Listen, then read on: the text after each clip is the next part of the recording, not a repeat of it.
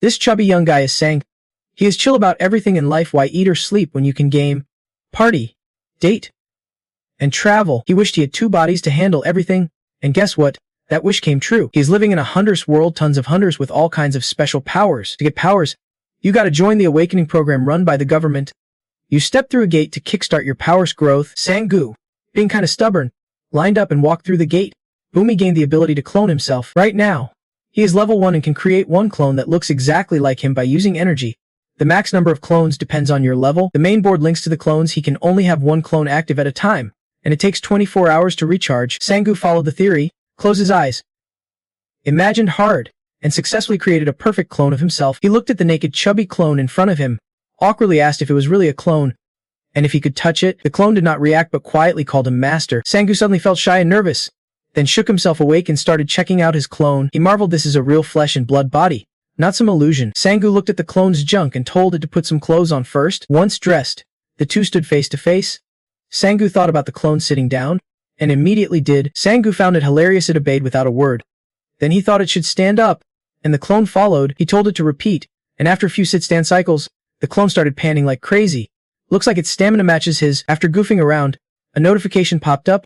Sang-gu's strength increased by 0.001. At the park, Sang-gu's clone was sprinting like crazy, running dozens of laps every day, then collapsed on a bench, gasping for air. A kind lady offered it water, but the clone ignored her and kept running. She sighed. Is this guy some kind of weirdo? Sang-gu stepped on the scale. It showed 78.4 kilos.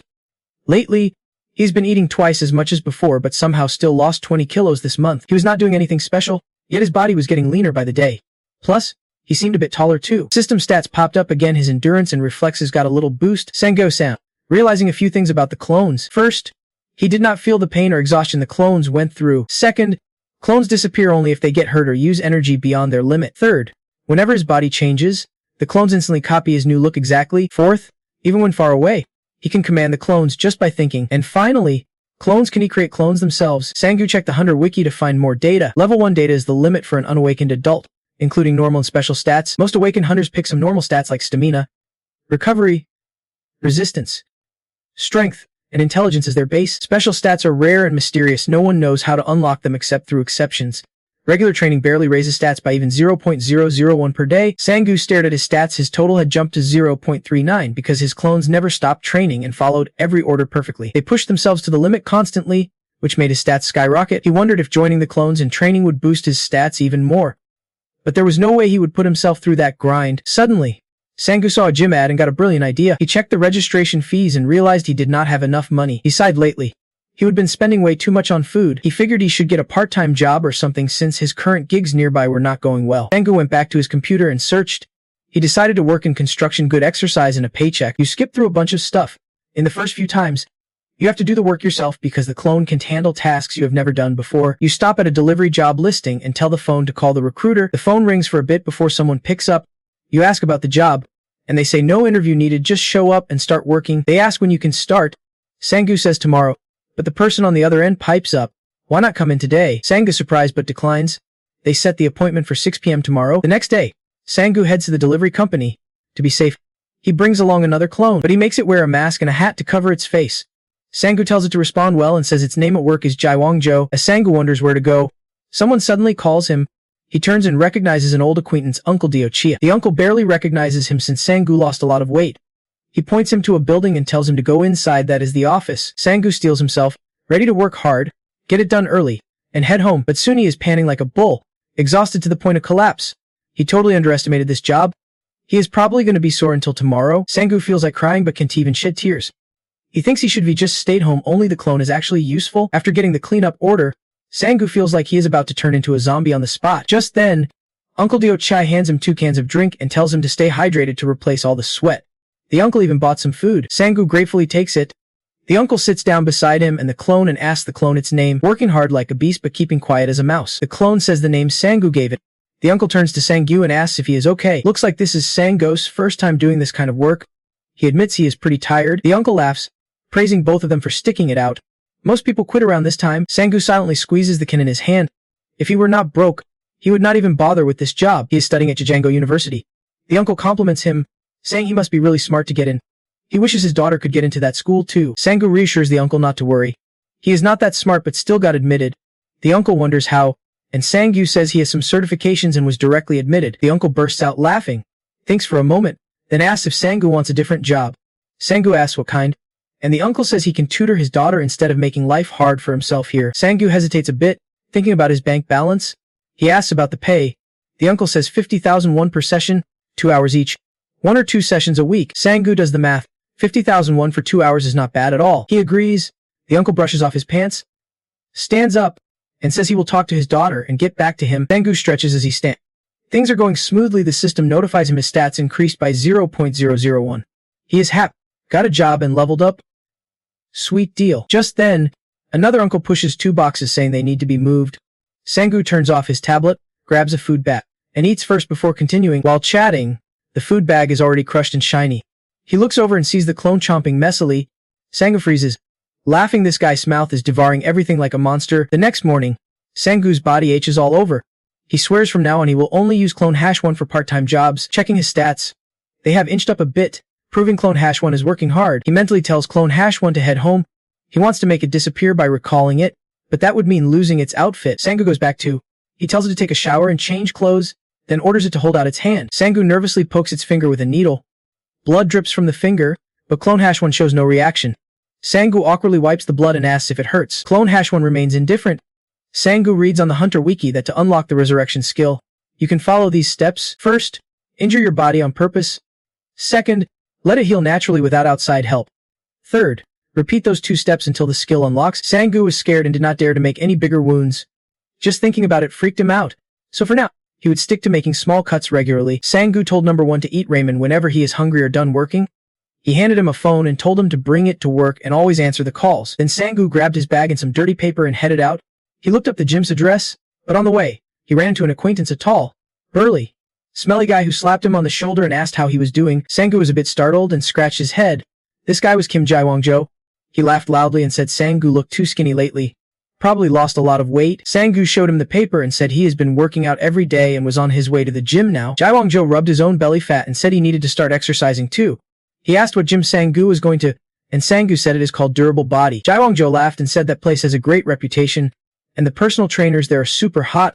Then he tagged along with Sang-gu to the gym. They went inside together, and the trainer eagerly approached them. He introduced a current promotion.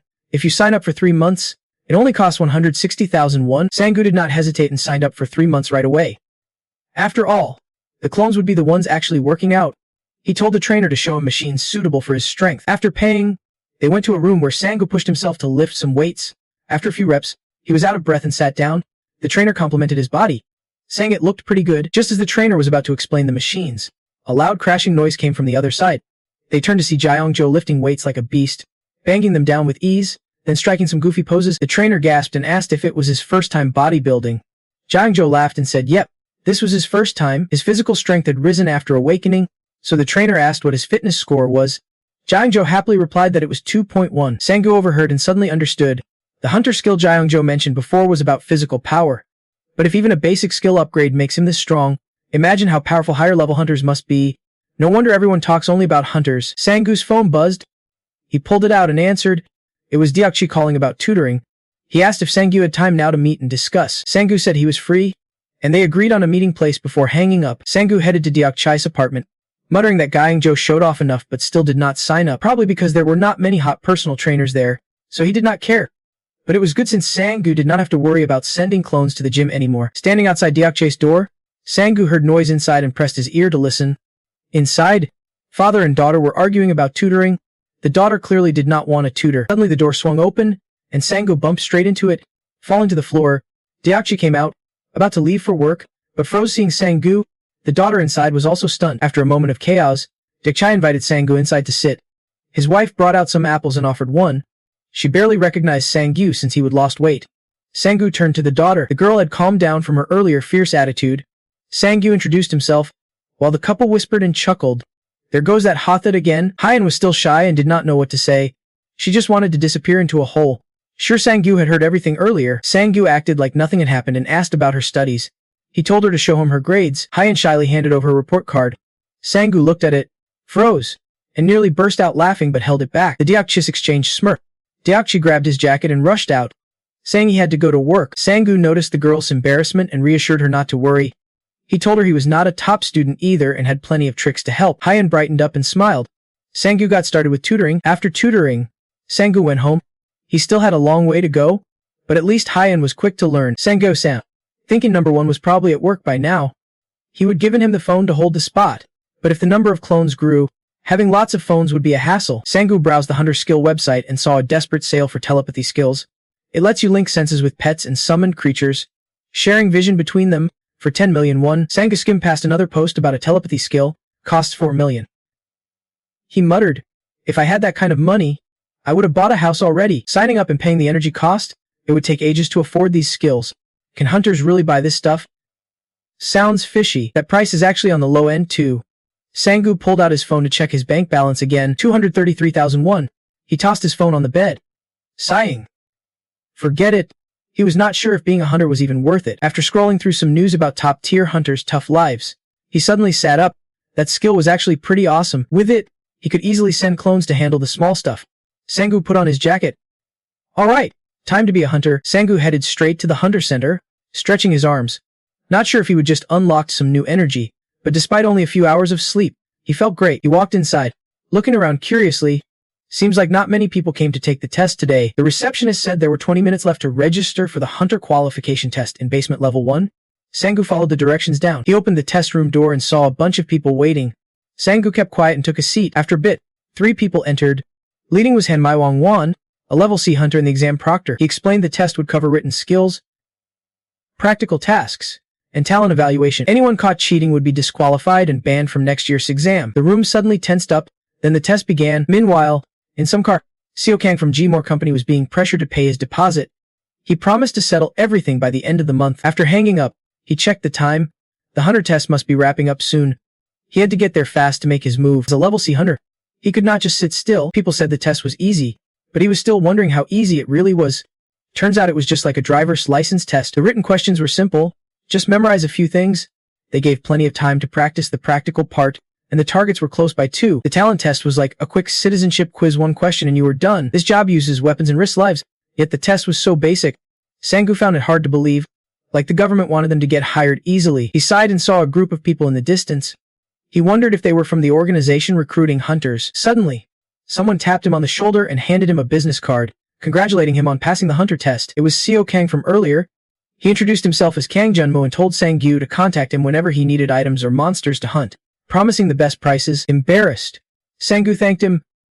Suddenly, the system notification popped up. His cloning skill leveled up to 2, allowing him to create 2 clones at once. Without waiting for Kang to finish, Sang-gu dashed off, saying he would get in touch later. Seo Kang cried silently, tears streaming down. Whispering, remember to contact me. Sang-gu chuckled. Cloning was awesome.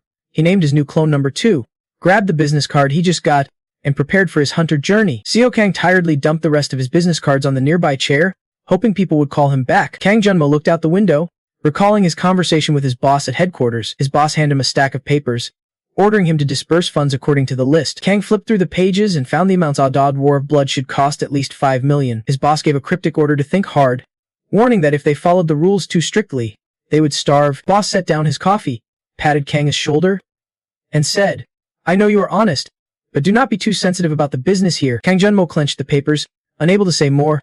His head ached. He wished he would kept quiet earlier. Suddenly, his phone rang. He answered immediately. It was Sang-gu calling with a question. The two met up at a cafe. When Jun Mo arrived, Sang-gu was already there, and they exchanged words briefly. Sang-gu wanted to hunt somewhere safe and suitable for a rookie.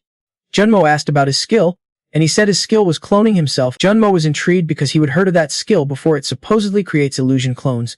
But those clones were useless. Rookie with such a useless skill would not get anywhere in a hunt. Jun Mo thought it over but stayed polite, pretending to praise Sang-gu's skill before handing him a contract to read. The first hunting spot Jun Mo suggested was the blue grassland. Blue grassland is not aggressive or dangerous, but if you get hit by its plants, they release a sticky, poisonous liquid. You would need a mask and protective gear, which are uncomfortable, so you can hunt for long there. Sang-gu skimmed the contracts, saying the gear was not a problem. The second option was hunting one-horned rabbits, where hunting time was plenty, but those rabbits are tough to catch, so you probably won't get many. There is a fence around, making it a safe hunting spot. Other low-level monsters like giant rats exist too, but Jun Mo's 2 options are the safest if Sang-gu wants to stay secure. Sang-gu carefully flipped through the contracts. Both spots were good, He liked the item prices and put the contract down, saying he accepted. Jun Mo jotted notes and asked which hunting spot he wanted. Suddenly, another hand stamped the contract with a thud. Another Sang-gu appeared, saying he liked both spots and wanted to try them all. Kim Jun Mo stared at the two identical Sang-gus in front of him, chilled to the bone. He remembered meeting a ninja once with a cloning skill too, but those clones were illusions completely intangible and could not deal real damage. But now, seeing Sang-gu's clones, Jun Mo was shocked. The clones could handle contracts and even drink coffee. He would never seen a skill like this before. Still skeptical, Jun Mo asked if they were twins. Sang-gu laughed, saying it was understandable to think so. He patted his clone's shoulder and said, "This is my clone. My clone is the real deal. Actually, I have another one, but I sent it to the gym." Jun Mo was surprised. "Your clone goes to the gym too," Sang-gu explained cheerfully. "If my clone gets stronger, then so do I." Jun Mo felt hopeful. This was not just some average rookie skill. Sang-gu had huge potential. Sang-gu asked Jun Mo if it was a problem to enter multiple hunting spots at once using the same person. Jun Mo replied it might be hard to enter multiple places simultaneously since each visit is logged separately. Sang-gu almost teared up, rubbing his hands together. "That is not possible." Jun Mo said he would talk to the Hunter Association and work on some adjustments. Meanwhile, he needed to scan Sang-gu's collar and have him demonstrate his skill in detail. So he asked Sang-gu to come with him. Sang-gu agreed but said he would not be able to use his skill until tomorrow evening because he needed to rest this afternoon. Jun Mo arranged to meet him at the Hunter Center 2 days later. They signed the contract smoothly and started their partnership. 2 days later, Sang-gu arrived at the Hunter Center on time. After waiting a bit, Jun Mo showed up, and they entered together. After queuing, it was finally their turn. Sang-gu wanted to copy access to multiple hunting zones since his skill was cloning, but he only had one collar. The staff told him to wait a moment since he was the first after Jun Mo to request access cloning, so it would take some time. After a while, the staff gave him some forms and told him to visit the official office and the equipment room to complete the procedures. He could also request a skill demonstration test. Sang-gu looked overwhelmed by the paperwork. Jun Mo took the documents to handle them and told Sang-gu to head to the skill demonstration room. After Jun Mo left, Sang-gu went to the skill demo room and called out his clone. The request to make an identical collar was completed. Now, his clones could enter hunting zones by scanning their fingerprints. Considering the cloning skill's nature, entering and exiting multiple locations simultaneously is possible, and clones can even enter places the original has been to before. Sang-gu took the bracelet and said thanks, while the old man was super fascinated, watching his clone over and over. From what he knew, not just in Korea but worldwide, there has never been anything like this before. Sang-gu did not want to stay long, so he grabbed his clone and left. He later met Jun Mo and told him the access request was approved. Finally, all the prep for the hunt was done, and he planned to head to the hunting grounds that very day. While the three were chatting, someone Jun Mo knew spotted them. It was the guild leader of the Hika Guild. He jumped down from the second floor, his face challenging Jun Mo, asking if he was still working as a hunter. Jun Mo was pissed but could not do anything, gritting his teeth and bearing it. The guild leader burst out laughing, then glanced at Sang-gu, clearly asking who he was. Jun Mo said Sang-gu was a hunter linked to his company. The guild leader looked Sang-gu up and down with contempt, calling him a rank 2 hunter. The guild leader held back a laugh at Jun Mo, saying it is tough being away from home, especially when Jun Mo once oversaw rank 1 hunters and now ended up like this. Then he laughed uncontrollably, screaming like a madman, unable to believe Jun Mo was worried about a rank 2 hunter wearing such a dumb sweater. Jun Mo got angry and wanted to snap back, but Sang-gu patted his shoulder to stop him. The guild leader still was not done. He looked at Sang-gu like he was a bug, asking if he had anything to say. Sang-gu grinned cheekily, totally flipping the script.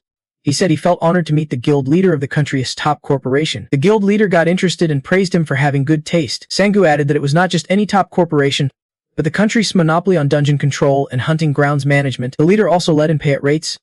Sang-gu could not believe the guild leader was actually complimenting him, and he was so happy he did not know what to do. The guild leader cracked his neck and said Sang-gu is brave. Suddenly, he snuck up behind Sang-gu, wanting to test if his skills matched his courage. Sang-gu broke out in a cold sweat and looked behind him. Luckily, someone stepped in to stop the guild leader's next move. The leader released him and asked his name. Sang-gu smirked and refused to say, telling him to go find out for himself. They left the guild hall, and Jun Mo thanked him for what happened earlier. Sang-gu said he was not dumb. He figured it out by digging a bit into the Zimmer organization, but there was not much info online. While investigating, he saw a rumor about Jun Mo's manager being kicked out of the Hikes Guild. According to an insider, Jun Mo realized Sang-gu already knew everything and asked why he chose their organization. Sang-gu did not hesitate. It was the payout rate, which turned out to be 80 per 20. Plus, if anything went wrong in this field or company that he could not fix, he could count on Jun Mo. Jun Mo was touched and thanked him. Meanwhile, at the Zim training room, Sang-gu's clone was pushing hard, even bleeding from his hands, while onlookers whispered and worried. Suddenly, his phone buzzed. The clone checked and saw a message from Sang-gu telling him to finish training and shower, then be ready at 4 p.m. outside the Zim room. The clone obeyed, stopping training and going to rest with some water. Sang-gu was at the hunting zone, Fully geared up and holding a hammer for exploring dungeons after leaving the zone, he took off his mask, complaining about how annoying it was felt like wearing a dozen masks while trying to breathe. Jun Mo said the dungeon zone was pretty safe but hunters rarely went there, and the loot was not great. Sang-gu did not think he could do this for long. Jun Mo told him he could keep hunting until the container was full, then swap it out from the locker, but no matter how tough someone is, it is hard to last 6 hours straight. Sang-gu knew he probably could not even last 2 hours, let alone so he planned to push the work to clone number 2 with tears in his eyes. Sang-gu sent clone number 2 into the dungeon zone. You turned to Jun Mo and told him to head to the antlered rabbit hunting zone next. Right then, you suddenly remembered clone #1. You had not picked him up from the gym yet. Sang-gu and Jun Mo went to the gym to get clone #1. Jun Mo found it amusing how Sang-gu named the clones #1, #2, and so on. After all, they are just clones, so names do not really matter. Giving them fancy names would only mess you up. Sang-gu changed the subject, asking if he would heard people use guns to hunt antlered rabbits, and if so, should not he prepare some gear like a gun or something? Jun Mo told him not to worry. He could use his own gear, but he could also rent some from the hunting zone. Jun Mo reminded him it is best to bring your own gear next time, since rented stuff can only be used at that specific zone for easy retrieval. After a while, they reached the antlered rabbit hunting zone. There were quite a few guards outside. This place was a massive Yujang hunting zone, nothing like the smaller So Lam zone. Sang-gu had heard of the zone before. Basically, the gates here do not connect to the outside world, so most hunts happen inside the gate. In some cases, a monster crosses the gate, wrecks the surroundings, and the area slowly turns into a hunting zone. This is called a monster break. 5 years ago, when the last one happened, most high-level monsters got wiped out. Only EF-grade monsters remained, so hunters consider this a prime hunting ground. Two went inside. Jun Mo pointed to a tall, rough-looking man's booth where they could rent gear. The man handed them a box full of gear: rifle, night vision goggles, earplugs, about 400 bullets, and an entry ticket, all for 700,000 coins. Sang-gu staggered and handed over his card. Tears welling up. Was it really that expensive? Jun Mo comforted him, saying most of the cost was for ammo. But if Sang-gu could actually hunt an antlered rabbit, it would be worth it. The price of one was as high as some So Lam essences. Jun Mo led the way deeper into the zone. The three stood before a door, which opened to reveal blazing gunfire and a bunch of people hunting rabbits inside. Jun Mo showed Sang-gu his spot number 4. Sang-gu confidently grabbed his gun, bragging that he only missed 3 shots during the hunter's shooting test. Jun Mo said nothing, thinking it was pathetic to miss 3 shots at such a close target. Sang-gu loaded his gun, put in his earplugs, and declared with confidence that no monster would escape his barrel today. Jun Mo felt awkward using earplugs but was relieved everyone here wore them. Sang-gu looked through his scope and shouted he spotted a rabbit. He aimed for its head and pulled the trigger. 3 hours later, Sang-gu was traumatized. He could not believe he had not hit a single one. How was that even possible? Sang-gu sighed in despair. His aim was fine, but the rabbits were just too quick. Every time he fired, they darted away. Jun Mo had already asked to leave since it was late. Sang-gu was down, not even making back the money spent on ammo. Should he just call it quits and go home? Sang-gu ordered clone #1 to hunt the antlered rabbits here and use a spear gun to collect them for him. He told him to send a message every time he shot one and to call him if he ran out of ammo. Sang-gu sighed in defeat and went home. Lying on his bed, he noticed his mana kept rising steadily. He comforted himself, knowing at least clone #2 was doing well hunting monsters. Even though his stats were increasing, compared to that guild leader, he still had a long way to go. Sang-gu yawned tiredly. Hunting antlered rabbits was definitely a mistake. He had not thought it would be this hard. Closing his eyes, Sang-gu wished clone #1 would at least catch one for honor, then drifted off to sleep, ignoring the flood of messages from clone #1. Jun Mo was zoning out in the office when he suddenly got a call. It was the Sansalem zone manager, telling him to hurry back to Sang-gu's clone. The clone had been hunting for over 24 hours and was losing his mind. Jun Mo snapped to attention and rushed out immediately. At sunrise, Sang-gu finally woke up, wondering if clone #1 had run out of ammo. He checked his phone and was shocked by the flood of messages. How did he get so many? Jun Mo arrived at Sansalem and could not believe that in just one day, the clone had filled several collection bins. The clone was still in protective gear, bleeding all over but still going strong. Jun Mo pulled out his phone and called Sang-gu with the good news.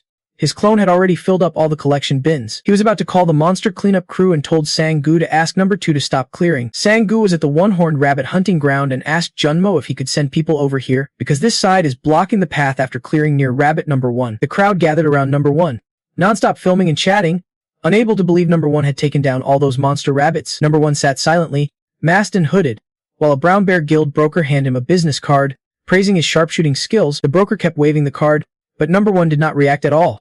Trying to stay calm, he held Jun's card and told himself geniuses are always a bit weird and do not need to explain. Another guild broker sent a laughing reminder. No matter how hard they tried to start a conversation, number 1 did not utter a single word. The Brown Bear Guild guy was a bit skeptical. Surely he had to say at least 1 or 2 words. Right? Sang-hu, wearing a matching hat, sneakily hand over more ammo, telling number 1 to keep clearing and if Jun Mo shows up, Let him handle the rest of the monster rabbits. Sang-hyu patted the broker's shoulder, saying number one did a great job. Then left. Number one got praised, fired up, grabbed his gun, and went back to clearing. The crowd rallied around him, ready with cameras and cheers. Sang-hyu was tutoring a kid nearby. He paused, realizing he had seriously underestimated what clones could do. Right now, the clones reach 50% of the stats, meaning they could do half of what he himself could do, if you look at it simply, but something felt off, like the machine was playing for them, making decisions without hesitation and with intense focus. Lost in thought, Sang-hyu did not notice Hye-in calling him until she shouted loud enough to startle him into dropping his pen. She asked what he was daydreaming about. Embarrassed, Sang-hyu handed back her paper, praising her for improving since last time. Hye-in took it. She asked again what he would been thinking about. Sang-hyu gave a vague answer, saying he would just passed by the hunting ground and something better than expected happened. Hearing hunting ground, Hye-in jumped up, suddenly asking if he meant the hunting grounds. Sang-hyu did not deny it. Hye-in sat down, pulled out her phone, and searched, asking if Sang-hyu knew this guy. Everyone's been talking about him on the wiki today. Hye-in showed a video online. This guy's a genius hunter with eagle-like eyes. Sang-hyu was shocked to his core, spitting out water, refusing to believe his eyes. Who else could it be? Hye-in was super excited, asking if he knew him. Everyone on the hunting wiki was going crazy about this guy. This video shows him hunting over 200 rabbits, but he did not say a single word. Everyone thought he was cool and mysterious. When asked his name, he just replied, Eagle Rungse. Sang-hyu was even more shocked. Frozen speechless, Hye-in admired the video, saying she also wanted to become a hunter. Sang-hyu asked if she was awake yet to want to be a hunter. Hye-in sighed shyly, saying she had a license but was a little scared to go to the hunting ground. After a moment's hesitation, she nervously asked Sang-hyu if she scored high on the next test. Could he take her hunting there once? Sang-hyu saw no problem and said if she worked hard and scored high on this exam, he would take her there. Hye-in cheered, holding up a finger, telling Sang-hyu to promise her. Sang-hyu exhaled and pinky swore with her. After finishing teaching, Sang-hyu headed out to prepare to go home. Hye-in's mom asked how she was doing in school. Sang-hyu said she was doing great, no worries needed. Her mom wanted him to stay for dinner, but he declined, saying he had other business. Hye-in eavesdropped at the door, jumped up excitedly. She was going to learn from Sang-hyu, the hunter. It was incredible to be able to talk casually with someone like him. At first, she did not like it because he was her dad's acquaintance, but Sang-hyu was kind, a good teacher, and handsome, so she warmed up to him fast. Hye-in pushed away negative thoughts and sat down determined to study hard. Sang-hyu went to the one-horned rabbit hunting ground. When he arrived, it was still bustling. Jun Mo called a bunch of people to gather the rabbits. Jun Mo asked if he would check the money he sent yet. Sang-hyu pulled out his phone. He would turned off notifications and had not seen it. When he checked the account balance, he froze over 32 million coins. Sang-hyu was thrilled, asking if it was really that much. Jun Mo said his skills seemed to have leveled up, so he boosted it to 83% for an A-rank hunter. Sang-hyu awkwardly rubbed his head, but he is no rookie. While everyone was chatting happily, a rough-looking man stormed over, pointed at Jun Mo, and asked if he was the manager. The guy said he was a hunter who got robbed of his prey. All the single-horned rabbits he was targeting had been stolen by Sang-hyu's clone. The hunt was a total bust, and he demanded compensation. Jun Mo swallowed hard and whispered to Sang-hyu that maybe they picked the wrong spot. Sang-hyu thought for a moment, then came up with a clever plan. He leaned over and whispered to Jun Mo. The man on the other side was losing patience, demanding 10% of the reward. Sang-hyu burst out laughing. Ha! No way! The guy got pissed and asked what the hell he was laughing at. Sang-hyu patted number one on the shoulder and said slyly, Don't worry. This guy won't be back here for a few days. He pretended turned to Jun Mo and said, Let us get out of here. The man got angrier, but Sang-hyu just ignored him and walked past. The guy snapped, raised his fist to attack, but Sang-hyu mentally commanded number one, who immediately jumped in front of him to block. Number one took the full punch, then spat out blood as he backed off. The man was shocked he did not even hit that hard. Sang-hyu stood right there, filming everything on his phone. He pretended to panic and shouted, This is brutal. Violence on Sacred Sand Beach. If people find out, no one will let this slide. The man looked around, realizing others were watching him. Sang-hyu kept the act going. Oh man, this is going to be bad if this video hits the hunter's site. Our precious Mo, Dede Bang Yug-san, got attacked. What a scandal. The man started sweating nervously. Sang-hyu showed him the video on his phone, patted his shoulder sympathetically, and asked, You gonna leave now? The man gritted his teeth in frustration but could not do anything. The three of them headed to a cafe and sat down. Jun Mo guessed the hunter from before was part of the Hai Sung Guild, which was a big group with all kinds of people. Sang-hyu asks how he knows. Jun Mo says ever since he stepped into the salvage yard to collect bodies, the guy's been staring right at him. This might be a revenge plan. They are doing this because they think number one is another hunter who signed a contract with them. Hunters from GM Company have faced this before. They have been through similar situations in the past. Jun Mo feels a bit down. It is kind of embarrassing, but previous hunters did not stick around long and left. Now, only a few hunters, including Sang-hyu, remain. Jun Mo can't promise anything about stopping the Haesung Guild either. Sang-hyu sipped his drink and told Jun Mo not to try to change his mind. He knew all this but still joined the guild. He swore he would not let those jerks bully them like that. Sang-hyu had a plan to get stronger fast. He quietly shared it with Jun Mo. After hearing it, Jun Mo took out his notebook to jot things down. He had not thought of that approach before and set a meeting with Sang-hyu for 2 p.m. The next day, Sang-hyu quickly agreed, and they settled on the plan and parted ways. The next day, the two went to a hunter supermarket. Weapons, armor, and gear have always been super popular among hunters, but now, a department store-style shop had entered the hunter market and quickly became a key player. Because of that, all the equipment hunters need is always available. Sang-hyu tried on a sturdy titanium armor set, perfect for facing any ranked monster. He smiled, saying it was super comfortable and really light. He loved this set. For weapons, Sang-hyu pulled out a small knife from his side and said he would practice shooting more. So this was enough for now. He asked the shop owner for 2 more armor sets just like the one he was wearing. Jun Mo asked if he was also looking for close combat skills. Sang-hyu said yes, but was not sure if they had any here. After searching a bit more, they finally found a close combat skill that lets you share vision and senses with your pet. Seeing the price close to 200 grand made Sang-hyu nearly burst into tears. He turned to Jun Mo and begged for an advance on his salary. Jun Mo just shook his head, saying he might be able to front him 50 grand for now. Sang-hyu successfully bought the frost orb and headed home. He pulled out the instruction manual and poured mana into the skill orb. For those who can control mana, you just turn the orb on while keeping it in contact with your body. Sang-hyu had no clue how to use mana. He fiddled around trying to find the power button. Holding the controller, he nervously touched the orb and shut his eyes. Trying to flip the switch, the vapor ball vanished.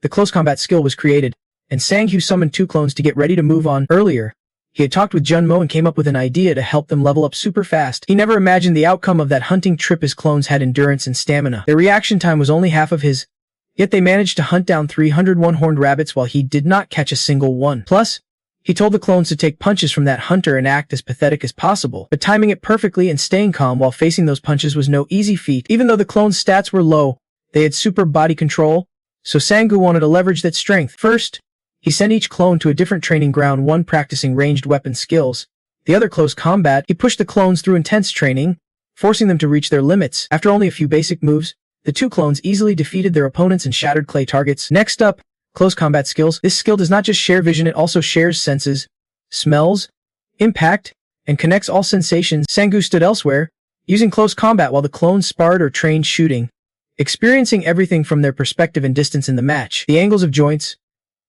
body balance, muscle movements, and the surge of power. He felt every move his clones made, from the air pressure brushing past, the smell of gunpowder, recoil force, to lingering fatigue. Even though he switched to Mel G for a moment, he still felt everything because he experienced those clone movements with a body identical to his own. Sang-hyu felt like he could copy those moves right now if he wanted. The system notification popped up, his stamina and reflexes increased. Stretching out, Sang-hyu got ready today. He would try both sparring and shooting practice. He decided to check spot number 1 first and activated skill synchronization to join number 1. Number 1 was already sparring with the coach, exchanging dozens of moves, with the coach clearly on the defensive. Despite number 1's attacks being somewhat clumsy, like he would never used a gun before, his defense was insanely good. Dodging was top-notch. Coach Hai tightened his abs and braced himself. Number 1's strikes were too strong because he copied the coach's own moves. Coach Hai swung his stick and struck at number 1, but he dodged and poked the coach's shoulder in return. The coach clicked his tongue as number 1 prepared another attack. The coach took the chance to jump and strike from above, knocking the stick from number 1's hand as he tried to hold on. The crowd applauded. Their coach was not ordinary. Sang-hyu silently screamed, "Ouch! My wrist!" Coach Hai picked up the stick and asked number 1 if he wanted to continue. Sang-hyu anxiously asked if number 1 was okay. Enjoying the coach's moves, Sang-hyu jumped over to spot number 2. It was tense, smelling of gunpowder, with a male and female duo sparring and complementing each other. Number 2 even shot at the clay targets next to him. Ignoring them, Sang-hyu focused on shooting, sensing with number 2's actions and concentrating on the sensations. The upper body stayed steady, no torso movement, just rotating toward the shot along the clay's trajectory. When the target aligned, the shot fired, shattering the clay. Sang-hyu tried to memorize every tiny detail, absorbing everything his clone experienced. After hopping around, he returned and wiped sweat off. He felt dizzy. His mana was running low. Yeah, he was really dizzy. Sitting down, he sighed, thinking the clone's movements were crazy. Maybe it is because they do not feel fear or overthink, so their focus is super sharp. He figured he gained some experience and would try practicing next time. While daydreaming, Hyen, his favorite student, walked by. He asked her why she was still here so late. Hyen said she just got back from the library. They chatted happily, not noticing a group of people watching them from afar. One of them was the troublemaker from the one-horned rabbit field earlier, who got scolded by the boss for failing his task. He awkwardly apologized, saying he just wanted to scare them a little, but some guy showed up and filmed everything. The other side asked if he got caught on camera beating someone up. He rushed to explain, but before he could finish, they were speechless. They told him to shut up, stop barking, and stay away from Yu Jang-san's turf.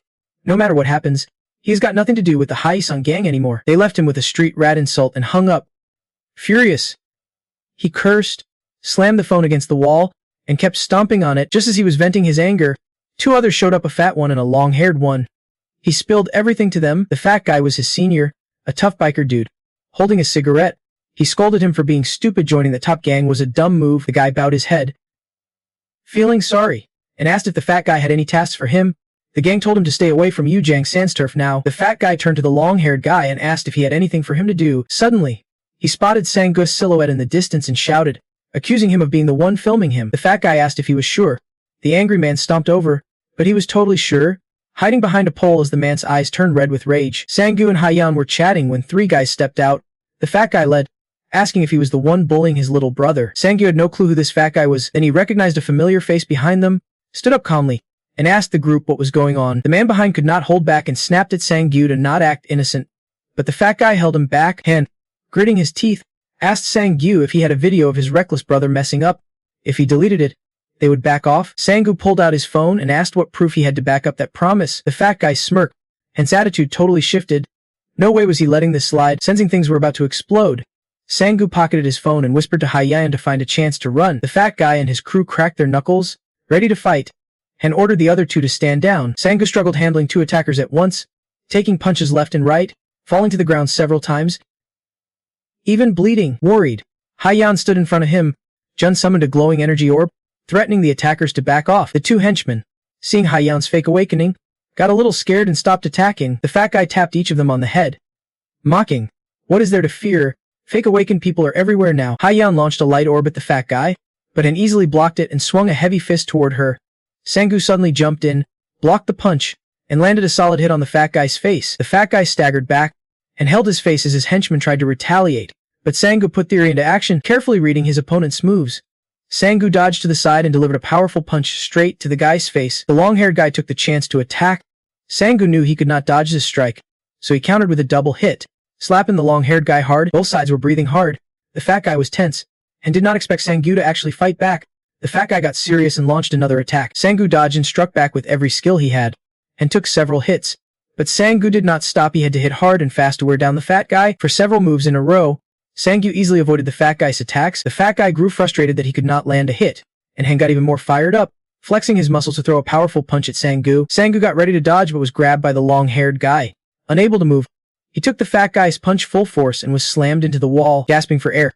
Sang-gu felt it was getting hard to breathe. The fat guy closed in and raised his arm to strike again. Sang-gu thought it was the end and closed his eyes. Suddenly, an explosion rang out. The fat guy got hit hard, his mouth wide open. It was Hyeon who struck. The two henchmen scrambled up and retreated toward the bridge. As they tried to attack again, Sang-gu's two clones returned just in time to take them down. Sang-gu got up from the ground, wiped blood from his mouth. Finally able to breathe, the fat guy swore and launched another attack. Sang-gu leapt into the air and slammed down a strike, knocking the fat guy out cold on the ground. No more noise. Sang-gu was exhausted. He got a system notification that his stats had increased and his cloning skill had leveled up. He sighed deeply and collapsed. The clones rushed over, worried, to check on him. After they finished bandaging, Sang-gu took Hyeon home. They talked the whole way, and Hyeon found out that the famous rookie hunter was actually one of Sang-gu's clones. He told her not to tell anyone. After a while, they stood in front of Hyeon's house. Sang-gu kindly asked if her hand was okay. Hyeon smiled and said she was fine. Sang-gu thanked her for the help, saying that without her, he would not have been able to beat that weakling. Hyeon blushed and told him that if he really wanted to thank her, he should buy some meat dishes. Not just talk like that. Sang-gu promised he would buy some for her. Then they said goodbye. Sang-gu headed back with his two clones. Suddenly remembering something, he asked the clones why they were tagging along. "You guys need to work hard." The two clones said it was late and all the shooting ranges were closed. Sang-gu grabbed 2 bundles of firewood from the ground and gave one to each clone, telling them they could work in the park while he went home. A month later, Jun Mo called Sang-gu to check it. Sang-gu said everything was fine, and now even he could shoot a pistol accurately. His clone skill level had also increased. Jun Mo excitedly congratulated him.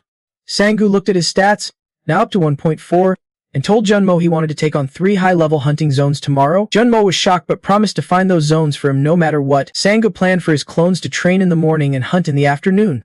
They finalized the schedule and ended the call. After the call, Sangu ordered his 3 clones to go to the park, be back by midnight, and keep their guns at home. The clones obediently left at once. Sangu scrolled through info online inside. From his clones' training, he saw they had learned well unless their bodies could not move. They could copy and recreate almost everything. He wondered what would happen if he learned everything about all these monsters and the exact ways to hunt them. Without hesitation, Sangu began his learning journey.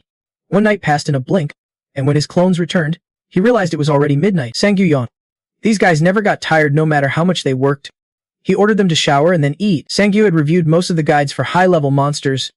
Now he needed to test if his clones could actually hunt by following those instructions. He planned to check what was going on by hunting himself, using familiar skills, and then study mana during breaks. Sangu got a message from Jun Mo, urging his clones to stop lazing around.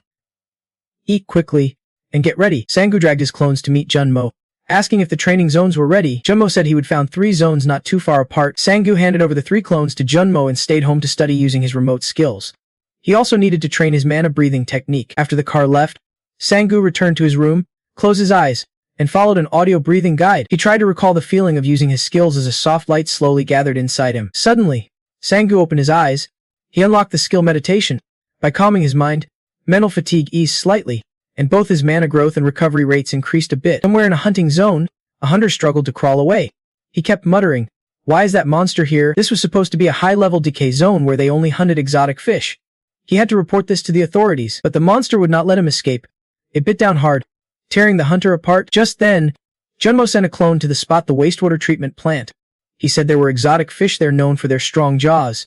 The clone acknowledged and went inside. Jun Mo took out his phone and told Sangu that all 3 clones had arrived. Even he could not believe a hunter was hunting in 3 places at once while the original stayed home. This was truly next level. Meanwhile, at home, Sangu was thrilled to have learned the mana breathing skill, a once-in-a-thousand-years genius. Indeed, but his excitement did not last 3 seconds. His phone reminded him to keep feeling the mana and continue breathing exercises. Meditation and mana breathing were not the same thing. Sangu rubbed his forehead, realizing how hard it was to get the mana breathing skill. Getting too hype was embarrassing. He checked his phone and saw his 3 clones had arrived. Sangu used his familiar skill and headed to the training zone. As soon as he entered, Sangu startled seeing a mouse pierce through the beak. What the heck is this? Calm down. He looked again and realized number 1 was hunting. Sangu kept observing. Number 1 was following the theory Sangu saw in the video. Giant rats are some of the most annoying monsters among the forced level mobs. If you want to hunt them, you should form a team, but if solo is your only option, there is still a way to succeed. First, since rats rush straight at you, keep your distance and shoot. Of course, you can take them all down by shooting alone, so switch to close combat. Their hides are tough, so aim for the ribs. Rats breed like crazy, just like normal mice, so they are everywhere. Number 1 calmly took them down one by one. Sangu moved on to number 2. His clones really can go hunting just like him, even using his skills. They do not panic or get scared, hunting without worrying about the enemy's level. He could try hunting with his familiar skills. Sangu's stats slowly increased, and his clones got stronger. Today, he would wipe out all the force level monsters after some hunting. Feeling like something was off, Sangu suddenly realized he had not gathered the monsters' clothes. His money was flying away with the wind. He immediately ordered his 3 clones to quickly gather the monsters. No money just disappearing like that.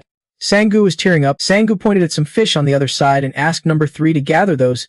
It said it was not hunting those fish and told him to go catch them himself. Sangu's eyes twitched as he warned number 3 that is all money. Don't mess around. Number 3 obeyed and started gathering them. Sangu got creeped out looking at those mangled fish. Number 3 pulled a fish's arm from its body and asked Sangu if he wanted to collect that too. It is not even a fish arm. Sangu froze seeing the arm. Suddenly, a noise came from behind. They both turned around. Alert! Number 3 noticed the noise and looked right, just a fish head, but it was a trap. The big boss fish had been lurking behind it all along. Number 3 could not react fast enough. As it tried to shoot, the fish knocked off one of its arms. Sangu felt a sharp pain. Like his own arm got severed, his consciousness returned to his body. Sangu looked down at his arm still intact. The previous connection had been cut somehow. Still in shock, Sangu called Jun Mo and told him to come to hunting ground number 3. No time to explain. Sangu quickly put on his shoes and left, calling numbers 1 and 2 to join him too. Over there, number 3 was struggling against the giant 6-pack muscle fish. Sangu reached number 3's hunting ground but had lost connection with him and had to wait for his recovery. He passed the checkpoint and met up with Jun Mo and the 2 clones. Sangu explained everything to Jun Mo. The monsters inside were too strong, and number 3 had disappeared. He described the monster as having a fish head, rippling 6-pack muscles, full limbs in other words. A merman. Jun Mo was shocked. He had to report this and temporarily close off the area. The monster Sangu described was a merman class monster, ranked D. Even a whole team of level hunters could not handle it. Sang-gu told Jun Mo to inform the guards to block other hunters from entering after his clones went in. He could not just sit still. He wanted Jun Mo to trust him like he trusted his clones. Sang-gu activated his usual skill again and entered with 2 clones. They cautiously approached where number 3 disappeared. The monster was busy devouring a corpse. They had to seize this chance to attack. Though Sang-gu's stats matched a level hunter, his clones were only about 53% of that, roughly level. The merman was not at full strength, and with the clones' hunting skills plus their teamwork, it was still doable. He ordered the clones to shoot the fish's head, but both bullets bounced off. The clones stared wide-eyed. Clueless cat bullets did not do anything. The merman slowly stood up, flexing its claws and growling. It swung its sword, chopping down trees in the forest. Sang-gu sighed in relief. The big body made it hard to swing the sword among the trees, but he had to take back that relief. The merman chopped a tree in the blink of an eye. Numbers 1 and 2 rushed in again, stabbing its arm with knives, but it had no effect. He swung his second punch far away, smashing into the tree opposite. Sang-gu cursed. Damn it, if my attacks keep being useless like this, how the hell am I supposed to take down this big, tough fish monster? Sang-gu recalled the 2 bullets number 1 and number 2 shot at the fish earlier. The first bounced off, but the second actually did some damage. He ordered his clones to target the fish's wound again, and sure enough, it worked. Sang-gu saw a glimmer of hope and told the 2 clones to feed the fish some candy. Number 1 and number 2 dodged lightly, jumping everywhere and firing repeatedly into the fish's wounds. The fish was furious. The sword in its hand glowed red as it swung at the clones. Number 1 raised a hand to block but got thrown back and coughed up blood. The fish was stronger than before. Sang-gu quickly noticed the sword reacted to its own blood, meaning the fish was badly hurt and only temporarily powered up. The 2 clones kept attacking the fish's wounds, and in pain, it punched number 1 hard in the stomach. Sang-gu winced all the way to his gut. Number 1 grabbed the fish's punching hand while stabbing it repeatedly with a knife in the other hand. The fish screamed in pain, kicked number 1 away, then swung its sword to strike. Just then, number 2 rushed over to block and the 2 clones kept attacking together. After continuous attacks, the fish was badly wounded, bleeding heavily, and collapsed. The 2 clones were exhausted too, panting like cows and collapsed on the ground, barely able to move. Sang-gu was out of energy as well. He thought today's hunt was enough. Time to stop before he actually dies. Sang-gu sat up to report to management but realized the fish had disappeared. He ordered number 2 to track it by following its footprints toward the main gate. Outside, the gate guards had just received reports of a low-level monster inside the quarry, so the entrance was locked down. They informed the new quarry workers that association teams would be dispatched soon, and any updates would be reported immediately. That moment, trouble broke out at the gate. The monster approached the gate, ready to break out, and guards fired their guns to stop it, but the bullets had no effect. The fish slipped outside the gate, and number 2 threw a knife from behind, across the gate. The knife hit the fish's head and bounced off. Sang-gu appeared, caught the knife, and swung it hard into the wound on the fish's head. The fish howled in pain, blood splattering everywhere.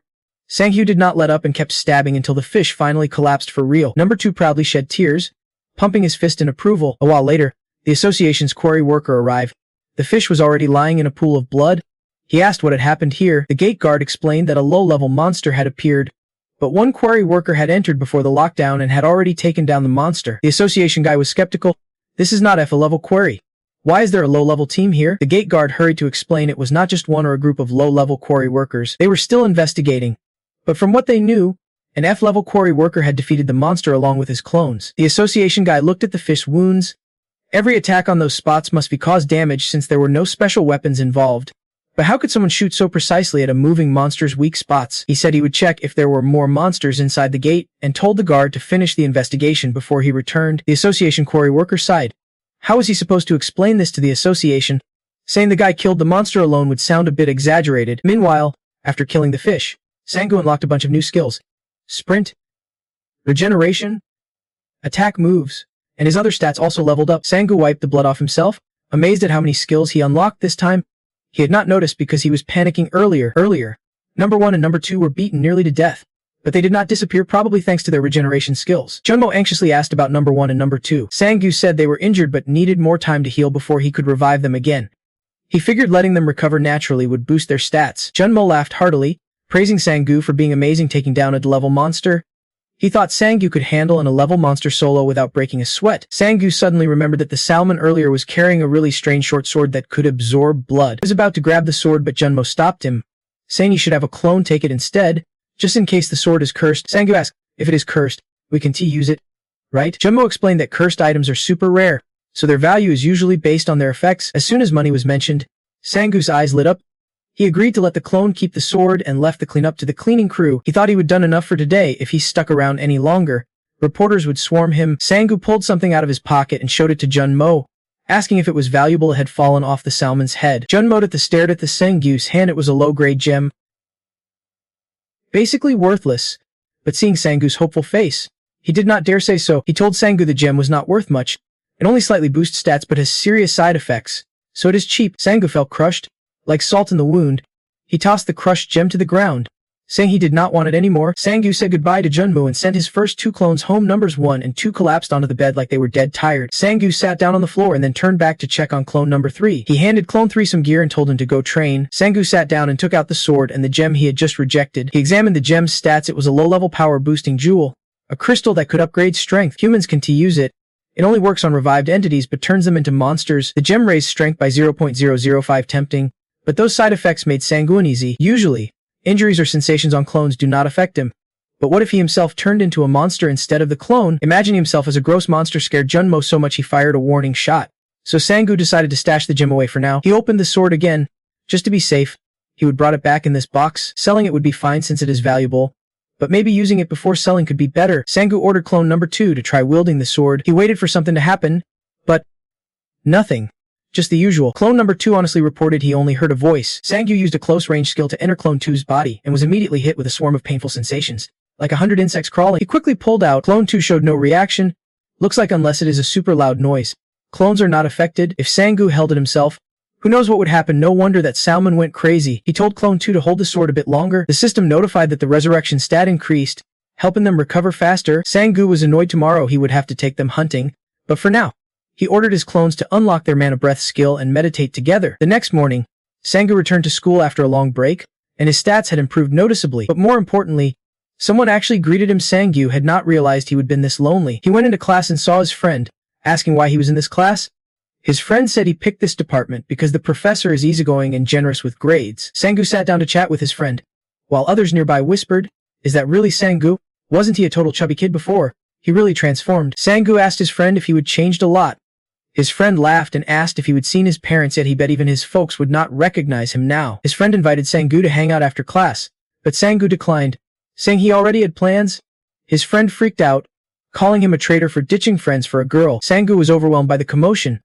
2 other friends overheard and swore revenge. They would never forget the day Sang-gu betrayed them. Just then, the professor arrived and ended the noisy chaos at the Global Breath Association Wiki.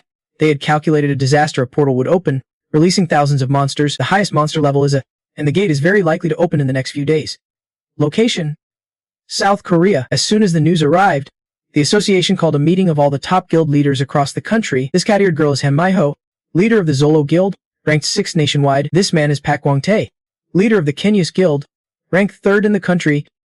They bumped into each other on the way and headed into the meeting room together. The other guild leaders were already there, including Lu Haezong, the nationwide top leader, someone people either love or hate.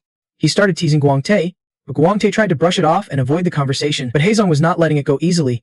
He poked at Gwang-tae's wound, bringing up the recent incident where one of Gwang-tae's guild members went to Auden Tower and has not been heard from in days. The second-ranked guild leader, Kim Iga, told Haezong he was going too far. Haezong still did not care about anyone, smirking as he spoke. Gwang-tae's eyes reddened with frustration, but he just gritted his teeth and stayed silent. Right then, the president of the Korean Hunter Association entered. Noticing the tense atmosphere, he cleared his throat and took his seat. He announced the upcoming monster disaster about to hit the country. Suspecting the presence of ranked monsters, the Hunter Association was ordered to collaborate with the strongest guilds nationwide. Someone asked when and where it would happen. The president paused and replied that besides it happening somewhere in the country, they had no specific details. The second-ranked guild leader slammed the table in frustration. So they had to protect the entire nation but still did not know where the gate was. The president awkwardly lifted some documents to cover his face, saying the only thing they knew for sure was that the disaster was coming soon. The other guilds started to panic too. They did not even have enough hunters to handle their own internal affairs. How could they stop a disaster without knowing the time or place? The endless questions from the guild leaders left the president confused about what to do. Then Gwang-tae raised his hand with a suggestion. He proposed that each guild prepare a team ready to deploy at any emergency, scouting around their areas, and then, when the disaster hits, all guilds would concentrate their full force at that spot, no exceptions. This would be mandatory, and any guild that disobeyed would face severe punishment. The president agreed it was a pretty solid plan and asked if anyone had other opinions. They would decide by raising hands. None of the other leaders objected. All raised their hands in agreement. The president exhaled deeply. Finally, a decision was made. The meeting ended. The guilds returned to guard their areas and maintain close cooperation. After class, Sang-gu happily packed his backpack and headed home. From afar, He noticed some guy hitting on Heian. The guy was asking for her number. Heian tried to refuse, saying she already had a boyfriend, but he would not give up and kept trying to hold her back. Sang-gu approached and asked Heian why she was here. Heian, relieved, called him babe and grabbed his arm, pulling him away. Sang-gu was confused about what was going on. Once they were out of the guy's reach, Heian explained the situation to him. She emphasized that she did not have a boyfriend. Sang-gu did not react and changed the subject, asking why she had him buy something for her. Was not she supposed to be at school today? Heian started getting a bit full of herself. She asked Sang-gu if he could not take his eyes off her usual look and teased if he wanted her number. Sang grows, clenching his fists. He has been waiting for this moment for a while now. Suddenly, he got a payment notification from Jun Mo. Checking his account, he saw he would earn another 50 million. His clone was seriously on fire. Excited, Sang-gu told Heian to hurry up and pick the most expensive meat to eat. The two sat down at a Korean beef restaurant.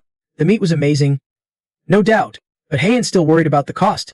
Sang-gu told her to just enjoy it and not stress. They were happily eating when a breaking news alert blared on the TV. Right now, a disaster warning was being broadcast nationwide. This was extremely serious, and all citizens were urged to pay attention. Sang-gu's friend Jun Do was crying without tears. It was not fair. Why did Sang-gu get to hang out with girls while they had to roam the streets alone? Jun, Sang-gu's friend, was crying without tears. It was not fair. Sang-gu got to hang out with women while they had to wander the streets alone. They saw Sang-gu eating with Heian through the glass and kept calling him a traitor. Just then, Jun got a notification. He checked it online. Everyone was freaking out over the disaster, but at school, nobody said a word. Right then, Sang-gu and Heian finished eating and came out. They asked who the girl next to Sang-gu was. His girlfriend. Sang said no, she is his student. They just had a meal together, that is all. After some greetings and introductions, Sang-gu handed Heian a wrap package, telling her to take it home for her parents. He would ask the staff to pack up the leftovers they could not finish. He warned her to be careful going home and not to wander around. Heian blushed and asked if that was all for today. Sang-gu still insisted she get home quickly. Her parents would not be happy if she was out wandering during a disaster warning. Sang-gu's friends teased him for being so strict and naggy, calling him an old man. Annoyed, Sang-gu snapped and shooed them all away. After seeing off his friends and Heian, Sang-gu looked around and noticed everyone else was acting calm, chatting and laughing as if nothing was wrong. Sang-gu called Jun Mo to ask about the disaster situation. Jun Mo said the info was not official yet, but the association planned to keep the alert for at least 3 more months since they do not know when or where the space gates will appear. The number of invading monsters will be huge and quite dangerous. They even mentioned there could be a rank monsters, so if a gate opens in the capital, casualties will be massive. Sang-gu could not understand why the association would not share more info or strongly warn people to be extra cautious, like sending hunters out for protection. Jun Mo explained that extending the alert for 3 months would seriously impact the economy and essential supplies. If they shut things down, people need to keep working for that long, and the association would get blamed for those losses. That is why they do not give full details, so no matter what happens, at least they can say they warned the public. Jun Mo said he is heading to the Hediot now, and all hunting zones have been quarantined so no one can go hunting during this. Sang-gu said he would head home, and they ended the call. Back home, Sang-gu checked on numbers 1 and 2. Number 2 was mostly fine, but number 1 had serious injuries and was bedridden. Seeing it was not healing, Sang-gu decided to heal number 1 again and gave him a new hat so he would not confuse the 3 clones. Just then, number 3 came back, and the 3 of them went to visit Sang-gu's parents. Sang-gu's mom opened the door and froze for a moment, not recognizing her own son at first. His dad and younger sister warmly welcomed them. His sister even asked who he was. Sang-gu's mom noticed the clones behind him and asked if they were his friends. Sang-gu told the clones to take off their masks, which startled everyone in the house. After a while explaining, the family understood it was Sang-gu's skill. He joined a reality program a month ago. Sang-gu's dad asked if he would become a hunter too, but his mom opposed the idea because it is dangerous. Sang-gu tried to reassure them he was not in danger since the clones did the hunting for him. He told his parents there is a disaster warning now and they need to get to the Hediot, but his dad did not seem very concerned. Let us see how it goes. I still have to work tomorrow. We can just pack up and leave. Suddenly, Sang sighed, realizing his dad did not grasp how serious things were since everyone else was staying calm too. He decided to stay with them from now on and lied that the school had announced a break. Sang-gu pulled out the Korean beef he would brought earlier and offered it to the family. His mom wanted to invite the clones to eat too, but he said just giving them some rice was fine, no need for a feast. The family sat down to eat, with the 3 clones sharing a big bowl of rice. While everyone was happily eating, the house suddenly collapsed, and Sang-gu lost consciousness instantly. He opened his eyes to see his home in ruins. Monsters flying all over outside. What the heck was going on? A giant dragon roared deafeningly, charging up a fireball and blasting it around. Panicked, Sang-gu turned back to check on his family. Everyone was unconscious. Number 1 had vanished. He would used his body to shield them from the explosion. Number 3 was badly injured and missing an arm. Sang-gu could not believe the gate opened this fast. The family member slowly woke up. He pulled out his gun and told everyone to leave quickly. The space gate had opened, and many would be in danger. Monsters kept wreaking havoc in the city, capturing and killing people everywhere.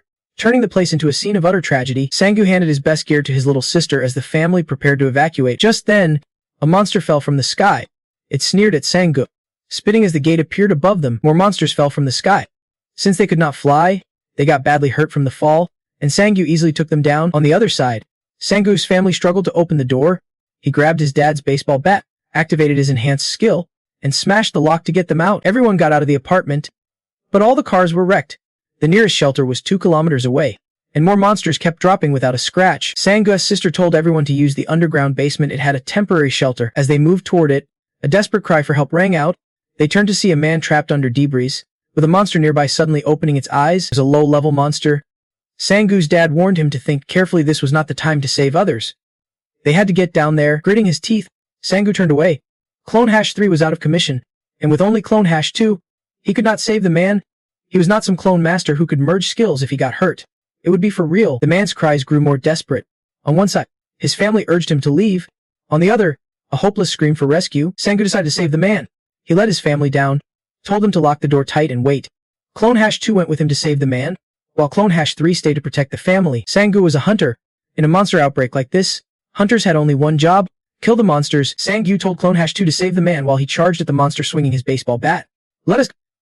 "You bastard." Clone -2 freed the man from the rubble and told him to run. The monster, offended by being called a bastard, growled angrily, face turning red. Sang-gu told Clone -2 to draw his weapon. He pulled out a gem and handed it to him. This was not the time for fooling around. He gave the gem to Clone -2, telling him to eat it.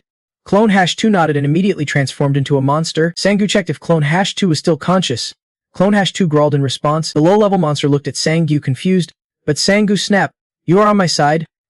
Damn it! He looked over his own body. Luckily, he was fine.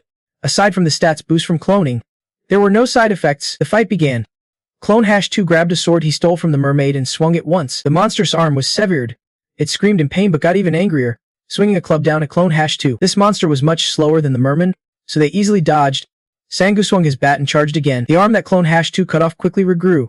The monster blocked Sang-gu's hit, then tossed him away with a powerful shove. Sang-gu fell hard and sized up the situation. The monster's skin was not very tough. He could take it down easily, but it healed too fast, making constant damage a lost cause. Sang-gu ordered Clone -2 to knock the monster out in a few minutes. Clone -2 obeyed, slicing off the monster's leg, causing it to collapse. Sang-gu seized the moment and shot 2 bullets into its eyes. The monster screamed in pain, clutching its face. Clone -2 took the chance to slash repeatedly at its other parts. By the time its eyes healed and it looked around, Sang-gu was already right in front of it. He activated his quick attack and smashed the bat straight into its face. The monster collapsed unconscious. Sang-gu checked his bat, amazed at how powerful the quick attack was, and the aftermath was not pretty either. This monster seemed a bit stronger than the merman. Sure, the merman was tough because it was in its own territory, but this monster was pretty strong without any special conditions. Sang-gu stood up, dusted off his clothes, and told Clone -2 to get inside the shelter quickly. The family was worried. He looked around but could not find his phone. It probably fell during the fight. He asked Clone -2 to lend him a phone and laughed, teasing that Clone -2 would get kicked out of the shelter looking like that. Just then, another group was being chased by monsters. Sang-gu grimaced. Damn it, the monsters kept wreaking havoc in the city. Soon, members from other guilds arrived, gathering to take down the big dragon. Gwangtae's Kaner squadron also showed up. He commanded his troops to shoot down the monsters. His subordinates reported that the big dragon was starting to leave. Gwangtae ordered his troops to focus on evacuating survivors first. Other guilds were also targeting the dragon, but doing that would just waste manpower. Gwangtae looked down from the plane, spotting a few so-called hunters taking the chance to drop rocks and rob the poor victims. Gwangtae looked at them with contempt. What filthy scumbags. His subordinate reported spotting a few survivors 700 meters north and told Gwangtae to check their condition. Gwangtae activated his gear and spotted Sang-gu's group holding off monsters. He put on his mask and jumped from the plane toward them. Over there, Sang-gu was struggling to hold the line. He had planned to circle back right after killing that monster, but too many people were being chased. He could not just stand by. Sang-gu shouted for everyone to retreat to the apartment basement. The monsters had surrounded them from behind. He ordered number 2 to protect their rear while he blocked the front. Sang-gu was exhausted and could not use his quick attack skill anymore. It drained too much energy. Just then, a giant goose burst out of the ground, stabbing its beak into the earth and spewing lava. The lava shot toward the people. Number 2 jumped in to shield them but was severely injured. Sang-gu slammed his staff on the ground, struggling to stand up. At that moment, another tiger appeared. Sang-gu knew he was about to be swallowed. He collapsed, ready to die. The tiger swung its claws at him. He closed his eyes, and when he opened them, a man had taken down the tiger with a single slash. That man was Gwangtae. He asked if everyone was okay. Meanwhile, in the hidden basement, Sang-goo's sister Ji-hoo was arguing with number 3. She insisted on going out to save her brother, but number 3 refused. You have to prioritize your master's orders to protect your family, number 3 said. Sang-goo's parents told their daughter to stop yelling. Everyone was scared. They trusted Sang-goo would come back. Going out now was even more dangerous. If they went out, they would probably just become a burden for Sang-goo. You can let emotions cloud your judgment. Just then, they heard someone crying for help outside the door. Ji-hoo was overjoyed. Could it be her brother? They checked the camera and saw a figure outside calling for help, possibly the person Sang-goo had saved earlier. Ji-hoo went to open the door. She saw someone else beside that figure, possibly her brother. Ji-hoo entered the password, and the door slowly opened. Outside was a dead body. Behind it, 2 monsters appeared. One was a B-rank monster, screaming and possibly able to mimic others. Everyone inside panicked and scattered when they saw the monsters. Ji-hoo froze, unable to move. Number 3 quickly jumped in front of her. Number 3 tried to strike the monster's eye, but this one was tough. It pierced through number 3 and stabbed Ji-hoo, who was behind him, in the stomach. Ji-hoo spat blood and collapsed. Number 3 fired his gun at the gate control panel, hitting the critical damage spot to initiate an emergency lockdown. Using all his strength, number 3 pushed the monster out the door. Sang-goo met Gwang-tae, the project leader of the Awakening program. For the first time, Gwang-tae praised him for being willing to sacrifice himself to save others instead of running away. Sang-goo felt proud and could not stop grinning. Gwang-tae recalled when he rushed down here, he saw number 2's clone shielding the people before fading away. He was still suspicious about what that really was. Gwang-tae asked about Sang-goo's skills. Sang-goo hesitated, unsure whether to be honest. Just as he was about to answer, his connection with number 3 suddenly cut off. Sang-goo grabbed number 2's sword and sprinted toward the hidden basement. His family was in danger. He had to go immediately. Gwang-tae ordered his subordinates to locate him and bring the survivors to safety. Sang-goo ran at full speed. The sword's power made his eyes blaze red. He activated his sprint skill and ran like never before. The group in another area was still combining their strength to take down the giant dragon. They had tried everything, slashes to poison. Nothing could pierce its hide. They planned to cooperate to bring the dragon down, but the guild leader Hae-sung did not think so. He came because he heard there was money here. There was no damn way he would cooperate. Hae-sung showed off his skills, summoning a massive flame that burned everything to ashes. Meanwhile, Sang-goo's parents kept trying to stop the bleeding on his little sister. Tears streamed down their faces as they desperately urged her to hang on. The bug that took down the 3rd squad turned back and smashed through the double doors. Ji-woo shouted painfully for her parents to run. The relentless bug kept jumping and making cruel noises. Just then, Sang-goo arrived and froze. Seeing his sister unconscious on the ground, flames roared wildly as his eyes turned bloodshot. Sang-goo wiped the blood away and charged at the bug, but it swiped at him, making him bleed badly and seriously injured. The bug did not even flinch and taunted him by sticking out its tongue. Sang-goo's anger boiled over. He soaked his sword in his own blood and attacked again. Just as they clashed, someone suddenly stepped in to stop Sang-goo, forcing him to fall back. The rescue team arrived just in time. Ready to fight alongside him, the girl who stopped him quickly started treating Sang-goo's wounds. But he was still stubbornly trying to get back up. She activated a mana skill to calm him down. Sang-goo cried out in pain, telling her his sister was hurt on the other side and begging her to save her. The rescue leader got serious and promised Sang-goo that neither he nor his sister would die today. Then he charged at the monster. In the Hunter Association office, the chairman recalled his earlier conversation with the old man. Hae-sung, the chairman planned to evacuate people as quickly as possible to minimize casualties. Hae-sung scoffed, saying they did not even know when the disaster would hit. He warned that if the chairman tried to evacuate everyone within 3 months, people would blame the association. Those who lost family or property would gather and tear the association apart. Hae-sung started pressuring the chairman, saying he was not sure he would even have his head next month, let alone in 3 months. The chairman snapped, asking what exactly Hae-sung wanted him to do. Hae-sung told him not to warn the public about the upcoming rank monster. He said to hide how dangerous this invasion really was and make people blame themselves for being too weak to protect themselves by not evacuating. The chairman could not believe it and asked if Hae-sung knew how many people might die because of this. Hae-sung did not see that as a problem. In fact, he thought it was good.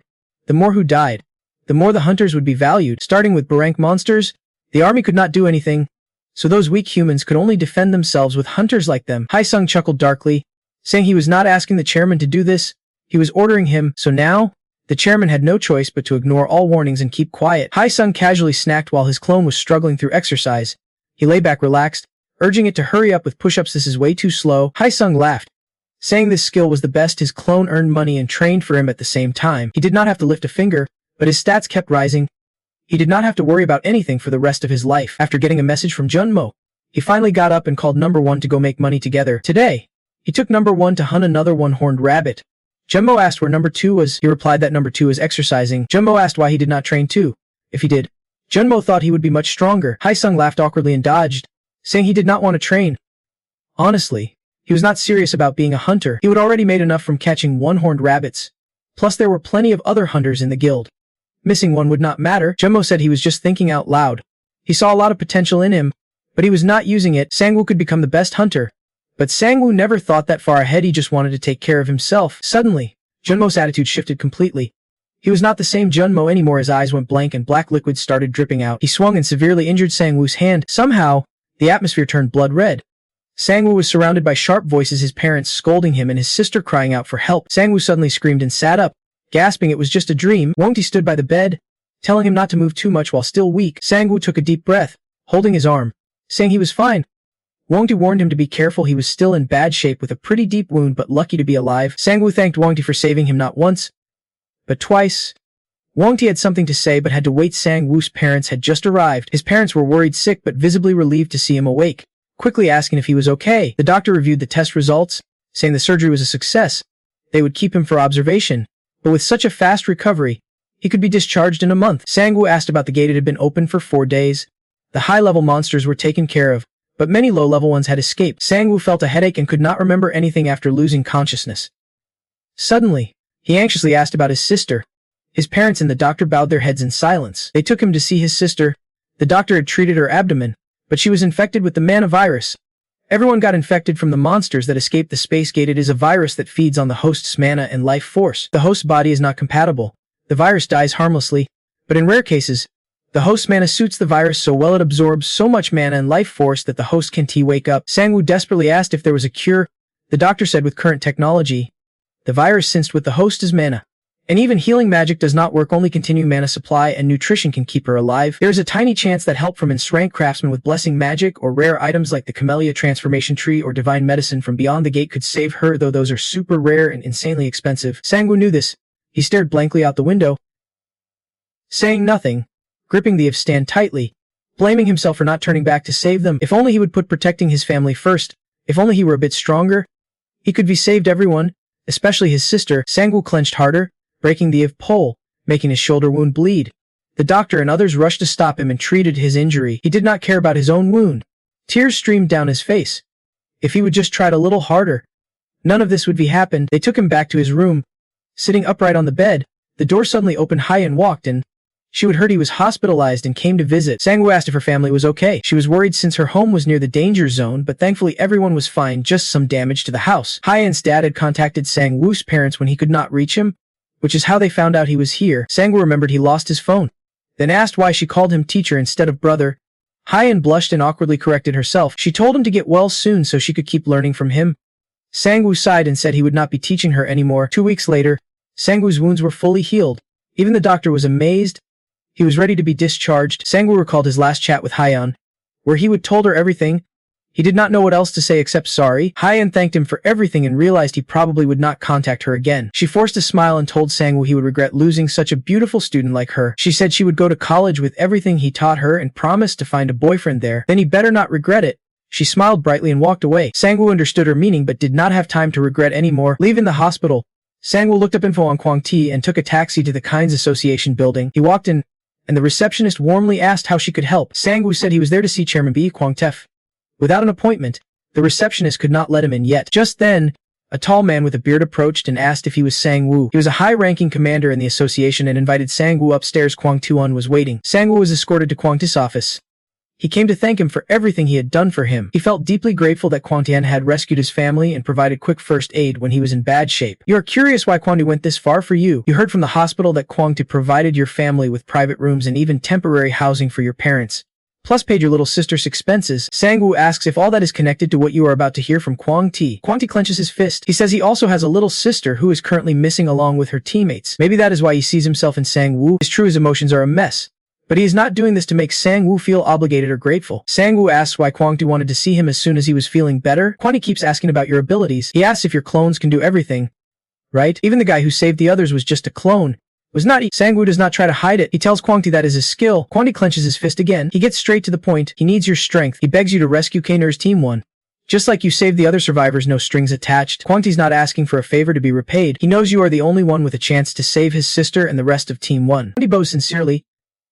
Begging you, Sangwoo thinks for a moment. Kwanti saved your family once, now it is your turn to return the favor. Kwanti thanks you gratefully. Sangwoo is taken to the K-nurse training dungeon. Kwanti tells you to use your skills however you want. The place is pretty sturdy inside. Sangwoo wonders why they do not just get ready and rescue them right away. Kwanti says the sooner, the better for rescue chances, but there is still a decent amount of time, thanks to Kwangtia's sister's ability. Team 1 has held out quite a while. They have at least 8 months before they can hold on anymore. Secondly, it is about the dungeon's difficulty. Even though Team 1 is the weakest squad in K-nurse with an overall B-rank combat ability, they have suffered heavy losses and failed to escape that dungeon. So Kwanti thinks its level is close to a rank with Sangwoo's current skill level. He is not ready to enter it. Sangwoo suddenly feels a chill down his spine. Kwanti turns serious all of a sudden. He says people reveal unbelievable power when they are about to die. Temporary defensive strength in emergencies can be enough to snap muscles or crack bones. Of course, it is proportional to the sudden spike in stats. What Sangwoo lacks right now are those stats. So far, you have overcome obstacles with your combat senses. But during this training, your combat sense will reach its limit. You ask to take a break, and Jun Mo nervously bites his nails waiting for you. When Sangwoo arrives, Jun Mo barely recognizes him. He has been beaten up like a pig's head. Sangwoo tells Jun Mo everything. Jun Mo panics and asks if you are okay. Sangwoo says he is fine. Mana traits vary even within families, so he's okay. Jun Mo already knows you accepted Ben Kano's mission. He is surprised he could not reach you, but did not expect all this to happen. You say you are using number 2's phone and tell Jun Mo to rename number 2's contact to you. Jun Mo asks if you backed up your contacts, including friends and others, but Sangwoo decides not to back up. He thinks leaving it as is might be better. Jun Mo can understand Sangwoo's choice and asks about the cuts on his face. Sangwoo says it is from training, and Jun Mo jumps up, shocked they let him get like that. He is going to report this to the guild office. Sangwoo stops him, saying Gwangti's sister is locked in the dungeon, so he is the one who has to take the biggest risk.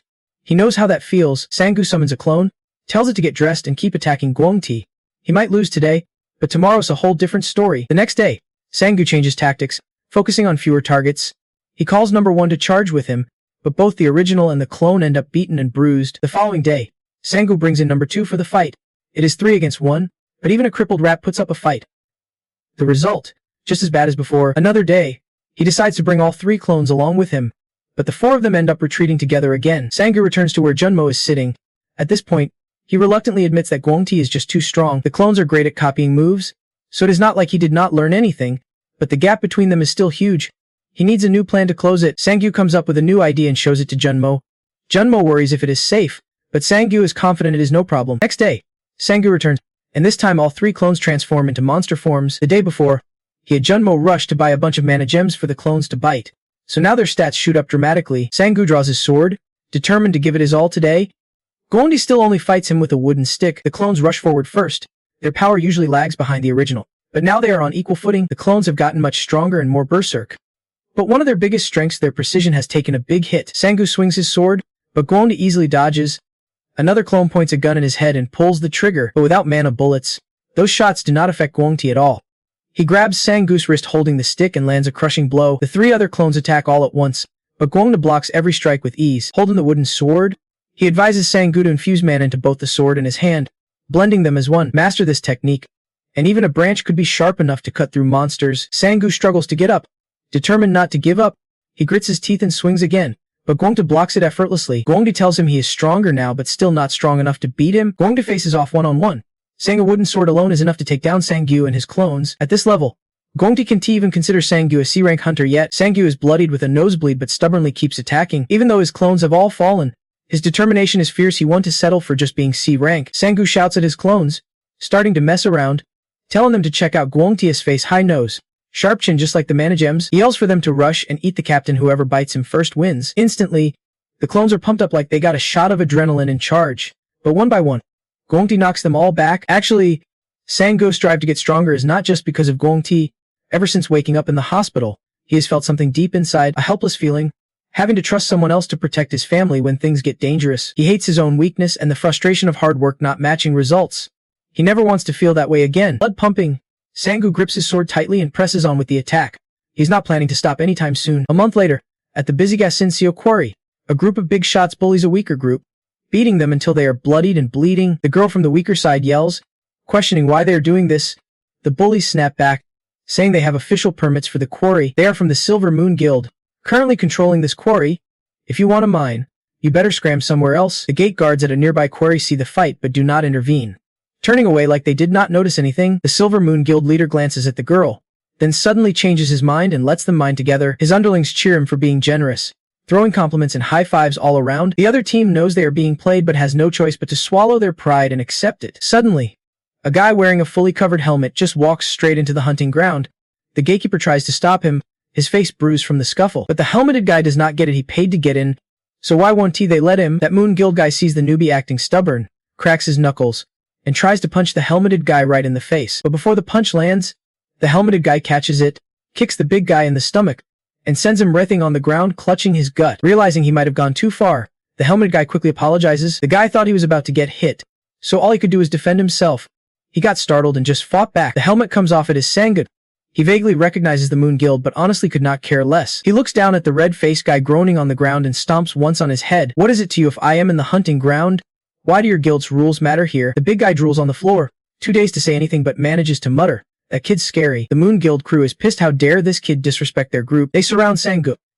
But Fleck, being a black level hunter, knows there is no way they can beat him alone. But hey, he is not alone. He has got multiple copies of himself to back him up. Now, the one getting surrounded is that big, bloated guy. Meanwhile, Park Wonder shows up to meet Jun Mo, looking for compiled info on Sang. Jun Mo hands it over and says, like I said before, no need to take photos or hand anything back to me. Wonti says he just wants to check it out a bit. He reads the info sheet thoughtfully, stunned that Sangu's stats could shoot up this much in just 6 months. Jun Mo confirms it lately.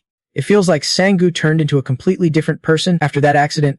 Sangu got obsessed with hunting and leveling up his skills. Jun Mo wonders if these stats are enough for Sangu to pull off his plan. Wanda says not to worry, he has got a backup plan if Sangu fails, so no need to stress. But seriously, just looking at these numbers, his growth is insane. First up is the rescue mission for Team 1. Wontai is super curious. Sangu's already passed D rank and is close to a...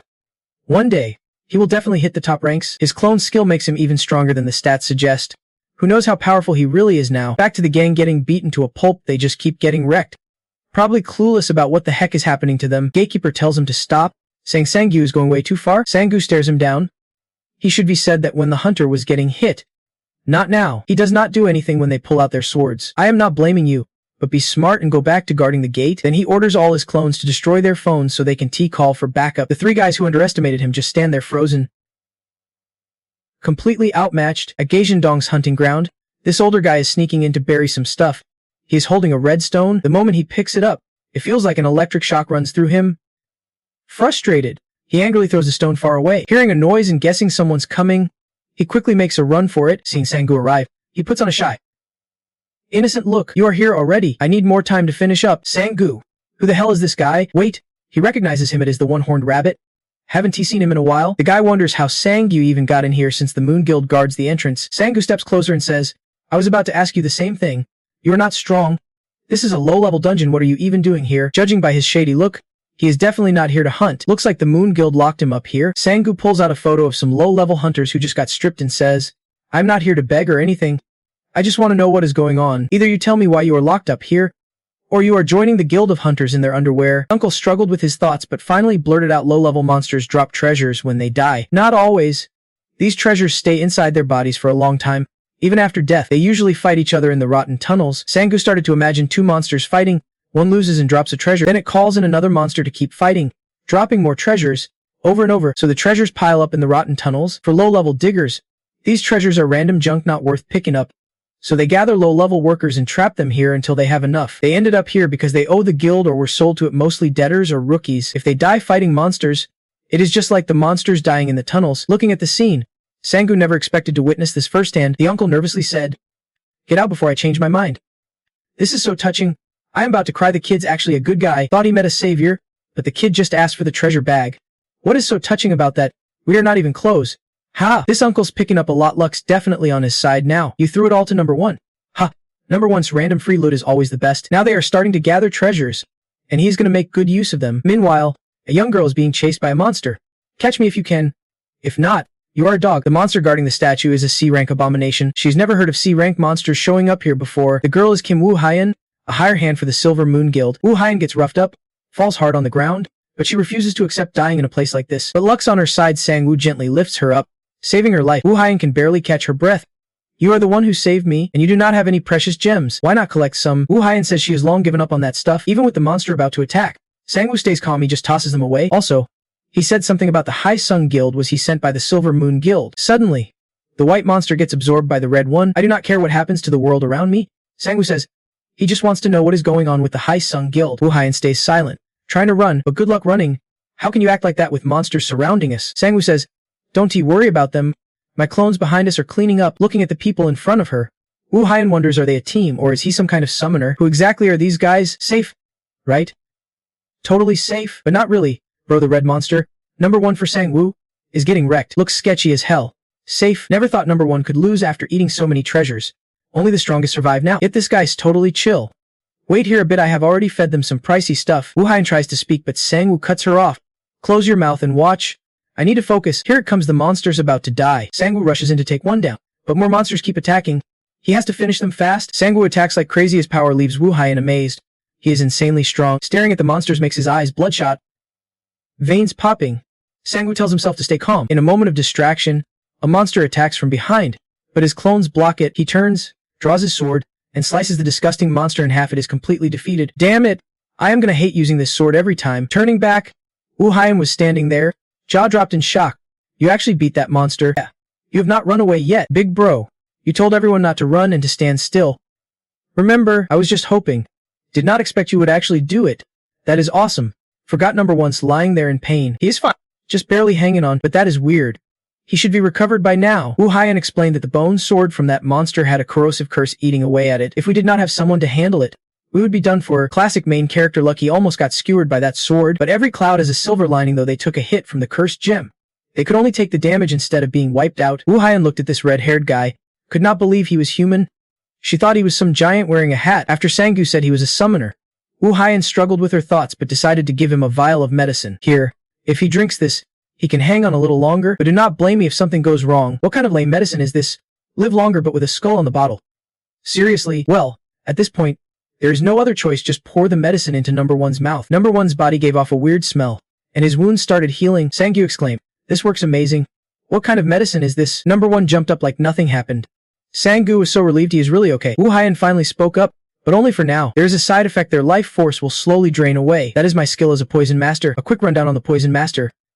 Level 5. Creates poisons. With more formulas unlocked as you level up, and proficiency increases with use, you use poison to convert life energy to heal wounds. The higher your skill, the less life energy it consumes. With the regeneration effect comes the side effect of slowly draining the user's life force, boosting strength by stimulating the body with poison. So number 1 will eventually die when his life force runs out. But hey! Dying anyway, this way is better before he fades away. He just teleported away, so Sangwoo will have to bring him back. Wu Haiyan finished explaining her skill and asked Sangwoo to reveal his powers, who he really is. You have pets that look exactly like monsters, and each one is super strong. You even pierced that monster with a spear. I have never heard of anyone like you among all the B-rank hunters nationwide. Of course, you would not hear about him, he is an E-rank hunter. Wu Haiyan did not believe it. How could an E-rank be in a C-rank dungeon and hunt so easily here? Sangwoo did not answer, just smiled and said, why do you talk like I am your friend? At the YOLO Guild warehouse, lots of treasure chests were being delivered. The guild leader, Maho, was busy collecting them. This 3-headed girl is the manager of the Suna Guild. She did not get why Miho was gathering these things. She never did stuff like this before, just helping Lord 1 to transport them.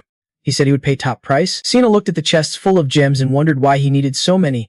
Does he have that many pets? Miho heard rumors about someone named Dong Sangwoo needing these gems. Back with Sangwoo, seeing her expression, he thought this girl is super sensitive about this stuff. What should I do? What if he is the bad guy? Wu Haiyan did not get why he asked that. He talks to her just fine. There is no problem at all. Sangwoo thought she seemed like a crazy person. He slowly stood up and said, actually, that is not the question I am most curious about. Why did you mention the Hai Sung Guild when you ran away? I want to ask about that, Wu Haiyan asked bluntly, introducing herself as a hunter but not knowing this stuff was weird. Sangwoo awkwardly scratched his head and said it is because he just recently got his hunter license and does not know much about guild rivalries. Wu Haiyan explained to the new hunter that the Silver Moon Guild is basically the power arm of the Hai Sung Guild. They pretend to know nothing, but Silver Moon does all the dirty work for Hai Sung. I am pretty sure a lot of people caught here were brought in by the Hai Sung Guild. Sangwoo asked her who caught her and brought her here. When he heard that question, a childhood memory suddenly flashed back. Wu Haiyan, looking scared, said that is info he definitely does not need to know. Then he started beating himself up for revealing all his skills to this guy. Sangwoo was like, what the heck did this girl eat to turn out like this? Well, I got the info I needed, so goodbye for now. Hey, are not you done already? Nope. This is just getting started. Sangwoo said she can handle herself now. The gate is clear, and those Engan guy bastards have split too. Before leaving, he even complimented her skills as pretty solid. My skills? You gave me that stuff. You would die if you drank even a bit of it. But earlier Sangwoo did not seem to care about the side effects at all. He handed Ian a grimy business card and said, If you do not have a job or you are scared the Haesung group might come after you, just call the number on this card. It has got my address too, and the agents here hate the Haesung group just as much. I am heading out now. Number 5 will escort this girl out the gate. Sangwoo started hunting monsters one by one, thinking Ion's skills could be super useful for his clones. Should he try to recruit her? Number 1 was in a den when suddenly he collapsed flat on the ground, a side effect of the drug. Sangwoo thought he could handle it thanks to regeneration skills. But still, he did pretty well. He kept healing him, showing that eyesore of a scene again. Put clothes on and hide that little thing. Then get back to hunting, sneaking behind were the B-rank hunters. Has he left yet? Yeah, he is gone. They could not believe their eyes. They thought he was human. But that monster was real. Then 2 Nate guys started chatting. I thought he was done for, but he came back to life. What a shock. I wonder what his skill actually is, judging by how he talks. There might be others like him. Are we in danger? Damn it. If only we had some gear or not. We would still get wrecked. Bro, the guy with the 2-tone hair wondered why they came back, while the dull guys ran off. The one with 3-tone hair felt the wall for anything unusual. You idiot. Do not you know where we are? The reason we are restricted to this zone is to at least check what this place is. Luckily, he has not found this place yet. Behind this wall is a mysterious room, which looks like a factory of some kind. Not sure what they are building here, since materials can be supplied straight from the hunting grounds, and it is unlikely anyone found this place. Who'd even think to investigate the hunting area? These are not just drugs, they are way more valuable. This is definitely refined gemstone. Their power is 100 times better than regular gems, and just one batch can boost our stats by 0.5 points, but the side effect transforms you into a monster. Even the most loyal beasts lose control. That is why the Hunter Union banned it. Think the side effects are not worth it. What is the point of a stat boost if you turn into a beast? Back then, no one was willing to take that risk, which is why it was cheap. But recently, things have changed completely. Project called Jeff found a way to recycle this gem to make a product that can be used on humans. Because of Jeff, Chan Company started buying gems like crazy. But since crafting this stuff is illegal, its value skyrocketed. Nobody thought this junk could be money, but they are making millions off it. The top 3 think a few kids could get wiped out in one fight. But bringing this stuff back changes the game. He decided to leave it here and come back tomorrow. The 2-tone hair did not get why he left it instead of taking it. So how do you plan to stop those bastards if they catch you holding this? Do you ever use your brain or what? You can even carry a little. Just look at these 2 wearing only underwear and still drawing all the attention. They carefully closed the secret door. Over here, Ion witnessed everything and finally found it. She angrily shouted at number 5 to come back and bring it here. Number 5, with her fragile heart, got scolded and did not dare to fight back. Silently turning back, she decided to stay in the auction area.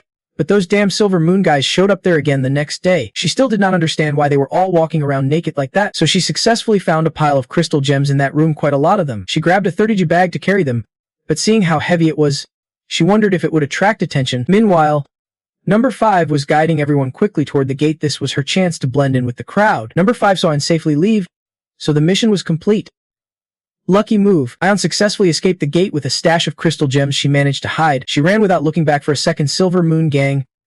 Damn you. Sangwoo thought everyone had gotten out safe and sound. The monsters were wiped clean. And most importantly, the bag was full of gems. He was excited, wondering why the gems had been so scarce lately. These things are the best. Number 1 stared at the bag of gems, stomach growling loudly, drooling like crazy. Should I just eat them all? Come on, dude. If you turn into a monster, everyone's gonna freak out. The cloning skill is still cooling down, so wait till tomorrow. At that moment, Sangwoo got a message from Kang Jun Mo asking him to come to the K-Nurse Guild tomorrow. They will explain the mission. The next day, those 2 dressed modestly but came back to find no crystal gems. He was furious since tomorrow was the deadline. The boss went ballistic, choking the gatekeeper. You idiot. If you get paid for this job, do it right. How did you let others slip in here? The gatekeeper was really unlucky. How could he stop other workers who bought tickets to come in? Especially since the ones who escaped were the ones he locked up. Hearing this, he looked stunned and let the guy go. Why did it have to be those smartasses? Just thinking about those 3 freaks made him so scared he almost pissed himself. How could he get the stuff back from them? Even after escaping, Ion could not believe they had taken her to the dungeon for C-rank workers. She might have died if not for Sangwoo's help. At least she managed to bring back a bag of loot. The Silver Moon Guild might get suspicious if she sold them right away, so Ion decided to hide them for now until things cooled down. Suddenly, Sangwoo's business card slipped out. Remembering his words, she got pissed. He did not know Jack. You damn bastard. You really think I would come just because you sweet-talked me? At Odin Tower, the undiscovered level 5 dungeon. It is said the strongest first-generation worker Baekwon found it and challenged it but lost contact immediately and never came back. After that, countless workers tried but all failed, not even clearing the lowest levels. Only one exception, fake teleporter G. Lucas. That is where K-Nurse top team got trapped, including the captain who is the General's sister. Odin Tower is a dungeon with a unique structure. There is only an entrance, no way out. The only connection to the outside world is through mana. The only way to contact them is via telepathic skills. Because of that, escaping is extremely limited. Sangyu has to finish the dungeon or escape using teleportation skills. That is why his cloning skill is so vital. Other workers could not get out if something went wrong inside. That is exactly why they need Sang. He wonders, so the top team has no choice but to escape on their own strength. They were given a way to escape, but they still have not gotten out. He sighed. Let me tell you what happened inside Odin Tower, the way everything went off track. He continued. This happened 5 years ago during the great catastrophe of 2005. My little sister awakened her powers in the darkest moment, not long after the disaster ended. Back then, Park Won-hee was just a 16-year-old boy, and Park Yuna was only 9. While he was exhausted fighting monsters, his shy little sister handed him a snack. That is when Won-hee discovered Yuna could create a pocket dimension, like a magic storage space. She did not even know how she did it just appeared out of nowhere, and she could fit tons of stuff inside. Won-hee ruffled Yuna's hair. You have got some serious skills. Yuna, this is super useful. Now let us head home and get some sleep. You must be tired. So the two siblings carried each other across the disaster-ridden land. Facing countless dangers thanks to their abilities when they were still kids, they could store items, even people, inside that pocket dimension. Won-hee thought it would be better if they teamed up to clear a dungeon together. As they grew up, Yuna became the captain of K-Ner's first team. She still teased her big brother, and even the staff were shocked to see the team leader get bossed around. They had a bit of a clash. Won-hee opposed going to Odin Tower without a teleportation user in the team. Yuna snapped. Here we go again. Then why did we buy teleport scrolls? There is less than one teleport user per player worldwide, and we do not have a single one right now. How do you expect us to find one instantly? If now, then never. The first team's power is at its peak, and we have got your skills too. This is our one and only shot. Won-hee hesitated. Did not he trust her with this mission? So he gritted his teeth and swallowed his anger. Even as the first team set out, he was not sure they would clear that dungeon. At that point, who even was the real team captain anymore? Yuna promised she would come back if she got into trouble. She knew it would be awful to leave her family behind. Of course, she was not just carrying teleport scrolls to escape, she had a bunch of food and medicine too. Then she gave him a cheeky smile to reassure him. Looking back, he deeply regretted letting his sister go. He should not have been swayed by reasons like that. He also should not have felt relieved just because she took emergency supplies. So Yuna and the first team set off, and he regretted not stopping them at that moment. After that, he was dazed, like he would lost his soul. Convinced they would not make it. They had already prepared everything down to the last detail. He was just overprotecting the captain. Who else could they trust besides their team leader? Those words finally convinced Won-hee. They were gone anyway, so he decided to trust her. Around that time, he was also prepping a program for Awakened Ones. That contest was the one Sangwoo entered, probably why no one recognized him then. He was still rough around the edges. The guild used teleport scrolls to stay in contact with the first team. They carried 10 and reported back weekly. Since no one could enter, a guild team stayed outside Odin Tower's gate to handle communication with Yuna. The first report came through without any issues, then the second, third. Everything seemed fine. So Won-hee started to calm down until a problem popped up after a month. That day was the scheduled report from the first team. They were supposed to have traveled 40 kilometers. They began sending a silver paper communication signal after passing the end of the first floor. About 700 meters in, an unknown monster ambushed the first team.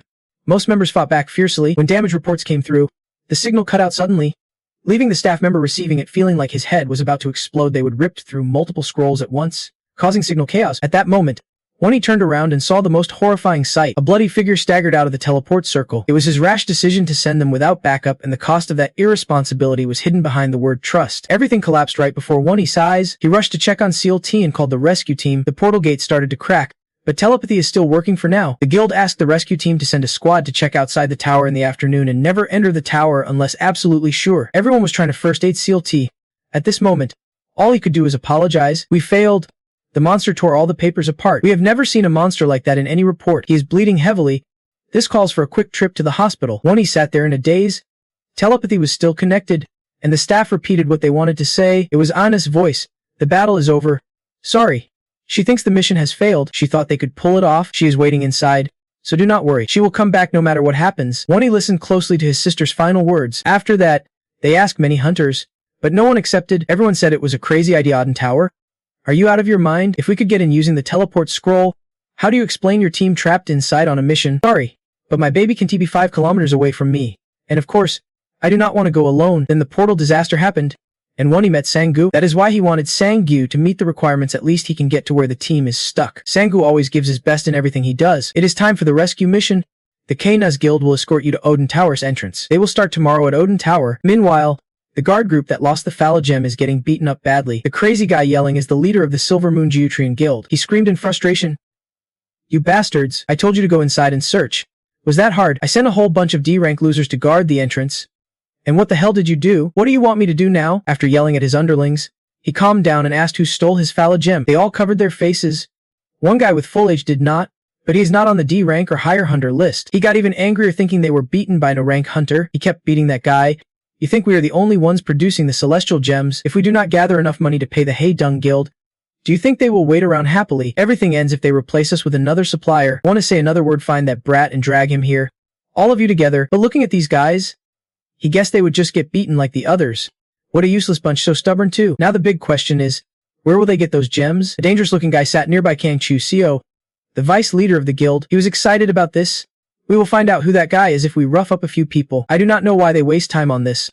Looks like he has a plan. The next day at the Zimmer organization, Sang-woo felt that Wonti was not lying because there were important things he did not mention. The reason they are trying to wipe out Odin Tower. Sang-woo knew nothing about the hunting industry, but he did know Odin Tower was conquered in 2012, and it was declared completely hollow. Only one monster remained with no treasure or loot. Don't enter Odin Tower just to sacrifice yourself for nothing. After that, hunters stopped working there and paying attention to it, so it became an abandoned dungeon, but Wonti did not explain why his sister's team was so desperate to go in there. However, Sang-woo did not need Jun Mo to reconsider this. His mission was to rescue them, not clear the dungeon, so he would focus on the task at hand. Suddenly, Sang-woo spotted Wu Yan dozing off in a corner. Jun Mo asked who he was. I ran into her at the hunting grounds. I told her if she could not find a job, she could come here. Though I did not expect to see her like this right at the entrance. Jun Mo woke the girl up with a scowl like a thug, really scared the life out of her. Before we even said hello, our stomach spoke first. Let us grab something to eat. So they head together to the restaurant in front of the building. She ate like a starving tiger, and Sang-woo saved his number in her phone. Hey, coming here like that, you are working for some shady organization, right? Wu Yan said yes. Jun Mo asked about her skills. She appraises items and brews potions, but Sang-woo joked, after drinking it, you will just die slowly? That is great. Man, you are handsome but so clueless. Wu Yan grabbed the hair of that clueless guy who messed up his freshly gelled hairstyle. There are potions that do not kill. You know, though deadly, these potions have huge effects, and Sang-woo wants to make use of her skills, even plans to use them for the star table. Jun Mo pulled out paper and pen, asking her to buy some tools to make potions. I will also provide some funds. Sang-woo got up to leave first to go to the dungeon. Wu Yan thought, that guy's going hunting again, but this time it is different. His target is not hunting. She handed him 2 vials, which she had made before, one for strength, one for mana, but they have side effects. The strength potion melts your muscles, and the mana one makes your body explode. Interesting. So Sang-woo and his clones set off, promising to treat everyone once they return. A fired-up spirit makes for better work. That night, Siona headed to the Yolo Guild's warehouse. The guild leader wanted her to move all the jewels and treasures to the Kino's guild. Suddenly, she found the guards attacked and signs of a break-in.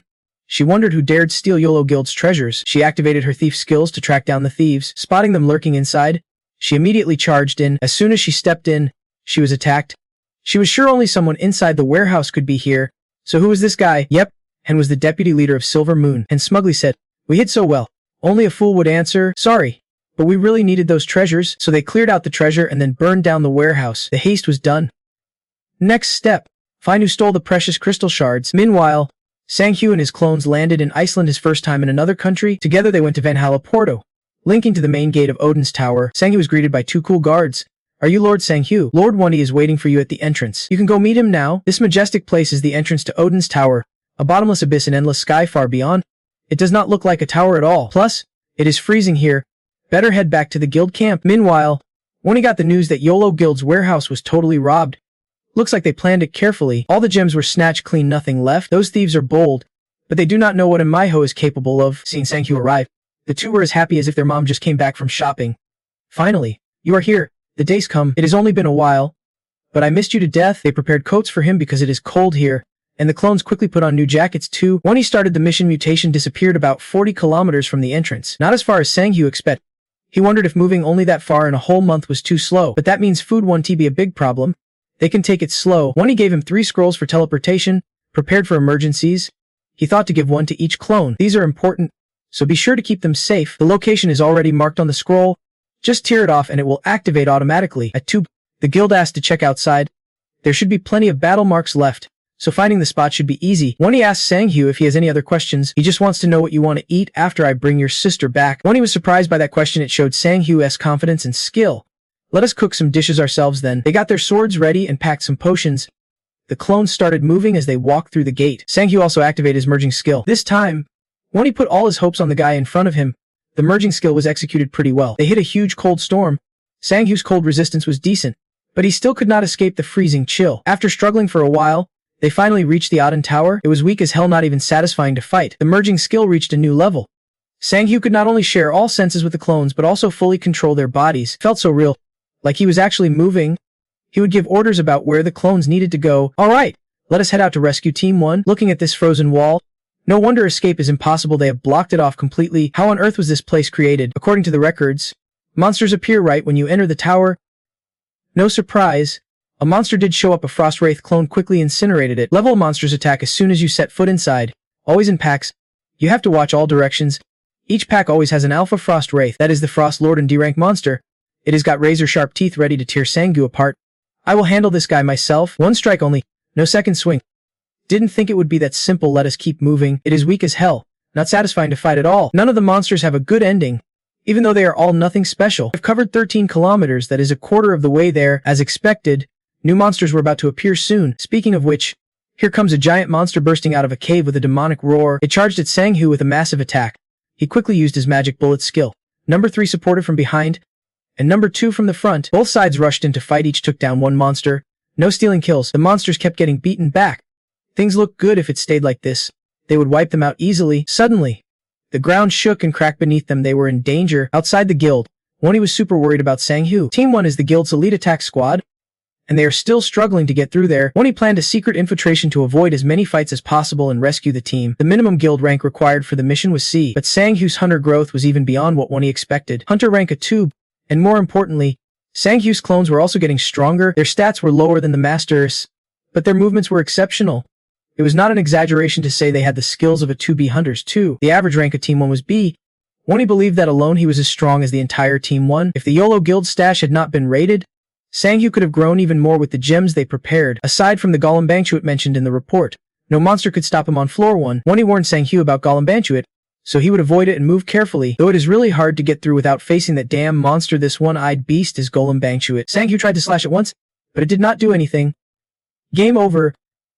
Bug detected. Luckily, I got ready just before it tried to eat me, but the situation's still pretty tight. There is no way to damage that monster if I can even slash it with this sword. Those smaller monsters tried to rush in, but Golem Bangchuet just grabbed them all with one hand and dropped them straight into its mouth, literally eating them alive. The Sang-hyu guys watching this could not believe their eyes. Then it shoved its filthy hand toward them. Good thing I ordered everyone to attack immediately. We need to find the monster's magic core fast. Where the hell is its magic core anyway? I saw. But the real question is how to destroy it. My magic gun does not even leave a scratch on it. There is only one option now. Sang-hyu ordered the clones to get out of that damn monster's attack range. But number 5 still got wiped out.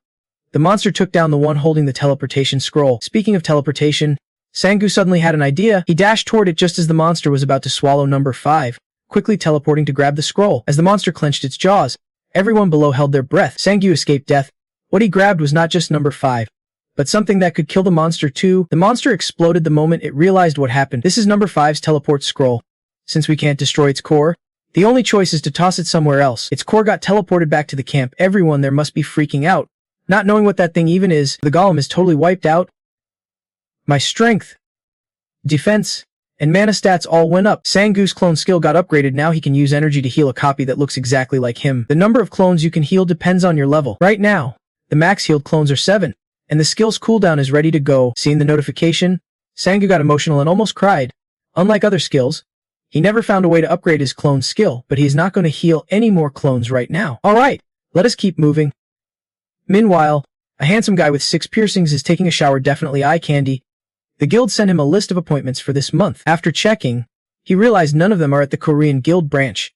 He felt something had changed. He asked his guild leader to reject all of them and proceed with the academy's opening ceremony. Over there, the uncle who escaped thanks to Sang-hyu finally gets to enjoy a bowl of noodles. Senior Jun Seok figured out no wonder he could not reach Gap-su. His junior got captured by the Select Moon gang. Actually, Hai-sung handed him over to them. Jun Seok thought the guy was pretty lucky. How the hell did he escape those bastards? The guy just said he got help.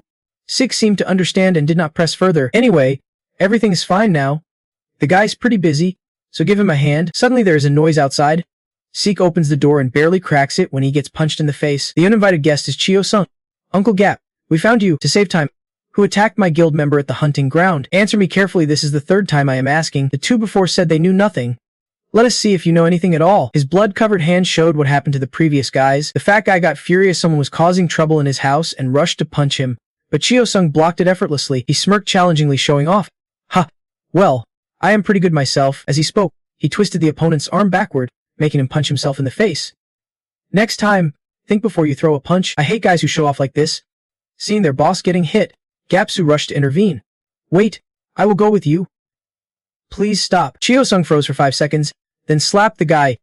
What the hell did you just say? You mean I have to listen to you before you agree to come with me? You think that guy got beat up because of you? Ha, he got wrecked because he was dumb, so do not feel guilty about it. The more he talked, the more he tortured Che Tanseo's mind. Seeing the boss beaten to a pulp, Gatsu just could not take it anymore. He knelt down, then Jun the brother-in-law said, Stop. I know who attacked the Super Wall clan. Please. Have mercy. Chio-sung just loved that, grinning with that nasty look. Ha. See that, I just needed to scare them a bit to get good results. The master was right. Was not back to Sang-goo's place. They are still searching. He ordered everyone to slow down here and stay alert. It is weird after facing that monster a while ago.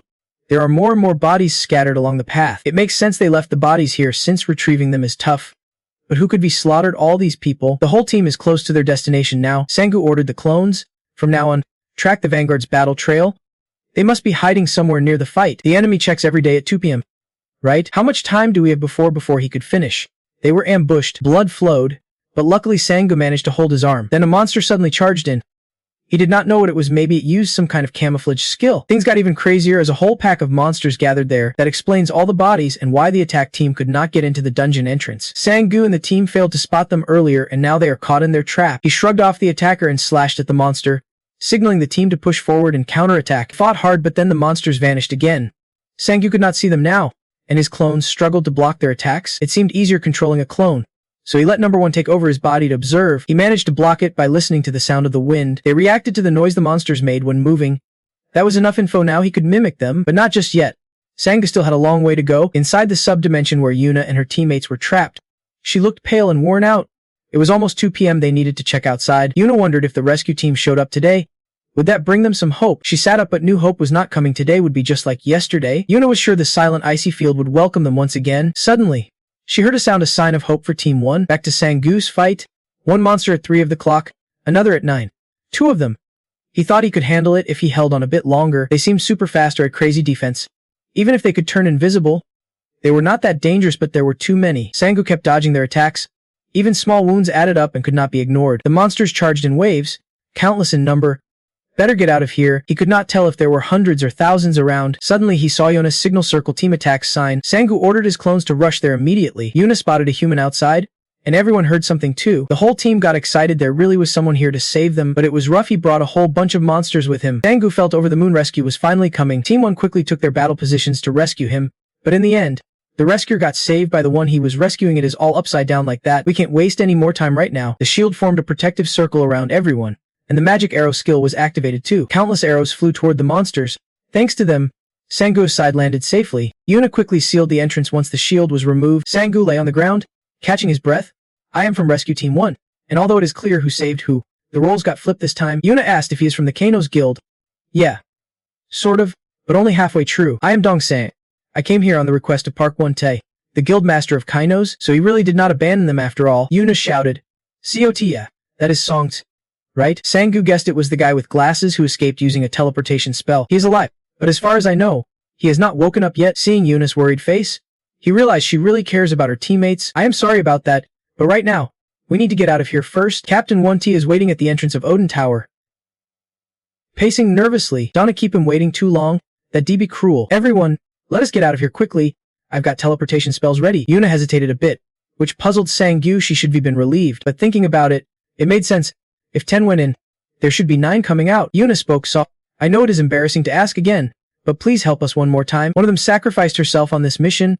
We can just leave her behind in this forsaken place. Sang-gu thought quietly. That leaves only 8 left. That matched the report about 1 injured member. So there is a victim. He wondered what exactly happened. They were ambushed.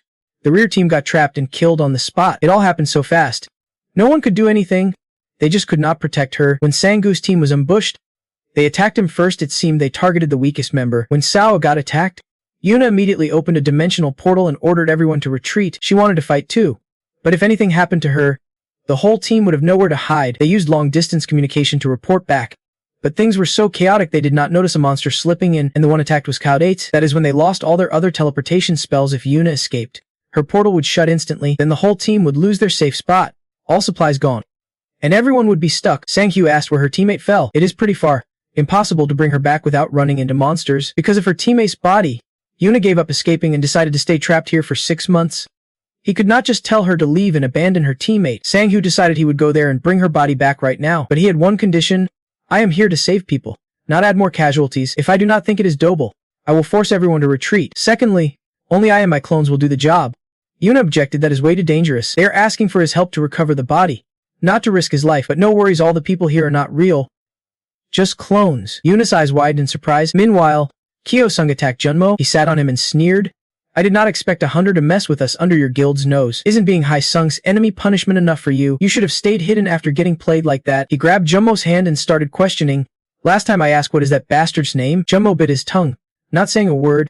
Kyo-sung sighed and bent his arm painfully. Jun Mo screamed in pain. Next would be his right hand. At this moment, Gasu also found Sangyu's information sheet. His name is Ding Sangyu, and our Sangyu is living somewhere really cool nearby. He ordered Gasu to send some kids there, bringing along Uncle Jun Mo too. Outside, Yun witnessed everything.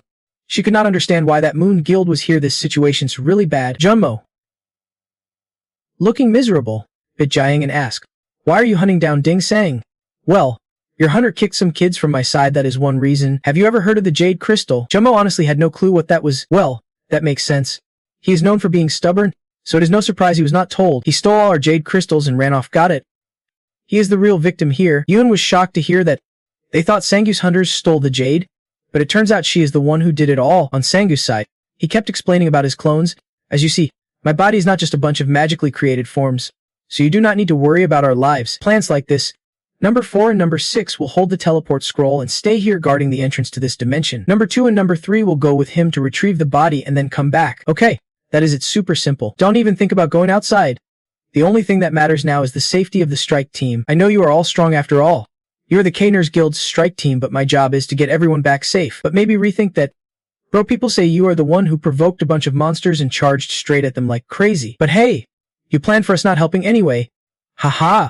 Let us talk about it later. So that is our plan now. Please trust me and wait right here. Aona had nothing more to say and reluctantly agreed. 6 months have passed since the gate incident, and Sangyu has been obsessively leveling up like a maniac. That is why he poured a ton of crystals into his clones and unlocked this skill. He opened his info panel.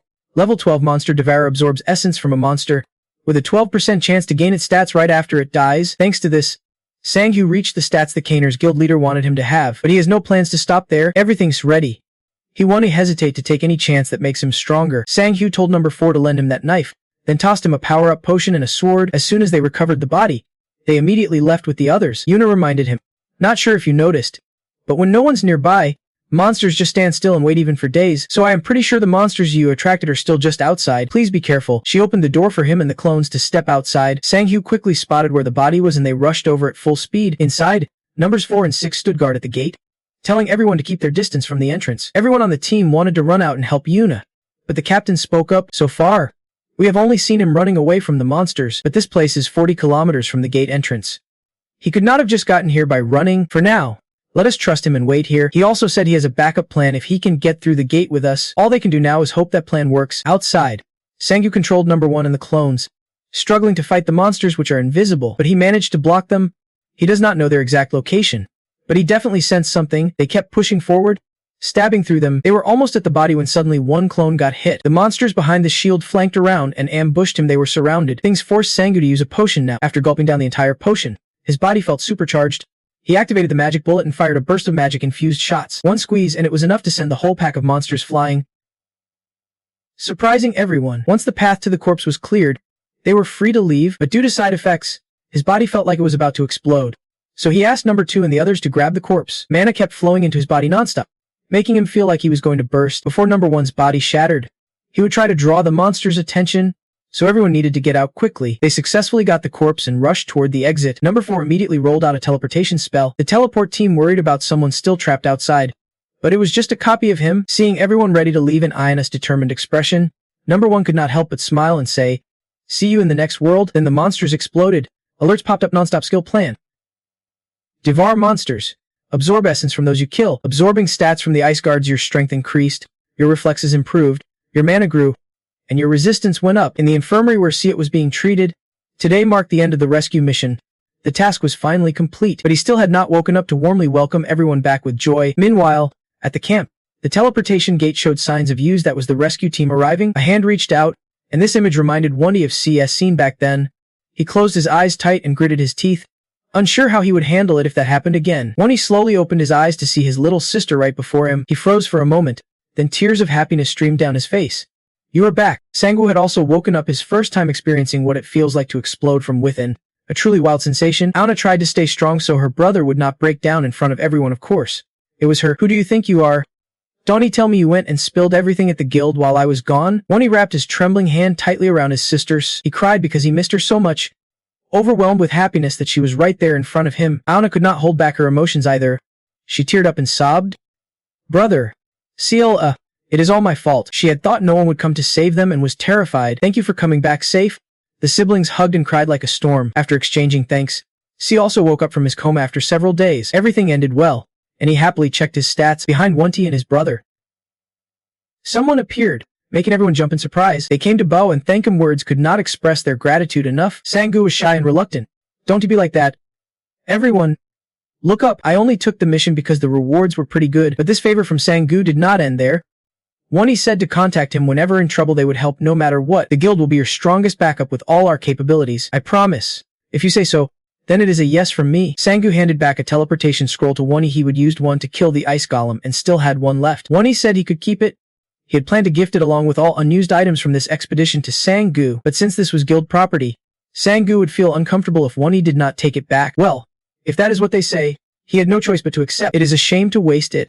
Really a huge loss. Aona wondered, has he always been here? Yeah. He is always busy controlling his copies with similar skills, but he is still here. Aona had thought they were all real people, had to lie down to calm themselves. Wonty could not believe such a skill existed. He wondered how strong Sang-woo would get in the future. Meanwhile, he regretted handing back the teleport scroll. He should have just kept it for himself, so everyone got out safely. Wonty's gonna be super busy when he gets back. He has to check everyone's health and prepare a memorial service. This loss has everyone deep in thought. Sang-woo's phone got jammed. The signal can't get through the gate, and now messages are flooding in. He panicked when he got the news that Jun Mo was captured by the Silver Moon gang. They even gave the address. Sang-woo is furious, shouting, I have to get there right now. The damn Silver Moon gang already snatched our guild manager. Wonty can figure out why those guys would do that. Sang-woo had already fought them before. They are trying to control the hunting grounds he is involved in, so they are getting revenge. Wonty handed over a teleport scroll and told him to use it and head straight to them. Sang-woo wanted to refuse the scroll, but Wonty promised he would do everything he could to help. The Silver Moon gang's area is heavily guarded. Wu-an was sneaking around spying on them. Why the hell is not that idiot answering messages? Suddenly, one of them spotted her. He grabbed her by the throat and asked, who are you? And what is with the fire around here? Just when it seemed like it was over for her. Luckily, Sang-woo's clone appeared just in time. Though he realized the danger, he could not resist. Sang-woo choked him with all his anger, demanding, where is he? Where's our manager? Bro, how can you talk when you are being choked like that? Wu-an said she knows where Jun Mo is and will lead everyone there. For now, these two clones will drag him down to the underworld. The Silver Moon bastards locked the manager in that warehouse, with some guards patrolling around. Sang-woo pounded his chest, telling the clones to wait here since it is dangerous inside, promising he would bring Jun Mo back soon. Inside, Jun Mo was being tortured. Chiu-sung stayed calm, wondering, with so many guilds around, why it had to be them. Yeah, makes sense, there are not many guilds controlling hunting grounds. He just asked and answered his own question. He turned to ask Gapsu if Sang-woo would come, and when Gapsu guessed it would take a few hours since Sang-woo was pretty far away, so they would prepare some things in the meantime. But then a teleport in the warehouse stirred, and moments later, Sang-woo was there. You are from the Silver Moon Guild? We thought it would take hours, did not expect you this fast. Gapsu found it odd Sang-woo came alone. He would heard there were masked guys too. He eagerly checked around to see if anyone was hiding nearby. Chio-sung ordered to capture them alive. Jun Mo panicked. Hunter, please do not. But he was helpless, badly injured. Sang-woo seethed with rage. Hold on, manager, I will punish them for what they did to you. A small-time punk rushed at him, but Sang-woo quickly grabbed his arm. Snap. It broke. Then another one was not any better off. Chio-sung sighed, frustrated at recruiting useless guys. Sang-woo took them down one by one, striding forward boldly as their henchmen started to shake. Chio-sung spoke up. Our boss? How should I put this? He expected you would come to save him, and he was right. But wait, I want to offer you this. If you tell us where the crystal is hidden right now, we will let you two go. Sang-woo did not get a word of it. What the hell are you talking about? What crystal? And you have crossed a line. This one Tien, well for you. Beautiful. Chio-sung found it amusing. This arrogant kid was definitely a worthy opponent. They would found some stuff while searching his room and got some documents. He guessed Sang-woo was strong. Based on him beating their C-rank henchmen, he figured Sang-woo is C-rank or B-rank. Based on how you can beat their C-rank underlings, he guessed you are either C or B-rank. Your stats look solid.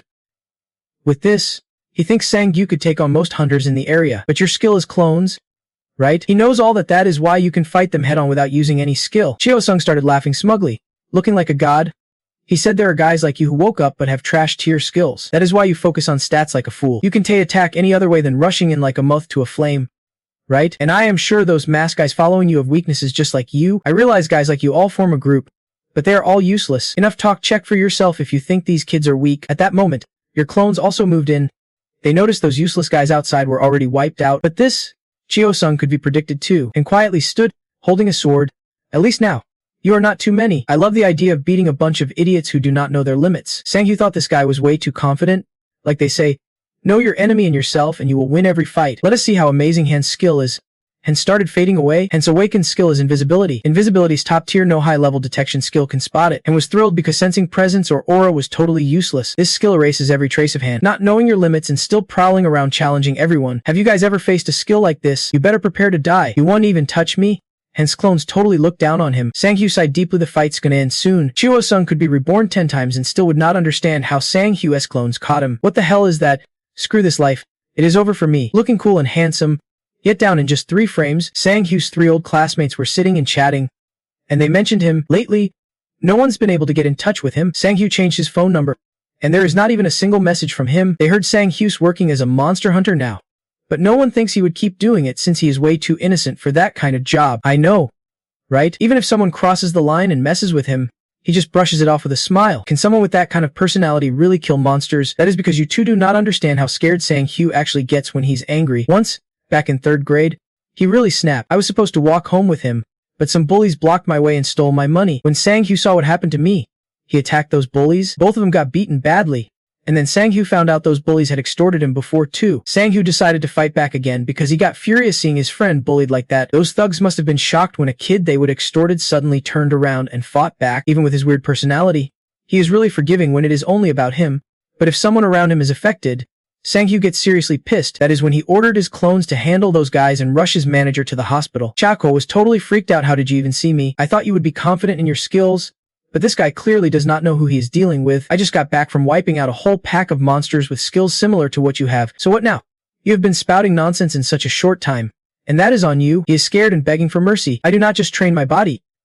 You know, but you are right about one thing. My stats are pretty damn good. After that fight, I absorbed the Guardian's stats, and my numbers skyrocketed. Then he punched him without even letting him say a last word. Chatter took the hit, spat out blood, and collapsed hard. One of them ran away, and the rest were taken care of. Sang-yu ordered his clones not to chase the escapee but to focus on getting his manager to the hospital immediately. Jun Mo was worried about Sang, but he just said, "Don't worry about me.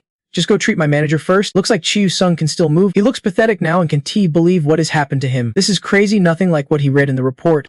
This power is not just a 19, and the others are not weak either. Running away would be impossible if at least 2 clones catch you. He tries to lunge up, no way he could boost his stats that fast. Then he notices something, a bottle in Sang-yu's pocket. He smirks. "Yeah.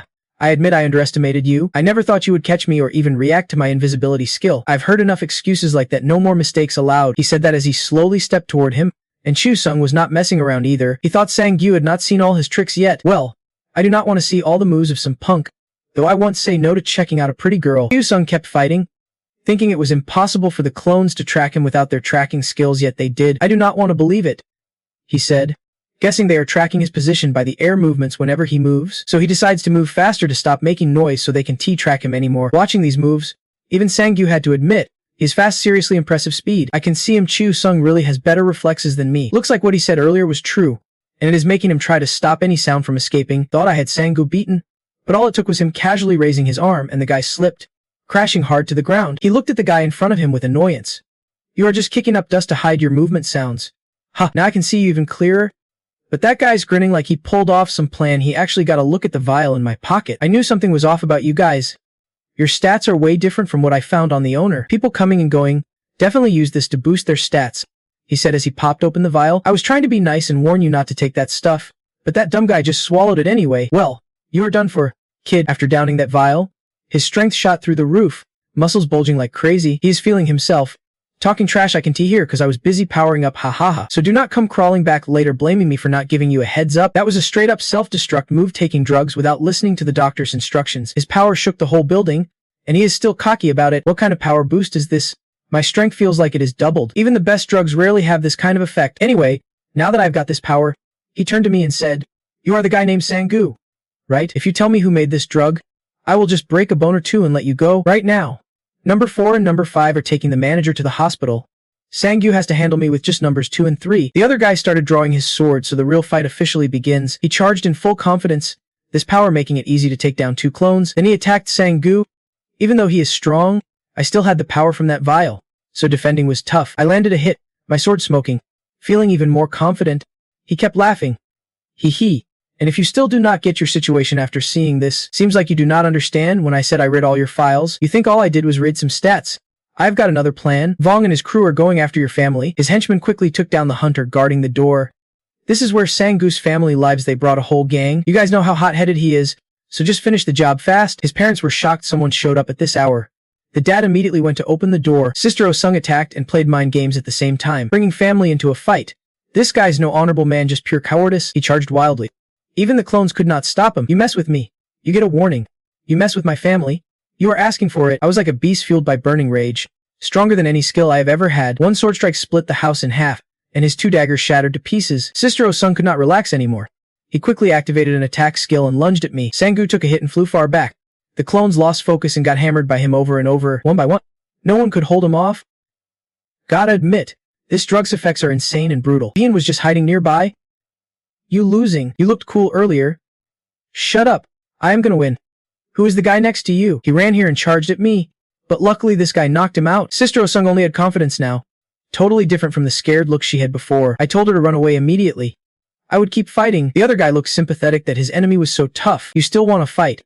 Didn't you hear what I said? Calling people to your house was not a joke. What Sang-gu's waiting for now is the moment the drug's side effects hit. The other guy still does not know death's knocking. He pulled out his phone and showed me proof that his henchman came threatening my family. Hello. You there yet? Please gently send me your old folks' finger. This is the moment the drug's effect has worn off. His muscles start burning up. He has no idea what is happening to his hands. Then it spreads through his whole body. He slumps down, completely drained. Finally, it is time to go to hell. He stands up casually. Didn't I tell you not to take that stuff? Now, Chiu-sung, crippled or not, his last hope is ordering his henchmen to take my family hostage. Even now, he is still tough. Damn bastard. If you touch my family, they will all die and hand me the antidote. Now, despair doubles. But the person on the other end says they dialed the wrong number. The truth is, those punks were already cleaned up by the K-Ners Guild. Kai-Ner's agents arrived first and told his parents their son had completed his mission and was on his way back to Korea, outwardly calm like nothing happened. Meanwhile, he is clamping his hand over a Lunar Guild thug's mouth. The thug's head looks like it is about to explode if he squeezed any harder. The guy might have passed out. After handling everything, he asked to leave immediately. Then he said, "You guys come with me." And that sparked a conversation like that, so everything got dealt with pretty smoothly. Now there is no hope left for Chiu-sung. All he can do is scream in despair. Useless. Pathetic bastards. Well, we have talked enough already. It is time to say goodbye to this life. His body starts reacting, twitching like a walking skeleton. Sang-gu gently reminds him, from now on, if you want to live, use your strength to breathe. Then he grabs his skinny arm and says, "Listen, do not touch anyone around me." As he says this, he snaps it like breaking a chicken leg. The scream of pain echoes everywhere. Jun Mo is also receiving first aid at the hospital. Sang-gu visits the hospital but avoids the main entrance, preferring to sneak in through a window, an old one at that. The hospital was past visiting hours, so he had to break in like a thief. He asks about the manager's condition. Luckily, there was a healer, so they said I just need to wear this splint for 1 or 2 weeks. Anyway, Hunter, what is with the blood? Did you get hurt? Sang-gu wipes the blood off his cheek and says he is fine, fully recovered now. He's got top-notch healing powers. And of course, Jun Mo no longer has to worry about the Lunar Guild. They won't dare pull a stunt like that again. Sang-gu wonders if he should reconsider his ranking. His rank went up and was recognized for saving someone at the gate limit. But he never followed up. He just wanted to level up and earn money to pay for his sister's surgery. Not interested in power or status, so what suddenly made him change his mind? Sang-gu thought doing his best was enough. He did not care about people looking down on him for a low rank. But after what happened, he changed his mind. Sang-gu is determined. If he were in a rank hunter or stronger, the Lunar Guild would not dare do this, nor would they dare attack the Zimmer agency office. That is why he wants to retake the ranking test. Jun Mo says if Sang-gu really wants to rank up, it would be a huge boost for their agency, and they would be really grateful. Just one high-level hunter makes their agency's position stronger, and for Sang-gu as a hunter, it is the best way to prove his skill, but it will draw a lot of attention. So situations like this might keep happening. The decision's up to Sang-gu. He's a bit hesitant, but once he decides, he wants to change his mind. He applied for the hunter ranking test at the center. Currently, his rank is And his skill is cloning? The staff asks if he came alone, since usually people take the test in groups. Sang-gu knew they would ask that, just like Jun Mo said yesterday. Usually people see if they can handle a monster equal to their strength when going as a team. If there is a C-rank monster, then a C-rank hunter should team up to take it down. That means normally, the monster is stronger than the hunter. One-on-one fights usually go that way, but that is not the case with you. You can handle it solo. Sang-gu's skills alone can make an unbeatable team. The staff side, saying you need to kill a monster ranked higher than you and collect proof of your strength. You can message the security council at the guild to get your hunt recognized. Then come back here to have your rank re-evaluated. Sang-gu suggested skipping both the C and B rank tests at once. The staff face went pale. Who is this kid? Is he trying to pick a fight? And claiming he will take the tests alone. Sorry, but you can only test for the next immediate rank. You can skip like that. Aha! Alright then. Guess I will just waste a little more time. Which monster should I kill to rank up to C? The monster in the rank test is a mermaid's strong defense, and its power can ignore normal bullets. He looked down on Sang-gu, thinking his lame clone skill would not stand a chance. Being questioned so much pissed the staff off. In all his years, he would never face someone like this. Let us see if he can pull it off. I bet he will come back crying to cancel his registration. Sang-gu sat in the waiting chair, scrolling his phone, reading papers, scratching his head, yawning. 2 whole hours passed. The staff lost his patience, wondering why the kid had not gone hunting yet. When Sang-gu stood up, he thought it was starting. But nope, the guy just sat back down. Maybe he was canceling, but he just calmly said 3 words. I am. Even the staff started questioning life itself. Surprised? Ha! Sang-gu said he would already taken down 2 mermaids, and he brought proof. Please register me as a daddy rank hunter. The staff had no clue what this kid was babbling about. Little did he know, Sang-gu's clones had already taken down those monsters while he just sat there staring at the sky and girls for 2 hours. He has been drinking coffee all this time, but no idea what nonsense he is talking about. He still can't believe it because he left here earlier and did not go hunting at all. Sang-gu confidently tells him to just check it out for himself. He is sure the hunting team already sent a confirmation message. The employee hurriedly checks. Sure enough, the confirmation came through. Still skeptical, he makes a direct call to the fire spa hunting guards. Hello, this is the fire spa hunting guard. How can I help? I am from the Hunter Evaluation Center. I want to confirm if it is true that the hunter Sang-gu caught 5 mermaids. The guard starts checking and reports back. Yes, it is confirmed. I have checked personally. There is even footage showing him arriving here. I do not get why both the team and the commander are named Sang-gu. Though, the employee's first reaction, is the system broken? Or did someone bribe the guard at the hunting grounds?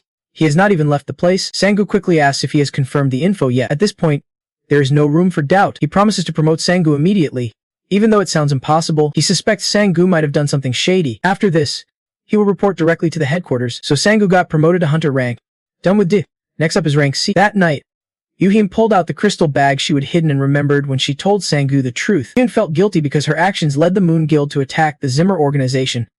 She admitted she was the one who stole their crystal from the hunting ground. She did not expect things to get this serious. She thought Sang-gu would hate her for what he went through because of her mistake. But instead, he said it was not her fault. He said they did it because they thought she stole the gems and were trying to frame her family and group. This is between me and the Moon Guild, so you do not need to worry about it. The root of this mess is the gems just between me and the Moon Guild, and I believe you did not steal them for fun. I do not know what the Moon Guild and Hye-sung did to you, but I am not going to judge your problems as trivial, and you do not need to apologize. Yuhin hugged the bag of gems tightly and ran off. Okay, this is between me and them. Back to Sang-gu. Everyone at the center was shocked when he passed both rank C and rank B. Maybe that is enough for today, the employee asked with a puzzled look. What the heck is going on here? The guy next to him was Jumper, the only one who really knew about Sang-gu. Last time, Sang-gu had requested a duplicate certificate to enter the hunting grounds. Jumper said the doctor was super excited, telling everyone about him, even drooling, saying he would never seen skills like his before. Honestly, I'm surprised he stayed silent until now. Probably because he started at a low rank. In just one day, he jumped from rank E to rank. The Hunter website must be losing it. They should be asking for a new signature or something. A week passed, and so many changes happened. Articles about his rapid rank climbs, possibly the fastest ever, were getting tons of attention. The Hunter site was just as hyped. Sang-gu also got a huge bonus from the K-Nerd, so big he nearly blew a fuse. 5 billion was added to his account, and Wonti said that was just payment for completing the mission. Agent Kang called it a contract. He never imagined it would be that much money. Wonti told him to keep the money, saying no one else would have dared take the job without him. And now there is time to chill and chat. Trade stories about his strength. Damn, from now on, he won't have to worry about hospital bills anymore. Even though he could be paid for treatment with what he earned. But with this amount of money, I could hire a level 5 selector. The moment Sang-gu sees him, he will be begging and groveling like crazy. After Kang Chio-sung's total failure, the Zukian guild leader lost it. He thought Kang would be useful since the Sung guild sent him. Now, getting Yalo's jewel is pointless. No one's working for them anymore. If the K-Nus guild is Lankan's territory, this is seriously dangerous. He decided to destroy all the evidence. Yeah, but with Maiho here, you are done for. Little bro. Zukian's face darkened as he quickly tried to explain. I think there has been a misunderstanding. Let us talk this out. But with that sly look on his face, no way he would just take it. He planned to settle this with his fists, but 3 seconds later, he was out cold. Don't open your mouth until I say so. The next day at the Knus Guild Tower, Jun Mo was discharged and went to see Tia. The doctor told him to avoid moving too much for a while. Anyway, he would heard someone had protected Sangyu's hunter family. Jun Mo said the ambush attackers were from the Engyan Guild. But that was not the whole story. Jun Mo asked Tia if he knew the hunter Kang Chu-sung. He is the main culprit in this case and also the deputy leader of Engyan Tia had heard Sangyu had left him unable to recover from his current state. But surprisingly, that hunter Chu-sung was actually one Jun Mo had managed when he worked for the Hye-sung Guild. That means Kang Chu-sung belongs to Hye-sung. The relationship between Hye-sung and Engyan is clear. But whether Hye-sung is involved in this incident is still unknown. Mayo showed up then, mentioning Jeff. Those damn Nijin guys made crystal stones and tried to sell them to Hye-sung.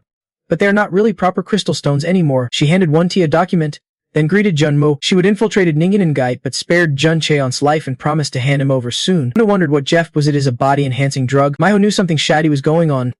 No way a B-rank guild like Ingen could produce crystal stones without help. Hye-sung's deeply involved in this, meaning it is seriously dangerous. Hunter activities only became legal after the Great Flood ended. With soldiers controlling hunting zones, taxes were imposed on hunting income and legitimated loot purchases, so hunting jobs seemed more stable.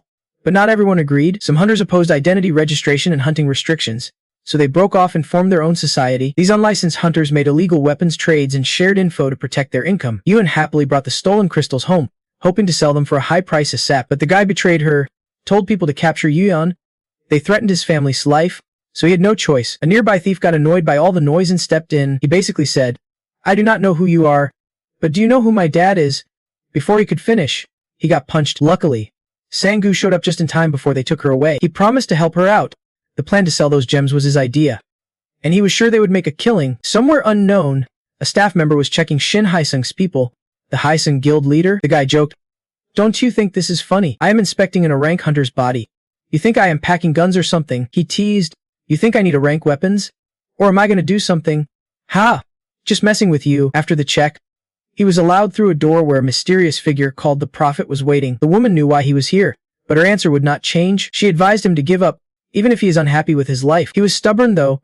Hye-sung believed anyone with power, even politicians, should kneel before him. Everything's happening so smoothly right now. There is no way this guy is giving up. The Prophet said the fate of Han's life has changed. More specifically, someone changed it and is huge. He wants to know who that someone is, but that person does not even know. And it is not just 1 or 2 people. After taking care of the masked guy, he asked Han to give the phone password, but that stubborn dude refused and even said, Go ahead. Kill me. Wait, why so savage?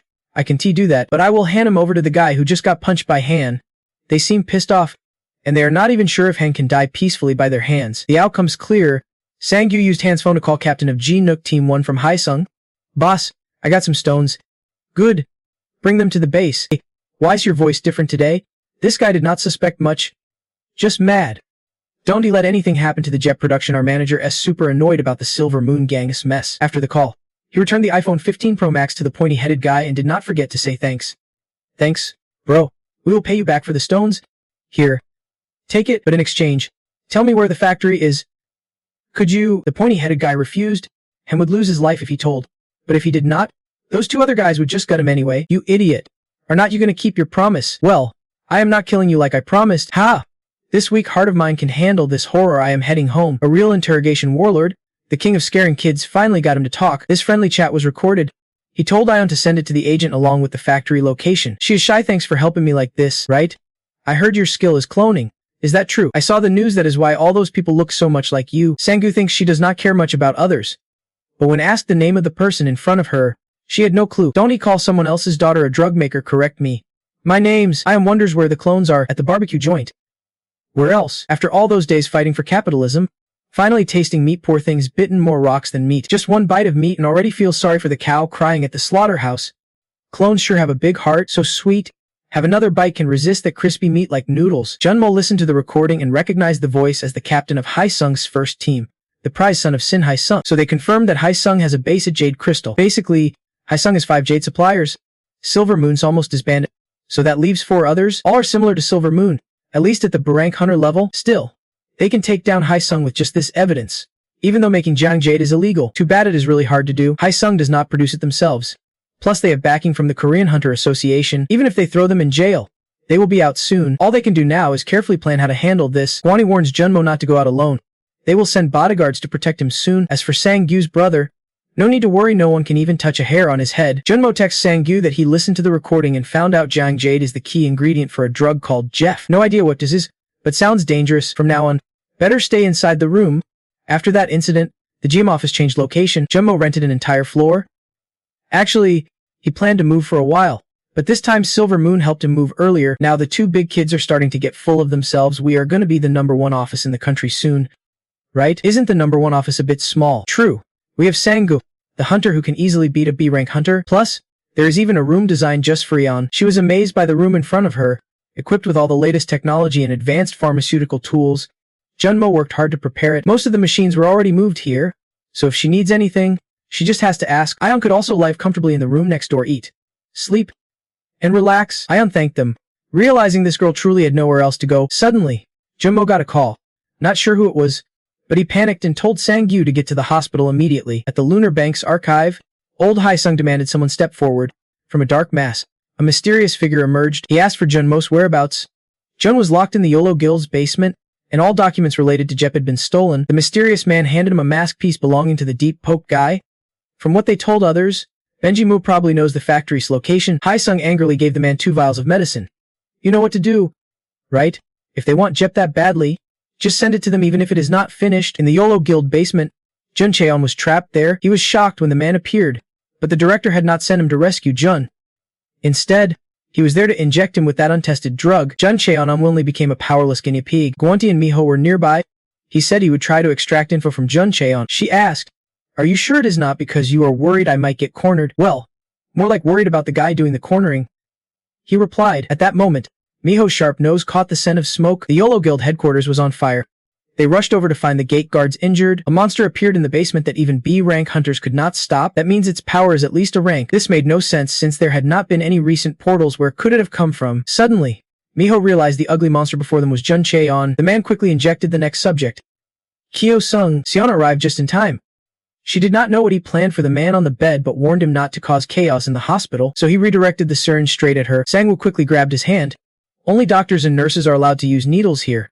Buddy. Then he attacked, catching him completely off guard. Meanwhile, Wontai was struggling to handle the mutated hunter.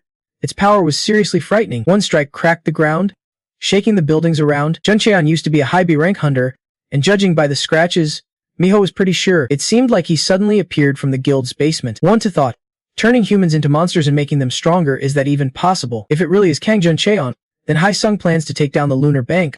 That means Kang Cheo-sung, who is being treated at the hospital, is also in danger. Seona was at the hospital too and spotted a suspicious guy, so she contacted Jun Mo. Their mission now was to take down this monster. Miho aimed right at the monster and fired, but its body was rubbery. The bullet had no effect. It swung a filthy fist at her, but Gwani told it to hold back, then struck with a crescent slash. Two teamed up.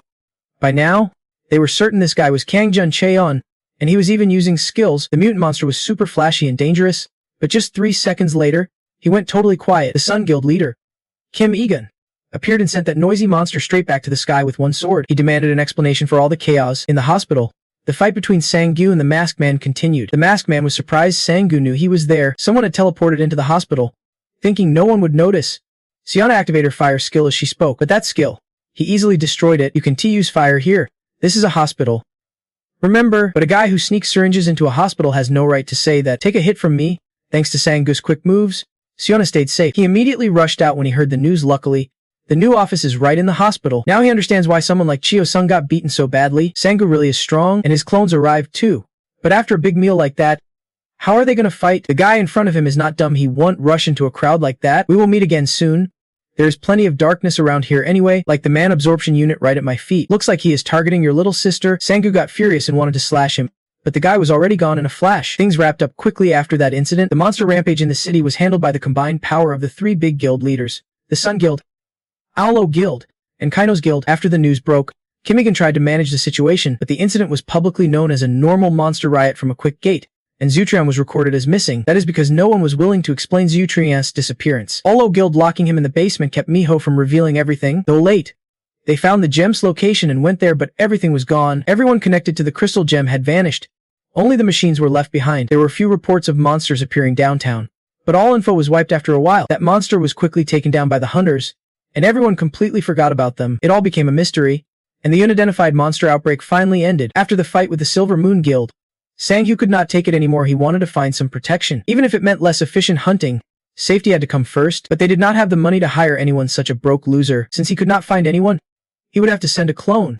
The Nas Guild would help them out. The clone would be sent to a familiar place, Auden Tower. This clone's job was to make noise and draw the monster's attention. The monsters saw a tasty human without weapons and started to swarm. Once they were all gathered in one spot, the clone would take a potion, and then they would all launch an attack together. With all that, Sang-hyu did not even have to do anything but still got the rewards.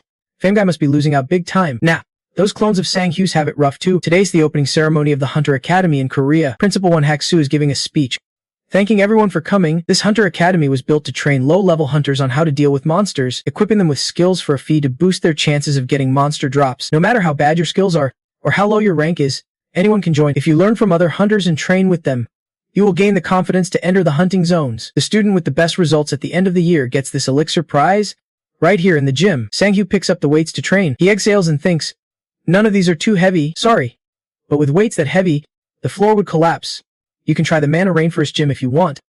Got it. Sang-hyu grabs more weights but feels like Famguy's losing out here. Famguy's losing out. Sang-hyu grabs more weights, but he has done this sucks. No real simulation at all. The principal appears on TV announcing the opening of the Hunter Academy and says enrollment for the Korean branches in December. Also, the Academy is giving bonus points to low-rank hunters and useful skill hunters to encourage participation. Sang-hyu, half interested, says, where's the controller? The manager has a weird hobby. I did not think he would actually open the event. The TV continues the announcement. Principal X-Soo surprises many by saying the prize for the Academy winner is a precious elixir. At this moment, the Black Army looks up. Based on results, all students at the Academy have a chance to get the elixir. It is a huge motivation pushing students to give their all. He is surprised and blurts out elixir. The Korean national anthem plays. The East Sea dries up. The Baekdu Mountain wears away. Yet the sky will protect us. Long live the motherland. The powerful voice echoes. Our magnificent rivers and mountains stretch 3,000 li. Blooming with hibiscus flowers. The Korean people forever walk the Korean path, preserving our truth. The pine atop Namsan stands firm in wind and frost like it is armored. The golden eye absorbs the anthem's words. The spirit of our nation is just like that. It watches every move. Under a clear autumn sky, thousands of feet high. No clouds. The bright moon still shining in the heart, untouched in form. With that spirit in mind, let us pledge our loyalty. Love our country through hardships or happiness. The Hunter Academy. Sang-hyu, quite surprised, turns to the two behind him and asks, really? The Academy's giving out elixirs? Sang-hyu's partner replies, I was surprised too. Went to check it out. And yep, they are using the elixir as a prize for competitions among trainees worldwide. Sang-hyu recounts, I heard from the branch, so the Academy has branches all over the world. And the prize is the elixir? How could just one trainee do that? Sang-hyu's partner adds, not just the Academy, the whole thing was set up by the Enlightenment Organization, led by Jumper. Here, an image of the organization's leader appears. It is also one of the biggest corporations. Sang-hyu is skeptical. Why would the world's biggest corporation do something like this? Actually, my partner is wondering the same thing. What is weird is that everything started with their goal to close the gap between low and high-rank hunters. He guesses they are trying to reduce casualties during disasters by boosting the monster fighting skills of regular hunters. It is not just the strong hunters. The lower-ranked hunters have fewer solid skills. Sang-hyu leans back and shares his thoughts. I think I heard about this on the news before, but right now I am rank. If I would known about this earlier, I would have raised my rank sooner. His partner jumps in. Of course, your current rank's a bit high, but it is fine, you can meet other promotion requirements anyway. Sang-hyu's face falls when teased. Have you ever bragged about your useless skills before? The two bicker, making Yu Hyan laugh. Hey, come on. I have got more than 10. Not done yet. Sang-hyu lit. Body strike, sharpshooting, and magic bullets are all rank F, just basic skills. His partner pats Sang-hyu on the shoulder. Rank of hunters usually have 20 skills. When you hit rank B, you should have around 70 skills. That means the skills you have now. His partner teases him while Sang-hyu's annoyed. That is your advantage getting into the Academy. Hunter, Sang-hyu pleads bored. Stop. Okay, the words sting, and his partner explains more. It is because you are an outsider. Folding his arms, he breaks it down. The so-called donation-based admission system might even apply to you. Sang-hyu surprised.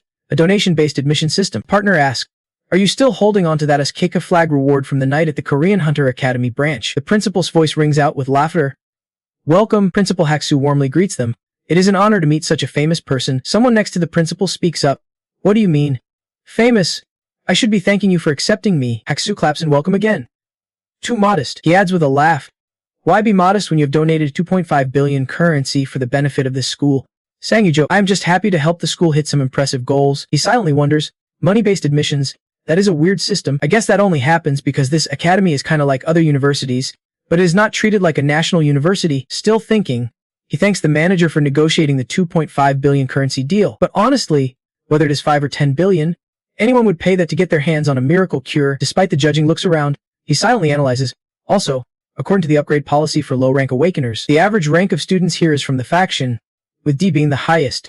Some people whisper about Sang, isn't he that the clone Sang-woo, the guy with the cloning skill? But Sang-woo does not care. He keeps walking lost in thought. There is no one here I can really call a rival, he tells himself. Even if I am the easiest to beat in class, I still have to pass the final exam. The announcement reads, our academy is proud to welcome 2 faction-ranked students in their first year. Suddenly, Sang-woo is paying close attention. He turns to the principal surprised. You just said. The principal laughs and replies, you probably do not know, Jeon Sang-woo, but there is another faction-ranked hunter who also got in through donations. Like you, mouth agape. He listens as the principal explains, I can say who, but that hunter is just as famous as you. The principal chuckles, and Sang-woo silently confirms, so I actually have a rival in the first class. Nice to meet you all. I am Professor Hyuk-sip.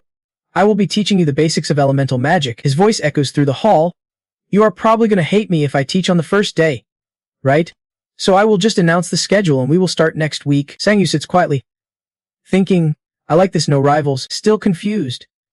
He wonders, but there's another guy like me. Who is he? Doesn't he matter much to a high-rank hunter coming here, especially when he is rank B? Shrugging it off, he thinks, whatever, I am not really into the hunter industry anyway. When I am pulling in the top spot, who cares what anyone says? After class ended, Hyuk-sip said goodbye to everyone and left the room.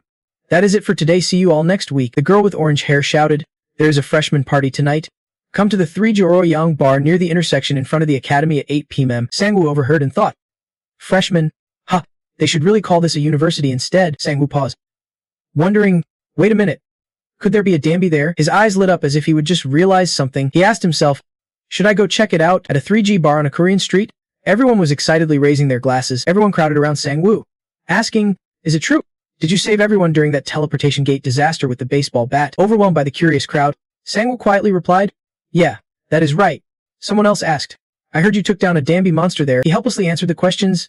I got knocked out. Actually, then a girl shouted, Oppa, did you defeat the Silver Moon Guild? He responded coldly, I have nothing to say about that. The girl begged, please let us see some proof. The man in the yellow shirt next to her glared enviously. That is impossible. They are out hunting somewhere right now. Sang-woo raised his hand to calm everyone down. Guys, please stay calm. Besides me, is there any other Danby in the academy? They were stunned by the question. Besides me, is there any other Danby in the academy? They looked at each other. There is another Danby. I do not know. Another Danby entered too. Hearing this, Sang-woo clenched his fists. Looks like they do not know either. Never mind. Forget it. Sang-woo stared at his phone thoughtfully. All the online news was about him. Why is the guild hiding me? And it seems like the guild is not coming here. Sang-woo quietly walked down the street heading home, unaware he was being silently followed, and caught up and asked, excuse me, are you a freshman heading this way? Sang-woo turned and replied, yeah, that is right. It is not over yet, so I am just going in. The man asked, why are you leaving then? Sang-woo sighed, I do not really know anyone, so I guess I am just going home. Suddenly, Sang-woo froze with wide, blurry eyes. Wait. That voice. The man laughed, tipping off his hat, his long silky hair brushing past Sang-woo's face. A gentle voice said, I know you. Right? Teacher, it was Haeun. After 6 months, Sang-woo could not help but be surprised to see her again. Haeun, is that you? She pouted a bit. What do you mean? Teacher, I am a student here too. Sang-woo was a bit surprised to see her here. Why? Did you fail the university entrance exam or something? But Haeun quickly changed the subject. It is freezing. I want something to drink while we chat. Sang-woo gave up and felt a bit relieved inside. Look at her. Both of them headed to a small bar together. The bartender brought over a drink and said, here's your signature, miss. The drink looked pretty eye-catching, and Haeun exclaimed, wow, that is beautiful. Sang-woo teased her, you just graduated. Don't go inviting your teacher out for drinks. The two guys looked confused. What do you mean? You should make the teacher buy you a drink since you just graduated, Sang-woo said. As Haeun was about to enjoy her drink, he asked her, how did the entrance exam go? Did you fail? Haeun seriously asked, how did your exam go? Did you fail? Calmly, she replied, of course I got in. You are a great teacher. After all, Sang-woo was still puzzled. Then why did you come to this academy? She glanced at him and smiled. I told you, my dream is to be a hunter. Haeun continued answering his questions. I went to university because my family wanted me to, But I decided to become a hunter right after graduation. Then the Hunter Academy was founded, and I convinced my parents to let me follow my own path since I was already at the university they wanted. Surprised, Sang-woo asked what they said. The drink tasted so good it made her want another. She replied, "Please bring me one more." They said it was dangerous and gave other reasons, but after a few days of arguing, they agreed. After telling her story, Haein wanted to hear about Sang-woo's adventures. When it was Sang-woo's turn, he got a little flustered and teased her. "Don't call me that anymore. I am not your teacher now, and take it easy on the drinks." She thought for a moment. "We registered together, so you are not really my senior either." Then she got even happier and called him, "Hey Oppa." After hearing that, Sang-woo was a bit taken aback by how she called him. It was kind of weird somehow. He sighed helplessly and said, "Just call me teacher." Haein got a little excited and kept waiting. Teasing. "What? Are you shy?" Even after some pushing, she kept calling him that word. "Oppa. Look, Sang-woo." He helplessly told her to stop, but she just kept waiting. "Stop what? Oppa." After a while, she seemed drunk, her voice no longer steady. So where are we now?" Nobody knew how many drinks she would had. All right. Teacher could not contact you because your phone was broken." Haein had already collapsed on the table but still asked for another drink. "Please, one more glass." Sang-woo grabbed the glass from her hand and scolded. "Enough already. You little troublemaker." She was drunk and seemed to only care that someone was taking her stuff, so what? He helplessly watched a student crash onto the table. Doesn't she know her limit? And she probably only has booze on her mind. "Take me home. Please." Suddenly she sat up, laughing wide, and snatched his phone. Sang-woo was startled. "Wait, what? That is my phone." Then she added her number into his phone. With a satisfied smile, she said, "Now I have got your number." Feeling accomplished, her eyes slowly closed. "Now you know why you could not contact me." After a while, Haein fell fast asleep. Sang-woo had no choice but to call for the bill. "Someone pay for us, please." Under the dim street lights, Sang-woo had to carry Haein on his back. She suddenly woke up to find herself being carried, blushing in embarrassment. "What the heck? He is carrying me. Did I just pass out?" She kept wondering. "Where are we even going?" "To my place," Sang-woo suddenly said, turning to her. "You awake now?" Haein shyly asked. "Did I pass out?" He replied immediately, "Yeah, right at the station. If you are up, walk on your own." Knowing the situation, she still looked pretty embarrassed and sleepy. She made up an excuse so he would keep carrying her. "I'm dizzy." "Can't he walk?" He sighed but went along with it. "All right. Your call." She fell silent, not sure what to say next, holding tightly onto his shoulders, breathing a bit heavy. She suddenly called his name. "Sang-woo." Haein accused him. "Why did you ignore me all this time? Why did not you contact me for 6 months?" Seeing Sang-woo stay silent, she kept complaining. "Even if your phone was broken, you could be found a way to reach me." She held him tighter. "You know, I was actually going to punch you when we met. I was so mad," whispering close to his ear, her voice choking up. "But when I finally saw you, I just could not. Today's really great, do not you think?" When he stayed quiet, she blurted out, "If we had not met like this, would you have never contacted me?" That is when he finally spoke. "I had things I had to do. That is why I enrolled in the academy." Still carrying her, he asked, "Am I making you happy today?" She replied, "Yeah, it has been the best day for me in 6 months." Lost in thought, Haein was quiet as Sang-woo said, "But I am lazy. So I was afraid I would lose all my motivation if I lived like before. Back then, when my family member was in the hospital waiting to die, I was scared I would repeat my mistakes and regret it again." He could not do anything himself, his face still covered in scars. After walking a bit, he stopped so she could get down. People are hard to change. Standing beside him, she did not quite understand, so he continued, "That is why I cut off all my old connection," but gently handing her back her hat.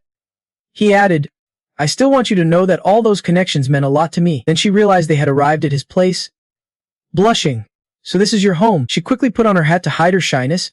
"Okay, I will let it slide this time." Haein moved toward the apartment building, leaving Sang-woo behind. He said, "Everything is precious, right?" Smiling gently, he told her, "Don't you do this again next time." Haein turned back and smiled brightly. Okay. Elsewhere, in a huge building, a man sits silently, waiting in the shadows. That man is Hai-sung, and next to him is the profile of Sang-yu, who rose from rank E to rank, the first craftsman. Jung Sanju, a special craftsman who boosted his rank 3 times. Let us dive into his courage, determination, and secrets. He grew stronger through those journeys. What a sudden rise for craftsman Jung Sanju. Though a rookie, every guild had their eyes on Jung Sanju, who was unknown until he became a craftsman. But now, he is famous for tripling his rank. His battle instinct stunned other craftsmen. He's got a different kind of skill, which makes him stand out. His growth is not just numbers. His clone skill caused a huge stir in the craftsman world. What exactly is the clone skill? Guarding authenticity. Jung Sanju's rapid growth and sharp battle sense can't be ignored. His learning speed grabbed a lot of guilds' attention. He's got tons of experience fighting all kinds of monsters in hunting zones. Adventure is his armor, making him stronger, but he's not done yet. He's an ambitious man. He's not afraid of challenges.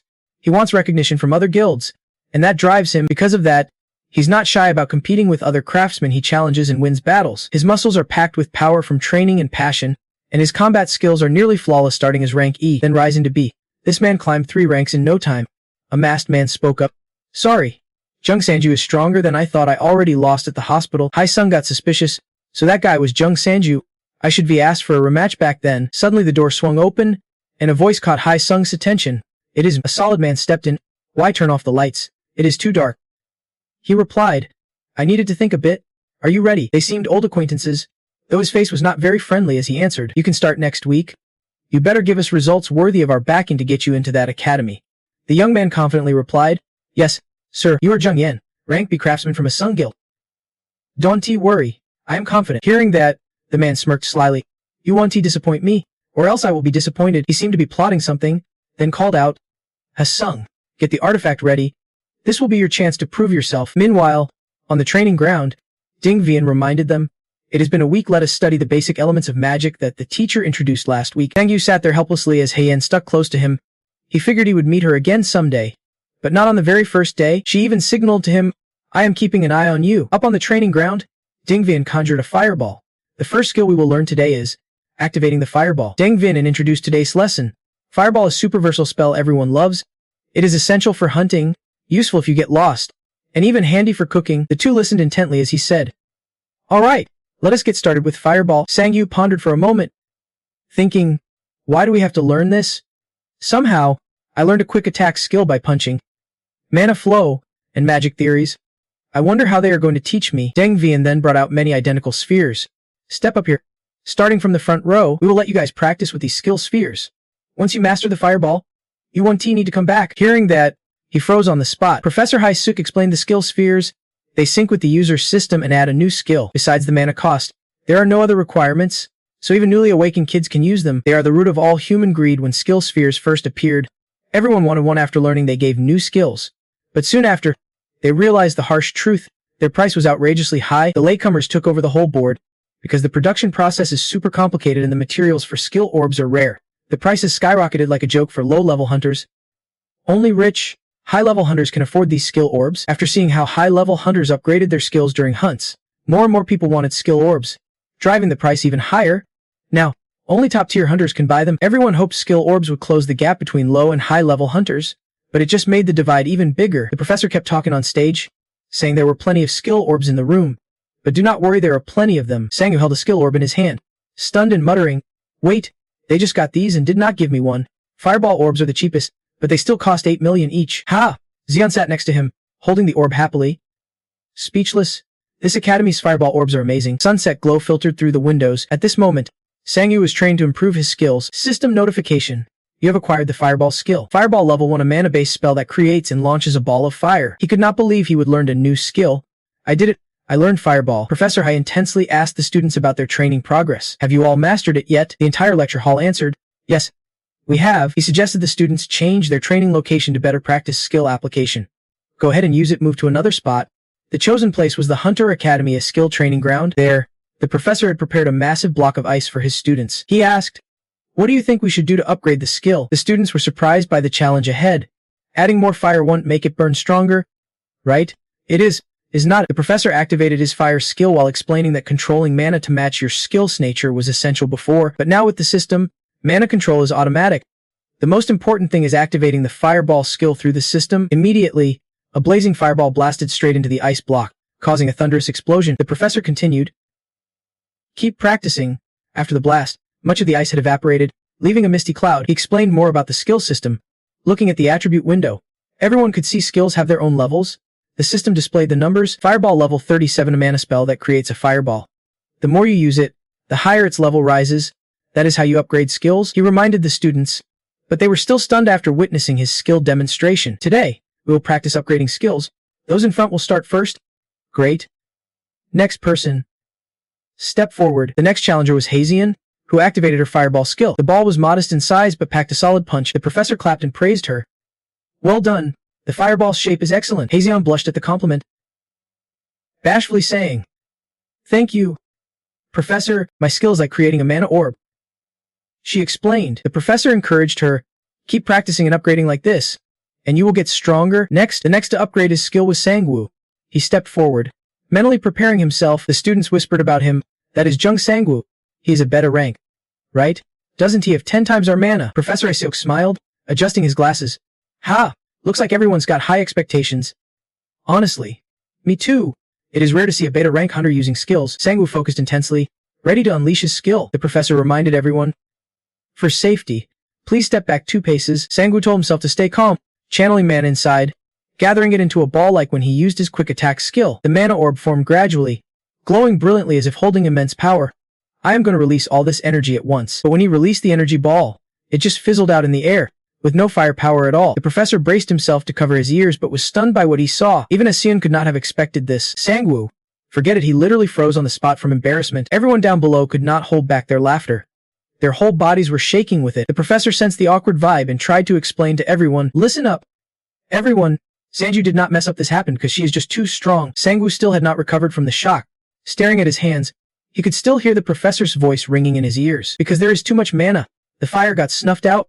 You all have to trust the system. He looked from his right hand to his left, over and over again. In other words, if you level up your skills, you can even beat high-rank hunters. After that, Sangwoo could not hear a thing. His mind just blanked out, like his interpreter stopped working. Hazian laughed proudly and patted the professor's shoulder, who could not let the awkward moment drag on. Next, hurry up. Suddenly, someone appeared at the door. Sorry, It was Shinjin Xian, casually carrying a vest in one hand and a water bottle in the other, saying, I think I am in the wrong classroom. Mind if I come in? Everyone down below was surprised to see him here.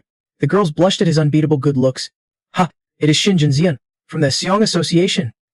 So handsome. The professor suddenly remembered he was missing a student. I forgot you are in this class too. Pour me 2 B-rank hunters in one class. Sangwoo was shocked to hear this. Ha, a B-rank hunter from a Seong too? So this guy's a B-rank just like me. Jun Xian shyly clasped his hands and said honestly, sorry for barging in. The professor was not strict and calmly asked Jun Xian. No worries. Have you taken the skill orb yet? He held out his hand, gathered mana, and replied, but I already know how to use Fireball. Instantly, a massive burst of mana was released, and the fireball shot forward with a blinding explosion. Both Sangwoo and Xian stared in awe at his display. Jun Xian turned around coolly, smirking, and asked the professor, is that good enough? The performance was flawless. Even the professor was amazed. He happily praised him. Perfect. This is exactly the kind of goal you all should aim for. Jun Xian chuckled after drinking water. Ha! It is nothing. Squinting, he added teasingly, that is just how a B-rank rolls. A simple line but with maximum impact. Sangwoo was speechless. Perfect. He felt utterly defeated, like hitting rock bottom in pain. B-rank? Ha! My fireball is a skill too. Everyone around Jun Xian kept praising his talent. Sangwoo knew he was doomed. His first class was a total fail. When it was time to eat, Sangwoo lay face down on the table, completely drained. Hazian saw this and comforted him. Hey, it is Sangwoo replied sadly, I am useless. Even the juniors are better than me. Hazian worried seeing his master's spirit crushed like that. He's a totally different person now. There are plenty who can make a fireball like you, the professor said. You just need to keep practicing. Sangwoo looked up as she continued shyly, stumbling over her words. Just practice hard for a few days. If you want, I can teach you. Sangwoo suddenly stood up, eager to agree. Hazian was confused, not sure what he meant. You just need to make the most of what you have got. Sangwoo activated his familiar skill, summoning his 5th and 6th clones. These 2 were in charge of hunting and training. He asked his clones, you guys know Fireball, right? They quickly answered, yes, sir. He ordered them to use the Fireball skill and gave it a try. The 2 clones easily unleashed fireballs, flinging them left and right. Sangwoo could not accept this harsh reality. He yelled, leaving the clones dumbfounded. How can you guys use it so well? After venting, he forced himself to take a deep breath and stay calm. He activated the skill that links with his clones, reminding himself, now's not the time to be jealous of them, sending the message to all clones. The clones were surprised by the message. From now on, use Fireball nonstop 24/7. No need to aim. Just use mana whenever you can. As for numbers 5 and 6, their mission is more complicated. You 2 just stick to using guns. Alright, they will follow orders. Got it. Sangwoo recalled that embarrassing moment during practice and secretly plotted revenge. No need to worry about the little guy anymore. Just wait. The clones kept using the Fireball skill, leveling it up with continuous use. Constantly leveling up skills anytime, anywhere is a huge advantage, even down at the South Pole, or even hiding out in some hospital corner to train skills. What are you even doing in a hospital while out hunting with 2 clones doing missions? I grilled the prey too, sorry, but it got burnt. No sale. After all that effort, you finally got the reward you deserve. No way I am letting anyone else lead. The Fireball skill just leveled up from level 1 to level 2. Because of overtraining, Sangwoo's left hand got badly burned, so Xian had to bandage it up. Ouch! Watch your head. His right hand's still fine. So Sangwoo keeps training? Hazeon's frowning. Of course it hurts, he got burned after all. The fireball's more stable now. Hazeon can stand this stubborn guy and raises his voice. But the left hand just got bandaged. How come you already made a fireball with your right hand? Didn't you wait? He has to train. After all, Hazeon voiced his confusion. Before, you said letting the clones do it was enough. So why this extra effort now? Sangwoo stared at his left hand thoughtfully and replied that he would decided to do everything alongside the clones, whether it is fun, sad, or tough. Now he could control the fireball more smoothly. He thanked her, and she expressed her gratitude too, especially for her helpful tips. Looks like he has got better control over the fireball now. The trick you gave me to focus only on maintaining the skill and avoid random thoughts really worked. After awakening, I practiced a lot, pouring all my effort into my hands and imagining the image to boost mana. But the results just kept getting worse. She trained so hard she forgot to eat and sleep. So I figured maintaining the fireball like that must be a system function the professor mentioned. Sangwoo muttered as if he would had an epiphany. The system. After bandaging up, the two had to get ready for the next class. Hazeon urged him on, don't push yourself too hard. Alright, let us hurry, we are almost late for class. Come on, all this effort means nothing if it can't be applied in real lessons. What is the point of working so hard otherwise? Blue skies and white clouds? Yet someone's lost in thought. Never imagined the sky could be this clear. This class is still taught by Professor Hyeseok, who greeted everyone warmly. Hello everyone. You have been using your skills smoothly at noon. Everything's going exactly as planned, top secret, just like yesterday's iceberg. The professor's voice echoed, and he silently admired it. Today we will keep practicing that skill over and over until it is second nature. Awesome. Everyone welcomed him warmly as Junhee entered the class. Hey, it is you. Hello. He cheerfully asked their names back. Perfect, everyone's here. Everyone, but inside, Junhee's mind was full of schemes. He had already shown everyone the gap between us. He fought to hide a triumphant smile, knowing the skill gap between him and that guy. He pretended not to know where the classroom was and appeared right after Junhee finished his move. Like yesterday, when he walked in. Sorry, I got lost. Mind if I try once? After unleashing that insanely powerful fireball, he won the first round, stealing everyone's attention and proving the skill gap. After that, Junhee would never dare score higher than him again. The professor called the next turn. Sangwoo. Standing behind Sangwoo, he thought, alright, next up, even if it is personal, I can let him get that magic bottle. Some bright light flashed as Junhee's thoughts continued. I just have to clear out anyone standing in my way. Then came a huge explosion from Sangwoo's fireball. The professor's eyes widened seeing what just happened. Sangwoo, it has only been 3 days and you have already? Sangwoo's happy with the results and replies. Thanks to all the training, I heard this is the final requirement for someone in Class B. Junjan, can he believe his eyes? The professor's amazed, and everyone around is stunned by this. Wow, seeing you come here with a bandaged hand, I did not expect much, but this goes beyond normal expectations. Last time, you could not even light a single fire, but just a few days later, you have gotten this strong. The professor excitedly praises. Your training results are crystal clear. The academy's teaching methods have blown us away. Honestly, I was really impressed by Junji's skills from day one. That inspired me a bit too. Junji is holding back his anger. Class still has to go on. Alright, next person up. After class, Sangwoo and Agi walk and chat together. Everyone was so shocked. You did not slack off, but I still have to warn you, do not get hurt again. I am done bandaging you. Sangwoo raises his left hand to prove it is fully healed. No worries. My left hand's all good now. Haji gets mad seeing his calm attitude but tries to explain. You know about the regeneration stat, right? Still, it is annoying. I am glad you healed fast. Since they have different classes, they split up. Someone's watching them from a corner. I've got another class, so I will let you go. Bye. Sangwoo is confident now. Maybe I will hit level 20 before next week. The system panel pops up. His fireball skill just leveled up from 14 to 15. Junji has been sneaking glances at them. What is he after? He approaches Sangwoo but wants to finish this quickly. If you want to buy any skill from me, I have got plenty of a 2-apartment money. Just tell me, what do you want? Sangwoo surprised. Junji, what do you mean? I thought we were not close enough to meet like this. Stop pretending. Junji steps closer, calling him out. I am asking what you want me to give you so you will finally give up that miracle potion. I do not know what you think, but to me, nothing's more important than that potion. Sangwoo frowns seriously and replies. Same here. Sangwoo brushes past him, bluntly saying, it is really important to me, so do not waste your time. Even if you offer me 10 apartment buildings, I won't change my mind. I am not the only one who needs that cure. Junji gets furious that Sangwoo dares to refuse his offer. You will regret this. Sangwoo fires back, flipping him off. Watch your mouth. No one's ever picked a fight with me and gotten away with it. Junji clenches his teeth in rage, punching the wall. So he really intends to ruin my plan. Junsei began Sangwoo a mana potion. I brought more medicine. Sangwoo takes it. Thanks. This is the only medicine that helps boost my poison resistance from 6,692 to 8,132. Ujian also wanted to tell you something. I have been working on brewing a few more doses these past days, so my skill has improved a lot. The side effects have been toned down too. What do you think? Sang Yu immediately protested but got punched right in the mouth. Side effects toned down? But that is the most important part of your poison, is not it? Ujian shook his head wildly and shouted at the poison addict. What? Tell me, is there anyone else in the world using poison like you do? Nobody else would go making bombs disguised as poison like you. Sangadu grabbed Ugan's hand and suddenly asked her, "Oh right, have you heard any news? Is everything okay?" Ujian was surprised by what he said. Next step ended without much fanfare. Jayada might have had a chance to take them down. She adjusted her hat thoughtfully and said, "Well, I did my part well enough. There is nothing more I can do now. Maybe one day the chance will come again." Sangu looked worried but said nothing. "Even though I am frustrated with those Hisung guys, I wonder if she has some hidden grudge against Hisung." Sangyu suddenly remembered the name he asked Yu Jae-on about earlier that morning. "Hey, do you know anyone named Shin Junaiwang?" "Of course, he is Shin Hisung's second son." Sangyu was surprised to hear his identity. "He is a son, but he does not look anything like him.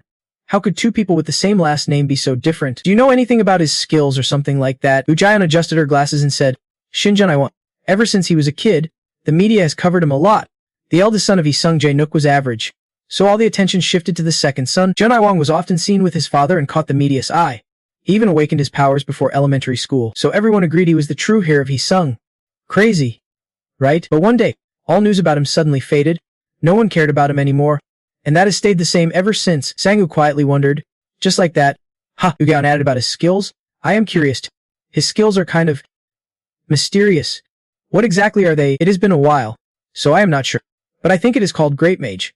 Whatever skill he learns, he instantly masters it at the highest level." Hearing this, Sangyu pictured an insanely powerful Dong Jian in his mind. He could not believe it and said to her, "That sounds like cheating. You probably should not say stuff like that." Sangyu recalled that training session, so that is why his strength was so insane that day. Holding the vial, he thought silently, "I have to plan how to take him down." "Dong Wai? My lord," at the Guanmai-san hunting grounds, Zone B, two hunters were on a mission. One signaled the other to be quiet. "Hey, what do you mean?" The blue-haired one told the red-haired guy to look across. "Look over there." Over there.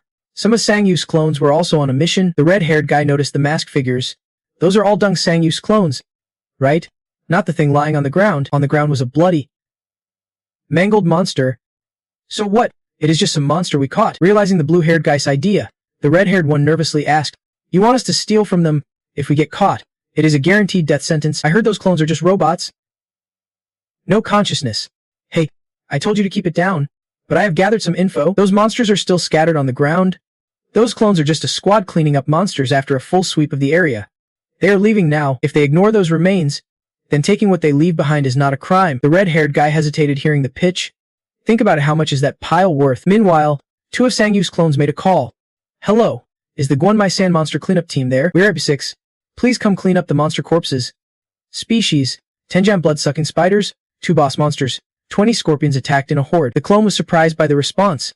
"Wait, we're at 6, but we do not see any monsters." Number 5 found this strange and messaged back, "We will check again and get back to you." While Sangyu was at the gym, he got a call from number 5. He was lifting weights and answering the phone. "Yeah. Number 5, what is up?" After hearing the news, he was shocked. "Wait, the dead body disappeared." Number 5 and number 6 arrived at the scene earlier and reported back. "I think someone might have mixed in with it while we were calling in the retrieval team.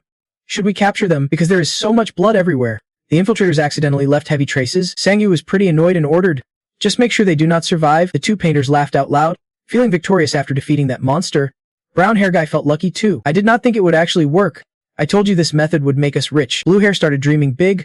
"If we sell this on the black market, no one can trace us. How much do you think this stash is worth?" Suddenly, his phone rang. "Wait, someone's calling me." Brown hair looked uneasy and asked, "Who is it?" Blue hair casually replied, "Who do you think? The one who taught me this method." The person on the other end got straight to the point. "Did it work?" Blue hair laughed loudly and shouted into the phone. "Yeah, we did it.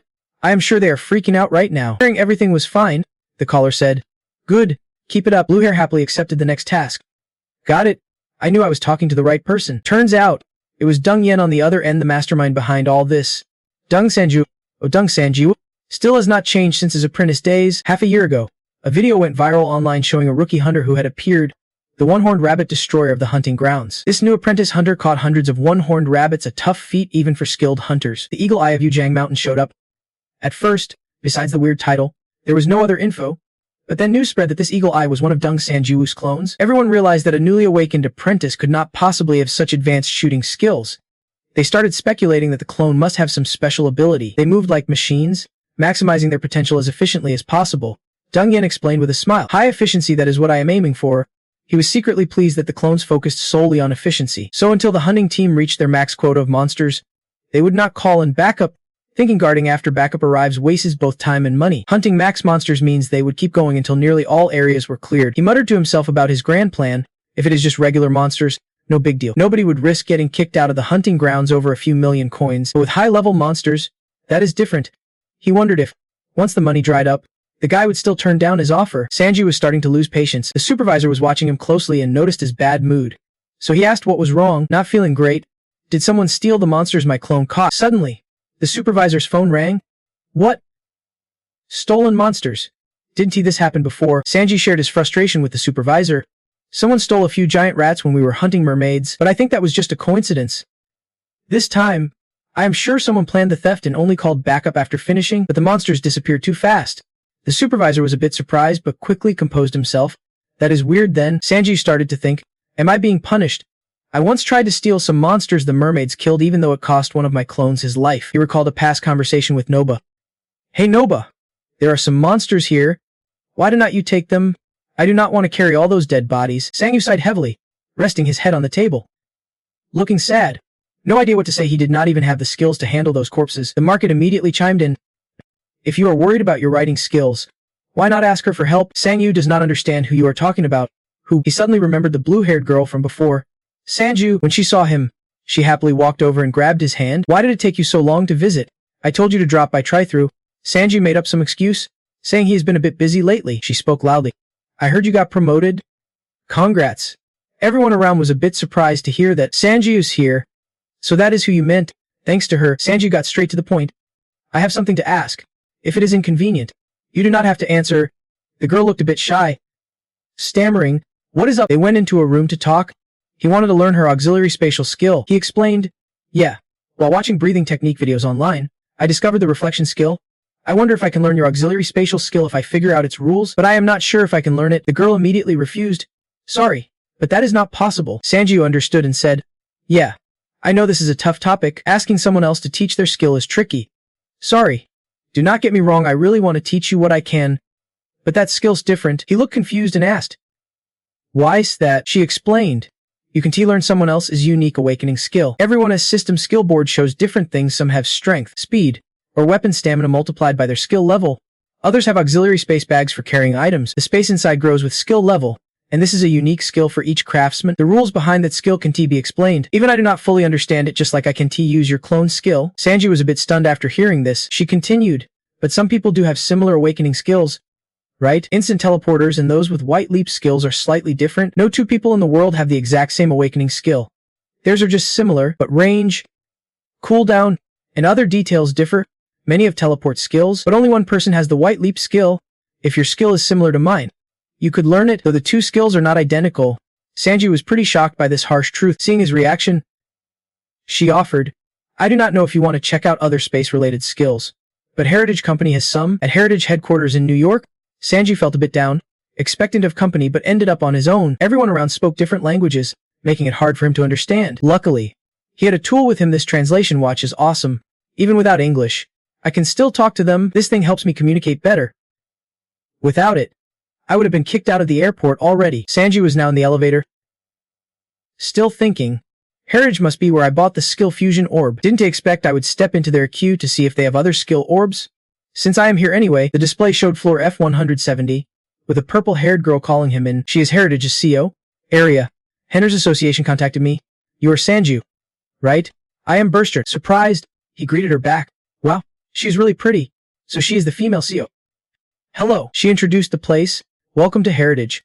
I hope you find the skill orb you want. After picking the orb he wanted, Sanju wanted to test it out and went looking for a monster to hit. The monster screamed in pain and aggressively charged at him. Sanju grabbed its horn and activated the fire orb skill, completely burning the monster to ashes. He also threw a few fireballs at the other bots, and they all melted away after just one hit from him. Meanwhile, the two other craftsmen were still out gathering materials. Brown Hair saw the battle marks left behind and did not quite understand what happened. Damn, those guys kept using tons of fireballs. Brown hair stared for a while and said, "We can use that. Let us find something we can use and just follow them." They collected everything they could and then wondered aloud, "Where do all those body parts go?" Brown hair guessed, "Maybe it is the craftsman." Suddenly, another team appeared up ahead, scooping up the defeated monsters. Brown hair got angry when he saw his loot being snatched away. "Who are you? Why are you taking them?" The others were startled and quickly asked back, "Who are you?" "We caught these first." Seeing they refused to hand over the goods, Brown hair was ready to throw down. "You bastards! You are mixing up the monsters from Sanju's clones too." The three of them immediately went on the offensive. "Careful," someone said. "Do you have proof?" Brown hair thought it over for a moment. "Now I am sure. I did not expect the info to spread this fast." Brown hair dropped his bag, seemingly wanting to make peace. "No need to fight. Let us settle this with a trade." Brown hair clearly suggested cooperation. "Let us quickly split what we have gathered here. If another group shows up, we team up to send them off." Brown hair was surprised. "We are actually sharing this place, taking the chance." Brown hair asked about these people. "You're also B-rank crafters, right? You know when things get complicated, no one benefits, right?" The guy with the band wrapped around him sheathed his sword. "Good idea." Both sides reached a private agreement and started cooperating. "I am really looking forward to our teamwork," Brown hair said, leading the group onward. "All right, let us keep moving." At a crossroads, they suddenly ran into one of Sanju's clones. Brown hair asked, "Why are they here?" "I thought after gathering, they went straight to training." Brown hair signaled, "Pef. Anyway, all those weapons ended up on the black market, so they are basically useless." Some other crafters were here too, acting normal and then slipping away, blending in like ordinary passers. Suddenly, a knife flew toward both sides. Sanju's clone had memorized every shoe size and brand. All of them wore 280 meme, 290 meme, D Company shoes 275 mem, A Company 265, D Company 250 m, T Company. We see footprints around the training ground. Everything has been cleared out. Everyone froze in place as the two Sanju clones became hostile. "We have some questions. Are you willing to come with us?" Green hair was shocked. He thought he played it well but got caught. "What?" Yelled loudly. "Trying to play the victim. What the hell are you doing? You just threw a knife at us. Are you crazy?" Sanju casually raised his phone as he said, "I am calling security right now." Turns out he called the pharmacist, who questioned them. "Are you the ones stealing our credit?" The pharmacist warned that things would get complicated, so he probably called the salvage team. "He must have gone through the black market first, right?" Green hair kept denying. "What are you talking about? Got any proof?" The other side replied, "Proof. Yuan was at the places those weapons were sold to the black market. I am at the black market now." The accused went pale as they were confronted. "Should I bring the recently transferred monster weapons and show you if they were caught using your gear?" Sanju told them, "You can call security now. Do whatever you want." The truth was out, and those guys were all freaking out. Sanju led them to a secure spot. "This should be safe enough." Green hair finally asked, "What do you want from us?" Sanju warned him right away. "I will tell you what my master thought when he just became a hunter. He made a mistake involving someone else's property, but he completely understands you guys. He said if you return all the cash you made from stealing, he won't press criminal charges any further." Even the guy with blue hair could not keep a straight face. Pretty generous terms. Honestly, those guys then tried to threaten Sanju. "But if you wanted your money back, should not you have called security right away?" Sanju said, "Recovering stolen goods from the black market and arguing over ownership waste way too much of our time. We would rather head back to the area and keep hunting. This deal works out for both sides." Feeling like he was onto something, the blue-haired guy pressed on. "Really? There is one thing I still do not get." He sneered at Sanju's two clones. "You pathetic hunter clones, where do you get off setting conditions with us, a rank team? Ha! We have got more people, and we are all B-rank too." He drew his sword.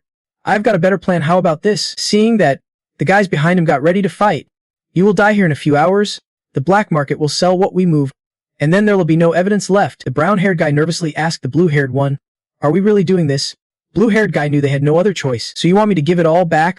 I would consider it if it was just the two of us. But there are 5 of us here. Besides, killing these bastards is not illegal. So what is there to worry about? You should be called security daring to bring us to this empty spot alone." "You idiots." Sensing the situation was going south, Sanji's two clones calmly retreated.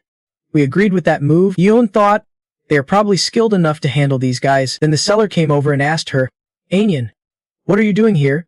"Looking for ingredients for medicine." Yoon asked about those guys.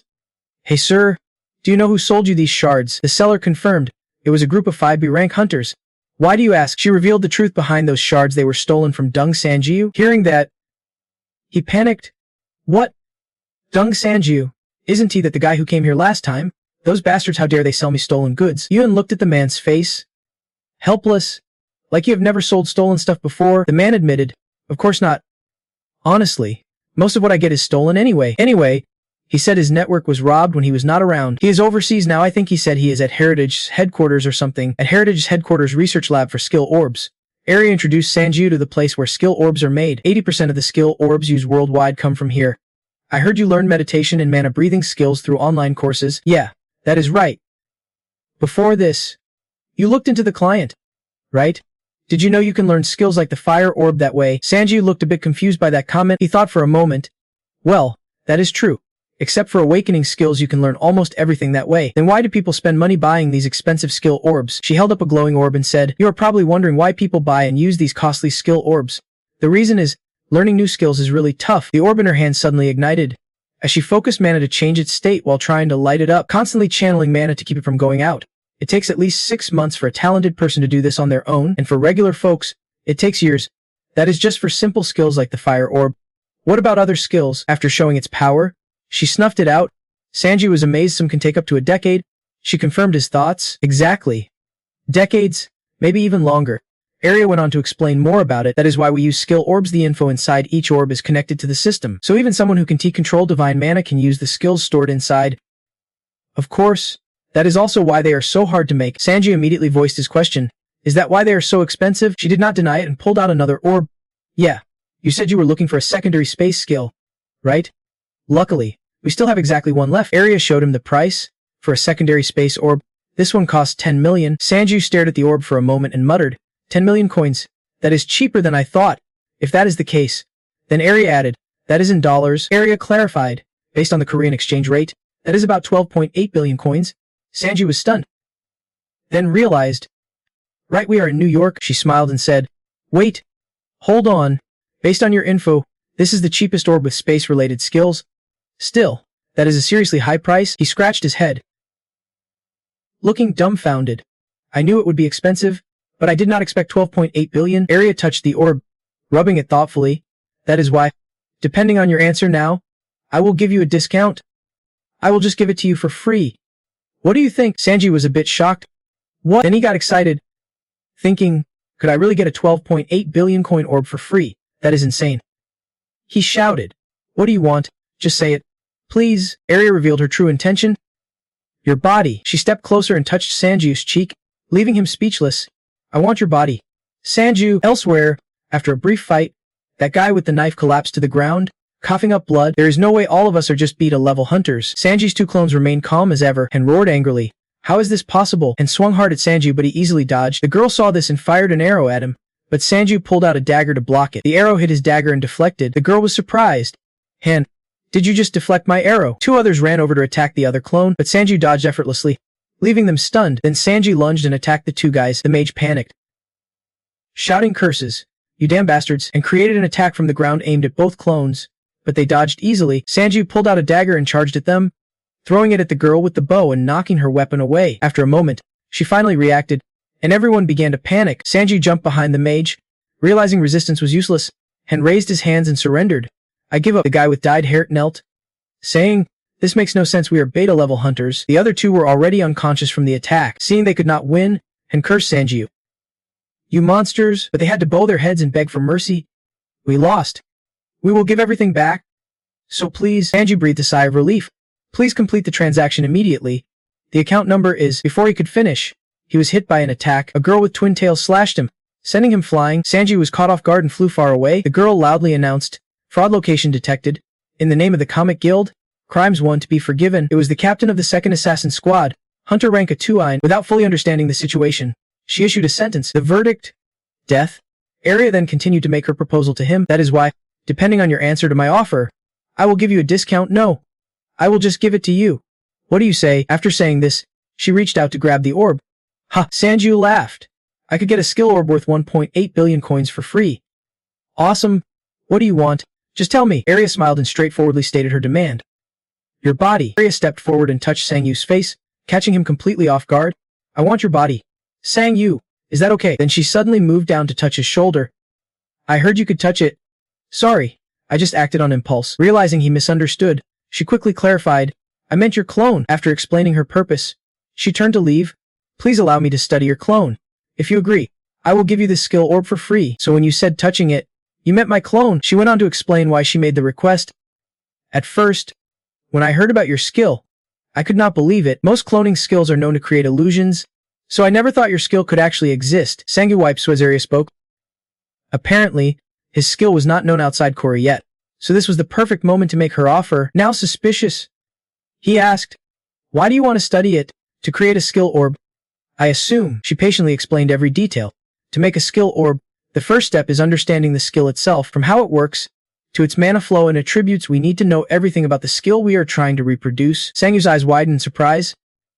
Of course, fully grasping an awakened skill is impossible, but we can still create something similar, a cloned skill orb. It might be a downgraded copy, but it is possible. Hearing this, he flinched. Then he looked at the other orbs and wondered, is this really a good idea? She has offered me a 12.8 billion skill orb for free. Plus, I really need this skill right now. Thinking about clones made by cloning tech, but selling cloned skills on the market, she raised her hand and added as he asked, what is the difference between an awakened skill and a cloned skill orb? That depends on how well we understand the skill. But usually, there are a lot of limitations. She gave a clear example to help him understand better. For example, do you know the person who introduced you to us? Someone with a subspace skill like Park Yuna. Yes, I have actually entered her subspace. Among all subspace skills, hers is one of the best. It is huge inside, uses no mana, and has no restrictions on entry or exit. They kept analyzing the potential of this. Compared to her skill, the space created by the skill orb can hold any living creatures. Just the skill owner and what they carry. You can store weapons and other stuff inside, but to maintain the space, you have to keep pumping mana into it. So if we successfully clone your skill, similar limitations will probably appear. Hearing this, Sangyu could already imagine the situation. After a moment of silence, he agreed. I accept your offer. Oh man, that is great. He raised a finger to add, but I have one condition. If you agree, I will send my clone here right away. Cut to some training ground. Sangyu was covered in wounds. He Jaeon gasped. You could still stop in that situation. Just as I thought. Your moves are insane. Someone nearby glanced at He Jaeon and said, who are you? I am a justice hunter here to stop violence. I suggest you get your friend out of here fast. Others were being helped by teammates. Thank you so much. Suddenly, Sangyu stepped forward, startling the other. Sorry, but you are not leaving until you pay. He Jaeon immediately raised her weapon and charged at him. That is not your call. But she only managed to slash at empty air because he dodged. He Jaeon frowned in frustration. Come on. She spun around, ready to kick Sangyu again. This time, she connected and pushed him back. The others stared in shock, eyes wide open, while Sangyu got into a defensive stance and stared back at them. More Sangha stepped forward. We have to get the money back from the hunt. Please, do not interfere. Okay. He Jaeon was really surprised to see that. She let out a breath and muttered to herself. Just as I thought. How could bugs like them understand their place? And just like that, both sides immediately charged at each other. She took on two Sanghas at once. When the opponents tried to use tricks, she suddenly struck their stomachs, stopping them from using any more moves. She laughed heartily, saying, why bother retreating while still fighting? They are going to die here anyway. Cut to Arya and Sangyu from earlier. The deal was, he would let us rent his clones for 3 months. During that time, those clones would have to cooperate with us for research. But if any clone got destroyed because of our fault, he would not provide any replacements. And even if the research on the cloning skill orb failed, the extra orb would not have to be returned. While Arya was explaining, Sangyu interrupted, saying these were the conditions he wanted. And lastly, make sure to handle the clone's clothing too. Arya smiled hearing that and said, I feel like I am on display or something. If you do not like it, I have no other choice. I thought this through carefully before deciding. Arya grabbed his semi-white leather shirt and laughed. Ha! Looks like you know exactly how valuable your skill is. Then she directed him to follow her lead. Got it. Now let your clone appear and put on these clothes. The room was cramped but bright. Sangyu's clone appeared successfully but was not dressed yet. She immediately threw the shirt and pants she would just taken out to him. Put these on. Arya glanced over and admired. Awesome. Now there were 2 Sanghas in the room. I never thought I would actually see a clone made of flesh and blood. You can call this one No. 7. He is supposed to be out hunting somewhere now. Then he looked at his clone and felt sorry for himself. But since the medicine's effects were fading, his strength was weakening. Strange. It was self-destructing power. Arya ended the conversation there and handed over the orb. Anyway, I have already checked your clone. He stared at the orb in his hand. Now it is my turn to keep my promise. As Arya asked, Sangyu smirked. Do you need a briefing? Of course not. The orb flashed like the sun, creating the secondary space skill. Skill info. Secondary space. Level 1 incantation. Creating a secondary space increases with skill rank. Mana slowly drains to maintain the space. Entry is limited to living beings except the skill owner and those the owner resurrects. Arya smiled, eyes squinting, clapped, and congratulated him. Congrats on your new skill. Sangyu looked at his hand. No orb there anymore.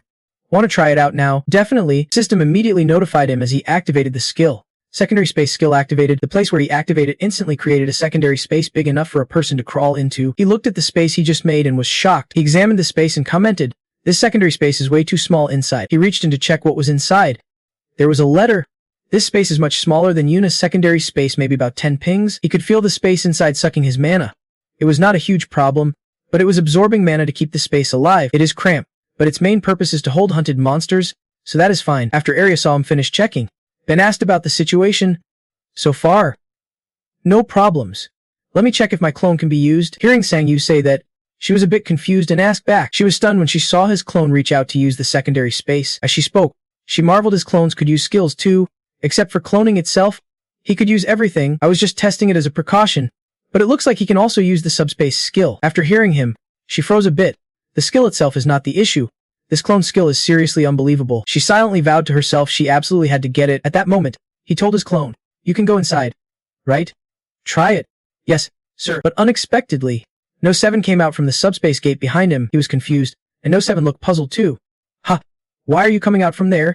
Master told me to enter the subspace." He watched No 7 enter the subspace but come out somewhere else. Another entrance behind No 7. "That looks like the one No 7 created. Isn't it different from the one I made?" He stared deep into the subspace, thinking, "Don't tell me no matter which clone uses the subspace skill, they all end up in the same place." Suddenly, something was thrown straight at No 7. Well, that is no different from a main gate. It hit No 7 hard, knocking him down. No 7. He rushed over to the unconscious No 7 and looked toward whatever had been thrown. Where did that come from? Jaeon grit his teeth on the other side. Someone's playing dirty and trying to escape. "Ha! What was that skill? Where's my weapon?" Sang Yu's clone explained. "Throwing your weapon away was not a smart move. Your weapon's now in the subspace." No 7. "Wake up, please." No 7. Hearing the noise, the other clone turned back and saw the scene. Jaeon yelled loudly at Sang Yu's clone. "Stop running, coward. What is that skill? Where's my weapon?" Sang Yu's clone stayed defensive, unaware of what was happening in the subspace. Throwing your weapon away was a huge mistake. Your weapon's somewhere else now. No 7. Get up. Come on. No 7. Sang Yu's clone heard the voice and turned to see what was going on. Sang Yu was desperately calling out to No 7's spirit. No 7. Do not die. You are still alive. Big bro. Before No 7 could finish, Sang Yu wiped his eyes. I am still alive. I will get revenge for you. The remaining clone broke into a sweat after hearing Sang Yu. Whoever did this, I won't forgive them. Sang Yu grabbed the weapon and stepped out of the subspace. Jaeon was surprised to see him holding his weapon. "Ha! I did not expect this to happen." He slung the weapon over his shoulder, scowling as he asked the clone, "Was that you who threw this?" "Yes, sir. It was the hunters. I did not do anything." Jaeon eyed the two cautiously. "I did not think Sang Yu would show up himself here. What are you planning to do to me?" He glanced down with an annoyed look. His gaze landed on another clone badly injured and unconscious on the ground. No 6. He quickly approached and asked about No 6's condition. "Are you okay?" "The bleeding stopped, but my leg's numb." He reached out to heal him. "You did well. Healing the clone now." Then he turned to another clone. "Curious. What happened?" "While we were recovering money from the hunters who stole monster loot on the last hunt, we got attacked." She admitted she was from the Hunters Guild. He searched through No 6's clothes and found a gun. Hunters Guild again. "Ha! Hunters Guild. Always Hunters Guild." Hearing his harsh words about her guild annoyed Jaeon. "Those guys just stick their noses into everyone else's business. You are way too reckless." "Well, how's a B-rank hunter supposed to know the full scope of things?" Holding the gun in one hand and the sword in the other, he ordered No 5. "Cover me." No 5. "Yes, sir." Then both sides charged into a new fight. Jaeon prepared to face the two head-on. It is unclear who will come out on top. Elsewhere, Shinjung Jaeon bit his nails in frustration. "Damn it!" Shinjung Jaeon looked at the screen showing messages and cursed. "These idiots. Have you guys succeeded? We have failed. So do not try to contact us again. We almost got wiped out." He slammed his fist on the desk in anger. Did they really fail that mission? I had called in another team because I was worried those two would not be enough. And yet, 5 B-rank hunters could not take down 2 clones. He covered his mouth, frowned, and thought to himself, lucky I sent the second team captain as a backup. She is a real monster. At the fight, Jaeon was blocking their weapons barehanded. "Sorry, but just cause people are talking about you and calling you the super rookie," even though her hands were cut and bleeding from blocking those attacks, she did not show any weakness. "Doesn't mean you are that amazing." Strength 67,712, reflexes 16,287, health 52,674, mana 21,325, sharpshooting 4,174, recovery 1,830. He gritted his teeth and pushed harder with his weapon. I wondered how a clone could be so reckless. Turns out it is because its owner is just like that. If you are just a B-rank hunter, she shouted, raising her fist at them, then act like a B-rank. The force was so strong it cracked the ground in a long, wide line. Luckily, both the clone and Sang Yu managed to split apart in time and dodge that punch. She looked at them and sneered. Dodged? Ha! Like a bunch of scared rats. Sang Yu's sweat dropped looking at her. That bastard, she isn't a rank. He glanced at her bleeding hand and thought, well, anyway, right arm, which blocked my attack, was scratched up, so at least I managed to hurt her a little. Hazian immediately used his power to heal. Can you hand my weapon back? Her red energy surged straight at him. The two powers clashed, forcing him to furrow his brow and brace himself, but in the end, her red energy won and grabbed the weapon. She held the weapon with a cocky smile. This is a weapon made just for a ranks. It is amazing, is not it? So what are you gonna do now? Plan to fight back with that tiny pistol? His hand smoked and glowed red from the earlier attack. What just happened? Didn't your hand just break? He clenched his fist in anger. Damn it! In a situation like this, he created more subspaces while healing his clones. Don't worry about the person we are fighting. Hazian saw this and exhaled softly. Yeah, lots of clones. Someone else replaced clone number 3 to deliver something. We have brought the requested item. Number 3 is still in the hospital. Understood. Sangyu started channeling mana into his weapon. Guess I do not have to worry anymore. Hazian's battle spirit flared up as he shouted. Everyone, charge in. The clones split off in different directions, surrounding her, ready to take her down. Arrow was in the other subspace room, watching the whole thing. What the hell is going on here? She was so shocked she froze, staring at the battle. She never thought subspace skill could work like a portal. She hesitated, unsure what to do next. Anyway, what should I do? I can interfere in his personal affairs, but is not this the perfect chance to make him owe me? She immediately remembered when Hazian's weapon hit number 7's face. Come to think of it, is not that staff made by Chancho Company? She wanted to take advantage of this moment. I can miss the chance to humiliate those Chan jerks. So she called someone. Dubot, are you there?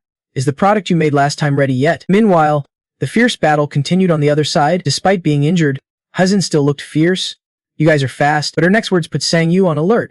Do you even know what my skill is? She slammed her weapon down hard, activating her skill manipulation. Damage control. Level 60. This skill converts part of the damage you take into something else. The amount converted depends on skill level and user proficiency. Her power shook everything, and those who could not escape in time were blown to bits. Even Sangwoo was pushed back by the blast shockwave, but Xian kept charging at him, then slammed down where he would just been, forcing him to leap up just in time. There was no delay. The staff immediately swung up to strike him. He could only helplessly watch as it opened, revealing a gun inside. Damn it! I can dodge mid-air. In the end, he got hit right on target. His whole body flew far back and crashed hard to the ground. He blocked with his sword and absorbed some blood, but her wound healed instantly. What kind of freaky skill does she have? The weapon returned to normal, and Xian laughed proudly. This fight's far from over. Gritting his teeth, he called for a nearby clone. Number 5. Immediately, he tossed a pouch toward the opponent. Number 5 quickly ate the seeds inside the pouch. Xian sensed something was off and loudly asked, what did he just eat? Hearing this, Sangwoo smirked defiantly and said, think about it. You probably know what it is since you are part of the Helgen group, right? After hearing what number 5 ate, Xian said, he just ate the spirit crystals. What? While they were talking, number 5 started changing. Don't pretend you do not know. Your group ordered a bulk batch, did not you? He remembered buying some before, just a small amount. I heard this version boosts stats 100 times more than normal, so I grabbed a few. He smiled confidently at her. I tried them too, but they do not react the same way. Number 5's body transformed as he stepped on his own gear. Like with the crystals, they do not boost my stats. Number 5 was turned into a monster by those spirit crystals. I only gave him 3, and now he is uncontrollable. Seeing the beast before her, Xian looked worried for the first time.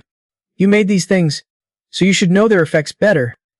Crazy girl. Number 5 had become a huge monster. He clenched his fist tightly and raised it high. Xian quickly adjusted her stance. You are only a bit bigger, and you dare challenge me. Even if you take all 100 crystals, your stats only go up by 0.5. She gritted her teeth furiously. You really think eating those will change anything? Before she could finish, she was attacked. You are just one. He was knocked far back and badly injured. Seeing that, Sangwoo laughed and taunted her. Looks like you are all talk. He stood up, watching how the battle had shifted, and smirked. All you see is the stat boost from eating the crystals, but the real power comes from turning into a monster. She was slammed hard into the ground but was still conscious. How would you know if you never tried even one? As he spoke, number 5 suddenly swung his fist, but in doing so, his speed dropped, and he lost awareness. Number 5 had completely lost his mind and attacked Sangwoo too. Sangwoo had to jump high to dodge, and number 5 no longer recognized his master. Everyone, keep your distance from number 5. Jaeon shouted angrily. She glared wide-eyed and cursed. Damn it! Let us hope the group cleans up your mess after I am done with you. She instantly leapt into the air, delivering a powerful blow to number 5, throwing him off balance as she shifted her target. Number 5 immediately struck Jaeon down hard, making her angrily slam her hand down, cracking the ground. Still injured, Jaeon used all her strength to stand back up. Then she jumped back up, swinging the staff with full power at number 5. The force was so strong that number 5 fell. Jaeon immediately rushed towards Sangwoo. She slammed the staff down hard, but luckily he blocked it just in time. If I kill you, will they disappear? Kill. I am calling the cops. Hearing that, she pressed the gun harder. You think I am joking? Too strong. You send the other clones to back him up right away. A clone quickly slipped behind her, trying to sneak attack. Then the clone seized the moment to stab Hee-jaeon in the side. But Hee-jaeon caught the knife with her hand. Not bad, but not enough. She immediately counterattacked with her full strength. Flames burst out, engulfing the clone in fire. She hoisted her staff on her shoulder and turned to look at Sang-woo after fixing a clone. I noticed the clones never aim for vital spots. Looks like you have not killed anyone yet. Guess karma's real. Sang-woo tightened his grip on his sword and slashed at a leg. He was getting fired up, ready to fight harder. Don't worry. I am about to change that. Hee-jaeon was puzzled. He just injured his own leg. Are you crazy? He instantly switched to Super Saiyan mode. This should be fine. Then he shot forward toward Hee-jaeon like a rocket. She blocked just in time but was pushed back a good distance too fast. He is aiming right at me. He raised his sword and asked her how it felt. Was that enough to scare her yet? Number 7 stood up and stomped hard where she was standing. She caught his foot barehanded. Damn monster. Then she flipped number 7 up into the air and disappeared. The other clones looked up and saw 2 fireballs coming down. She blocked with her weapon. Normal fireballs won't hurt me. Number 7 opened his mouth again, creating another fireball. This time he blasted a huge fireball straight at her. She tried to raise her weapon to shield herself. In danger, she shouted loudly. Dung sang. Number 7's energy made the ground and rocks around them tremble. In the end, she managed to block it safely. Another attack charged straight at her from number 7. Others got hit by the fireballs too widespread to dodge. Just then, a cloak appeared as the fireball hit and exploded, filling the air with thick smoke. But Sang-woo was unharmed, protected by the cloak. What is this? Era in the other dimension happily said it is a prototype armor created by Heritage Mapsib. She went on to explain that this new armor is lightweight, flexible, absorbs most skills, and can generate shield abilities so it works like armor and can harden depending on the user's needs. We believe it even outperforms Chan Corporation's toy gear. Number 7 in the subspace has been praising Era nonstop. She said all this, but since she spoke English, I did not understand a word. Sang-woo looked over and thanked Era. Really? Thanks to this, I escaped. Hazin saw Sang-woo was fine and got furious. Are you kidding me? Number 7 suddenly appeared behind her.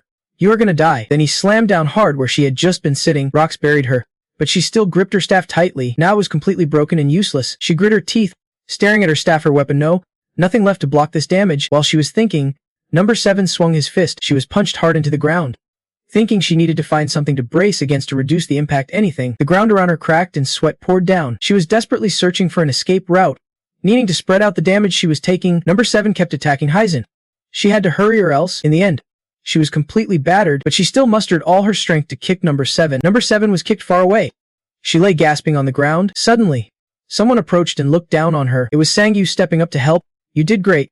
But then he punched Hyzen hard. Hyzen remembered when she was elsewhere and got a message. She got ready and told her team, I am stepping out for a bit. Shin Hae-sung's subordinate was a bit suspicious, saying, I thought today's mission was over. Hyzen turned to explain, the young master is looking for me again. That Shin Jung-jun Hunter is weak right now. Why are you helping him? She found his thinking a bit confusing. Hey, do not you see the situation? The chairman's kid is the future chairman. He brought up someone else, Captain Shin-jin. Also the chairman's kid, but he is never fit for the role. Totally useless. Hyzen stood firm on her side.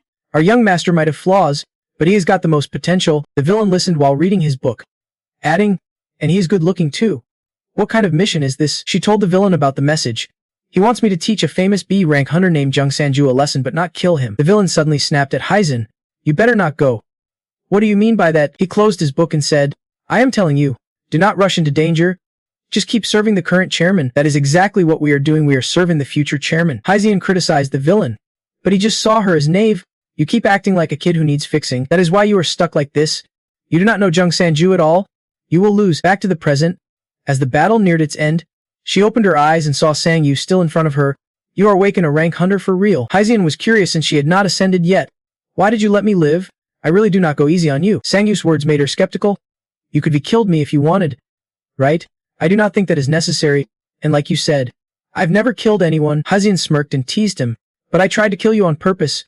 You will stay weak if you keep thinking like that. Suddenly, power burst out, kicking up dust after an explosion. Turns out Sang-woo had slammed his sword down right beside Hyzen's head. He did not hold back anymore and got straight to the point. But this is your last warning. She broke into a sweat, staring at the sword inches from her face. No one's dying this time, and I have paid you back enough. That is enough. It is not too late to rethink and disappear, both you and the Hee-sung Guild. The other guild members nearby glared at her with deadly intent. I do not like killing with my own hands, but there are plenty of other ways. Remember that. Finally, Hyzen arrogantly could only agree with a reluctant nod. Yes, sir. After getting an answer from her, Sang-woo withdrew his support space. Then he immediately went inside to check on number 7. Are you okay? Does it hurt? Leaving Hyzen alone on the battlefield with a pounding heart. What should I do now? She blushed with excitement. He is so charming. The animal hunters were now under soldier surveillance. And after that event, the people behind the animal hunts lost power after recovering her clone days later. She was able to hunt normally again. Number 7 was now in Eris lab and being cared for by her, sent to Heritage for skill orb research. What do you want to eat? You know what I mean. Back at the huge academy far away, countless new classes had been organized. Sangu walked through the crowd, lost in thought. Everyone tracking our target disappeared right after I beat the Haisung hunters' perfect timing. He considered a likely possibility. Maybe someone from the Haisung guild. He guessed right. Since Shin Jung-jun hated him and had beef with him, he suddenly shouted out of nowhere, "Hey!" Sangyu squinted and asked, "Where are you headed?" Shin Jung-jun turned pale and broke into a sweat. Just then, Hei unhappily shouted, "You are back." The two immediately started chatting excitedly. "I am on my way to class, let us go together." Sangyu chatted with Heian while glancing at Shin Jung-jun, who was clearly scared. "I bet that is him." House New York. Now inside the church, the ceremony leader speaks from above. "Everyone, please take your seats." Sangyu. Down below. Hears this with a pretty bored look. "Let us respectfully pray to the system. They say this is necessary to attend the class, but we are already praying to the system. No less." He leans over to Heian and whispers, "What are we even doing here?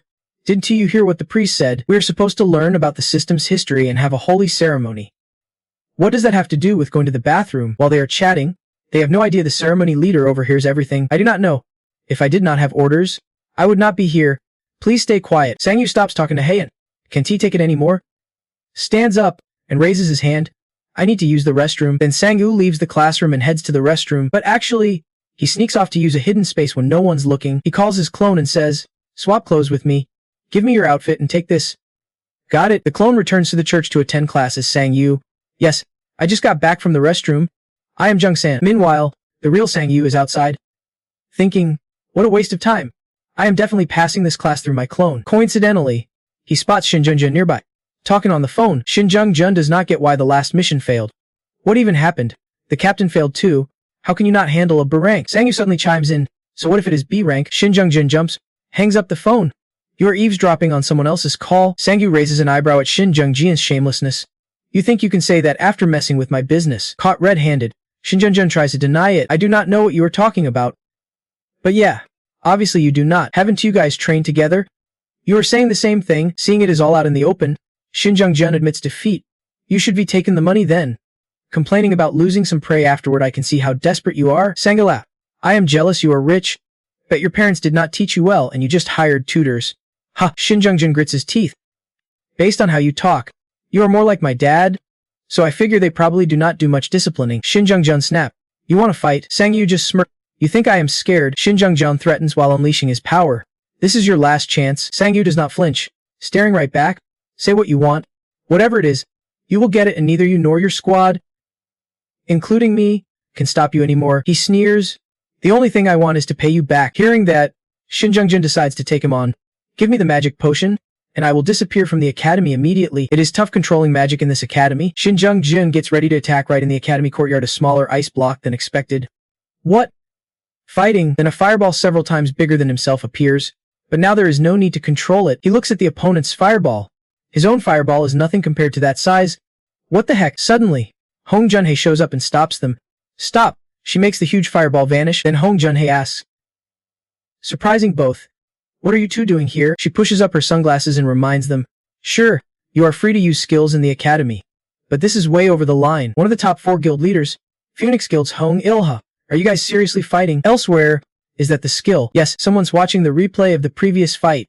This footage comes from the weapons camera. The guy in blue and white watches intently. "Oh wow. Amazing. Look at those moves." He is predicting the opponent's every move. Then the screen instantly cuts to number 5's face after turning into a monster. What the heck is that giant creature? They are still fine after eating the spirit gems? Seriously? Haha. We need it. We need this specimen immediately. We discovered that when the weapon was moved to another dimension in the footage. I think there is a high chance we can get the Clone S specimen here. After hearing that, he immediately asked, "Where is it?" Screen changes and instantly shows Era from Heritage Company. The person watching on the other side grins. "Damn, that is greedy. She should be sharing something this good." Trevor John immediately orders to prepare fighter jets. John's company is an expert in weapon manufacturing. CO Trevor John plans to destroy Heritage and bring the specimen here. Deng Xian turns to look at the newcomer. "Who are you?" Anna bites a cigarette and replies, "It has been a while since Phoenix Society leader An has showed up. Right? Missed you." Deng Xian looks pretty intimidated by her. "What are you doing at the academy?" "I am a professor here, though only temporary." Shocked, he asks again, "Zico, you are a professor at this academy. Who is she? She looks around then pauses. Let us take this somewhere else to talk. Everyone in the schoolyard is gathering and watching them. You have drawn way too much attention. Did you see that insane fireball just now? The three of them move to another spot that looks like Eunhe's office. She looks at the two guys sitting in front of her. Tell me. What happened? Deng Xian clenches his fists and is silent for a moment. Before he can finish, Sang-woo starts explaining everything. Sorry, but this is personal. You know, he ordered his men to steal my prey and spat bitter words at me even though I did not do anything wrong. He deserves to be taught a lesson. Anna stares at Sang-woo, stammering while glaring at Deng Xian like she wants to punch him. You have been through a lot. He quickly turns and says, anyway, about the important stuff a professor. Ha, from what I know, most professors here are just C-rank hunters, and only a few are B-rank. What do you mean by that? Anna talks while completely ignoring Sang-woo. If it is for F-rank students, that kind of professor is fine, but for higher-ranked students like you, the school needs more to keep them under control. You are smoking in that room. She quickly clarifies. To be exact, I was invited here because of you. Anna smokes while tilting her head and smiling. The reason I am stopping you is because you will all get chances to fight each other soon enough. In the next class, students will be allowed to battle freely. Now in the lab, number 7 is being experimented on. Arya stares at the results in shock. She grabs a test tube filled with red fluid. There are no words to describe how amazing this is. She looks at the data board.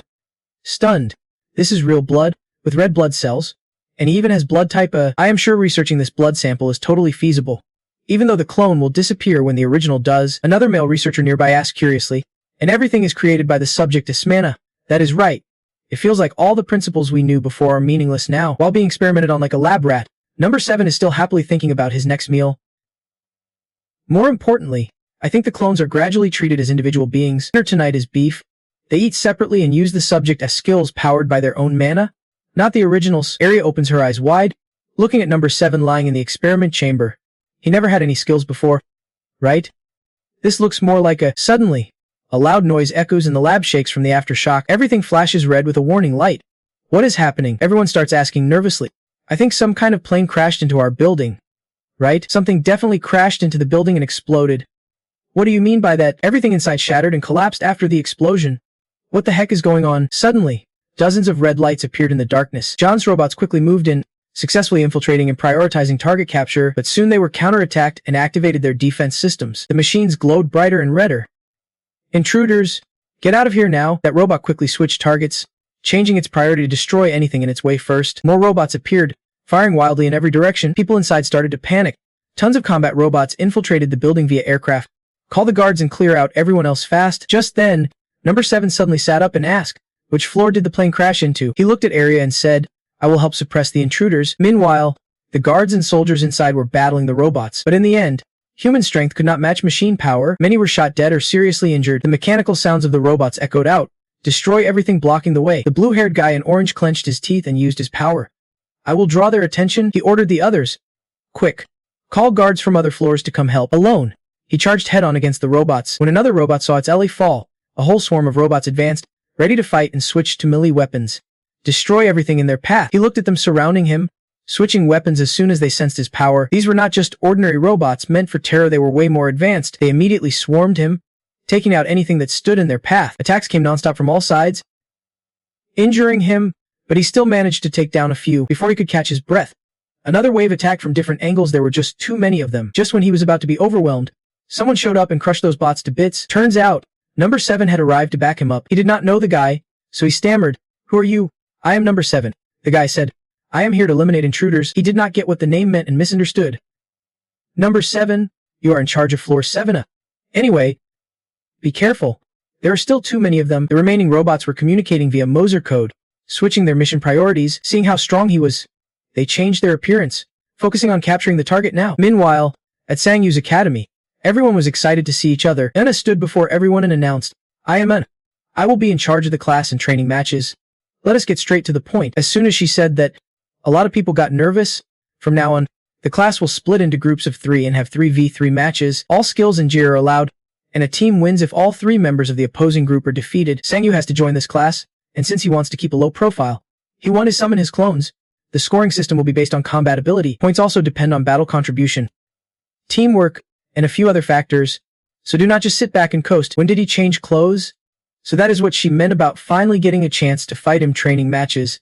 Ha! After finishing, she asked if anyone had questions. Someone raised their hand immediately. Madam, We are hunters. Our job is to hunt monsters.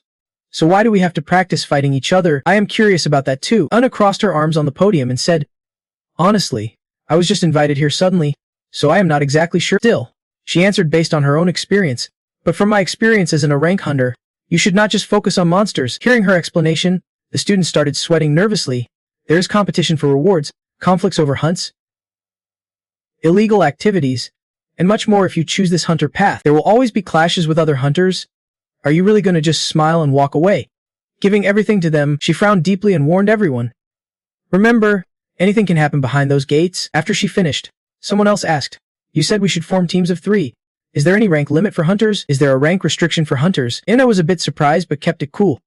I get what you mean. She immediately mentioned Jun, and Sangwoo, saying 2 students were already beyond the normal level. Anna reassured everyone not to worry. They have proper ways to handle those 2. So you do not have to fear being overwhelmed by them. After saying all that, she turned to leave. Well, I have done my part. You can start introducing yourselves and forming teams now. See you in the next class. Sangwoo thought about what she said and wondered, how will they handle that? I wonder what it will be. Just then, Un sat beside him and said, hey, you are on my team, right? Of course. Let me find someone else outside. He stared at his phone ringing a call from Ms. Erskine. He went outside to answer, hello. I wonder if this call will auto-translate. She was silent for a moment, then answered. Jung Sanju smiled on the other end when she hesitated. Well, there is something I need to ask you about. What is it? It is really translating right now. In front of Area is the aftermath of the last battle. Number 7. Number 7's been captured. What? Area anxiously calls Sang. Jung Sanju. After hearing that, Sangyu is just shocked because it was translated. I have something to say. Yeah. What is it? The translation tool is working pretty well. Area looks at the battlefield ahead. Number 7 has already been taken. What? Sangyu, confused, asked to be sure. Number 7's been captured. At that moment, C reaches out toward Area. Wait. I mean, how? Turns out he overheard their conversation and wants to answer Sangyu's question. I can explain from there. Recalling a few minutes earlier, Number 7 was still fixing up some robots. Even if he got hit, he would activate a shield, then unleash fiery rage to burn the enemy robot while the other guy focused on attacking our side's robots. He looks over, totally freaked out. So strong. Who is he? Looks like the robot had not completely powered down, so it could still communicate. Suddenly, it sits up, eyes glowing, scanning its modular circuits and wiring. It immediately grabs C by the neck, while Number 7 is still brutally destroying robots on the other side. Unaware of this, now the robot says to Number 7, stop. Number 7 spins around, shocked, sees the robot choking If you keep attacking, I will kill him. Don't you worry about me, take out that robot. The robot sets terms with him.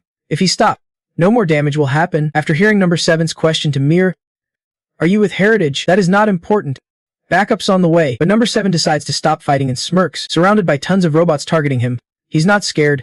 My master ordered me to cooperate as best as I can with Heritage, prioritizing capturing the target. C frowns and tries to stop Number 7. I can let Heritage suffer any more losses. Pick up your weapon. C loudly warns as robots close in on Number 7 from behind. C tears up, blaming himself. He got captured because of me. I'm so sorry. Sangyu grits his teeth, comforting him. You do not need to feel guilty. Wait, I will check the situation. System alert. Skill fusion plan activated. He sees Number 7 trapped inside the robot's body. Ha! Mana detected. Suddenly, high voltage surges through him, triggering skill protocol interruption. Fusion ends. Sangyu is forcibly pulled back and cannot fuse anymore. Damn it! What happened? I thought the clone was moved somewhere and they can block my fusion skill. I think it will be really tough to get him back using spatial skills. C still can't calm down. It is all my fault. Yeah. We never asked for clone revival because that was part of the contract. Not noticing the ambush aimed at capturing Number 7 was our fault. Area makes a request to Sangyu. But can you not kill Number 7? So Area decides to let us handle this. Right? We will bring him back. Looking at the pile of scrapped robots, she already knows who did it. Looks like she has figured out the culprit. Ha! Sangyu readily agrees with her. Alright then. I was not planning to use Number 7 during our contract anyway. Thanks. Hearing their talk, C wonders. Eliminate. What do you mean? She gives an answer that throws C off. Number 7 is a clone, not a human, so you do not need to feel guilty. Really? Despite that, Sangyu's pretty worried about Number 7. He will probably be okay. Heritage is a big company. They must have plenty of hunters. Suddenly, everyone in the class rushes over to him. Sangyu, are you on a team yet? Join my team. My skills will definitely be effective. Seeing this, he is totally stunned. What is this? Everyone's gathering to convince me to join their team. Sang-yu looks around and sees Jin I-chan's team. There are quite a few people on Sinjin I's side too. He looks at the crowd and quietly thinks, they say B-levels get punished, but we do not really know what that means. That is pretty normal. Really? We have got experience on a whole different level. Looks like we might actually form a pretty strong team here. Just then, Hong Junhei pops in and adds, I forgot to mention. Sang-yu hears that and thinks, what the heck? Hunters like me are not allowed to use clones in this class. He turns to her, confused. Why? Teamwork between members is one of the core rules. She replies, if you count clones as team members, it gets messy because the clone would do all the work. Then she just drops it and walks away. Good luck with that. The crowd that had gathered around him was stunned. Wait. Seriously? He can use clones. That is all he has got. They start gossiping and trash talking right in front of him. He can't even cast a proper fireball when he is just starting out. Then he is useless. Sorry. Anyone want Junny on their team? People quickly change their minds and rush over to Jun Zian's side. I'm confident in my endurance. No one's left around Sang-yu now. He awkwardly makes his way over to Heian. He offers what she just invited earlier. Want to join my team? Wow, that was fast. And so, after some struggle, the three-person team is formed. And they have to get to know each other. A tall, muscular guy joins their group. Nice to meet you.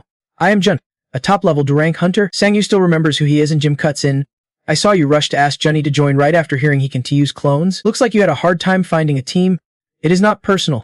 I am just serious about this academy. Heian looks at Sang-yu and teases him back. I did not think you would say that. I am check out our skills. Junbai laughs and spreads a green mana field, showing off his huge shield. I am tough thanks to my defense skill. I can confidently say I have the strongest defense skill in this academy. Area defense activated. Activate. Boost defense on your weapon. Defense stats and team support scale with skill level. Heian extends her hand and conjures green mana orbs. I can make mana spheres. They do not explode like fireballs, but they are way faster. Mana mastery. Activate. Gather and control mana based on skill level. Only Sang-yu has a skill. But besides clones, he does not know how to use it at all. Heian angrily reminds Sang-yu about the assignment. Come on. Seriously, should I just look for another team? He suddenly remembers something and asks Zumbi, hey, do not you want to join Shin Juni's hunter team? Zumba looks conflicted. Why do not you join them? Your rank is already pretty high here. I thought I was good, but there is someone way better with them now. Just then, smoke billows from Junzian's group, and he stares wide-eyed at the scene. To create that much power in just a month, why did not you join the promotion test? In the ruins before him, the source of power was two members of his group, both of them. They casually reply, we are lazy. The other, pink-haired, grins wildly. D-rank Hunter Tan Indu and D-rank Hunter Sulky. We just like bullying weaker players. Junzian marvels at having them in his group. They could be Fee rank or higher. Even Sulky, the kid who skips class, joined us. He's already imagining their future battles beating Sang-woo. These two are top tier. I will crush Jun Sanji-woo with this team. Somewhere strange and vast, spider-like monsters lie slain everywhere. Other monsters, like Jun, with snake heads, slither up from the ground. Someone with slightly red skin draws their sword, then a swift red slash cuts through them, killing the monsters instantly. The opponent calmly walks past the monsters, sensing something strange and sliding their hand up. Turns out the man was looking at a ring on his hand. I forgot how to use this thing. Suddenly, the thirst from where the opponent stood flowed backward downwards. A monster burst up from underground, snapping up the opponent and its stomach in one bite. That monster was dozens of meters tall, stretching straight up to the sky. But it was still attacked from inside its body by that man. In the end, the opponent managed to escape safely, but it just could not get used to it. Raven kept walking among the pile of monster corpses. Seems like Heritage called me. This rank craftsman searching for Raven. Looks like I have to go far again. Suddenly, Yana placed her hand on a crack, and a pink barrier instantly appeared around her. Pink mana spread all over her body. From now on, you will fight with this mana fusion.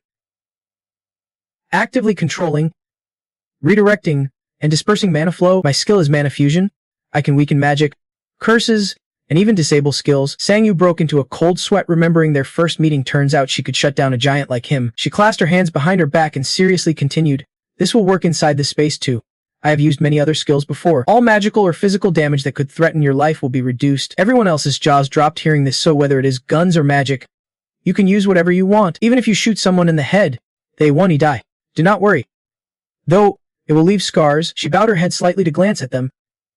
Any questions? No one spoke up. She calmly started. Good. Let us begin the combat test. The arena was filled with many pink barriers, 6 shields in total, and 12 teams would fight simultaneously. She pointed at the map while explaining. Then the winning teams would face each other, and the losing teams would do the same. I am not here to find a winner. This is just a chance for accurate evaluation. Her tone grew serious. And finally, Ayana suddenly called out Sang-yu, Craftsman Dung Sang-ju, and Jun Naiwang to step forward. She rummaged through the inside pocket of her jacket, Drink this before the battle starts. Ion had took out 2 glass vials containing green liquid, radiant water of weakness. This will lower your stats back to normal rank academy levels. Both of you must drink this. It is called radiant water, but it is actually poison. The effect is only temporary, so no worry. Damn, this is a top-tier penalty stat reduction. Iona added that if you refuse to drink or try to nullify it with skills, it counts as cheating and you will automatically get an F rank. After setting everything up, she loudly announced, "Now, get into position." Okay, when the match starts, in the 4th shield of Team 1, Sangyu is my opponent. No problem, he can use clones, and his stats have already been reduced. He is only F rank now. Sangyu clenched his veins, feeling a bit humiliated, but it made sense. Stay calm. If we work together, we can get through this. In the 4th shield of Team 2, you still have some skills besides that one, like quick attacks. He glanced at the barrier beside them. Wyon was right next to us. Sangyu noticed Seal Kin laughing maniacally nearby. Who is that big guy? I do not remember seeing him in class. Someone outside the barrier started giving instructions. B-rank hunters, drink the weakening elixir from the Phonich Guild inspectors. No way around it. So Sangyu did not resist and popped the cap open. Both he and Dongxian drank the entire vial of the elixir. A blue light radiated out, making Sangyu scream in pain. Are you okay? The system immediately notified. You have absorbed the weakening elixir. Strength 23,135. He gritted his teeth through the pain and angrily stared at the stats. Reflex 14,135. Stamina 5,821. But my energy is draining fast. Magic 3,623. Strength 3,251. Reflex 2,251. The system instantly displayed. Poison resistance activated. Sangyu was still hurting from the drug but activated poison resistance. Strength 2,135. Endurance 6,647. Durability 18,534. Magic 28,967. Reflex 23,686. Stats recovered. Strength 42,534. Reflex 32,212. Durability 38,593. Endurance 36,093. Magic 51,382. He looked at the stats display and was stunned. Sangyu had fully absorbed the weakening elixir and boosted his poison resistance to 8,132. 8,138. Over at the area, people were trying to repair things. Focus there, do not let it collapse. Suddenly, someone approached her and asked, "Miss Bursell." Recognizing who it was, she was surprised and happy. "Raven, long time no see." She happily walked up to him. "You are here." "Of course I am." More importantly, Raven began asking about the situation here, the ambush at Heritage Sound's main base. "What is going on?" "That is about using a real clone skill." Hearing that, he was pretty surprised. "I did not even know that skill existed. It is urgent, we have to find the fastest clone sample possible." Raven immediately understood their plan. They were going to use it for the skill orb. It really is a top-tier skill, but Ari unexpectedly denied it. "I am not interested in the skill orb anymore." She started talking about a bigger plan. If they could experiment on the clone's attributes, they could succeed. Their plan was one step closer. Raven paused, thinking about that goal. Then it really is important. Alright, in the hunter industry, there is a stat known to be tough to improve. Regeneration and poison resistance. System displayed. Regeneration enhanced. Poison resistance enhanced. Regeneration requires training that basically harms yourself, and poison resistance is boosted after risking your life with toxins. Especially poison resistance, it can ignore most poisons once it reaches a certain level. But even raising it by 1 point is super risky. That is why even top hunters who use skills to cure poison never try to boost their immunity too much. But there is always exceptions. Someone once drank deadly poison instead of water and ended up boosting their immunity. That someone was Sang Woo, the guy who used to brag about his potions with number 7. Muscle relaxant. Lung protector. Explosive powder. Number 7 again. And now a new potion stat stayed the same. He found it hard to believe what just happened to his body, that his poison resistance actually increased. Sang Woo thought hard about something when the guild member outside announced, "We will start the evaluation test soon. Both teams, get ready." Zombies immediately radiated green mana. "I will set up defenses for us." The other team looked a bit tense. "Stay calm, like we planned." "Alright, the match begins." Sang Woo dashed toward Team 1 right away. "Let us, I'm coming." "Yeah." His sudden charge startled them. "Ha!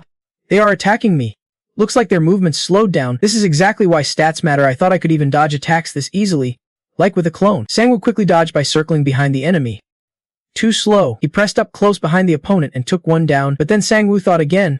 "Wait, if I control them here, won't my weakening elixir be useless?" While he was frozen in thought, the enemy flanked and hit him.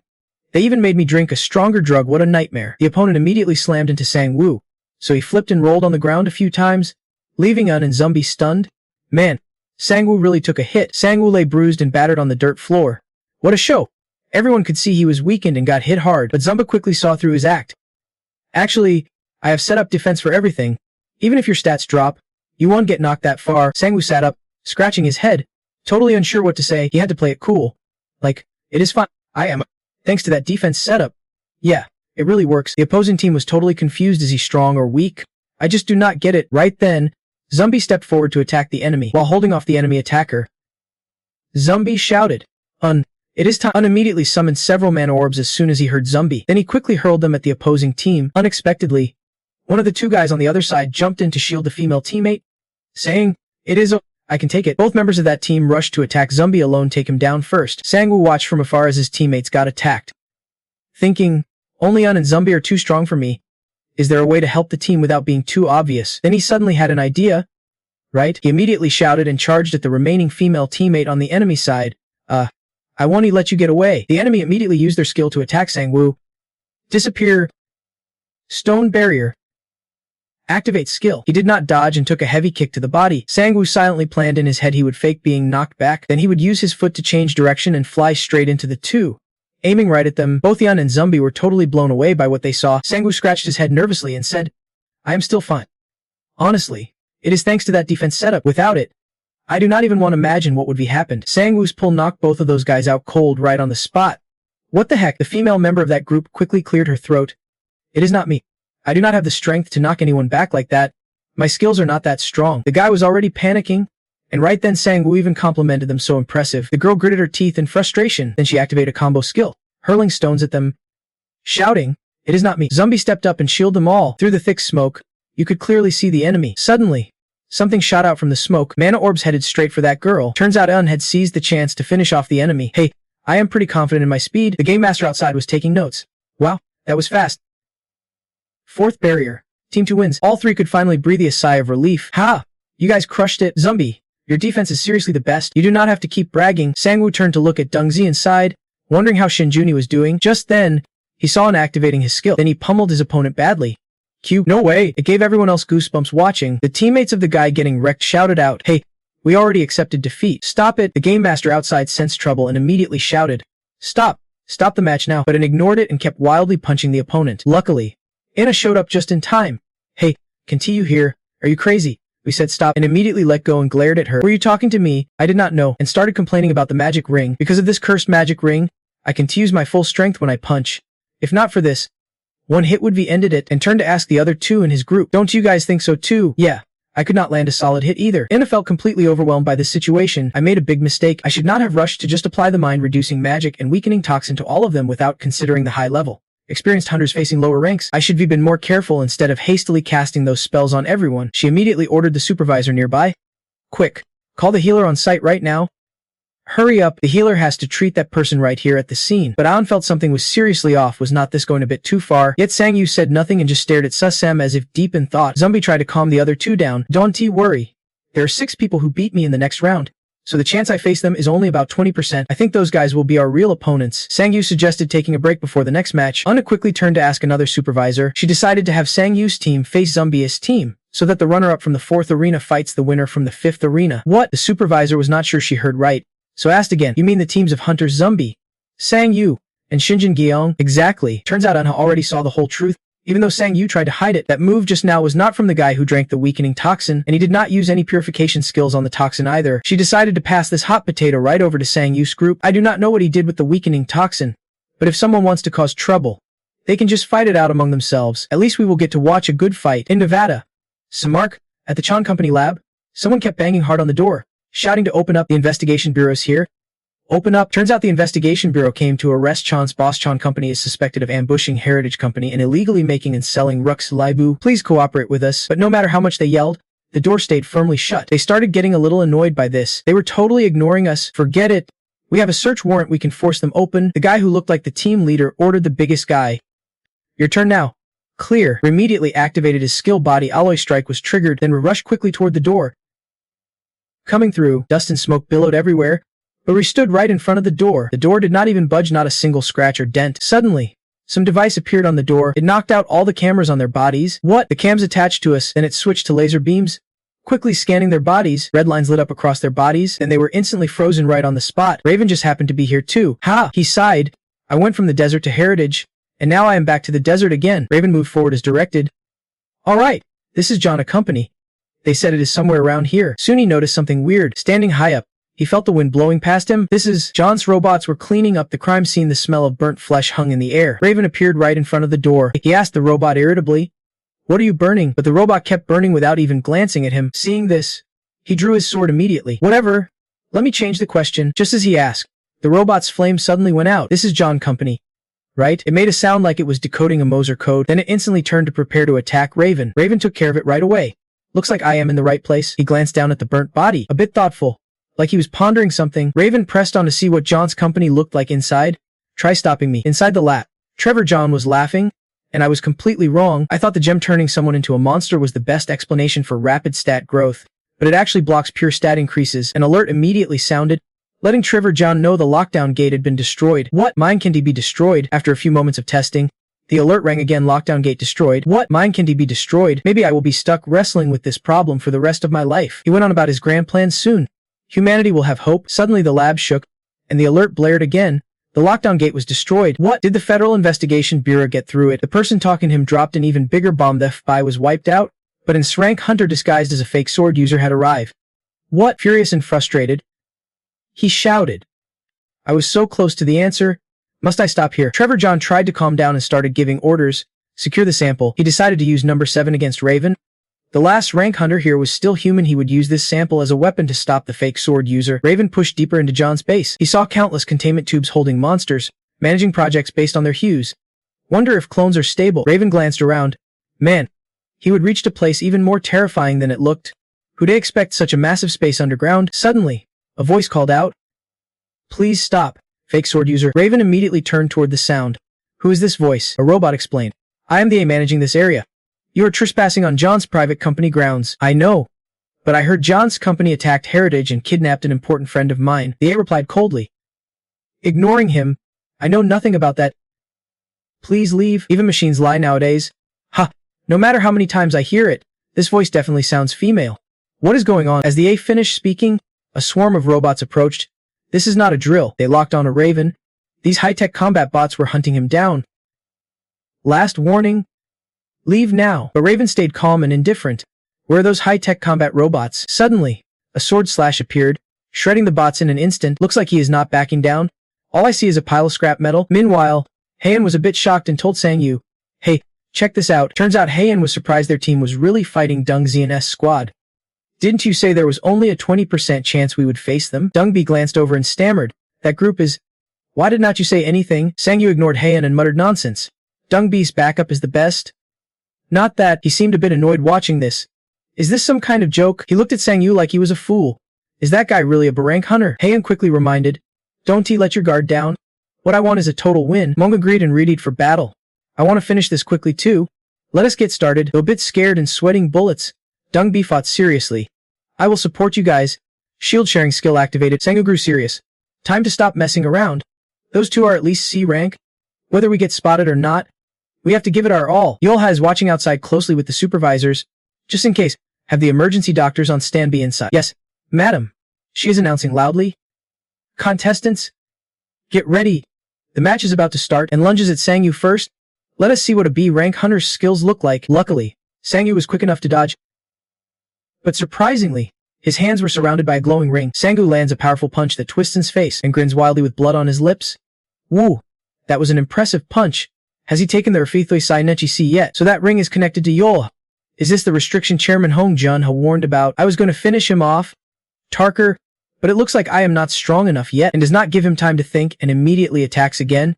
There is one more thing. Junjian is still standing there, not attacking at all. Is Junjian really affected by the Arthi Sai C? Thinking that the opponent might be poison resistant is unacceptable to Sang-yu. There is no way his poison resistance could match mine, and he barely moved during the last evaluation fight. If that is the case, Sang-yu immediately charges behind Junjian. Guessing he is weakened, Junjian notices his move. "You are going for me first?" Ha! Suddenly, a bright light surrounds Sang-yu. Thunder crashes down right onto the battlefield. Suddenly, countless shards of glass rain down from above. "What the hell is this? Watch out for those glass shards." Sang-yu was just struck by the lightning, blackened and burned. The damage exceeded his limit, and his shield-sharing skill vanished. Junjian looks at his hands, clearly annoyed. His magic can work properly inside that barrier. He glances at Sang-yu, who is injured, and feels a bit unlucky. But thinks, well, it is still usable. "You think you can win easily just because I am under Ursi Thoisaina C?" While Junjian's distracted talking, Sang-yu grabs a knife. Watch your team lose because of how useless you are. Sangyu looks up, blood flowing from his head, and grins. Don't make me laugh. I will do everything to make sure that does not happen. Over by. An announcement sounds. Combat robots have been destroyed. Already destroyed. We have used up all our backup energy. Junjian nervously taps the control keyboard. What about the drugs we are injecting into the test subjects? We have only prepared mind control drugs, bone enhancers, basic abilities, and physical defense boosters. All the drugs were injected into Subject 7 via oral tubes, but that is enough to significantly boost the minions' vision and mobility. Now Trevor John smiles. Relieved. Good. Start the injection. Back at the battle. Junbai is injured by his opponent with no openings to exploit. Mun is Junbai's opponent, attacking in chains. The more hits, the faster he gets. Junbai's eyes show a new injury. Mun looks at Jun, both impressed and annoyed. I was gonna chop off your arm with that move, but your defense is solid. Annoying. Sangyu turns and sees this scene. Junbai, just as he is about to jump in to help, Junjian steps in. Where do you think you are going? The force field skill is activated. Didn't you say you would take me out first? Sangyu immediately glares at Junjian. Warning. Don't get in my way. His fireball shatters the force field. Junjian watches a tiny fireball flying at him. I am pretty sure you have seen me cast this spell before. He then launches a much bigger fireball at Sangyu. This is the real deal. But Sangyu instantly activates a secondary spatial defense. The fireball immediately flies right into it. Junjian is furious seeing this. You bastard. Since when did you learn that kind of counter skill? I've been watching that fireball skill for a while. Over by Heian. Things are not easy either. He activates his skill and toys with Heian. What are you doing? Punishing the weak. The lower your opponent's stats, the higher your basic stats get. He immediately swung a punch at Heian. Wait. Is that supposed to be some kind of attack skill? Luckily, Sangyu showed up just in time to turn the tide. He stared at him and said, that is some serious power. Suddenly, his whole body flushed red. He dropped to his knees in pain. Screaming out loud, Sangyu grimaced in pain. Noticing his body was changing and a new skill was activating, Dongshun did not understand but saw the chance. What is going on with him?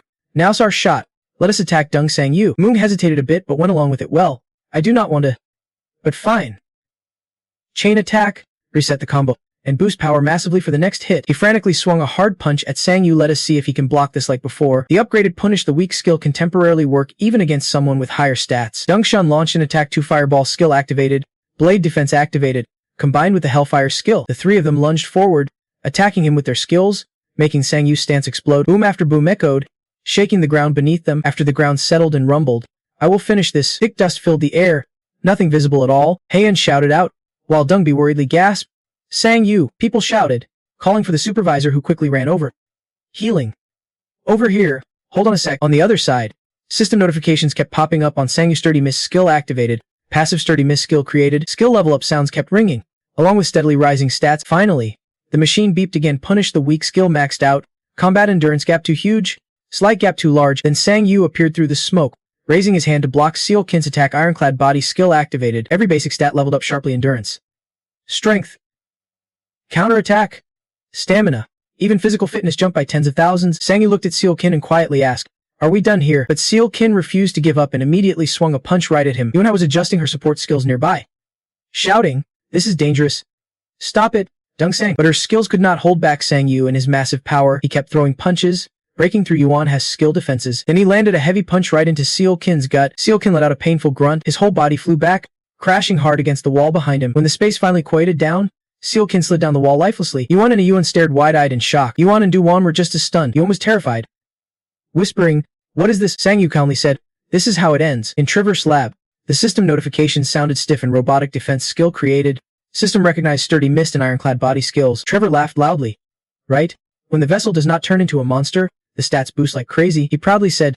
And it is equipped with the company's most advanced weapons. Unit 7 stood before him, the proud sound still echoing. The warrior capable of defeating even rank threats had been created. Trevor asked the computer system, have you completely brainwashed it yet? After rebooting its brain, we made you its master. Sir Trevor. He excitedly grabbed the robot's shoulder. From now on, your name is T01. Suddenly another screen popped up. Fake Swordmaster has reached basement level 7. Estimated arrival in 5 minutes. Trevor chuckled softly. Just in time, he patted the robot's shoulder. I am assigning you a mission. T01, eliminate that intruder. The robot stayed silent, showing no reaction, which confused him. Trevor quickly checked again. Didn't he hear me? I installed the translation software already. He gave the command once more. T0, take out that guy. The robot replied with a superior look. I am number 7. Number 7 calmly punched Trevor, making him scream in pain. I only take orders from my master. His computer system panicked and called out to Trevor. But number 7 calmly said they must inject the drug and ordered that this facility and everyone here be treated as enemies. The computer system kept trying to reach out, But Trevor hesitated. On the other side of the battlefield, Enno was surprised that Deng Sanju. He actually dispelled his own skill. Damn, is he really a B rank? The overseer behind her quickly asked, "What should we do? Should we stop?" Enna turned sharply and ordered, "There are still others. Get the hunters outside the boundary to safety first." She glanced toward the battle. There is no reason to stop just because the weakening drug does not work on Deng Sanju. Deng Xian was gritting his teeth. Kenkit. Deng Yan was not affected by the drug either. Thinking back on the situation gave Yenha chills. The drug does not lower skill rank but makes using strong skills cost a ton of mana. If the stats were truly lowered like the drug's effect said, he should be tired and weak by now. A bead of sweat rolled down her forehead. But since the start of the fight they would ignored those limits. "We keep going, just watch closely." Duquan, standing next to Deng Yan, begged repeatedly. "Deng Yan, give me the order." But he was furious. Gritting his teeth, "Why you?" Duquan turned his head just in time to see Deng Yan's face darken several shades. He immediately shouted, "Deng Yan, snap out of it." Looking toward the arena, he tried to wake Deng Yan. "Do not you see?" Deng Yan looked at Sanju and stammered to Duquan, "Sorry, I just finally..." "You are awake," Deng Yan silently scolded himself. "How stupid. What was I thinking?" In that moment, he recalled his superior's words, "Take the drug. This is your chance to prove yourself." He adjusted his skill in his hand, determined no quitting now. "All or nothing.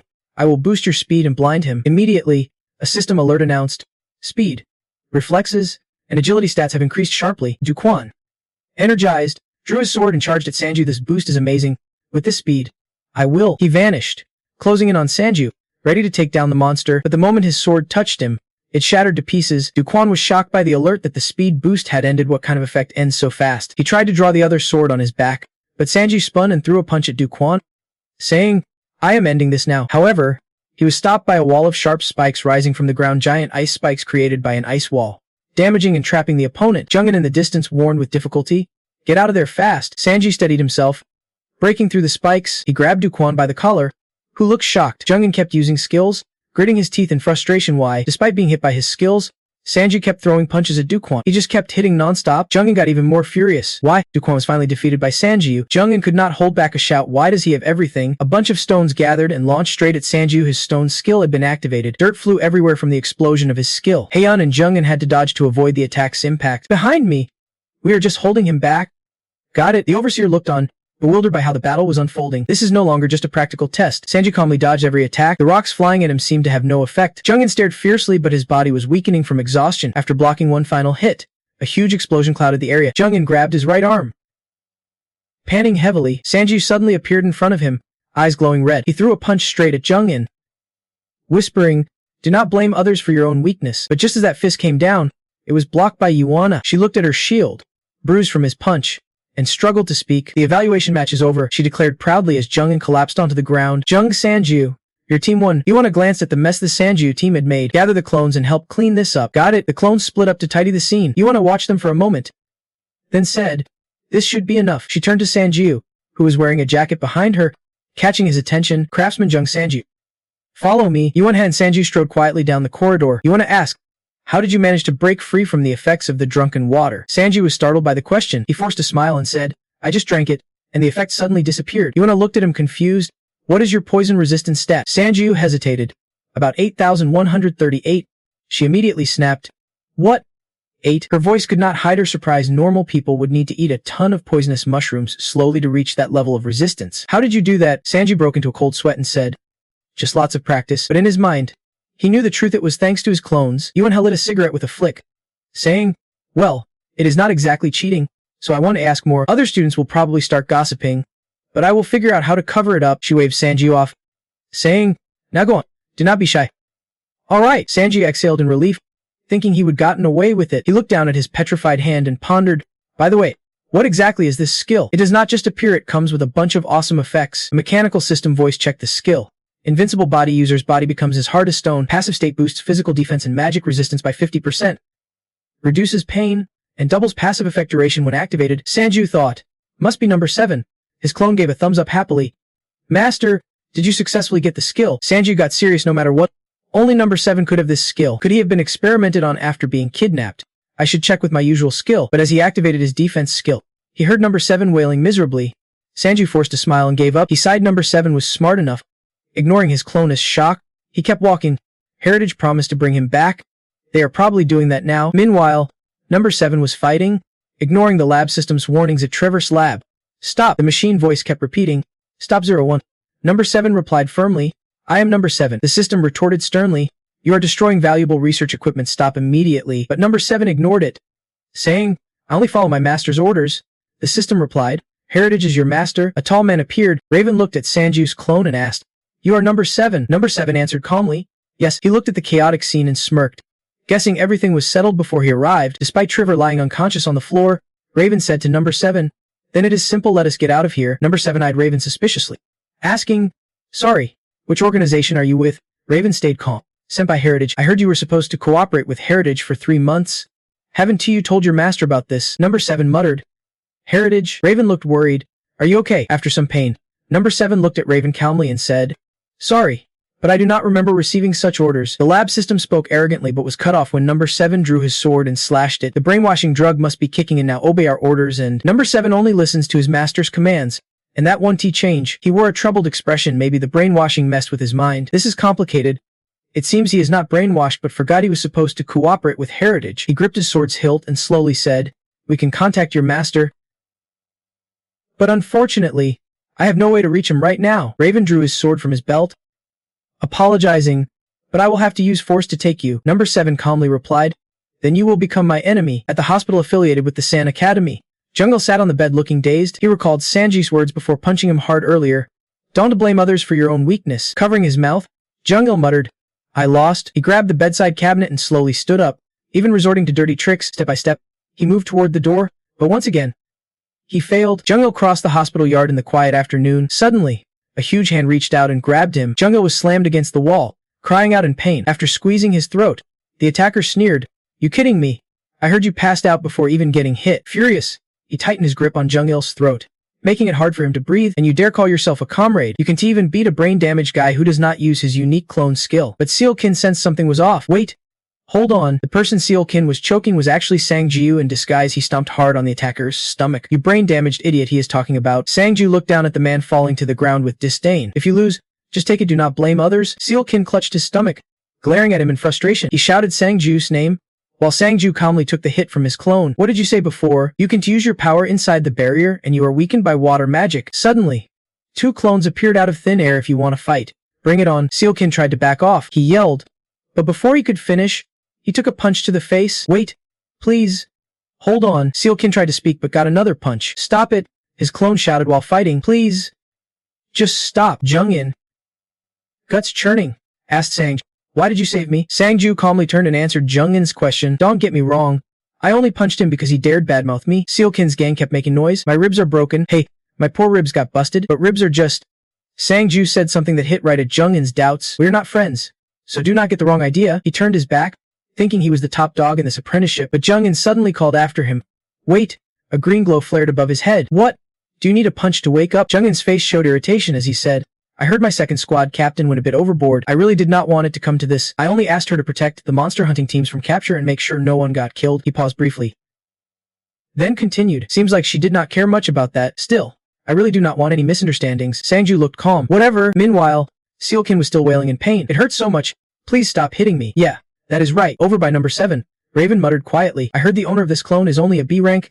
Right? He is unconscious. The hunter ranking system must be messing up. Raven uses number 7 as a meat shield, sitting on top like he owns the place. He is probably knocked out cold. I definitely do not want him waking up again. Thinking back on that fight, Raven's skills are kinda hard to believe. He managed to keep up with my attack trajectory until the very end. Is his offense and defense strategy solid enough to stand toe-to-toe with me like that? He ponders. He can possibly fight me that well. He thinks again. Plus, his owner has several clones like this one. Sounds exhausting. Raven chuckles softly. Not really my style, but maybe I should take on a second student. Raven steps over to Trevor, who is slumped on the floor. Time to finish this side of things. He speaks slowly, making Trevor jump. I know you are awake. Trevor's head oozes with sweat. He probably can really fight me this well? Raven does not answer but keeps asking. She is still alive, so you are also a researcher involved in that experiment. Since you know Alyssa, you probably know the others too. Trevor croaks out. Where's Elisa now? Raven answers calmly. Her lover is Rente. Trevor keeps pressing without giving Raven a chance to answer. Please, tell me. I will give you my savings account if you talk. Please, just tell me. Wait, what did you say before? She has a lover. She raises her hand clearly, making Trevor freeze. Shut up. I am the one asking the questions.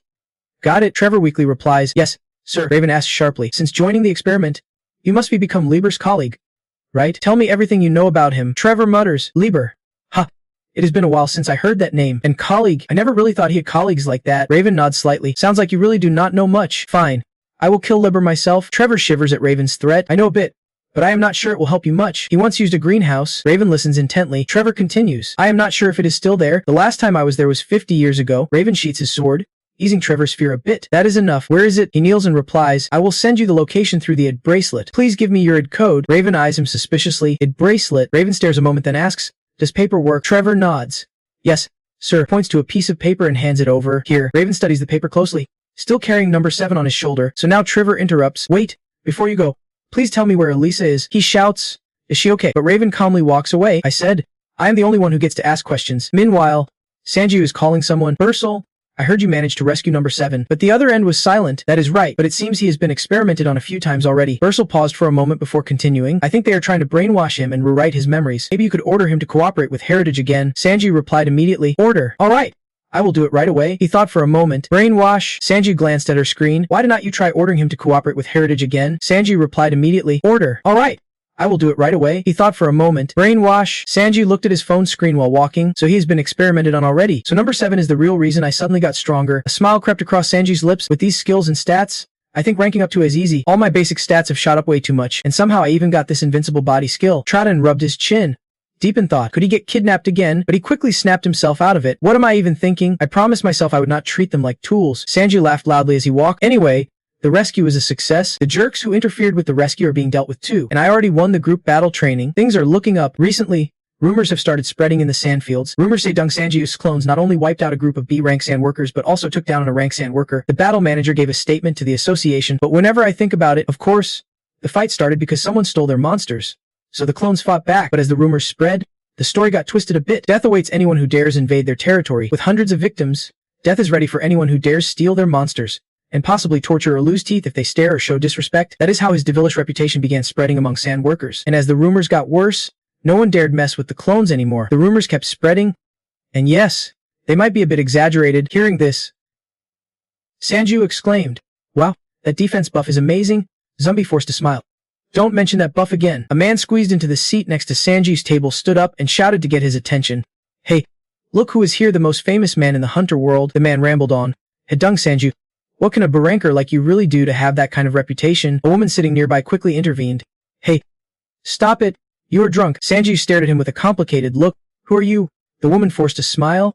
Sorry. He is just really drunk. The man struggled to break free from her hold. Let go. I have to tell him. He swore. Damn it. You are a barank. But you've been roaming around a rank hunting grounds. Taking control like that, I spent all my money just to get in. And now your clones are hunting all our monsters? Sanju calmed down a bit. Lately, I've not sent clones to the subsea sandfields anymore. The man shoved his phone in front of Sanju and shouted. Then what is this? Sanju stared at the phone in surprise. Sanju realized quietly. The man was upset. If you are claiming a territory, at least give us a heads up. We cleared the area first. So why did you show up later and claim it as yours? Sanju stared intently at the clones on his phone screen. Number 2. The woman next to him shouted. Stop right there. Sorry. This is our boss's territory. The man, though being pulled away, kept insisting. I told you to let me go. You were there too. Were not you the one who even started the fight? Sanju sighed quietly walking down the main road. I saw the photo and the location, but that is not me. Looks like there has been a big misunderstanding. The two uns behind him looked at him in surprise. Then Sanju calmly explained. Maybe the person who looks like number 2 claimed and locked down that E-level hunting zone and stole everyone's hunting grounds. She gasped. What? You can be serious? Sanju gave a faint smile. There is a photo. Sure, but it does not prove anything. I never told him to do that. And I have not been hunting recently either. Zumbi next to him hesitated. So that means, maybe, Zumbi raised a suspicious point. Could someone have impersonated your clone and done this? Sanju closed his eyes and took a deep breath. Probably. He turned to his teammate. They say impersonators are pretty notorious around here. Have you ever heard about this? Zumbi thought for a moment then replied. I heard if anyone dares to steal from others' clones, they just vanish without a trace. Sanju clenched his fist tightly. Voice firm. That is right. No one messes with my stuff. Sanju retracted his words but Zumbi continued.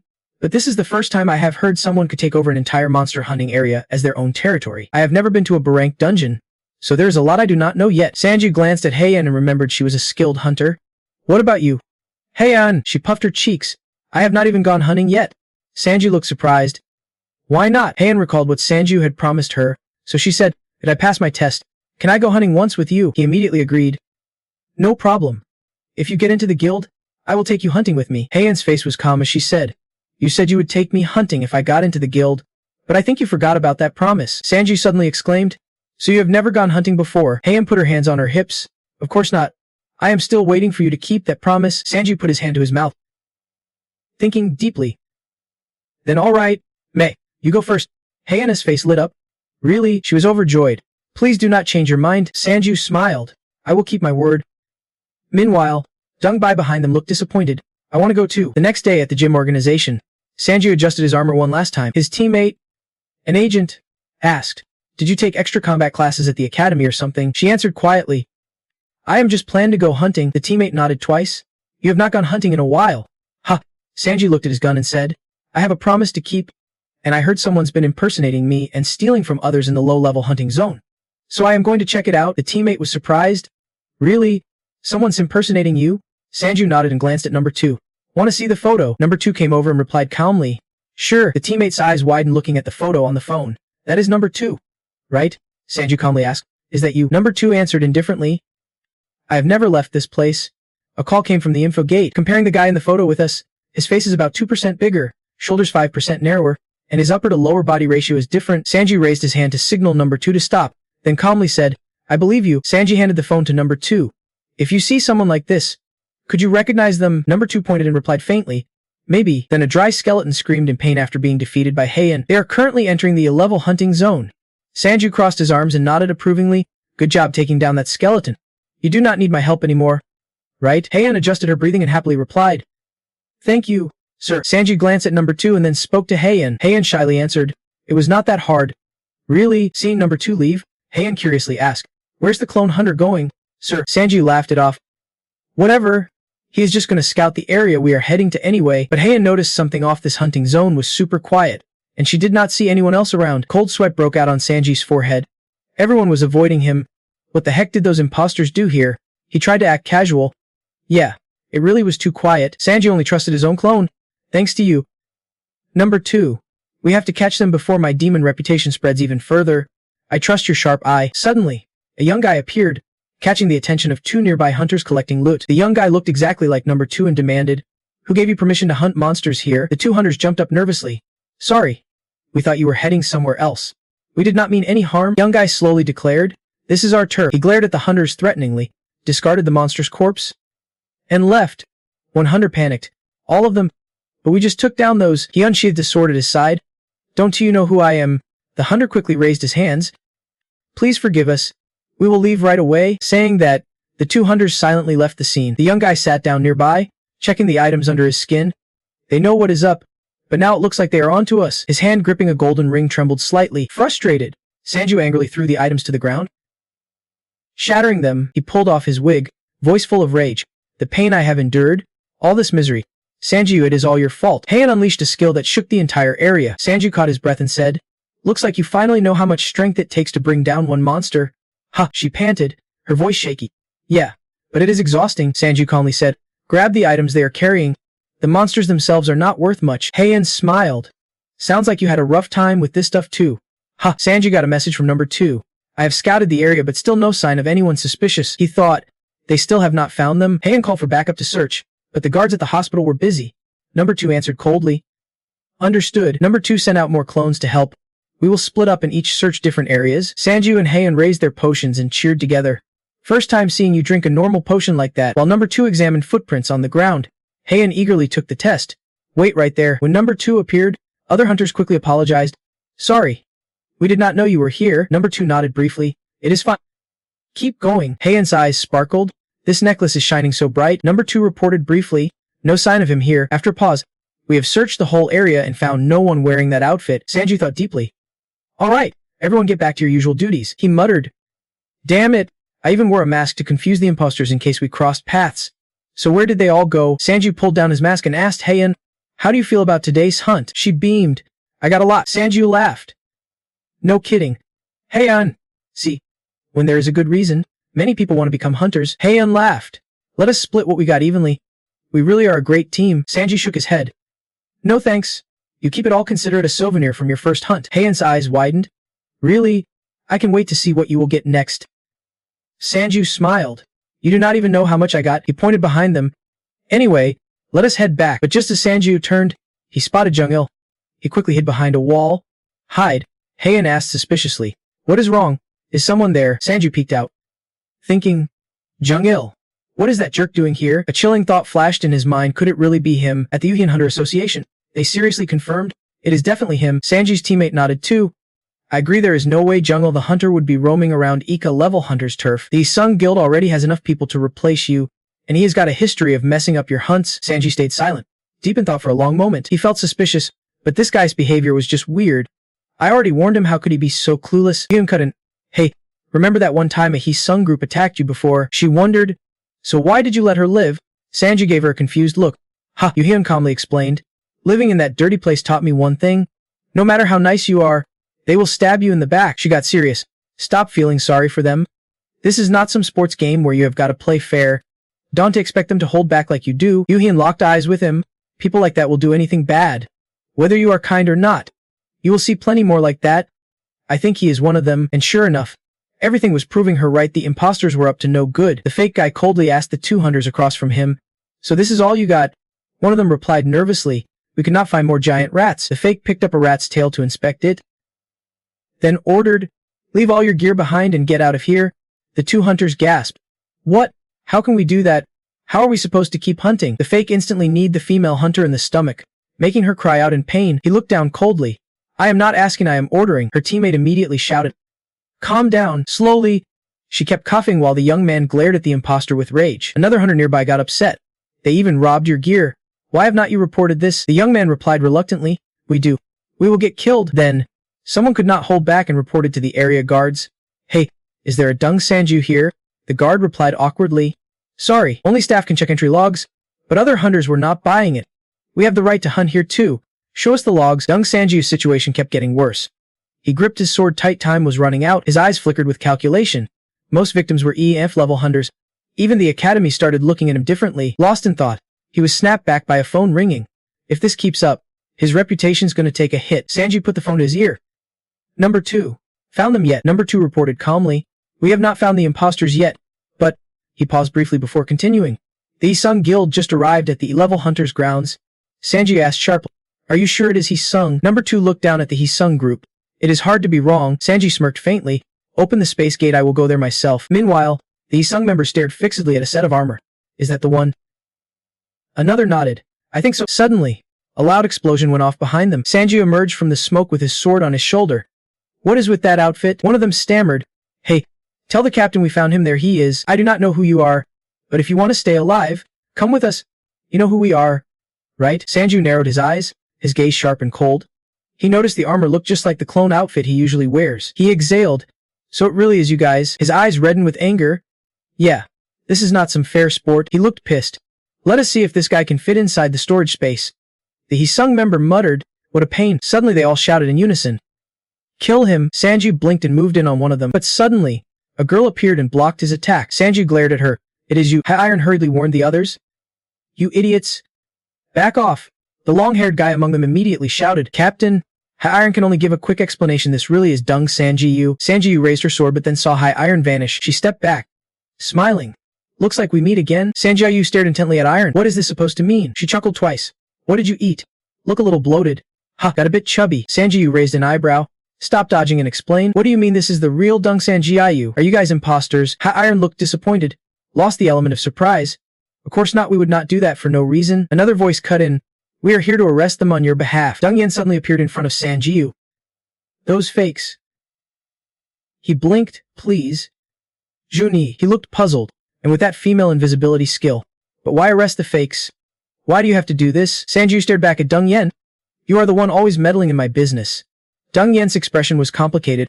Consider this my apology to you. He drank water as he spoke. Exactly as you said. It won't change your attitude toward me later. Dung Yen looked straight into Sanji-yu's eyes.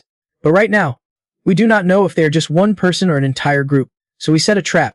I do not know if it is because we met at the academy, but they gave me a lead. In a corner of the sand zone, some fish monsters lay defeated. The fake spoke with a whining tone. Hey, he threatened. Who said you are allowed to be here?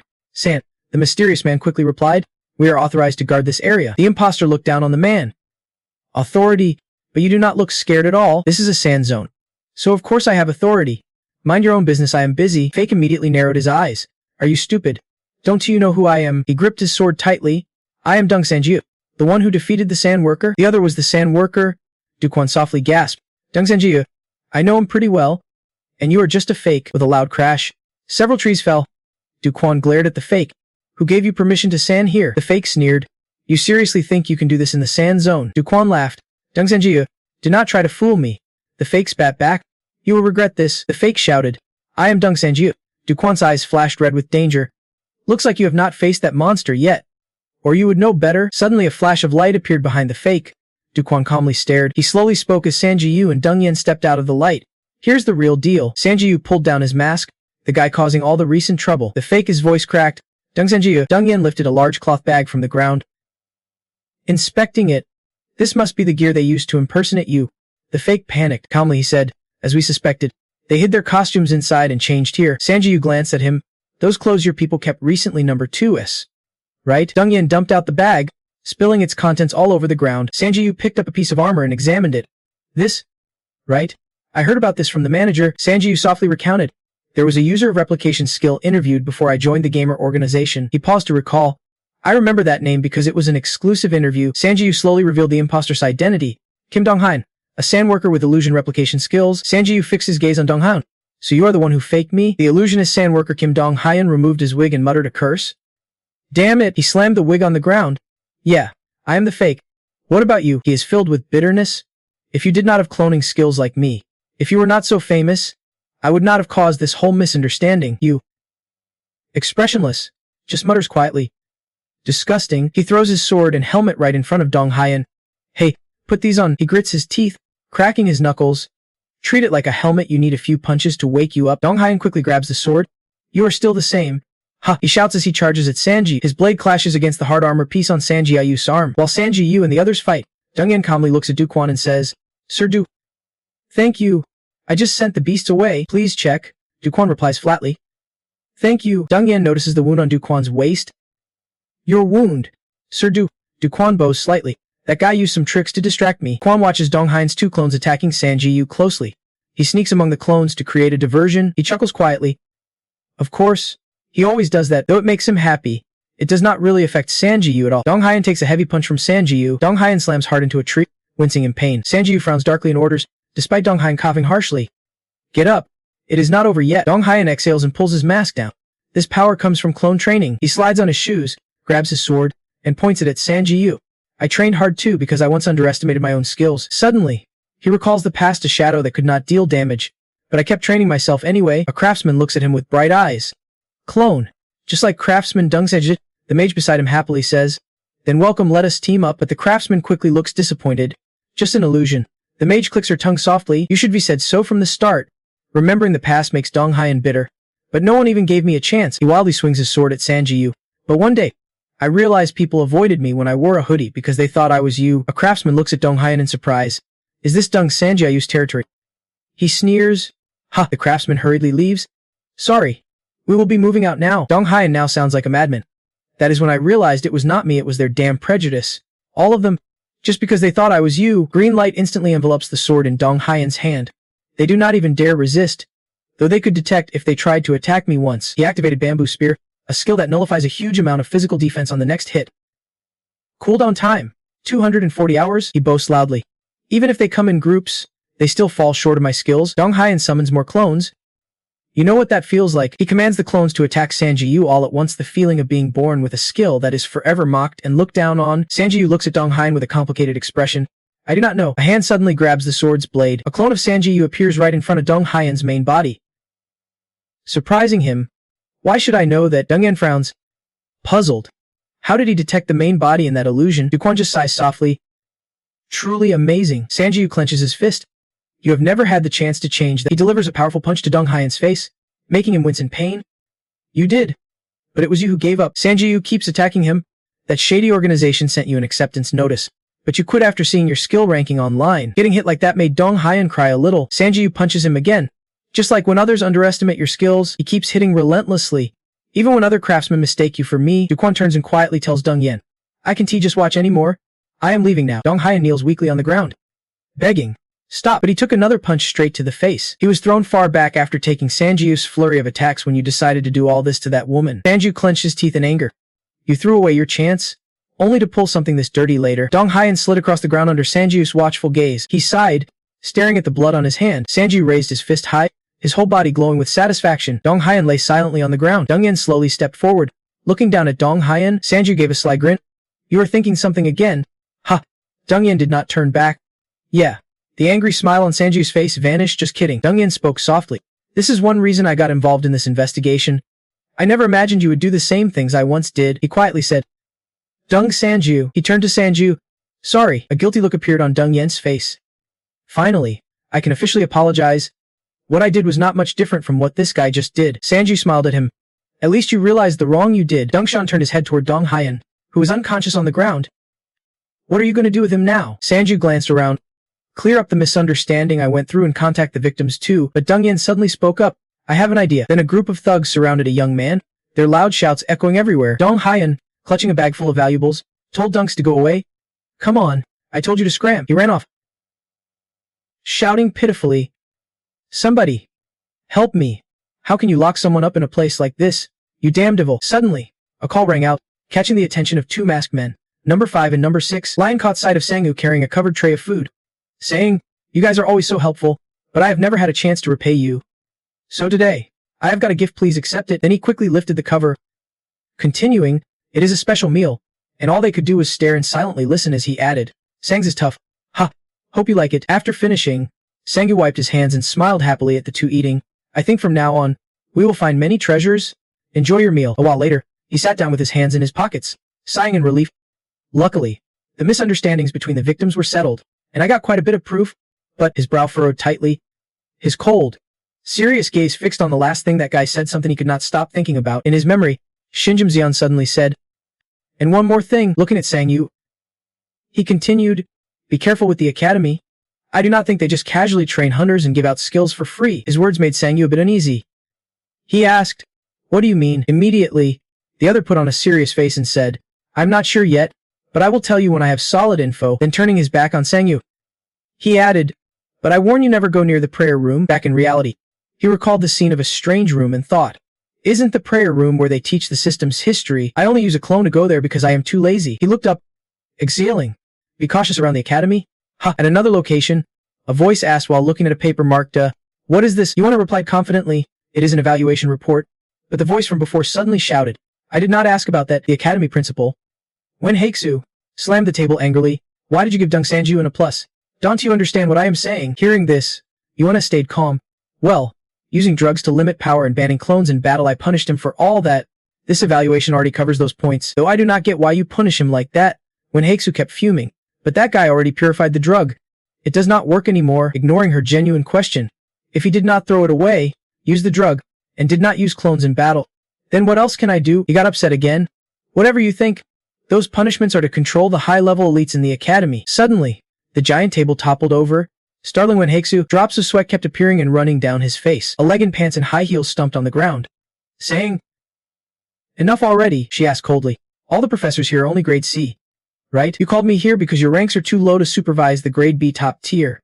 And now you want to control the high-level top tier with some weakening potion. She bit down on her cigarette. Johanna seemed ready to devour the youngest one alive. There is nothing you can do to Sanjiu. Now you are using pathetic excuses to bring him down. But he still passed the tests. Can you really be this terrible at your job? Seeing that, when Haeksu was confused, he started explaining, It is not like that. Sometimes, the workers refuse to attend classes, so we have to let them join the class. Immediately, Johanna cut in. Then just tell them to show up. She turned and opened the door, adding, I am just following the program. Nothing more. Suddenly, an ominous aura radiated from behind the door with a warning. I will deal with you if you dare call me that again over such trivial matters. When Haeksu had not even said a word yet, then he picked up his phone and arrogantly said, Go ahead and see how long you can keep this up, you little punk. A voice echoed from inside the pointed roof building. Ire, put Professor Yuhan Hao on the prayer room list. Start handling her today and send someone to clean out her office. Elsewhere, Professor Xiangwan, a grade C monster slaying skills instructor, cheerfully introduced himself. Nice to meet you all. I'm Xiangwan, and I will be guiding you through monster slaying. While everyone listened closely, he added, What do you think is the most important thing when slaying monsters? Teamwork or equipment? He made a number 1 sign with his hand and smiled. Those things are important, but the most important is strategy. Xiangwan went on. If you read the notebook on the desk, it has detailed strategies for each monster type. Study it carefully. Hahayan, looking at the book, Got a bit excited, there is even dry ice in here. Meanwhile, Zhang Sangyu looked alarmed, thinking, wait, some close-range attack points seem to be their weakness. And this part too. That is strange. He covered his mouth with his hand. Eyes wide, everything they said was totally wrong compared to reality. Way off. Remembering the scientist's words and images, everything online was accurate. Dixon thought, probably because he practiced all night using a clone. Not everything online is true, but some of it is, since I tested it with my clone in real combat. Then he folded his arms, concluding that they had cleverly altered information. Unless you lack real monster fighting experience, it is hard to spot. Another question popped into his head. What is this academy even thinking? Sung Wan, standing across, calmly said, all right, now it is time for practical training. In the monster training room at the academy, there was an eerie blue light, black blood sprayed from a giant boar charging forward.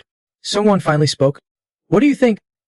Looks real, right? This is a virtual reality simulation created by the monster slayers. Looking at several containers holding human bodies, she added, here you can learn how to fight monsters without risking your life. Sung Wan then made a hand sign and said, but your senses will feel like this is real, so be careful.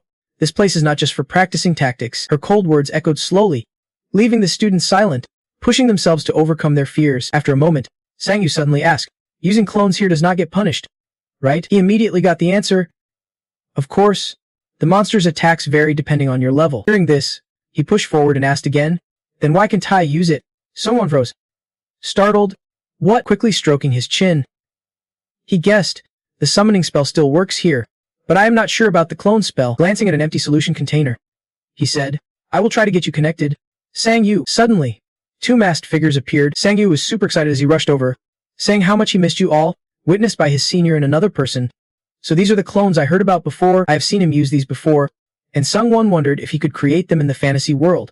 His skills are insane. Then he shouted, all right, get ready everyone. We are heading somewhere else. Just as he finished speaking, a red glow surrounded them. Sangyu looked at the two others. Are you guys okay? It is fine. Just leave the notebook and stick to what we practiced. Hopefully, we will win this easily. The room's blue light quickly shifted and changed. Sangyu and a few others appeared in a dense, overgrown forest. The plants here were wilted, yellowed, and lifeless. He frowned, confused, and asked, what kind of forest is this? Suddenly, some eerie animal cries echoed from afar. At that moment, while his comrades were calling out to see if anyone was there, Sangyu furrowed his brow, sensing a voice. A head peeked out from behind a tree. Stammering, help me. It looked like something was controlling it, making strange noises. It hurts so much. Other bodies under control appeared one after another, crying, it is so cold. Help. At that moment, someone's teeth clenched tightly together. Slow footsteps approached as a cold voice said, he calls himself a monster, but it depends on his level. Ha, mom, I do not want to die. Turns out Sangyu was still gritting his teeth seriously. Sword raised to face level, but then he dropped down helplessly. Leaning on this thing it was a bit much, but giant ants quickly swarmed at him with ferocious speed. Fresh blood splattered everywhere in the dark night. Back in the previous room, a tall, thin figure slowly stepped forward. Suddenly, the forest grew still as he stared at Sangyu trapped inside a giant container. With mysterious, dark eyes, Xiaoguan remained silent, seemingly calculating something. Then, suddenly, a figure resembling Sangyu dashed in from nowhere and stood behind him, coldly asking, Professor, do you need help? Xiaoguan was shocked, letting out a startled cry. He collapsed to the ground, stammering, Who are you? The clone responded bluntly, I am no... He continued, my master told me to protect the gate from threats. Since the gate's instability could endanger academy students, Xiaoguan silently stared at him, thinking, what nonsense is this? Trying to awkwardly defend his master after making things worse, Nobu replied, Got it, don't bother explaining yourself. Honestly, me too. I am just patrolling to ensure the safety of the academy as students, the Sangyu clone praised. Professor, you are amazing. Xiaoguan's eyes darted nervously. Damn. What now? If that is a clone, then I should... Nobu's eyes widened. Watching intently without blinking, Xiaoguan hesitated. Then I should head that way. Thinking silently, I can beat it if I just leave it like this. Meanwhile, the Sangyu clone struggled as a mantis demon lunged with claws. He quickly pulled out a dagger and counterattacked with a surprise move. The dagger slashed into the beast's fierce eyes, then pulled back as the demon was engulfed in blazing flames. Things looked much better for Nobu, who blocked the demon's sharp claws. His eyes lit up with determination, readying for the next attack. One strike shattered the mantis demon's body, ending its hunt for prey. Nobu quietly observed the scene as the slain demon fell to the side. Sangyu, under Nobu's identity, seriously noted, I heard monsters are stronger than hunters in a 1v1 at the same level. Even so, with a B-rank dragonfly and a top-tier beast attacking together like this, and everyone splitting up instead of teaming up, Will this hunt even succeed? As the battle ended, Sang-yu confirmed to everyone, looks like it is over. Great job. Everyone, they all replied in unison. Yes, back at the academy. Sang-yu let out a tired sigh, looking around. His teammates looked just as worn out, just as expected. Sang-yu thought to himself, most of them had failed the hunt. Someone asked, you failed too? And all he could respond was a simple with worried eyes. Sang-yu checked on Heian. Are you okay? What kind of monster did you run into? Heian hesitated but reported, a giant turtle. It countered every single one of my attacks. Sang-yu was stunned by the answer.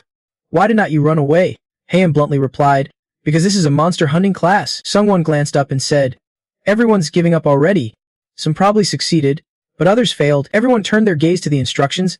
I told you, the most important thing is to have the right strategy, keep the tactics in mind and push through. That is how you will gain experience dealing with different monsters. Sang-yu listened intently and said, all right then, class is dismissed. Noble leaned over and whispered to Sang-yu, I need to tell you something. What is it? As they walked and talked, Sang-yu shouted. The professor secretly approached while I was hunting in the virtual space. Noba nodded firmly. Sang-yu rubbed his chin, silently assessing. Luckily, he would secretly ask Noba to watch his back.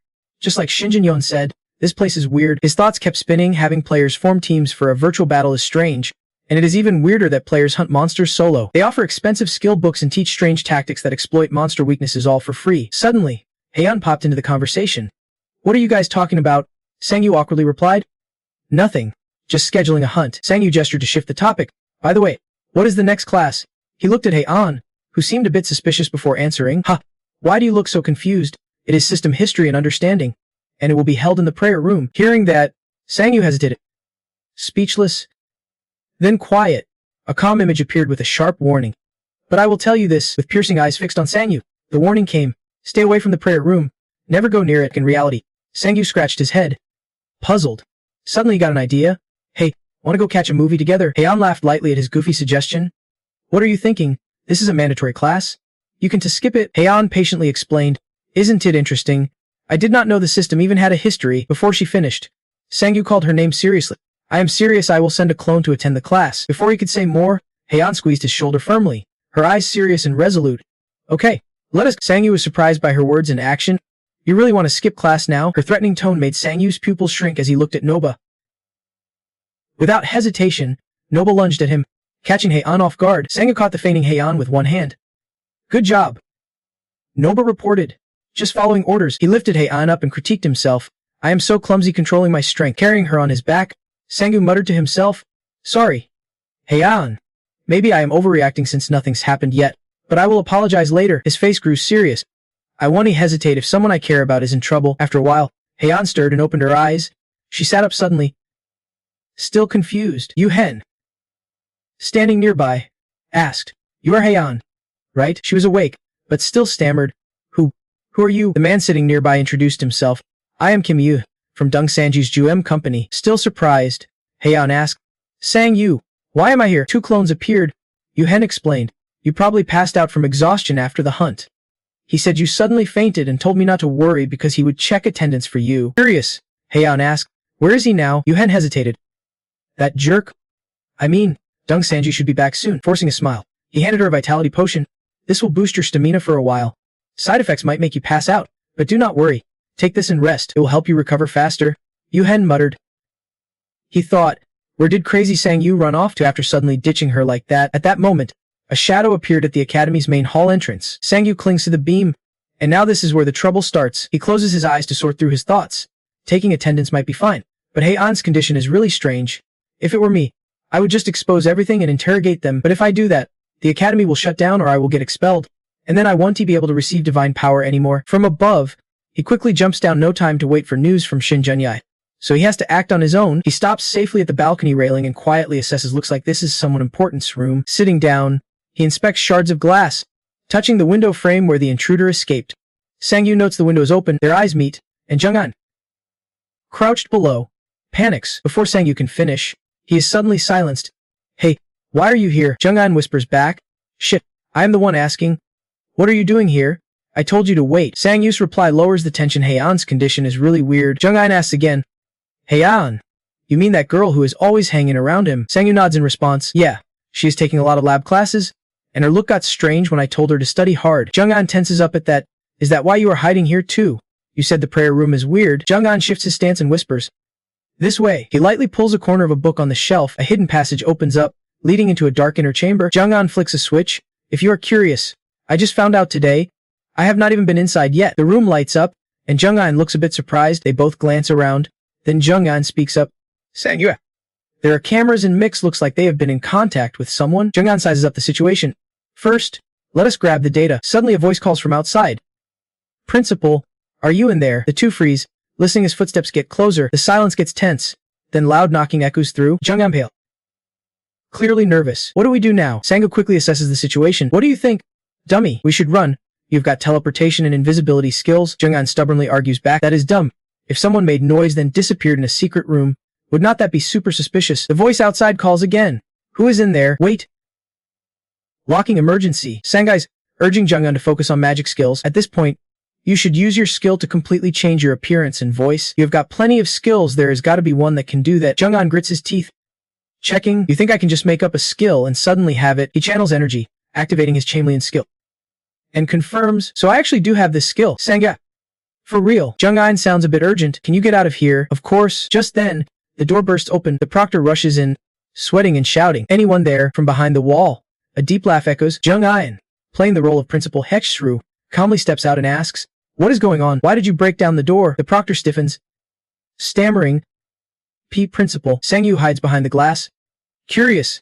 Let us open a bit and hear what they say." The situation pauses a bit over there. The professor shows up unexpectedly. "I did not know you were here today." Atsuru strokes his chin and explains, "Well, I have urgent business." Atsuru looks surprised after the question. "By the way, did the master call for you?" "Subtle beauty." The master only responded with a grunt. Haiseoak was deep in thought. "Just as I suspected. It is probably about that troublemaking do." Sang-yue and Jung-an. Sang-yue was alert and suspicious. "What?" Hexshrew crossed his arms and agreed. "Exactly. Both of them are a real headache." The professor nodded cautiously. "That is true. Is ignoring it really the right move? I decided not to follow orders to avoid drawing attention from other academies." Hexshrew bit his lip, looking grim. "Didn't we agree not to regret the choice we already made?" Haiseoak forced a smile in response. "Anyway, the meeting in 3 days will settle this." "Maybe I jumped the gun." Hearing this, the two troublemakers looked a bit surprised. The professor turned to leave. "Well, I am off then. Sorry for bothering you so late." Hexshrew quickly called out, "Professor Haiseoak." He quickly cut to the chase. "You have not forgotten the meeting time, right?" The other side answered without hesitation. "Of course not. At 11, right?" Sang-yue frowned, quietly asking, "Hey, what is going on?" He rushed over to Jung-an,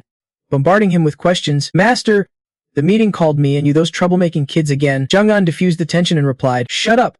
I am working my ass off figuring out how to deal with that guy. I am so confused I do not even know if I should be polite. And yet, that is the answer I got." Sang-yue glanced at his partner in crime. "Wait, why did you say the prayer room was weird at first? Now that I think about it, you were outside during the first class too." Jung-an paused, recalling the situation. He spoke up. "The warning went off. At first, I planned to attend the class in the prayer room because it was mandatory. Back then, looking innocent, I asked myself, what kind of class is this?" Continuing with a shocked expression, but the system kept throwing warnings. Mental protection activated. Warning. At that point, I could not stop thinking, who is attacking me with mental skills right now? No matter where I went, it was the same. The skills kept triggering nonstop. It was not due to any sound or mana flow. I was mistaken. Could it be? But the whole room was filled with mental skill pressure. Ending the flashback, Sang-yue asked it, "Then why did not you tell the others?" Dung-yen snapped back, "Are you serious? Now that you know, why are you just standing there? If it were you, you could probably destroy the whole academy, right?" Sang-yue just stayed silent. Listen to the idiot's explanation. Dung-yen fell silent, lowering her gaze. "I can't do it anymore because of the divine potion. In the end, we still need information." They both looked at the computer on the table and at what Dung-yen said. "We need a key weapon that can lock those guys down." Sang-yue nodded in agreement. "If we want to act freely, we have to find their weak spot." The computer suddenly asked for a password, stumping them. Dung-yen clenched her teeth. "There is a password. Damn it. Just like I thought." "He is not a fool either." Sang-yue said nothing, just pointed again at the small note on the wall. Dung-yen had to confirm it once more. "So the principal really is an idiot." Sang-yue peeked over as Dung-shun was working. Let us figure out what this academy is really about." Back in the GM company's medical room, Yen held a vial and asked, "What is this?" Kim Woo-hai enforced a quick answer. "It is an energy booster. Take it and you will stop feeling tired." Yen thanked her repeatedly. Then she made a request. "When I was in the tactics class, I was able to relieve stress, right?" Woo-hai agreed. "Sure. We have a bathhouse. Feel free to check it out." Yen did not hesitate, smiling as she took off her armor. "All right then." Woo-hai blushed a little, turning away shyly. Did she really need to laugh right here too? After packing up neatly, Yen asked, "So what is your relationship with Sang-yue Oppa?" Woo-hai shyly answered from another corner, "I am just a colleague. Nothing serious." Suddenly, Yen was right behind her, activating a skill orb as if to ambush. Really? In Sang-yue's secret room? These crazies were stunned after hacking into the hidden data. Is this the academy's real purpose? They are brainwashing all the students. The prayer room is where the brainwashing happens. Sangyu turned to Wu Haiyan, asking, so everyone's just puppets of the bastard they call their master? How many students are in the academy altogether? About 10,000, but with all the branches combined, around 30,000. Sangyu could not believe his eyes, thinking, 30,000 awakened? Brainwashed people roaming freely on the streets. Jungin seemed to notice something and pulled Sangyu out of his thoughts. Look at this. The display showed a list of hunters immune to brainwashing, with dangerous targets. Hunter rank Jung Sangyu must be eliminated first, before the next target. Hunter B rank Shin Jun, postponing the elimination of the leader's son. His name is on the danger list. From now on, brainwashed students will be after him. Junai turned and advised, you need to return to the J organization immediately. The people around you are in danger. Sangyu blankly asked back, why are not you a target? Are you not important? They are avoiding conflict because I belong to the Heesung Association. Sangyu reassured, do not worry about the organization. I said Haiyan's situation is strange, I can just leave her alone. But you did not anticipate how hard it is to control Haiyan right now in G. Haiyan's clone was slammed to the ground, while Lu Haiyan still did not understand what was going on. What is happening? Haiyan was restrained but looked smug. It is the clone, this is not too bad. Right? She kept activating skill orbs to keep the clone alert. But if she is going to act like this, bring Sangyu Appa here. A pro agent quickly appeared, shielding Yu Hai. Use this way. Hurry. Still shocked, Yu Haiyan asked rapidly. What is going on? What is wrong with her? I will explain later. The agent pulled out a phone and issued an order. For now, please do not leave the organization's building. Sangyu received the alert from the agent. Hunter Dung-san. Haiyan, I am on it. I have a room ready. I will subdue her. The computer screen showed the global awakening progress. 89.9% awakened. 10.2% not yet. I checked the situation here too. But it is worse than I thought. I do not think we can handle this alone. Sangyu named a few people and said, we need backup from other groups. In the crafting room, someone's excited cries mixed with the clanging of metal. The shout of Hubert caught his attention. Herder Team Tech Lead Hubert spoke up. What now? Urchin held up an experimental mouse cage proudly. Here it is. Hubert was curious. Huh. Cloning.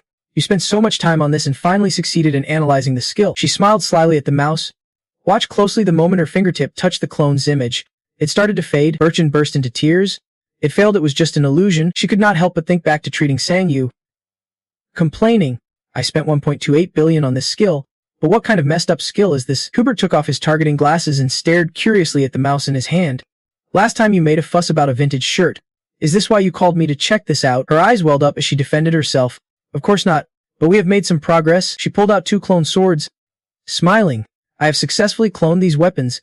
This will be a huge help for our plan. Right? Sanji wondered aloud. She went on to explain. There are still time limits, and skill orbs can be cloned. But this will definitely help our business.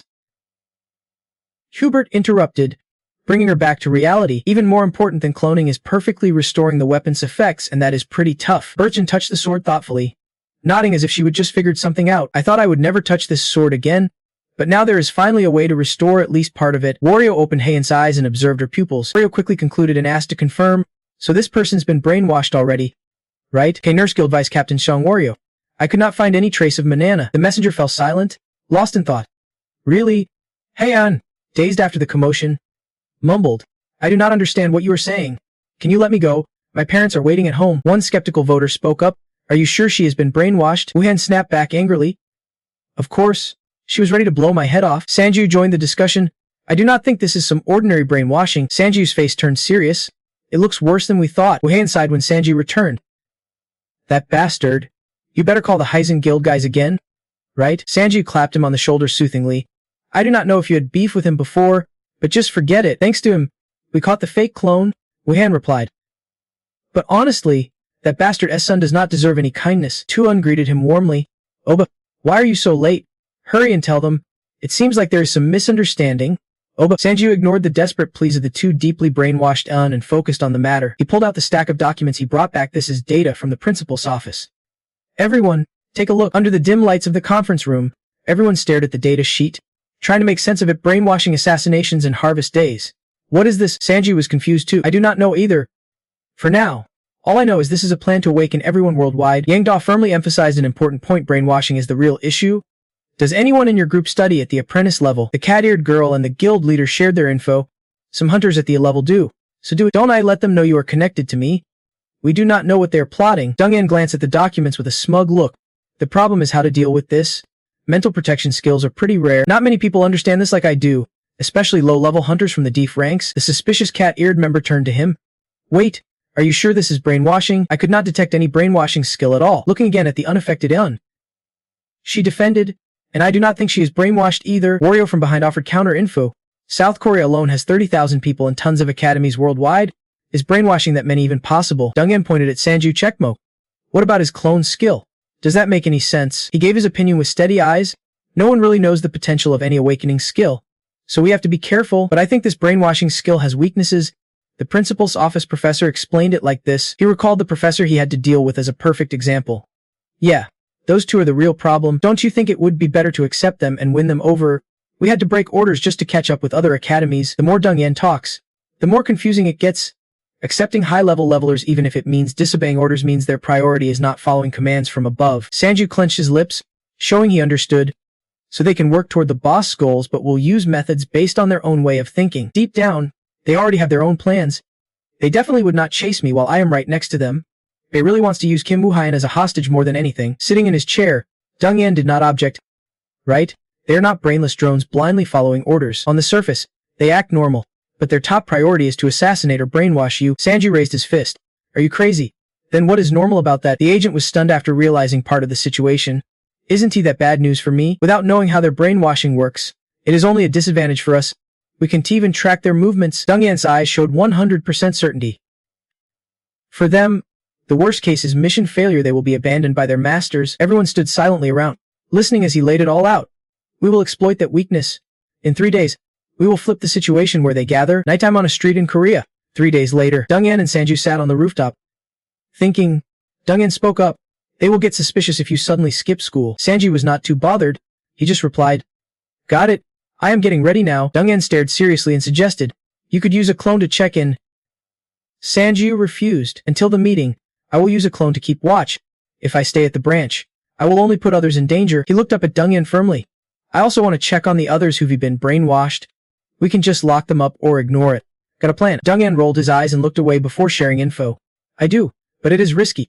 As far as I know, she has been moved to manage the prayer room. The image of Eun mumbling curses at capitalism appeared with his words. She only works outside, so hopefully she is not involved with them. Big G held a paper in her hand with instructions to use mana on her head.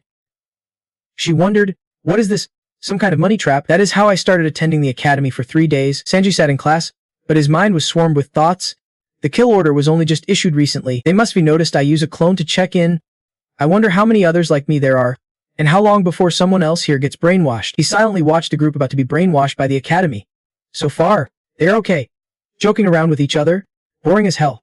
Yeah, if only they gave us skill orbs, that'd be great. Suddenly, a sharp knife flashed across his face, making him blink. There must be fewer brainwashed people here than I thought. He grabbed his neck and looked at the knife on the ground. Feeling uneasy, his eyes burned with rage as he turned around. Stammering, who threw that? Everyone gave him killer stares, secretly watching his reaction. Then they all ignored him and pretended nothing happened when he turned his back. His pupils tightened with determination as he glanced at them. Teacher Hyexidorsi called out from the podium. Sanju, is something wrong? Sanji snapped the blade in half, silently judging. So that is how you guys planned to mess with me? Nothing. Teacher, I just need to use the bathroom. As he stepped onto the stairs, still lost in thought, suddenly, a girl bumped straight into him. Her eyes went wide, panicked and flustered. Sorry, I am in a rush. It is a— Looking down, he saw his shirt was slashed open. Everyone acts normal, but they are actually trying to kill me. He was so blunt it was almost numb. You are running around with a knife like that? Someone slid an energy drink to where he was sitting, with a note. Sanju, drink this and keep moving. I have been waiting for you for a long time. As expected, I figured these were just low-level hunter attacks, so they would not affect me, but I could still sense their intent. Without hesitation, he held the paper in his hand, reading it while savoring the moment. Sanju thought for a while, then glanced at the water bottle, wondering how to read it. And that is how 3 days passed at the grounds of an academy. A secret meeting took place in a private office, chaired by the principal, who opened by thanking everyone for gathering. Professor Ma Ji-young, in charge of C-rank hunter medicine, and Professor Jia Hik, responsible for combat training. Listen closely. Already knowing today we would deal with the troublemakers. Hunter Academy Principal Wen Hak-soo named the targets.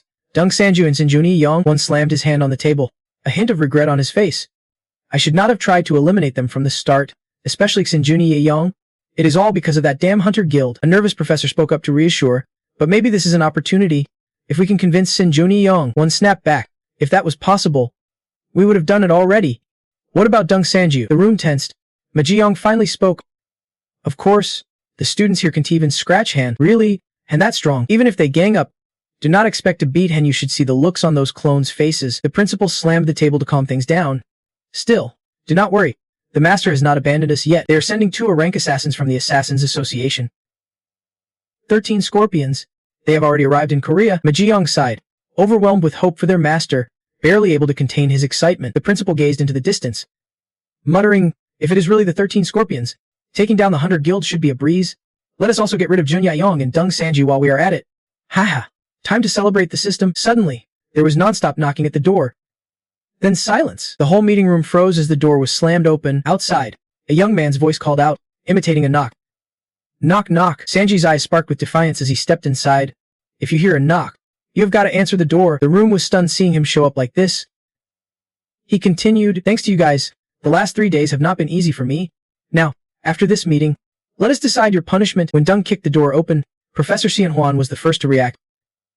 Jun stammered. Sang you. He snapped back impatiently. Professor, what is up? You are not that surprised? Are you? You have been watching me all semester. Everyone in the classroom stood as the principal spoke. Hunter Deng Sanju, I do not know why you are here, but we should settle this with words. He showed no emotion, replying, words are not bad. Using clones from his app. He added, but words only work when people are equals. Then his clones moved behind each person, knocking them down as he explained. You all have multiple names, but I only have one. That is why I need more of me. Everyone's face went pale. No one said a word. He casually sat down, crossed his legs on the table, and said, now, let us get to business. Leaning back, he looked thoughtful. These last 3 days have shocked me. The people trying to kill me are getting bolder. His voice echoed around the room. They poisoned me, ambushed me, even shot me with a gun. We had to cover all the windows in the building. After telling all this, only one thought remained in his mind, narrowing his eyes in anger. He threatened, even if they have been brainwashed to obey orders, I still want to accept it. The principal quickly tried to ease the tension. Sorry to interrupt. Deng Sanju. But what do you mean by they want to kill you? Ignoring the principal's babble, he ordered one clone to break Professor Hyaksaidosi's fingers while the principal was defending himself. I do not understand, he said simply. You better stop talking nonsense. As a loud crack echoed, ignoring everyone's shocked faces, he continued calmly. But if you want to talk, fine. If you think his fingers are strong enough. Early Professor Jihayoshi could not hold back his anger. Like, are you seriously messing with me? But then one of your clones punches me right in the face after that lie. So naturally, I fall flat on my back while you just land softly. Smirking, wow, you guys just wasted 10 rounds of nonsense. The principal gets furious because you are disrespecting his authority. What do you think you are doing? At least tell us what you want. He starts rambling again. From what I know, if this academy disappears, we want to be the only ones affected. You raise a hand in command. Are you seriously threatening me with the divine elixir? The room erupts and shouts again. The principal slams the table twice. I am just telling you the truth. Sanji stays calm and says, all right then, let me lay out my terms. First, remove the brain control from all the academy students and stop this nonsense. Second, guarantee that I am the only one allowed to enter the global academy competition so I can get the divine elixir. Third, do not report this to your masters. The whole room is shocked. Principal Chandra finally regains composure and says, sorry, but we do not understand what you are talking about. Once again, Professor X's finger snaps, cutting off the loud shouting. The principal, though scared, tries to stay calm. You are wrong about us.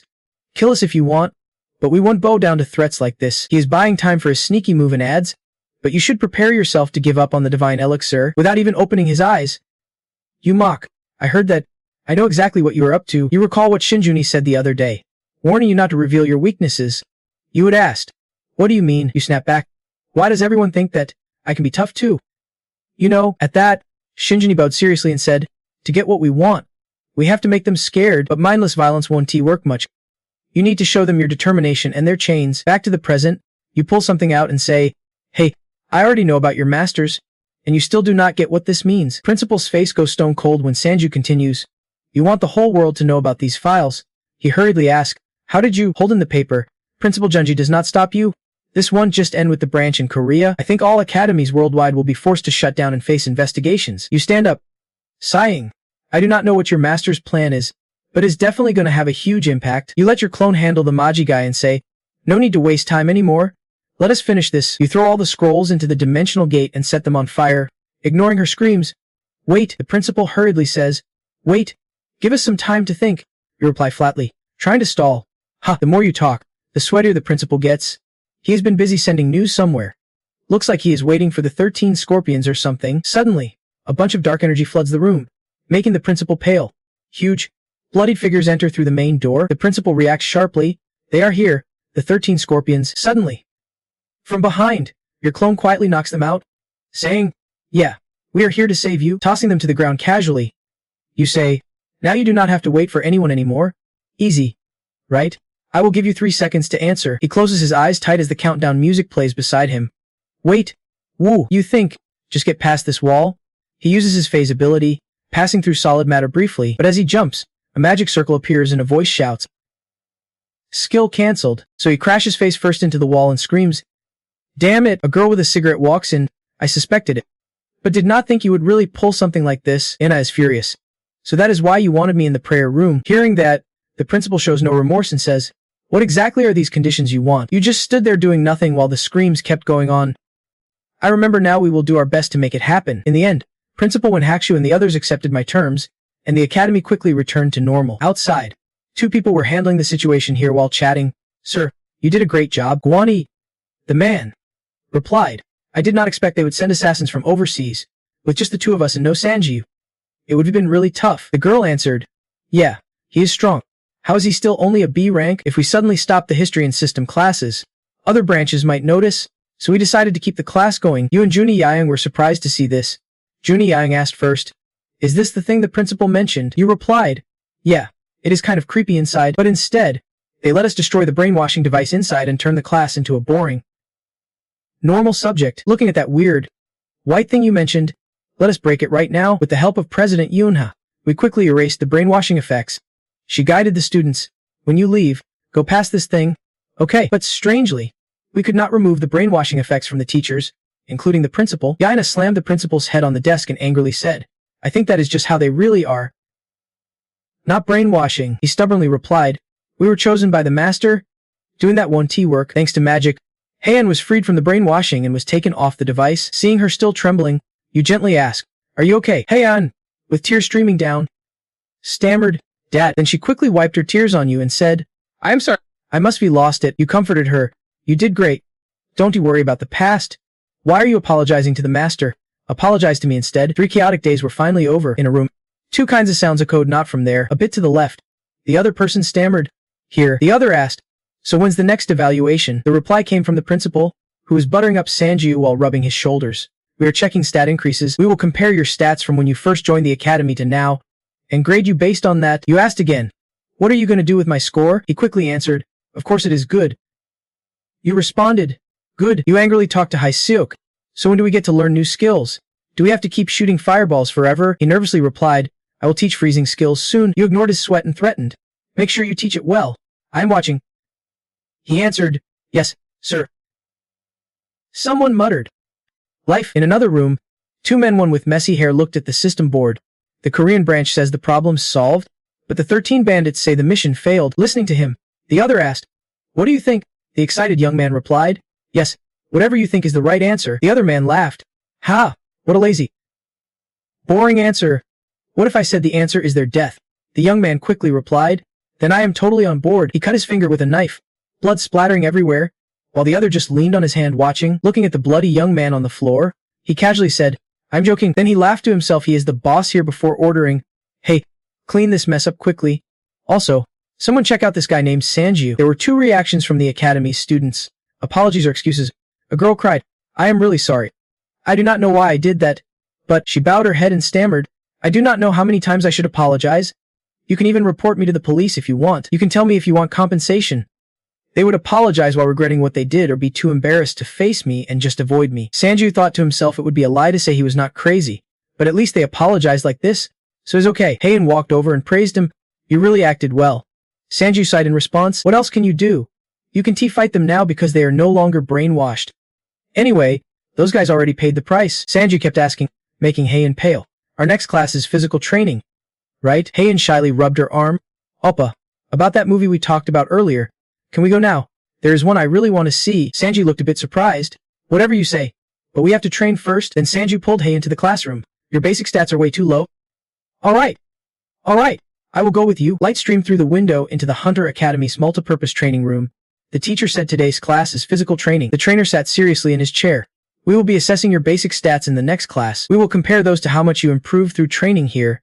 Your score depends on how much you increase your stats. People around started whispering, "What is up with that teacher? I do not get it." Heian turned to Sanju and asked, "It is because of you, right?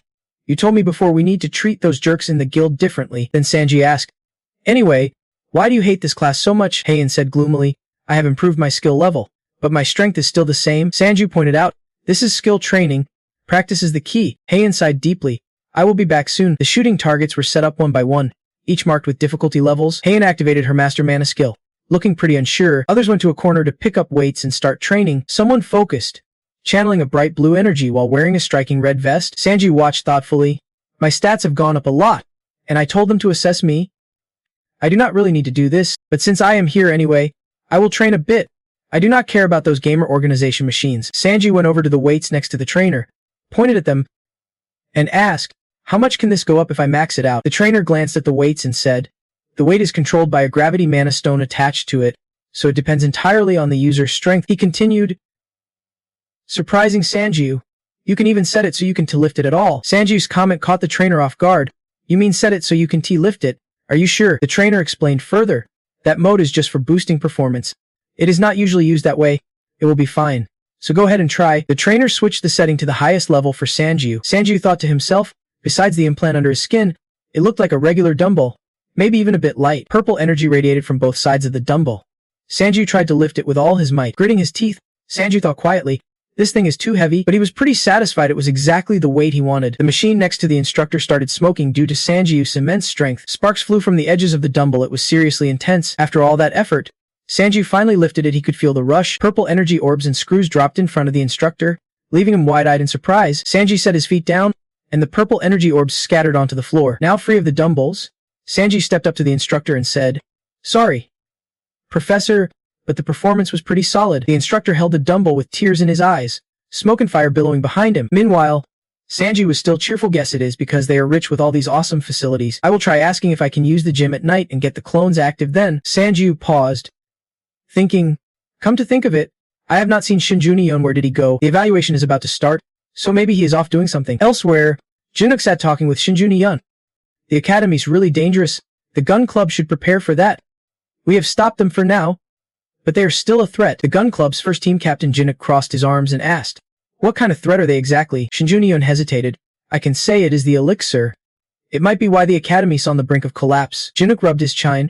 "You are captain of team 2, right? Those guys follow your orders no matter what. This is not something they can handle alone. You should help us out too." Junuk asked again, "I've got info on you and Jung Sanju. Hey, why did you get into the academy anyway?" Junuk went on until Shinjunion flinched.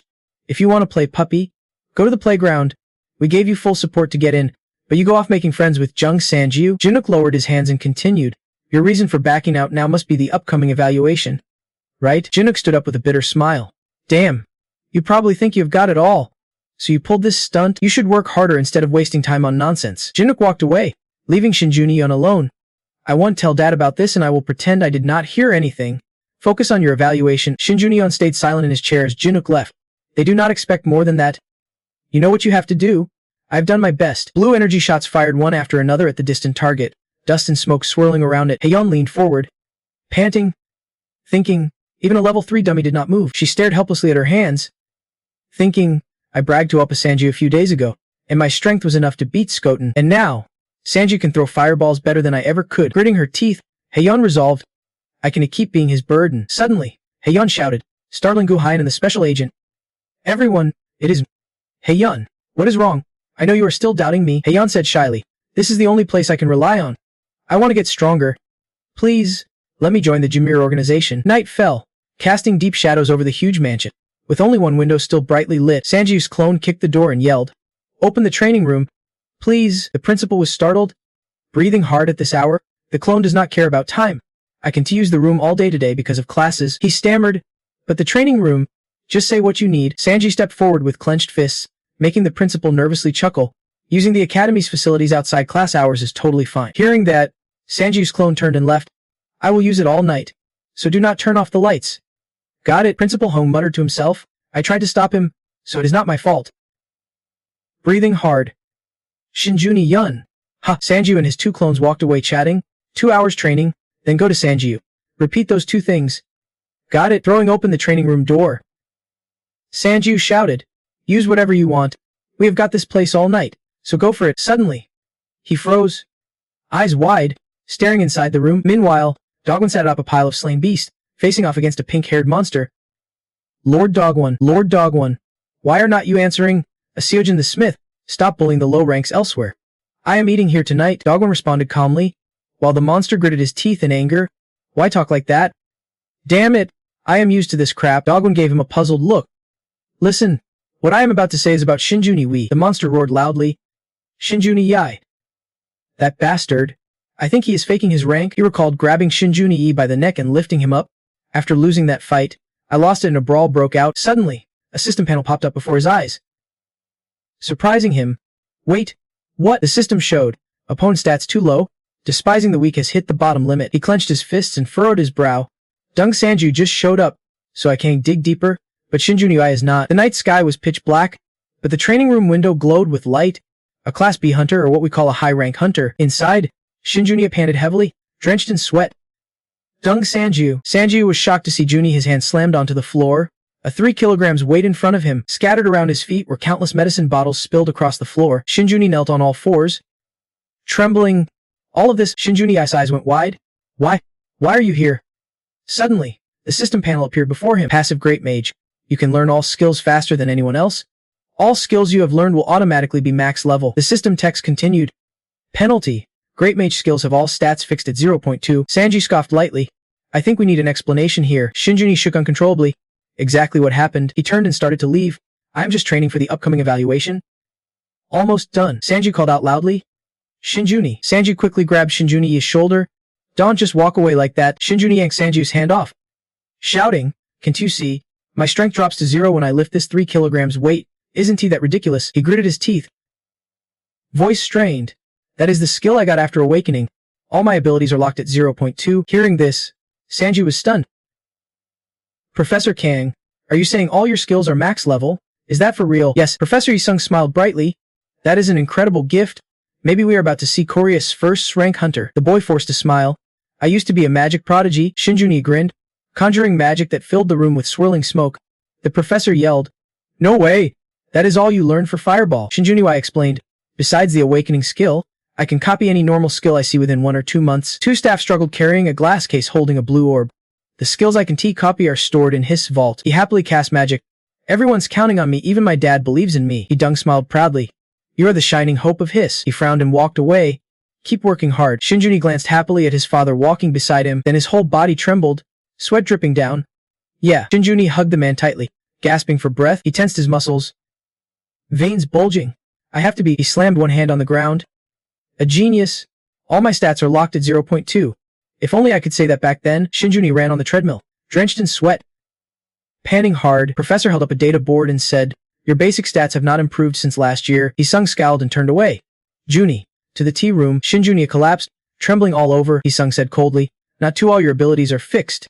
Not 2. Hisung folded his arms over those dark eyes and said, Forever. Shinjuni was startled, still clueless if he kept training hard from now on. Hisung slammed the table, cutting him off.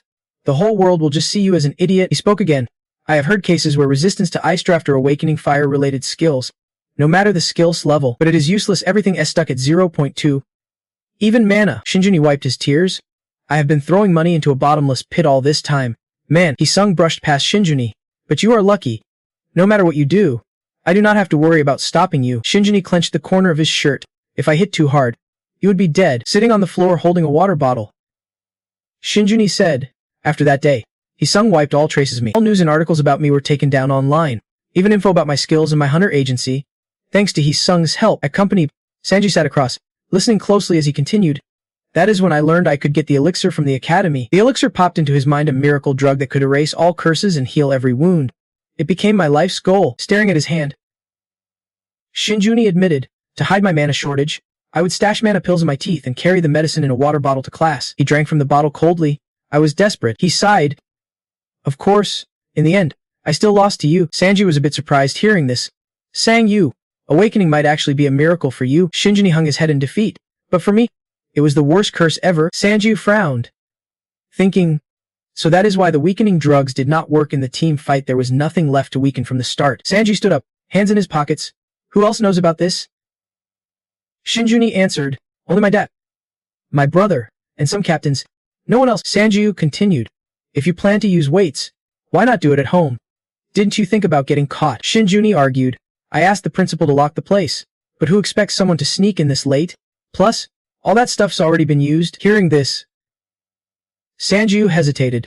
There's a gravity magic training device that adjusts to the user's strength, but when I got here today, it was already broken. Sanju curiously asked. What basic ability did you register with? Shinjuni honestly replied. 40. Sanju blinked. 40. Sanju grabbed Shinjuni's collar. Come on, there is a limit to how much you can lie. Claiming 200 times? Nobody's gonna take that seriously. Shinjuni slumped sadly. What else can I do? I have to go. Turning to leave, Shinjuni warned. Remember to keep what I said today a secret. Not even the principal can know. Please. Sanju scratched his head. Damn it. Walking alone on campus, hands in pockets, Shinjuni suddenly stopped. Frowning, he recalled Isung, drunk and holding a glass, with a girl beside him rubbing his shoulders, saying, You want team members for the promotion test. Shinjuni stood straight in a corner. You know Sangyu, the one who uses clones. Isung laughed sitting on a chair. I have seen him when he was in the C rank. I laughed at him struggling in C rank with Jun Mo, but then I heard Jun Sangyu passed the B rank test without any help. Isung's words stunned Shinjuni. Some people do not even dare to try upgrading without support. He continued, I laughed at the Japanese who looked down on a stone before them, then that stone turned into a gem. Meanwhile, the gem I polished daily became just a stone. Back in reality, a hand reached out from behind Shinjuni as he muttered, Even a pebble can spread its power. The mysterious figure suddenly grabbed Shinjuni's hands and shoulders from behind. Panic-stricken, Shinjuni shouted, Who are you? Shit, be quiet if you want to live. Elsewhere, night fell. City lights flickered in tall buildings. A lone voice said, Even when skills level up, power stays the same. The agent asked incredulously, You are not short on mana, right? The only skill you are confident in is mana. The agent smiled darkly, but you still struggled to pass the trainee exam for a while. Why? Where is this place? The agent looked up and continued, You said that before joining GM. But actually, there is someone really skilled at harnessing mana. The girl sitting in the chair smiled and said, But his training is insanely tough. You know, on the day of the basic ability test, Master Hai announced there would be 5 evaluation tools in total. The trainees were warming up, and Master Jahyuk explained the test would evaluate strength, speed, stamina, burst power, and endurance in order. Once you finish one part, you move immediately to the next. Master Jahyuk, expressionless, shouted, All right, let us start the evaluation. Someone stepped forward as the master said. Whoever's confident, step up first. Shinjun Ayong clenched his eyes tight and stepped forward. Standing before a flat wall, the assistant explained, Please hit it with all your strength. Yes, Duquan and Sealkin. Standing nearby, started betting on Shin Ayong. Look at his skinny arms. Let us see if you are right. Shinjun Ayong tensed his arm. Veins popping, a faint blue-purple glow radiating around it. Sanji Wu watched, speechless and unsure what to say. Then he sighed, thinking, Guess I have to step in after all. Shinjal put all his strength into his arm, eyes blazing with determination. His fist slammed straight into the wall, dust flying everywhere. Seeing Shinjun Ayong punch a dent in the wall, the nearby assistant could not help but avert his gaze. Duquan and Sealkin were no better. Jaws dropped in shock staring at Shinjun Ayong. A hand reached out from behind Shinjun Ayong as he muttered to himself while walking. Even a broken clock is right twice a day. Suddenly, a mysterious figure sneaked up and grabbed Shinjun Ayong's shoulder and arm, making him jump. He shouted in panic, Who are you? The man in black held a finger to his lips and said, Shush if you want to stay alive. Shinjun Ayong turned around and recognized Sanji Wu. Sanju, what are you doing here? Sanji Wu replied, About the evaluation. Calm down. Just answer me first. He asked Shinjun Ayong, Can you change someone else's appearance with your chameleon skill? Shinjun Ayong was pretty shocked. What? Then it hit him. You were saying Sanji Wu turned and walked away. Saying, Yeah, we can change my clone's appearance to look like you. That way, you can easily pass the evaluation test since you already helped me before. So now it is your turn. Sanji Wu stopped and added, But do not get me wrong, I am still chasing Elysia's body, so I won't be helping you too much. He turned and smirked.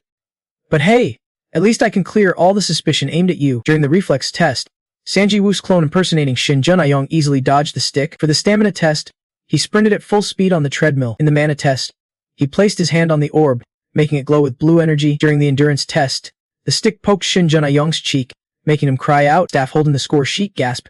All 4 stats are maxed out. The hunter evaluation test for Shinjun Ayong was complete. Other trainees were just as shocked. Wait, is not he a mid-tier combat hunter? He is bullshitting for real. Maxing all 4 stats like that means he is already in a rank. Densio-kin clenched his teeth in anger. What? That is impossible. The officer stood by the treadmill. Master Jahyuk looked at the 2 score sheets. Speechless, Shinjun Ayong's 2 score sheets showed a clear difference. Master Han Luan glanced over. He is bullshitting for real.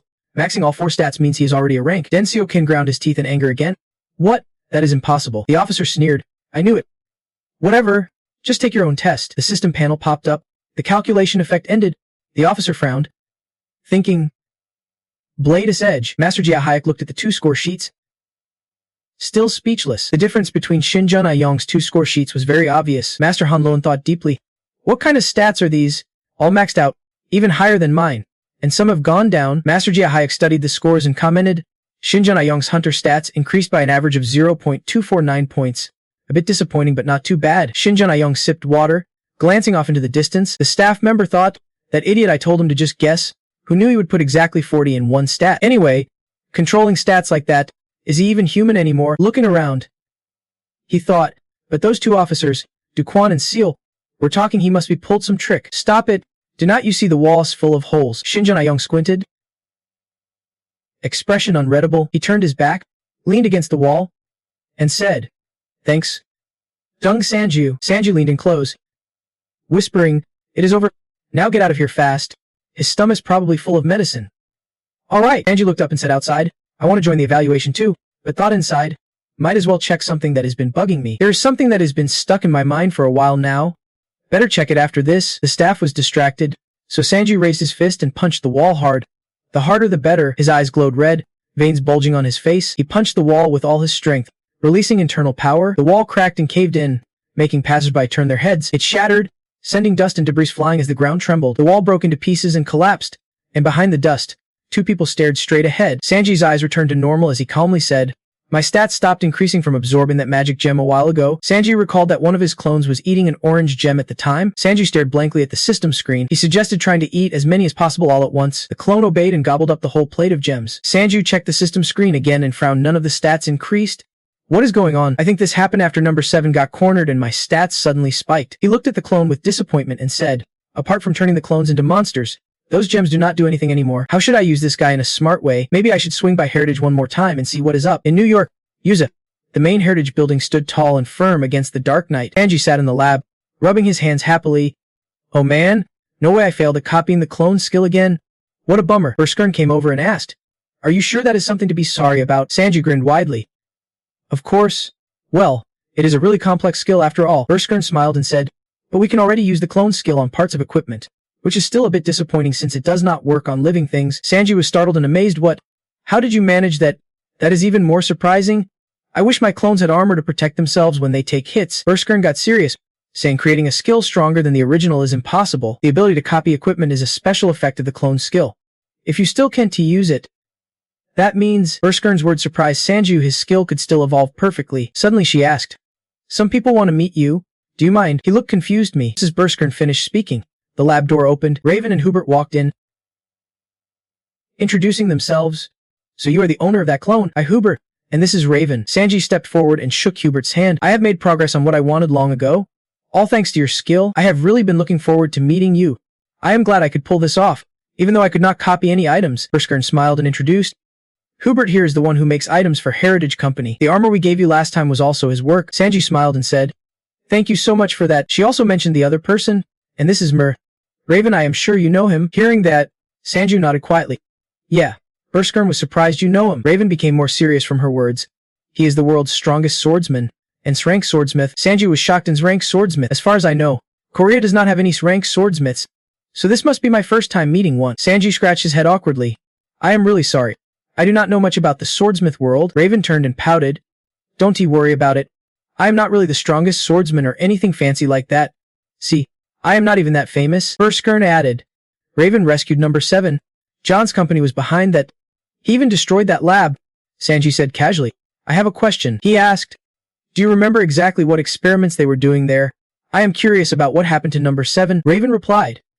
Of course, I remember clearly. He spread his hands to explain. There were tons of machines, big pipes everywhere, shiny control panels, and lots of robots. There were huge test tubes like cages. They seemed to be experimenting on something. After hearing Raven's story, everyone was shocked. He asked again, Did my answer help you at all? Raven rubbed his chin thoughtfully.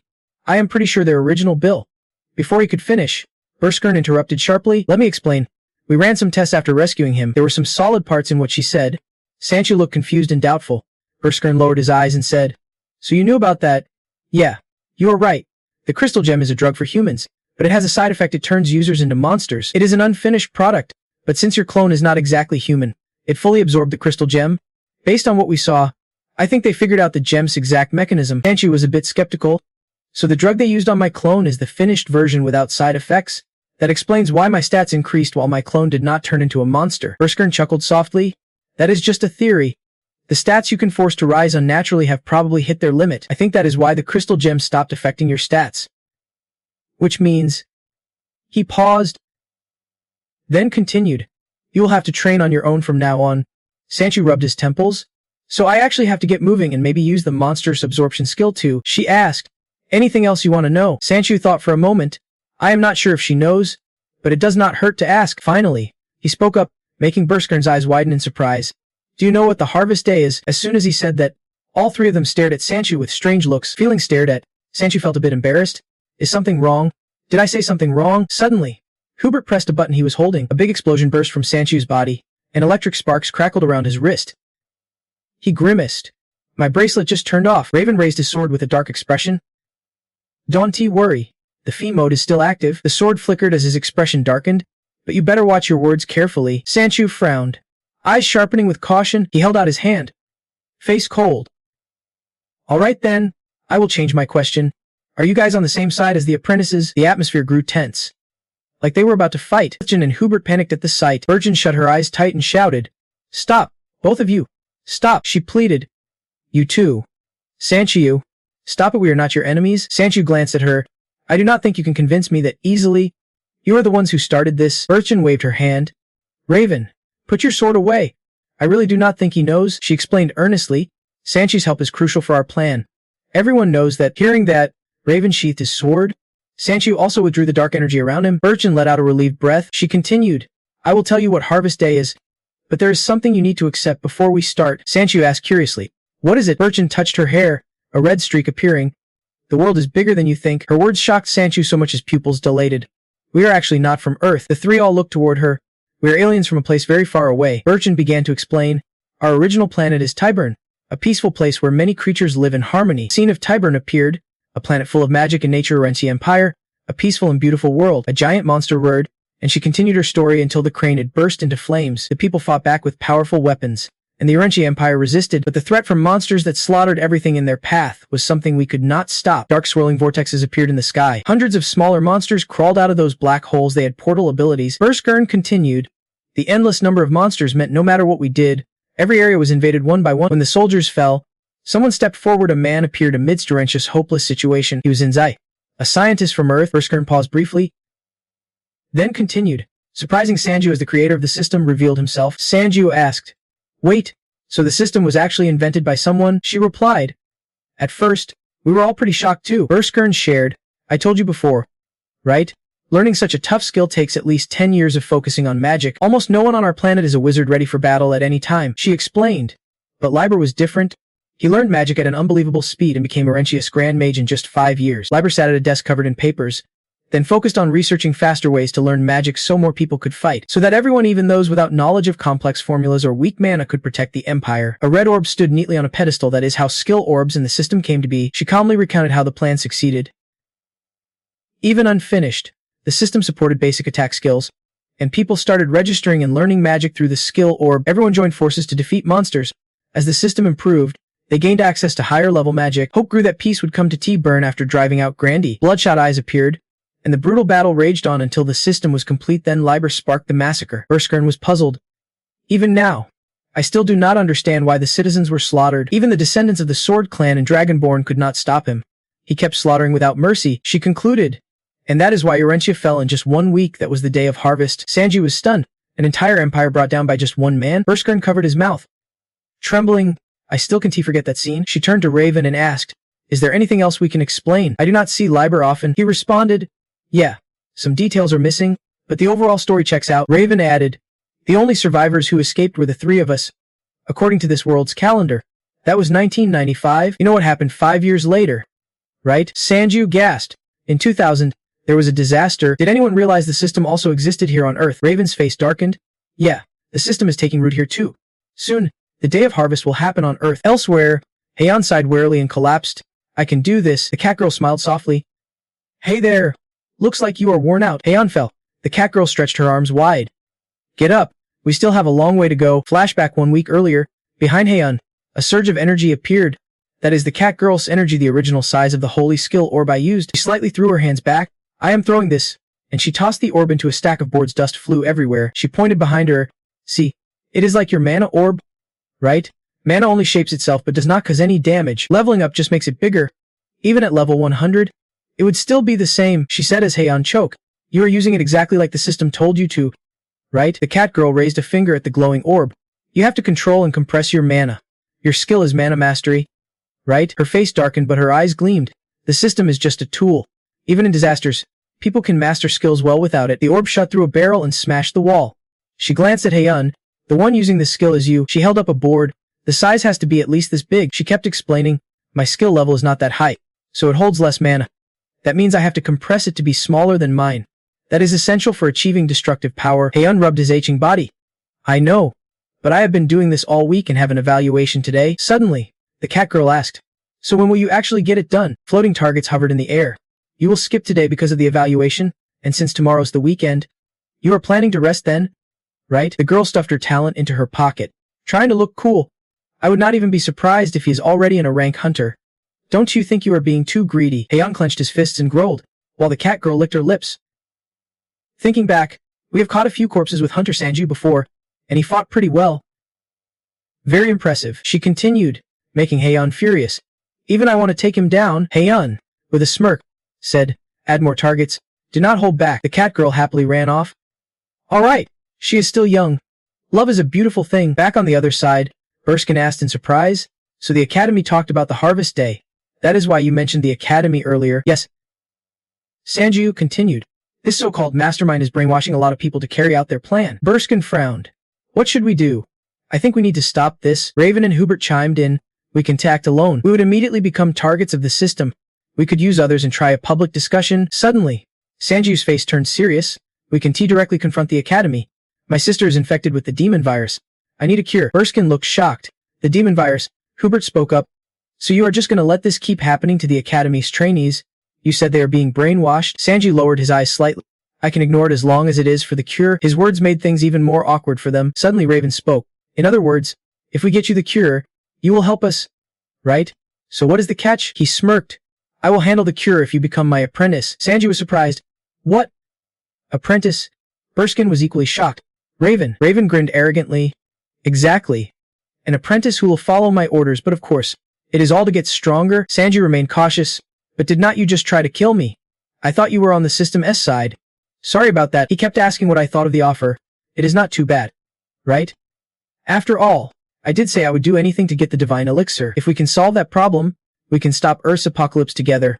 Now we are on the same side. He smiled soft, saying after fighting your clone once before, I realized you could get even stronger. He asked one last time. So what is your answer? Thinking of my sister still bedridden. I agreed. Alright, let us do this. My ears buzzed as if clenched in a fist. I did not need to overthink it. Sanji's eyes were firm as he said, if you can get me the divine elixir, I will be your dog. No. Your disciple. Before us lay shattered skyscrapers and ruins. Ron gasping heavily. The escort pressed his hand to his earpiece. He is on the run. Don't let him escape. Subdue him and spread out. Ron looked terrible and cursed. Damn it, that fake swordsman. He pretended to let me escape, but he would already called the federal investigation. Damn it. I gave him the critical info he wanted. What else could he possibly want? He raised his hand, asking about the wristband.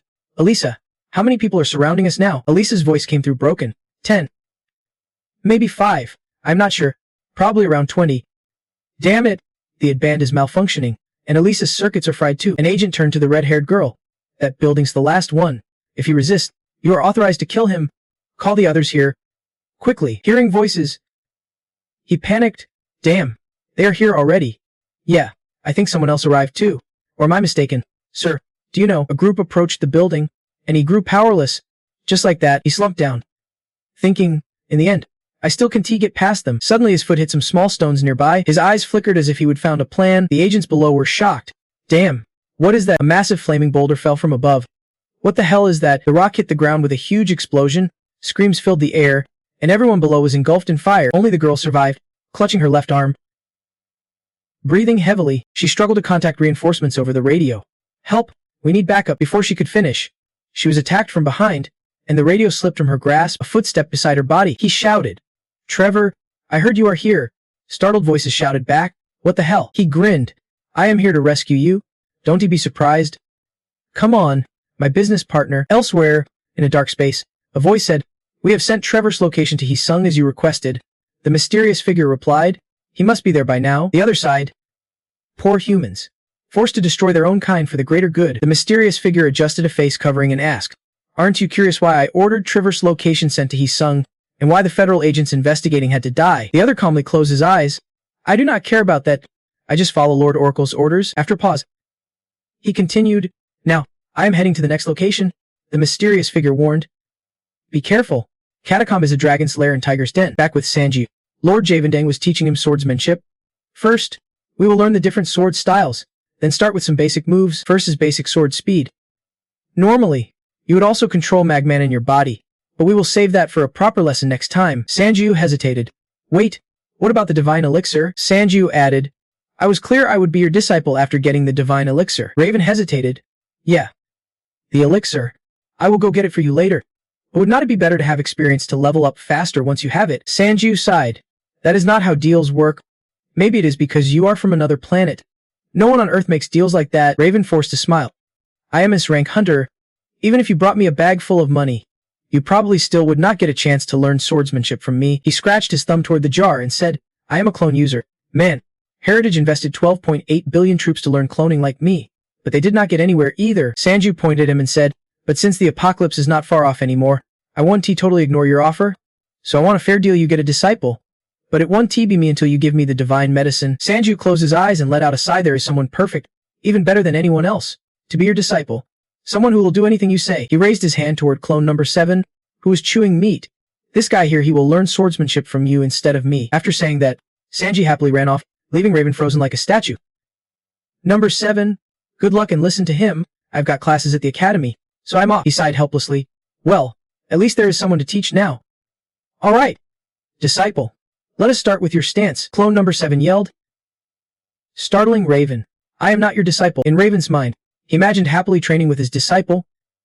"My disciple. Why do not we practice this today?" "Yes, master." They ate and chatted together. "This is delicious. What is this dish?" "It is ramen." "Master, I bought it for you to try." He even imagined their farewell scene. "I have nothing more to teach you. You can descend the mountain now." "But master, I still have so much to learn." Back to reality, Raven scowled and said, "First is sword speed. I will start teaching now, so pay close attention." "All right." In the classroom, Teacher Hisik brought out a box full of skill orbs. "All right. Today is the day you have all been waiting for. We are going to learn a new skill. I am handing out the freezing skill orbs. We will do the same drill as last time. The front row will." Teacher handed a skill orb to Sanju, who was lost in thought. "So Raven, Arya, and Duver are not from Earth, but aliens from a planet destroyed in the apocalypse." His image popped up in Sanju's mind. The Jin-style system is creative mode. Lost in thought, Sanju activated the orb. Why did he do that? What is his goal? The freezing skill was triggered. The system voice rang out, making Sanju realize something. "Wait, does that mean we might not be able to use the system on Judgment Day?" Teacher Isik held the orb and reminded, "Sanju, you should only use skills in the training room." The orb was taken away, but a blue glow lingered on Sanju's hand. "I have learned the basics of mana control from meditation. So what is the core inside?" Attribute conversion. A thought flashed through his mind. Maybe I can use mana without the system. Fire blast. Ice blast. Sanji shouted angrily. "I am fired up." "You jerk. Give me a fire orb already. Or an ice orb. That works too." Suddenly, the system appeared. "Stop." Sanju stared blankly at the system screen, which showed Dung Sanju, proceed to Catacomb. Sanju muttered, "Damn, this apocalypse stuff must be real. What the hell is this now?" He stared at the system screen showing a message. "Answer if you understand." He thought, where the heck is Catacomb? I do not know what this thing is, but it knows my name. Sanju looked at the teacher and guessed. This has to be your doing, right?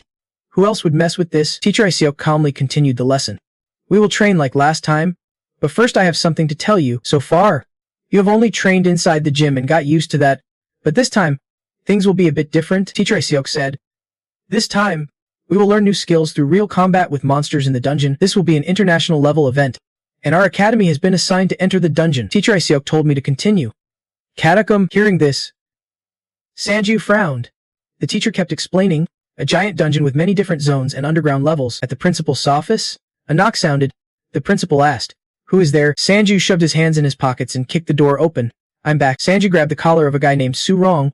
You want to die? This mess is you're doing? Right? Even if I wanted to fake respect for you, I just can't anymore. What is going on? What is this all about? Surong laughed. What do you think? Ha! Training in real combat at Catacomb. Now things are going your way. I do not get what you are talking about. They assign each academy in the world a dungeon where students learn real combat completely on the fly. You can just switch whenever you want. Sanji released the principal with a surprised look. What is up? He asked the principal again to confirm. So you are not the one who messed with my status window. The principal sang a confusing tune. What? Is there something wrong? Sanju panicked a bit. Damn it. If it is not the academy, the system panel popped up again with a message. If you want to stop the apocalypse, help me. Sanju thought anxiously. So who sent this to me? In the special training area, a beast girl with animal ears was measuring mana. Meanwhile, Heian, who was having her mana measured, was trembling and struggling to reach out, asking, what do you think? Says the beast girl glanced at the mana results, smiled softly, and said, good job. You passed. Hearing this, Heian forgot all her exhaustion and happily said, awesome. Then she rushed forward and hugged the beast girl tightly, saying, thank you. I have to keep this size even if my skill level rises. Got it. Heian blushed a little when the beast girl said, remember to hold on to Lord Sanju tight. Before leaving, she smiled softly and said goodbye. See you. Says after Heian left, the beast girl looked at the mana gauge and chuckled to herself, seeing the amount of mana on the meter. She could not help but think, I did not expect her to hide so much mana. No matter how skilled they are, no one can stop this ability. In Sanju's bedroom, the quiet space was suddenly filled with a strange sound. Can you hear me? He sat on the bed, feeling helpless, and asked, who are you? A green screen appeared with white text. This conversation is restricted. I have to explain myself when answering your questions, but if I do, the system will detect me. The text continued. I want to stop the apocalypse. That is all I can say. Those words shocked him, but he replied, sorry, but I have already heard about the apocalypse. People say it is arranged by the system and Liber. How can I trust someone talking to me through the system like they are some kind of savior? The system quickly answered. First off, I am we are totally different. The weird reply made the vein on his temple pop, and he angrily said, are you messing with me? Look at this jerk. The system hurried to explain. Think about it. If I were on the system's side, why would I contact you? My job is to inform the master about people and heritage. His explanation made sense, so Sanju sat seriously, considering the request. Outside, someone called. Sanju, there's a guest, sir. Hearing that, the system wagged its tail and said goodbye. That is it for today.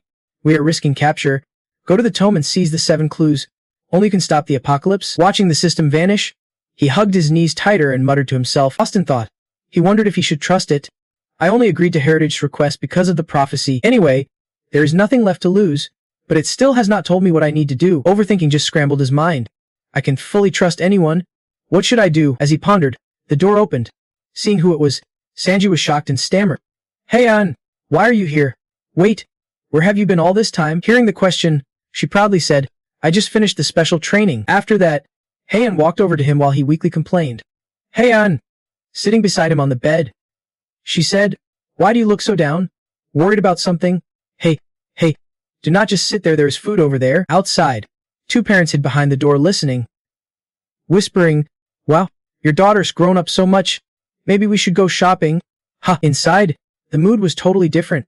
Seeing him lost in thought, Heian asked, is there something you can tell me? He seriously said, aren't you scared? You know that academy is not normal. They even plan to send us abroad. Hearing this, Heian scratched her head, confused why he was so worried. Of course, I do not trust that academy.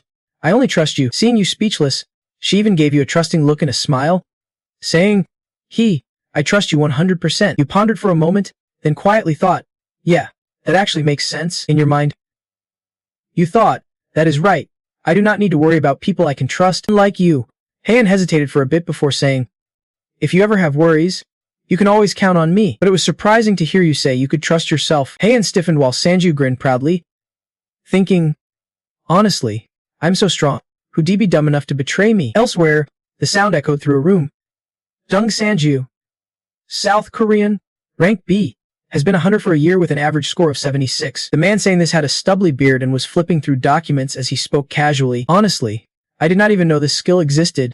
I can just sit around and watch anymore. Suddenly, a red-haired girl appeared and shouted, making him lean over complaining, whatever you say is always right. Forget it. Suddenly, beams of light shot across the room, making it lively. The stubbly man got excited, Hey, look who is here, Jumper. The man who just arrived was Jumper, and rank hunter. He strode over with fierce energy and said to the stubbly man, I heard you caused some trouble. The stubbly man smirked. So you came here to take me out? Jumper, clearly annoyed by the response, shot back. Depends on how you answer. Both prepared for a fight. The stubbly man glowed with blue energy, and Jumper clenched his fist tightly. After a moment, the stubbly man withdrew his energy, waved his hand, and said, Emph, heading to the dungeon. Ha! Then after a few seconds, he added, I do not know anything about it. I did not even know that place was designated a dungeon hunting zone. Jumper, showing no emotion, asked, You really do not know anything? The red-haired girl suddenly kicked the man lying on the floor, while the stubbly man said, The dungeon training sessions at this academy are just side events. Usually, I hand those off to others. If you want to complain, go to him. Jumper stayed silent as the stubbly man continued, I get what you are worried about, but do not look at me like that. The 7 heads are still safe. The maze creator is still there. Meanwhile, in the giant dungeon maze underground, strange creatures were fighting hunters with weapons. They roared and howled in incomprehensible ways as they battled. The hunters kept attacking relentlessly, and soon the creatures were defeated. The armored hunters called out, Everyone, fall back. At that moment, the group of trainees were noisy, saying, Those were real monsters. This is my first hunt. Among them were Sanju and Heian. Seeing the creatures, Heian looked worried and asked questions, while Sanju answered patiently, What kind of monsters are those? Scary. Probably golems or something. More importantly, do you think more will show up? Next to them was Siona, the guild manager, organizing the ranks, saying, Hey, do not break formation. It is dangerous. Sanju recognized her and asked, and she responded warmly, It is Siona. Sanju, he asked how she was doing, and she replied enthusiastically, Just working part-time. The academy's huge, but there are not enough professors. They can't keep up with recruiting hunters higher than C rank no matter what they do. Of course, she asked him questions, and he answered each one. He asked back, What about you? She said, I am an academy trainee. Please protect us. Hearing his answer, Siona laughed teasingly. Hey, you are an academy trainee. Who is protecting who? You do not even need a guide anymore. Ignoring her laughter, he asked, What exactly are we doing here? Only hired hunters go hunting, right? The students just stand around watching. After a pause, Siona replied, Yeah, the academy requires us to do that. I am not sure why. Maybe because there are too many students. They just say to protect the trainees by keeping them from fighting the monsters. After a while, she returned to her mission and said goodbye to you. But honestly, if I were you, I would pretend I did not see you ditch the line and jump into the fight. Help me protect the other students too. You have not even teased me once. Do I get some credit for that? After Siona left, Heian turned to ask Sanju, and he reluctantly answered, Who is she? They seem really close. Don't do that. You are scaring me. She is the manager of the YOLO club. She helped me before. Hearing that, Heian got even more worked up. While you were a bit confused. Ha, what about Mahu? The sister you mentioned before. She is here too, right? Ha, which sister? At this moment, Heian said, She is probably the one who gave me special training. Elsewhere, still inside the prison maze, the place is dark and foggy, filled with eerie sounds. In the center sits a figure surrounded by skulls scattered all over the ground. His hands clutch a small orb as he mutters nonstop. So many. Too many people. The figure is trapped within magic circles and mutters. They are getting closer. Too many of them. If this keeps up, the woman talking to herself is the tome's master, the creator of the maze. She stammers, I am in danger. The scene shifts back to Sanju's group. He senses something approaching and quickly embraces Heian, making her blush. Heian! Come here. Others react slower but soon notice as the ground starts shaking violently. What is going on? Was that an earthquake? Everyone, get to the hallway. The trembling earth throws everything into chaos, leaving everyone stunned. After assessing the situation, Siona urgently orders everyone to stay away from the sinking pit. Back off. Run. Hurry. Everyone flees from the center of the quake. Heian, carried on his shoulder, looks scared but is comforted by Sanju. Hey, do not worry. It is Suddenly, a system message appears. Go down. He quickly replies. Got it. He hands Heian over to a clone of himself, which puzzles her, then says before jumping into the abyss, You go ahead. Watching Sanju disappear into the deep pit, Heian screams helplessly. Wait. Meanwhile, he is locked in a battle of wits and courage with the system. There better not be any traps, or it will kill me. The system cheerfully replies. No problem. He responds seriously. One more thing, you would better tell me who you really are after this. After a moment of free fall, he finally relaxes and can help but marvel. I am not falling anymore. It feels like the world is holding me up even if I let go. He keeps his eyes closed, soaking in the soft, warm feeling around him, but one line from the system shatters the mood. Opening his eyes, he sees the familiar interface, and all around him is darkness filled with skulls, bones, and dirt. I'm buried. I am actually buried, trapped tightly. Sanji thinks about how to get out. Damn. Pushing all this stuff away is not hard, but everything around me is sealed off. And I can just see a thing. Now I have no idea which way to go. Outside. Someone starts breaking through the dirt and rocks to open a path while Sanji is busy figuring out if he should just pick a random direction. Suddenly, Sanji's eyes widen as he hears a blue aura sweep through and nearby voices chatting about terrain and living beings scanning skills, but mostly, he is shocked because he has run into a familiar face. Seeing his stunned look, Shinjinyan can't help but brag. That skill is amazing. Right? Sanji snaps back to reality and quickly asks Shinjunyan, "You made it here too." "Of course. I am not about to give up on Elysia. But how did you end up falling all the way down here?" Shinjunyan, just finishing a sip of water. Honestly answers, "You think I could outrun those guys? I was exhausted and collapsed right here." "Then why do you sound so proud about it?" Thinking back on recent events, Shinjunyan said, "That was not a joke. A lot of other trainees probably fell here too." "Yeah. I think the devastation happened in other places as well." Sanji hears this and silently thinks, the destruction must be spread everywhere else too. At this moment, Sanji sat down and casually started talking to Shinjunyan. "It seems like there are a lot of paths here." Shinjunyan replied, "The tome is like a huge labyrinth made of dungeon cells, and we have fallen into its deepest parts." Pausing for a moment to scan the area with his eyes, Shinjunyan continued his unfinished sentence. "No one knows where this place leads." Sanji sat on a pile of rocks, lost in thought for a while, then asked Shinjunyan if his teleport skills cooldown was over yet. Shinjunyan kept up the conversation, saying, "Yeah. You planning to get out of here? You will have to make your own way out." That answer made Shinjunyan blow up in anger, shouting, "What? We do not even know what kind of freaks might show up in a place like this. Even you." Before he could finish, a giant, weird creature suddenly appeared behind Junian and headed straight for him. They reacted fast, stomping hard on the monsters, the area filled with dust and the non-stop howls of the beasts. After dealing with them, Sanju said, "I am heading deeper inside. I do not have time to protect everyone else." "Well, if you are confident, you can come with me." Shinjunyan decided to open the teleport gate. Hearing that, Shinjunyan also said, "All right then, I will head back." Sanju approved the choice. Good call, but just as Shinjunyan stepped through the gate and Sanju turned to leave, he suddenly poked his head out with a confused look. Sanju rushed over grabbing his shirt. "What are you doing?" Shinjunyan was just as stunned.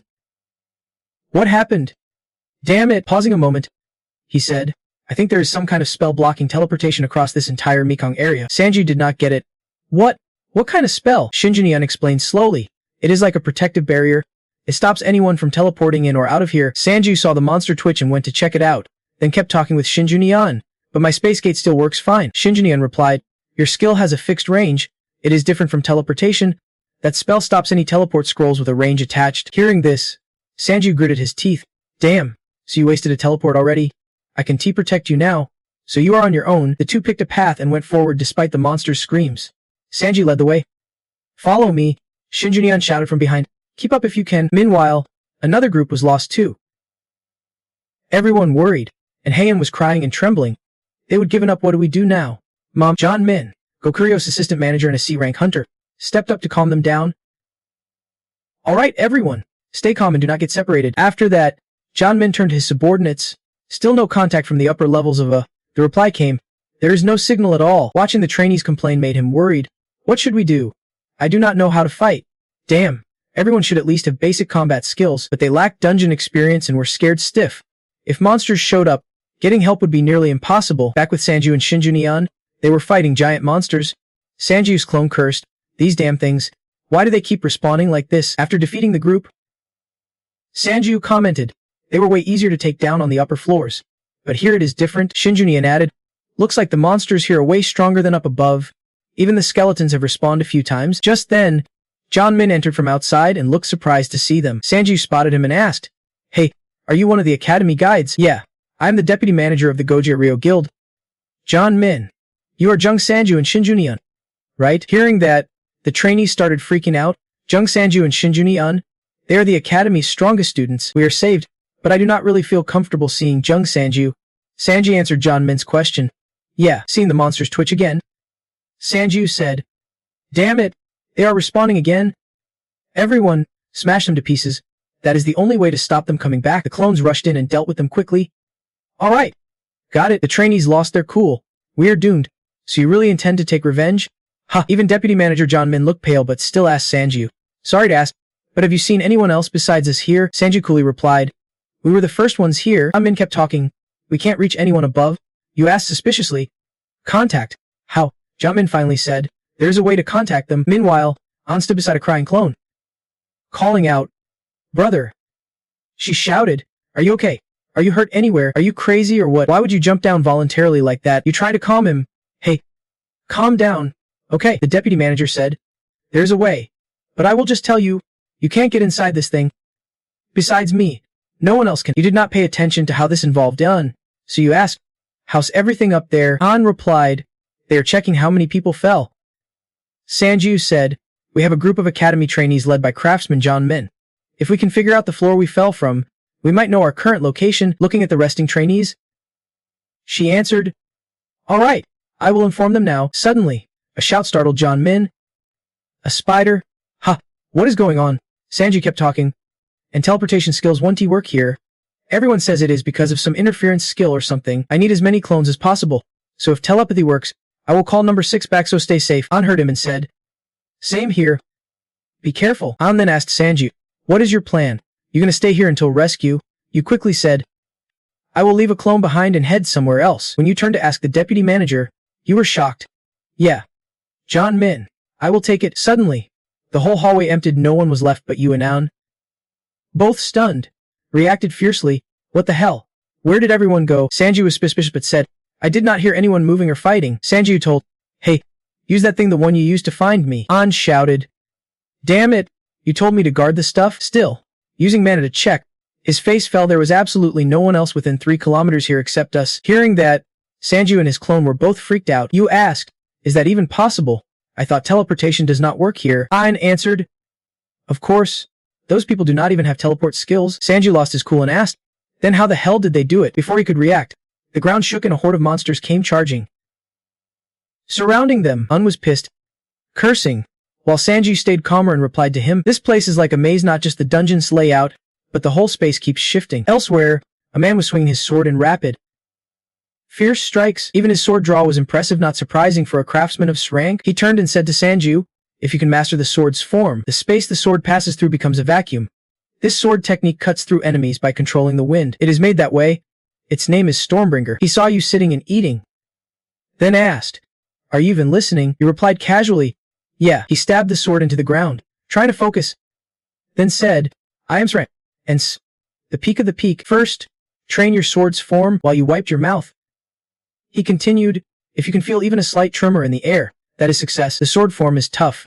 Don't use your whole arm, just your wrist." While Raven was busy talking, Sanju quickly drew Stormbringer, and, with a proper stance, he swung once, surprising Raven so much he was speechless. "What? No way! How?" The scene showed a fierce battle with monsters, dry bones scattered everywhere. An and Raven happily said after each win, "Good," while the dry bones kept rattling nonstop. Since they can revive, Sanju gritted his teeth and cursed, "Die already. Damn it." The system appeared again, saying this will keep happening until you defeat the one manipulating space. This only made Sanju angry. What a nightmare. What should he do now? Watching the monsters keep coming closer, he asked, "Is there some jerk messing with space?" Number 7 answered right away, "Yeah, we need to see his face." Hearing that, Sanju got even more determined. "I won't let him run wild." In another space, stones around were shifting constantly as a man moved and muttered to himself, "Dung Sanju, there must be a reason the master sent me. This guy's fighting skills are exceptional." He picked up a skull and said, "Hey, seeing him reminds me of you, Marcel." Pausing briefly, he added, "He is surrounded by so much killing intent. That is why he is so strong." Looking at the skulls covering the ground, he continued, "But normal humans always have limits." Back with Sanju, he was still battling monsters, his mind racing. Will this ever end? He wondered, crushing a skull underfoot. He thought, the monsters keep respawning, so beating them takes 2 or 3 times the effort. Just when I think I have wiped them out, they are actually just moving to another space. Frustrated, Sanju muttered, "These damn things keep coming back. Is there no other way?" Shinjuni Yai, standing nearby, replied, "I heard if you have divine power, you might be able to burn them all up." Then he added, "Why not start praying right now and see what happens?" Sanju clenched his teeth, furious. "I will kill you first and turn you into one of them." But holding his sword, an idea sparked from Juni's words. "Burn them? Ha!" He turned to his 2 clones. "Can you guys create fireballs to distract them?" One clone nodded. "Got it." Holding his sword seriously, he said, "All right then, move the fireballs and bring them to my sword." The clone who answered earlier paused thoughtfully for a moment and then said, "Okay." The scene changed as someone called out to him, "Apprentice, what is your plan?" He looked at Javen and said, "I am just copying you." He raised his crooked hand and said, but my wrist Javen shouted. Oh no. Sanji saw his reaction and quickly said, it will be fully healed in 3 minutes. He said seriously to him, I see you have a high regeneration power. He thought, at this level, his sword speed is as fast as a level 3 wind. Clenching his fist, he truly admired the kid's talent. I knew he was sharp, but did not expect him to control his body so perfectly. Truly a kid worth training. If I guide him well, he could become a sword to pierce through any obstacle. Just seeing his back, you can tell he thought this through before deciding. He's about to start a new lesson, so sit. My student. Then I will get to the mana structure part. Switching to another space, flames blazed and louder echoed. Sanji was holding a sword engulfed in fire created by his clone, proudly saying, that is right, this is the sword. Combined with a fireball, Juniwai and the guy next to him quickly objected. That is just like throwing fireballs at them. Sanji stopped and asked again, do you feel the divine power flowing through this weapon? Then he swung the sword at the target, shouting, watch this. Then he slashed at a nearby monster, which screamed in pain. The others were surrounded by flames and could only scream in panic. Juniwai and the guy just stood there dumbfounded, speechless at the scene, looking at a battlefield full of smoke, dust, and debris.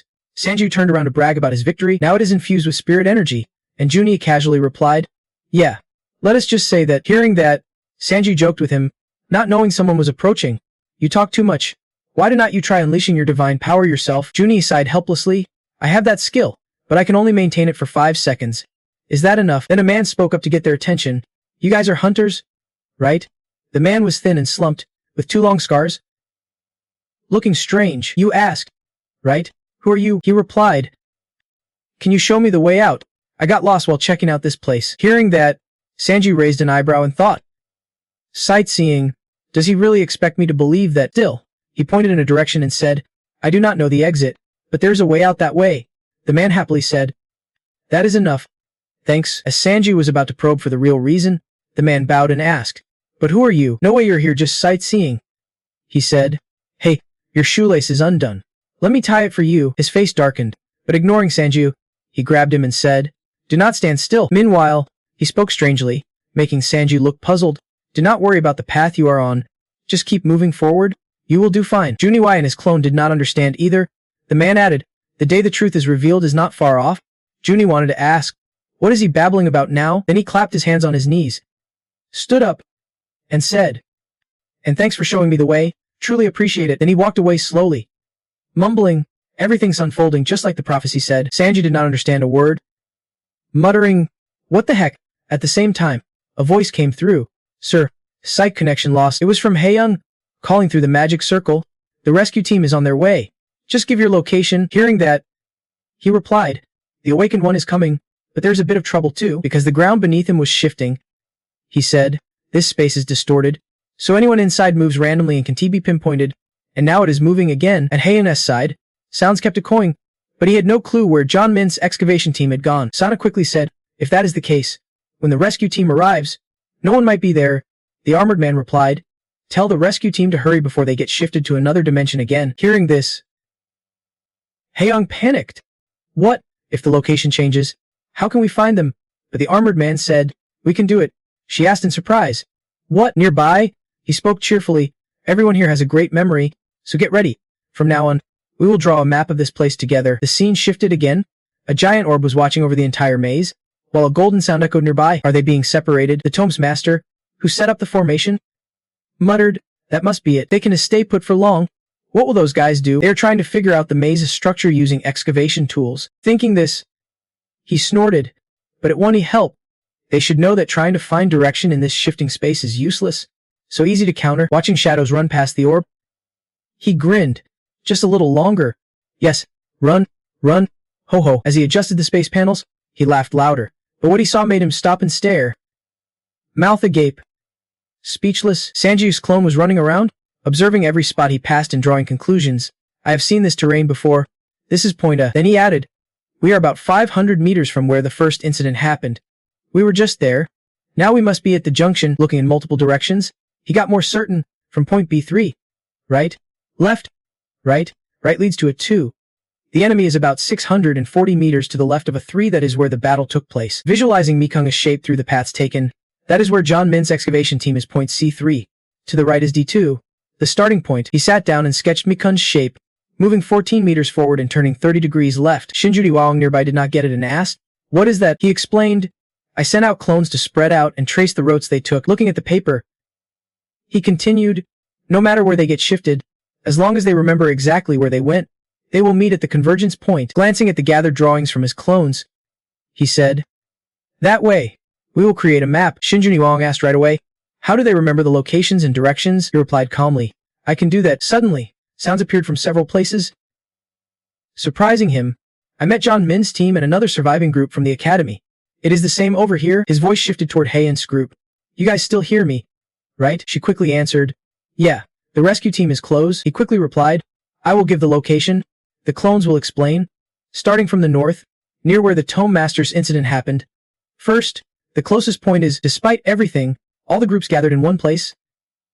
Everyone happy. They helped each other move to safety, and Heian ran to Siona, holding her tight for a long time. Meanwhile, he finally exhaled relief. Woo. Alive and kicking, guess that is all that matters? Right? Seeing this through the orb, Mikun's controller babbled nonstop. Sang-woo, how did you survive? The clones helping Sang-yu gather drawings returned, and it looked like the map structure was almost complete. After assembling everything, Mikun's shape looked like a huge circle. Sang-yu held the map and said, the teleportation must be caused by some skill.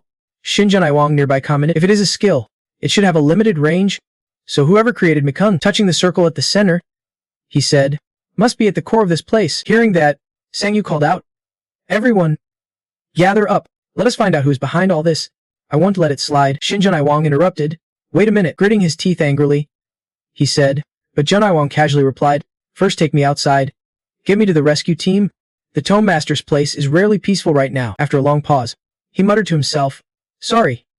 Everyone, I can save you all. At this moment, he was searching his body while mumbling, but it is okay. We can still save him. At least, I will stop anyone who dares come near here. Pulled out a bottle, looked at it, and said maybe the owner already guessed what it was. Holding the bottle tightly, he smiled with joy. Here it is, I can go back with this. To the time when everyone was still happy. After a long silence, he remembered the past. The sky suddenly tore open, monsters poured out, and everyone died. The vision flashed back to when he was young, witnessing the streets filled with corpses. Suddenly, a voice came from the radio. Attention. Everyone listening. Someone said, the radio's working. The announcer must still be alive somewhere. The radio kept broadcasting about a strange phenomenon happening simultaneously all over the world. Monsters are pouring out from an unknown portal, and people are being attacked. We call this event the Great Disaster and declare a national emergency. Everyone was stunned by the flood of news, but the radio kept going. If you encounter anything strange, leave immediately. If you see unknown creatures, do not provoke them. Run, gather food and water, and wait for rescue. Turning back, they saw the skeleton starting to move. The radio kept pouring out warnings. This is not a drill. Repeat, this is not a drill. A man with glasses saw the skeleton assembling itself and shouted, hey, look. Seeing the skeleton grab a weapon, everyone ran, and someone yelled, the skeleton's moving. Run. The girl tripped and fell crying loudly when the skeleton charged at her. Help. Someone. Just when she thought she was done for, nothing happened. Someone in the group said, it disappeared. Then she cast magic and said, Don, go outside. He added, I can protect everyone here. That was Labyrinthos, a spatial distortion confined to a certain spot. All space-related abilities, including teleportation, can be used to move between the distorted space and outside, but Labyrinthos still works. He repeated, it is dangerous outside. Back to the present, he stood inside a magic circle and said, I am just trying to keep everyone safe and warm. A wave of energy surrounded him and spread out. He muttered to himself, why won't anyone understand? He looked up, shouting through tears, why does not anyone understand me? Cut to the boys' group above. The rescue team said, we are the rescue team. Use the rope to climb up. Shinjun looked at the rope lowered down, hesitating, but Sanjiu, impatient, ordered, number 2, carry him up. Just as they got ready, space started warping again. Everyone was confused. Sanjiu quickly asked, what is going on? He reacted fast and swung his sword at the barrier, but it was useless. Damn, it is blocked. I guess I will have to use my spatial skill. Shinjun asked, then leave me behind. Sanjiu touched the distorting barrier. Surprised? Ha, even my spatial skill is blocked. I thought it would work. Both of them were trapped, staring at the barrier in disbelief. Shinjun accepted their fate. Looks like we have no choice but to head to the central zone as planned. I was gonna stay and help you anyway. Let us. Meanwhile, Heian's group, separated and panicked, could not see inside or even the rope. Heian anxiously called out, brother. Suddenly, a familiar sound surprised Heian. Get out of the way. Someone threw a small orb directly at the target, causing an explosion. The space filled with thick smoke and dust. Newcomer was a beast girl. Seeing the explosion had no effect, she frowned. Damn, Still not enough. Heian called out to her. Says, the beast girl warmly replied. Heian, thank goodness you are okay. Hello, clone. After greetings, the beast girl asked. I heard Sanju is still trapped inside. Heian answered. Yeah, he is with Shinjin. She said, I did not expect him to be in danger. But if we leave it like this, who knows what will happen? We have to deal with whoever's activating that spatial restriction skill right now. Then the beast girl pointed at the barrier. But as you saw, she could not break it. Heian anxiously asked, what do we do now? I heard teleport skills do not work either. She stepped closer to Heian and asked, what do you mean? Of course, we have to try your skill. Heian hesitated to answer. Girl, the beast girl said, show me what you have trained for. Over at Sanju's side, he was fighting alongside his clones against the skeletons. Sanju directed, we are being pushed further out. This is outside Zona 2. While fighting, he shouted, cut through, push back toward the center. Just as he moved, the space shifted again and he yelled, outside Zone C1. Frustrated, he slammed his fist against the wall. Damn it, the dungeon's layout keeps changing too. His mind raced. At first it seemed random, but now it is clear he is deliberately pushing us away from the center. Just as he was about to turn back to lead, a voice rang out. Hey. He replied. What? Their group was using mana to send a voice transmission to Heian, who tried to speak briefly. Please tell me where the one controlling the space is. I will attack him. Hearing Heian's plan, Sanju quickly asked, what? But the magic barrier is still up. Heian answered quickly. I have been specially trained. Hurry. After thinking a moment about the current situation, he gave an answer. Number 6. You have the map in your head, right? Yes. Holding the map structure in his hand, he began calculating the distance and angles between everyone's positions and the center so she could aim better. Pointing at the clone, at it, Number 6 replied, while the enemy started adjusting the space. Muttering, I know, it is my skill. No doubt. Meanwhile, scene showed rescued people eating together. One said, the maze creator, that name suits him. Monsters, can T get in here? Another added, he has always protected this place from monsters. A child happily playing said, Mom, wow, I really teleported back when I tried to escape. The mother beside her reminded, hey, stop messing around. Sorry for asking this, but you made the maze, and the kids keep trying to get out. Back to the present. He screamed, that is how I protect everyone. Flashback to someone returning from outside. Everyone, I'm back. Others replied, glad you are safe. What is it like out there? The man with jagged hair said, don't go outside anymore. Superpowered folks are popping up everywhere. Be careful. He answered, thanks, Marcel, but it is fine. I can escape if anything happens. Tears welled up as he thought, no one is allowed in here. No one. Back in the past, a little girl cheerfully asked, Maze Maker, could you get us some flowers? Her shy older sister added, if you happen to see any. Thank you. Then a middle-aged man said, we all owe you our lives. Back to the group, red energy appeared as Number 6 pointed and guided Heian to aim at it, supporting her with his hand. He reminded, focus your breath, a bit higher. Slow down. Slow down. Heian used all her strength at the words now. She aimed where Number 6 pointed and fired, but the laser shot straight at the skeleton monster's face, piercing through the wall or space barrier. It flew straight to him, stabbing through from behind. Bloodied hands and a shocked face with tears streaming down shouted, ha! The image in his mind showed her standing still, surrounded by swords ready to pierce. Thought, I messed up again. Looking at everything before him, he could not believe it. Why? Turning to the bloodied man, a voice called out loudly, Wagel. Then looking at the sisters pierced by long iron bars. Lu. Chloe. His heart churned seeing his closest friend stabbed by 4 swords.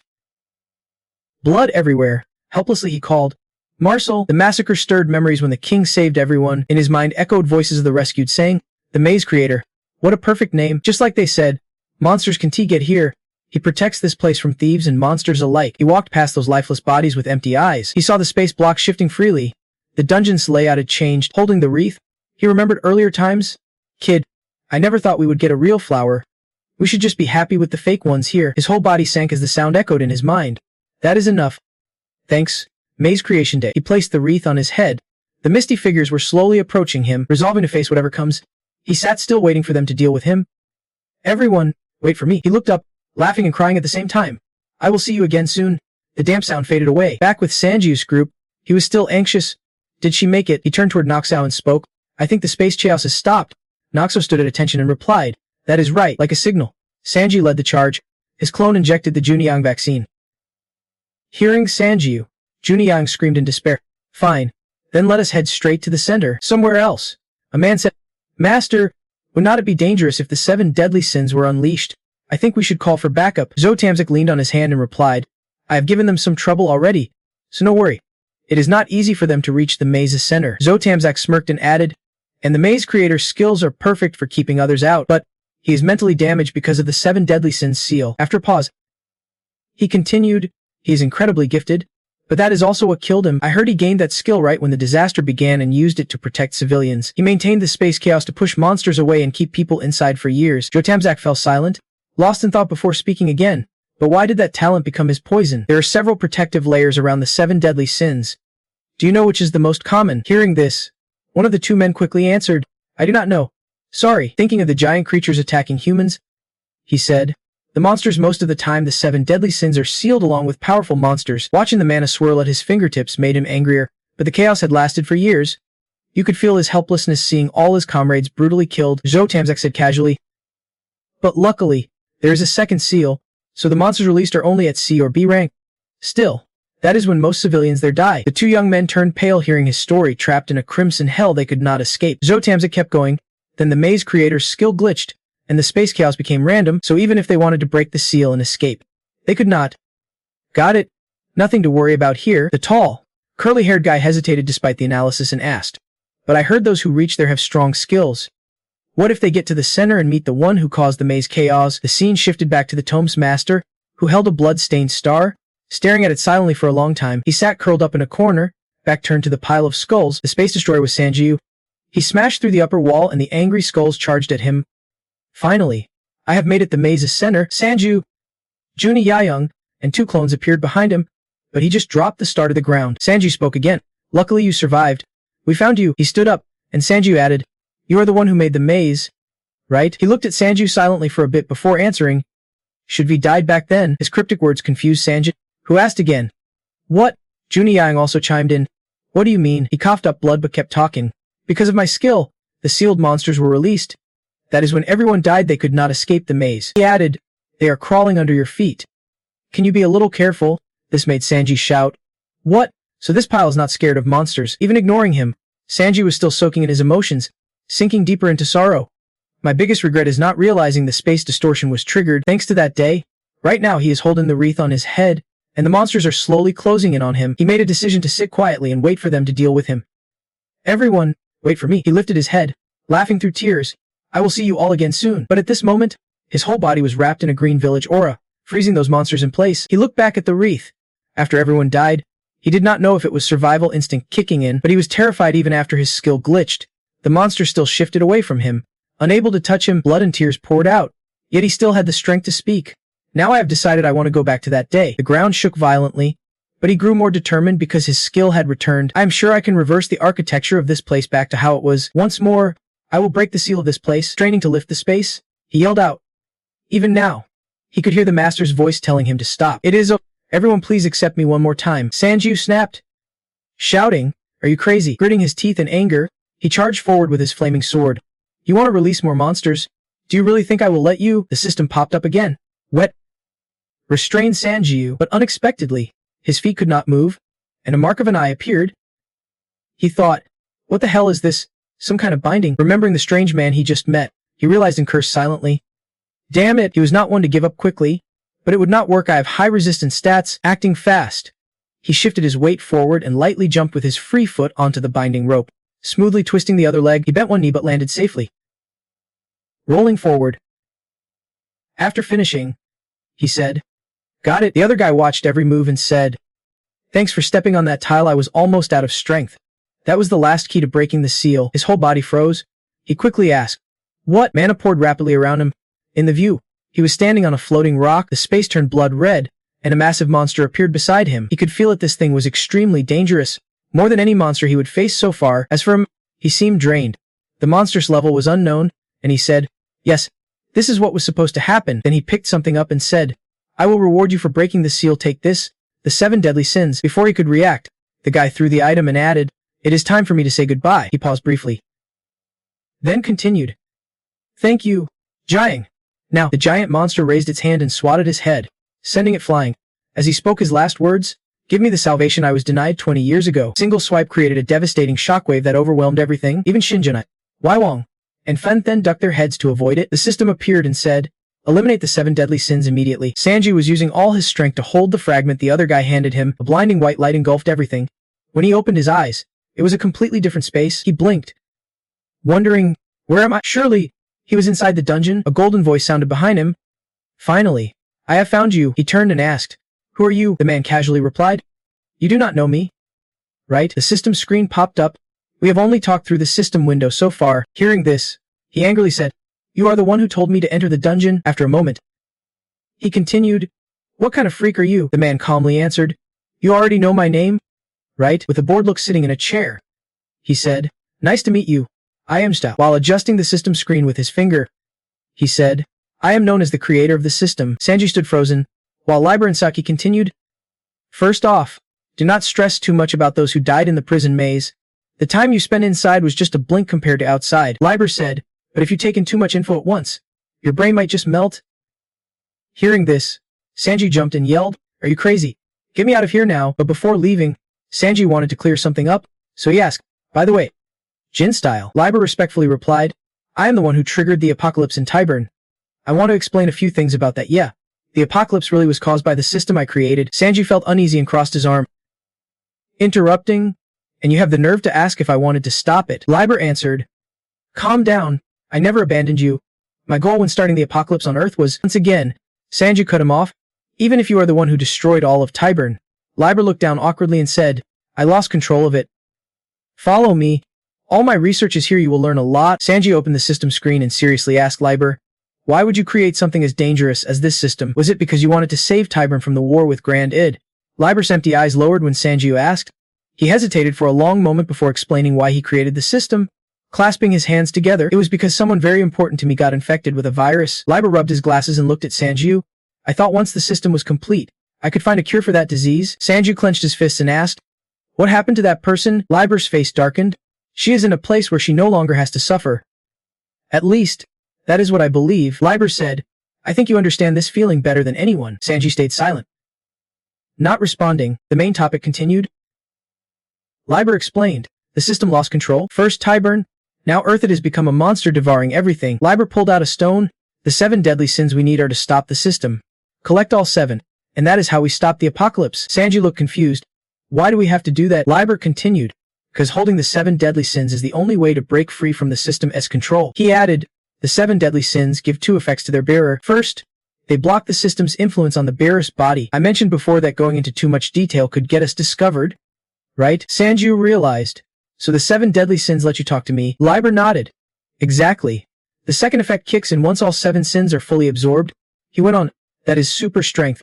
The 7 deadly sins are fragments of an ancient entity that once existed on Earth. When you absorb them, you inherit their power. From the sound of it, it seemed terrifying, and Sanju grew suspicious. Sounds like I am worse off. Liber replied, a dark aura radiating from the stone. That is right. They will try to take over your body, as their name suggests.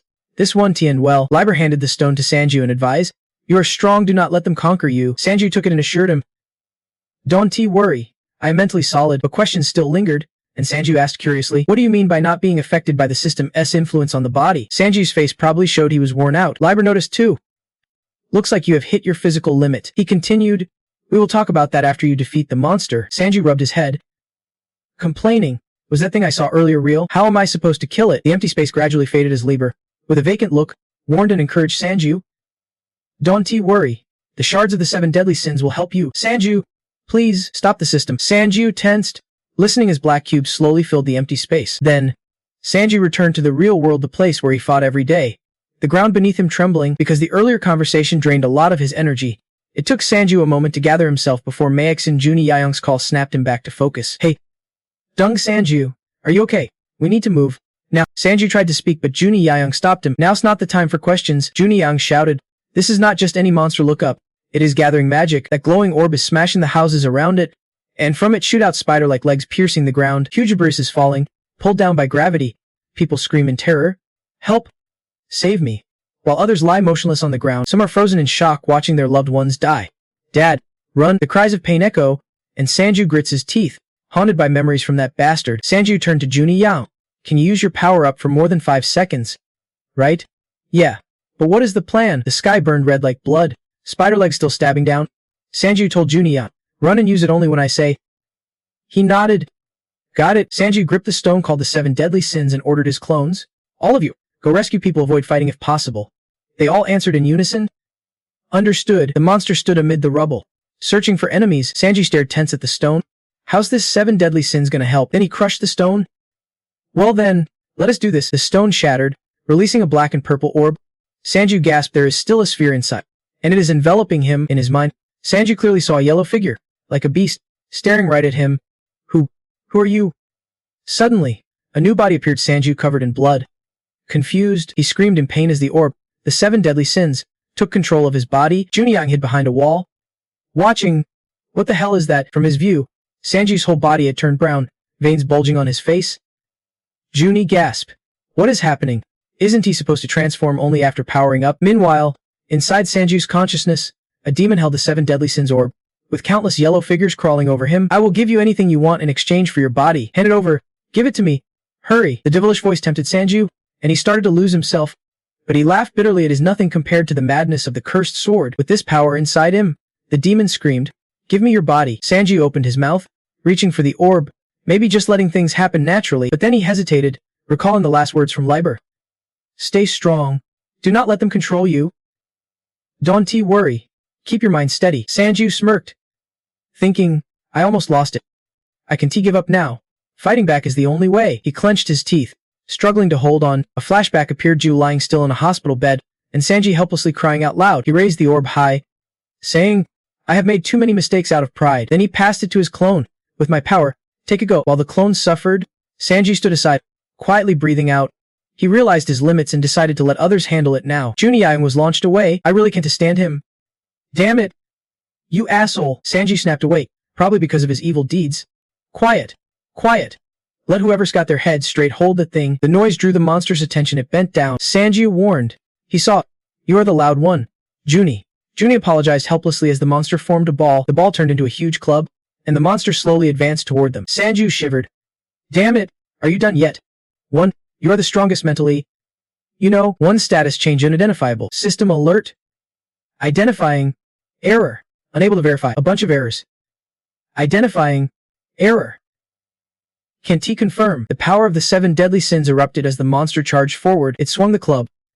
Sanji swore. Damn it. Boom. A huge explosion. Smoke slowly clearing. 1 blocked the monster's attack. Sanji was thrilled. 1 is not responding to me. 1 grinned, wondering when was the last time he breathed fresh air. 1 asked Sanji, are you the one challenging me? Sanji froze, then suddenly shouted. 1 is silent. Suddenly laughed wildly. What even is no? 1. Then he threw a rainbow punch at me. It sent me flying straight into the wall. Luckily, Sanji hardened up just in time. Damn it. I remembered what Liber said. The 7 deadly sins are fragments of a legendary entity that once existed on Earth long ago. They try to take over your body. And just from the name, you know what 110 and well, looking at no. 1's state. Sanji guessed maybe no. 1's body was already taken over. 1 stepped forward to face Sanji. Get up. Challenger. I tensed up, calculating he is too strong. His stats already surpassed the clone. The shield collapsed instantly, and maybe he is even stronger than me. This fight's just getting started. 1 said. Then charged. He smiled brightly, while Sanji thought, damn, this is not the right time. I still have another monster to kill. Maybe I should do a... Sanji thought of something. 1 smiles. You're too slow. And Sanji ducked down. This time, he kneeled with a vaccine gun. The barrel sputtering. He looked honest enough. Oh man. Legendary entity. You are mistaken. The 7 deadly sins were silent. You just woke up, so you are still a bit confused. Right? You have got the wrong challenger. Let me tell you. Sanji pointed at the monster. That is him, the real challenger. The monster standing still aimed its shot. 1's aura flared as he asked. Really? Sanji shouted. From the start, he was the one throwing the spear. What a damn nightmare. Even Junie, who was hiding in a corner, had to admit, I know I am hiding, so I can say much. But damn, that guy cheats hard, because Sanji was still using that slippery mouth to trick no 1 into his trap. And hey, he is looking this way, please do something. 1 laughed fiercely. Alright then, he powered up and advanced toward the monster. No matter who the challenger is, I am not picky. Let us have some fun. Sanji worried. I managed to light a fire under him, but looking at that big tough guy, I wondered if I could actually fight him. As I moved toward the monster, I punched him in the chest. Felt good, but that only lasted a moment before no 1 countered and knocked me flying. Sanji was disappointed and frustrated. From the corner, 1 counterattacked, shooting laser beams from his eyes, piercing the monster. 1 went berserk. Seems like 1 fragment is not enough, but seeing the monster take quite a hit, 1 smirked. Nope. This might be perfect. Let us keep it going. A new battle is about to start. Everyone scattered to avoid falling debris. Heian froze. Is this my fault? She turned to Suna. Suna, evacuate all the students. If you need help, request transport ships from the council. Suna agreed. Got it. But Heian panicked. What about you? Says sister. Mahu answered coolly. My role as guide ends here. I am going back to being a repair tech. Heian yelled desperately. Says one unleashed a rapid series of attacks on the monster's body. Sanju was shocked. I take that back. How can he fight at that speed? I can't even see his attacks clearly. Still, dodging was impossible. The 7 Deadly Sins fan said, this body is too weak. Besides reincarnation, there is nothing else. But after some hits, he adapted to the enemy's fighting style. One grinned slyly. I have already adapted to your magic. Bam. This time the monster took the hit right in the face. Mihu arrived just then and asked, Sanju, are you okay? I will fight alongside you. Where are the other clones? Did no one eat too many crystals again? Hearing the voice, Sanju turned around. Captain Mihu. Now I just noticed what Mihu said earlier. Wait.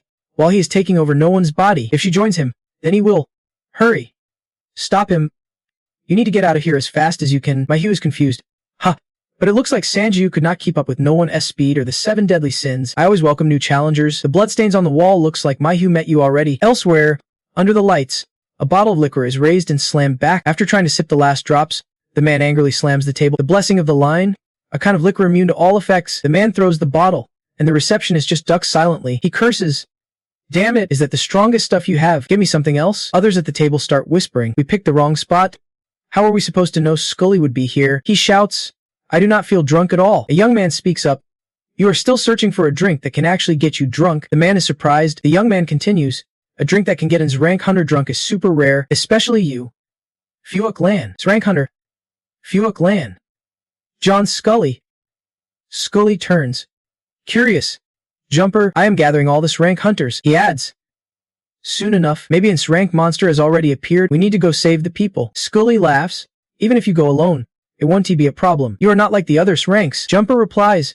If I act alone, it will take too long, and more victims will fall. Scully still refuses. Why should I care? Then get some others' rank hunters to come with you. Don't you want a drink that can finally get you drunk? Scully hesitates. Jumper chuckles and says, I can get a little for you. Scully eyes him with suspicion. You sure about that? Back to Sanju. Blood pools on the floor. Mihu is terrified. It seems the blood appeared because no one bit his own hand to stop himself before attacking Mihu. The 7 Deadly Sins shout. You bastard. Resistance is useless. Better obey my orders. No one. He is in pain. Struggling with both hands. After a moment, no one suddenly throws his hair back. Looks like he is fighting off Akma's control. That is the iron will Sanju believed in. I'm no one, and no one but my master can give me orders. Sanju double checks to be sure. You really are no one, while Captain Mihu is still stunned. Sanju asks, what is going on here? Sanju shyly replies, it is a long story. No one covers his face. Struggling, the other half of his face echoes a voice. Impressive loyalty. I will let you win this round. Lucky you. With that, he laughs loudly and then vanishes. After that, no one returns to normal. Sanju breathes a sigh of relief. He is awake now. Mihu asks curiously, was he brainwashed? A noise behind the monster makes all three alert. Sanji asks no one. No one. I want to ask, can you stop it with that purple energy from earlier? No one shyly pulls his mask down and scratches his head. What is up? The monster moves again. Sanju it's. You can tee. No one replies with innocent eyes. Yes, I can. Sanju yells as the space begins to collapse. Then run. Elsewhere, Raven, the rank hunter known as the Seeker, teaches Sanju's clone No 71 a skill. The Gale Demon technique is a secret skill passed down through my clan. If you master it, your swordsmanship and magic will multiply many times over. He sighs. I usually do not teach this. Really? But since you are learning well, I will make an exception for you. No 7 listens quietly. Focus all your internal energy into your danchin as much as possible. Gather all the energy in your body so you can control it automatically. The internal energy in your body starts moving toward the center of your respiratory system. He continued guiding after No 7 finished the first step. Now we will direct your energy along a new circulation path. If you recklessly move your energy the wrong way, it could harm your body, so be careful. Alright then. Go ahead. Raven pressed firmly on Sanju's back. Let us do this. Back with Miu's group. Sanju and No 1 were running like crazy. Since No 1 was running along, Miu curiously asked Ms. Ben, clone, you just fought in the cave earlier. What is going on now? No 1 stayed silent, and Sanju wondered, can you really not shoot lasers from your eyes anymore? 1 hesitated. Yeah. Meanwhile, Sanju's other clones had returned. He asked, how's the rescue going? The clone replied, everything humans can do. They have almost finished. After getting the rescue report, Sanju ordered all clones to gather. Alright everyone. Assemble here. Let us take down this bastard. The clones charged toward the monster. Mihu joined the fight. I will distract it. She said, using her fox charm magic to create a seductive image to grab the monster's attention. In the monster's mind appeared a skeletal bride dancing gracefully. Seeing the girl made the monster forget everything, but one of Sanju's clones sneaked in and stabbed its head, though by accident, the blade struck the magic orb instead. The scene froze as the clone covered its face to dodge, and the monster's hands suddenly stopped moving. This triggered a memory for Sanju, right? Freezing. I have that skill I totally forgot right after learning it. Remembering that, he immediately ordered the clones, "Don't let it move." Ice quickly formed and covered parts of the monster's body. Sanju charged forward fiercely. "I will help too," he shouted, using his freezing skill, but Sanju's ice turned into chunks of rock, leaving him puzzled. "What is going on?" Mihu shouted worriedly.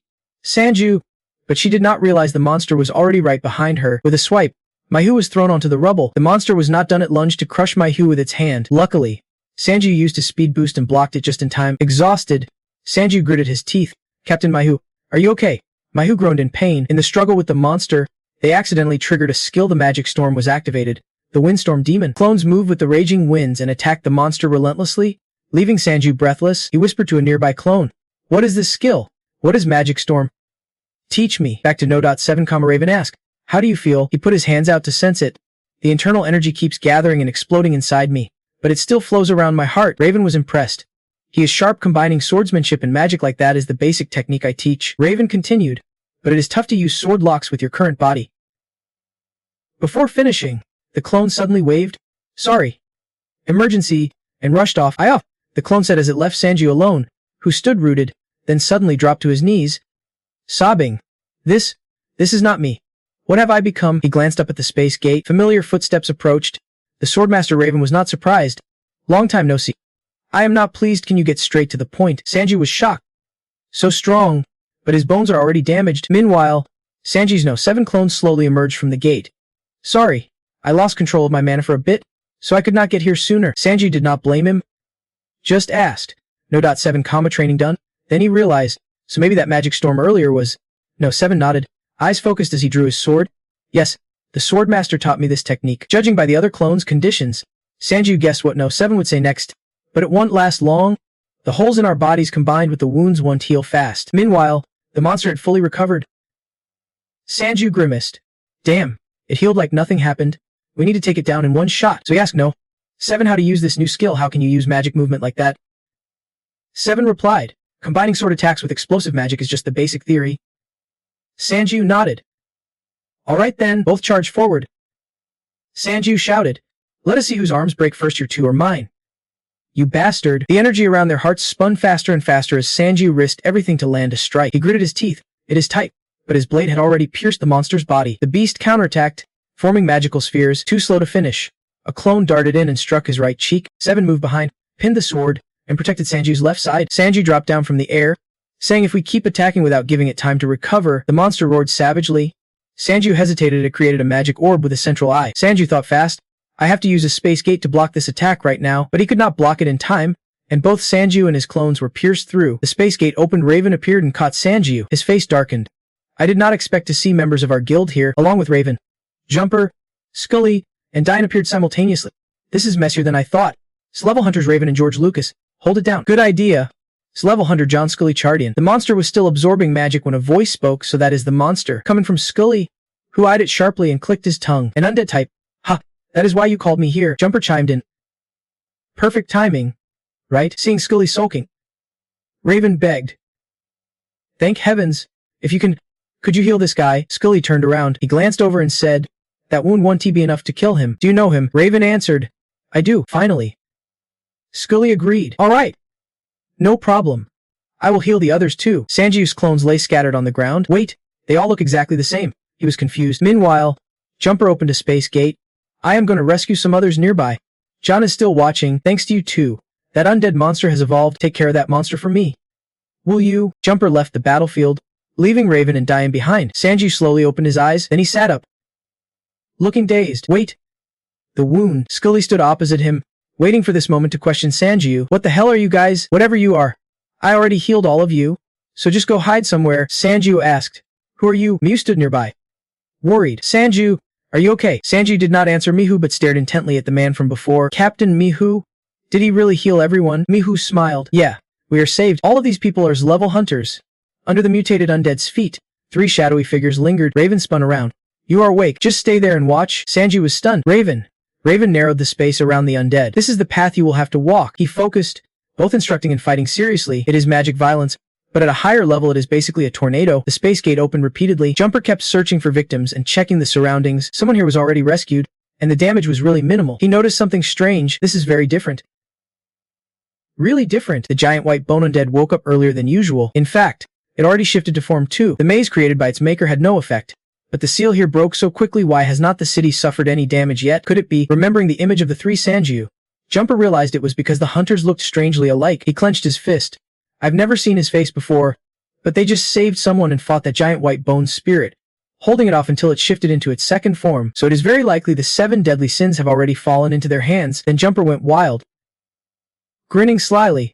Well, I never saw this crazy turn of events coming. Let us just see how it plays out. The scale and scope of the demon rampage impressed Sanju. This is the true power of Dwayne. Drawing his sword, the swordsmanship was incredible. Fake sword range. I would love to spar with you someday. Dana's spirit surged like a dragon in its lair. The stabbing strikes pierced deep, but after countless hits, the undead barely flinched. It countered with black beams shooting straight down. Scully blocked the attack, grumbling about how stubborn this beast was. He laughed and snapped his fingers, saying in a situation like this, the best tactic was to just chop its head off. A beam sliced through. The undead's head fell, but just moments later, an eye opened up on its chest. The monster began regenerating its body structure, roaring as it started to break apart, shaking the entire building. Jumper returned, yelling down from above, that eye-like thing is its core demon node. If you want to kill it, target that spot. Raven complained that the core kept moving. Diane suggested trying to trap it on one side and then attack. Scully looked sad and said, but I was just trying to hit that eye earlier. Sanji struggled to stand. I will help too. Mi was surprised. Sanju, she tried to stop him. Don't push yourself too hard. The 2 rank hunters can handle it. He cut her off.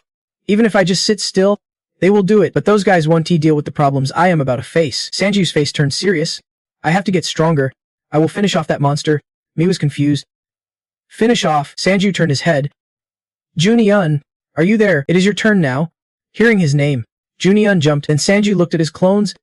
You guys know what to do, right? All together? Yes. Sanji's mind was full of frustration. I have held back from going all out until now, but now I really have to lose control. He gripped his sword tightly and slammed it into the ground. The clones' skills combined with my own strength. I will merge them both. He ordered his clones. Smash everything to pieces and tear it apart right now. The undead started attacking. Scully protested. You can T. Jumper kept warping in and out. Diane swung his sword, and Raven drew his blade. Demon rampage. Fury unleashed. The undead got trapped. Sanju shouted. The course fixed in place now. He emphasized. Right now. Junie. Fanan. Chaos. And Than Quang. What a combo are using the Than Quang skill. Boosting the chosen target's power massively, like combining a train and electricity to make an electric train. Using 2 skills at once gave Sanju a huge power boost. He charged forward. Miu hurriedly said, I do not care anymore.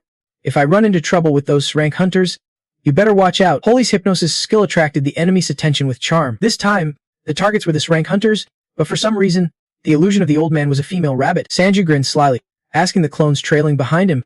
I should aim for that core, right? Focus everything. Sanju poured his strength into one strike, piercing Aneta's core. The system announced multiple notifications. Monster devouring skill activated, absorbing the monster's essence, and gaining stats from the giant white bone spirit. 2 figures glowed red in the night. Finally, they got a glimmer of hope. And rank hunter capable of moving the giant gears of fate had appeared. System notification. Your stats have increased. Strength 72,534, 91,612. Reflexes 62,212, 78,190. Spirit power 68,593, 90,642. Stamina 66,093, 77,102. Mana 81,382, 96,623. By combining skill resonances, Sanji's strength soared. With just one blow, he sent the monster packing, and after defeating it, Sanji absorbed its stats. Of course, the pain still hit hard. Sanju gritted his teeth and endured it. He dropped to his knees, and Raven noticed every time he suddenly boosted his stats, his muscles hurt like crazy. Raven grabbed Sanju's hand. Are you okay? Why do you even bother stepping in? We could handle it ourselves. He replied, how could I just stand by and watch? Because of that accidental handshake while standing up, Sanji unknowingly exposed a secret skill to Raven. Just a touch. Yet Raven immediately sensed his energy had completely shifted. What the heck just happened? He looked at the young guy in front of him, who was clearly worn out, and wondered how he got so much stronger so fast. Raven whispered, looks like he's got some monster-killing skill that boosts his stats. Sanji was surprised, frustrated. Raven was subtle. At this point, Sanju admitted it. Yeah, across the way. Scully was still stunned by Sanju. How the hell is he stronger than I thought? Meanwhile, Xian was confused. Seemed like the fake swordsman knew him. Anyway, Raven, how do you know that before Sanju could finish? Jumper interrupted. So you are the hunter who held that monster off this whole time. He praised him and then asked his name. That was pretty heroic. Mind telling me your name? Sanju hesitated a moment. I am Jumper. I am San. Jumper froze. Dung Sanju. He stroked his chin. Dung Sanju. Seeing Jumper keep repeating his name, Sanju stopped smelling around. After a moment, Jumper laughed with a dazed look.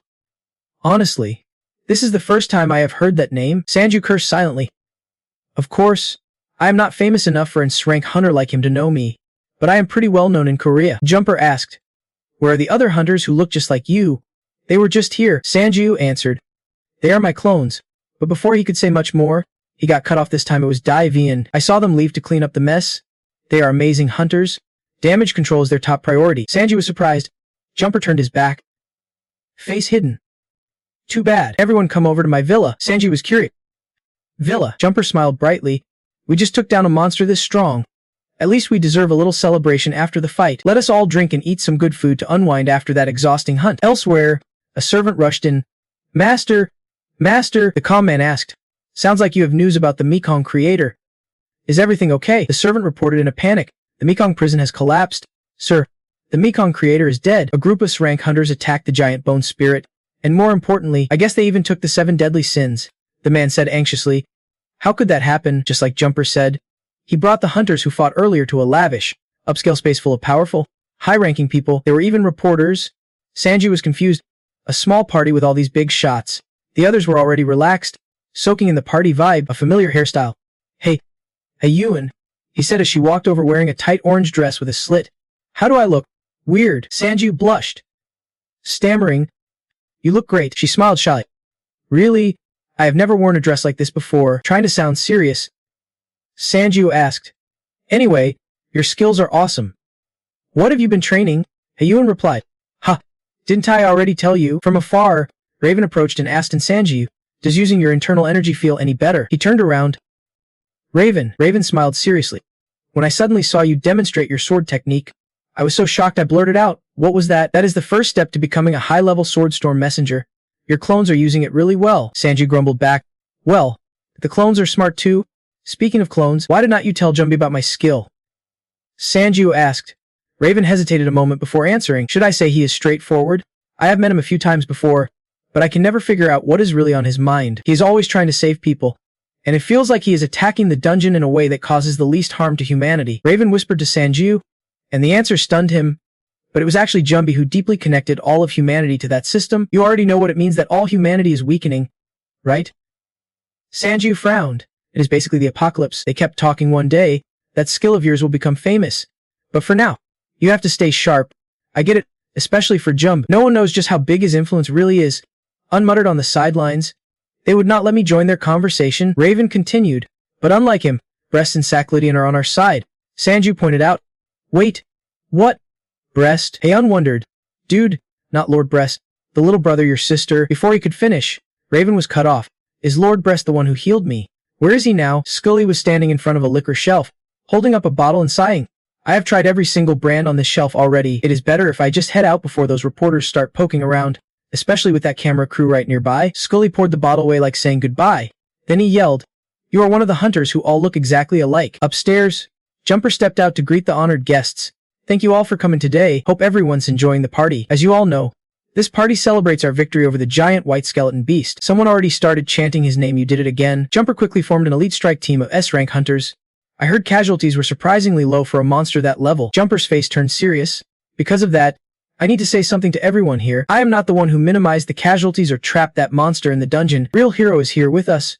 Everyone was shocked, and reporters pulled out their cameras to film. Then Jumper announced the hero's name, Korean hunter Jung Sang-ju, the key player in this dungeon raid. With his mastery of shadow movement, he stood up to save those people, risking his life to buy time against the monster. While two Uns were stunned, it seemed like he was about to become truly famous. Javen stayed silent, knowing this was no good news, so in such a short time, he already investigated Jung Sang. No evidence at all, yet all the attention is on him like this. Jumper is doing this on purpose, so I want to take this chance to say, I think he is qualified to be Korea's very first rank hunter. Plus, The Enlightenment Guild will set up a memorial in that dungeon to honor his achievements and reward him. The reporters scrambled for their mics. Hey, did you get that on tape? This is huge news. The whole room buzzed. Jungju, Hunter Jung Sangju is here right now. Is not. Go find him and get an interview fast. A brand new rank hunter. Dine sipped his tea. A brand new rank hunter? Ha! Junhee and the old man stood frozen. Jungju and rank hunter. Everyone else was still rushing to search. Where is Hunter Jung Sangju? The door opened. I saw him go in here earlier. It is definitely him. Let him out, you crazy bastard. Inside the room, screams echoed loudly. Yeah. Sangju was licking the floor, begging, please heal my sister. I will do whatever you want. I swear I will lick it. Really? And panicked, begging. Let me go first, then we can talk. The more said that, the more fired up Sangju got, sticking his tongue closer. You think I am scared? I will lick your shoe polish too. And that whole scene was captured by the cameras and countless eyes. Raven and two Itos stood silently in disgust while the cameras kept flashing. Both Sangju and the other guy shouted. That is not it. It is just a misunderstanding. Meanwhile, Scully awkwardly tried to pry Sangju's crazy head away. Let go. Damn it. And that became hot news. Trevor held the newspaper, amazed that even within the association, everyone was talking about Dung Sangju. Plus, they wanted someone to promote Sangju's hunter to Sir rank. He sung, his face darkened. Does he really want me to do that? The big party Jumper hosted was to invite hunters who contributed in the battle, but the main goal was to provoke Sangju's identity. He sung had already received the news and was furious. Trevor collapsed hard. Trevor sighed as he sung approached. Trevor, are not we both being deceived here? He sung narrowed his eyes. We are partners. You give me that research project, and I will guarantee you the lab, resources, and your safety. That is our deal. Trevor objected. I do not think it is fair for me to be responsible for losing the growth drugs. Isn't protecting the final product part of the job's safety too? He-sung got angry, grabbed Trevor by the neck, and squeezed until Trevor gasped for air. Listen, just having you by my side is a huge risk for me. Everything you do causes me losses. I saved you from the Federal Investigation Agency agents. They are hunting you down relentlessly. He-sung ordered. Within a month, you must produce enough to replace all the stolen drugs. If you cannot, neither the Faya, nor even your precious offspring will ever be able to trace you again. The phone rang. He-sung answered. Annoyed. What? The voice on the other end said. It is, Hun. It is about time to make a decision. He-sung snapped. Listen up, no matter who it is, even if it is Jumper himself coming here, I won't let that Sanju become an rank hunter before me. Got it? Hun sighed. There is nothing wrong with that logic. His white bone spirit has already been rated S rank because Jumper Sanju caught that monster and even has proof. We have no choice but to acknowledge it. He-sung scowled. The reason is that other rank hunters supported Jumper Sanju during that hunt, so he could complete the mission. Use that as an excuse. Tell them we can't accept his promotion because he had backup. Hun broke into a sweat. If that is the case, they will want us to come up with a comprehensive solution fitting the situation. He-sung continued. Of course, to that extent, we will send Jumper Sanju to them, to Africa, where the great disaster struck the Korean hunter team. He-sung, his cunning words left Hun speechless. There is an rank monster there, so of course he has to go and deal with it. That is the condition set by the Hunter Association. If he survives and gets out safely following our demands, then at least you and I will have no choice but to recognize him. Later, at the Vifer International Hunter Association, they decided they could not confirm that Jung Sanju hunted the rank monster on his own in the control room. This case is really something special. Other countries would eagerly manipulate data to produce as many rank hunters as possible. But Korea is the opposite. Should we put more pressure on them? Jumper replied. It is fine. Just let it be. Let us wait and see how the association reacts. The Korean Hunter Association is rotten to the core. We can predict when it will explode. I think we should take this chance to clean house. Jumper angrily covered his face. The Hunter Association or Jung Sanju, I do not know who will survive in the end, but guessing and imagining the outcome is part of what makes this job fun. Jumper turned to his subordinates. Just demand a safe solution from the Korean Association on this issue, a subordinate asked. Where are you heading next? Jumper replied while walking.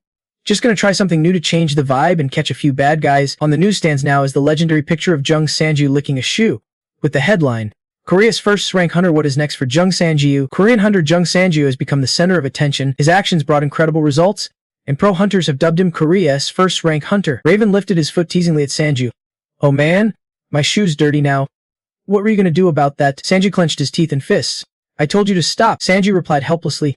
Well, we do not really have any other choice. After all, it is my call. Back to that moment. Reporters asked. Hunter Jung Sanju, what is your relationship with the rank hunters? Is there some kind of pact between you all when hunting rank monsters? Scully panicked. Damn it, activating holy body skill. Holy power will flow through my entire body. The space gate opened. Scully slipped inside, grabbing Sanju by the collar to pull him along. Hey, follow me. They both jumped out the window. Reporters scrambled. They are jumping out the window. Chase them. Quick, the two escaped successfully. Sanju shouted. Scully said, "This is exactly why I wanted to leave before the reporters caught us." Now he finally responded to your earlier question. So what now? What is wrong with your sister? What kind of illness is it? Tell me that first. Sanju hesitated. Can you heal her? Scully annoyed. At least tell me what kind of disease it is first. Sanju stayed silent. Then said, it is a ghost virus. Scully froze. Sanju continued. The doctor said the only thing that can save her is a magical elixir or a healer like you. Scully nervously touched the cross around his neck. Stammering, that doctor's a quack. First of all, curing the ghost virus is tough even for me, but I can come take a look and see what I can do. Sanju stayed still. If even you can do it, then who can? Scully objected. Hold on. Listen up first. The phantom virus will keep doubling as long as it gets enough mana. The only way to completely get rid of it is to starve it until it drains all the host's mana. Sanju was confused.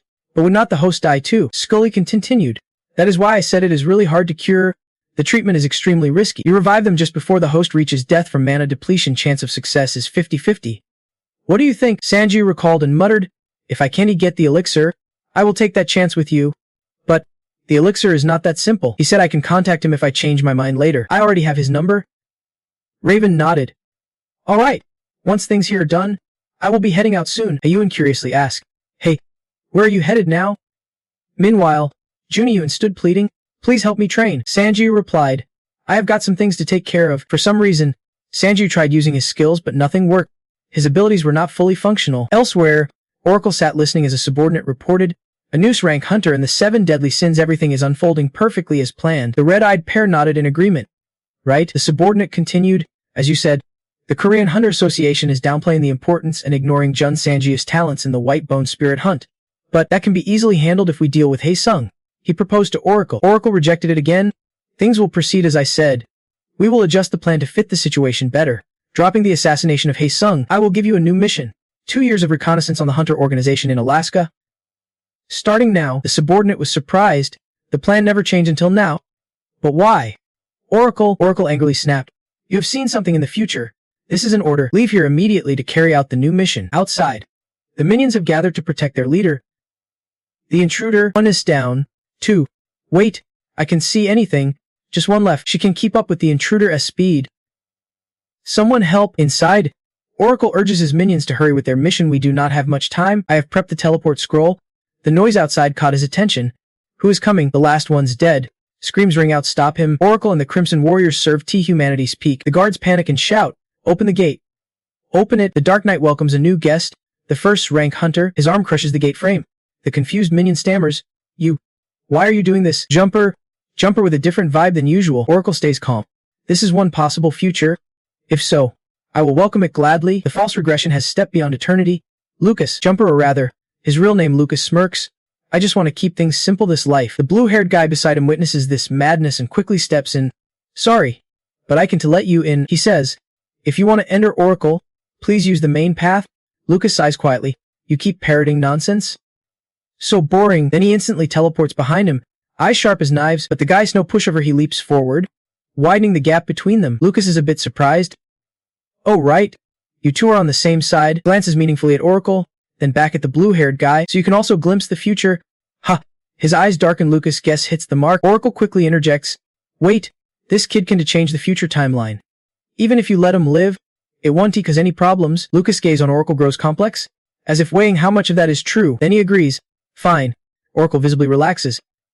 Thank you. Oracle quietly tells the blue-haired guy, throw it in and go, but he just stares at the scroll for a long moment, then takes it and whispers, everything's unfolding just as the prophecy said. Suddenly, his grip tightens, voice serious, but in a flash he hurls the teleport scroll straight at Lucas, who looks genuinely impressed. Then he rushes forward, stabbing a staff right into the flying paper. This strike could be fatal to Lucas. Clutching the staff, his voice thickens with emotion, but at least this time, I can obey your sick orders. Seeing Lucas unharmed after dodging the attack, his face darkens while Lucas bursts out laughing. He retracts the staff.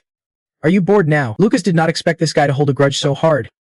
Earlier, he just called him boring, and now the guy's brought him a big gift, so he is hyped. This is getting interesting. Then he sneers at Oracle. You said you would stick to your high resolve. He looks at Oracle, eyes no longer joyful. But you are the one making the call, a prophet who sees the future in me, a time traveler who has been through this. Lucas slowly raises the teleport scroll. In a blink, it turns into a massive black hole in the sky. Then he looks at the blue-haired guy. Everyone knows about that decision, and there is nothing surprising about such a tearful Noble choice. Hearing this, the blue-haired guy grows angrier, his gaze hardening with determination. Anyway, I never expected anything else. Then he swings his staff, shooting a blast like a cannonball with overwhelming power. The explosion blows a huge hole in the building opposite, but the scary part, he can see Luke is anywhere, shocked.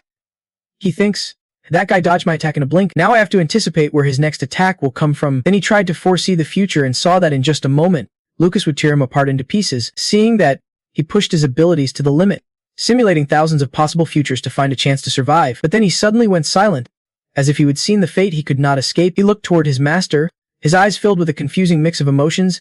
I am sorry. Oracle. Right after, Lucas' clone charged forward. Now it is clear why he was so desperate. Lucas' strike left no chance for survival. One single blow. Blood splattered everywhere. Oracle, watching his subordinate get sliced to bits, was stunned. It is the fate of anyone who dares challenge and rank Sanner. Lucas calmly said, everyone walks the path laid out for them. If you can break free, life's nothing but a boring escape. As he spoke, Lucas glanced at Oracle, his gaze sharp, trying to read his emotions through that mask. And so one life ended, but others had to keep fighting. The next morning, the GM organization gathered at the office building. When Sanji woke up, he saw a familiar face visiting, warmly greeting him. Agent. Long time no see. The agent smiled back. There you are. I just heard you took down a rank monster.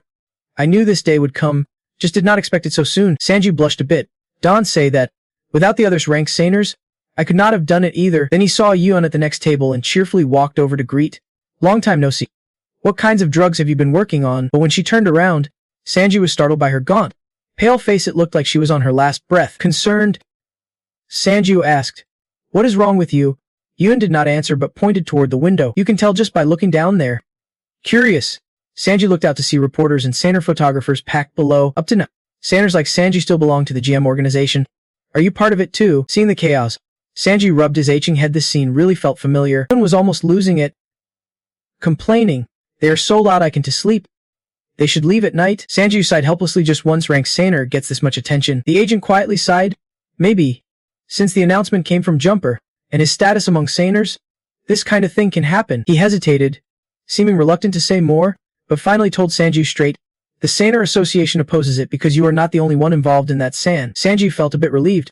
I have heard that too. Half true, I guess. But do I really need to force myself to wear this rank Sanner label? He asked cautiously. I am still doing fine as is, and I do not want reporters. Even when I was a rank, the attacks against me dropped a lot. The agent forced a smile. I knew you would say that. Then he seriously thought for a moment. All right, I will refuse the Sanner Association's offer. Sanji looked curious. What offer? The agent explained calmly. They said they would upgrade you to rank immediately if you wiped out all the monsters in West Africa. Yuan gasped in shock. West Africa? Don't tell me it is that tiger monster. Sanji was surprised by her strong reaction. You scared me. What is going on? Yuan wanted to say something but hesitated and stopped. She turned back to her desk, avoiding his question. Anyway, he said he would refuse. Sanji was even more puzzled. Wait, why stop talking? But he quickly snapped out of it. Whatever, just refuse it. No matter what the association says, I do not care. For whatever reason, I'm never going to West Africa. But fate had other plans. Just a few days later, Jinstyle informed him that the next destination would be Africa. Hearing the news on the phone, Sanji did not even know how to react. He just noticed Jinstyle staring at him weirdly. What is with that look on your face? He tried to hold back his feelings. Forget it. I knew this would happen. Could that place be? Jinstyle nodded slightly. Yeah, it is where the next of the 7 deadly sins is. Sanji could not hold it in any longer and swore under his breath. Damn it, another of the 7 deadly sins. Jinstyle just said simply, not only that, this place is also perfect for training. Sanji looked confused. Training? Training what? Jinstyle thought for a moment before answering. Based on what I have observed from your clones, it seems the influence of the 7 deadly sins is affecting you too. Then he pointed out a critical flaw. Are not your skills not working as well as you expected? This made Sanji fall into deep thought. Jinstyle did not rush but explained slowly. Like I said, the 7 deadly sins have blocked the system and stopped its interference. From now on, you have to use your skills without the system. Then he created a magic circle for Sanji to see but quickly withdrew it. That is T-Bone's style, so call it something else. Then he looked straight into Sanji's eyes and declared solemnly, Dung Sanju, you will have to learn magic. Last night, after Lucas killed Oracle's minions, he angrily confronted him. You did not have to do that. You did not have to kill that kid. Lucas looked at him with no flicker of emotion. Just curious. Why did you tell him to run? Why bother preparing a teleport scroll for him? The rapid-fire questions left Oracle unsure how to respond, and Lucas' face grew even colder. He must be known you would reject my plea and already expected to die like this. He paused a bit, Yet you still wanted to help him. Did you grow attached because you worked together so long, or was it just duty? Tell me. Oracle sighed softly at those words. There is more than one path. Fate did not kill that kid, it was you. Then he looked at Lucas like he was crazy, as if saying the person you are now came from your own choices. Lucas' eyes darkened hearing this. He swung his arm and chopped off the head of the dummy Oracle had made, struggling to keep his emotions in check. His voice grew thick and rough. Do you know how many times I have tried? 10, 20, or 100? His voice choked up more and more. Do you know how many times I watched the system swallow planets and the apocalypse draw near? Lucas clenched the dummy's hands. There is not just one path. He collapsed, shouting, no matter who I save, the outcome is always the same. No matter what strong hunter teams I create, it is always the same. Lucas had completely lost it, furiously tearing the dummy in half. Then he helplessly dropped his arms. The result is always the same. From the start, I could not stop the apocalypse. Lucas vented his anger at everything but ended up sighing in despair. What am I even doing? Talking to a being without a body to act on its thoughts, what is the point? He is just a brain. No body. No gender. Hearing this, Sanju's face fell. You are right, the dummy replied. All I can do for you is show you the future. Hearing that, Lucas' mind cleared instantly, and his eyes regained their usual calm. Repeated with emphasis. My future, you still do not get me? Do you? This is not the first time I have been through this. In past reset, he would question him countless times and always got the same answer. I see your path ahead as an endless loop of suffering. And you want to get what you want in this life? Jumper, your way only leads to failure? This time, things won't go your way. Lucas, give it up. There is no other way. Lucas always came with hope but left disappointed. This time, he did not want to hear it anymore. I knew you would say something like that. Oracle laughed out loud. But is not it interesting that people still come all the way here? Lucas got angry and slammed his fist on the glass cabinet, but he just laughed. No need to threaten me. After all, I have already seen my own death. But what about your fate? He closed his eyes gently. I have seen it, an agonizing death filled with regret. Beautiful. Really? Then he looked at Lucas, voice dripping with disdain. What a pathetic soul. How long has it been since you? But before he could finish, the steel bars around them began to collapse. Oracle laughed loudly. It is over, the final chapter of this tangled, deceitful life. Instantly, the capacitors around exploded, shaking the entire building with a massive shockwave. Through the thick dust and smoke, a small hand appeared, reaching out to Lucas. A determined voice echoed, Don't give up.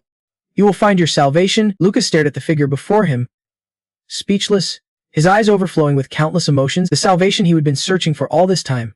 Lucas gently touched the glass case. No one knew what it truly meant. Meanwhile, in the harsh, dry lands of Africa, Sanji helplessly spoke up. I still do not get why you are following me all the way here. And quickly tried to justify herself. I told you, I am here to help you. She kept listing her skills. I can appraise items and even craft healing potions. Sanju sighed. You mean those sleeping pills? Then he looked straight at Ayan. Listen, I am not here to mess around. You could die at any moment, Ayan pleaded softly. Please, I beg you. If I become a burden, I will just bite my tongue and end it myself. She spoke sincerely. Just let me come along this once. Sanju studied her expression, a flicker of worry crossing his mind. What is going on with her? But in the end, even heroes struggle with tough decisions. He sighed and said reluctantly, All right, but do not do anything without my orders. Got it. Ayan was surprised he did not kick her out. She brightened up. Thank you so much. But before she could finish, a loud explosion erupted behind her. Suddenly, a monster with razor-sharp teeth burst from the ground. Lunging at the two intruders, Sanji immediately shoved Ayan back. Damn it! Run! Ayan knew her limits and quickly agreed, but before she could escape, a red shadow swooped down from above, crashing into the monster. Within seconds, blood splattered, the beast collapsed. Sanji recognized the moves and a voice rang out, making him spit out his drink in surprise. A new discovery, the man in red said excitedly. If you feed sandworms, you can send them flying pretty far, and when they start heading the wrong way, just poke them a bit. Woo! Sanju, you won't believe it, it is none other than Raven, the guy you met before. Ayan was equally shocked, and Srank Hunter, we are seriously lucky. Raven greeted them warmly. We meet again. Great to see you. But Sanji could not help but scowl at Raven's face. What a liar. He said he would find the divine herb. Claimed he was on schedule, which is why I rejected his blessing. He let out a long sigh, making Raven awkward. Calm down, man, Raven said. Of course I will find the divine herb. But it is not something easy to come by. Arius been staying up day and night hunting it down. So why are you here? Raven casually replied. I am just blocking these bastards crawling out of the monster lair, just making a living. Sanji glanced at the huge worms. These all came from the monster lair. He raised an eyebrow. I was actually planning to head there too. Raven was surprised. I figure you will be fine, but be careful, it is pretty dangerous. He kindly warned. I hear it is not just pretty dangerous. It is downright deadly. Raven did not hide it anymore. That place is a whole different world, ruled by the strongest, where the only rule is, the strong survive, The weak Pirish. Yun stood silently, stunned. How could this idiot be friends with an S-rank hunter? Their strange friendship baffled Yun, as Raven shook his head and said, truly a mystery. I spent some time training there. Sanju got curious and asked, so where do these sandworms rank in that cave? Raven glanced over and said, those sandworms. I told you, I am here to block them from getting out. His voice suddenly turned cold. Those lowlife rodents do not even deserve to be part of the cave's ecosystem. Just think of them as the absolute bottom of the food chain. Sanji and Yun looked at these sandworms, as big as multiple buildings combined. Looks like the next leg of their journey is going to be tough. Meanwhile, at the lab, Lucas kept washing his hands nonstop. He had been repeating the motion for a while now. Clearly distracted, anyone paying attention would know his mind was not here. He was still stuck on the moment the prophecy was given. Back then, someone told him, Lucas, do not give up. Salvation will come. He gave a bitter smile, deep in his soul. He thought this prophecy would be like all the others. How long has it been? It has been ages since he has had so many surprises hit him at once. His face darkened. Too many variables awakening program. The 7 deadly sins, Lucas muttered under his breath. The academy, the mystical medicine, and even Dung Sanju. He leaned on the sink with both hands, exhausted, trying to hold himself up, but in the end, he collapsed. He would thought it was just a minor slip up, but now he had no clue what to do. Jin style. What the hell have you done? Over with Sanju. Things were not much better. The atmosphere shifted. Sanju keenly sensed that the place he was entering was thick with killing intent. He even saw dry skeletons hanging from the rocks. Yukian looked around, growing more terrified. Is this some kind of monster lair? Suddenly, a gust of wind brought a full smell. Yukian covered his nose. It was so damn stinky. Sanju calmly explained it was the scent of blood. Looking closer, he saw 2 monsters devouring a weaker one. The blood smell came from them. They seemed to sense him too, turning with wild eyes and letting out ear-piercing screams as they charged at him. Sanji immediately split into clones, wondering why these monsters looked so strange, but no matter what they were, any enemy standing in his way had only one fate. He slowly drew his sword, eyes sharp, sizing up his place in this food chain. The monsters charged at him at terrifying speed. Sanju calmly stepped forward, ready to fight, but as he swung his sword to strike, he suddenly froze. He remembered his master's advice. Dung Sanju, you need to learn magic. Thinking that, he furrowed his brow. Looks like he would have to use the skills in his system. He gathered mana from his entire body into his hand to give it a try. Instantly, mana formed into a small orb in his palm. Sanji was about to cast a fireball when another clone unleashed a much stronger flame spell. In no time, the monster was engulfed in magical fire, screaming in agony. Just as Sanji was about to act, the prey was already gone. Damn it! Gotta find another target. So when 2 more monsters rushed at him, he knew it was his chance to practice magic and immediately cast an ice spell, but as the ice touched the monster's armor, it melted away because another clone had activated Ice Seal. The Ice Seal did not just freeze the monsters, it also blew away the cold energy from his ice spell into nothingness. Sanji could not hold back anymore and let out a few painful tears. You guys just do not want me using magic, do you? He swung his sword in 3 strikes, successfully slicing them up. If I can use magic, then I will just have to beat you down with physical power. Ion, hiding behind a rock, watched this scene with his mouth wide open, shocked. Her eyes widened as she stared at Sanji's figure. Constantly amazed, that bastard's gotten even stronger. She frowned, wondering, but what was that skill anyway? Just looking at it was intense. After finishing off the monsters, Sanji looked at his clones. Sanji's sudden call startled them into standing up straight. They had no idea what they would done to upset this ancestor. But contrary to their expectations, Sanji knelt down sincerely and bowed to his clones, saying, from now on, you guys are my masters. Teach me how to use that skill. The clones got excited and started teaching him magic. Just a simple fireball for starters. First, channel your mana into one spot, forming a sphere. Keep it stable and wrap it in flames while continuously feeding mana. One clone demonstrated as he practiced. You have to keep pumping mana into the core of the sphere so the fire reacts to external forces and does not just go out. Sanji could not keep up. The fireball flickered and died. He quickly poured in more mana and apologized. The clone calmly asked, do you want to rate your strength from 1 to 10? Sanju confidently leaned back. If I rate myself, it has got to be pretty high, like an 8. Before he could finish, the clone slapped him hard. You want an 8 when you can't even make a fireball? Sanju held his face in shock. What is wrong with being confident? The clone, bored, ignored him and continued, your mana got cut off. Let me explain again. After some back and forth with the clones, Sanji returned to his master's team. Hey, you call yourself a mage, right? Teach me some real magic. Jinstai looked at him puzzled. I tried that, but I had your clones teach you before. I thought you would prefer learning from them, but seems like it did not go well. Sanji's face was bruised badly, looking pitiful. Well, what do you say then? Jinstai sighed. Don't he try to compete with your clones? They are way better at controlling mana than you. Sanju painfully rubbed his cheek. I thought they would be on par with me, but turns out I am not learning anything useful. Jinstai thought for a moment. I know you are impatient, but your skill's power is still weak. Still, there is a way to activate it. With his experienced gaze, He quickly figured out Sanji's worry that he might not be able to control any of his clones. Sanji lowered his head with a bit of shame. I tried to recall Clone 1 and separate the 7 deadly sins, but I already failed. He remembered being in the warehouse with Clone 1, so if the 7 deadly sins are not around, it should be fine. If I could temporarily recall Clone 1 and separate the 7 deadly sins from us, it would be easier to use the skill, right? But before he could act, Clone 1 swiftly restrained his restless hands. Clone 1's cold voice echoed, "Sorry, but that is not happening." He looked at Sanji with disdain. "Who taught you that dumb move?" Sanji stared at his mangled hands in silence and quietly shed a tear. Jinstyle was a bit surprised too. "Who do you think the 7 deadly sins would resist?" He sighed softly. "All right, I will teach you magic." Sanji's eyes lit up. "Don't worry, I will study seriously. Whatever you say, I will do it. Then take all your clothes off," Jinstyle said. "What the heck are you talking about?" Meanwhile, Yun kept a close eye on Sanji's every move outside. Seeing him sitting cross-legged meditating the whole time, she wondered what he was up to. Had he gotten bored after getting slapped by his clones? Suddenly, he opened his eyes, making Yun jump. He is awake, but what shocked her more was that he started stripping off all his clothes. She quickly covered her eyes. Embarrassed. "You crazy guy. What are you doing?" Sanji helplessly explained. "This is what my master wants." Yun obviously did not buy it. No teacher would tell you to strip down in broad daylight like this. What nonsense are you spouting? Too bad she never met Jinstyle and did not know how weird his teaching methods were. Be one with nature, that is the first step to controlling mana. Sanji was amazed. "Huh, but I already know how to control mana without a system." Jinstyle fell silent for a moment, then said, "Then put your clothes back on." Sanji grabbed his clothes, about to lose it. "You bastard. I am gonna smash your golden body right now." Yun only breathed a sigh of relief after seeing you dressed. "Damn Dung Sanji, that guy scared me half to death. I have no clue what he is thinking. Should I just tell him everything?" Meanwhile, at the main base, someone's even more frantic than Sanju. What is going on here? Dung Sanju already said he is not interested in becoming this rank. Though the boss slammed his fist in anger, he even refused our offer. "So why the hell is he heading to the monster lair in Africa?" He calmly replied. "Is not that a good thing? We wanted him to go there anyway." Then he tossed over a pile of files. "Contact the people on this list."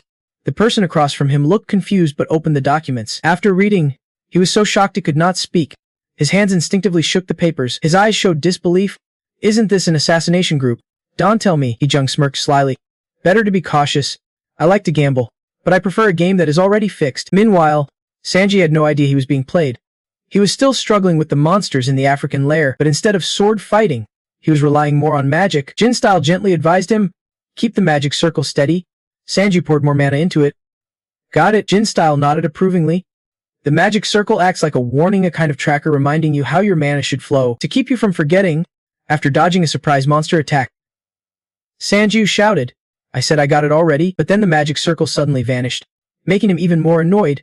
Cut off again. Maintaining magic while dodging monsters was tough, so when the circle disappeared, Sanju got so angry he blasted the monsters into the sky. Jinstyle sighed helplessly. The physical gap between Sanju and that monster was huge. "We can keep training like this. Let us go deeper." Sanju agreed.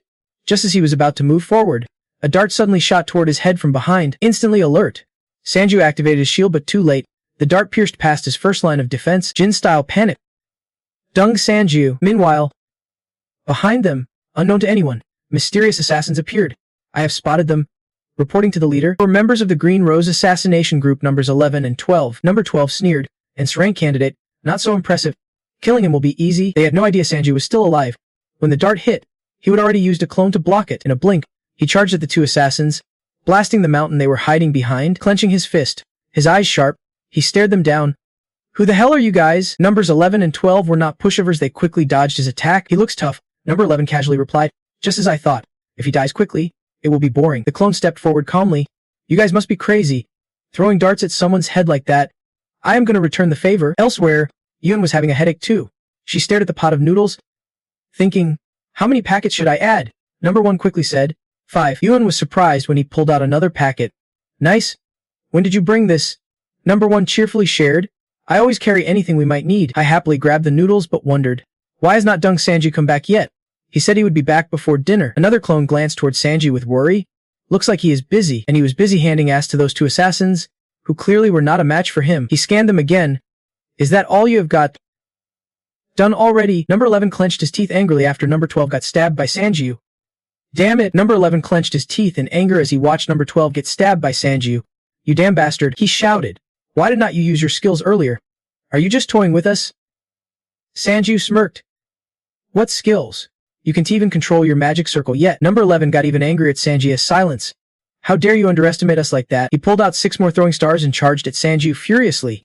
You will regret this, but Sanju stayed calm, gently twisting his arm and using terrifying speed to grab his face. Then a magic circle appeared in Sanju's palm.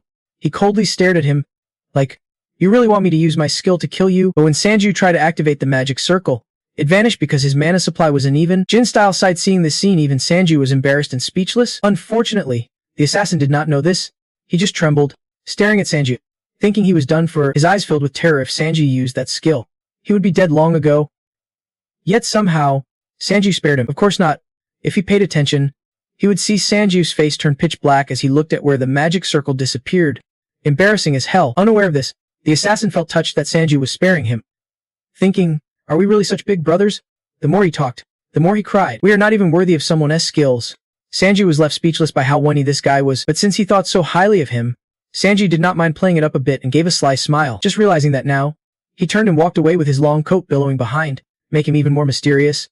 You are really that weak? You would not survive to see my skills anyway. Pathetic. Then he kept slashing through monsters, one guy with a sword, dominating the area around Yuan's camp. After a while of fighting, he tried activating the magic circle again, but it disappeared shortly after. Jinstai spoke up. Have you given up training your skill? You have just been killing them instinctively. Sanju sighed. No way. I am trying my best. He looked at the pile of monster corpses thoughtfully. Sensing he might be wrong, the monsters seemed stronger now. Jinstai encouraged him. What matters is your monster slaying skill is awesome.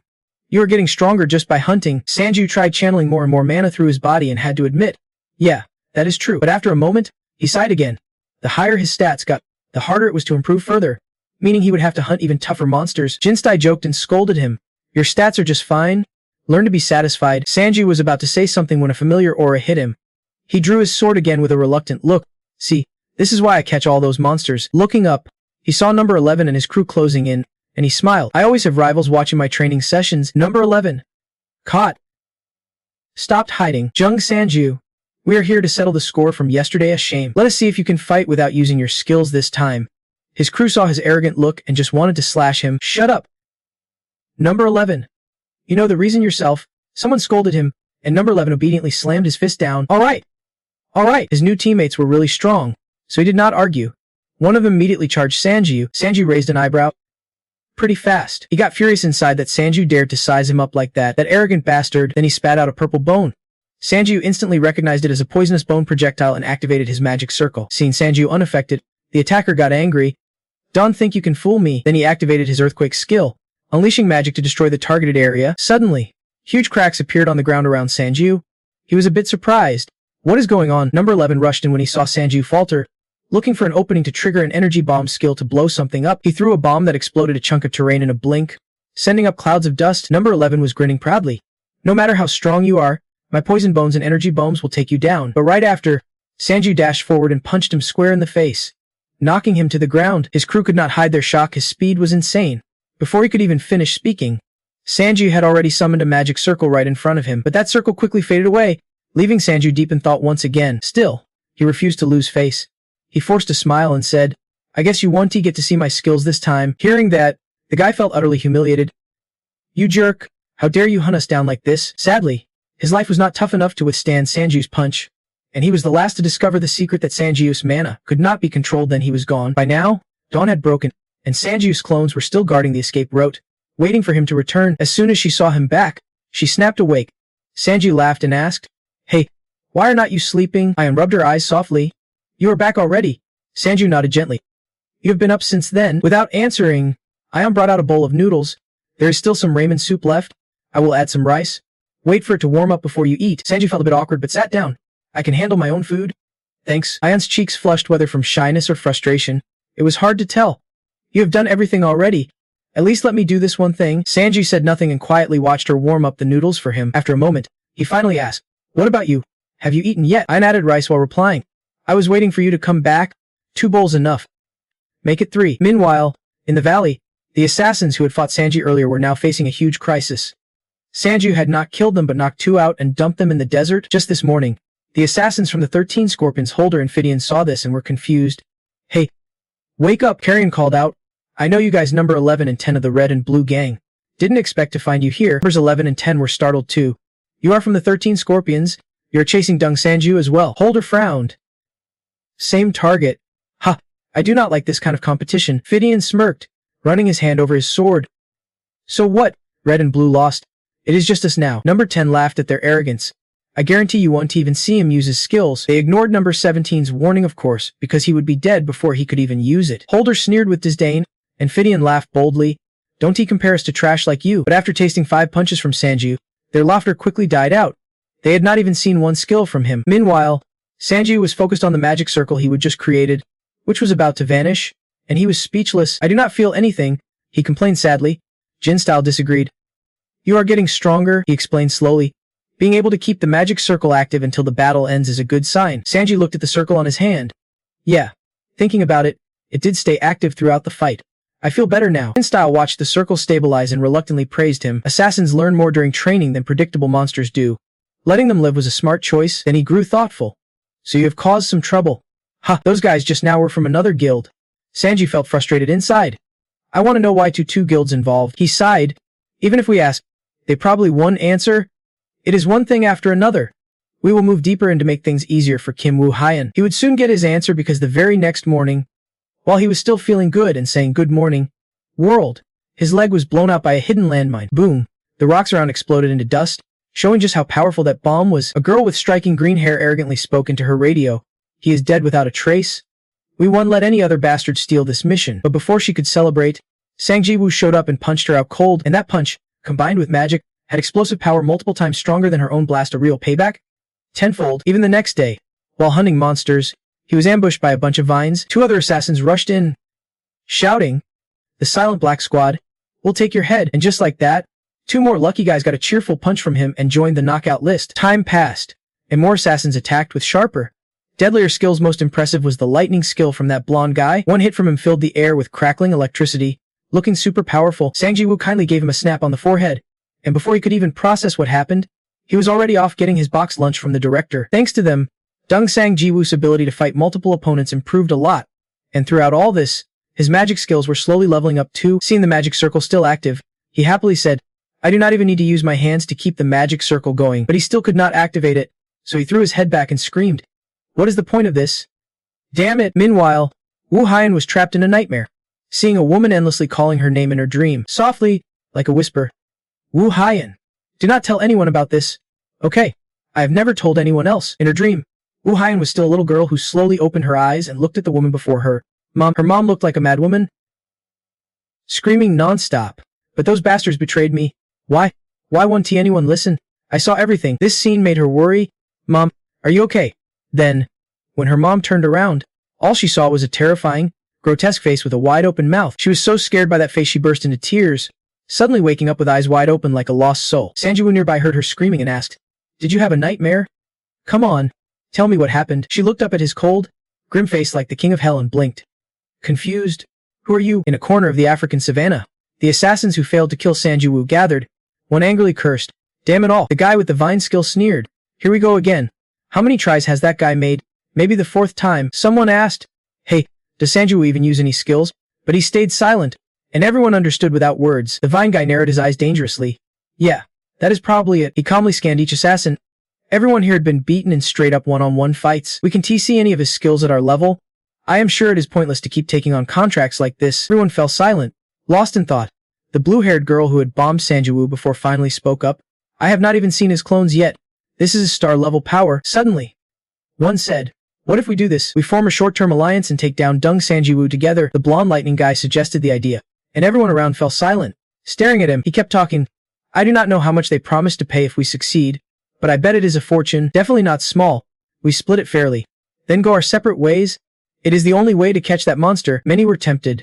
The reward was probably worth 10 times the usual contracts, so even if we split it, there is still a ton of money. Isn't that a great plan? The blue-haired girl even pulled out her phone to start reporting it. Wait, we should contact the client first. But not everyone agreed.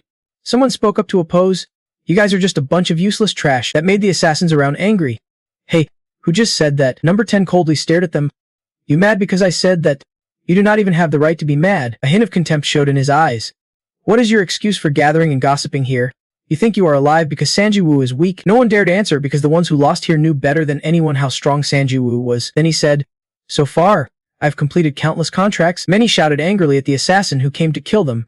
And he was not trying to avoid their rage because that is exactly what he was meant to do. He stood up, his face showing clear exhaustion, but instead of anger, he spared the lives of the assassins who came to kill him. Each one of you gathered here, seeing the confused and ashamed faces of the assassins around him. He sighed and walked away. I can operate in the shadows, but I still have my pride and faith. I have no intention of joining a dirty alliance like yours. Numbers 11 and 12 saw this and hurried after him, shouting, "Wait for us." Everyone fell silent and thought. Come to think of it, Dung Sanji saved 2 of our people too. After a moment, how to be asked number 10, "So what is the plan now?" He invited him in. After a while, he heard number 10's answer. "I will make sure Dung Sanji uses his skills at least once on this final try." His eyes flashed dangerously. Then, Sanji did not know their plan. He was thinking about the assassination attempt. From the start, I wondered if the problem was me since this was not the first time, so I wondered if this was some scheme by that guy called Matter. But since there has been no news from the academy, it seems that is not the case. Besides, there are way too many assassins here. Should I even say this? It is like they are telling me we are definitely going to bury someone right here. Uyen listened to what he said and could not help but feel shocked. I did not expect you would be attacked like that. Sanji furrowed his brow. Chief Park One Kai once told me that he Sung and Chairman Byung Hun were the 2 biggest opponents of me becoming in rank. He calmly recounted everything. And those 2 were the ones who pushed me to this hellish place. Even if they had not forced me, I would have had to come here anyway. Did you just realize something? Kim Wyan, I clearly remember the first time he mentioned this action to me. You looked so full of resentment. But now you force yourself to follow me here? Could it be related to this assassin group? Uyen's face broke out in cold sweat as he heard this, but Sanji was not about to stop. Tell me, what is your relationship with Hisung? His lips trembled for a moment, as if gathering all his courage. I am a hunter. Before he could finish, Sanji cut. That is what I wanted to hear and have explained. Then, he slashed forward, eyes cold as, you talk, but I do not think I can listen to your explanation anymore. Then he split into 2 clones. Uyen felt something was wrong and stepped back. Sanji looked at his clones, numbers 1 and 2, and brought Kim Wyan to safety. What about you? Sanji answered gently, I do not need backup. But when he looked ahead, his eyes clouded over. Wait, maybe I do need a little help, because right in front of him were a bunch of familiar shadows, making him hesitate. Number 10 was the first to speak. Dung Sanju, whether you like it or not, this will be the last time we meet like this. Jin Style suddenly spoke up. Do you want to practice? This is a real fight. You know, Sanji was speechless. Are you kidding? I prefer safer environments, but obviously, he could not control the situation as the assassins charged at him. We are all going wild today. We are definitely going to see your skills. But Sanju quickly sensed something off. They were running at full speed but did not knock over a single playing card. Then he dashed forward and the shadows vanished just as he expected. They were all illusions. He raised an eyebrow. Right? It would be a big problem if they all disappeared. But right after, an assassin appeared. Unfortunately, before he could act, Sanju suddenly spun around and strangled him. What a monster! Suddenly, a bullet flew from afar and struck Sanju's hand, making him flinch and throw the assassin away. Somewhere hidden, the holder of the 13th blade aimed a gun at his head.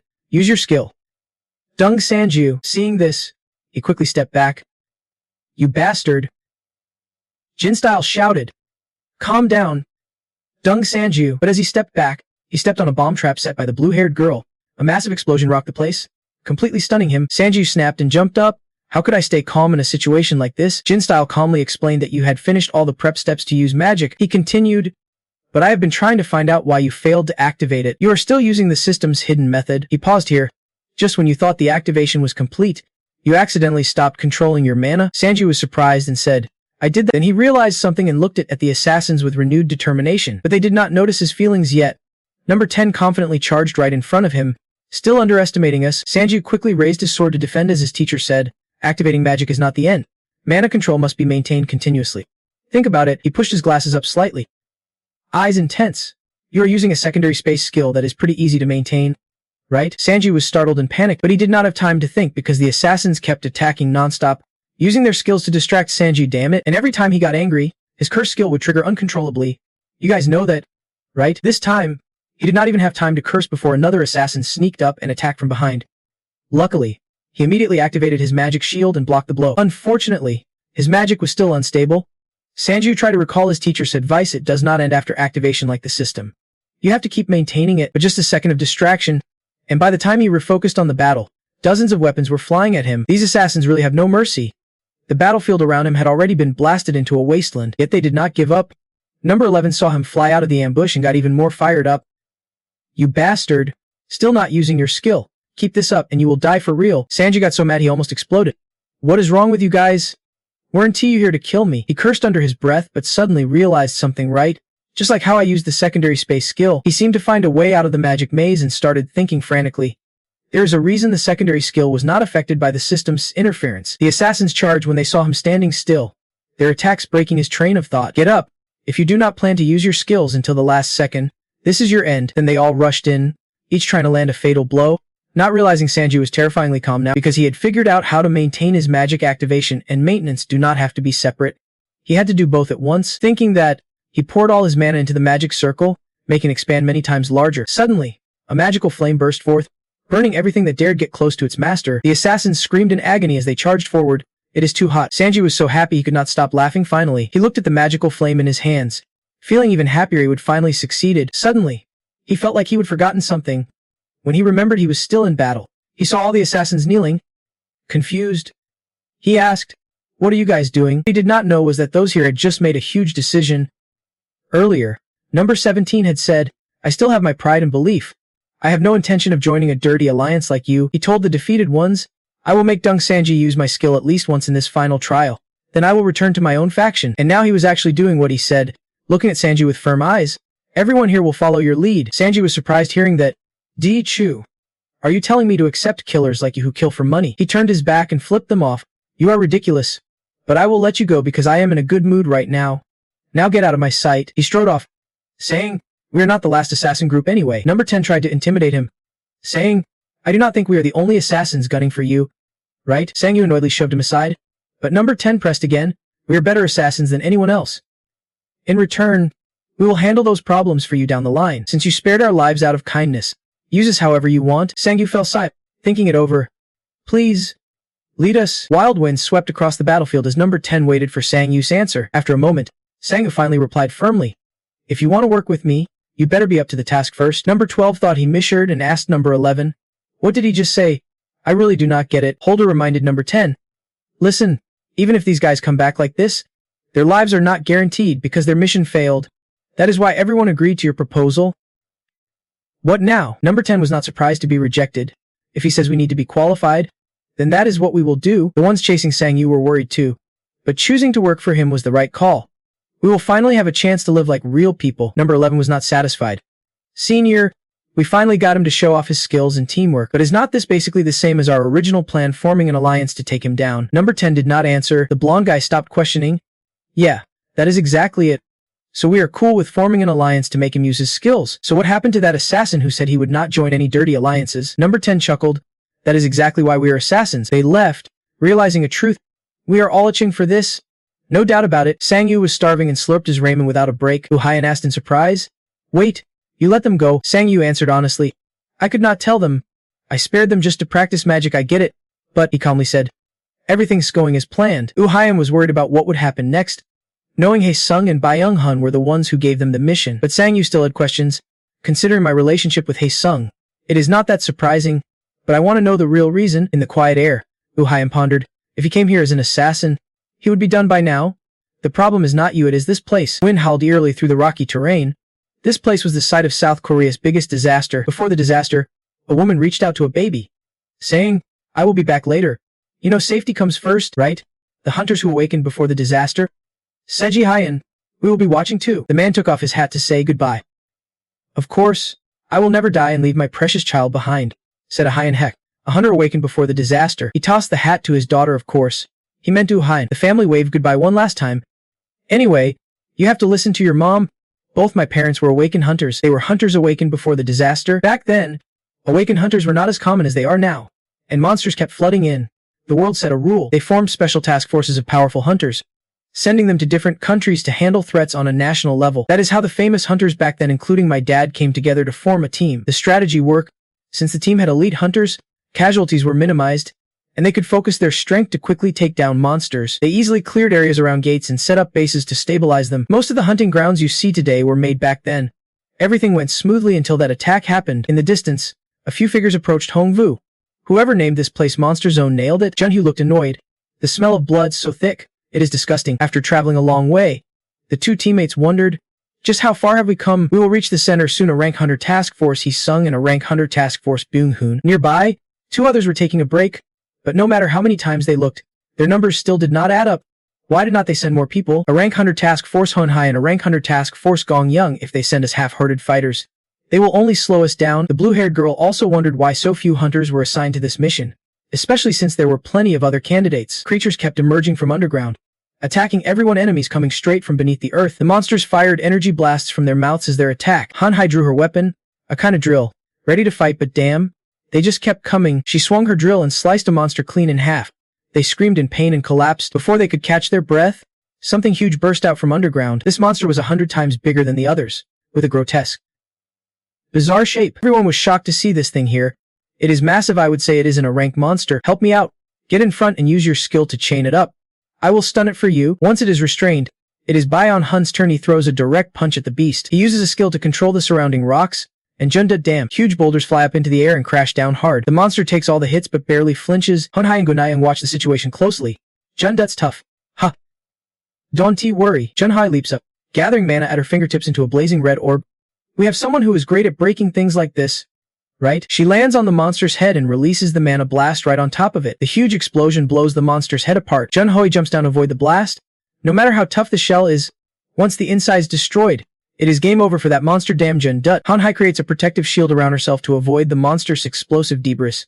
Just as expected, he is strong. Those rumors about him did not spread for no reason. Someone heard a few rumors about Junhu. I heard he has been nominated as the next rank hunter. Is that true? Jun Hoi does not really care, but everyone is fascinated. I am not interested. It just keeps me busier. Just kidding. I want to beat him myself. Isn't he that something to celebrate? He frowns seeing Junhui's casual attitude because he is about to become South Korea's first rank hunter. Jun Hai honestly shares his thoughts.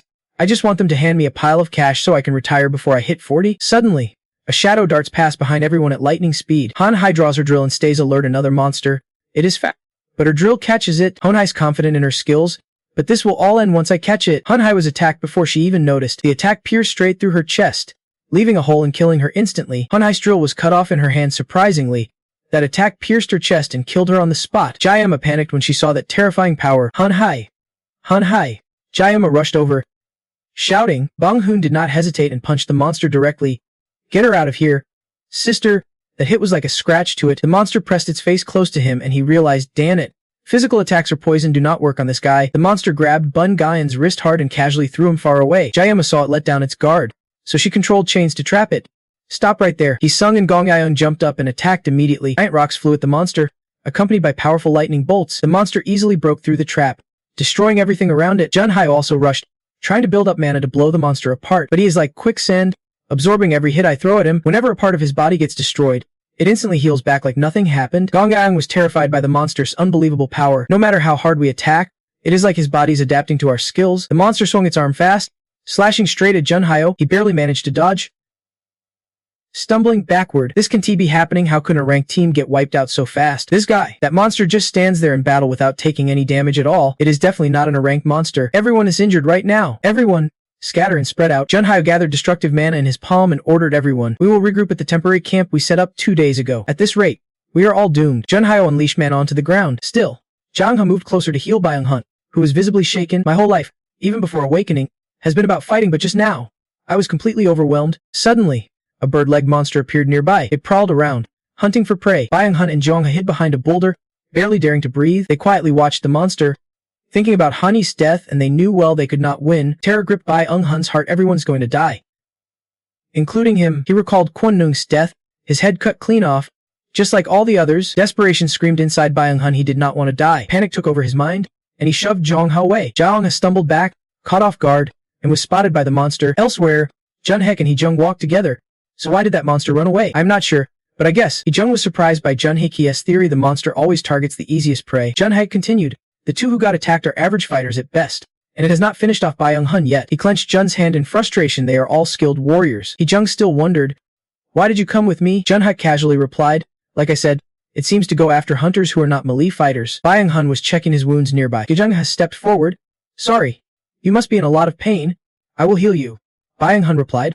I think you should fix your own leg first. But Jifan had kept moving closer to heal Byung Hun, who looked terrified. My whole life, even before awakening, was about fighting. Yet just now, I was completely overwhelmed. Suddenly, a monster with bird-like legs appeared nearby. It prowled around, searching for prey. Byung Hun and Jifan hid behind a rock, barely daring to breathe. They watched the monster silently, thinking about their comrade's death. Knowing full well they could not win, terror washed over Bai Hun. Everyone had to die. And he would be next. He remembered Kun Nung's death. Beheaded like all the others, despair screamed inside Bai Hun. I do not want to die. Panic overtook him and he pushed Geepin away. Surprised, Geepin fell out and was spotted by the monster. Elsewhere, Jun Hika and Hee-jung were walking together. So why did that monster run away? I'm not sure, but I think Hee-jung was surprised by Jun Hika's theory. It always targets the easiest prey. Jun continued. Those attacked were average fighters, and it has not fully taken down Bai Hun yet. He clenched Jun's hand in frustration. They are all skilled warriors. Hee-jung still wondered. Why did you come with me? Jun Hika casually replied. I told you, it seems to go after hunters who are not close combat fighters. Bai Hun and Jeeping hunt the same path, so it is likely the monster would go after him. Plus, the answer hit Hee-jung like a punch to the head. You have kids. Jun Hika walked ahead. Relaxed. I heard you have two, right? Jun Yai. Having kids really changes what you live for. Hee-jung gritted his teeth. Don't make me laugh. He got annoyed talking about family. My goals have never changed my whole life. Don't he think just because we share something like that, you can act all-knowing? Before he could finish, a terrifying scream echoed from afar. No matter what anyone said to him, that scream was from Jiang Hao. Fighting monsters alone run, she begged desperately. Please. Someone help. Jun Hika leaped from afar and kicked the monster straight in the face. His immense force sent it flying, crashing into a cliff. Jae-hyung had panicked seeing Jun Hika appear. Jun Hika. Why are you the only one here? Jae-hyung had explained that Bai Yonggun had taken the chance to run away earlier. Jun Hika felt betrayed. Bai Yonggun had betrayed the team. The monster on the other side was about to come back at them. Jun Hika quickly helped Jae-hyung onto his back. You go ahead. I will focus on fixing your leg. Alright. Jun Hika glared at Hee-sung, who was standing on a rock behind them. Hee-sung, cover our rear. Hee-sung was amazed by Jun Hika's incredible skill. He compressed and manipulated the air to speed up his movement. That is insanely fast. Using his skill, he lifted huge rocks behind him, ready to attack. I admit it. Jun Hika. You are seriously strong? The monster charged at Jun Hika, probably even stronger than me, thanks to Hee-sung's pressure. The rocks were compressed tightly and I probably could not break through that. He gestured to control the rocks, sending them flying forward at incredible speed. The rocks pierced right through Ji Heng-hae and Jun Hika, who were shocked if they did not act now, even facing death. Jun Hika never expected it would come from a teammate. Hee-sung looked down from above. That monster always targets the easiest prey, right? Don't worry. The monster right in front of them opened its jaws wide as if to tear Jun Hika and Ji Young-ha apart. I will make sure to explain everything properly to your family. Far away, Bai Hong-hun panicked and ran, but scared out of his mind, he tripped and fell face first. The pain sobered him up a bit as he remembered what he did to Ji Hong-ha himself. Bai Hong-hun stared at his guilty hands. What have I done? Someone approached him. Bai Hong-hun was shocked to see it was Hee-sung. Bai Hong-hun anxiously fired questions. What about the others? Could it be? We are the only survivors? Hee-sung lied straight-faced. The others sacrificed themselves so we could escape. You understand what that means? Right? Hee-sung stared coldly at Bai Hong-hun's fake expression. I mean, Ji Heng-hae and Jun Hika, the ones you abandoned, all died saving us? Hee-sung knelt down facing Bai Hong-hun. I am telling you this now because Ji Heng-hae might find out if we go back like this. Now, we are in this together. After hearing Woo Hee-on's story from 10 years ago, Woo was surprised. Is that really true? He pressed Woo Hee-on. How do you know about that? Wasn't it me? But my mom went crazy when she found out. She clutched a photo during the funeral. And that was the start of her breakdown. After returning, Bai Hong-hun held a press conference.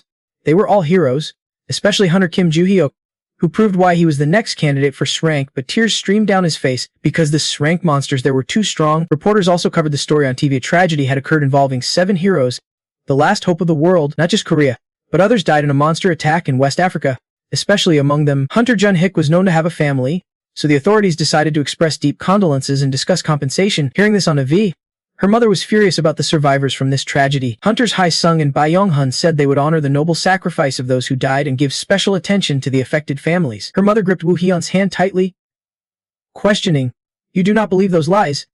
Do you, Woo Hee-on? Right? Mom's in pain. She cried in agony. Son, you have to seek justice for him. Please. Please tell your mother you will do it. Your father's body was left abandoned in that cold desert when Yoo-heen was little. She did not fully understand that cruel sorrow. He promised her mother he would come back. She cried with her mother. Yes, Mom. From then on, a seed of hatred grew inside her. She vowed to find justice. After that, my mother kept protesting alone, saying she would keep spreading the truth, but without evidence. People did not want her to spoil the mood of the heroic memorial. Did Hee-dung and Bai Hong-han really betray their teammates? Probably just trying to squeeze more compensation. Who would believe that? And after 3 years, maybe because too many people called her crazy, she often hid in corners mumbling, Yoo-heen, this is a secret. Okay. A secret. Mom really did go mad from the pain and ended up taking her own life. Then, on Dad's anniversary, Yoon calmly recalls the past. I had to live alone on the streets, wandering aimlessly. Then, as I got older, I hid in the ruins, searching for revenge. She remembers their first meeting while hunting monsters. Well, you probably already know what happened next. Sangyu saved her life. After hearing everything, Sangyu looked serious. Has that explained it all? Why I've been hostile toward Dung? Sangyu wandered deeper into the desert. He was surprised to clearly see that person's face. Raven. Should you be calling me master now? Raven jumped down near Sangyu. I finished off the monsters in the outskirts at noon and have been around here a few days. Didn't you notice? I told my scouts to only report hostile targets. So why are you lurking here? Raven casually replied. Of course. I did that because I can't let my precious disciple get hurt. This place used to be full of hatred. You know, yet you treat them like training dummies. Sangyu looked a bit annoyed. You are just watching. Why should I step in when I am not really in danger? Raven gathered mana into a magic circle. Anyway, I can't believe you are practicing magic now. Trying something cool. Did Arya teach you? Sangyu was surprised. Right? Raven, you are from Tiborn, are not you? Scratched his head honestly. That is all I know. I am glad you are good with a sword. So the two of them continued down the road together. Being away from the system was a good thing anyway. There is a big difference between magic and system skills. Want to come with me somewhere deeper? At Bai Wonghun's place, he received constant failure notices from the system. All the fights ended in failure. He was sweating nervously. It has been over 18 years. There is no evidence left. Absolutely no proof. The ghost of Diamhao appeared, cutting off his thoughts with threats. He would run away from what he would done. Terrified, he collapsed to the ground, but he was actually alone there. After calming down, Bingon gasped. How did it come to this? I was just controlling disaster info like instructed and assassinating a 20-year-old kid. My stupid actions back then led to today. Why does Sangyu's face look like he is fighting monsters? Raven looked puzzled watching the sword techniques. What is with that expression? He got serious. That sword style just now is that the Storm Messenger technique. I was just copying what my clone did. He sighed in disappointment. That is not the way. Your clone learned it, but you have not. Anyway, keep going. I am getting really annoyed. Sangyu kept using monsters to practice swordplay. I am doing it right. Right? Controlling the flow with wrist movements, he swung his arm, slashing its head like it was not cut. The sword trembled, and Sangyu's hand shook too. Remember what I said, this is the perfect place to train. Now the monster was not affected by those slashes anymore. This is the land of evolution and adaptation. Its body healed completely and is ready to keep fighting. If we can change, we want to get anywhere. Even reminded me. Now it is up to you to use your magic. Try throwing a fireball at them. Fireball. He gathered magic in his hands and rushed the monster. Then he quickly jumped back to avoid the explosion. The monster burned fiercely, and the pain was gone. Alright. How's that? Raven explained how they evolved. You have hunted most of these monsters with your sword since you arrived. Right? The monsters in the center evolved to resist hunters more specifically. Predator hunters. The monsters near that explosion quickly turned and fled because other species had been heavily hunted by sword wielders. They adapted to resist physical attack. But they can handle tricks. Raven quickly drew his sword. In other words, you can use magic to hunt them. He swung his sword lightning fast, slicing the monster clean in two. Sangyu was amazed witnessing that sword technique, or even finishing them with an even stronger strike. Monsters that his own slashes barely scratched. Nearby rocks were also cleaved in half by the power of the slash. Isn't it convenient when your target is right in front of you? My goal in life is to live comfortably lying down, eating, and playing, not dealing with stuff like this. At the G branch, the office was silent. Number 10 knocked on the office door, and an employee opened it. Who are you? Before entering, all the hunters stood ready. He was surprised to see the group. What is going on here? Number 10 got straight to the point. We have come to get the certificate. We are the ones who've walked the bloody path. The employee looked puzzled, unsure what was happening. So you came to interview to escape that path and regain your humanity. Sure. Come in. Meanwhile, Hisung was grinding bone fragments into powder. Preparing medicines. Elsewhere, Hisung was talking to a mysterious person. Hunter Hisung. Do you know Hunter J. Hyan? What do you think about the rumors that she betrayed Hunter Jun Hyuk recently? Ridiculous. Hisung grimaced, giving a fake smile. Hunter Jun Hyuk is my benefactor, so I won't say a bad word about his wife. But just because someone has clairvoyance does not mean everything they say is true. Right? The man put his hands in his pockets and left the building. I heard their marriage was great. What a shame. In the Yuhaian desert, he whispered to himself, Mom is not real. Right? Hisung killed the tea. He remembered the words her mother said before dying. Yuhaian. Only you are allowed to know this. I never told anyone else. Exhausted, she lowered her head to her knees. What were her mother's last words? Elsewhere, Sangyu was practicing throwing fireballs at the monsters. The flames blazed fiercely, but the monsters did not care at all. Sangyu struggled, watching from afar. Now these bastards even have high fire resistance. Sangyu quickly cast magic again. The fireball no longer worked. So then, he jumped close to the monster, and at the last second, Sangyu suddenly drew his sword. The terrifyingly fast slash cut the monster in half. Sangyu was amazed by the brilliant strategy. Sangyu proudly showed off his feet, but Raven was not impressed. Did you see that? Raven, I have just mastered the basics of quick drawing and mana control. Your clone even does it better, Sang-yu complained angrily. Is it that hard to praise your student? If you call me master, I will reconsider. This is about pride. Sang-yu struggled to say each word. Master, did you just call me that? Your student? Yes, please teach me. Here, while the two joked around, the monsters that had been knocked down earlier started moving again, merging into a gigantic beast. Sang-yu panicked, drawing a blank. Master, I do not think fire will work. Neither my sword nor skills work on it. What do I do now? Don't worry. My disciple. The power of the Scarlet Furious sword is limitless. You have no idea how much I want to hear that right now. The GM headquarters is still lit up, so let us get this interview started. Interviews number 10 and 12. You look foreign. So why did you travel all the way to South Korea to apply at GM? Number 10 answers honestly. I am here because I want to work with craftsman Jung Sang-yu. We both owe him our lives. The interviewer thinks silently. I get it now. Looks like he is not just some foreigner. Probably a bit clueless but genuinely kind-hearted. Number 11 jumps around and gets hit by number 10 in one shot. Yep, even after I threw a shuriken at his head, number 11 gets knocked out cold. Number 10 defends. Oh man, looks like the kid's still jet-lagged. He seems worn out. What is your strongest skill? Number 12, still not learning, blurts out and gets hit by number 10 too, of course.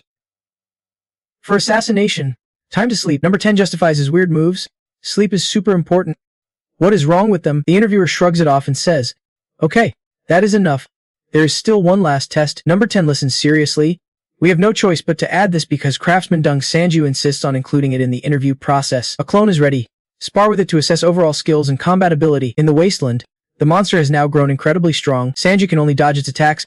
So what is the next phase? Honestly, I just said that to sound cool. Sang-yu watches carefully. But my disciple, you have already stepped into that phase before. Raven reminds him of his past combat experience fighting a giant white bone spirit. You temporarily maximize your effect by concentrating all your clone's slashes in one spot.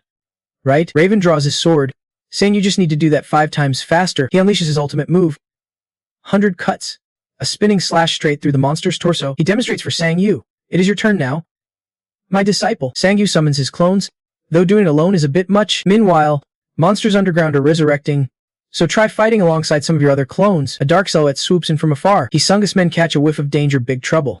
Looks like craftsman Jung Sang-ji's become even more dangerous than the boss expected. After the fight, Sang-yu's battle finally ends with monster corpses scattered everywhere. Damn it, Sang-yu and his clones are exhausted.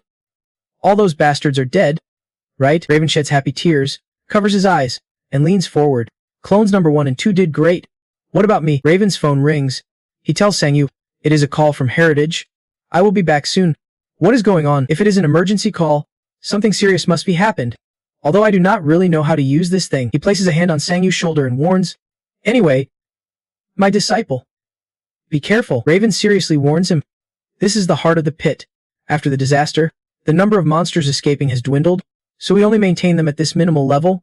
But since this place is rated as class ruin, nothing comes as a surprise. He turns, preparing to cast a teleport spell, and says, do not overdo it. The spatial gate opens, and he says his last words, just try to survive. Sang-yu returns to Yu-heen's spot and enters the tent. You are here. The monster-derived medicinal ingredients are all here. Yu-heen holds a vial and says most have really interesting properties. With many of them, I can make new adaptive medicines. They boost the user's ability to adapt to external factors and side effects. After the effect ends, all other effects are temporarily reduced. She hands the vial to Sang-yu. Here, try it and tell me how it feels. Yeah, the side effects here look pretty manageable. Silence falls after he says that. Sang-yu feels guilty. Damn, I am embarrassed. After hearing her past, it is even worse. Yu-heen bows her head and says, first, please forgive me. Sang-yu looked up, listening as she continued. There is something I have not told you yet. What is it? Outside the tent, a monster suddenly appeared and moved closer. Sang-yu's clone was on guard outside and spotted the monster near the camp. The monster advanced. I will take it down right now, said one clone, using a dark eye technique. Inside the tent, Yu-heen kept talking about his mother's last words, the real reason he came here. That day, my mom told me a secret. Yu-heen said only I am allowed to know this. She never shared it with anyone else. She covered one eye with her hand. Every day after the disaster, my mother would stare into that pit. 2 clones outside rushed forward to confront the monster inside. The monster took 2 critical hits but quickly recovered, gathering fiery red man in its palm. The clone using the dark eye said, that idiot. You should not block it. The other clone lunged forward, trying to block that attack. Yu-heen spread 2 fingers, revealing blank eyes. Later, I understood why my mom kept doing that. My mom always covered her eyes like that. Yu-heen, listen to it. Listen carefully. She gave a creepy smile. Your dad.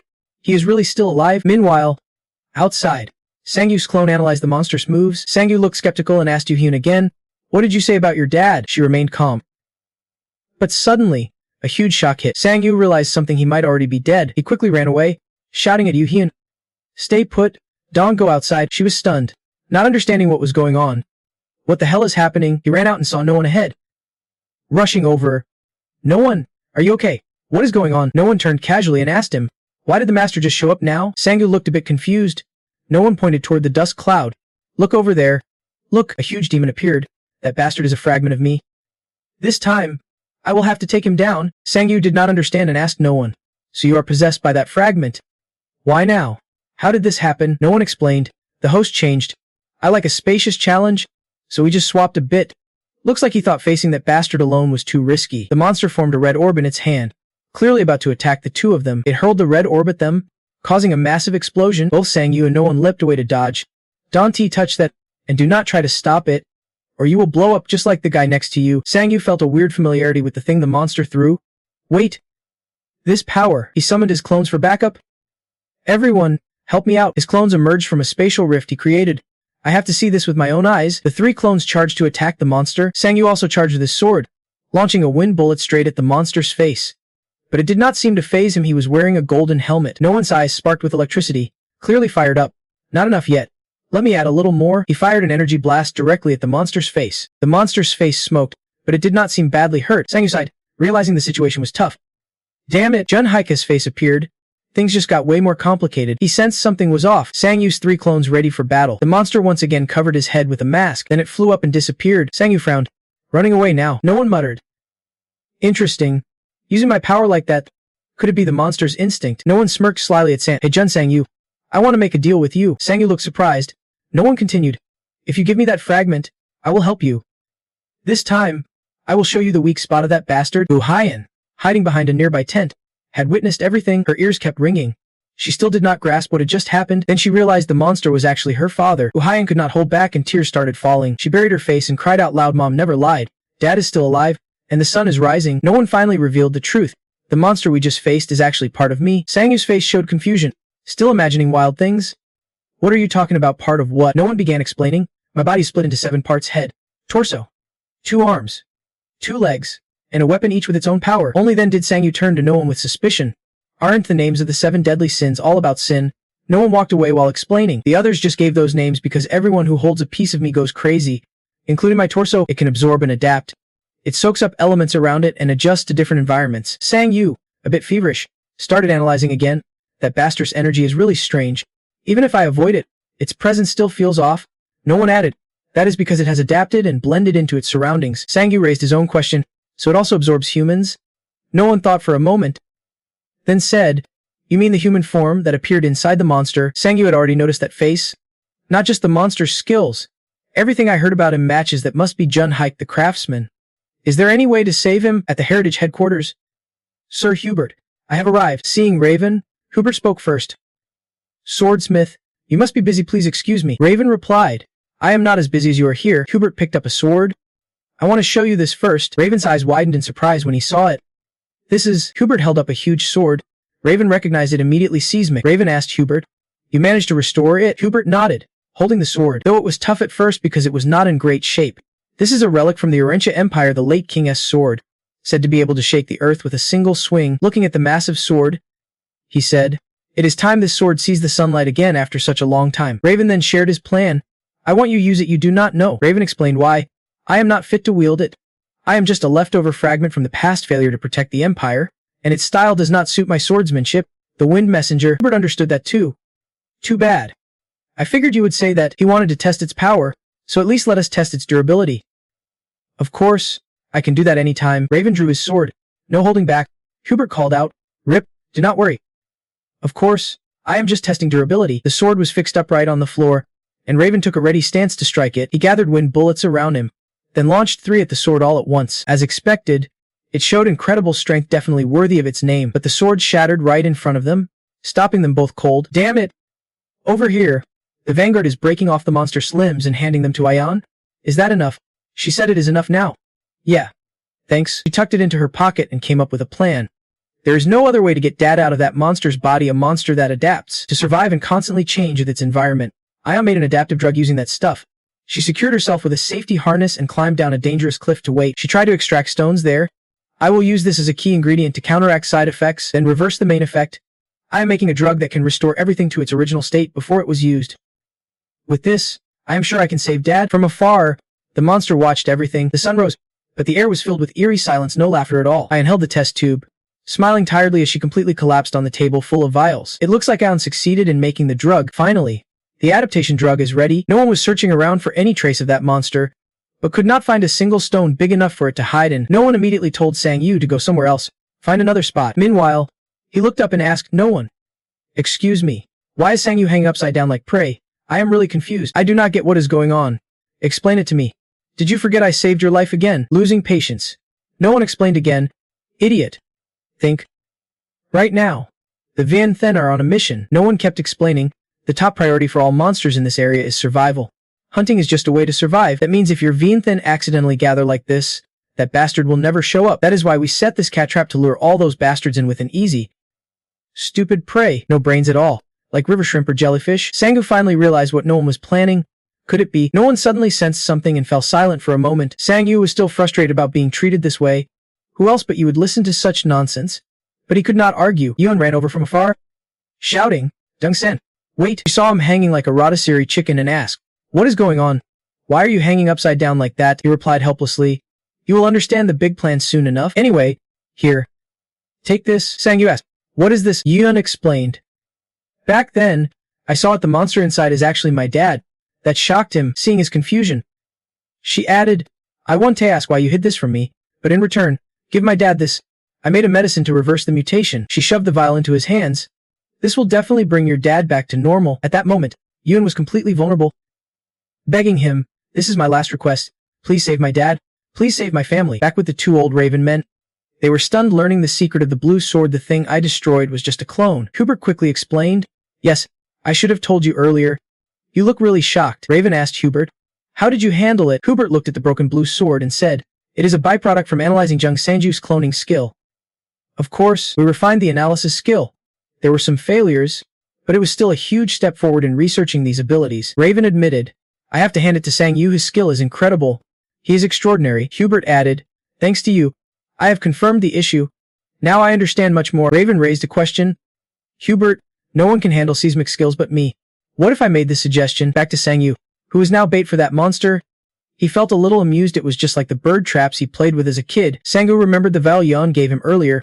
That medicine she made. When did she create that irritation drug? He recalled the monster's form and Yuan's words. "Please save my dad. Please save my family." Suddenly, Sang Yu sensed it. Damn it! The monster appeared right in front of him. Sang Yu knew no one was right. It came fast. "I am the perfect prey," he thought, and hit the switch on his back. The whole front exploded into smoke and dust. The cliff face above sent huge rocks crashing down onto the monster. Sang Yu smiled with a serious glare. "Congrats on becoming my bait, you bastard." He slowly moved closer to the monster. "This time, you want to get away." Elsewhere, a training match was happening. "Stop the sparring. It is over." Sang Yu stopped, and behind him, many warriors were exhausted. "You guys did great." The nearby referee was shocked. His stats are lower than Jung Sang-Yu's, but his technique is amazing as expected. He is no joke. The weak can create surprises and strategies against the strong, and he has shown his true power against weaker opponents. Number 10 had not even processed what was happening before collapsing, his muzzle still bloody. What the heck? He recalled the fight with Sang Yu. Even though I was allowed to use a certain weapon, he dodged every bullet and sword strike, even redirecting attacks from all sides. It felt like a total lockdown. How could we have trapped the real Jung Sang-Yu in a corner with coordinated attacks? Yet a clone could be better than the original. The guy next to him asked. Number 3 did great. Want a snack? Sang-Yu immediately replied, I want raiment. The girl nearby was surprised too. Senpai, is it true the clone is even stronger than the original? Number 10 shot her down. You dumbass. Think smarter. Hotter looked confused. What do you mean? Number 10 explained. There is only one reason. Suddenly, Sang-Yu's image shone brightly in everyone's eyes. Jung Sang-Yu had pretended to be cornered, and losing that was his mercy. Tears welled up. Yeah, we are always treated like pawns. The blonde guy sighed. He pretended to lose because he cared about how we felt. Everyone was still chatting. I will try again. I want to work under Jung Sang-Yu. I want that too. I can TB anywhere else. Meanwhile, Sang-Yu was attacking some monsters, but they were useless against their steel-hard shells. Lin Lao approached, holding a magic item. Damn, he is already burning with fire. Suddenly, he remembered what no one said. My skill adapts and changes instantly against enemies. Unlike monsters, my power is not fixed in battle, but there are still limits. Suddenly Sang-Yu realized something, and his other clones charged in, landed many hits on the monster, which did not react, just made strange noises. Sangyu spotted its weak point and drew his sword. Damn. This means it can adapt to multiple attributes at once. Lian struck the monster hard, finally wounding it. Sangyu saw his chance. I need to end this fast. He slashed at it repeatedly. No, Wonmok. You guys seriously underestimated that monster? Sangyu shouted back. Then why did not you help me out? Sangyu and his clones rushed forward, landing a barrage of attacks on the monster. Sangyu looked at No.1, why are not you helping me? Seeing the monster suppressed, Sangyu wanted to finish it off, but it dodged. No one suddenly yelled at Sang. Step back. That bastard has adapted to ice now. The monster shattered the ice and swung at Sangyu. He got caught, could not react in time. Damn it! Less than a claw's length away from him, it grabbed his stomach. Sangyu. Damn it! He gritted his teeth. Enduring it. It is exploding the clone, I have to hold on. Even the sweat evaporated from the heat. Sangyu clenched his teeth.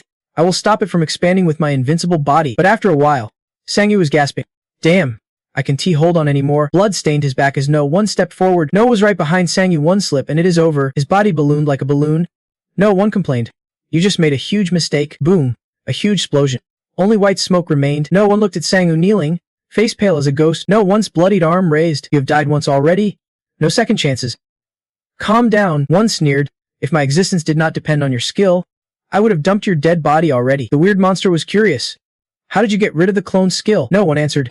Each fragment has its own power. This one's the head's ability. By analyzing the skill's structure, we can sever the mana flow and disable it. One continued. The newcomer only got one hole in his stomach. Still alive and kicking, plus his regen stats are pretty high. Foam stopped dripping from the corner of his mouth. Sangyu pondered. So that power also helped block the giant white skeleton's attack. He had an idea. Then every time something like that happens, you just need to take it out. But the moment he said that, he got punched. Sangyu was wronged. Or why did you hit me? One sneered. Useless. Can't he do anything except cling to others? Ha! Meanwhile, the monster lunged. Sangyu reacted fast and blocked the blow. Shouting. Exactly. That is the kind of guy I am. The monster collapsed. One continued. See, with those stats, you do not need to risk your life like against the giant skeleton. So why not you focus at all? One asked. Sangyu bluntly replied, because I have to kill this monster. Elsewhere, half-dead lab mice in glass cages let out a squeak nearby. Trevor nervously handed over a tray of test tubes. Here's the medicine you requested. He examined the tubes, then grabbed a mouse from the cage and poured all the medicine onto its bedding. Trevor froze watching the mouse scream in shock from the drug, then go berserk as its fur stiffened and turned blue, both of them losing their minds. He immediately burned the bedding. You are kidding me. This one's a defective product. Trevor shrugged. He continued, only 2 complete samples can prevent turning into monsters. I do not have time to perfect the rest. Trevor hesitated, but the mouse thought dead revived and bit Sung's wrist. He was surprised. Trevor explained. Still, these defective samples can boost stats like the earlier one. Trevor added, if I had more time, I would perfect them. Sung blinked. Speechless. No need for the full version. Just produce this kind. He complained. You should be giving me this from the start. A loud crash outside, huge boulders collapsed, shaking Kim Woo-hyun. She fell into thought. They are fighting. Ha! Forcing someone to take medicine mid-battle sounds tough. Then she realized. Wait. What if the medicine bottle breaks during the fight? Kim Woo-hyun rummaged through her test bag.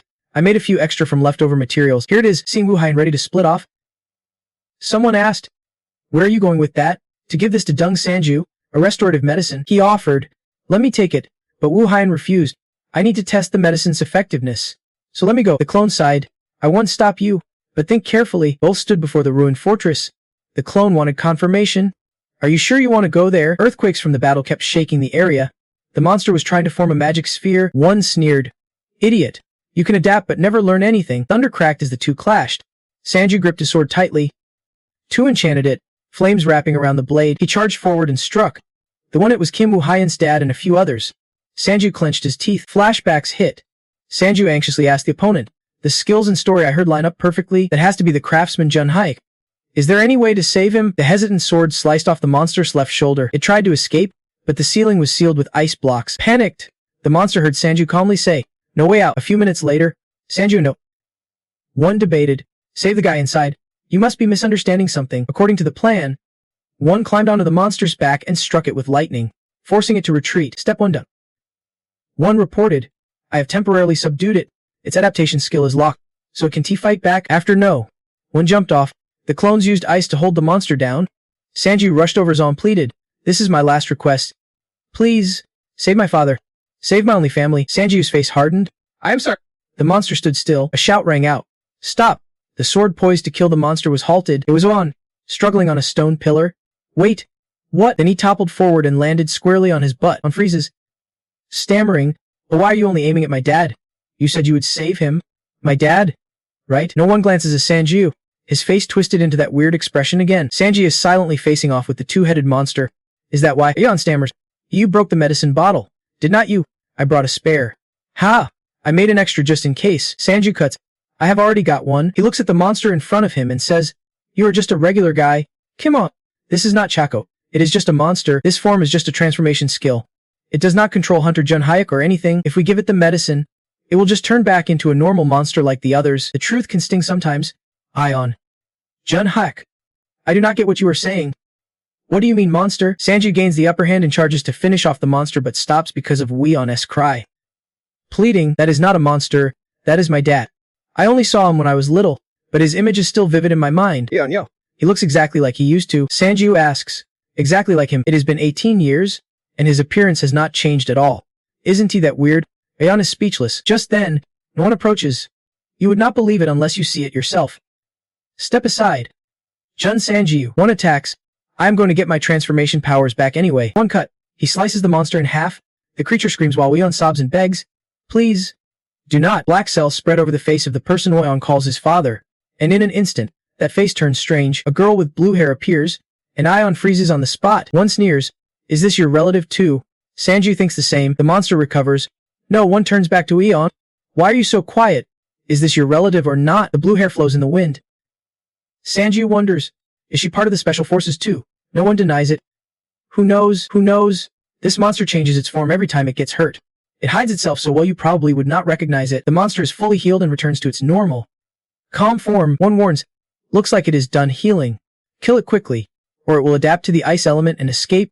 Sanji hears but hesitates. A small hand tries to open the medicine bottle. Wait a minute, Yuen. Tears streaming. Begs desperately. Let it drink the rest of the medicine while it still looks like my dad. What if it really is my dad? Still not 100% sure.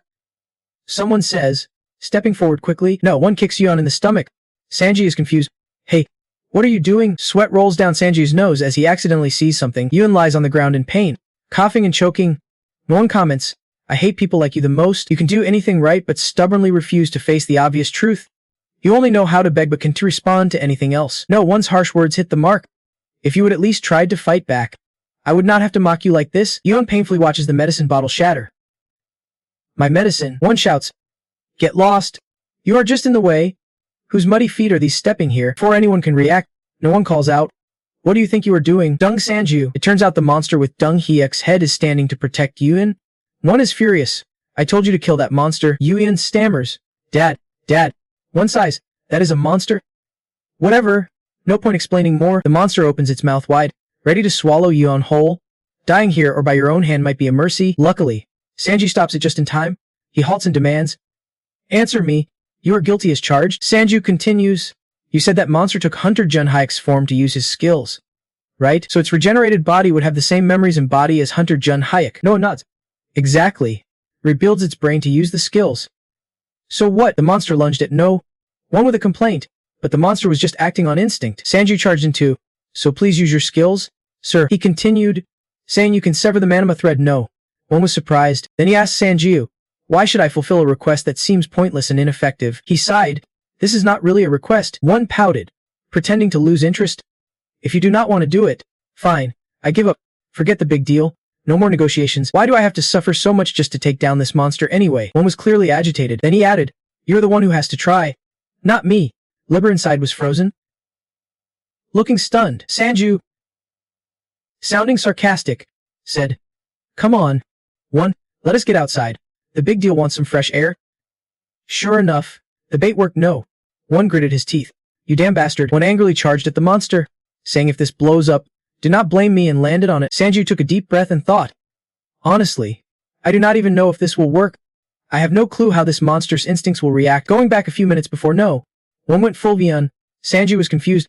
Hey, what are you doing? And at that moment, Sanju was shocked at what he saw. The monster with Jun Hyuk's face was showing concern because Yuen was hurt. Back to the present, Sanju held Yuen steady and watched carefully.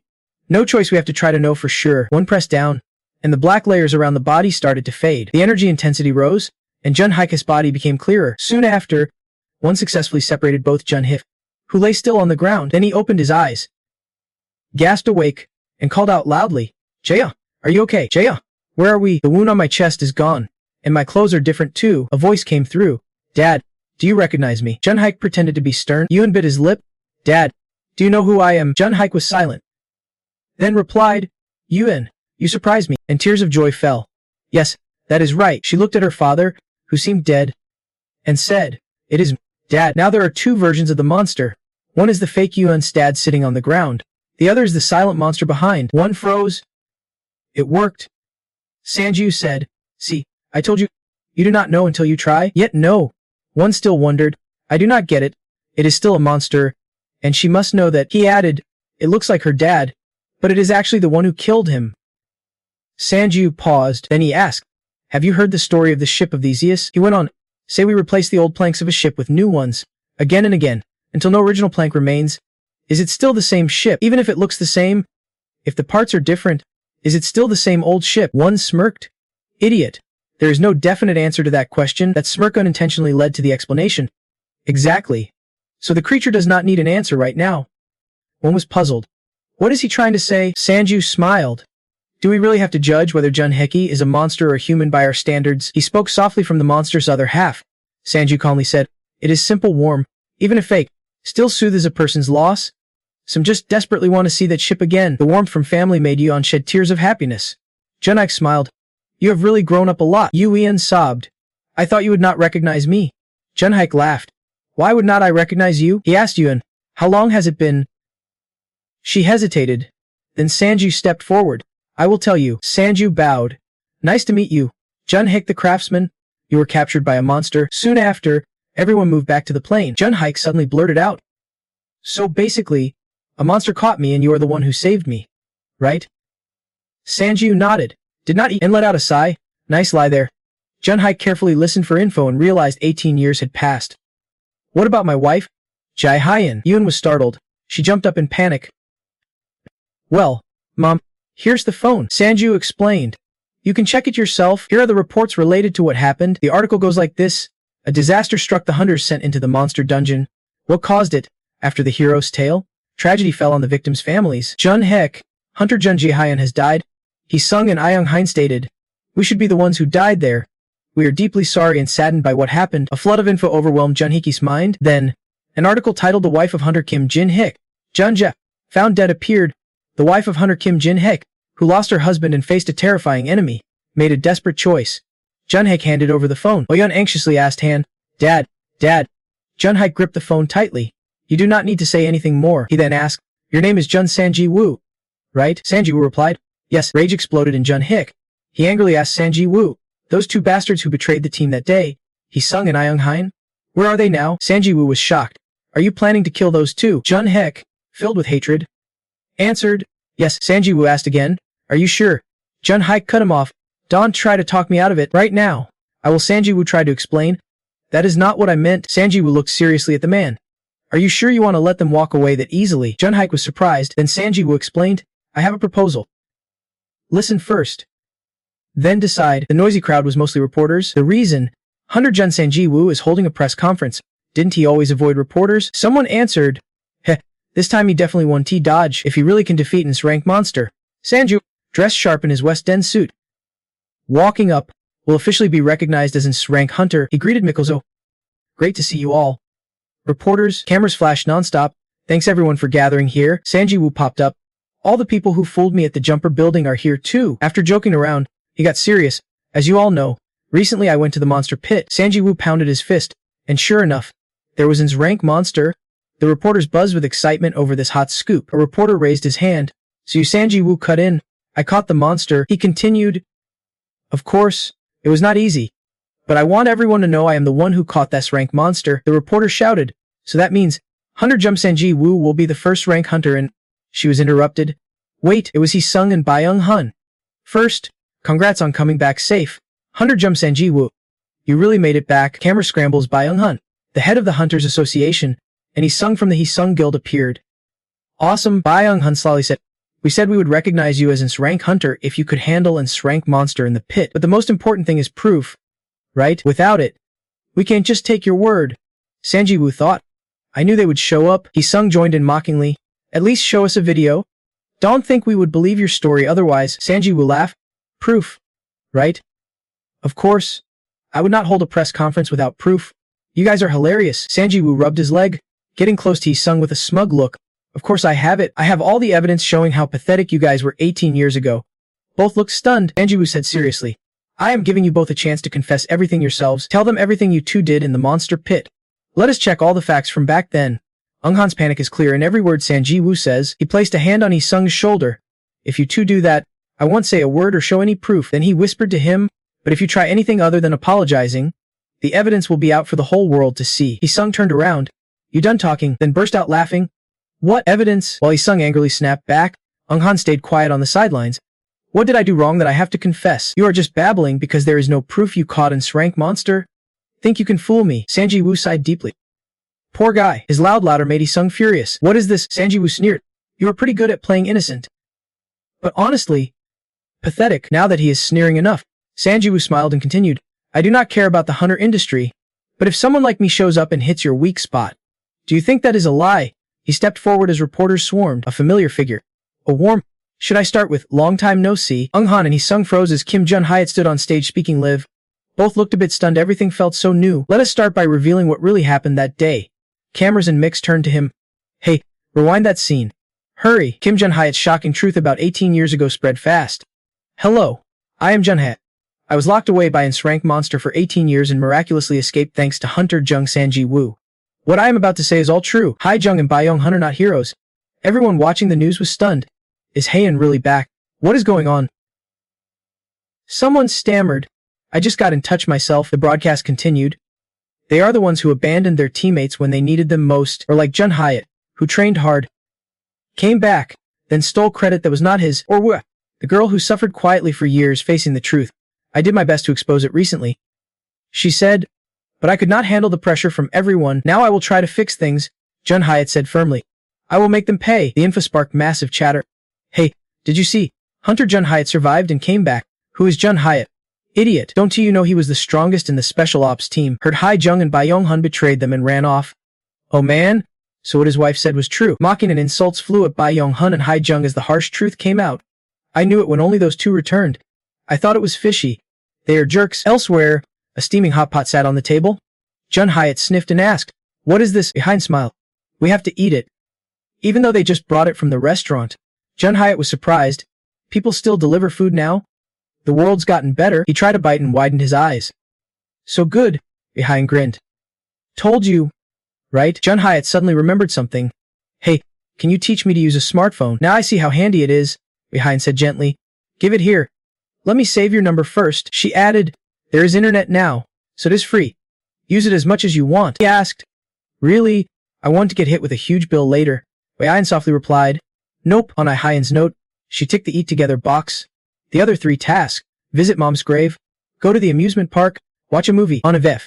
Footage of Kim Jun-hoi aired while the anchor announced, something incredible has happened. Hunter Jun-hyat, thought dead, has come back after 18 years. Even more shocking, the disaster was caused by Hunter Jung-hun and Hee-sung's betrayal. Police raided a warehouse to arrest crime bosses. Stop taking pictures. The reporters kept reporting the betrayal that Hunter Jun-hee-gyu insisted on. Even after her death, the return of Hunter Kim Jun-hee-gyu brought a huge surge of power that shattered the false accusations. The footage of the silver-haired boss covering his face in shame was broadcast, accompanied by the steady voice of the announcer. So far, Hunter Haek-sung and Byun have yet to respond. Meanwhile, somewhere else, a table was laid out with various expensive drinks, and a voice rang out, pass that one over. Ek-sung's voice deepened as he addressed each branch of the Ek-sung Guild. One of his subordinates hesitated, asking, can I ask what this is? Ek-sung shot him a terrifying glance and slowly replied, it is one, with a slight tone. He added, don't worry. I heard it has some effects. The confused subordinate asked again. Ha! Suddenly, a loud noise startled him. The subordinate was now covered in strange black streaks. Placing his hand on the table, he muttered, I will go distribute it right away, Ek-sung coldly said. As soon as he finished, the subordinate quickly stormed out. Slamming the door behind him, the black streaks on the floor started to emit wisps of smoke. Suddenly, Gunnuns burst, panicked and shouting, Dad! Chairman! Reporters are everywhere, worried. He asked, what should we do? Where's the table? Ek-sung stood still, calmly gazing out the large window. He spoke slowly. If you want to plant a tree, you gotta till the soil first. Calmly, Ek-sung said. Jinguk, Tell all members of the Haksung Guild this. He gave a weird, wide smile full of hidden meaning.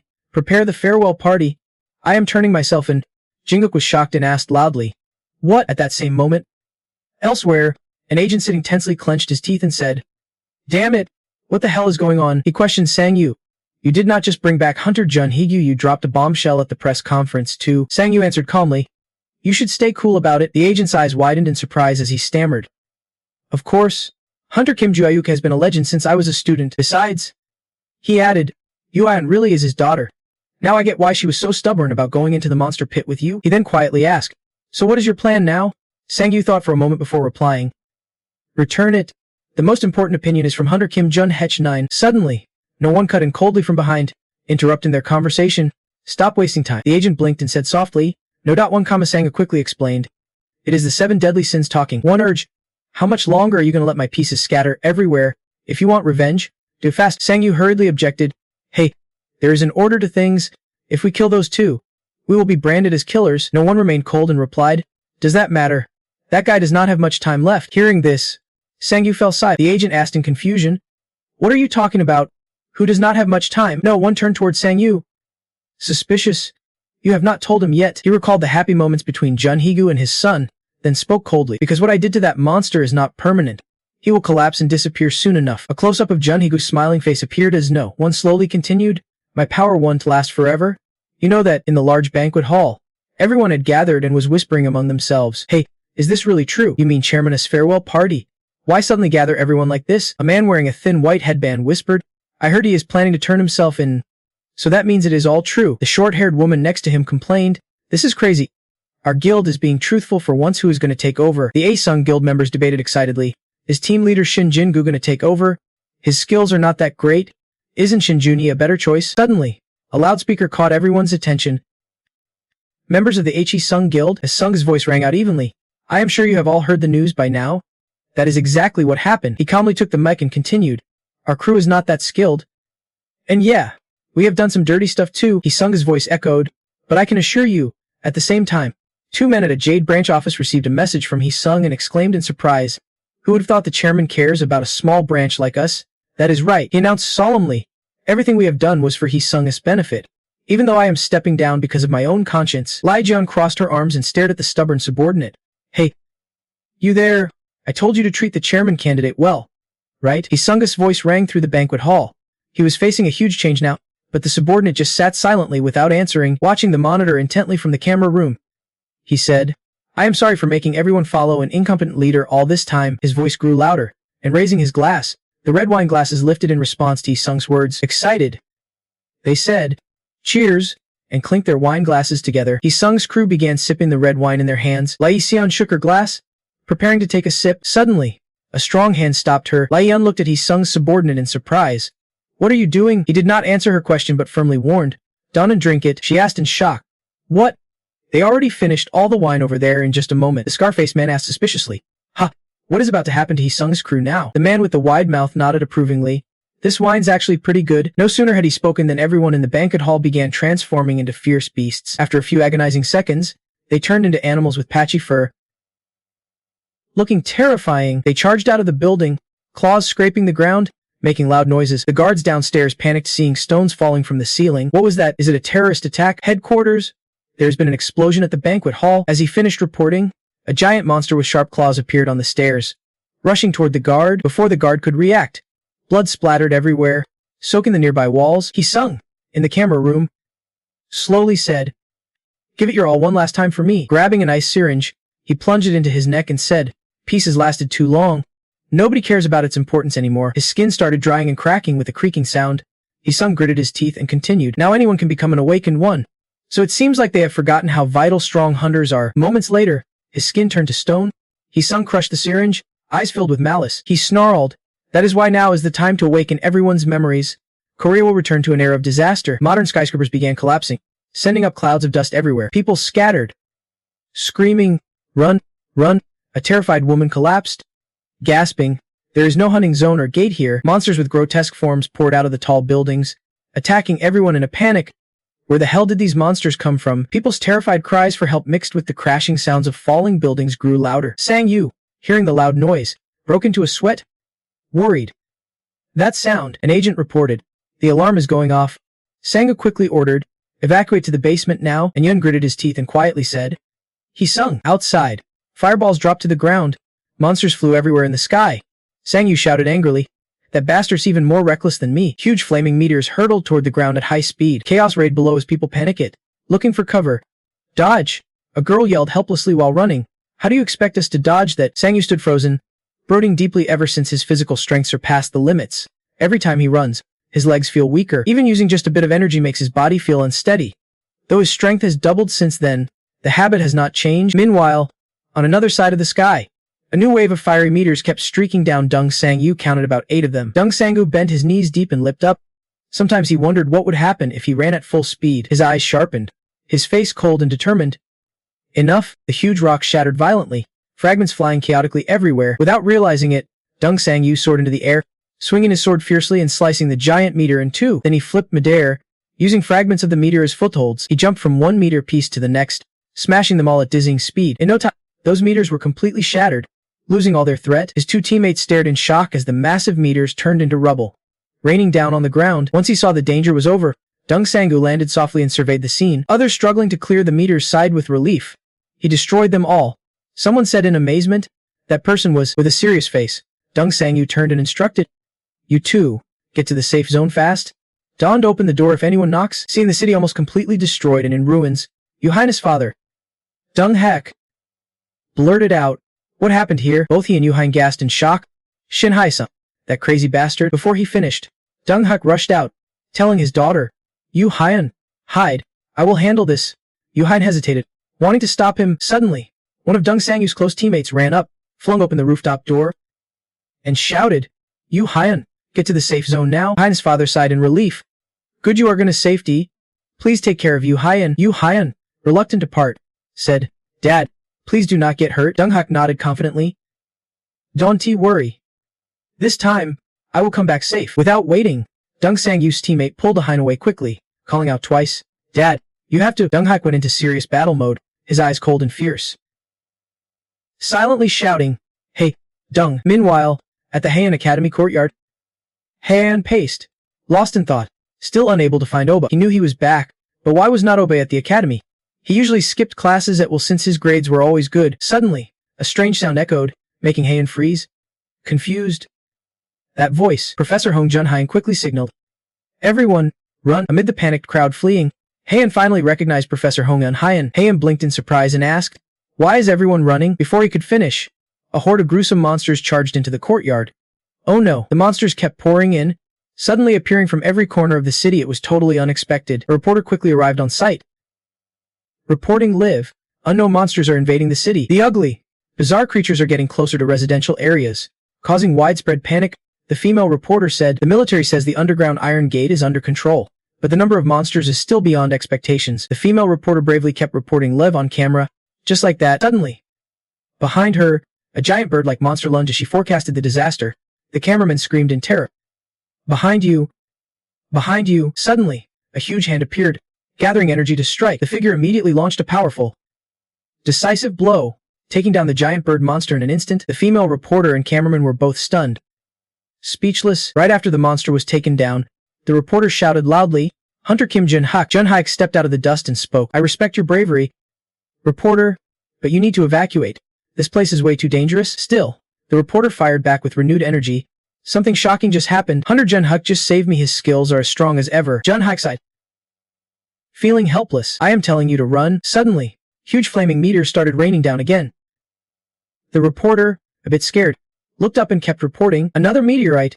Jun-hak was also glancing back quietly, speaking calmly. That is Aishi Sung's skill. This time, evacuate quickly. There is no second chance. Hearing that, he suddenly leapt high into the air toward the meteorite. Using all his strength, he smashed the huge meteorite into many pieces. Jun-hak's eyes were cold but slightly hesitant. The size was far bigger than the ones he would destroyed before. He had to act fast. Suddenly, a thunderous slash cut the shattered meteorites into bits. Jun Sangju was stunned to see Jun-hak down below. Ha! Jun-hak, are not you supposed to be with Yu Hein? Cut to the academy, where a demon-headed monster was roaring fiercely. Lai Hein was focusing all her energy on taking down that monster. She used her power to move a chair, then hurled it at the creature. Right after, she threw a powerful punch straight at it. Hak's allies were also fighting hard to kill off the remaining monsters. Luckily, Most of the monsters were running out of the building and looked determined to finish off the monster quickly. It is just us here. That is all we need. After clearing out the monsters, Hika's masked ally turned to Hayek, who was panting heavily. You okay? Hayek, the masked guy spoke coolly and indifferent. Whether you run or not, it is your choice. See ya. Suddenly, Hayek lunged forward, grabbing Han's collar tightly, teeth clenched in threat. Hey, you know about this, do not you? Without a hint of surprise or fear, the masked man replied coldly. Yeah, and said with icy calm. Hayek was furious, yelling out loud. You know how to do it, then why did not you stop that damage? He sung. The masked ally of A Sung remained completely unmoved. No one ordered me to do that. Hayek stared in shock as the masked man began to vanish. I was just following orders, leaving Hayek frozen in the room. The masked man had completely disappeared into the shadows. I do not care about anything else. Hayek sat down in silent pain, watching the shadows slowly fade away. He just hugged her face alone, sinking into confusion. Then why did you stop me from drinking it?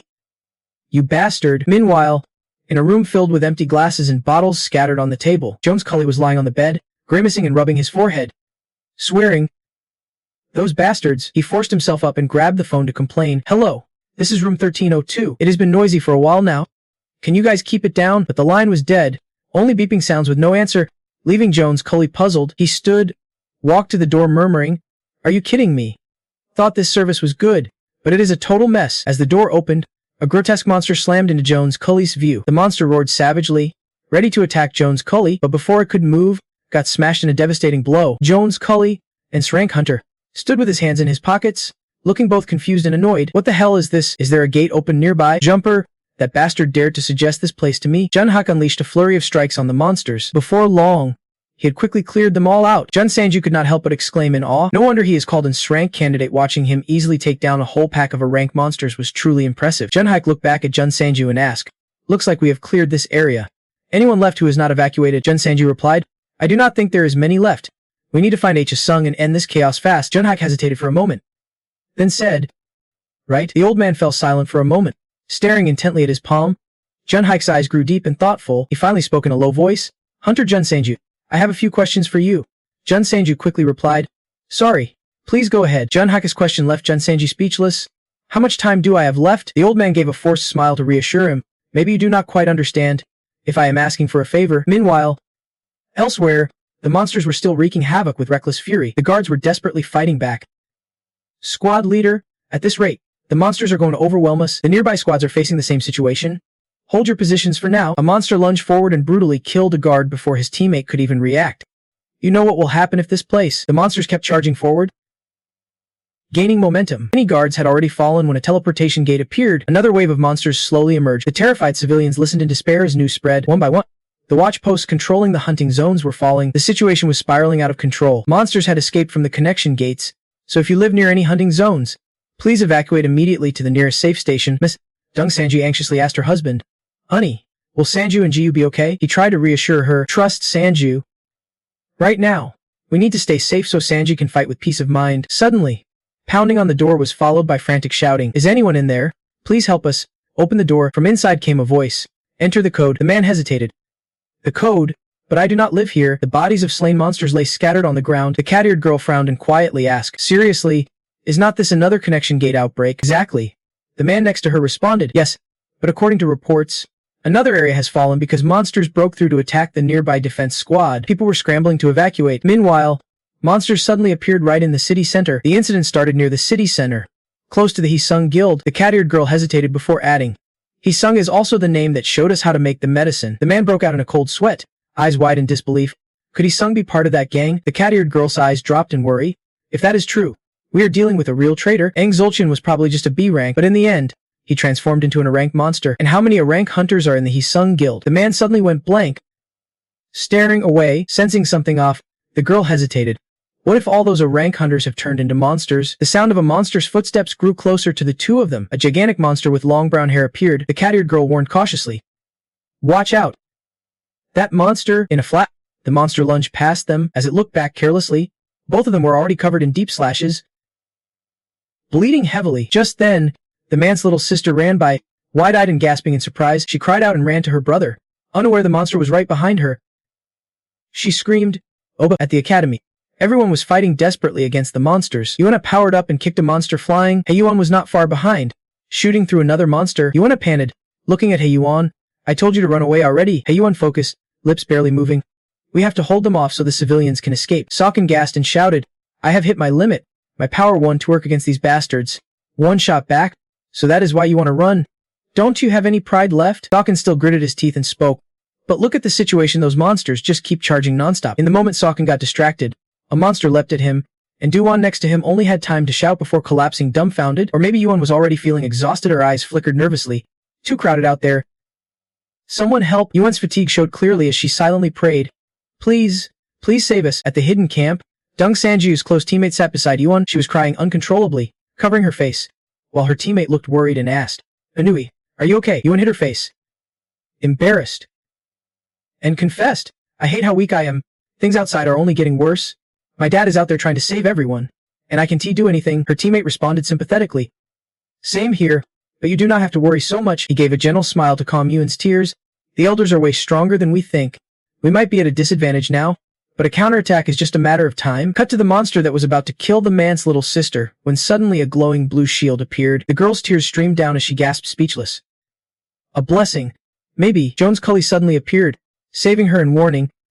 Step back. He frowned, thinking aloud, looks like in a rank or maybe a Los rank.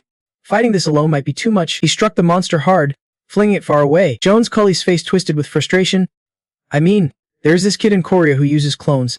How does that kid let some filthy thing roam the streets like this? As the monsters prepared to attack Yuan, someone instantly made them explode. A familiar voice spoke up. Is this the school where Deng Sanji studies? Yuan blinked and asked. Who are those people? Number 10 barely paying attention. Ordered the others. They are evacuating civilians. Even the students here have kind hearts like Sanju. The excited faces of the group introduced themselves. We are hunters supporting Deng Sanji. This is the path he usually takes, exactly as I thought.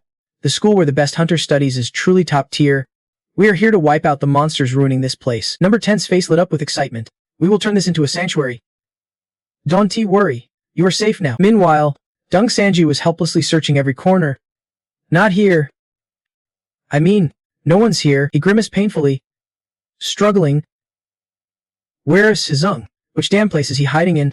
Stop using invisibility, just come out and fight. Coward. He slumped down, muttering, damn it, quiet now. He recalled Deng Hu's words. Not too many, right? So I want to ask for a huge favor. Then he quickly snapped himself back. Alright, gotta find him fast. This is not the time to be dealing with these monsters. He looked seriously at his teammates. These monsters look tougher than the ones we faced before. A soldier replied. This is the first time I have seen them. Deng Sanju sighed. More meters are gonna fall. Let us go find Hisung. From behind, a deep male voice called out. Deng Sanju. Shin Junyoung looked gloomy and speechless. What is going on here? Did my father cause all this? Deng Sanju glanced back, awkward and momentarily speechless.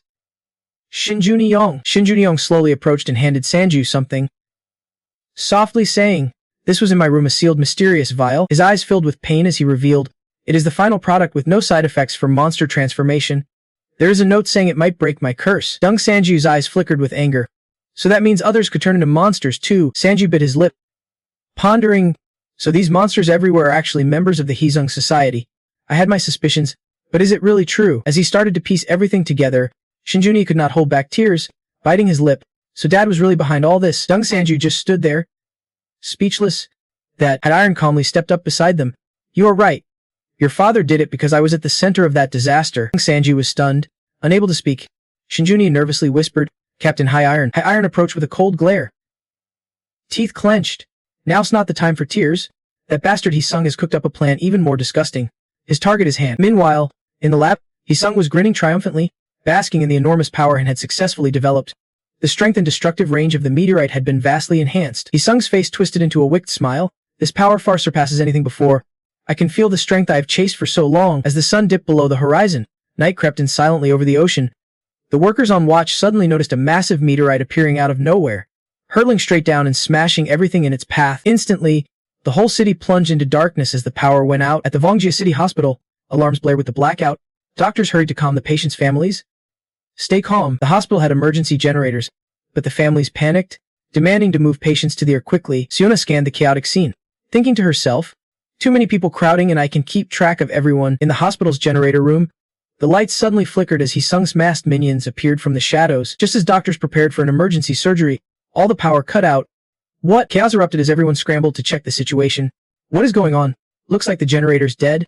Ik rushed to inspect the generator room. Just then, Sanju's little sister started having trouble breathing. Sanju's face went pale as he muttered, What? His comrade anxiously hesitated before saying, sorry. I can cut off the power side because I have to block the meteor on the house machine right now. The hospital lost power. The two gritted their teeth, frustration boiling over. Are we really this late? Sanji stammered in fear. Juwoo, a rough hand gently rested on Sanji's shoulder. Shin Juni, with a serious face, tried to reassure him. What can you do at the hospital right now? Everyone has their role. After a long moment, Shin Juni quietly placed his index finger over Sanji's clenched hand. Sanji stared blankly at the map before him. Then Shin Juni continued. I mean, Hisung's location. Shin Juni turned and looked back at Sanji with trust.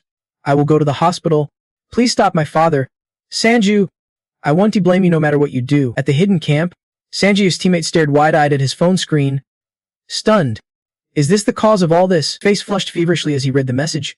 The monster's nature is a mutation, and the original member is from the Hisung group. I will go stop Hisung. Sanju, Yuen, sitting nearby, asked. So those monsters did not escape from the gate? His teammate, still shocked, replied. That is right. Yuen fell silent again, lost in thought as the hidden camp's gate shifted. People around grew frantic, asking each other, are there still people inside the building? I do not know anymore. Who is that? A man appeared and called out as the door opened. Yuen's eyes widened in surprise as she shouted, Dad. Meanwhile, at the hospital, the power generator was melting unexpectedly. The electrician was helpless. This can't be fixed. It is completely melted. The staff beside him begged, can't you do anything? Please, just a little. Suddenly, Shinjuni appeared, serious as he said, this is the hospital's generator. We have to avoid messing it up. The staff stared at Shinjuni in surprise, asking, are you a hunter? The electrician tried to stop him nervously. Wait, you can touch that. Even if you do, the power won't come back. Holding the test tube, Shinjuni replied confidently. Don't worry. I have got a skill. Then he smashed the test tube against his body. A system panel popped up.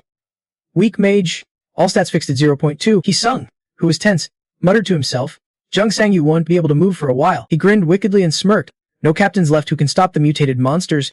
Should we make things more interesting then? Suddenly, the door to Hisung's slab was slammed hard by some force. The massive door was immediately thrown open. Hisung's expression was blank but his voice was sharp.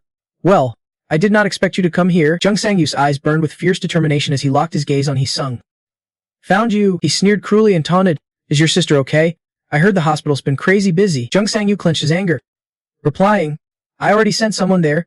You're the real problem I need to deal with. Hisung glared menacingly. You think you can take me on? Sangyu bit his lip tight, glaring back. You're the one who is going down. Jung Sangyu swung his sword hard at Hisung, grimacing as he thought, he is clearly using some perfected product with no side effects to stop monsters from transforming. Both were thrown back from the impact of their clash. Hisung laughed slyly. I get it now. I was wondering how you found my location. Seems Sinjin he told you. Jung Sangyu stood frozen, as if those words struck him like a dagger. Hisung kept provoking. I heard you were really close to him, like you actually handed the hospital over to that idiot. Sangyu's blood boiled with frustration. This is the first time I have heard someone talk about their kid like that. Heartless. Hisung grinned devilishly. That bastard is the biggest mistake of my life. A fool with all stats stuck at 0.2. And you gave your sister's life to that failure. A flicker of emotion crossed Jung Sangyu's eyes, but he remained silent. Meanwhile, at the city hospital, Sinjin he held the test tube, feeling a massive power surge through him. Carefully, he thought, I can use normal magic skills that will cause vascular collapse. He immediately unleashed a huge burst of power. But luckily, he had this weak mage. All stats fixed at 0.2. The female staff and the electrician gasped as dim electric lights flickered on. Power was flowing. Sinjin he gritted his teeth, pushing out more power. Good, keep it up.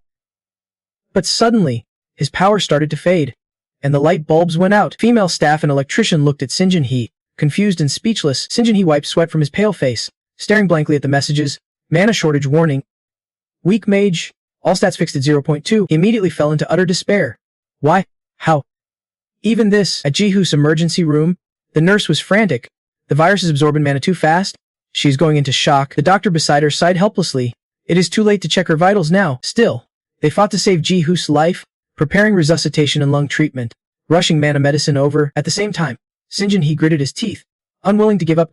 You think I will quit that easily? Ignoring the system's red warnings, he focused all his strength. I told you. She handed the hospital over to me. He unleashed every ounce of power he had once again. Deep in thought, Sinjin he wondered why this punishment was so harsh.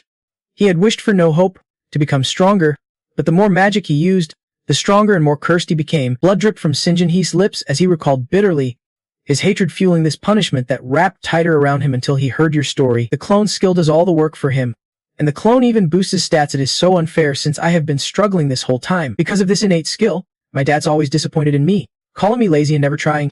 I had to work so hard just to reach level 8. So unfair. Seriously unfair. Suddenly, Jin-hook appears in a flashback. Shinjun, he says congrats. I heard dad left one of the 2 perfect samples to you. Jin-hook clenches his right hand, full of resentment.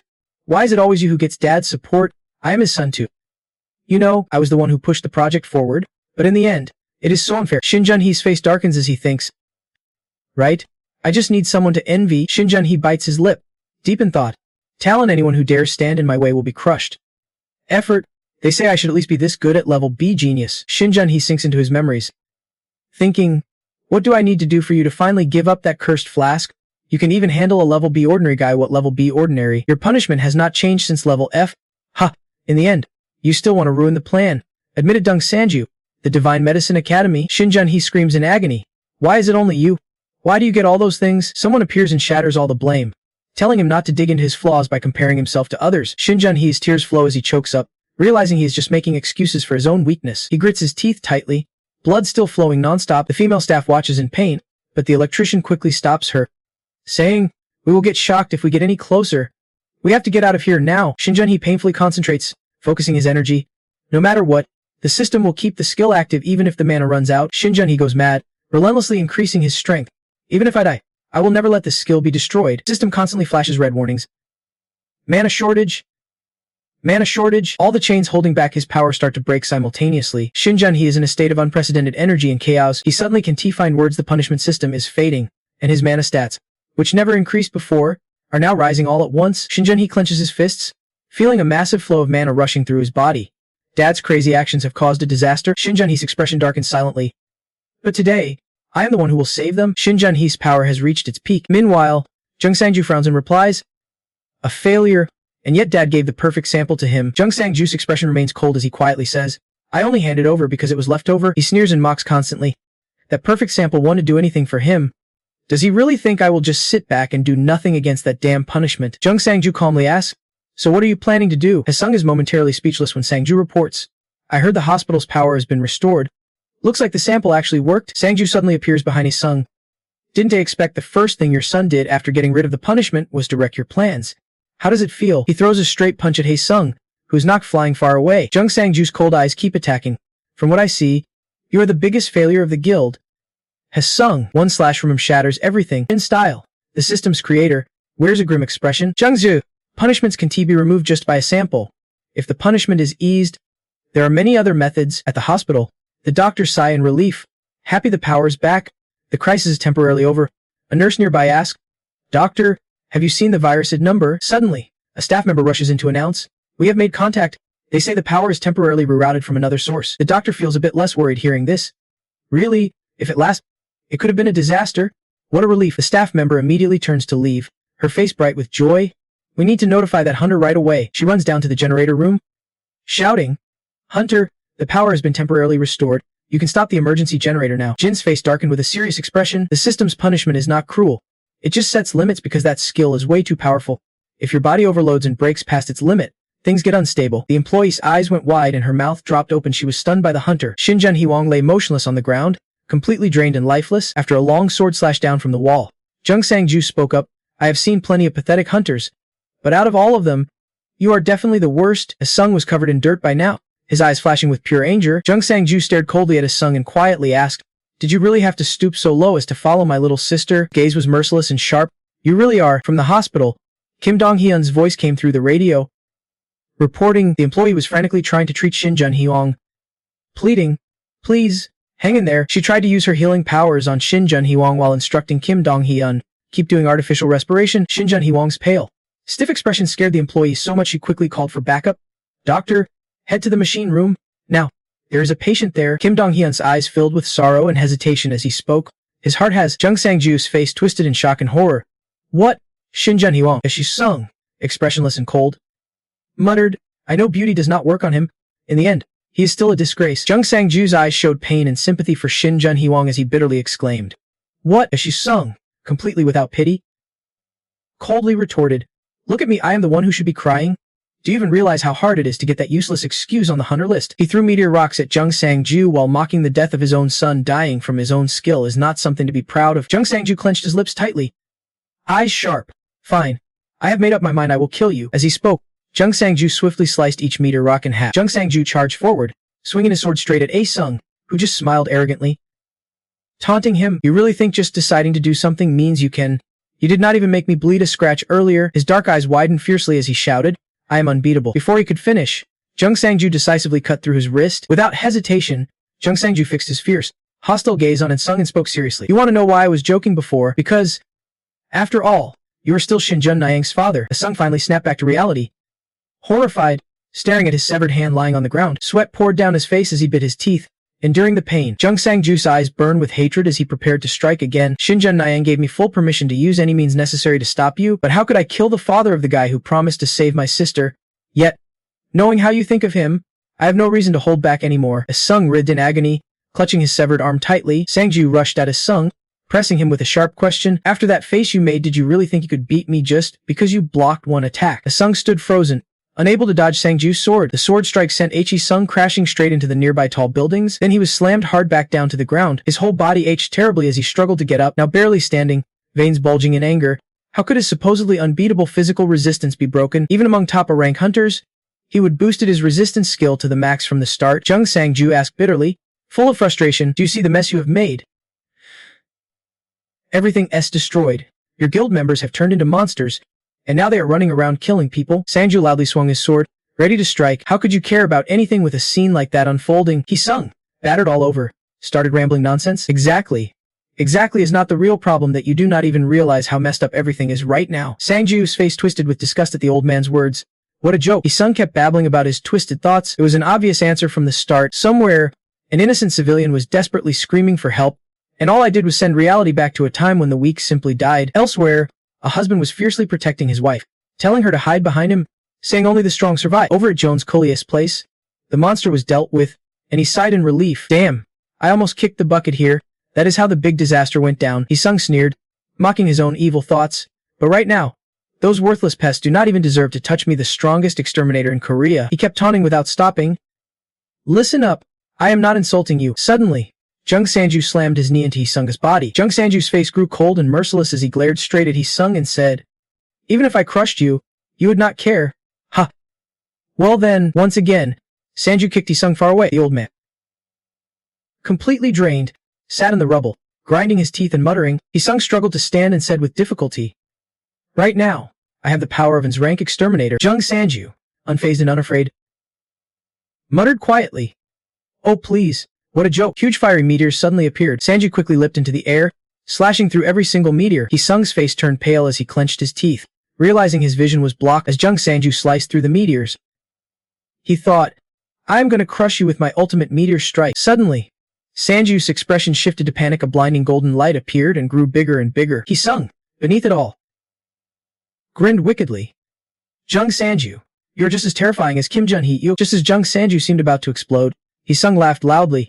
Look at me, I am the strongest in Korea. But then He-sung's smile froze, his face filled with fear. Sang-ju slowly emerged from the smoke, saying, this is the real invincible move you keep chasing. I've had it for a long time. What is the gap between us now? He was stunned, standing there speechless. Unfair. Then, a long sword pierced right through him. Jung Sang-ju finally glanced back calmly at his opponent's fading strength. Meanwhile, Woo Hyun was still dazed, softly asking, Dad, where are we going? Jun-hyuk smiled gently and replied, where else? We are heading to the movie theater. Woo Hyun looked confused and asked, the theater? At a time like this, Jun-hyuk made a playful face and joked back, oh right, that means maybe we won't have to pay for tickets. Ha! Suddenly, Jun-hyuk's expression changed as he remembered what he told Sang-ju. I am leaving this mission to you. Sang-ju looked puzzled, not understanding. Yes. Understood. Exterminator Kim Jun-hyuk. Do you mean you want to get revenge? Jun-hyuk replied, I will leave him to you. After all, he can't apologize for what he has done. Sang-ju immediately responded, what? Wouldn't it be better if you Kim Jun-hyuk could cut him off? You know, this smartphone is pretty useful.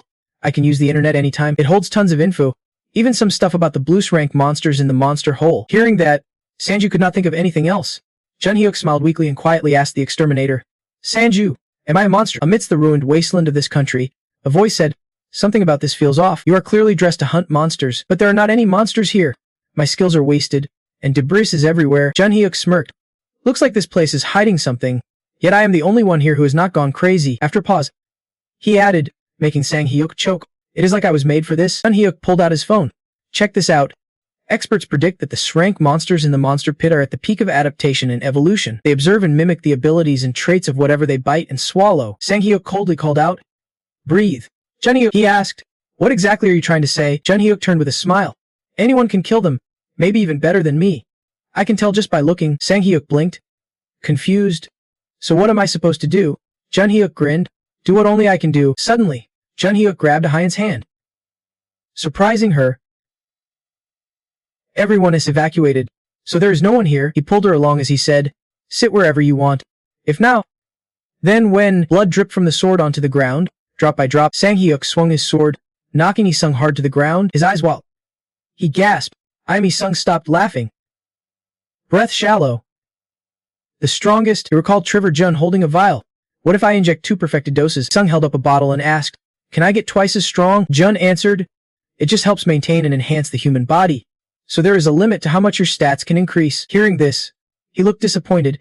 "So there is no way to boost my stats more?" "Not exactly," Trevor Jun explained. "You can increase stats through training.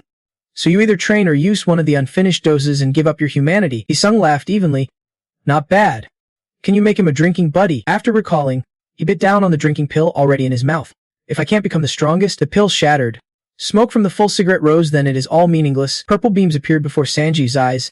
But he did not understand what was happening. A purple energy surged from Isung, making Sanji jump back in shock. That energy shot high into the sky, destroying many buildings around it. From that energy, a sphere was launched. It raced towards Sanji, who raised both hands to defend. The sphere slammed into the ground as Sanji leapt away. Yan Jiang and Junjin thought, "What the hell? Has that bastard taken incomplete medicine?" From the rubble, a leg appeared. Then his whole body showed up with 6 legs and a tail. "He is the strongest," Isung called out. Junai frowned. Sanji raised an eyebrow. "What? Have you lost your mind, you crazy guy?" he shouted hoarsely. "If it were not for you, then I..." His roar shook the ground violently. Nearby buildings trembled and collapsed from the impact. Sanji struggled to stay standing against the aftershock, but he quickly recovered and jumped up to slash Isung's back, who roared in pain. Sanji was stunned. His regeneration ability had surpassed human limits. The mad monster screamed loudly, its roar blowing up the area. Sanji dodged and planted one hand on the ground, thinking, his skills have dangerously improved. 20 work. Number 2. Bring that thing here. The ground caved in, debris flying everywhere. People in the building gasped. "What?"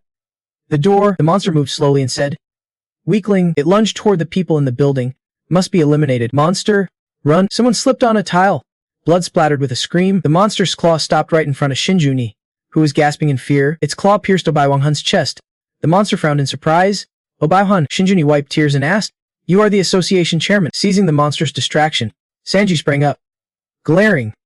"Get lost." A vortex shot up from the ground, stabbing straight into the monster's belly. People around panicked. "Quick, bring first aid.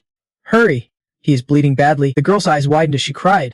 Letting go of the other person, she sobbed, tears streaming. "He is bleeding." Obai-Wan-Hun blinked, thinking, he must be terrified. Someone ran over with a first aid kit. That girl was definitely scared out of her mind. The monster leaped to attack. "Don't get in my way." "Jun Hai!" Sanji jumped and kicked its head, shouting, "I am Junju." "You idiot." The battle raged on. Another massive explosion followed. Sanji jumped back, saying, "And the one you desperately call out to, he is definitely not just some soldier." Jun Hai. Ion and Jun Hai sat in the theater watching the fight. Sanji continued. Even as a monster, he chose to die as a human. Sanji raised his hand, creating a black hole. His 3 clones appeared one by one, red lightning crackling around them. The monster stared silently at him. Then 3 other monsters appeared, all ready to die here as monsters. One punched fiercely at the monster. "I am." Another rushed in, striking the first, the strongest one. One carried a girl with cat ears and an agent. A girl screamed, "Where are you going? Please, do not leave," she cried and begged. "I will give you whatever money you want. Please. Save him," she pleaded again. "Please save those 2. Jun Schooley snapped. "Shut up, idiot." Then he turned and walked away. "I am trying to do that right now." The girl was confused. "Ha!" Shinjini was laid on a white mattress, someone casting a healing spell beside him. A doctor sighed. "Stop.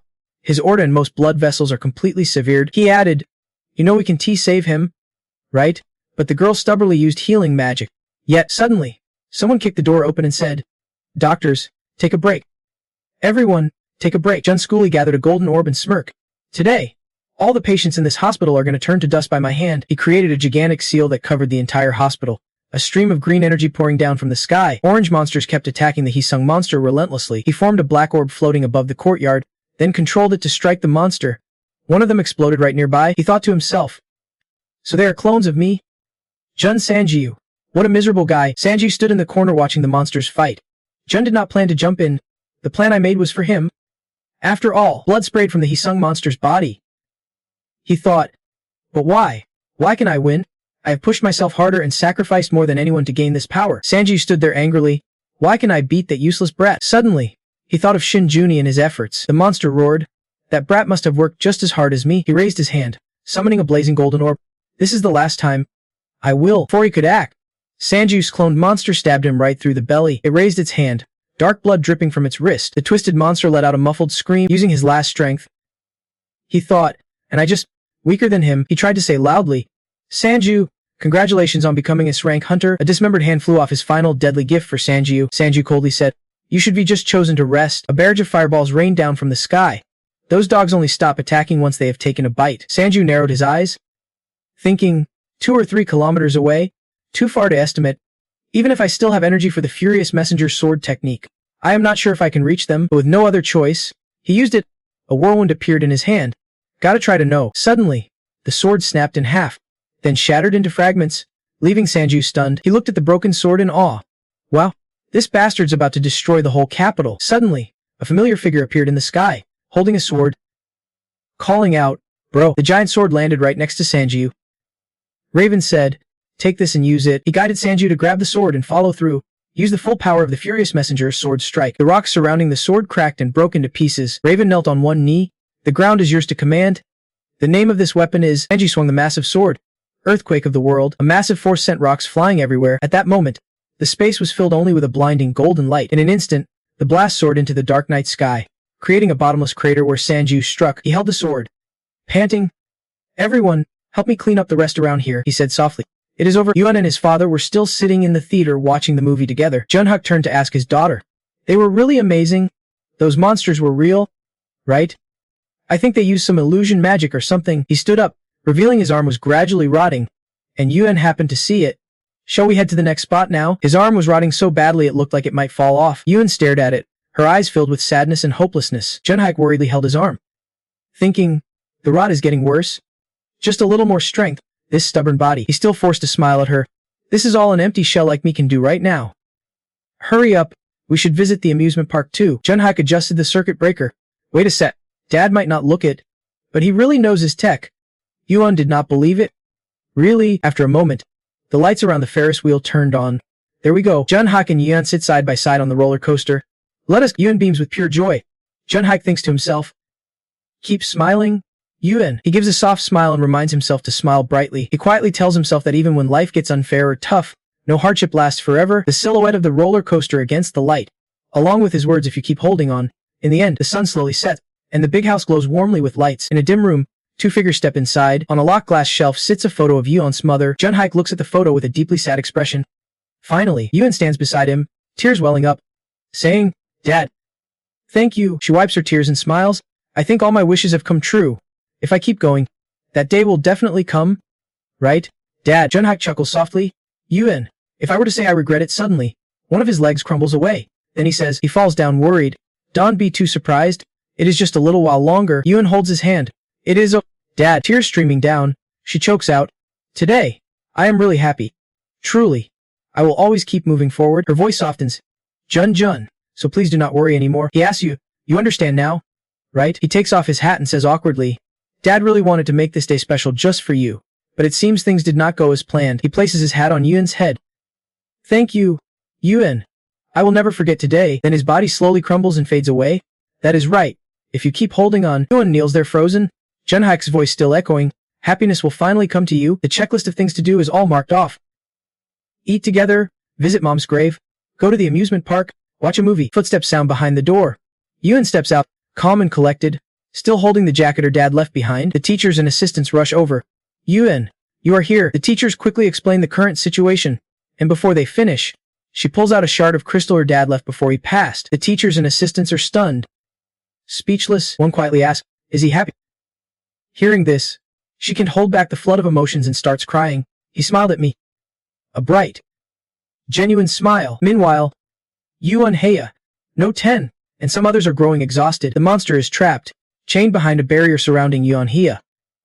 Who guesses? I think everything here is settled now, right? She turns to No 10 and says, I do not know who you are, but thank you for your help. From then on, Yuan Heya was amazed. The sacred land of it. She kept asking No 10 about everything. Most of all, those bastards are still alive. Why did you capture them instead of killing? Even he was not sure about that. He was not quite certain. 10 explained what he heard. Apparently, there's a way to turn them back to their original forms. Hearing that, she was stunned, realizing she might be able to do something. Wait. Then no. 10 confirmed her thoughts. Yeah, those monsters were humans at first. Elsewhere, many rocks were falling from the sky. The people below could not believe what they saw. Meteorites. We are still alive. Everyone shouted loudly. We are alive. We survived. The townsfolk rushed to find ambulances. There were injured people here. Old Vivin felt somewhat relieved. He had thrown away his weapons to buy time, but did not expect him to adapt so fast. Watching his student, he could not hold back his emotions, just as expected from my disciple. Sanji was exhausted but turned to smile at old Vivin. Thanks, sir. He stepped closer and shared his earlier feelings. I can swing it somehow, but it feels like all my mana is being drained. Old Vivin explained. You are just starting to control it. Actually, you can use it because your power is an exception. Sanji was a bit surprised, but the old man said, this is an important artifact from our homeland. I do not know if you can use it. Confused, old Vivin said again, whatever you say. We are all in this together. Raven turned and told him about the past. Only 3 people survived in the Aranzi Empire from the start. Before leaving, old Vivin said, I knew you would come. Your master will have to leave again. There is something I need to do. Somewhere I have to be. Sanju bowed, thanking his master for the support. The old man happily patted his shoulder. My disciple. I like how you keep trying to save others no matter what. That is your true nature. Something I can teach. After saying that, he turned and left. Looks like your master really knows people. Sanji looked a bit down. Don't praise me too much. I am just doing my best. No matter how hard I try, there are still many I can save. Elsewhere, patients were proudly showing off their muscles. They were overjoyed that their illnesses were cured. My chronic inflammation is healed, my broken arm is fixed, and the surgical scars are gone. On the way, Sanji heard others chatting. I went to the hospital, and my leg is healed now. Jun was there too. Seeing him, Jun asked, your clone is here. The meteorites falling from the sky, you must be the one who destroyed them. Sanji was surprised. Why are you here? Jun was a bit annoyed. Damn it. What is up with that damn jumper? Jun also gave Sanji some news. I have good news and bad news. Sanji did not catch that, so he asked again. Jun did not waste words. Follow me. Jun led him to Jungin, who was badly injured. Jun gave Sanji a rough update. I have healed all his wounds, but his heart has stopped beating for too long. I heard your clone say this guy is responsible for rebooting the hospital's power. Right? Jun looked at Sanji. That is why he used his skills beyond his limits. Sanji fell into deep thought. Then he looked at Jungin and said, Hey, what are you doing? Wake up now. Flashback. Jungin told him, I will head to Jung Sanji Hospital. Stop my dad's foolishness. Sanji frowned and scolded Jungin. Why go that far? We are not that close. Jun had to leave him there for a while. If things get tough, you can use that skill again. You jerk. Yanjin came over angrily. You said you would handle it because of this. Sanji clenched the bed frame so hard it crushed. To burn your heart and get into trouble. Sanji shouted so loud Jungin came back from the brink. Wake up! You bastard! Jungin yelled too. Everyone saw him wake up and looked pale with worry. Sanji looked at his hand, suspicious after Jun flicked it. Thinking, has my resurrection skill finally awakened? But Jun snapped him back to reality. Saying, that skill does not exist, you crazy guy. Jungin finally caught his breath and explained, it is a skill that keeps me alive. His face, like someone who just escaped death, could not help but smile softly. By falling into a coma after a critical injury, the hibernation skill keeps him safe. Jungin kept trying to explain this hibernation state. Sanji was so happy about that skill he was speechless. Then he slapped Jungin awake, yelling, Hey, how dare you make us worry? If you had a skill like that, you should be told us. Jungin yelled back, I have not done anything yet and you are already hitting me. You jerk. That is how you treat a patient just waking up. Sanji could not hold back his feelings.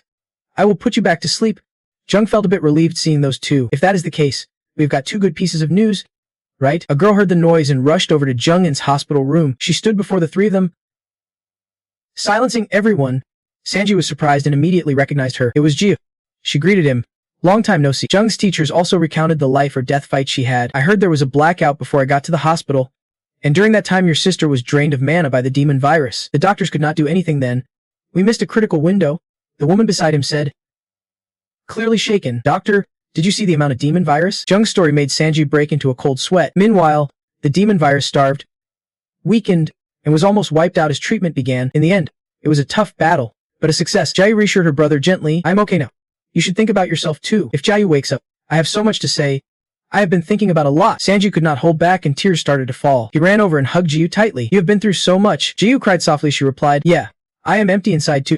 But I can think any more. And just like that, Isung's unprecedented terror attack came to an end. Thanks to the preparation by those who experienced the portal phenomenon, casualties were lower than expected, and the number of injured was significantly reduced. Everything settled, but Sanji was teasing Jun, ordering his clone, go catch him.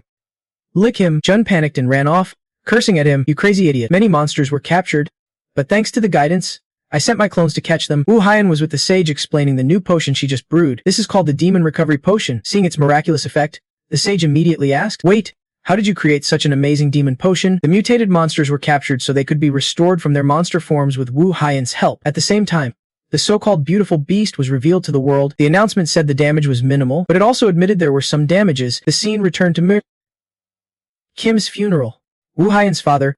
Everyone mourned him deeply. He went back to save people and left like that. I heard Hunter Junju has a daughter named Wu Haiyan who saved people turned into monsters. Like father. Like daughter. Nobody knows why she kept hiding all this time, but I heard he defended the gate to the very end. On a street corner, a framed photo of Wan Hen was placed alongside the sound of turtle chanting. Seeing this, the shopkeeper fell silent, left a flower in front of him, and then walked away. Things gradually returned to normal. His mom shouted loudly, calling him to wake up and eat breakfast. He still has not gotten up. It has been a while since we had a family meal. The grandfather advised her, he's been through a lot. Jiwoo laughed and said to his mom, is the food ready yet? The mom relaxed a bit. Yeah. The boy worked like crazy hunting day and night. For the first time in a long while, I finally got to sleep in and really enjoy it. The next day, on the jelly leaf table, fragments fell as we defeated Kim during the mutation. The three of us, no one, a market guy, and Sanji Wu sat down to talk about it. No one said, open up, fan, and I am waiting, and I am about to lose my patience. You have not forgotten the deal, right? It is time to keep your promise. No one reached out, wanting his shard back. Give me the shard. Sanji Wu grabbed the shard and said, no one. Wait a sec. Holding up the shard, he told no one. There is something I need to verify first. My promise was to give you the shard of the 7 deadly sins. Only then did Sanji Wu start to question no one. But who exactly are you? No one was stunned. What? His body radiated an intense aura. What the hell is this guy planning? Sanji Wu put on a calm, friendly face. Relax. I just want you to hear me out. Who are you? No one slammed his hand on the table. I am the owner of the shard of the 7 deadly sins. Why are you talking like that? Sanji Wu was speechless. His eyes suddenly blazed bright. You are no one. And no one is a clone. Sanji Wu put on a knave act. That is why I promised from the start to give the shards of the 7 deadly sins to my clones. No one's eyes flared with anger. Today, you will die by my hand. No one yelled, die a brutal death. But Sanji Wu immediately used a skill to snap off his horn. No way. Time to go. No one fell silent. Yes, suddenly, Sanji Wu crushed the shard, revealing a large gem inside the 7 deadly sins. He tossed it to No 2. This is yours. No 2. No 2 caught the gem instantly. Order received. Sudden surge of powerful energy burst out. Jin Style stood silently to the side. Good. So far, everything's going as I predicted. He frowned, looking at Sanji Wu. Show me your potential along with your clones. Sanju, his gaze fixed on No 2, who was transforming after absorbing the shard of the 7 deadly sins. He was glad he had made the right call picking him. When the thick smoke cleared, No 2 slammed his feet onto the ground. No 2's body was now wrapped in solid armor, and major changes had taken place. Sanji Wu smirked. How are you? No 2. He looked at his clone. Your body has not been taken over, right? No 2 bowed his head coldly. Correct. A huge, fierce mouth appeared on No 2's shoulder. It whispered, dirty bastard. But Sanji Wu laughed. What is up? I am keeping my promise. Are not it? Lebby clenched his fists. It worked. By sharing the shards with his clones and letting them absorb them, he can balance the power of the 7 deadly sins. He was overjoyed. If it is him, he could absorb all the 7 deadly sin shards and gain the power to fight the system. Sanji Wu butted heads with No 2. Teasing. Come on. Try and kill me if you can. Elsewhere, in a quiet residential area, the sound of dragging weapons echoed. Haiyan stopped in front of someone and sighed softly.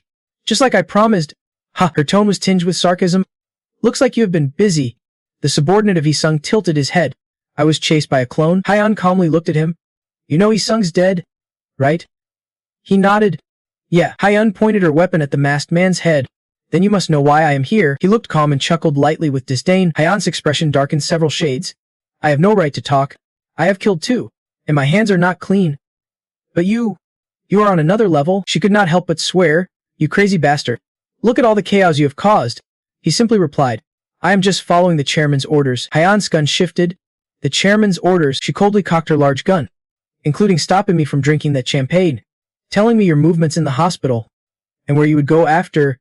Revealing your plan means you were ordered to do it, right? The masked man sneered twice with utter contempt. He clearly remembers the early days when he first met Sung, accepting the chance given during the toughest time of his life. Back then, as Sung reached out to him, a choice based on his own mistakes, he recalls Sung's proud smile that was the first and last choice he made. From beneath his mask, two thick black streams flowed from his eye sockets.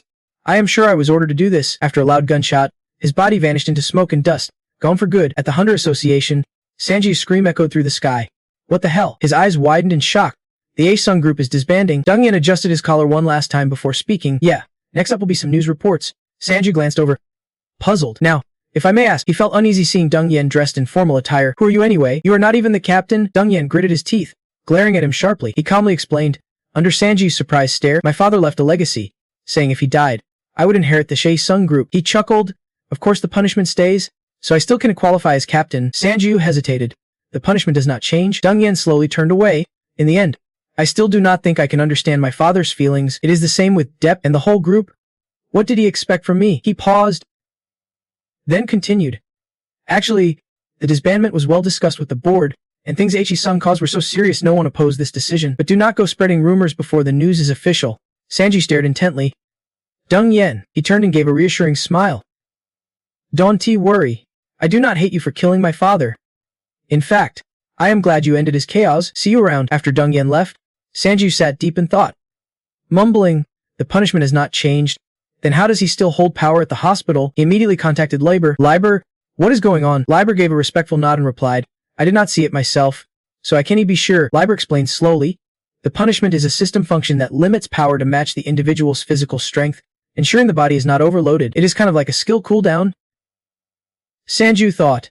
Come to think of it, my clone skill also has a cooldown. Liber paused then added, but if you consider how his power at the hospital stayed active after his death, I am sure he used a skill when the punishment was temporarily disabled. Usually, two things can turn off the legal system. 1. Mana the system's energy runs out. 2. The awakened legal user dies, he concluded, but those two are basically the same, because when your mana runs out, you usually die. Sanji was startled, but I have felt my mana was drained several times and nothing happened. Liber spoke up. At those times, mana was not depleted enough to maintain basic biological functions. In other words, it is like gasping for air after sprinting feels like you are dying, but you are not. He hypothesized. What if he used a skill to push himself to the brink of death, causing mana to fully drain and the system to shut down? When mana is maxed out, theoretically it could refill and temporarily free the person from punishment, he sighed softly. Of course, this is just theory, and only applies to punishments and limit parameters. Don't try to test it yourself. You have already seen the price of ignoring punishment, right? Sanju nodded, but he was still curious. That is strange though. What about the virus? Why does mana depletion mean death? Before the incident, Earth did not even have something like mana. He was confused. But people are still alive and well? Liber quietly said. You understand how the system was set up when you passed through the gate, right? He went on to say that by merging the system with humans, once fused, they gained skills that are basically superpowers. His voice faded, but from then on, they lived off mana, and that was the system itself. Suddenly, Liber let out a shout. Now that I think about it, there is an example close to you. Sanju's eyes went wide. Liber whispered. A case where someone awakened without passing through the gate. At a city school, the teacher's firm voice echoed. All right, everyone. Pay attention. Today we have a new transfer student. The teacher stood on the podium. Looking serious, Ji walked in wearing a school uniform. Greeting. I am. Nice to meet you all. The teacher introduced Jiv, saying she is a bit special and a year older than everyone else. Remember that. The teacher looked at the students below and said, if you have any questions, ask directly instead of spreading rumors. Some students started whispering, hey, is not she Sanju's little sister? In another corner, a tough-looking male student smirked slightly. The blonde girl next to him, applying lipstick, asked, Sanji's sister. What does she look like? The guy replied. Pretty cute, the girl said excitedly. What should I do? I am totally a fan. The teacher pointed to an empty seat and said, you can sit there. Ji nodded. Yes, sir. The male student quietly activated a skill. Because of his influence, Jiv slipped. She could not react and let out a startled cry. Sanji's face showed disbelief. Wait. So this is how someone can awaken without stepping through the gate. Liber finished the sentence for him. The injury is caused by a living being merged with mana. And since the injury counts as a monster, then, he smiled. Your sister is probably already awakened now. Seeing everyone's surprised looks, the teacher rushed over. Are you okay? But he had to stop mid-step. Ji was amazed that she was completely unharmed. No injuries at all. She looked down in shock at a clone of herself lying beneath her. What is this? Jig reached out and touched the clone's hand. I can touch it, it is real. Smile spread across her face. I have a clone skill too. Suddenly, the clone vanished, making Jig jump and cry out. The teacher stared wide-eyed at her sitting calmly on the floor. Are you okay? It is just a skill. The teacher quickly reassured her. I did not realize you were awakened. I have heard kids nowadays awaken really young. Jif turned to the teacher with a puzzled look. She thought, I do not even remember joining any awakening program. The teacher gently reminded her, the school forbids using skills, so be careful. Okay, Jif softly replied. Yes. Meanwhile, Sanji slowly hid behind a big bush outside the school grounds. Watching, after seeing the mess in class, some students kept whispering, Are you awakened? This is the first time I have seen a clone skill. You use the same clone skill as the craftsman Sanji, right? Ji hesitated, smiling awkwardly. No need for formal talk. I just found out myself, so I'm not really sure. The students all shouted, Please show us again. A hidden corner. The blonde girl crossed her arms and asked, Hey, this was not part of our plan. Have you used it yet? The male student opposite shook his head. I do not have that kind of skill. The girl looked annoyed. At the first spot where it was about to fall, I was gonna. Suddenly, a Sanju clone appeared right in front of the students. It spoke threateningly. I saw you planning to use skills to knock down my master's little sister. Tell me, what were you thinking? The clone ordered. Quiet. No one yells. The blonde girl jumped up, and the bald guy was terrified. That is Sanju's clone. Sanju was now hiding behind a big wall. Breathing hard but silent finally escaped. She stared at her hands in shock. What is happening to me? Have I really awakened with a clone skill? She suddenly realized something strange. The moment she woke up in the hospital, the world had changed a lot. My brother has been hailed as a hero in South Korea. But in the days after he woke up, everything was chaotic because the reporters kept distracting me. Ji was deep in thought. No one could say much more about Sanjiu, Korea's strongest craftsman, especially his incredible clone skill. Suddenly, Diu pursed her lips and clenched her fist. I knew my brother's clone skill was impressive the first time I saw it, but I did not realize it could be expanded like this. She looked up, wondering if I could use the clone skill too, and tried to remember how the clones appeared. What would that be like? It was like Diu muttering, hoping someone could back her up. When a bright ring appeared, making her gasp softly, instantly, a clone was created, standing right in front of her. Diu was overjoyed. I did it. She and her clone shouted in unison. We did it. Diu looked at the clone with confusion. But why is it copying me? Hey, should not it say I obey my master's orders or something? Suddenly, a voice from nowhere said, Awesome. Dumper suddenly appeared from the rooftop opposite, catching Diu completely off guard. Are you Dumper? He smiled. Who would have guessed you awakened with a clone skill? Totally cinematic. Over with the other students, a blonde girl slammed her hand on the ground, yelling, Listen, guys, we were just joking around, trying to get close to his sister. She looked like she was about to cry. A guy on the left pointed at her. You made the ground shake, and this one softened the floor. Ask her if that is okay. The guy tossed a flying kick, but she suddenly used a skill and everything got chaotic. Sanju's clone watched carefully. The girl was crying but said, We just want to get closer to your sister because we are huge fans of Dumper Sanju. We are sorry. We won't bother you anymore. Sanju's clone remembered his master's orders. Hey, help my sister fit in at school and do something if anyone bullies her. 3 questions popped up in the clone's head at once. Are these kids bullying her? Will I help her fit in? Yes. So what did I just do to those kids? The clone's face went blank. All right. I am kind of worried now. Dumper calmly explained to Ju. This skill looks like Sanju's clone, but it is a bit different. He paused, then said, It is like a physical entity exactly like you, but in reality, it is like looking through a mirror copy ability. Dumper smiled slightly. Unlike clones with their own consciousness, this one is real. It is a special skill. Hearing that, Ju started to understand. Thinking it over, the clone's bracelet was on the other hand. Ju was confused. So this is not a clone's skill? Dumper quickly reassured her. Don't be disappointed. What you are wearing is copied perfectly. That is valuable. He smirked. No matter what gear you have equipped, it can be copied. That lets you boost your firepower 2 to 3 times. Ju immediately got it. If the clothes were not copied, Dumper's eyes flashed. With that in mind, want to try out this skill? Dumper offered. We can head to a nearby gate and go hunting for a bit. I will protect you, so you won't be in danger. But Ju suddenly cut him off. Sorry. Then a voice from somewhere refused, making Dumper raise his eyebrows. Sorry, but I can agree. Suddenly, a loud explosion thundered behind Dumper. Ju's face lit up as she shouted. She called out loudly. Big brother. Sanju looked calmly at Dumper. Right now, my sister should be going to school. He turned to look at Sanju. Sanju, we meet again. He whispered softly. First, he smoothed his hair. Sanju appeared before Dumper and bowed. Thank you. Dumper, I heard you sent prayers to Korea. Thank you. My sister has gotten better. His gaze turned serious. But I am a bit suspicious about your approach with her. What is your real intention taking her hunting? Dumper spoke quietly. I would appreciate it if he snapped his fingers, We could talk somewhere quieter. A shadow swallowed them both. Dumper explained, this is a pocket space, a special zone that blocks system interference. Seeing Sanju about to stop his clone, he immediately intervened. Of course, he could not actually block the clone, but he said, wait, listen to me first, I am not here to fight. Dumper's expression was calm as ever. He had grown stronger since last time, and Sanju silently sized him up. He was already powerful the last time they met, but now it seemed he would gotten even stronger. Dumper cut through his thoughts. Let us talk first.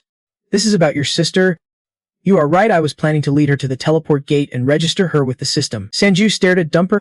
Why? He explained calmly. If she uses her skills without registering with the system, she will be in danger. Sanju looked puzzled. Danger from who? Dumper smirked. Of course, from those trying to bring about the apocalypse. Sanju's eyes widened in alarm. Just as he thought, Dumper knew about the apocalypse too. Dumper spoke slowly. Not sure if you have heard, but the apocalypse requires everyone to register with the system. But what if someone awakens outside the system? There is no way they can join the awakening program. And if they do not, well, you get the idea. Dumper's words made Sanju grit his teeth in anger. Those people could be in danger from the apocalypse creators. Think about it. Dumper patted his shoulder and sighed. Sanju, I know you are suspicious of the system. I have heard a lot of bad stuff too. But he leaned in and whispered into Sanji's ear. Don't you trust Liber too much? Sanju was surprised. How do you know Liber? Dumper lightly punched his chest. He is the kind of guy who only looks out for himself. Dumper suddenly grabbed Sanju, biting his lip and speaking with bitter frustration. More precisely, he does not care about anything except his own goals. He is willing to sacrifice everything to get what he wants. Dumper looked Sanju in the eyes. You have seen how dangerous the 7 deadly sins are, right? Yet he still asks you to gather them without caring if your sister is at risk. He raised his hand and lowered his voice. I hope you do not end up on the same path I did. Then Dumper disappeared. Take care. Back in reality, Ju hurried over to Sanju. Big brother, where did you go? You really surprised me. Liber lost contact with him. Sanju asked, are you okay? You were disconnected for a bit, he asked softly. What happened? But Sanju cut him off. Liber, he fixed his gaze on Liber. I am not the only one gathering the 7 deadly sins. Liber remained calm. Dumper told you. Ha! Sanju lost patience. Answer me. Liber pushed up his glasses and said slowly. You are the 4th. Dumper is right before you, he is 3rd. He stood up. I will tell you everything about the Urantia system and the apocalypse. After hearing the enemy's man say that, Sanubin called out Ju's name, suddenly hearing his brother call him and put a hand on his shoulder confused Ju. For now, go home. My clone will escort you. Also, take a break from school for a bit. After doing all that, he coolly left. What is going on? At least explain something. Don't worry too much. I will be back soon. And congrats on awakening. Okay. Elsewhere, Lucas picked up his bottle of liquor, carried it to the living room, and sat down. Lost in his own thoughts, the system crackled suddenly.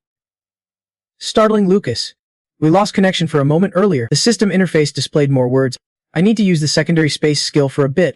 Your actions are drifting further from the prophecy. The other side spoke, but Lucas just kept drinking from the bottle. At this rate, when will all humanity awaken? That is our plan after all. Too many unexpected variables keep popping up, things that never happened before are happening nonstop. The other side scoffed. Unexpected things? Stop being so dramatic. It is like someone suddenly appeared, like the apocalypse is right around the corner. Enemy placed both hands on Lucas's shoulders. I hope you do not give up. He kept speaking as if giving orders. The only chance is to save yourself. On the screen above, we see the battlefield where he is fighting Sang Yu, crying tears of excitement. Did you see that? That is a great result enhancing a hunter at the D2 rank stage, but the immediate effects are super impressive. Trevor John is pumped seeing the future take shape. If we have that drive, humanity can evolve to a whole new level. I get it now. Then he suddenly stood up in front of the screen and went quiet. After a long pause, he asked his system, is this for real? Clenching his fist, he pleaded with Elisa. Do you really think so? You are an AI created.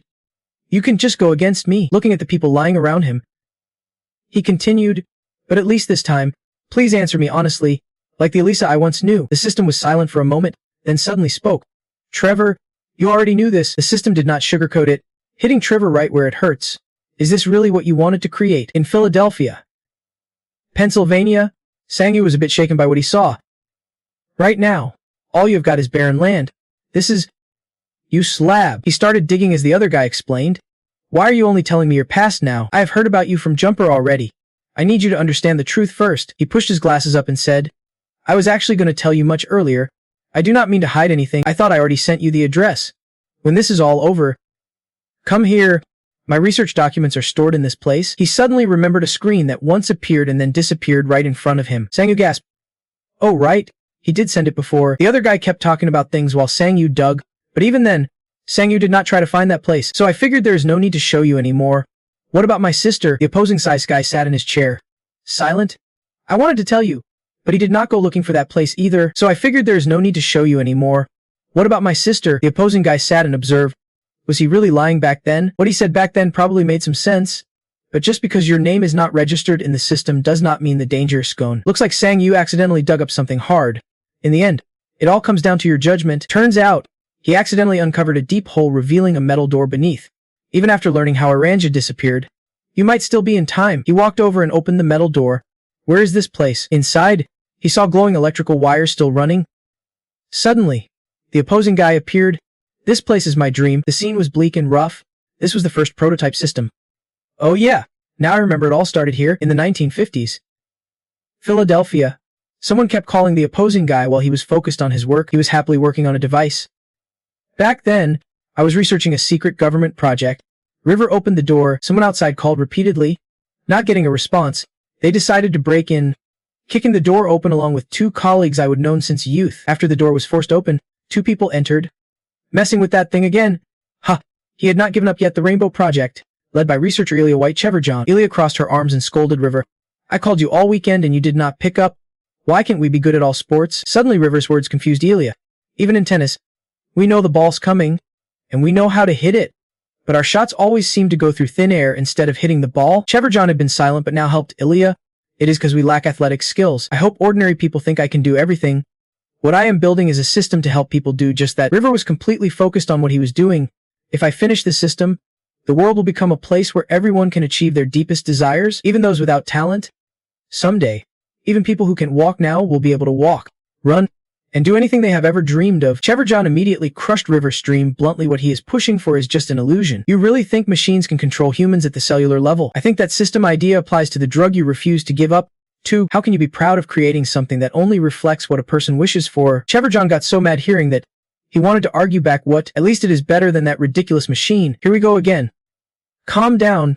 Once I finish this project, your path to success will come. Ilya immediately grabbed Cheverjohn's shoulder to stop them. Stop it. You two. Let me go. River just watched them silently. Today's the day you all know about. Today's the project test day. Personal experiments are fun, but we have to do the work assigned to us, right? The test itself is not dangerous. It is the first trial, so the power voltage is really low. Remember the construction site right next door. Back then, everything seemed to be going smoothly. The metal demagnetization test, coil voltage normal, machine working fine, all systems operational. While the other two were getting ready to start, River said, all right, let us begin. Am I just nervous or what? Trevor decided to step outside and come back later. I am just going to the bathroom. Wait for me. Why did not you go earlier? He said he was too busy with the experiment. River decided to continue the test. Let us just keep going. It is not like there is anything exciting here anyway. Let us start. When he comes back, he will lead us. River still regrets that decision deeply. Sometimes I can stop thinking about it. River decided to pull the trigger. If we had waited for Trevor that day, would things have turned out differently? Suddenly, the whole base shook violently. River and Ilya stayed focused on the test. They were not sure if the electromagnetic machine had picked up any signals yet. The signal kept weakening, then a powerful beam of light burst out, shaking the entire base. People started panicking and freaking out. What is going on? What is that? Please wait while we investigate. Electrical currents crackled everywhere, terrifying everyone, like they were reacting to something. Suddenly, a pitch black hole appeared in the sky. It sucked all the mana from everyone. Holy heavens! What is that sound? Just then, Trevor finished in the bathroom and came back. Sorry I'm late. I probably ate something weird this morning. But all he saw in front of him were trees and flashes of electricity. Suddenly someone spoke up. It is a success. We actually did it. River slowly opened his eyes but still could not see clearly. He looked just like us. He's okay, right? This is way different than I expected. Finally, he gradually woke up amid the chatter. He is awake. Once he saw clearly, he realized the people around him were strangers. You are awake. Ilya, who had also fainted, was sitting up rubbing her head next to River.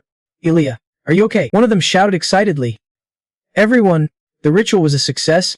The legendary hero, the one who will protect the Urengia Empire from Jenny and the prophecy, has arrived. The two were led away by strangers from a foreign kingdom. We provide 3 meals a day. If you want more, just let me know. This place seems connected to some kind of otherworldly tribe. Also, we will supply any equipment you need within the Empire's means, the friendly guide beside them explained. For language, magic will translate everything, so no language barriers. Then they took the two to a room to rest. First, Get some rest to recover from your long journey. Both Ilya and River were shocked by what they saw. Each of them had their own thoughts. It was the first time I would ever heard this language, yet somehow I understood what she was saying. A rabbit speaking human language? This is real magic. And there are giant monsters too. Their voices echoed up to the sky. Where on earth are we even? Sang Yu overheard and could not believe it. So the Urenchi Empire actually tried hero resurrection magic. What a ridiculous story. River could only explain based on what he knew. They said it is an ancient Tutoring legend from when the Urenchi Empire was in crisis. A legendary hero would appear to defeat the enemy and bring peace. The exact reason why the gate opened is still unclear. We can only guess their resurrection ritual overlapped with our experiment, causing this outcome. Their buildings, lifestyle, even the people, none of it looked familiar. Ilya and I quickly adapted. Sang Yu was inspecting the room, puzzled. Surprisingly, I thought scientists would be the first to ditch magic. River patiently explained his thoughts. That is just a bias. When the unexpected happens, we adapt faster than anyone else. Besides, a scientist's job is to uncover the processes and rules behind results. Let me show you. Sang Yu said, stopping to focus on a spot, recalling everything I would been through when River was still there with Ilya, and they had not been here long. Okay, to sum it up, this is not Earth. This is a planet called Tyburn. Though we do not know if it is part of the Milky Way, it seems they use something called mana for magic and have developed it to solve communication and transportation issues across systems. Ilya quickly added after River's summary, there is one crucial thing. They mistook us for the legendary heroes. After hearing that, River just went speechless. This situation is too much. Ilya went on to explain what she would learn. They said they are at war with a tribe called the Genie. Maybe that is their claim, but in reality, they are the only unified empire on the planet, and the Genie are invaders from another world. Since they are scientists, they do not really care about that. Still, this whole thing is an extremely unusual phenomenon. We can stay here, right? Exactly. Trevor's probably looking for us. That is why we felt okay thinking about it. They kept talking, sounding like they were draining each other's spirits. Invaders and all that. There is no reason for us to be here, because we are not some heroes. Yeah. I am curious about the principles behind all this, but it is a method that can be used on Earth. There is no mana there. Tomorrow, let us explain the situation and ask them to send us back. We could not really assess what we were facing. Suddenly, people from everywhere rushed to the arena, shouting and yelling, calling it a scam. Show us the formula. Where's the hero? Don't be shy. The people inside the arena followed the two and started explaining. We apologize for showing you this embarrassing situation. The rabbit girl began organizing things to calm everyone down. I did my best to keep you both from worrying, but as you saw, there were still some objections, even among us involved in the hero resurrection ritual. It cost a huge amount of mana stones and various resources, so many doubt its effectiveness. That is why some people voiced extreme opinions. Before the rabbit girl could say more, the troublemakers outside the arena started shouting their own accusations. Those pushing this plan during wartime should be held accountable. If they can deliver results, they should hang themselves. The rabbit girl nearby gasped. If you do not show them the results they want, the resurrectors should be executed as an example. They really lacked trust. The more she tried to reassure them, the more overwhelmed the two felt. They just need to show the power of the hero. Ilya flopped onto the bed, pounding her pillow. We are doomed. Totally doomed. River stood there, staring off into the distance, while Ilya panicked and started crying. No way this is happening. Even if we say we are not here to save their world, it seems like they won't be kind enough to send us back. Ilya, desperate, looked up crying and complaining. What should I do? I do not want to die here. I have never even fought hero or any of those others. Ilya was panicking, but luckily River stayed calm. Instead of dying like this, I have to speak up. Ilya, calm down. River gently advised Ilya about the tough situation ahead. If we got pulled here, there must be a way back. Our job now is to figure out how. From then on, I started researching every book in the Urenchi Empire's royal library, everything about mana and the rules of magic advancement. The two of us were like students, flipping through page after page. Fire, ice, lightning, basic magic elements, right? And stuff about spatial teleportation. Even information about artifacts that could tear apart the universe. This place had everything. That is how our journey to find a way home began. Ilya found info on artifacts. At the top of Odin's tower is one that is unforgiving to failure. I wish I had one of those. Over on River's side, there was an unexpected discovery info about Earth, the 7 deadly sins, and an ancient powerful creature in the abyss that can destroy any mana connection or artifact. Of course, after finishing the study, River started practicing magic fireballs and all. But no matter how much knowledge we soaked up or rules we understood, River stared at his hands, no fireball forming. I still could not use basic magic, let alone spatial teleportation. He stood on the magic circle in the castle's center. I get the rules, but what is the real problem? I have to solve this first so I can apply more complex knowledge. Just then, a tail swiped across River's spot. Things are not going smoothly. Ha! The last Urenchi brave mouse glared at River, then smiled. The legendary hero. Ha! River looked at the mouse, stammering, Lord Brave Mouse. You are not as stiff as when we first met. River awkwardly scratched his head but carefully explained. Yeah, I have never seen a talking rabbit before. That is a bit racist. Watch your words. Honestly, From the first time I met you, I knew this plan was off track. The mouse eyes suddenly glowed blue. If I look into someone's eyes, I can uncover their secrets. Sorry. I do not know what went wrong during your recovery. After hearing that, River froze. Speechless, but a scientist from Earth is not exactly a hero, right? The more River listened, the angrier he got, gritting his fists to stay calm. You might already know, but once they realize you are not a hero, they want to send you back. You will be discarded to stir up controversy. They will save the resources used for sending you home to find a new hero instead. The mouse leaned in close to River and suddenly said something shocking. What if you became a real hero? Though, the mouse patiently explained that magic uses mana as its fuel. The mouse started guiding and training River. Without controlling mana, you can use magic. In this situation, understanding complex magic rules was useless. I could hear his voice inside my head. River had tons of questions about this. But is this really how you feel mana? So you are doubting me now? River had to take off his shoes and head into the forest at night. It was the fastest way. Trust me. Thinking it over, River realized it made sense. Yeah, he had no choice but to learn magic, so he followed the mouse instructions, close his eyes and relax his whole body. You are a creature, but just a tiny part of the system running this huge world. River quickly picked up on the familiar keyword, system. The mouse continued explaining. Do not treat mana like something special. Like when you raise your hand and the air around it moves, surely you would feel mana instantly connecting with everything around you. River felt frustrated staring at his hands. I still can't do it. You are too distracted. Focus on one thing, it will help. Suddenly, rustling came from the bushes. River was sweating in fear. Someone's here. Someone else. Well, of course you are not alone. A soft, shy voice called out from behind the tree. Who is there? It is you. You, River. Hearing that voice and realizing it was Elia, he was totally shocked. At that moment, Elia quickly poked her head out. Seemed like she was not wearing clothes either. Damn. Back then she said she would teach me how to control mana. But what kind of method is this? Can you please not look this way? Because River looked, he totally freaked out.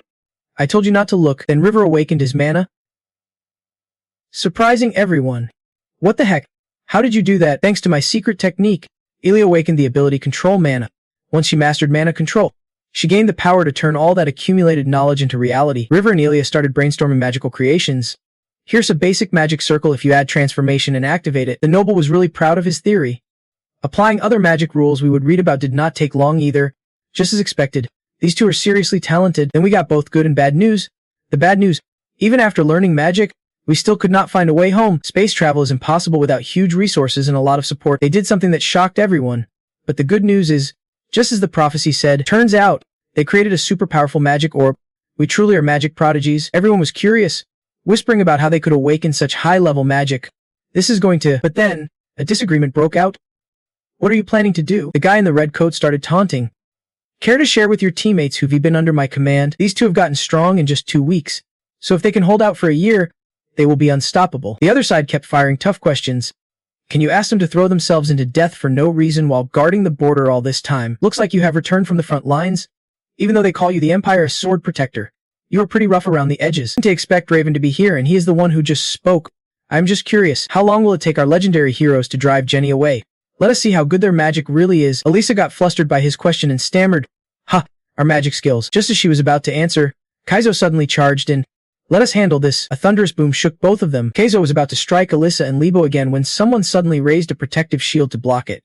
Then a voice said, "Don't be so reckless." It was Bray Mouse who stepped in, advising Kaizo, "If you want sweet results, it takes 3 years, not just 2 weeks." Hearing that, Kaizo finally calmed down after losing his cool for a moment and said, "Yeah, you are right." Then he hesitated and added, "I mean, for those who sacrificed." Sheathing his sword, he firmly declared, "The decision's made.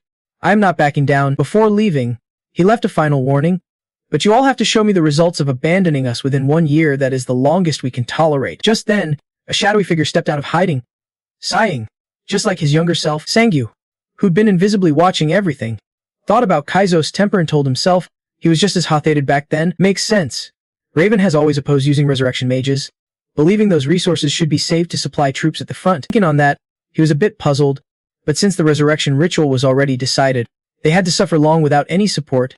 They must have faced huge hardships, a question Sangyu just could not find an answer for. Of course, even though this confused us, after standing stunned for a bit, Liber finally spoke up. "I almost died," he said.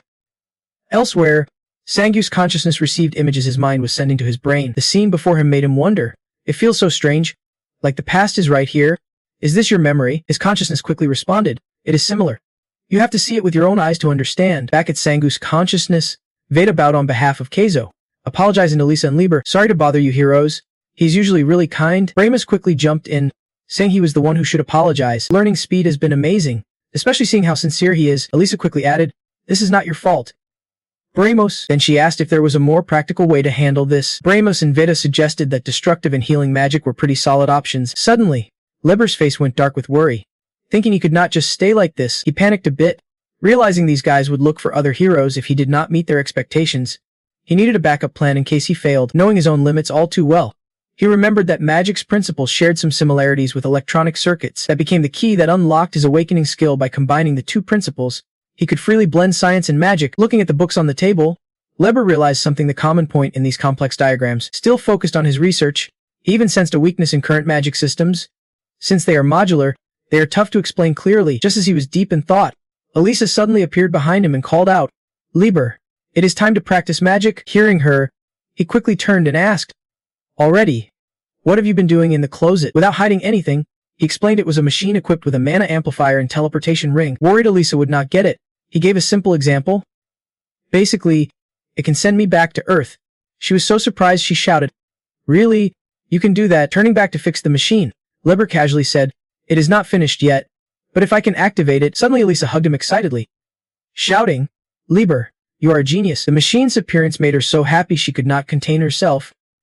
Honestly, I was pretty scared of that guy named Devan too, and I still could not look those fences in the eye. I was terrified, thinking I would be stuck here forever. Blushing from her warmth, Lieber gently pushed her hands away and shyly said, hey, you are too close. Realizing she had gotten carried away, Elisa stepped back and awkwardly said, sorry about that. Then he asked, didn't you notice the ring? Its structure's like a microchip. Of course. She had no clue and just frowned. Microchip. She looked confused and said, you mean the microchip in that machine? I do not know. Her answer made Lieber itch to explain more. Elisa could not see the connection since she used magic at her level. He closed the cabinet and reminded her, by the way, this is our little secret. Lisa grinned and said, I love that, just between us. Meanwhile, in the training room, Bramos waited alone, anxiously wondering why no one showed up. From that moment, everything changed. Lieber and Elisa trained hard, constantly improving their magic. They practiced lots of different things with Bramos, not just advanced magic, but also ways to boost physical strength with mana, and how to channel mana into weapons for extra power. Lieber himself felt the change. He would never exercise before, but with quick reflexes and relentless training, he gained strength he would never dreamed of. Elisa happily said it felt like gaining basic system stats. Lieber seemed to agree. Honestly, it really did. He admitted that learning magic was an amazing time for him. Eventually, the inevitable happened. 1 year passed, and the deadline he promised Raven drew closer. Bramos looked at their progress and felt confident. Thinking, this is looking good, he told Elisa about her own abilities. Elisa, your skill is enhancing healing abilities. Boost the magic power linked to healing strength of any element. Hearing this, she was surprised and asked straight up, really? No wonder I've been learning this way. However, he still had to point out that although her mana seemed a bit lacking, Sangwoo, standing nearby in a shadow form, was frozen and looking really annoyed. Her innate skill is similar to an awakening ability. It is her unique power. Elisa's healing power is even stronger than mine. Now Bramos switches to Lieber, and he does not seem to fully understand Lieber's true strength either. As for Lieber, I still do not know what his innate skill actually is, but judging by his power, it is probably related to boosting destructive strength. He stammered, I think so too. At least for now. Right now. Sangwoo quietly watches the stone walls they broke through and thinks, is this really all they managed in just 1 year? Feeling a bit disappointed, then Bramos speaks up, let us call it a day. Everyone, get some rest, tomorrow's a big day. While he babbles on, Lieber and Elisa exchange meaningful glances. Finally, it is time to show Jenny our true power. Later, the two of them head back to Lieber's room, and as he opens his wardrobe, he says, I can believe we start the war visits tomorrow. The door slowly opens, and he sighs with relief. Good thing I finished this before we got sent to the front lines. Looking at the massive machine inside the wardrobe, he admits he did not expect this at first. He thought it would be just wardrobe sized, but it turned out way bigger. Even though I added a dimensional concealment and optimized the formula, it still demands a ton of mana. So I will probably have to use all my mana to power it up. Then he asks Elisa, are you ready to head back? She is thinking about the commander's face when he talked about his soldiers, and of course, she says yes. He feels sympathy for their sacrifices for the fallen. After some thought, Elisa hesitantly says, you see, this might sound weird after all the effort it took to make it. She asks a question no one expects, even if it is just 1 day. Would you want to help them? Naturally, her question surprises Lieber so much he blurts out. Elisa then earnestly explains, sure, some people might not like it, but most of them have treated us well while we have been here. Training is tough, but learning magic is exciting. She awkwardly adds, and we can always run away if it gets dangerous. Liber laughs and says, just one day. Meanwhile, on the battlefield, two black gates open, monsters start pouring out, and someone shouts. The Jin gate opened up north. Seeing the monsters heading their way, a voice confirms. They are from pit number 1. A captain quickly orders, lead them into the forest. Nothing smart comes from pit number 1. The shouting grows urgent as the captain sees the monsters entering a magic circle. Hurry! Suddenly, a huge explosion sends the monsters flying. Just as the captain cheers, something suddenly pierces through him. Nice. Take that. You scum. We did it. Turns out it was a shadow beast silently stabbing him. As he falls, the beast reveals itself and roars fiercely, making the soldiers warn each other. A special pit monster has appeared. In his final moments, the captain is still trying to grasp the sudden appearance of this monster. Damn. Shadow beast. This is the first time I have faced this species. If there's a gap like this, soon the monster's roar mixes with the soldiers' screams. They are being surrounded. Of course, the soldiers can team match them. Half their forces are wiped out. All that is left are cries for help. A beastman struggles to fend off monsters while yelling. Reinforcements? Call for backup at the main gate. Suddenly, a flash streaks by, easily breaking a monster's arm. The other monsters get smashed too, leaving the beastman pretty confused. A figure appears in the air and says, nice to meet you all. Liber confidently introduces himself. We are the legendary heroes. Elisa, standing beside him, frowns and asks, are we really using that title? The captain wakes up in panic on his bed, quickly checks his wounds, and is shocked to see them healed. At that moment, a beastman nearby asks, Captain, you are awake. As soon as he saw this guy, the captain hurriedly asked, the gate, how is it? Any casualties? The soldier glanced to the side and replied, calm down, sir. Everything is stable now. Someone saved us. Elisa was standing among the soldiers, confidently saying, if anyone's hurt and has not been treated yet, let me know. I am still a bit clumsy. Though, in the following days, surprised voices echoed through the capital. What? The squad blocked the gate and came back without any casualties. The people rejoiced over the victory and the army a safe return. Really? They said they are already on their way back. Soon, everyone gathered to welcome the victorious troops home. A woman in the crowd hugged her child tightly and tearfully said, you are safe, and that is what matters. The soldier hugged her back and called gently, Mom. Another soldier took the chance to confess his love to the girl he cared for, saying, I want to marry you. After the war ended, this moved the girl so much she burst into tears and shyly called out, Lauren. Liber stood silently in the distance, watching the soldiers reunite with their families. This kid, you made it. He showed me a picture of his son and said he was determined to survive and come back. That is why he made it. He thought deeply about his earlier decision. What if we had just gone back to Earth? Seeing the soldiers return safely, he felt some relief knowing he stayed behind. Maybe these people. Suddenly, the corpse captain loudly declared, everyone, we owe our safe return to them, the heroes who saved us. The crowd erupted in unison, chanting, heroes, long live the heroes. Elisa looked at the happy crowd and quietly said, thanks, Liber, for listening to my suggestion. Then she added, now I can leave without regrets. Suddenly, Liber proposed, how about we help them for one more day? Elisa was thrilled by the idea and responded eagerly, you think so too? A few days later, on another battlefield, the soldier spotted someone and joyfully exclaimed, are those the heroes from the rumors? They quickly thanked him, you saved us. The whole squad almost died. Liber replied calmly, don't worry.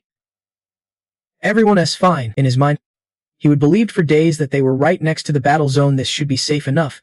Help them first, then move on. Another battlefield. A soldier was amazed to see his wounds healing. My wound. Elisa gently reassured him, it will heal soon. Then she turned to the other soldiers and said, keep even the severed parts. If it has not been too long, we can reattach them. Elisa's words made one soldier skeptically ask, really? Deep down, she had been thinking the same for days. Treat these people, then head back to Earth. After this, we will help a few more. Victory news was quickly relayed to the Braymouth group. Casualties had dropped sharply, and the gate breach was progressing well. The steady stream of good news moved that day's listener to tears, wondering, have they changed their minds?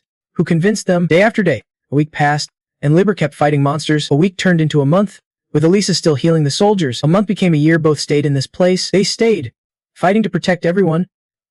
Eventually, we forgot about staying a little longer and started looking forward to tomorrow. They received praise. Liber, Elisa, watching the smiles of the people they would help. Liber proudly thought, the Aranzia Empire is more a place to come home to than to leave. Later, he met Elisa in the old room. I'm back. This place had become their home. Seeing him, Elisa warmly approached and said, you have worked hard, Liber. Then they kissed, showing this was where they waited for each other. The sweet kiss ended with Elisa's smile. Liber gently asked, what now? Elisa, she shyly brought up the past. Do you remember when we studied mana control? You told me to focus on just one thing. Elisa's words shook Liber a bit, but I do not know why. The moment I saw you, I just woke up, and she sighed, saying it was just that she suddenly remembered that advice. No need to beat around the bush with lies. A soft smile appeared on Elisa's lips as she teased Liber, saying back when she chased him on Earth, he did not even glance her way. And now on another planet, he still does not really let his guard down. At this moment for Liber, it was an exciting experience. He had left his home planet, his projects, and the system that was supposed to be his life's purpose. He told himself quietly, I am just living happily, right? His gaze fixed ahead at the prison chamber with the machine that could take them back to Earth. The door to that cell would never open again. Things went smoothly after that. As time passed, the war gradually set up an organized system. While Elisa focused on maintaining the army and strengthening the front line, I exploited gaps in the leftover Jenny forces, breaking through and reclaiming territory. Everything went perfectly. The strategy shifted to a sharper offense. We started retaking lost lands, and Jenny's attacks slowed down. Time passed, and it had been 5 years since we were forced here. Elisa sat inside the room waiting for her lover. Wondering when Leber would return. Today was an important day. She felt her body had not been right lately, but she had been pretty tired these past few days. Maybe it was from extending the front lines.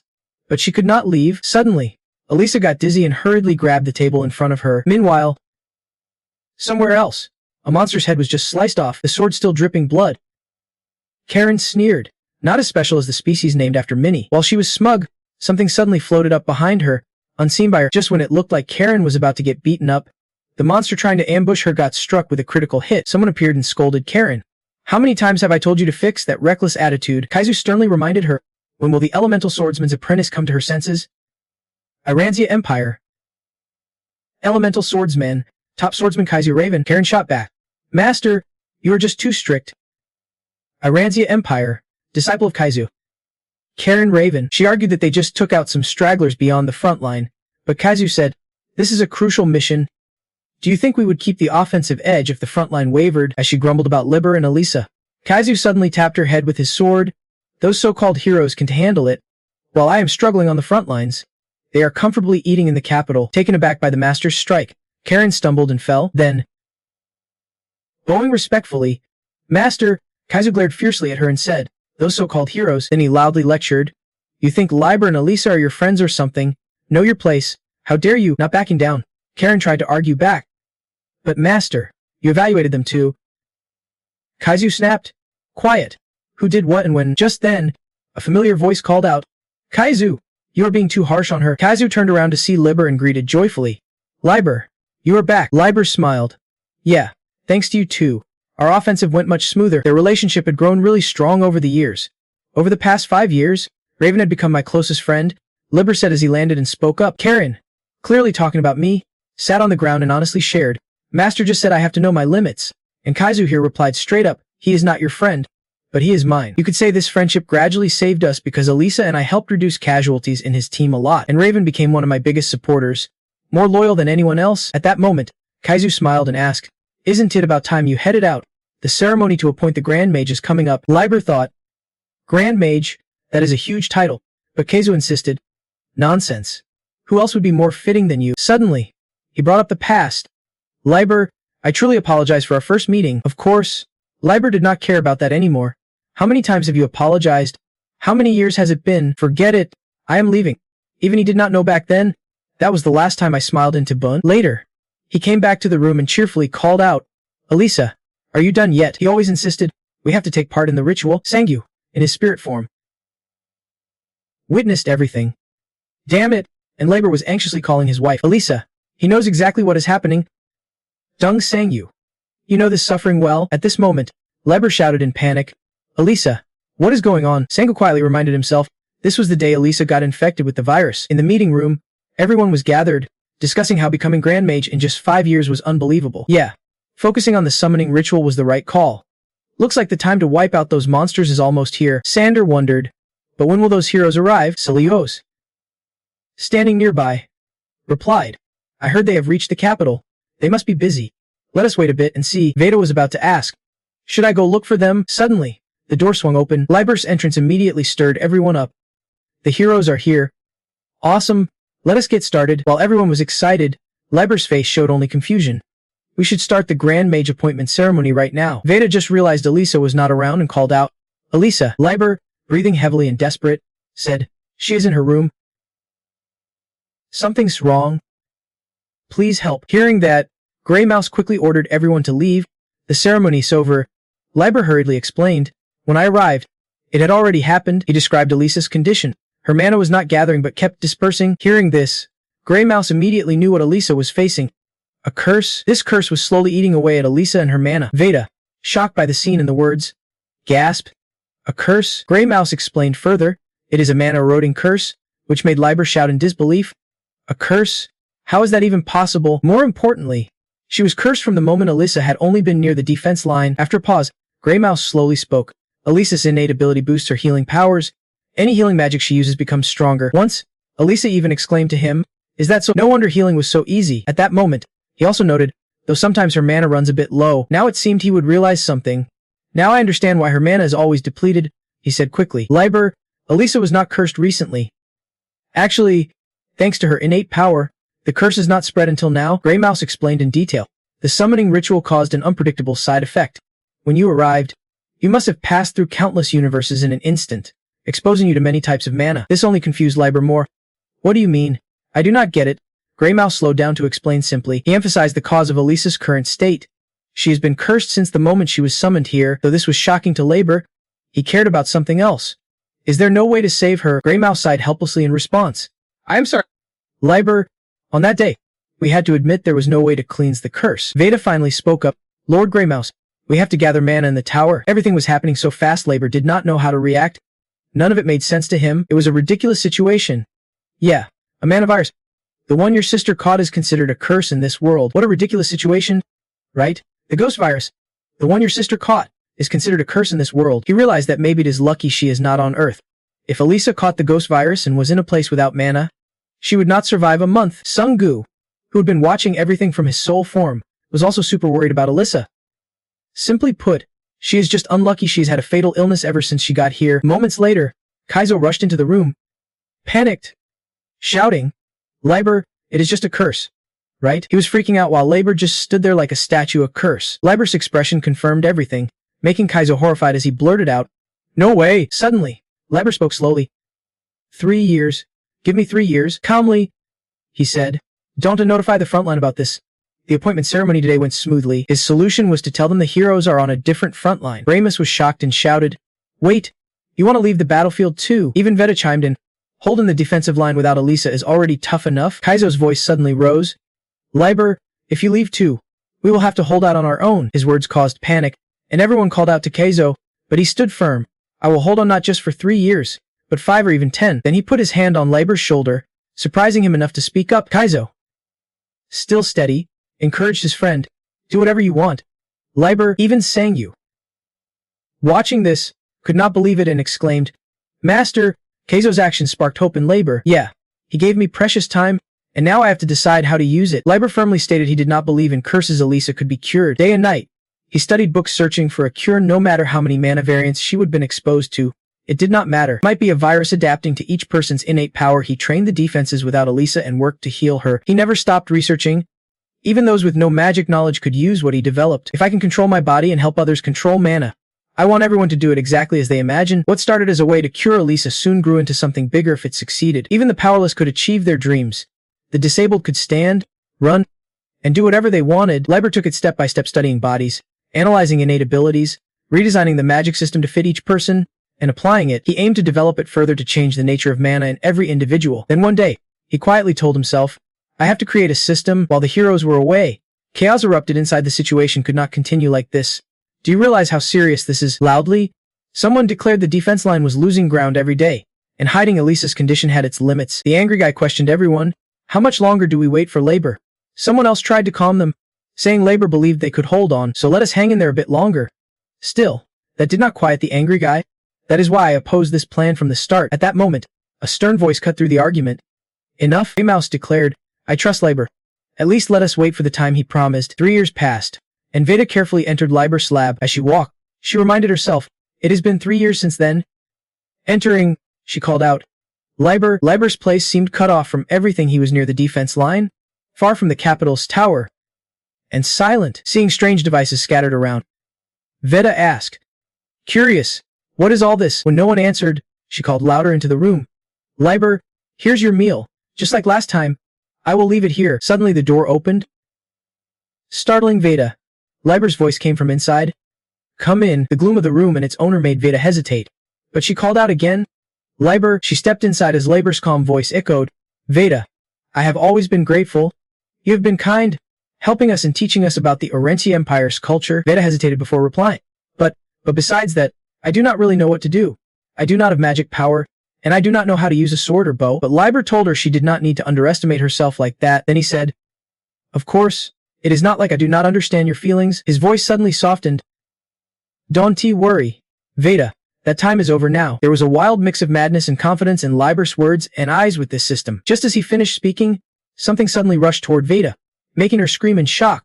Liber, back in the meeting room, frustrated, said, I can't take this anymore. He suggested, I think we should stop supporting Liber. Then he asked everyone present for their opinion, and everyone agreed, including Manny, Anno, Don, Cha. That time has come. Everyone chimed in together, leaving Bramus speechless. Yeah. It was you who set that deadline after all, just as Hat declared. So I guess we all agree. Veda burst in loudly calling out. Everyone, her interruption made Hat extremely annoyed. Veda, how can you? But when they saw she could use mana, everyone gasped in surprise. She's using magic. Even Veda could not believe it and stammered. I can feel the mana. At the same time, Liber appeared through magical communication, reassuring everyone in the meeting. Test. Lords, please do not worry. Proposed gathering the rookies and bringing them to him. Waiting's over. We will form an army. Right then, Kaizo was panting heavily, holding his arms, clearly exhausted. At the same time, Duver's voice rang out beside him. Aren't we already under enough pressure lately? Hearing that, Kaizo replied weakly, I am, but Duver quickly cut in. Not you, Duver, head of the Dwarven Arms Factory. Explained slowly. I am talking about the weapons themselves. Even with the best care, every blade has its limit. By now, they are basically falling apart. Kaizo immediately responded. Thanks for the concern. But we have to fill the gaps the heroes left behind. Without me, the defense line would collapse immediately. These words made Duver even more curious. Were those legendary heroes really that amazing? Contrary to expectations, Kaizo scoffed coldly. I do not believe in legends. His carefree attitude surprised Duver. Are you crazy? Ignoring Duver, Kaizo confidently asserted, I believe in River as a real person. Just wait, this year marks the third since then. After a brief pause of about 2 seconds, Kaizo hurriedly added, he will definitely come back. Though doubtful, Duver sighed in admiration. Good that you believe in him. But still, that kid is way too attached to him. Scene shifts to the front line where everyone fights against the insects. The warriors keep battling, reinforcing their defenses. Meanwhile, Karen is ambushing the insects repeatedly from above. She seems exhausted. Master, there are too many insects. We should pull back a bit. Right behind Karen, Kaizo is lazily teasing. Oh man, 3 years ago you said it was boring, and now you are calling it tough. So what is it really? While she rests to catch her breath, Kaizo suddenly notices something. In the blink of an eye, Kaizo lunges to destroy the insects aiming to flank Karen. Another warrior sees this and yells out, Master, be careful. Even she starts to worry for him. Kaizo's face turns serious. Support the other side. Karen, turns out he recognized the type of insect. It was the kind that one warrior paled and stammered.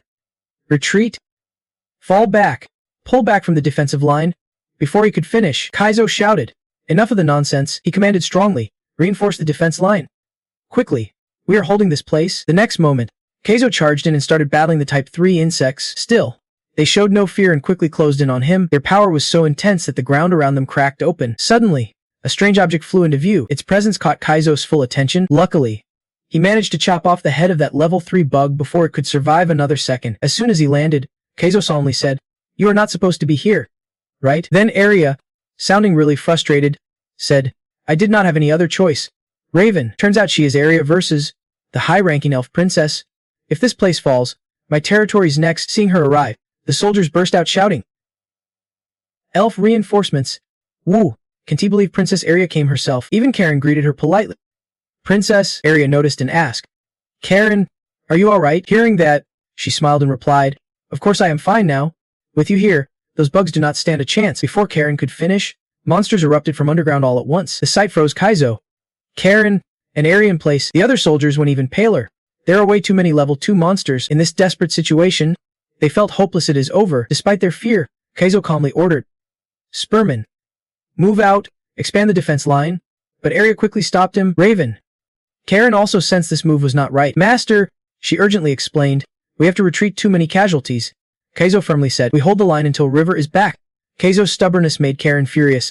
Why do you have to push this so far? Wanting everyone to understand him, Kaizo slowly said, after the loss 3 years ago, I have doubted him enough. Don't underestimate my resolve like it is some fleeting whim. After a moment, Arya finally gave in.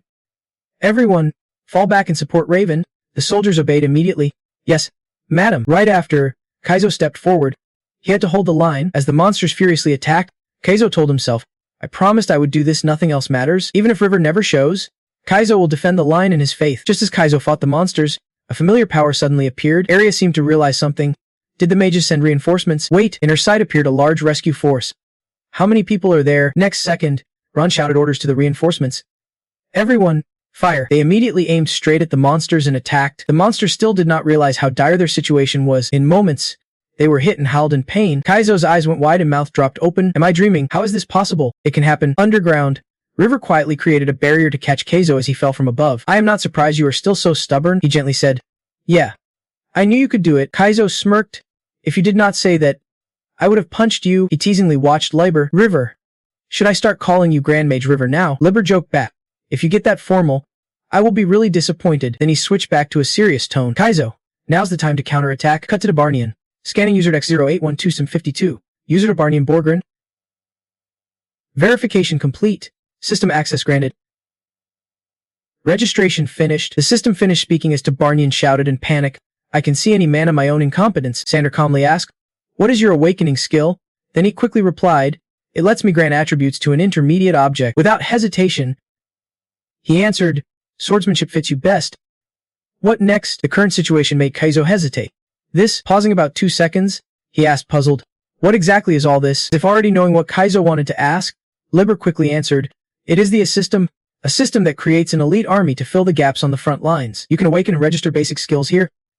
Right now, it is still in its early, unfinished state, with only skills like Fireball and basic strikes, but in the future, it will be able to train air fighters and healers too, depending on each person's potential. Karen was just as curious about what those skills were.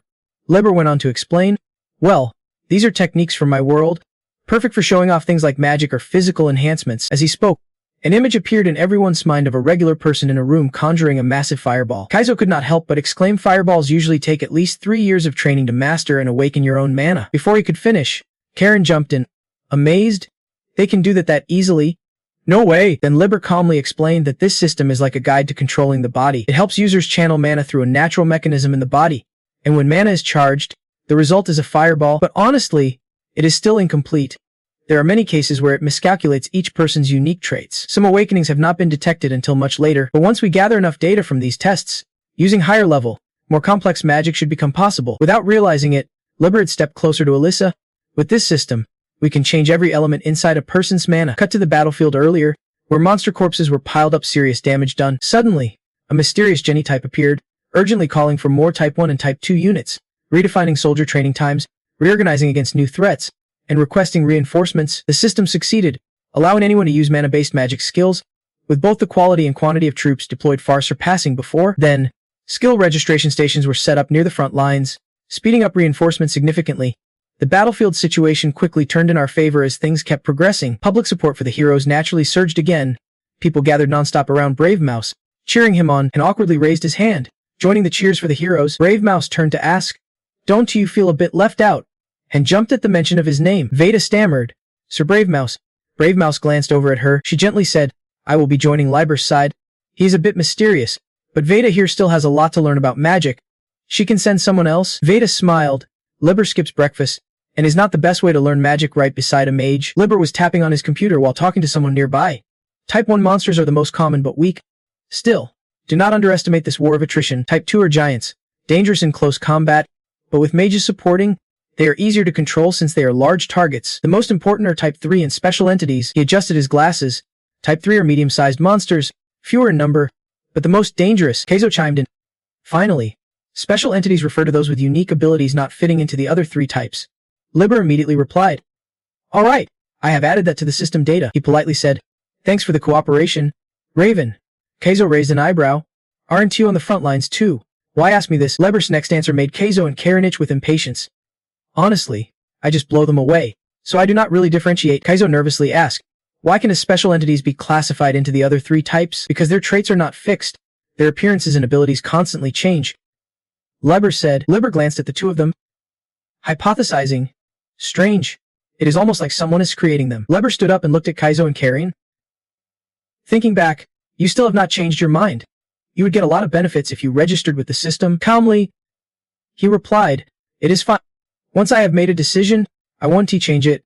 Karin stood up with a clatter. That is not all. What do they call you? The Exploder. Karin got bonked on the head with Kaizo's sword. Leber returned his focus to the system. Elisa's curse still be partially active. Leber stood near the Rennie corpse. This is more complicated than I thought. To prevent mana from breaking down, I have to change the nature of the mana produced inside her body, so it will take longer than expected. We might need to perfect the system first. He furrowed his brow, thinking, things would be different if he were here. Leber suddenly looked up, lips barely moving, but I am not in a rush. The closer the system is to completion, the more the battle against Rennie will tilt in our favor. Arangia is my home now. Kaizo and Karin returned to their usual serious selves.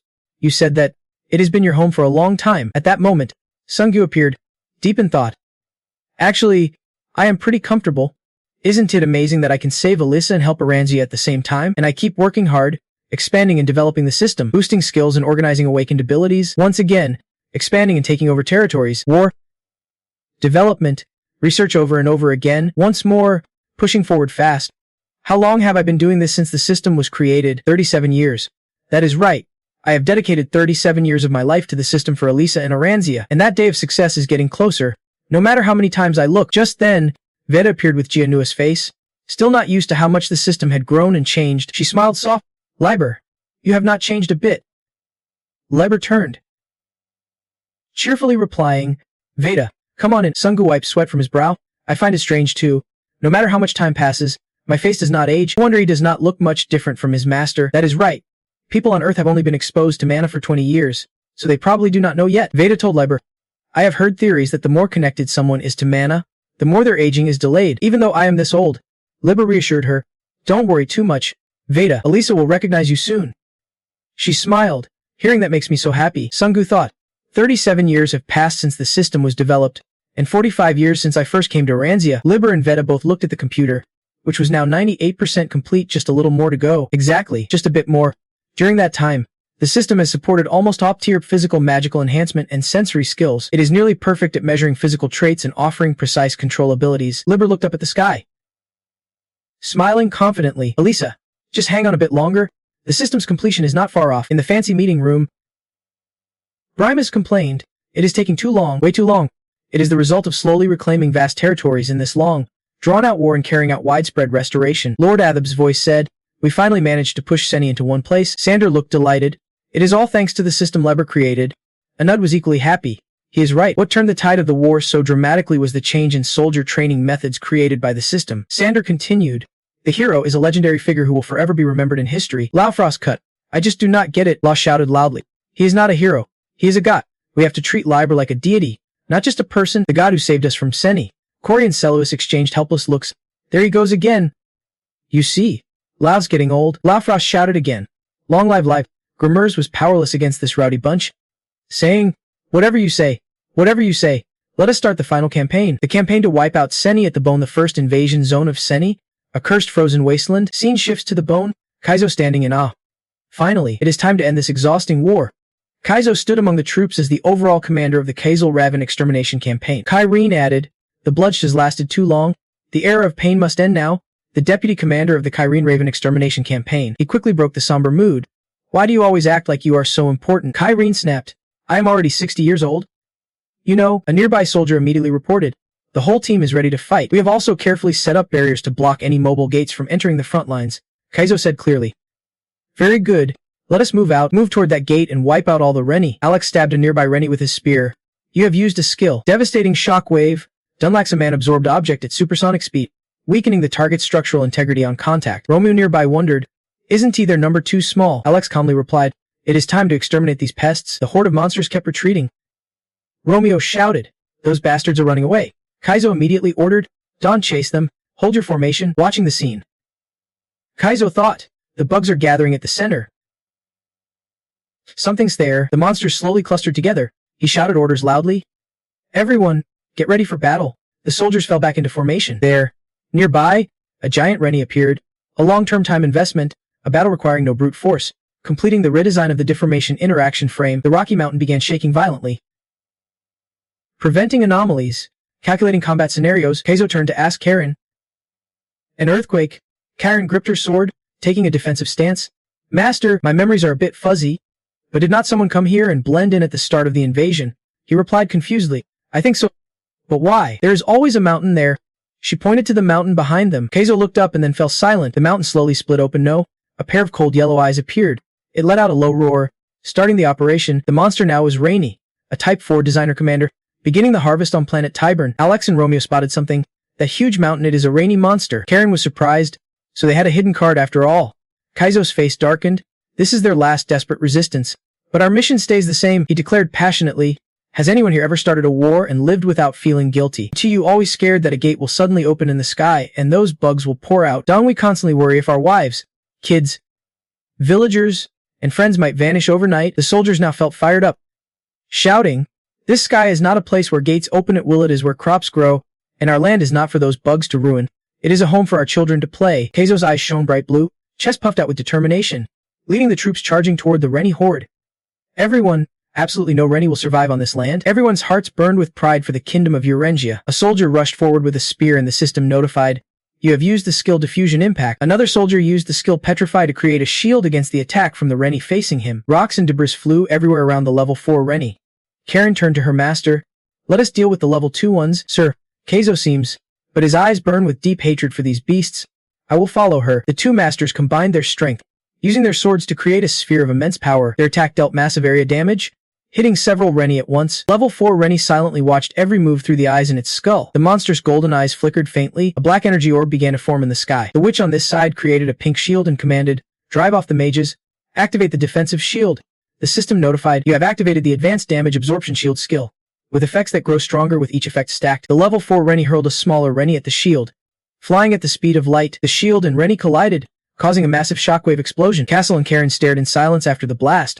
A huge crater had formed on the ground big enough to fit several level 4 Rennie combined. The damage was more severe than expected. Cut to Beth, who rushed in the command room to report the appearance of a massive special entity. The enforcement forces are struggling. Sander was the first to speak. I know the day has come. Since this is the final wave, it won't be easy. Old Frost worried aloud, praying. Oh heavens, may the heroes protect us? Grey Mouse pondered seriously. In recent years, no special entities have appeared on the front lines. I thought the Rennie were cornered, but maybe they are going all out this time. He asked Beth, is there a barrier circle blocking the portal near the battle zone? Beth straightened up to reply, yes, sir. They were activated without any issues. That means no entities are inside the combat area. Beth suddenly paused. Confused, he ordered, prepare the teleport gate to the battlefield. Back on the battlefield, countless soldiers stood blocking the Rennie's legs. One shouted, Karen, Karen. Kaizo called over, order the lines to widen the gaps between defense points. She looked helpless. If we do that, it will be hard to hold against those level 1 bastards. Kaizo, like a hero, jumped into the fray. I will handle them first. Don't you worry about that. All troops, break the defensive lines. His eyes gleamed slightly. Even the weakest wind can only cut a blade of grass. Kaizo focused all his power into his sword. If I gather all those tiny winds that can cut grass and combine them, I could change the course of a river and carve mountains. Kaizo drew his sword and slashed at the Rennie's skull. It stared blankly at him. Its head shattered. High penetration energy attack destroyed its outer armor. Damage level critical. No issues with the light function. The large-scale harvest operation will continue. Kaizo smirked. Bugs, your trump card is about to be wiped out because of us. Absorb all the energy. Since many lives were taken, Grey Mouse pressed the advantage, unleashing his move, Matter Decomposition Beam. It shot straight at the Rennie, causing a huge explosion. Looks like the Rennie are done for. After that fierce battle, a loud voice declared, done here. Clearing the leftovers is complete. Then he moved to the other side to finish off the rest. Karen spoke up. We are almost done cleaning up the remaining Rennie. Kaizo agreed. Yeah. Finally, it is really over. Then 2 circular symbols lit up and formed a large portal. It gradually shrank. Everyone watched, tears falling. It is finally over. Everyone cheered loudly. It is finally over. The war is done. Kaizo said, thanks for your help, Lord Brainmouse. He replied bluntly, I only chose to minimize the damage as much as possible. Before that, we need to find out who this guy really is. Karen reported, this is also a special entity. Sir, looks like it was commanding the Rennie earlier. Kaizo looked at them, feeling awkward. This is the first time I've seen one like this. The Rennie spoke. The hero is not here. Change tactics. Hearing that voice, both Kaizo and Karen got a bad feeling. This is not what I expected. This thing understands our language. Rennie kept talking. I am the strategist, the one who planned the invasion and led the forces. Only one of my kind appears per planet. But I have been standardized, so by your classification system, I am a Type 4. The first planet where Rennie's army had to pour in so many resources. Impressive, Brain Moss asked. Just one on each planet? You are invading many others too. It answered, not just a few. This place was supposed to be done in 10 years, but 2 unbalanced creatures messed everything up. In your words, they are spoiled brats. Rule breakers, a bunch of sly troublemakers. When one of the 2 vanished, I actually felt relieved. Kaizo cut it off immediately. Enough. I do not want to hear any more of this whining. You have lost. Now you will die. And the invasion ends. Rennie threatened. It is still happening. All seemed well until something went wrong. Sir Braymouse. Commander, there is a tunnel beneath that huge special creature. A deep abyss that connects to it. Braymouse listened, tensed, sweating, and exclaimed, Damn it, cut to home. Ha, the campaign's over. Finally off my shift. Suddenly from underground came a strange rumble. What was that noise? A massive Rennie appeared right in front of the guards. He looked stunned. Face blank, should be been off work today. Next thing you know, another monster like it pops up in the yard. Their tough heads split apart, unleashing a bizarre spatial energy. He decisively drew his weapon, activating his Hellblade skill. Sangu snapped, Don't make a joke out of me, you damn bugs. But the moment he charged, something felt off. Sangu was stunned. What kind of space is this? My skill. Cut scene. The blue energy surged violently. Bug in a cloak stared wide-eyed at the magic circle drawn on the ground. The defensive teleport gate circle is down. Ben urged him, Quick, recreate that circle. The cloak bug panicked. The mana flows cut off. I do not know why, but all mana entering this area just stopped. Suddenly, huge black holes appeared in the sky. Ben gasped in fear. God, this can't be. Countless monsters fell from the holes. The cloak bug screamed. A teleport gate opened right above the capital leading to green. Elsewhere, Kaizo looked shocked. An underground cave. He actually used that move. Then he was curious. I do not get this whole proverb thing. Would things be better if I said it out loud? These are not low class. Unclassified creatures. There is a good chance they understand the situation. Too much contact will likely raise suspicion. Urgency alert from the mortal realm. Calling everyone. Generals. Commanders.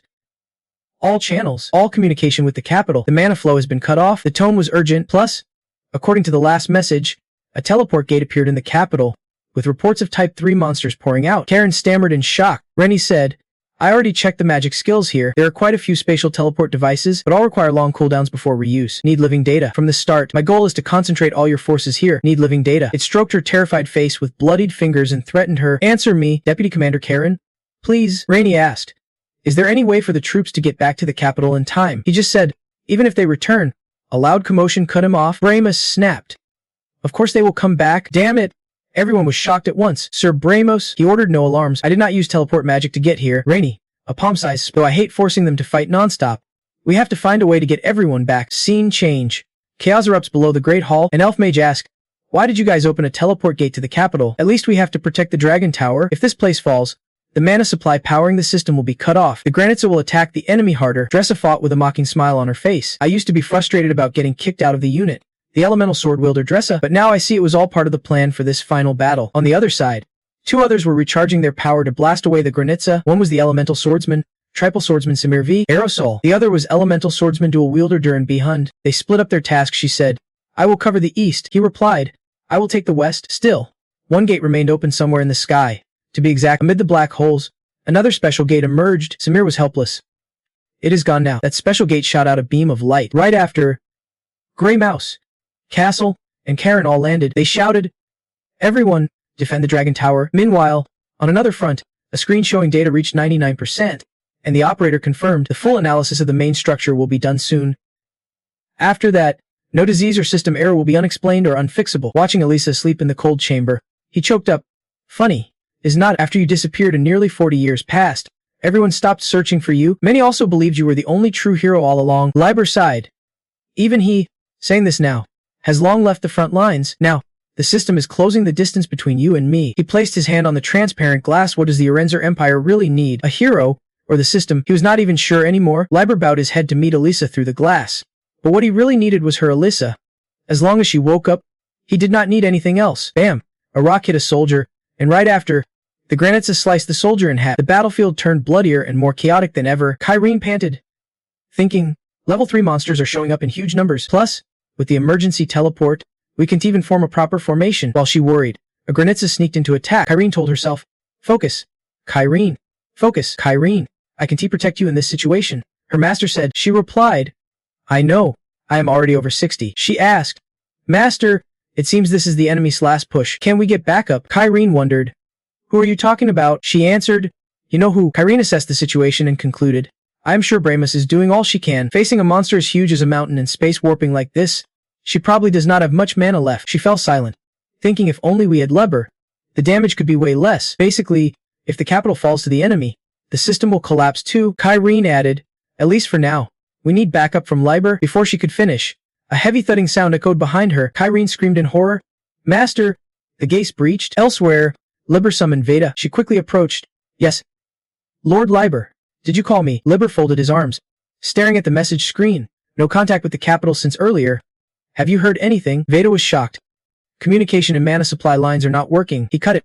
Luckily, they are still functioning fine. Both were curious the system's fine, but why then suddenly a door burst open, and both turned their heads? Lord Liber, Kyrene staggered in, clutching her wounds. We finished the mission but ran into trouble. Seeing her collapse to the floor, Liber rushed over. Kyrene, what is wrong? Kyrene explained. The bastards have a trump card. The capital is under attack, and we are on the brink of collapse. Even Braymouth Raven and everyone else are in grave danger. There are too many level 3s. She is pleading in agony. Please, save the capital along with Liber. Liber rolls his eyes at the data screen hitting 99%, then orders Veda. Veda, heal Kyrene for me. Back on the brutal battlefield, someone shouts loudly. Fall back to formation. Sangu roars. Level 3. Damn. A lightning bolt crashes down, smashing the towering skyscrapers. He yells again. Magic. Liber suddenly emerges from a black void. Everyone witnessing this cheers emotionally. The Grand Mage, Lord Liber, is here. Tell me where the enemy is concentrated. I will assist immediately. Greymouth is stunned. Liber, why are you here? He answers with confusion. What are you talking about? The capital's on the verge of collapse. Liber was about to speak when Kyrene arrived begging for help, and he froze. Kaz notices Liber's stunned expression too. Liber is shocked. But even more so is Kyrene, the one who just pleaded for him, also here now. She is stunned. Liber, why are you here? Veda holds Kyrene back. She urges her on. Kyrene, hurry up. Come this way. I am not as skilled as you, but I have learned some healing magic now. She hesitates, but Kyrene bluntly refuses. I can go over there. The wound on her arm starts emitting dark smoke and dust. Kyrene knows that behind this door is a protective barrier blocking any authorized intruders. Her expression suddenly turns cold. Just as I thought. They have set up a circle to block the teleport gate. I have to disable it. Veda, sweating nervously, asks Kyrene. Ha, what? Kyrene continues to leap forward, but I am not worried. I have spent over 30 years breaking through barriers and teleport gate blocks. She glares fiercely, her eyes pitch black and terrifying. I guess some people do not understand me. It is doable because I am the designer. Rennie. Kyrene reveals the original plan was to trap a special entity to lure Liber onto the battlefield, but Bramus was stronger than expected and was destroyed before Liber could intervene. So he decided to use the remains to gather biological data on the high-level entity. She is about to reveal her true identity as Rennie, which explains why the plan is back on track. By the way, you must be Veda, right? Suddenly, black holes appear in the void. Terrifying monsters crawl out and glare at Veda. I do not need information on you. You can leave now. Cut to kids excitedly shout. Liber, the level 3 monsters will be wiped out soon. Liber listens to their cheers. Long live the hero, and soars into the sky. Civilians below wonder, what is going on? Liber's leaving again? Is there some sudden emergency? Karen suddenly asks Keizo, Master, is that really Liber? He looked confused when he saw me, then just left. They ask Brainmouse. Lord Brainmouse, do you know anything? He does not answer, just stares up thoughtfully, seeming about to say Karen requested backup. Brainmouse orders targeting special entities with head glitches. Restoring connection is top priority. No one can keep up with Liber anyway. Keizo immediately commands. There. He decisively cuts a monster in two, dispersing their mana flow. Use body enhancement magic or consume more mana than usual. Sangu jumps into the battle. Just normal stuff. I have already learned this skill through the system. No need to hesitate. He uses an ambush skill. The arena is increasingly swallowed by blue energy. Brainmouse sighs with relief. Good. At this rate, he speaks. Did you hear that? Liber's location, leave immediately and set up a connection. She replies. Yes. Understood. Lord Brainmouse. A mysterious yellow object suddenly appears. Keizo and Karen are stunned. The curtains rising. The progress bar hits 99%. Liber flies out of the arena while checking the timer. He thought to himself, I used teleportation to support the capital. Before the connection cut off, I confirmed all the mages here used their skills to bring Lord Brainmouse to the battlefield. Meanwhile, blood pooled beneath Zenny's feet. Liber thought, I do not know what that thing is, but that Karen is definitely fake. Cutting communications and suddenly attacking the capital. Is it all just a trap to lure me out? Maybe now it is staring right at the 99% data bar. He panicked. No way Rennie would stoop to that. I am about to system crash. Elisa was still sound asleep, showing no signs of waking up. Liber shouted. Just for a moment, the data bar shot up to 100%. Rennie turned around and calmly said, You are here. His tone was steady. Even though the cold chamber beside him had been shattered, countless sharp spikes piercing the person inside, Rennie gave a warning. But it was too late. He froze. No one could say a word, not the capital mages who witnessed it. Not Bramos, not Karen or Kazel, not even Sangu. No one spoke. He revealed to Liber that someone was watching this place. But he did not want to share the full picture just yet, the blindfolded girl whispered. They have already blocked the way from the other side. He gasped. Elisa, her silhouette flickered before his eyes. Look here, Liber, Rennie told Liber. When I disabled the barrier in the gate's defense system, the guards charged in. Your caution is admirable. You are the enemy. But this multi-layered defense is really effective for Rennie's main base. Memories of Elisa flashed in his mind. When awakening mana, he had to let go of all distractions to focus on just one thing. You used to tease me for waking up after seeing you. But you have a secret, he went on. Though it took quite some time, everything went according to plan. Elisa stayed hidden from the front lines, and the person disappeared along with her. Rennie declared, that is when I was sure you two are way too emotionally dependent on each other. Elisa smiled gently in Liber's mind.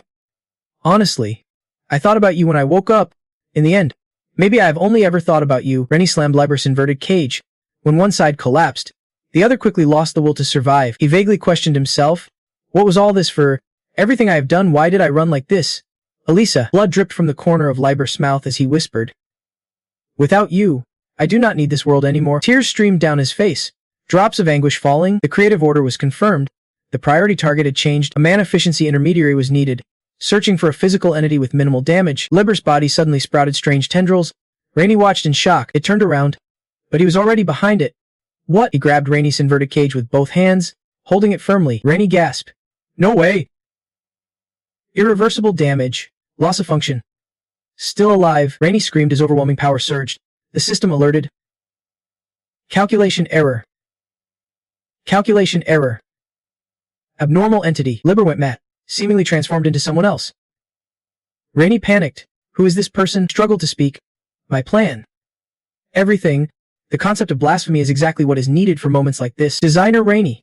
A species not in the database. Analysis complete. Extraterrestrial lifeforms excluded. System mana efficiency maxed out. Neural structure complete. Liber coldly executed the highest priority target order at the peaceful, quiet village. Someone stepped forward, making the locals curious. Hey, who is this? Since arriving here, I heard the campaign is underway. Everyone, you are heroes, he announced. Haven't you heard? Liber declared. The war is over. The civilians cheered joyfully. So the day has finally come. Really? Someone suggested. Then let us prepare a festival to celebrate. He asked. Celebrate? I think I can handle organizing a festival like that. Liber forced a fake smile. Maybe I am not creative, but I really love this expression Harvest Day. Today is the Harvest Day. The tendrils behind him suddenly started to shimmer. Elisa's death threw Liber's emotions completely out of control. He was in unbearable pain. Liber just collapsed, crying endlessly. But deep down he felt like he was screaming Elisa's name in endless agony. Broken flashes of Elisa kept surfacing in Liber's mind. Her panicked face appeared, and Liber seemed utterly drowned in pain. Forgetting himself as he screamed, Elisa's image appeared again, this time crying, and it felt like Liber was about to explode. Then Liber immediately remembered her bright, smiling face. He seemed trapped in the moment when they were happy together, sinking in sorrow until the pain inside him faded away. Liber was completely lost in despair, blaming himself over and over for leaving Elisa behind. While the pain tore at his spirit, he suddenly snapped awake and quickly regained his awareness. Liber calmed down fast, but when he looked up, the scene before him shocked him. In a world I created and built, I opened my eyes inside the system's internal neural network. He quickly identified where he was because I designed it and understood the mana diagram as structure. So it did not take long before I realized what kind of space this was. Liber broke out in sweat, stammering, am I? Inside the system, Liber realized everything around him could spiral out of control, but there were two problems he never expected. The system suddenly started to transform itself, and Liber shouted in shock. What the hell is this? The first thing he faced was the system autonomously reorganizing, expanding the nodes of the neural network. Liber was confused. He did not create this structure. It was expanding its own functions. He quickly pulled himself together and immediately started searching for a solution. He had to check his body's condition. If he temporarily connected a circuit and created a skill, he could see outside from here. That led to the second problem when Liber successfully connected the circuit and looked outside. The chaotic scene made him freeze in horror. Liber could not believe his eyes, repeating over and over. Furious, Liber yelled at the system. What are you doing? The ground around his body was scattered with corpses. Liber wondered if the system that had taken over his body was behind all this. Suddenly, a severely wounded boy appeared below, trying to call his name, Liber. But as soon as the boy called out, the system used its tendrils behind its back to instantly end him. Liber could only watch helplessly as the system controlling his body killed innocent people. Why? After ending the boy's life, it even gave a cold, merciless smile, as if to say, You won't feel pain anymore? Everyone, do not worry, Sangyu, standing nearby, witnessed everything the system did. His face darkened in confusion. But why? Why would the system do this? Liber thought it was just a theory. Then he suddenly remembered in my desperate final words before dying. Liber used the last of his strength to say he did not need it anymore. That world and those words accidentally became the system's top priority, and all this happened because of that. He also knew everyone in the capital had witnessed it when the designer died and the communication was restored after seeing the horrific scene.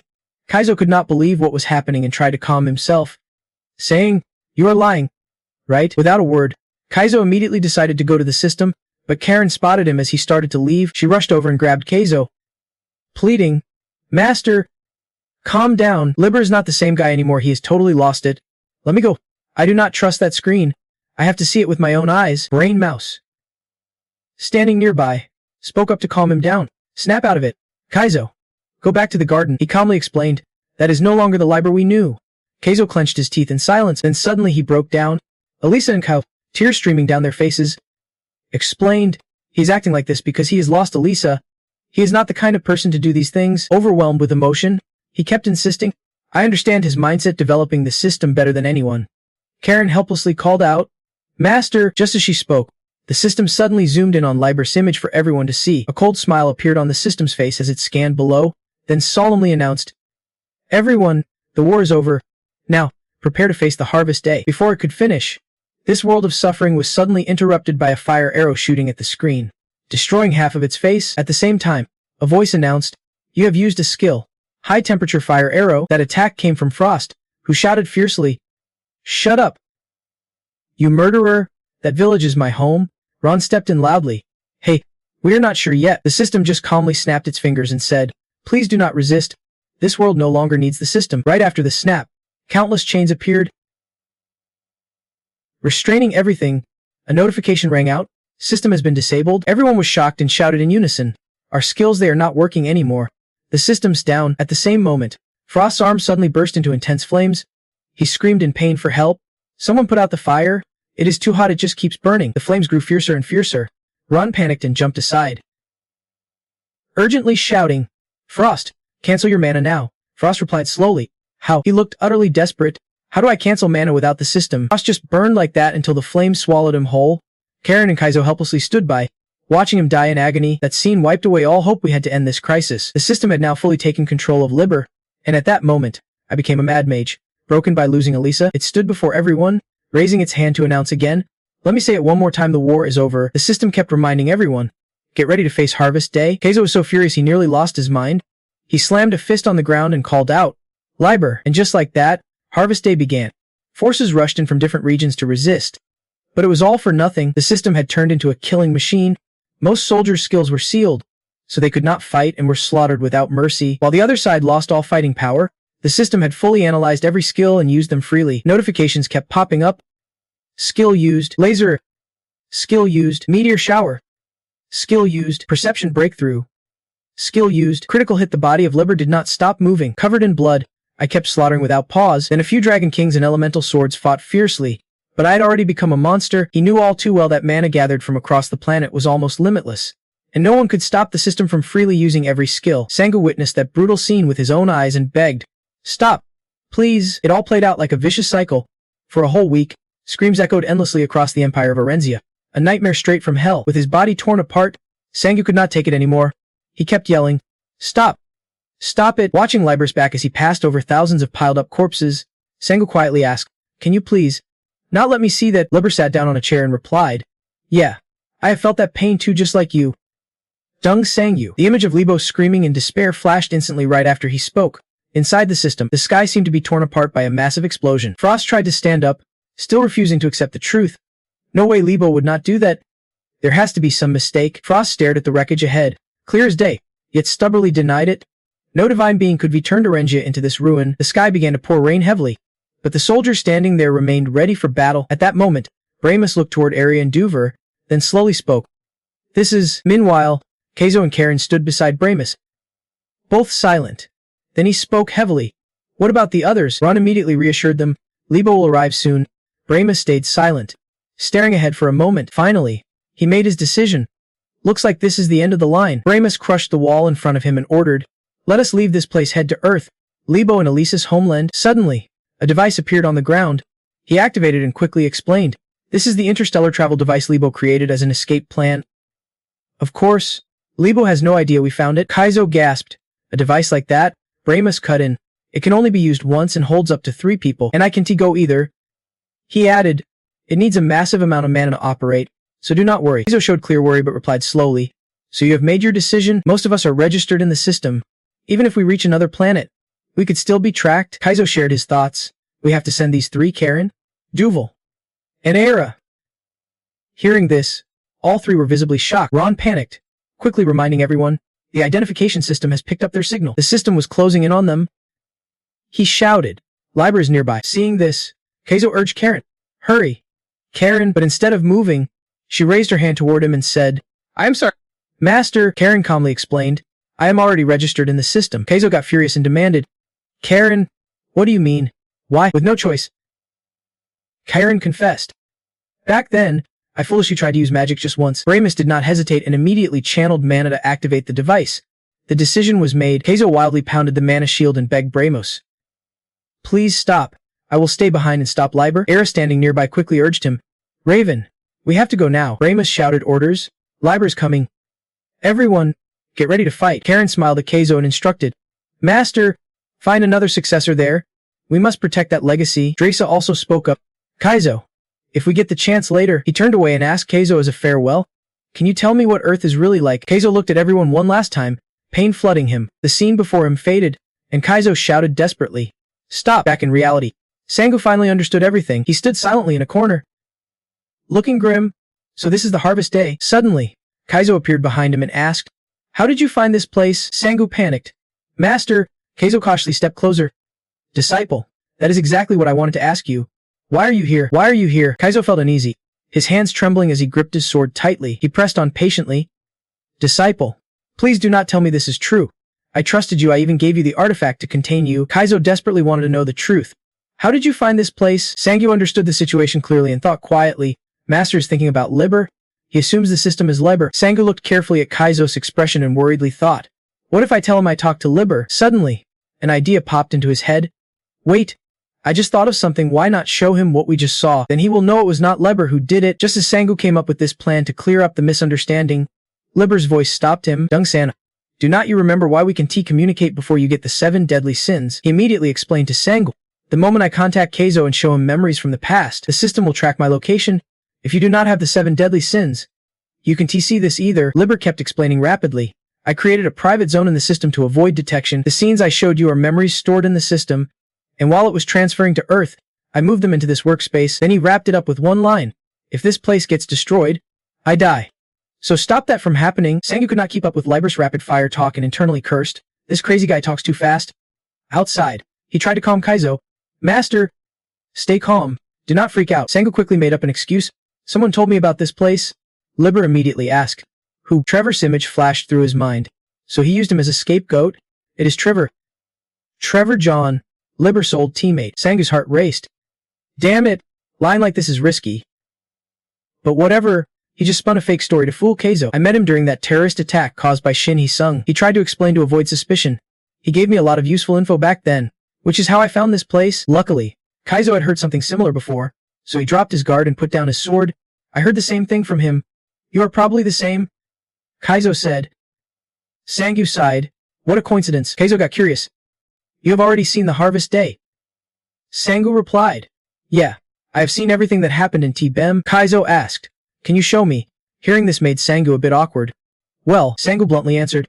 Sorry, Master, but you do not have the 7 deadly sins, so you can see it. Kaizo replied. The artifact, the 7 deadly sins.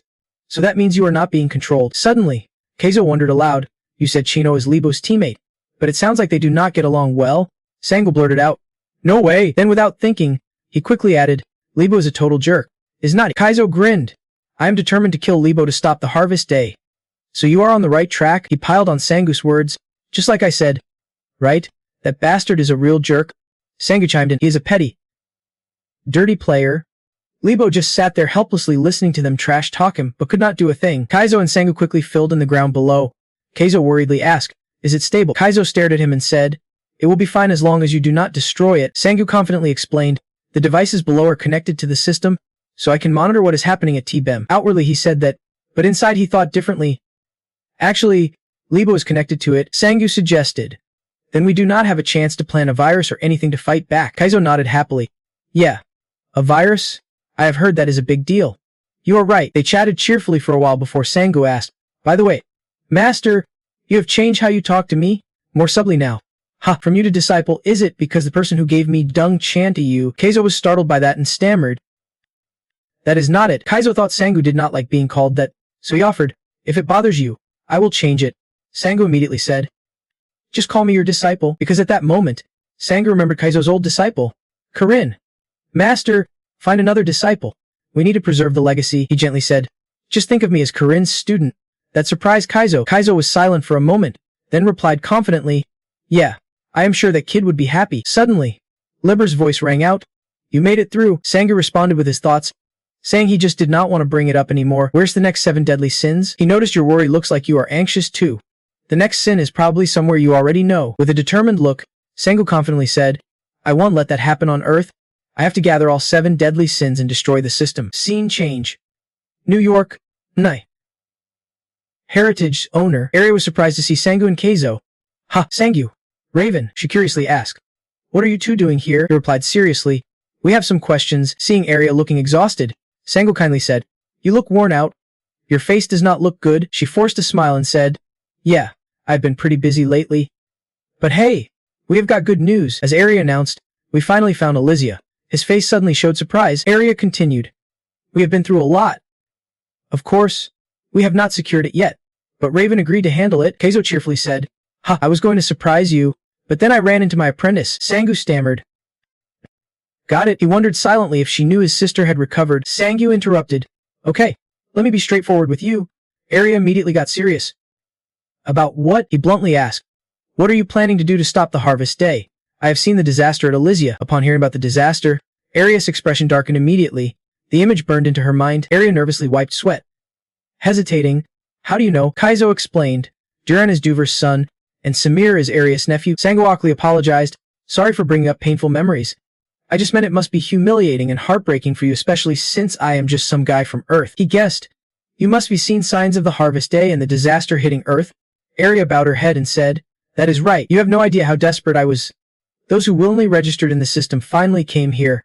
I never imagined Liber would go this far. Then Sangu, expressionless, kept talking. It caused unwanted illusions for Earthlings. Even with 10 months, I could not explain it all. Liber is insane. So one day he will return to his homeland Earth. Don't he worry about that. Liber won't listen anymore. He is too angry. Just shut him up. Aria pulled out a sphere and replied. Of course, after seeing that future, we did not just sit around, we prepared a plan to stop the harvest day. Sangu's eyes went wide. This is the plan. Isn't he that? He recognized it immediately. It was a skill orb. She held it and said, exactly. The reason we started Heritage and handle skills through the skill orb market is to stop the harvest day. Scene change. Sangu walking alone down a hallway. He immediately asked Liber, I heard their plan. What do you think? Liber replied, are you asking me? After thinking for a bit, he said, I think it is possible. It will be tough, but there is a chance of success. Sangu walked while staring at the paper in his hand. Ha! Just hearing it, I can't even imagine. He recalled what Aria said. The reason they were powerless against Liber was not just because he is strong and a hero, but there was a much bigger reason. Liber asked, so what do you plan to do? Sangu answered plainly, of course, I will support Aria. I just came up with a pretty good idea. He remembered Aria holding the orb, saying they would block the system so soldiers with skills could not use magic anymore. They are just people with slightly stronger bodies than normal, which is why we plan to stop this. Sangu leaned on his hand, calculating the whole plan alone, how to do 3 things at once. Get the 7 deadly sins, support her plan, and train. Scene change. Sangu stands alone, watching a crowd from above. Next, the scene shifts back to Aria, who confidently states that by rebuilding the system, all hunters will be able to use their skills even after the system gets locked down. Aria hesitates for a moment, and what it really comes down to is money. She speaks the truth everyone needs to hear. We need a huge amount of cash. So Sangu steps into a meeting full of wealthy nobles. He stands before them all and respectfully bows. Greetings, esteemed nobles of Weave. Sangu slowly introduced himself. I am S-rank hunter, Dung Sangu. Out of courtesy, he carefully explains. First, I want to express my deepest gratitude for everyone gathering here so late tonight. Just as Sangu is about to continue, someone interrupts. Let me introduce myself now. Forget it, the man demands. Cut to the chase. I heard something interesting is about to happen at Heritage. The woman next to him chimes in. Yeah. Hurry up and get to the point. Sangu drops a question that surprises everyone. Don't we all just want to enjoy eternal youth? He continues calmly. Some low-level mages might not know, but everyone here surely does, and it can slow down physical aging, explains another man. People gather mana from younger beings and regularly absorb it. The man beside him ponders a moment. Yeah. I have heard about that. Sangu, standing tall and serious, replies, the disaster just happened. I have only been exposed to mana for 20 years, so maybe people do not fully understand it yet, but over time, more will realize. Just look at Jumper. He is over 40 this year. It is all part of his plan. Sangu asks the nobles below, where do you think we should find pure mana? Libio raises an eyebrow. He would plan this from the start. The next great sin definitely lies there. Who would be thought he would use what he heard this way? Suddenly recalling a moment from the past, he says, Veda once told me she heard the theory that the closer you are to mana, the slower the aging process, but this is the first extreme case I have seen. Even I am already this old. Libio reassures her, don't worry too much. Veda, back in the present, Sangu confidently questions the nobles, mana from the Himalayas, or from some remote valley. Then he cuts himself off. Just as Sangu finishes, a loud noise from the floor shakes everyone's attention. Clones suddenly appear behind him. Sangu proudly declares, this place Odin's Tower, as in rank hunter, I will take you safely and comfortably to where pure mana lies, Sangu announces excitedly. Of course, for a reasonable fee. Without a second thought, Alang interrupts. What nonsense are you spouting? Do you think we are clueless? That ancient Odin's Tower you're talking about, she continues. So many hunters have tried it that their footprints alone could circle the earth with total confidence. Sangu replies, that is only the first floor. We are talking about the second floor and above. Alang's voice rises in panic at this news. What? He quickly explains. In other words, except for Jumper, no one else has set foot there. It is the path leading to the Pure Mana Plaza, says a man in the room. From the second floor up, that is a whole different story. As expected, Alang still is not fully convinced, but it is dangerous. Elite assault teams have already died trying. Calmly, Sangu reassures them. Don't worry. With an S-rank hunter and my cloning skills, and you know I am precise with my judgment and movements, I am confident none of you will be harmed there. Just as he finishes, Dan speaks up. His confident tone annoys everyone. With a sneer, he says sarcastically, you keep bragging about being an S-rank hunter? What is the big deal? Most here only hire elite rank hunters as bodyguards. According to him, a huge number of bodyguards have appeared outside, with over 100 waiting just around this mansion alone. While being seriously questioned, you say that even if all our bodyguards teamed up, they would not be as good as him. Sounds like you just slipped up. Sangu chuckled apologetically. Sorry for my rudeness. I did not think of it that way. Trust has to come first. After all, suddenly, he raised his voice challengingly. Simply put, yes, that is exactly right. Bring them all in. Sangu's arrogant tone made everyone in the room furious. Hey, call them all in. Security chief. No sooner said than done. The bodyguards outside immediately entered. Come on, teach this brat a lesson. Despite the large number of pros, Sangu stayed calm and remarked, that is a lot of people. Cut to the lab where Sangu's voice echoed. Do you really need that much money? He continued worriedly. I have got some cash too, if it can stop the harvest day. I am not planning to hold on to it. Hearing that, Ariashali replied, I really appreciate your kindness, but our goal is for all humanity to use Heritage Corporation's skill orbs. Hearing her words, the manager proudly puffed his chest, thinking, my apprentice is worth every penny. Still lost in his joy, she went on, like River System, we can control a single skill orb and register it for multiple users. You know the price of the simplest skill orb is 8 million coins. Right?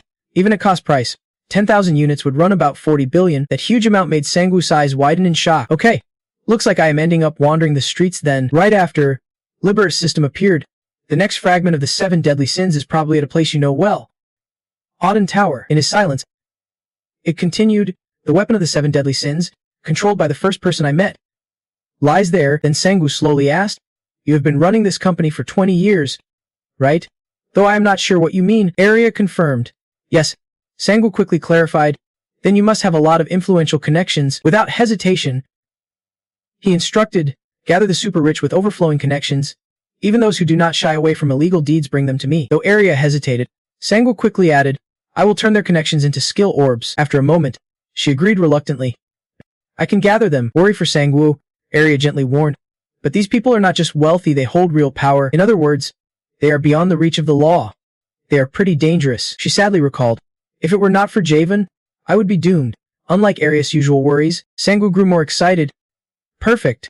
Those trash will pay big because they are obsessed with pure mana. Back in reality, after defeating all the burly bodyguards, he boldly said. Hey, no need to be shy. Teasing them, Sangwoo slowly asked. Anyone else? This terrifying scene has Danjun stunned. What is going on here? Sitting on the edge, he replied casually. Don't you see? I did not even get a scratch. Then Sangwoo switched back to a friendly tone. Just one simple order and you can all enjoy a tour and breathe in the purest manna at Auden Tower. After witnessing everything, Lors exclaimed, that kid's really something. I never thought his rank could be this good. Another nearby agreed.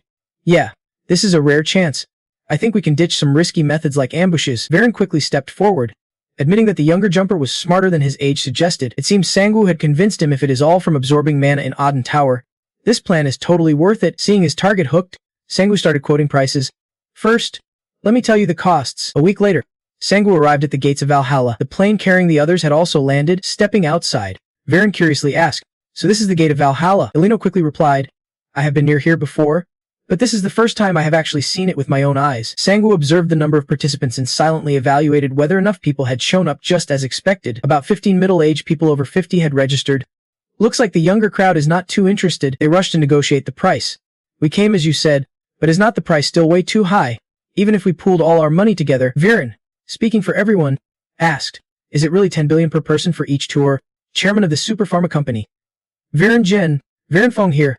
There is still another condition, right? However, any price haggling aside, Sangudon, if anyone gets even the slightest injury inside Auden Tower, they will get a full refund. But any intentional self-harm to claim the refund will be strictly monitored. Of course, I do not expect our honorable guests to behave like that. Everyone is busy, so let us get going right away. Just as he finished speaking, huge boulders started crashing down from the remote mountains. Later, Varen focused intently on the entrance of the rumored Auden Tower, and Elena was equally excited. No media has ever captured what is inside. Suddenly, she spotted some strange objects in the distance. What is that over there? Moments later, Park One, the head of the Kanos Guild, appeared and politely greeted everyone. Greetings, everyone. He shook hands firmly with Sangyu and the hunter Dung Sangyu. The next day, Sangyu warmly returned the greeting. It is an honor to meet you, Guildmaster Park One T. The name sparked Viren's curiosity. Isn't Park One T the head of a top-tier guild in Korea? Sangyu did not hide anything and explained. You can call him an Auden Tower expert. He will be helping us on this trip. In a blink, Wanda stepped forward to introduce himself. Inside Auden Tower is vast and freezing cold, so we have prepared some gear to keep everyone safe. He quickly pulled back a curtain to reveal a tour vehicle. Although a bit embarrassed, Wontai tried to hype it up. This vehicle can fly up to the clouds. It is super sturdy and packed with tech to make the tour comfortable. Hearing this, everyone immediately agreed. Oh wow, that is awesome. Although we all can fly, using that skill across the entire first floor might be a bit much, right? With a clueless look on Sanggu's face, Wonti wondered what the hunter was thinking. Sanggu did not understand the question at all and kept enthusiastically praising. Guildmaster's the best. Looking back a week ago, Wonti's startled shout echoed. You are really planning to enter Auden Tower? Used to surprises, Sanggu stayed completely calm. Yeah. We are taking money from a wealthy group to guide them inside for a tour. Sweating nervously, Wonti warned. Hunter, it is not that simple. Wonti went on a long rant about the requirements. You need government approval, and only officially certified people are allowed in. This is not a place just anyone can enter. Hearing that, Sanggu nodded and said, all right, we will handle that confidently. He explained, that is why I came to ask you for help with the paperwork. I need a route to sell monster kills inside and a tour vehicle for the rich visitors. And I also have a request for Vice Guildmaster Warrior. Still a bit worried, Wonti said, this is all pretty sudden. Noticing his hesitation, Sanggu got serious again. Guildmaster, with a determined look, Sanggu confidently declared, I plan to reach the top of the tower. The tour is just a way to make money along the way. Wasn't the first group only able to go 40 kilometers in a whole month? After thinking it over, something felt off. The initial route was way too detailed, like a guide to find something hidden here. In a firm tone, Sanggu continued, here's the deal. I do not know what you are searching for inside Auden Tower, but if you help me with my request, I will help you with yours. Isn't that a fair trade? Back on the trip, Sanggu was strategizing like a real tour guide. Now, look behind you. The ice droppers are chasing us. He flipped off the roof of the car and exclaimed, they are kinda cute, while Furl's face turned pale at the sight. Kill him quick. Hearing that, Sanggu calmly remarked, you guys do not know how to enjoy the trip at all. Still, he treated his clients like royalty and swiftly wiped out the aggressive droppers in no time. Right after the fight, Sanggu ordered numbers 3 and 4. I'm still not used to these stone pillars suddenly popping up everywhere when I am out hunting. Number 3. Number 4. Make sure to clean up those corpses. Okay. Sanggu humorously took in the surroundings, thinking how fresh everything felt since it would been so long since he would been back. Then he silently planned he needed to get 3 things here if he wanted to stop the harvest day and get the money. Inside the car, Laura smiled and said, seriously, I really want that kid. At the same time, Eleno excitedly chimed in, I can clearly feel a different kind of mana. Looks like my wrinkles just disappeared or something. Outside, numbers 3 and 4 were busy clearing monster corpses, swallowing monster stats, activating skill plans, and absorbing monster essences. A flashback of Sang-goo's conversation with Gwenny appeared, and I had one more request with a sincere plea. He said, the first-generation Korean hunter and the first to enter Odin's tower, please help me find info about him. Then Sang-goo thought, River's initial contact point, Hunter Baekwan, who owns one of the 7 deadly sins weapons. He is about to meet him soon. Sang-goo's car sped down a narrow mountain trail, feeling the wind rush through his hair as he scanned the surroundings. After a moment, Sang-goo remarked, this feels pretty familiar. Suddenly, in the quiet space, he heard a sound. Hey, from above. Sang-goo called out to number 1. Slow down. Number 1.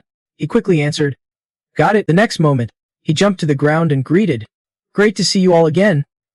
Back then, I was just trying to run away with everything I had. Suddenly, old memories flashed in Sang-goo's mind. Everyone, he yelled loudly, run toward it, back in the present with Sang-goo. Let us see. He hesitated but then decisively charged forward, thinking how much he would change since then. At the same time, the monsters with fierce looks charged in. Before Sang-goo could react, they launched continuous attacks. In the heat of the moment, he suddenly realized his clones were automatically hunting, and he could hear clearly despite the monsters still attacking.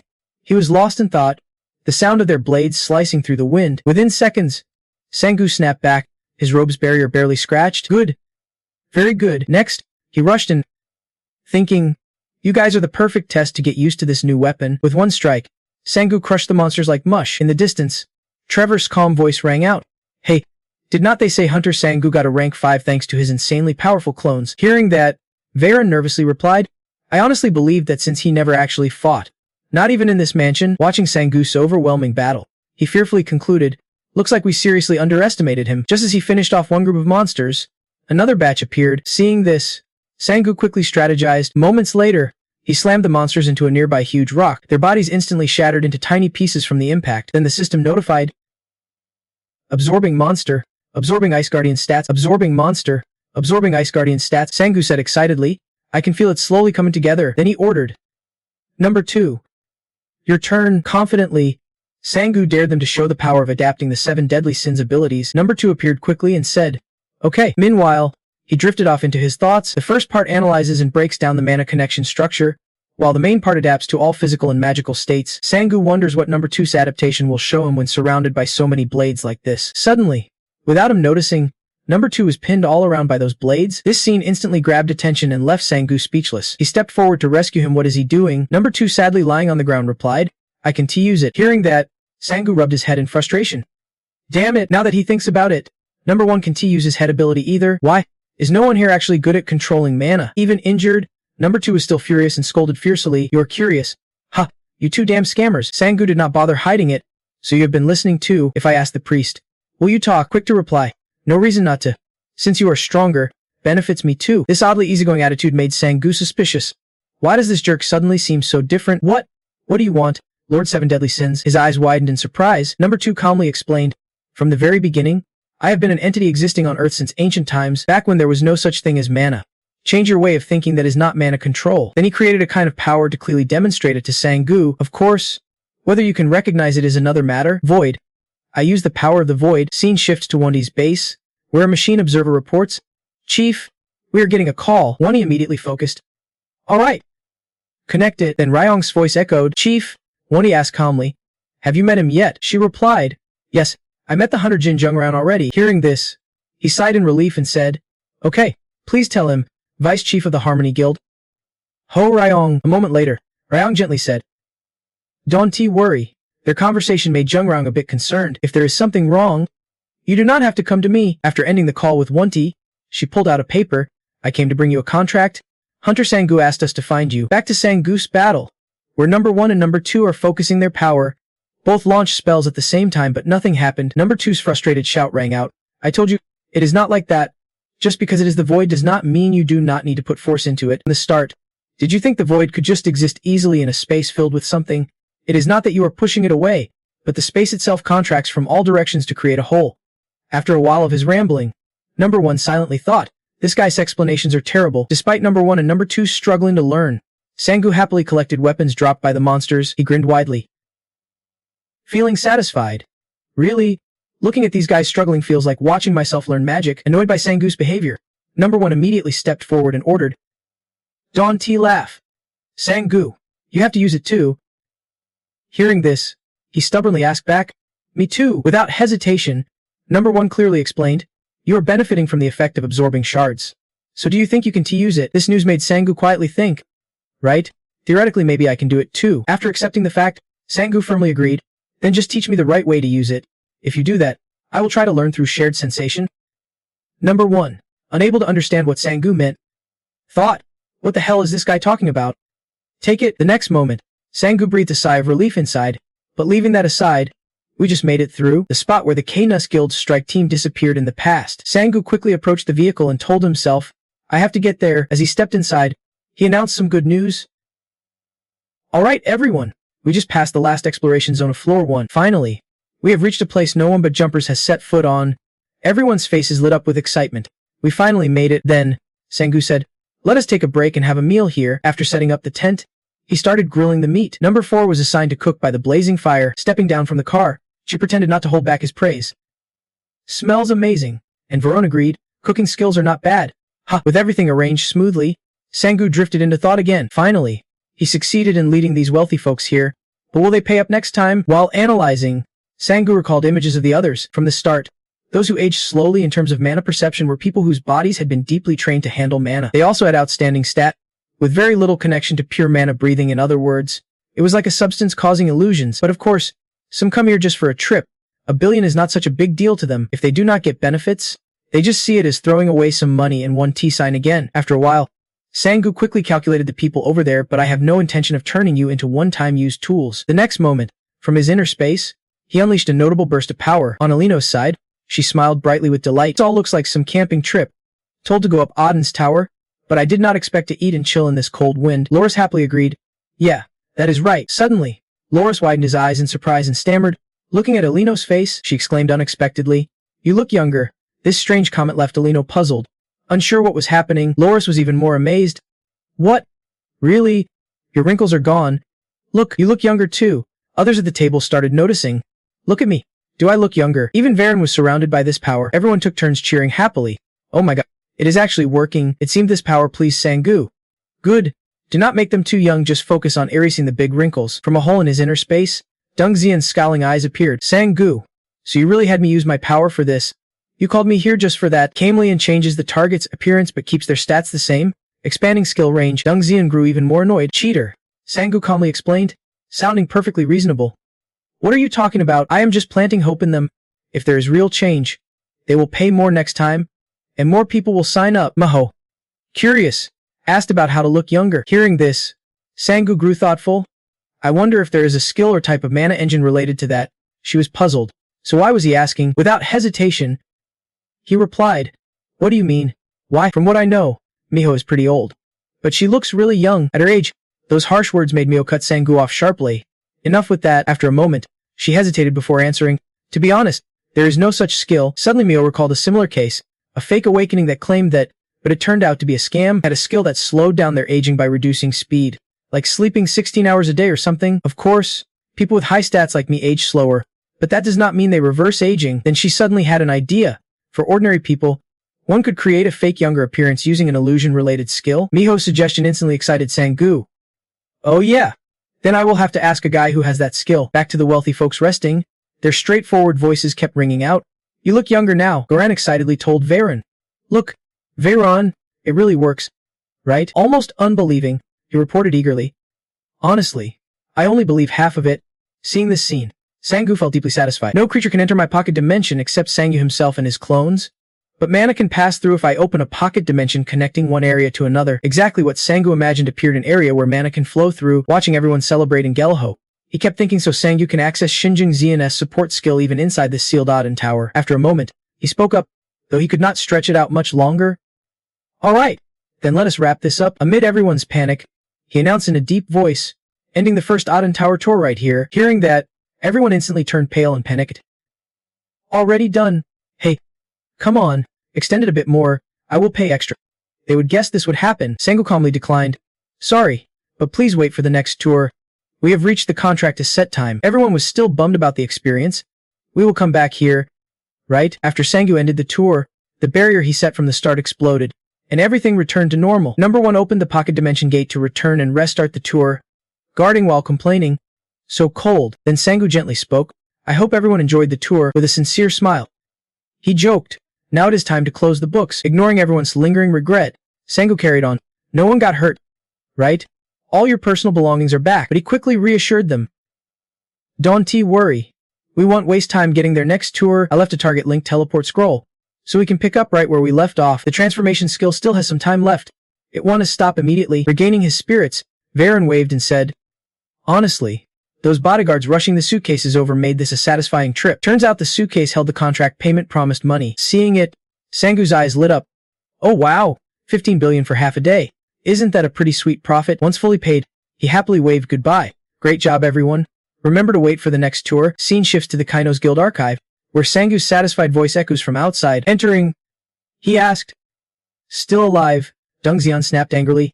Shut up, I am about to die. Seeing him so mad, Sangu immediately changed his target to Kainos. Vice Guild Master Ho Ryong can control mana super useful. Hearing this, Ryong finally realized, so that is why the guild leader asked me. The mana transfer skill is in use. Honestly, I am surprised. I was not sure he would accept that there could be magical limits. It is the first time I have heard of a punishment like this. She kept talking despite Dung Xian sweating bullets. He is definitely hiding something. Flashback to a few hours earlier. Dung Xian angrily shouted, what kind of contract is this? Apparently, the contract's content upset him. When I open my pocket dimension, let the old folks over there look younger on my signal. The Vice Guild Master will support your mana. While Ryong was curious about the paper's contents, Dung Xian regained composure and continued reading. Of course, if you accept this contract, she will also learn about your punishment. The choice is yours. Back in the present, gasping in pain, Dung Xian tried to speak, because I have decided to stop deceiving myself. Suddenly, Yin Jiang gritted his teeth and added, more than that. Jia said Dung Xian was holding back anger over Sangu's bogus contract. Do you have any conscience?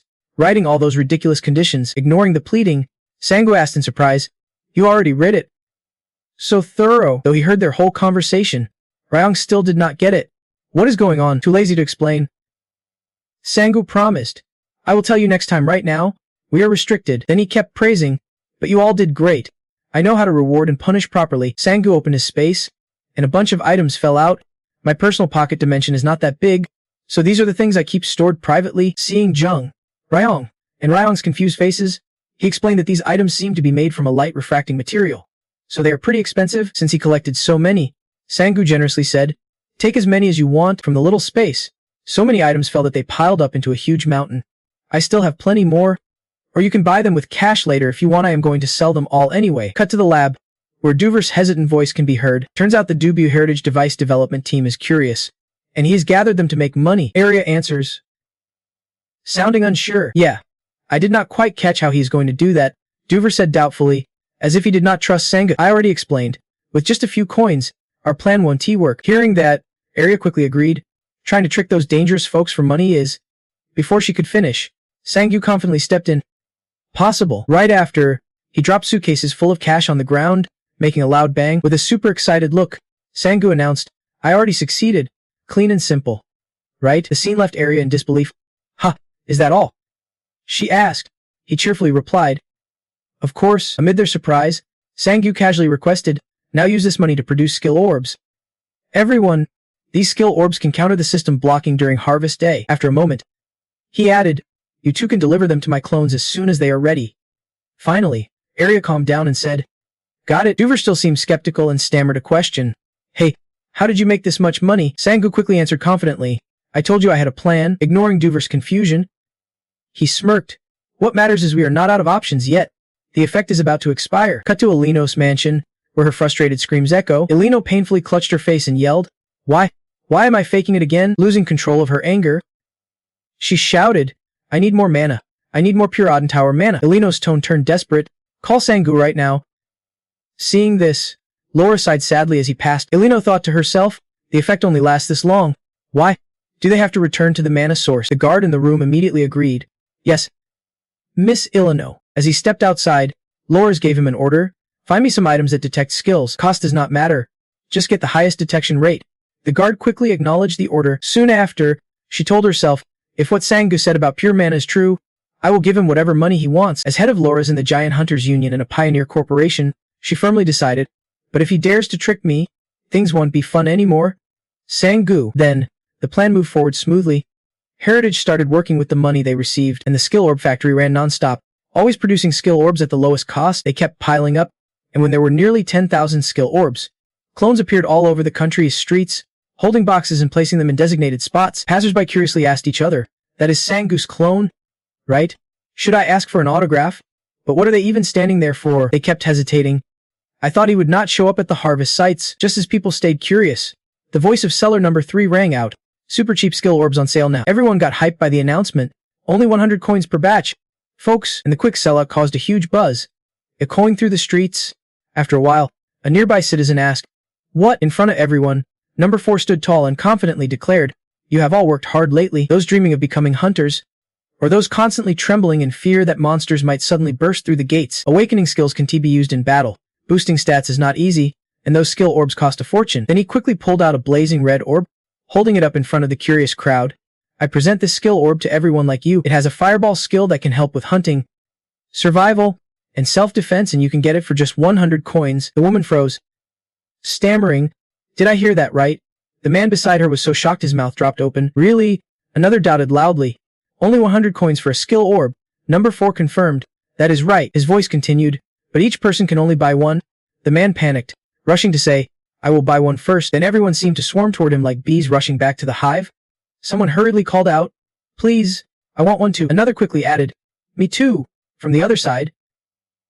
Someone shouted, "Everyone, line up." The skill orb glowed brightly in the buyer's hand, radiating a fierce power. Suddenly it transformed and shot out a fireball skill. The young man's eyes went wide in horror. "Oh my god, this is really happening, a fireball." The young woman next to him saw this and immediately stepped forward to buy a skill orb. Happily accepting it, he said gratefully, "Thank you so much." Number 4 smiled and replied, "Don't mention it. It is just a little goodwill." His voice rang out again, "Hunters always put the safety of the people first." Number 4's words moved many to tears. Some covered their mouths, shyly exclaiming, "Oh my." Scene change. Now they had moved to the next sightseeing spot. His voice rang out, "You must all be excited by now." He smiled and said softly, "All right, let us continue the tour." But, seeing the annoyed faces before him, he hesitated. "Today you all seem a bit down." Varun spoke with effort. "Isn't it obvious?" He continued. "Most of them returned to their old selves just hours after leaving Auden Tower.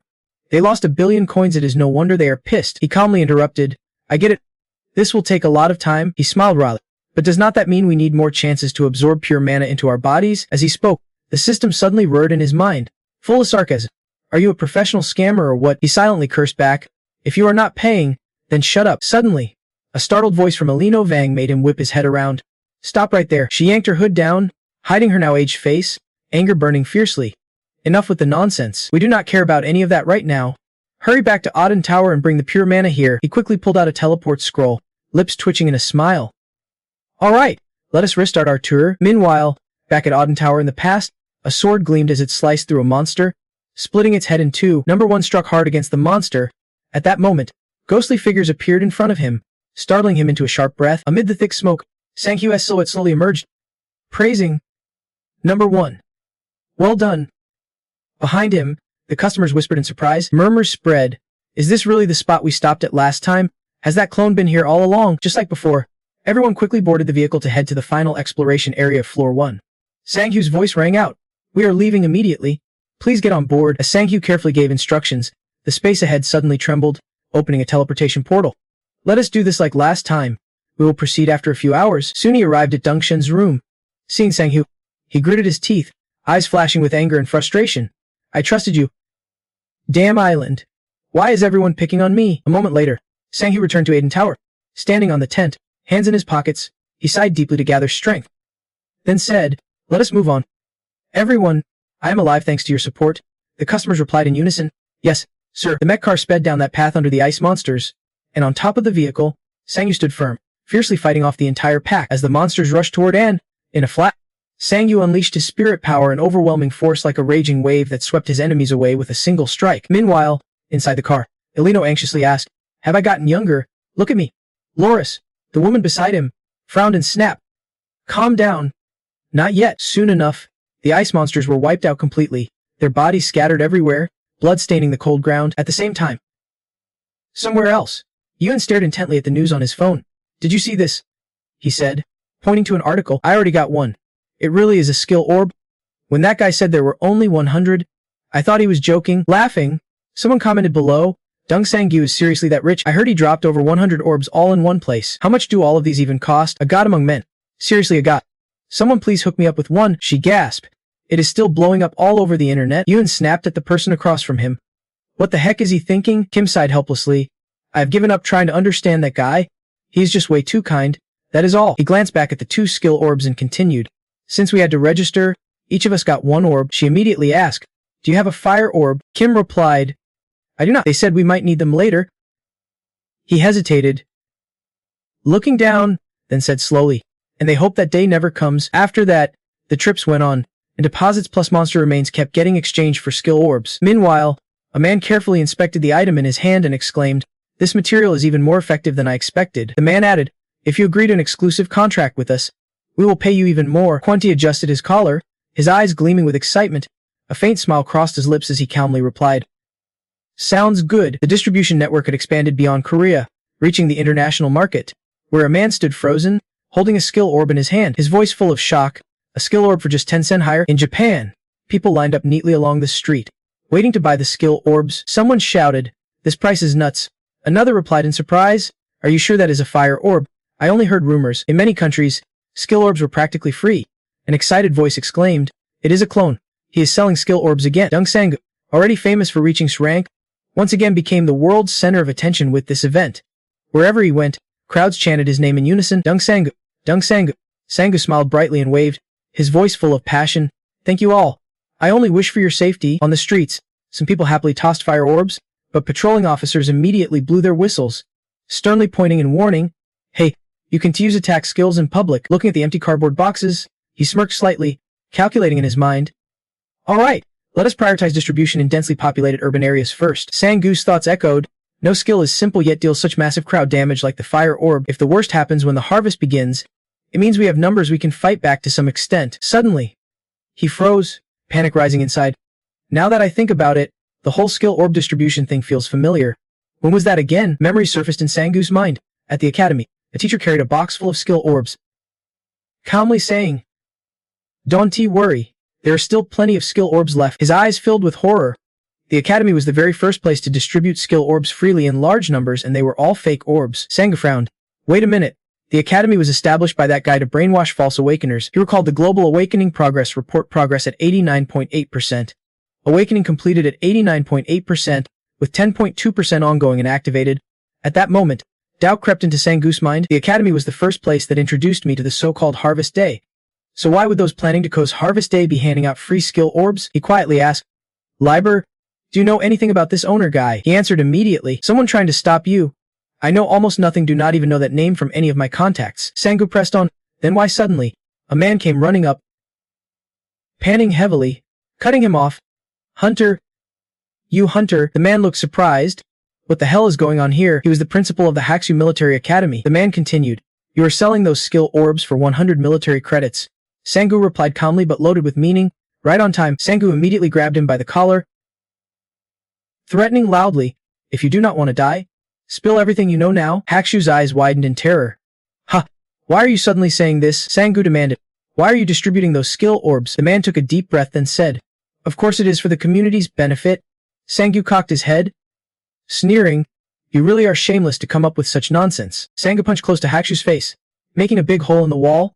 Gritting his teeth, he threatened, a selfish jerk like you would not think about anyone but yourself. Maybe I should just kill you now, Sang-gu said. The man was terrified, sweat pouring down his face, stammering, violence is wrong. Sang-gu clenched his teeth, every word dripping with anger. I do not have time for your excuses.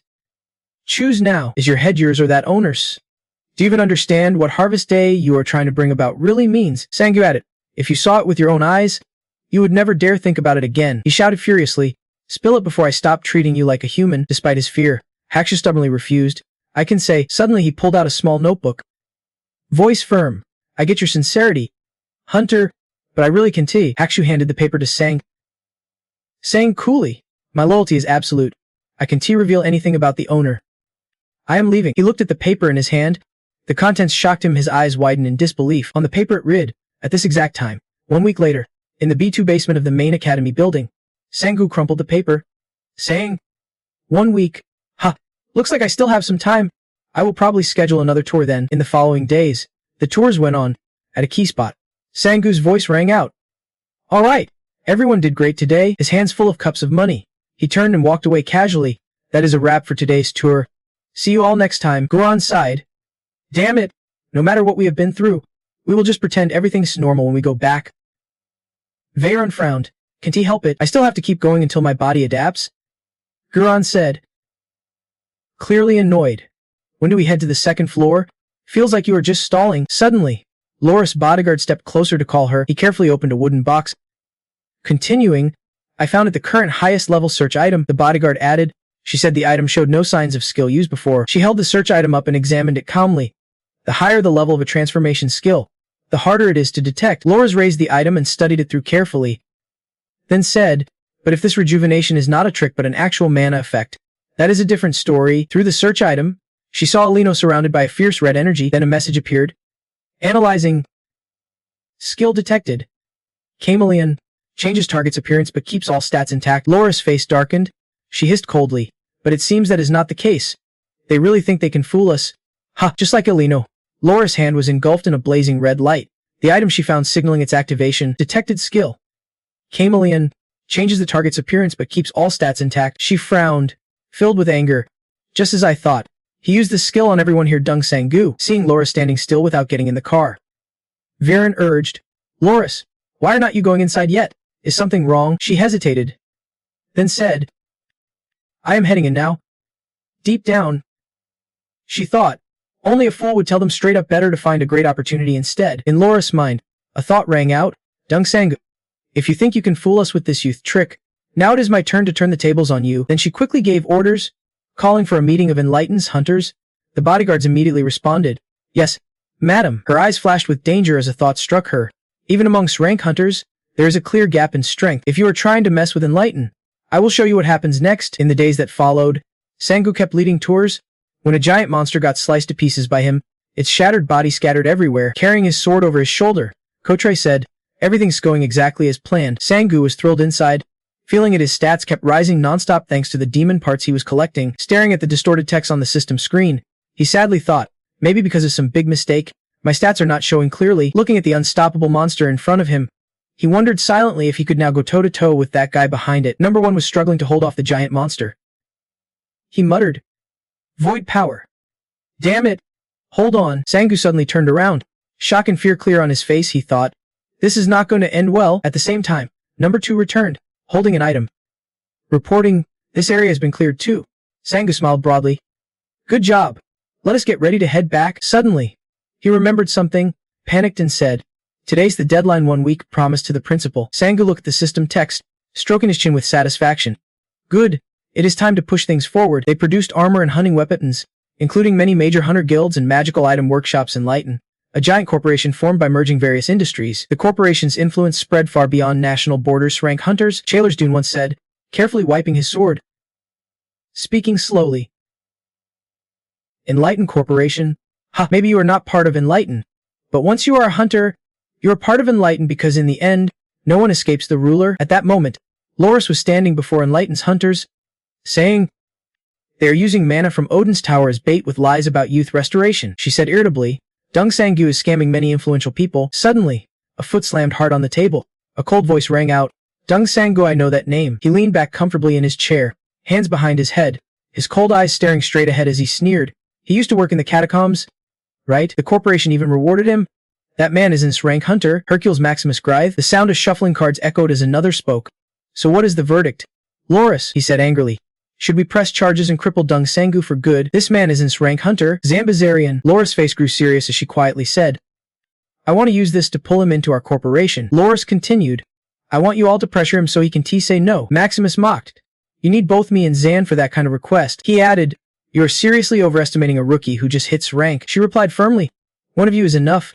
I just want to be sure. Loris' voice continued, especially since his clones matched the report exactly. Suddenly, a flash of light lit up the room, the ground trembling with each beat, and from that, a voice echoed, apologizing for being late. Zambazarian pulled a card from his hand, his tone dripping with sarcasm.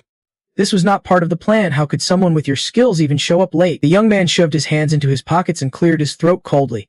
Wait, Did I just hear something about a clone? This is George Lucas, the rank hunter and head of the Enlightened Jumper Corporation. He continued, I am really intrigued what new trick is this Sang-gu hunter pulling now. Meanwhile, at the Hunter Academy's South Korea branch, the whole school was cloaked in darkness, quiet and gloomy. A thin man quietly walked down the dim hallway. Sang-gu pushed open a door and stepped inside. At least turn on the lights. Would ya? Sang-gu continued, like you said, I arrived a week late, his tense face tightening with every word, as if frozen in place. The man's voice dropped low and steady. You are here. Inside the room, around a large table, several people were already seated. One of them turned to him with a smile and spoke. You must have a lot of questions. Come. Sit down. Everyone in the room shared the same expression. Wide-eyed. Frozen faces. Terror etched into every line. Sang-gu was puzzled, thinking, what is wrong with these people? He quickly pulled out a chair and sat down, his cold gaze scanning the table before he asked, first, tell me your purpose here. Why are you handing out fireball skills for free? If you are trying to harvest, there is no reason to give away attack skills. Haksu's hands were clenched tightly.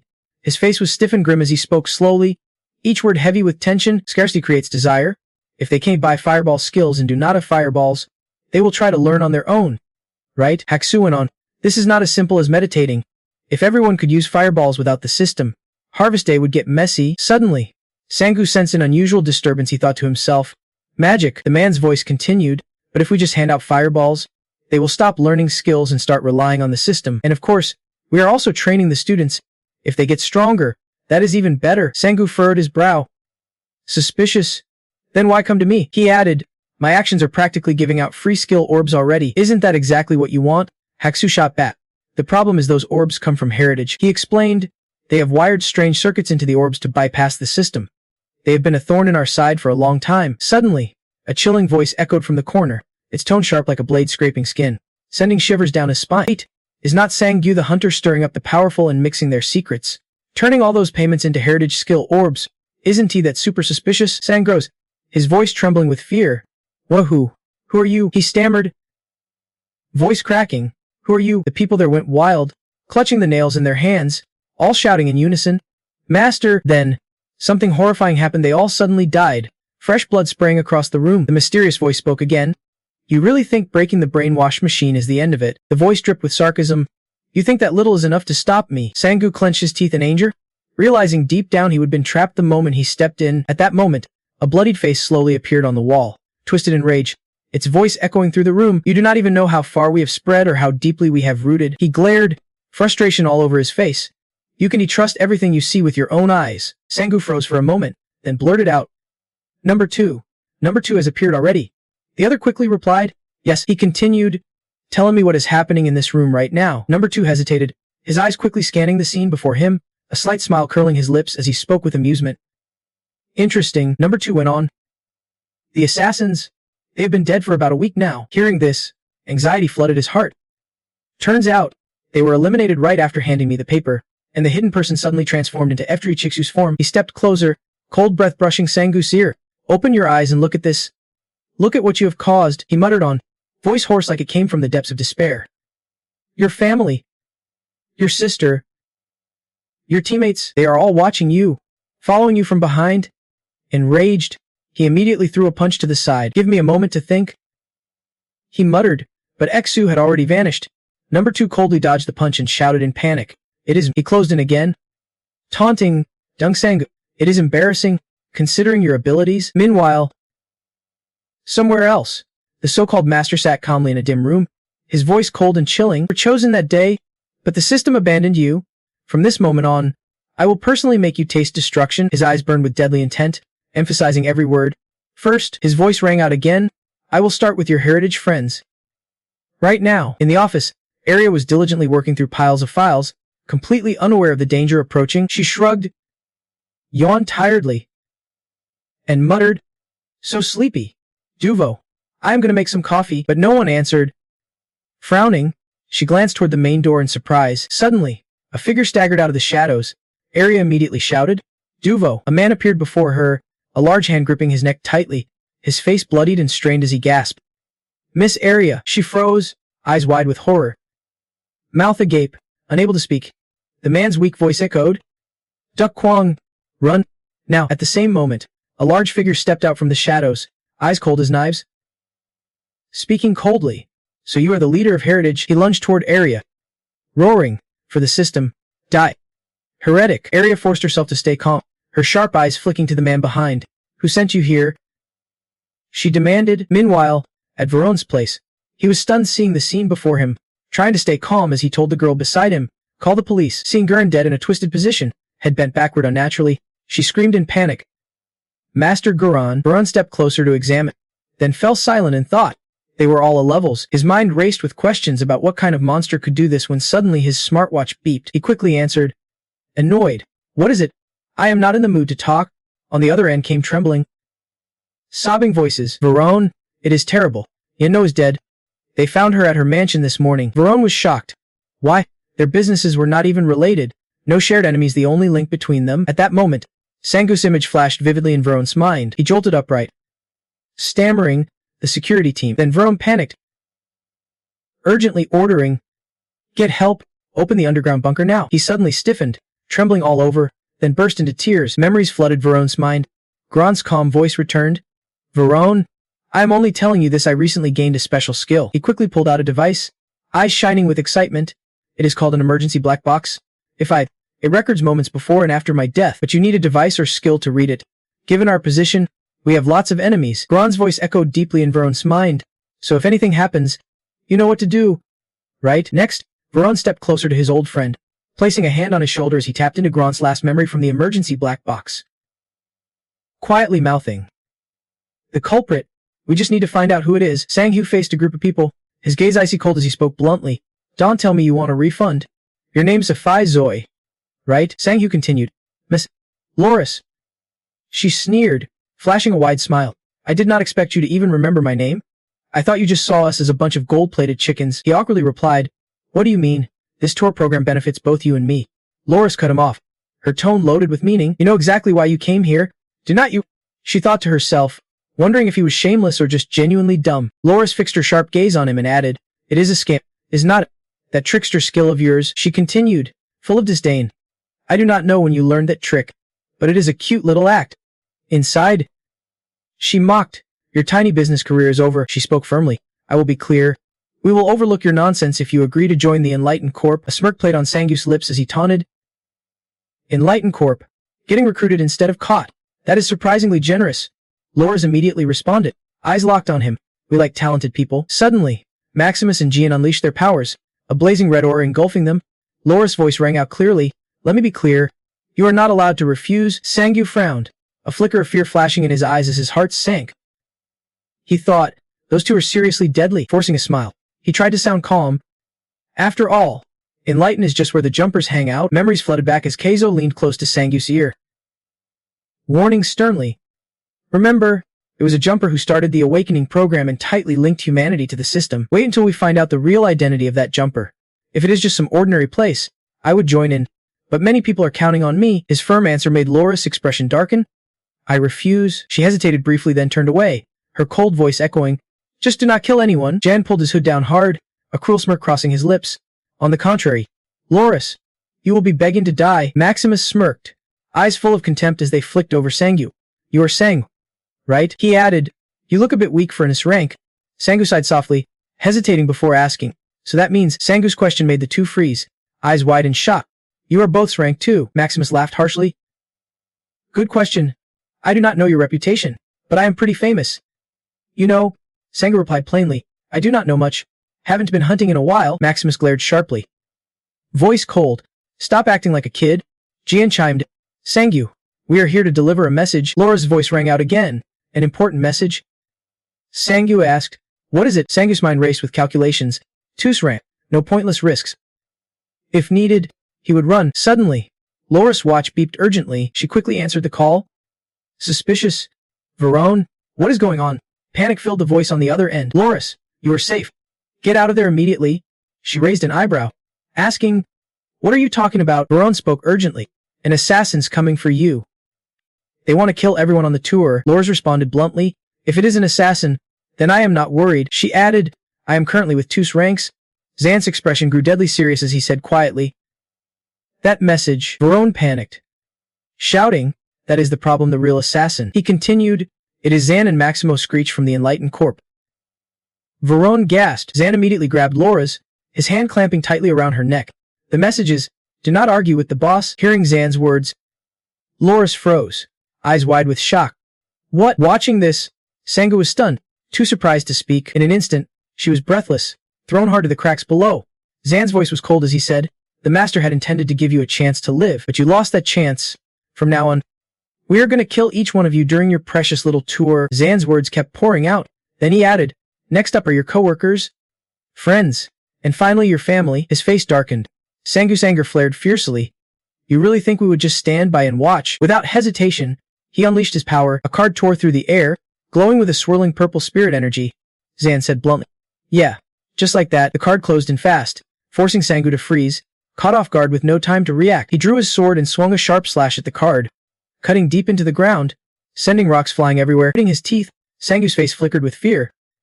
This power. It is heavy. What kind of ability is this? Suddenly, Maximus threw a punch straight at Sangu, mocking loudly. Next time we meet, I bet your poor clients will be 6 feet under. Maximus' eyes turned icy cold before he immediately prepared his skill. The hero's right hand, Sangu took the powerful punch head-on. The air lit up with terrifying force, followed by a thunderous explosion. Sangu flew backward like a ragdoll, spinning wildly through the air. He slammed hard into an old building's wall, the impact so strong it shattered chunks of stone and dirt, leaving a huge hole. Inside, people panicked and scattered, eyes wide with shock and fear. Unable to grasp what had just happened, Sangu slowly sat up through the dust, casually saying, that one hurt. Down below, a tall figure slowly approached Loris. At the same time, at Taebun, on a patch of ground, Gongrong knelt solemnly and spoke. So the plan is unfolding as expected. Gongrong continued, just a tiny pest blocking the way. Like a fate already sealed, there is no escaping judgment. Rest easy, his voice echoed again. Oh great system, the man in front praised. Well done. You have endured much hardship. He stifled a laugh and softly added, I wonder if my demands were too much. Then a burst of hearty laughter erupted. The man said, I just can't hold it, and did I sound like a god just now? He slowly took off his glasses and answered himself, of course not, because this man is the system operator. He went on, I am just a tool after all. I wonder when Lord Liber will arrive. Meanwhile, at Verone, a voice urgently echoed through the building. Garan, Garan. The young woman sighed helplessly and reported, sorry to bother you. Lord Varen. Lord Garan has locked himself away from everyone. She added, he has not come out since yesterday. Memories flashed through his mind as Guran shouted angrily, I am getting old again. This tour's a scam. Verone snapped. I will go myself and drag him out. Soon, he reached Guran's room. As Verone opened the door and stepped in, he said, Hey Guran, if you keep avoiding the tour, things will only get better. Trust me. Why quit so easily after just a few tries? Calmly, he added, I am sure your hair will grow back soon enough. But the scene before Verone stunned him, fear clearly written on his face. Over at Area, a silver-haired man with a dark, cold expression. Lord God, that is King Locutus, the engineer Abaddon. Abaddon's sharp, demonic hand was quickly engulfed by swirling spirit energy. He growled, it is over. You have done enough. The only thing left is to pay the price. Then Abaddon charged at her like a raging storm, snarling, do not resist.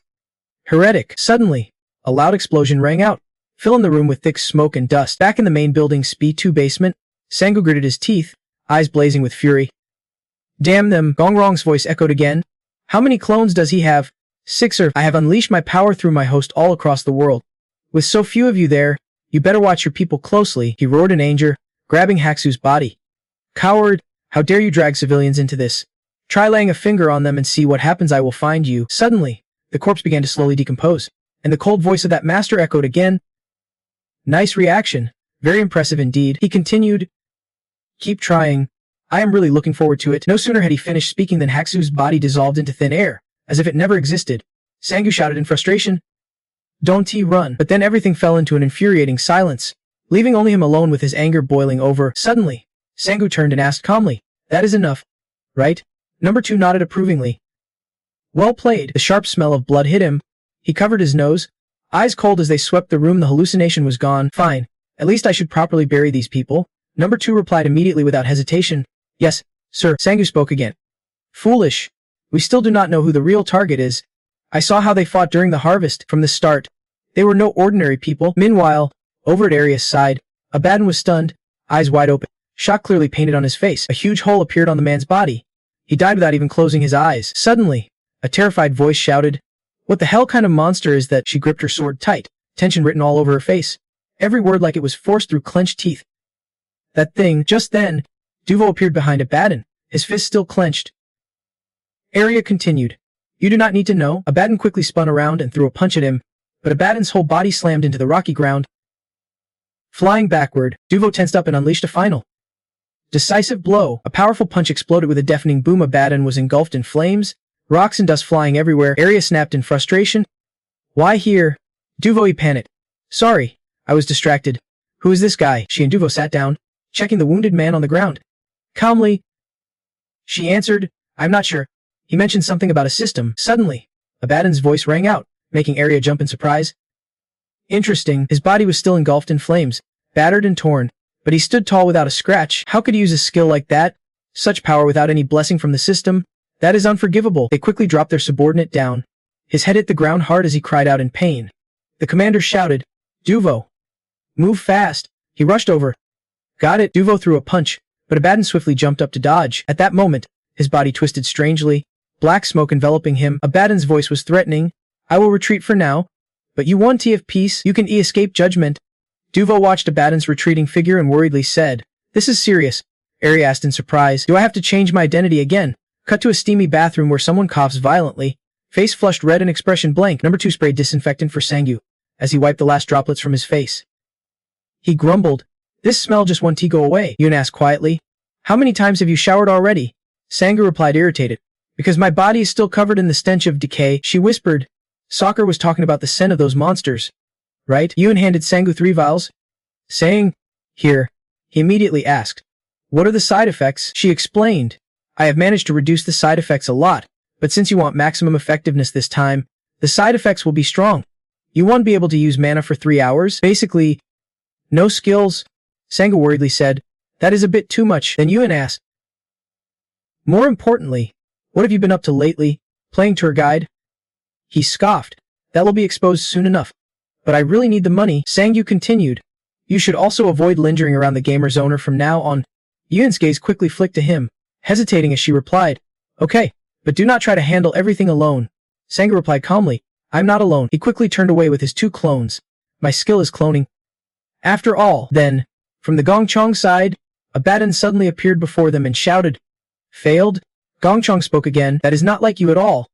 Abaddon, he said, kneeling down and sincerely apologizing. I am truly Master. Abaddon's voice rang out again. I am sure the system in that prison was tightened, but they were still able to use their skills freely. He corrected himself, eyes wide with shock. What? He quickly pulled out his blade, about to say, I accept my punishment. Startled, the other shouted loudly, Enough? Enough? Stop it already. Why does everyone want to die? Gongchong quickly unleashed his power, spiritual energy swirling around his body. He proposed, Let us put heritage aside for now. I will cut off his money source at the root. His little cute business empire will collapse. Sangyu scene change. In a dim room filled with machines, an angry voice shouted, Damn it! The people in the room were blindfolded, faces full of terror. The angry voice yelled, Damn, this is a betrayal. Illinois covered her face crying softly, That bastard Sang. I knew from the start he was a damn traitor. The terrified woman's tears streamed down her face. Please, let me go. She stammered, unable to speak properly. Please, stop. The woman turned around frustrated, her voice full of rage. Hey, did not you guys all sign the contract? You provide mana from your youthful bodies and I pay you. Soon, the woman's body quickly dissolved. Illinois wiped her tears and asked, Security chief, is there anyone in the group with tracking skills? But only silence answered her question. Outside was eerily quiet. Illinois quickly opened the door and stepped out, asking suspiciously, Why is not Locust answering? Where is everyone? Didn't you hear me calling? Seeing the scene in front of her, she froze. Ahead was a bloody battlefield. Bodies scattered everywhere. Blood splattered all around. Illinois' eyes widened in horror as she stammered. What is this? Suddenly, a huge hand grabbed her neck from behind. Illinois was startled. Unable to resist, she tried to turn her head to look back, but a cold voice spoke. Not even a rank hunter can make a sound. The sin of abandoning the system to trade for youth must be paid with your life. Illinois was terrified. Why you? Scene change. The academy bathed in morning sunlight, fresh air and peace filling the place. Heian sniffed and saw a familiar figure ahead, softly asking, Number 4. What are you doing here? Heian continued, You have not been attending classes regularly lately. Number 4 did not answer but pointed beside him, asking, See that? Following his finger, Heian said in surprise, That is the professor. She added, That is Professor Kang Yiseo. The one you said was justly punished. Number 4 was silent, deep in thought. At that moment, the dimensional rift quickly opened. Sangyu coldly asked, Well, through the dimensional rift, his voice echoed, just as expected. Number 4 continued, All the students are staring into the void, convinced the professor is there. At that moment, a thought crossed Sang-goo's mind. Something's off. It has been a week since the professors died, but there has been no news from the academy. They must be hiding the professor's deaths with illusions. Number 4 turned and asked, "What about Professor Wang Junhai?" Heian's eyes widened, exclaiming in shock, "What is wrong with you?" Professor Wang Junhai left the academy after the last incident, her face twisted in confusion. Stammering, "What do you mean? There is nothing there. Could it be I have been brainwashed?" Suddenly, he grabbed Heian's hand firmly, speaking calmly, "Relax, there is no brainwashing going on here." On the other side of the dimensional rift, Sang spoke, "It is too noisy." Heian! The machine was destroyed, so brainwashing is not possible, thought to himself, but that illusion skill must have been used on a massive scale. The fourth sternly warned, "From now on, do not come to the academy anymore." Her face suddenly flushed red, and she shyly replied, "Yes." Understood. In Un's mind, a thought popped up, this is just a clone, but since it looks like him, I kind of like it. She asked again, "How long do I have to stop coming to the academy?" Wang, speaking as Sang-gu, answered, "Starting today, stay at the Guillaume headquarters with Gu Hun." The voice calling the master's name suddenly came from behind him, full of authority. Sang-gu, Lores appeared, standing coldly with 2 rank hunters behind him. She said angrily, "Can we have a moment to talk about your tour schedule?" Sang-gu quickly cut the conversation short, "I will call you back," and slipped away. "Don't tell me you want a refund." Leber took off his glasses, revealing devices that looked like syringes around him. Then he smiled brightly, "Of course not, because when I threw off those glasses, I became an illusion. I am just a tool. This is the system operator." Then Leber asked, "I wonder when Lord Lieber will arrive." Amidst the thick smoke and gunfire, he told the story. "It has been 20 years since that great disaster. I am sure I was on Earth that day." Gong crouched down to the ground, looking a bit serious. "Have you thought more about what I said earlier?" he asked bluntly. "About your appearance?" Leber held a weapon in his hand, pondering, "Well, it is a bit of a waste, but should I use this?" Elisa's silhouette appeared as she put something in her mouth, something that could completely rebuild her body, a miraculous medicine that could heal her. Then everything exploded, pure magic. Elisa stood amidst the chaos of bombs and bullets. If I were a bit faster, Miss Elisa could have woken up by now. So if I do this, I am sure she will want to meet me. When Elisa said, "Even if I am just a tool, I guess appearance still matters," Gong clenched his fists tightly under the ground. He said something that caught Elisa's attention. "You are not just a tool." Then Gong stood up and shouted, "You are a god who will enlighten these foolish mortals." He continued, "Please do not belittle yourself like that." Elisa sent a command, "Do you know anything?" Then she started recalling Trevor John's image and explained it to Gong. "Even in Tybern, there is a noble who called you Lord Lieber. At first, he was fully against spending time creating her, but after witnessing Lord Lieber's miracle, he became a fanatic." Elisa turned and replied, "It depends on what people expect. They call him by different names, even though his identity was clarified from the start. Those types are always the first to betray when their faith collapses." Suddenly, a blue light appeared, making Gong's face go pale. Elisa had not stopped and was now standing behind him, threatening. "Don't try to change the identity Lord Lieber gave me." As Elisa spoke, Gong was so scared he was sweating profusely. "Just like the identity I gave you, besides searching for Lord Lieber, you better not try to be anything unnecessary." He obeyed. "Yes, sir." After that threat, Gong was relieved to have escaped death. "Here it is. Yes, this is the dignity a lord should have." Understood. Scene changes to TV news reporting on a wealthy billionaire. The host said, "Another horrific incident occurred. The chairman of a major weapons manufacturing company, Lomas, was found dead 3 days ago. He was a powerful figure in both politics and business, with ties to many criminal organizations." The TV continued, "Next is Laura, the manager of the Enlightened Corporation. He is the 5th victim in a string of murders targeting the elite. Called the serial killer case, the suspect disabled the entire company's security without leaving a trace of blood, showing extremely dangerous skills." Sang-gu looked at his phone and muttered, "We are ruined." He turned and asked everyone there, "They came here too, right?" Un replied, "Luckily, we chased them off. They are just random thugs, not the rank attackers who went after you." The man dropped a shocking bombshell to Sang-gu. Surprisingly, Jan and Maximus had been on the system's side from the start. Sang-gu's eyes widened. "Those two are famous," he continued. "Ranks are always famous. Even I, who fought in the T-Bone War, have to admit they are monsters. Even Leah Gatto, who's been sealed away for ages, still gets mentioned now and then. That strange bug-like guy who joined us is also super strong. Almost like when Jan and Maximus show up." He could not believe it, just 2 level 5s causing this much trouble. Sang-gu spoke up, asking where the captain could have disappeared to at times like this. The 2 uns hesitated a bit. "I remember he said he would found the location of the fairy herb. So he must have gone to get it already." He wore a cold expression. "Fine. I will leave a clone here then. Losing 1.5 billion on a sightseeing program is such a waste. But that money was just from selling monster materials from Udden's tower anyway. So whatever." Sang-gu stared at his phone. a bit worried. The bait's all taken, so how are we supposed to fish now? The news kept rolling, talking about the serial killings. High-ranking officials worldwide are beefing up their security. He thought about it actually. Is not this whole mess kind of working in our favor? Scene cuts to Maximus grabbing his bloodied arm. As you requested, sir, we are cleaning up those who accepted Sang-Yu's offer. He smiled and said, 5 are already dealt with. The rest will probably back off in fear. At this rate, their funding will dry up fast. Sahunter Hercos Maximus Grizz, and next to him, Sahunter Playboy Zambingurian. Gongjong praised them. You two did great work. Gongjong turned and smiled brightly at them. You really are my deadliest weapons? Suddenly, Dang asked, Master, pardon my boldness, but why can't we just deal with Sang-Yu Sa directly? He pressed on. Is there a reason we have to take such a roundabout route? Gongjong laughed loudly.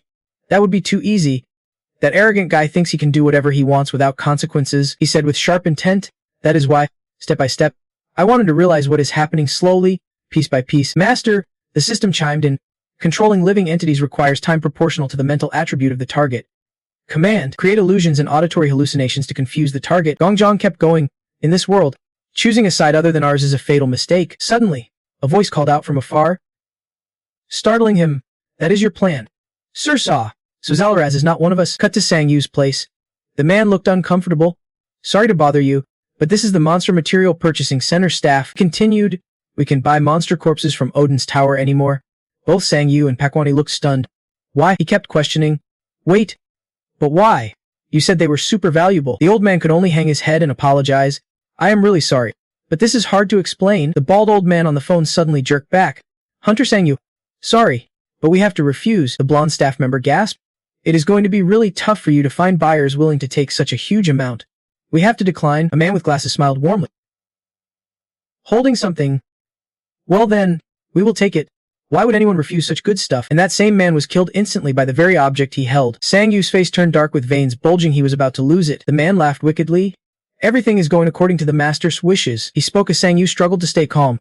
All for the system, and all for us. Back with Gongjong. He laughed uncontrollably. See, you get it now. Gongjong smiled smugly. Now Sang-Yu can't do anything. He won't find any funding to buy skill slots anymore. Jumper spoke up. So that is the reason. He frowned. But did not you kill Lara Sus manager? Gongjong acted sorry. I told you I am sorry about that. I had no choice. The way she chased youth was so reckless and thoughtless. Giving money to Sang-Yu. Then he asked Vuver, and why are you pretending to care? Gongjong kept criticizing Jumper, saying he treats no one like a human except himself. But Jumper stayed silent. Jumper started moving. Laura manages the Global Awakening program, which might mess up the Harvest Day plan. He walked up to Gongjong with a cold smile. Their vibes could not be more opposite. Honestly, your nonsense is my biggest frustration, he said. Don't worry. I will explain everything clearly when the time comes. Jumper kept talking. That is not it. What surprises me is your real intention. He started detailing Gongjong's plan. Basically, it is just to stop Sang-Yu from selling the Heritage Skill Orb. Right? Every plan was laid out clearly using rank assassins to take out powerful figures in the Awakening program. That plan even hurts innocent people, threatening them to sabotage Sang-Yu's program. Jumper mocked the plan. That is all the plan is, but Gongjong did not think it was bad. Things are actually going well. Rambled on about that scheme. Sang-Yu is isolated and will be taken down slowly. Before Gongjong finished, Jumper burst into loud laughter, then could not stop laughing. Gongjong was stunned. What the hell are you doing? Why are you laughing? Cut to Valhalla Gate. North One. He stood next to Sang-Yu and said, just as I thought. No one's here. Looks like everyone is scared of assassination. Sang-Yu glanced at North Wundy. Maybe the opposite. Back to Jumper. He laughed until tears streamed down his face. Damn. It has been so long since I laughed this hard. Gongjong was furious.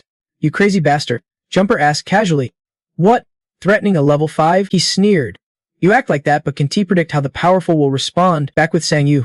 He looked up and saw blue energy above. Suddenly, a huge explosion shocked North Wundy and Sang-Yu. Varen rushed over carrying a water staff. Sang-Yu, the Awakening program. Hurry. Head to Odin's Tower, where no one can track us. He grabbed Sang-Yu urgently. All the level guards were useless, no matter if it is 10 billion, 20 billion, or 50 billion. I will pay it all back. Isn't your status perfect for protecting others? Varen kept pleading. Please protect us. Please. Save us. North Wundy stopped and asked. Hunter, do not tell me you already guessed this. Sang-Yu replied calmly. Guess what? I did not do anything. The so-called master made this mess himself. Everyone, no refunds this time. Turning back to Jumper. Still laughing, he said. Master, you have some seriously powerful skills. The more he spoke, the angrier Gongjong got, but his mind was too dumb and reckless. Like a mad dog, Gongjong yelled. Shut up. Behind Jumper, Jian and Maximus appeared, ready to attack him from behind. Maximus charged in. I do not want it to come to this. Chairman, and Jiang slammed his fist down on Jumper, and Jiang also threw out the rock card. The entity inside the card appeared facing Jumper, but he just stood there, unmoved. A giant eye appeared, saying, "Look at me." Then Gong Trong appeared with an unclear face and cables around him, the one who killed them all. Jumper, the words echoed near Jumper, but he did not care. Instead, he wore a creepy smile. "Even though you had so many chances, you still let us down," just when it seemed like Jumper would be knocked out by the fist. The entity in the rock card and the eye appeared and everything suddenly vanished. Maximus and Jiang were stunned by what just happened, especially Gong Trong, who turned pale with fear. "What is going on?" Jumper casually turned and asked, "Has this little cat scratch been taken care of yet?" Jiang was totally confused. His throne cards had come back. In the current situation, Maximus had not even recovered. He was sure he had punched him already. He started to suspect, could Jumper's weird ability be more than just wiping out consciousness? Jumper smiled brightly and mocked, "Guys, did you really just punch your own boss?" Jumper put his hand on Gong Trong's shoulder. "This is the second time. Boss, I am holding back because this time I am on your side." His cold gaze warned, "But there won't be a third. Clean up those dumb plans your idiot brain cooked up, and go kill Jumper immediately." Jumper kept threatening while Gong Trong panicked. "I am seriously getting fed up with cleaning up the mess you cause." He left, leaving the three behind with a satisfied smile. "Alright. Good luck. Everyone, I hope you do not cause any more trouble that makes me come back here. I am seriously counting on you. Now, Dung Sang, how are you going to handle this?" Then Jumper was gone in a flash. "Yep, this feeling, I think I have just become your fan." Back at Mountain No. 8, a shadow code 8 lay on a suitcase. Beaming. "So much money. I feel like I am going to burst." On the freezing snowy mountain, Vera nervously said, "Hey, we kept our end of the deal. 10 people, 50 billion each. Half in cash. The rest transferred to your account. That is a total of 500 billion. 8 relaxed, waving his hand. "How about swapping your crappy stuff for some high-end, smooth gear instead?" Varen was speechless with anger. What a useless jerk. He sat up. "By now you probably know the whole getting younger by absorbing pure mana thing is a lie." 8's words worried everyone. "This place is just a temporary hideout. If that is clear, just stay put in camp. Everyone does their own job. For food, just pour water into the instant packs, and when it is cooked, handle it yourself." Holding a water container, he called toward the front. "Wait, where are you going? Didn't you say we should stay here?" 8 smiled contentedly as he left. "I left some clones to keep watch, so do not worry." He walked further away, waving goodbye behind him. Meanwhile, I am going fishing inside the greenhouse with butterflies fluttering around. One butterfly landed on a flower only to be suddenly crushed unexpectedly. Gong Trong angrily stomped on it and cursed to vent his anger. "You insect! You damn bug! How dare a disgusting pest like you!" He was furious. "You disrespect me." Then Gong Trong stopped and muttered, "Right? It is because the person who said it is Jumper. Just do as he says." While he spoke, a group approached near Gong Trong. "Just wait and see what happens to this world now that I am determined. This time, it is your turn to kneel and beg for forgiveness." From that day, the group in black coats entered, ruthless and relentless. As he spoke, faces of those close to Sangyu appeared in Gong Trong's mind. Anyone even remotely connected to Dung Sanggu. Ari and Duver were no exception, nor anyone who helped him get those skill orbs. Even just a little, surrounded by thousands of his followers, Gong Trong declared, "They all deserve the death penalty." Cut to the bar. 1, 2, 3. Cheers. Changsu raised his beer and congratulated him. "Hey. Congrats anyway. I heard you have been doing pretty well as a hunter lately." He replied, "Yeah. I just leveled up this time." Changsu praised him. "Wow, that was fast. The guy we are congratulating here is Sang Yu's friend, Kim Eun-du." The three of them at the table. Kim Kyung-du said modestly, "Well, I'm still not as good as Sang." Changsu kept encouraging him. Hey, but leveling up is awesome on its own. No need to compare yourself to someone higher rank." Alongside the Kim Knights, Kim confidently responded while watching the lookout, "With my demon bullets." "Definitely." Another friend, half drunk and ignoring the talk, said, "I told you, once you have money, people change. That guy has not been around because we are not on the same level anymore." Kim Kyung-du slammed his empty glass on the table. "He is not that kind of person." He shrugged and left the table. "You guys are killing my mood. I'm out." Chang Su called after him. "Hey, Kai-un," the other friend explained. "I was just joking." Kim Kyung-du walked alone down the empty street. As he walked, he thought about Sang-gyu's impressive success as a hunter. It was so inspiring that he threw himself into the hunter world too, becoming a rising star pair in the hunting scene. Kim Kyung-du reflected. But the more he learned, the more he realized this world was a harsh dog-eat-dog place, full of people with skills like his. Even at rank, there were monsters that could withstand bullets. He could not imagine just how strong Sang-gyu had become. Then Kim Kyung-du suddenly paused. But he remembered the past when he used to hang out with Sang-gu. Kim Kyung-du walked with regret. Those were really good times. Suddenly, someone sneaked up and drugged him from behind. Kim Kyung-du could not fight back. This bastard is too strong. He still tried to ask, "Who are you?" Before he could get a clear answer, Kim Kyung-du collapsed from the sedative. As Dong Ji-woo entered her house, her parents called out, Jai Woo. Dinner time, she obediently replied, feeling it was odd. Deng Ji-woo bragged to her parents. It is not a clone, but it is still a pretty awesome skill. They asked with concern. Are you training skills again? You are not planning to become a hunter, right? In front of a tall apartment building, a fully covered person spoke on the phone. I have sent you the coordinates. Just as he finished, the apartment where Deng Ji-woo's family lived exploded while all three were having dinner. This is where Deng Sang-woo's family lives. Suddenly, the apartment explodes, sending smoke and flames into the air. The lookout watches people on the street and says, Park Won-tis little sister, Park Juna. Abaddon is standing by and asks, Kim Seone and Miho are nearby too. Can we handle all three at once? This is the Abaddon Knights. Alongside the Kim Knights, Kim eyes the lookout confidently and replies, with my demon bullets. Absolutely, and readies to pull the trigger as the system activates. And a bullet flies out. Yuan asks Heian, how long do you plan to stay here inside GM Company's headquarters? Heian did not know yet. I am not sure about that yet. Yuan recalled past events. You really have no shame after what happened last time I was attacked. Heian lowered her head in embarrassment. That was because I was brainwashed. Let us just forget that happened. Okay. She sighed. Forget it. When Yuan brought Heian to Kim's place, she asked, have you gathered everyone? He looked up and replied, yeah, it is in progress. While he talked about the hunter's plan, Yuan said, about that, I think it is pretty risky. Then Heian seemed to notice something. She looked down the hallway and saw a long-haired figure in the distance. She trembled. Sorry, but the building is completely locked down now, right? Kim, clueless, answered, yeah. Heian hesitated.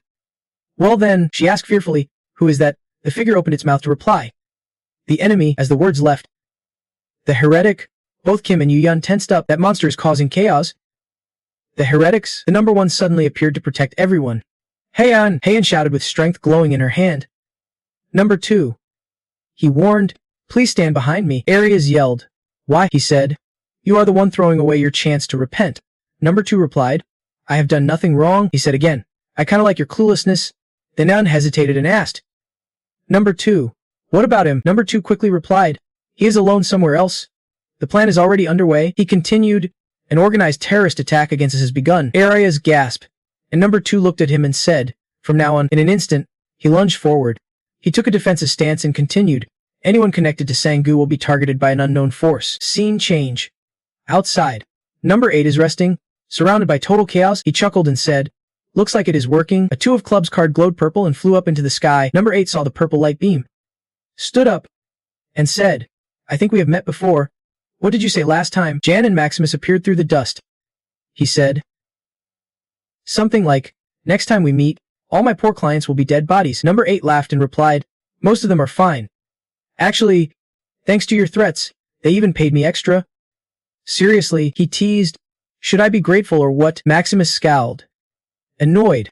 Confidence is good, but clenching his fist. Maximus said, you really should think things through. You might be survived if you quietly disappeared when you had the chance, especially after taking that critical hit not long ago. He swung his fist at number 8 and asked, did you fall and hit your head or something? Number 8 quickly dodged. His punch caused a huge explosion, shaking the ground and sending rocks flying. Number 8 stepped back. So you really do not get it, he said confidently. I did not have my clones back then.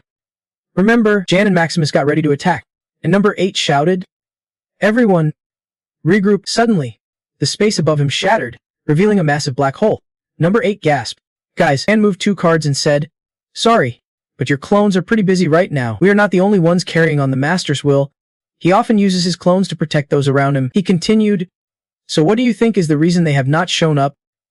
In numbers, we have always outnumbered them. Scene shifts to a room completely destroyed. Aerobat walked through the room and made a call, confirming Jun Sang-gyu's house was totally wrecked. The person on the other end ordered, make sure to get the bodies too.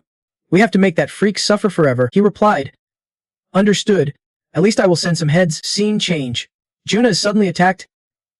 She screamed, and Mio shouted, Juna. Sang-gu's clones blocked the attack for Juna. She looked amazed and said, Sang-gu. Miho responded, they are just clones. Hearing that, she asked, are you guys okay? Far away, Kem told Abaddon. Someone's appeared. He replied, yeah, Abaddon said slyly. Just as planned, we will keep that clone tied down here. He added, not just here. Our knights have sealed his clones in multiple places. Abaddon continued, right now, the real Junasang is completely alone. Scene change. Number 8 dodges attacks coming from the cards. Each card flying at him creates a powerful purple wave of light. The ground is full of craters from the card's power. Number 8 studies them and says, "Hey, wait, hold up," he thinks to himself. Each card symbol has its own unique strength. Maximus charged and shouted, "We already know your max clone number is 7, buddy." And they are all dealing with attacks in Korea. He threw a fiery punch, but number 8 quickly raised his sword to block it. Maximus smugly asked, "Who is coming to protect you now?" He sneered. "Just as I thought. You rely way too much on your clones. Compared to a level 5 hunter, your stats are kinda weak." Maximus threw another punch and smirked at number 8. Pathetic. Suddenly, his 5 punches were amplified and slammed straight into number 8. Number 8 was knocked backward, but instantly, 4 cards flew to his aid. Number 8 sliced through the cards. Ganger pulled out the Joker card and said, "The one who managed to read all the cards perfectly, at least their moves are pretty impressive." A sinister power surged, and he continued, "Well then, even if it is just for show, I should push myself to its rank level." A bunch of red cards flew in, and behind them appeared the Joker symbol. Number 8 stumbled, having to brace himself with his sword to stay upright. He thought to himself, that was the dazzling ability from earlier, but its power is on a whole different level. A massive explosion erupted, accompanied by a piercing scream. Number 8 fell backward, bloodied, silently noting that all of his opponent's powers were firing at full strength. A teleport appeared behind him as he swung his sword.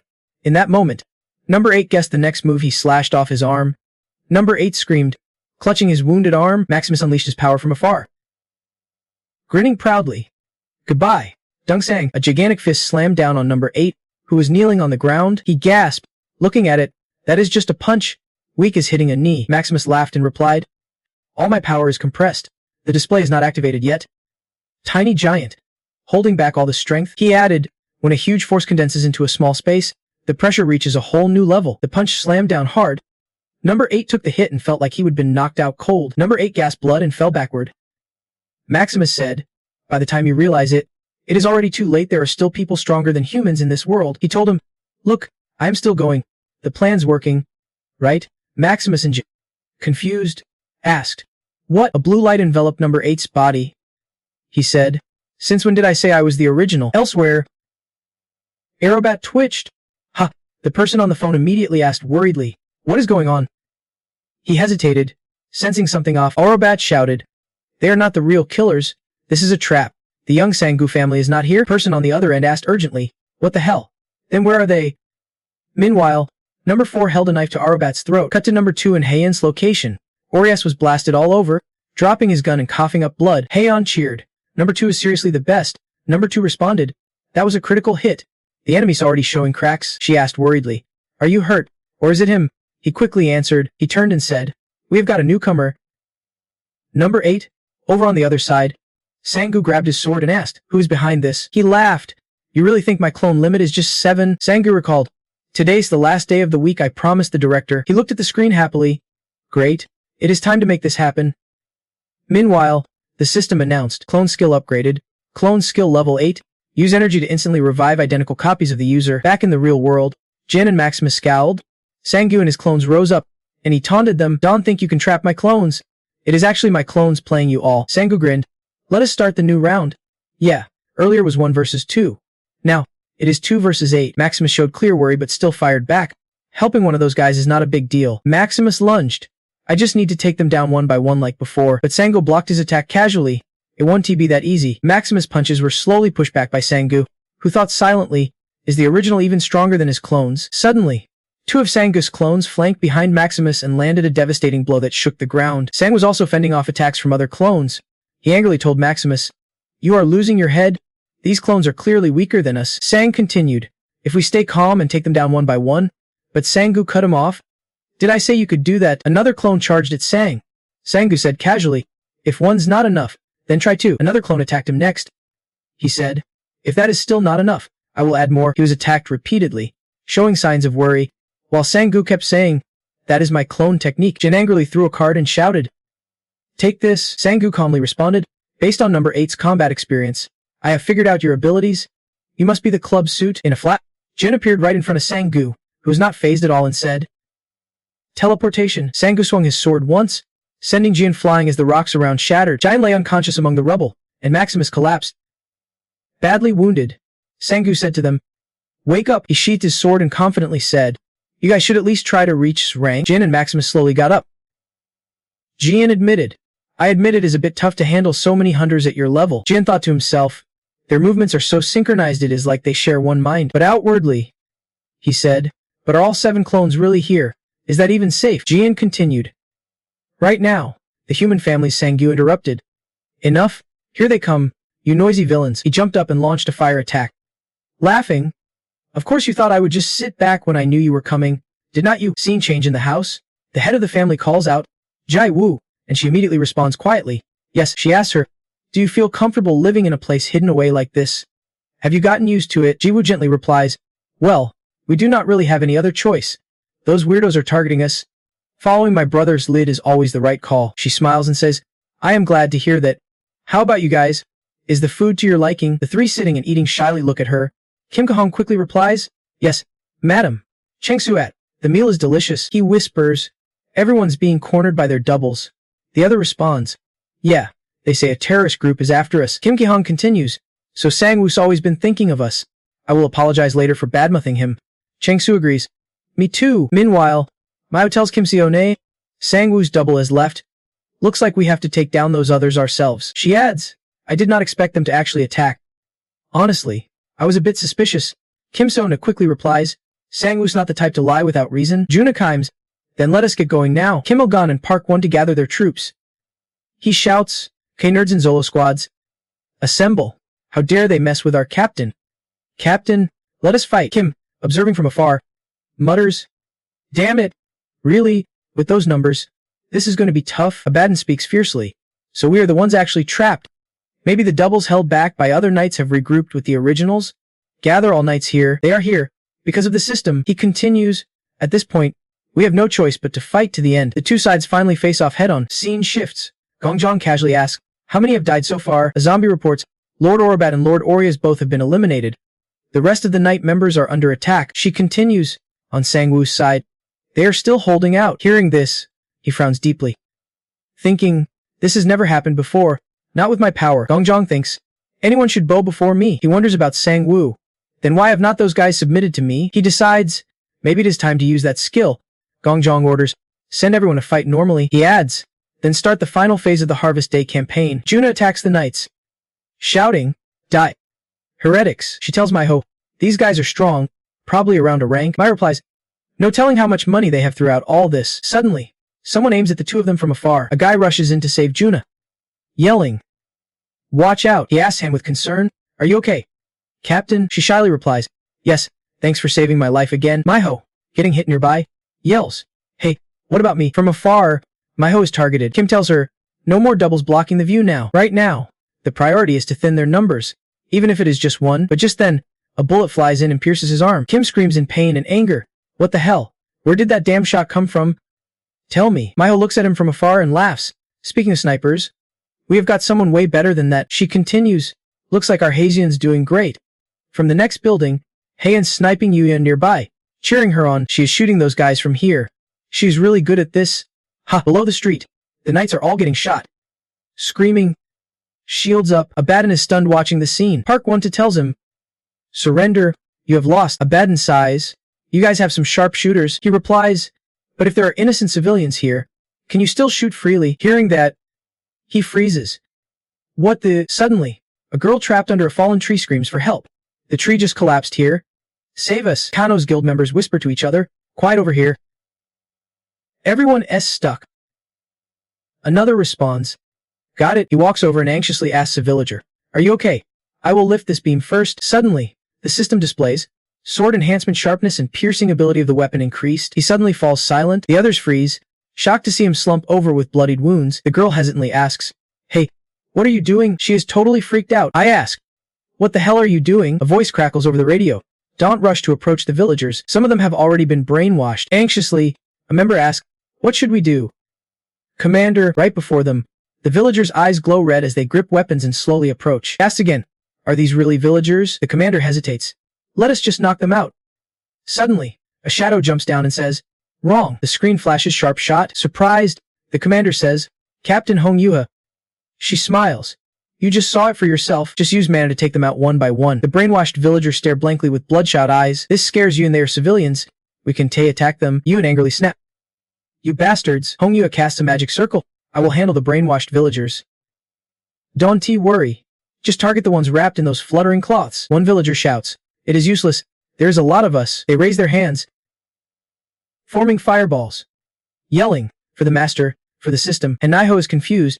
Isn't he that the fireball Sang Yu practically gave away during the upgrade? Hong Yu mutters, damn it, someone uses power to create blue smoke. Commanding, everyone, find the brainwashing device fast. That guy's power needs a device to work. The nearby man immediately obeys. Yes, sir. Someone looks up and sees swarms of soldier bugs densely filling the sky. Asking suspiciously, what is that? Abaddon, in locutus form, flies at breakneck speed. Arrogantly saying, you think I am just sitting here watching? He orders his minions. Start with that little traitor girl. Number 10 unleashes a corrosive fog that eats away at Abaddon's body. A voice shouts, your assassin skills are still amateurish. Ryan's troops laugh smugly. You really think you can bother Sang Yu's girlfriend with that weak stuff? Let us show you how to kill for real. Cut to Maximus throwing a furious punch at number 1. Number 1 quickly blocks the attack with his sword. The clash sends out beautiful mana sparks. He thinks silently. Gotcha. Now it is your turn. He uses magic to freeze Maximus' hand. Number 1 calls out from behind. Hey, you realize now, right? The mana in that skill comes from hand. Maximus breaks the ice, yelling in rage. Get lost, you damn pest. Number 1 says, don't you get it? Everything you did to fight number 8 only worked because he was alone back then. Immediately, he raises his sword and commands the giant stone golem to attack them. The giant stone's sharp claws slash at the 2 attackers, leaving them utterly wrecked. The trickster reveals his cards and heals both. We were way too cocky. While dealing with you, we have planned ahead for a bigger mission, so we had to save our strength. Sorry for our arrogance. Sangu stands on the rocks, calmly replies, you were saying you still have not been serious until now. Old excuses. Huh.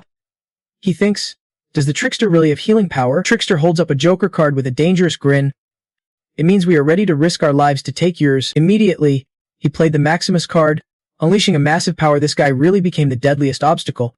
A sudden alert popped up. Red Joker. Speed boost. All card powers are doubled for a limited time. Penalty. Damage taken can be healed. Hero's manifestation. Enormous power compressed and flowing through the body. Penalty. Power triples, but damage taken triples too. Maximus charged forward, landing a punch on Sangu that sent rocks flying everywhere. Sangu dodged swiftly, secretly amazed what kind of power is that. Number 2 seized the moment and slashed Maximus' arm. His eyes glowed red, teeth clenched tight. Maximus looked at number 2 and threw a full force punch. Die. The hit sparked fierce flames on impact. Number 2 lay on the rubble, calm-faced. When will they finally snap out of it? The first guy over there is starting to get it. Stay in line. The servant Luke Grishko created a magical circle around himself, looking super cool this time. He targeted everyone. Purple mana darts shot out around him, forcing number 3 and number 4 to dodge desperately. Sangwoo hid behind a rock. The system appeared. Sangwoo, are you okay? He quickly replied, I'm not blind, just nearsighted. Why ask me that? The system continued. Let me give you some useful info. Number 3 slashed at Maximus' shoulder again, making him furious. He grabbed number 3's shoulder. If I go down, I am taking all 5 of you with me. Then he punched number 2 hard. You damn fools. Number 3 silently watched the fight unfold, grimacing. Damn, that healing ability is ridiculous. After recovering, number 2 charged at Maximus again. Their fight sparked flames everywhere. Then number 2 successfully froze Maximus solid, but Maximus quickly shattered the ice. No chance for that. You do not understand my master's will or the system's will. The villain held a spade card, draining power from both. I will squeeze out every last drop of mana. He swung his arm, tossing the magic circle into the air. Number 2 and number 4 furrowed their brows, staring at the card. He shouted, this is your burial scent? Sangwoo and Maximus both tried shouting, we will bury you bastards. Then they charged at number 2, number 4, and Sangwoo. Sangwoo messaged number 2, are you sure you are okay? If you are not confident, leave it to me. Number 1 calmly replied, no time. A golden energy surrounded Maximus and Zambazarian. Sangwoo created a magic circle on his side. I actually did it. His face lit up with excitement. Learning a skill without needing skill A is weird but cool. The system reminded him, skill A is usually required. That was a lightning magic circle, but it can't last as long as ice. Not bothered by the system's warning, Sangwoo said. Yeah, but it can still temporarily paralyze even stronger enemies. It only lasts in zealot form, so hit those 2 crazies with it. He spoke steadily. Thanks to that short window, I finished the analysis. This is the power of the void and the strength of the 7 deadly sins. The golden energy smashed through Jian's power flow. He gaped in shock. My skill's broken. Maximus smirked and threw a spear at number 2. I am still here. He quickly jumped up. Number 2 closed in. I am used to that attack now. Maximus could only mutter his dying words. What? Like this? Sangwoo chuckled softly. Is that all you have got? He moved like a breeze past them both. Maximus and Jian stood frozen in place. A second later, their bodies were cut in half by Sangwoo. Yep, that is what you call total defeat. In the deep darkness, a massive building loomed, and a worried voice echoed from inside. Is it really here? Wait. It is supposed to be here. The woman with crossed arms was Senwoo Ryong, her sharp eyes showing impatience. Her harsh voice rang out. Hurry up, they said there are still many brainwashing devices. Meanwhile, Shinjuni Ryong was struggling, staring at the ice barriers before her. Muttering, "Don't blame me. This is not some all-purpose skill." He carefully cut through the ice barriers and said, "I can easily find where his father is nearby, like those machines." Ryong Jian looked at the machine covered in wires and said, "I need a component just like these." Ryong Mai asked confusingly, "Is it the device they used to brainwash the trainees?" Ryong Jai's eyes widened as he looked at the machine emitting red smoke, holding its wires. "Yeah. Thank God it is still here." Suddenly, a huge Jaeger wave emitted from the building, and the system announced, "Scan. Level 100. Scanning a wide area to locate designated targets." On the other side, a group of people stood frozen, their pupils shrinking, with magical circles above their heads controlling them. Hong Yuan had gritted his teeth, breathing heavily, and roared in anger. "Damn it! Brainwashed people keep showing up nonstop." She was so furious her face twisted. Gritting her teeth, she added, "Maybe we should just cut each of their ankles. That would not be too bad, right?" Maya replied, "Maybe that is not a bad idea." Over there, Wani swung his weapon at the enemies, making them scream in pain. He gasped, opened a virtual map, eyes lighting up as he spotted something, then urgently shouted, "I found the location of the brainwashing machine. I am sending everyone the coordinates." Hong Yuan had responded, "Looks like the boss pulled it off." Maiho jumped into the air with a smug look, smirking, "Once we know where it is easy." Abaddon angrily cursed, "Idiots. I warned you." He kept going, thinking we would just stand still, but suddenly Cole Ryan lunged forward, hitting him and saying, "And do not do anything else." Maiho's eyes widened as if she had spotted something, thinking, "Found it." She looked down at the crowd surrounding the machine, silently noting, "That is a lot of people. Looks like they spotted me." They immediately raised their guard, shouting in unison, "Protect the device. We will defend this place with our lives." Maiho formed an energy sphere and charged at the group, shouting, "Fine, go ahead and sacrifice yourselves. This is your life's end." One of them panicked, eyes wide with fear as he stared at the attack ahead. Maiho hurled the energy orb at the crowd, unleashing a fierce blaze. Everything was obliterated by that raging fire. Maiho announced, "We have destroyed the villagers' brainwashing machine. Now we just have to deal with the key players." Namjoon yelled, "Damn, how dare you destroy the conversion device, you heretics!" Suddenly, thunder cracked through the air, forcing him to turn around. "I will show you what seriousness looks like." Sang-gu, holding Maximus and with Jiang unconscious, sneered, "Serious? Ha, let us see about that." Namjoon and his crew turned pale, panicked at Sang-gu's defiant voice. "Why stop talking now?" Sang-gu spoke with gratitude. "Everyone's doing great. Thanks for the hard work." From atop a building, Un called out excitedly, "Hey, you Heens using binoculars?" Surprised, "He is here already." Below, Sang-gu's clones appeared all at once, declaring, "Let us end this here." Then they charged, unleashing a furious assault on the enemies. Suddenly, a fearful voice shouted, "He is taking them down way too easily."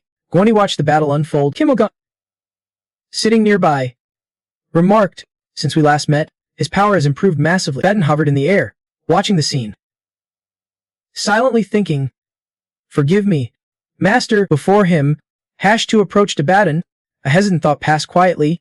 "Please forgive me for leaving before helping you complete your great mission." Elsewhere, inside Enlighten's headquarters, Kaizo walked down a corridor, thinking, "Not sure if this is unexpected or exactly as I predicted." He recalled a vial of a miraculous potion. Who would have guessed that this so-called divine medicine was secretly stored deep beneath Enlighten's grounds? Lost in thought, a sudden beep startled him.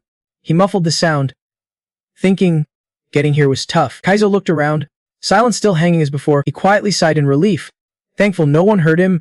Before he could gather himself, Jumper appeared behind him with a smile. "Long time no see." Jumper continued, "What wind brought you to Enlighten?" Kaizo's eyes widened, stammering, "Actually, those wristbands." A voice echoed through the room, "I have sent #6 to Odin Tower. We can just let the big shots starve, right?" "How bad are the injuries?" #1 asked. "Number 3 is seriously hurt, and #5 is out." Sang-gu's face hardened. "Number 3 will recover within a day, right?" #1 replied. "Actually, about 6 hours." Sang-gu glanced at Maximus and Zan, blinded by all the machines. "Not bad. After all, we took down 2 rank fighters." Sang-gu approached Zan, speaking coolly. "Even with continuous mana absorption and a special alloy binding with such high base stats, it is still tough for Zan to hold on." Zan muttered tiredly, sweating cold. "Just kill me already." Sang-gu turned away, grinning cruelly. His tone was mocking. Zan's challenge cut through, sharp and defiant. "Afraid? Ha!" Sang-gu taunted, making Zan smirk. "I know you're weak. Pathetic act. You even let assassins off the hook. People like you only strike those already turned into monsters, right?" Zan bit his lip, eyes full of contempt. "Still mocking. You act tough, but ditch your clones, and you do not even have the guts to finish one person yourself. No real target. Weak will. Just a lucky lazy guy with one skill that is you. Dung Sangu. Suddenly, Sangu spun around, swinging his sword toward Zan. Zan gasped, staring wide-eyed at his severed arm. Zan screamed in agony. Sangu stayed calm, but his face darkened. First, you are right, he sighed. If I could, I would not harm my own kind. I am not some psycho. Why would I? Despite Zan's cries of pain, Sangu remained cold, rubbing his neck as he explained, that is true. My will is not that strong either. As you can see, I hate dealing with this stuff. I just want to use my clone to live an easy life. But because of people like you, I do not even get a moment to relax. Suddenly, he reached out and grabbed Zan's face, his voice getting colder, like someone who has just realized something was wrong. Sangu's face was full of menace, his voice threatening. I am not keeping you alive for that reason. You think I will let this slide just because you touched the people around me? He suddenly called out. Number one here, came the reply. Sangu ordered. Left eye. And number one obeyed, reaching out toward Maximus' face. Maximus panicked and shouted, what the hell? What are you doing? Number one showed no mercy and jabbed straight into Maximus amid his screams. Liber, standing nearby, furrowed his brow, thinking to himself, could it be that Dung Sangu is finally about to face the wrath for his huge sin? That is not it. By Sangu's side, he opened a vial. Thinking silently, this is a perfectly calculated move. He explained the reason he was keeping them alive. Sangu raised the vial to his lips and slowly drank it all. He started to explain, I need someone to lead me to that hidden master. Sangu recalled Yuan's words in the lab. The vial you requested, I think I can make it. But where did that idea even come from? Sangu explained. While planning this, I thought about it. The fake Odin Tower trick will eventually be exposed. Yuan asked. Confused? So it will be uncovered? He answered, those guys are not clueless. They have seen everything while making money. Maybe they have items that analyze the skills used on their bodies. Sangu continued. So if those skills are real, then stronger upgrades are not impossible. Right? Yuan caught his meaning and replied lightly. So that is why you want me to make that drug? Sangu, calm, kept explaining. Exactly. The highest level skill tracking drug. If those brainwashed idiots slip away again, we will use it to hunt down who is behind it and find the master's location. Yuan, emotionless, said, the higher the skill level, the more effective. We can T-track ordinary people who were just briefly brainwashed. Sangu proposed. We should test it on the academy professors first. Let me know when it is ready. Yuan nodded. And if it also weakens their minds? Even better. Brainwashing skills usually leave clear traces. Mana. You're prioritizing effectiveness. Right? This drug has mana-related side effects, so do not let the clones use it. Your clones come from mana. Right? Sangu replied. Yeah. Got it. Back to the present. A surge of power surrounded Sangu's body. He reached out toward Jian, who was terrified, and said, let us see how this works. Jian's face went pale as he panicked, thinking, this is bad. Do not tell me they are trying to track me. He opened his mouth, revealing something inside. Calculating, if that is the case, then But unfortunately, Jian's plan was discovered. Sangu reached into his mouth, yanked that thing out, and threatened. What do you think you are doing? Jin screamed in pain, but Sangu did not care. Looking at what he held, he said coldly, toxic bitch. Did not I say I would not kill anyone? Then he grabbed Jian's head, using his power, speaking as Jin wailed in agony. Because you still have to tell me the master's location. A wave of power burst out, making Jian beg in pain. Please stop. Sangu used that power to peer into Jian's memories. A city appeared, zooming out quickly, scanning through neighborhoods, then pausing in front of a building. Sangu moved deeper into a room where a shadowy figure sat surrounded by subordinates. Slowly, Jin's terrified face appeared, as Sangu's voice echoed. Finally, we found you. Sangu's face twisted into a terrifying smile as he said, the little rat. Jumper spoke evenly. Trying to get to the master requires some skill. But it looks like he did not come in through the front door. Inside the room, he slipped his hands into his pockets and casually walked up to the door, his voice still echoing, calm but dripping with sarcasm. This is a big deal. See, swordsman. Jumper pulled a black card from his pocket and lightly swiped it across an electronic scanner, his tone half teasing, half cold. It is because of this, is not. The door slid open, revealing a vial of magic elixir resting inside. Jumper smirked and said, magic potion, a divine remedy. I am honestly impressed. He continued, you do not seem like the type who'd need this. Sorrow Keeper, his face serious, voice calm. I made a promise to someone important. He lowered himself, eyes steady, speaking with effort but sincerity. I admit, I snuck it in, and that is a shameful act, but given the situation, I will be blunt. Can you sell it to me? I will pay any price. Jumper's tone was slow but icy. Someone already paid the price of a small country's entire budget for this. Do you really think your offer means anything? The Sorrow Keeper grimaced, sweating, quietly thinking to himself that the request was indeed unreasonable. Suddenly, Jumper threw the vial of elixir straight at the Sorrow Keeper, his voice booming. I will give it to you free of charge. He added, just take it. The Sorrow Keeper stiffened, his face frozen in awkward confusion. Why? Jumper's eyes widened in surprise. You are asking why? You do not want it. The Sorrow Keeper immediately replied, his voice tinged with confusion. Isn't it strange? You just called it a miracle drug? He hesitated. Then Jumper sighed. Miracle my ass. It is just that I do not need it. He pulled open his shirt to reveal something. Smiling bitterly, the curse I am carrying can be erased by some magic potion. Hearing this, the Sorrow Keeper stammered, full of regret. Jumper turned, fixing his clothes. Then explained, the whole magic potion hype at the academy is just a trick to scare people. His next words made the Sorrow Keeper visibly relax. Because the boss kept complaining, I had to go along with it. That potion was actually a system reward for me. Jumper kept a straight face as he added, either way, the academy's students will all be wiped out on Harvest Day. The Sorrow Keeper looked puzzled and suspicious. Wait, what are you saying? Explain yourself. Boss, wasn't he the one attacking the legacy? And now you say the system gave you that, as if the system's some conscious being. Jumper turned to him and said, this potion was made by the system. His explanation made the Sorrow Keeper pause. Have you ever heard of such a potion at Temple? If something like this really existed, Elisa would not have died, and Labor would not have gone mad over the system's growth. Right? His arm twitched slightly. The Sorrow Keeper started asking, how much do you actually know? His face darkened as he asked, who are you really? What the hell are you? Back with saying, he held a teleport scroll and spoke up. Number 1. This is the last teleport scroll. Sangyu handed the scroll to number 1 with a serious face and ordered, leave number 3. He is injured. Everyone else, move out immediately. I want to be able to use my skills for 3 hours, so I will assess the situation and use number 3's mini space. Number 1 acknowledged immediately. Understood. Then he turned to the room and asked, what should we do with the old boss here? Maximus, terrified, cried out, wait, I will explain everything. The boss can die here. Sangyu tried to speak.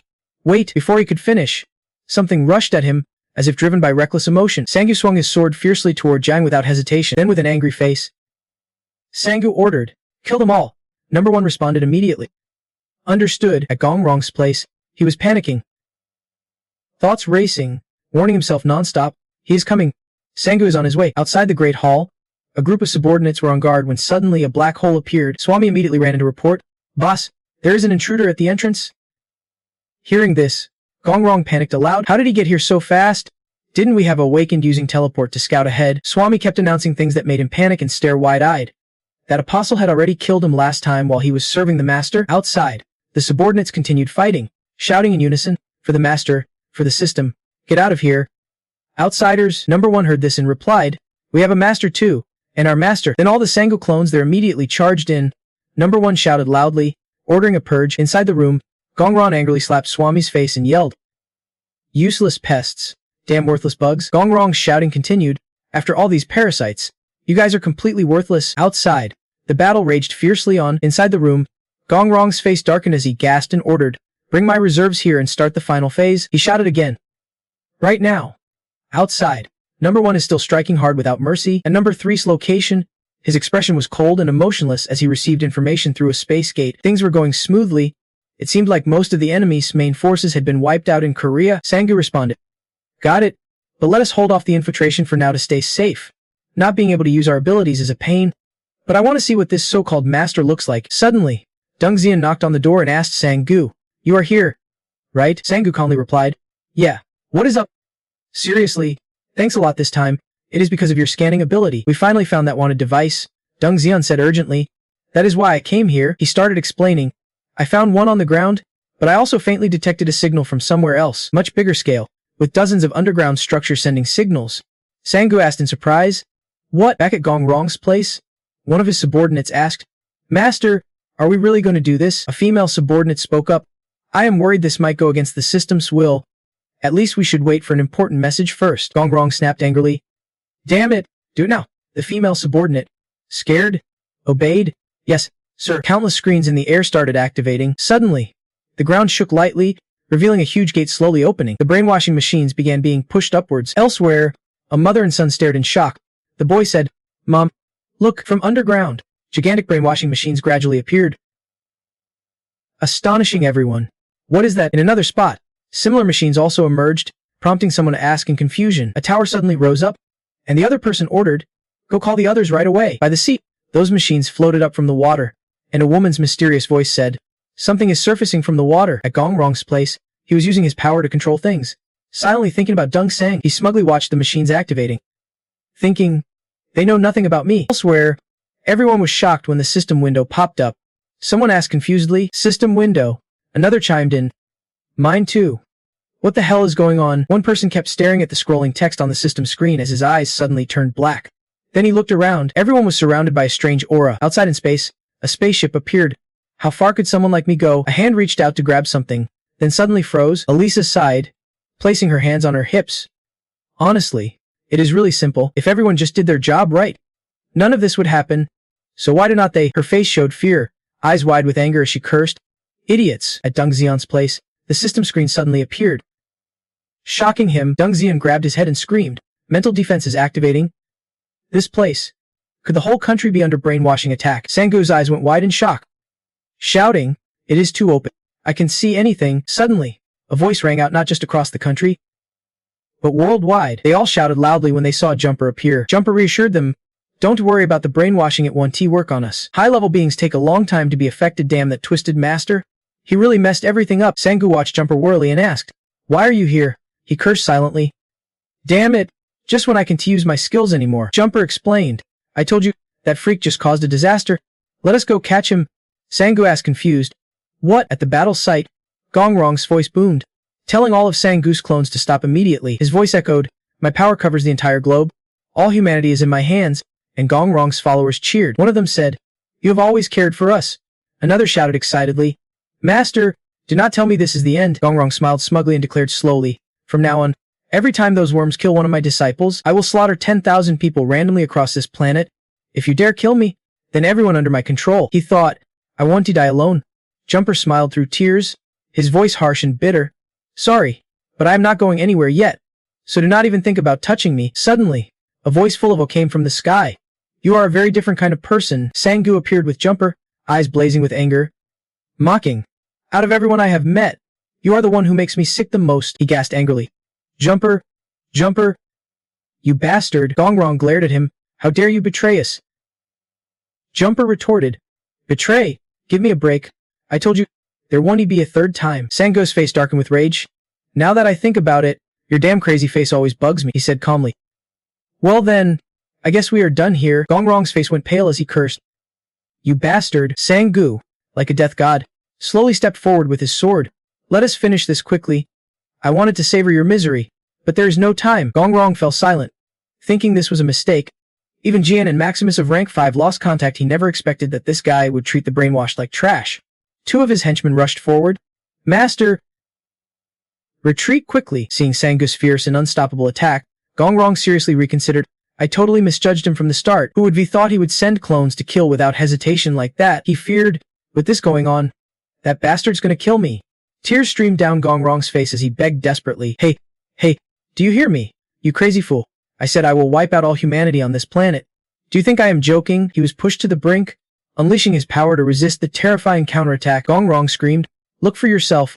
Witness humanity slaughtering itself across the entire world." In the city, as Gongrong's energy beam appeared, those under his control froze in place. Then they went berserk, attacking their enemies blindly, losing all reason and acting on instinct. Gongrong sat on his throne, smirking like a villain, a massacre carried out by hundreds of millions of awakened puppets. At that moment, Sangu appeared right behind him, gripping his sword tightly, ready to strike in an instant. Suddenly, time seemed to freeze almost at the exact same moment. Right then and there, Jumper grinned wickedly. In the chaos of the city, all global broadcast stations have been completely destroyed. What remained after that event was nothing but ruins. The fierce energy kept pulsing. Jumper calmly said, "I told you." Under unbearable pressure, he said quietly while the screens behind replayed the chaos, "There won't be a third time." Choking back words, Sangu watched everything unfold with a stunned face, whispering, "That awakening skill is seriously insane." He felt things had gone way too far and quickly cried, fleeing the scene. When asked if he would chase after him, Jumper calmly replied, "I think someone else should take the lead.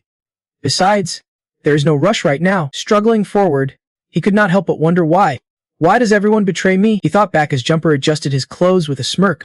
"I heard you even messed up everything at home. Your wife, heartbroken seeing you starving, ignored everyone's objections just to help you find a job." At that moment, he could only silently endure, thinking, "No way." Right? The more he thought, the more bitter he felt. Everyone saw him as useless. In the dark night echoed bitter complaints. "Those guys paid me peanuts.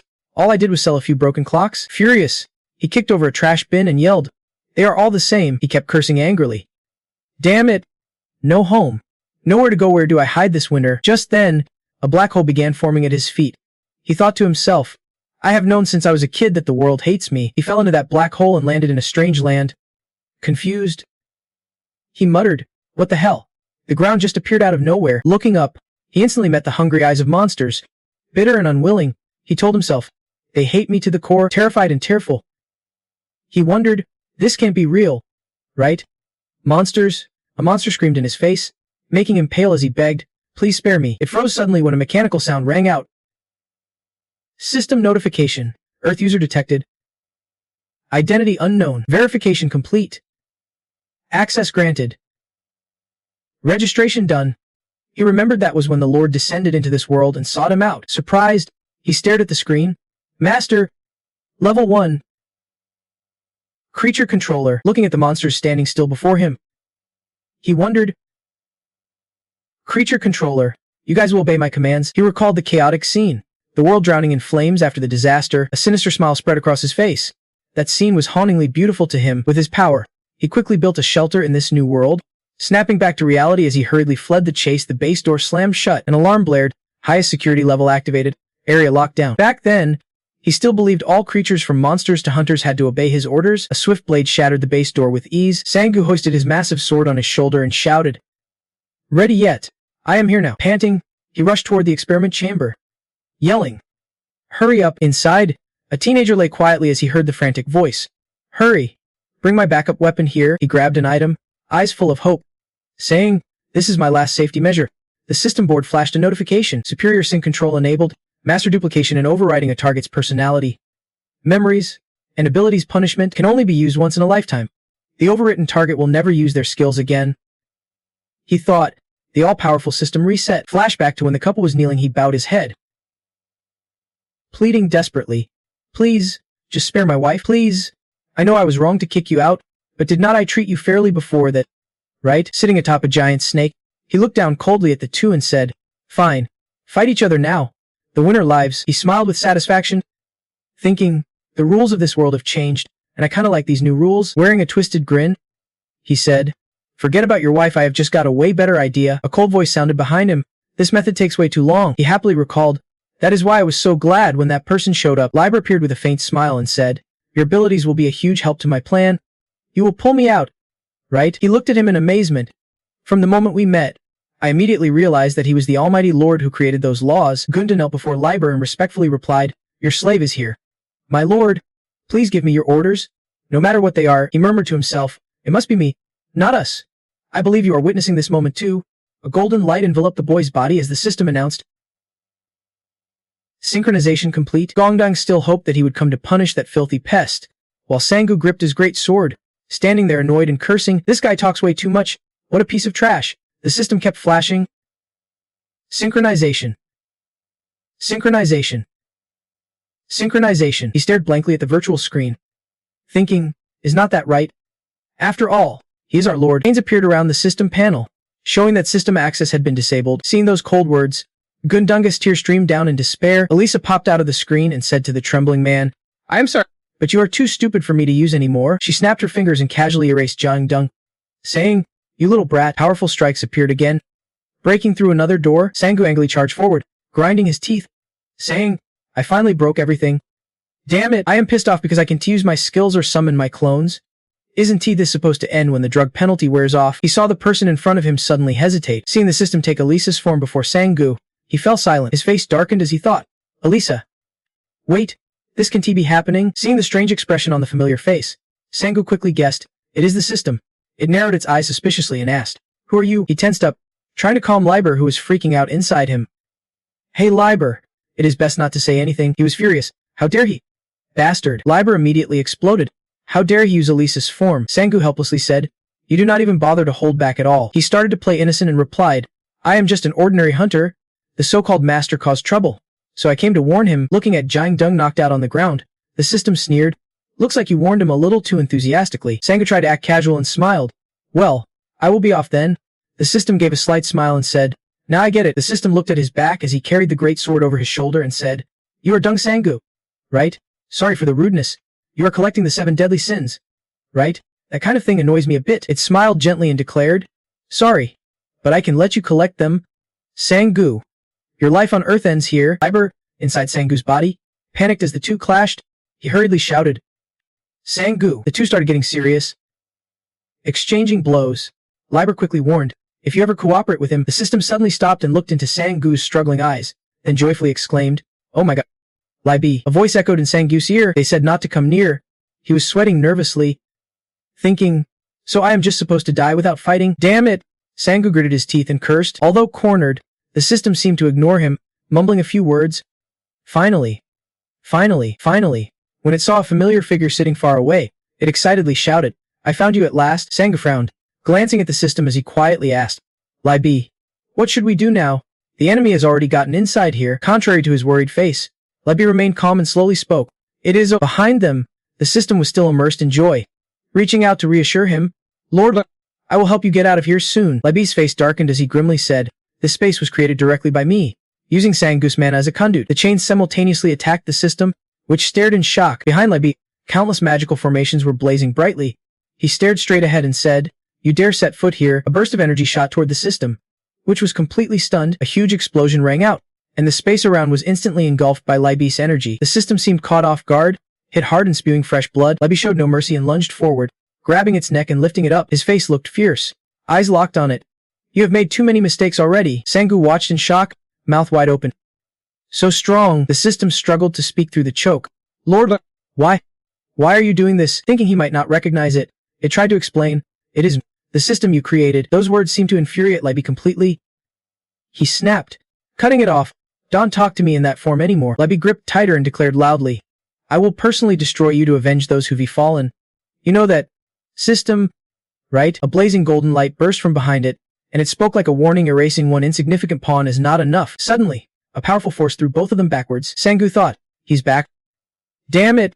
My banana release punishment is not over yet. I need more time. The system's cold voice echoed, you are the one, right? The one who leaked strange info to Lord Libi. It pressed him. Why does Lord Libi hate me? Sang-gu's confused. What the heck? Angry, he flipped the middle finger and snapped. What are you talking about? Your system's glitching so much you are crazy now. This time the system froze. Sang-gu stood tall and shouted, you are the one who killed everyone at Taebone. Earth's next target is you. He shot back. Who in their right mind would look at a madman wanting to destroy humanity and feel anything but hate? The system stayed silent, as if processing that terrifying info. After a few seconds, it spoke slowly.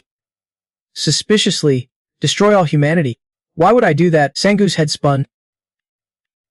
What nonsense are you spouting? Liber blinked and said softly, what? Sang-gu pointed at the system. Why?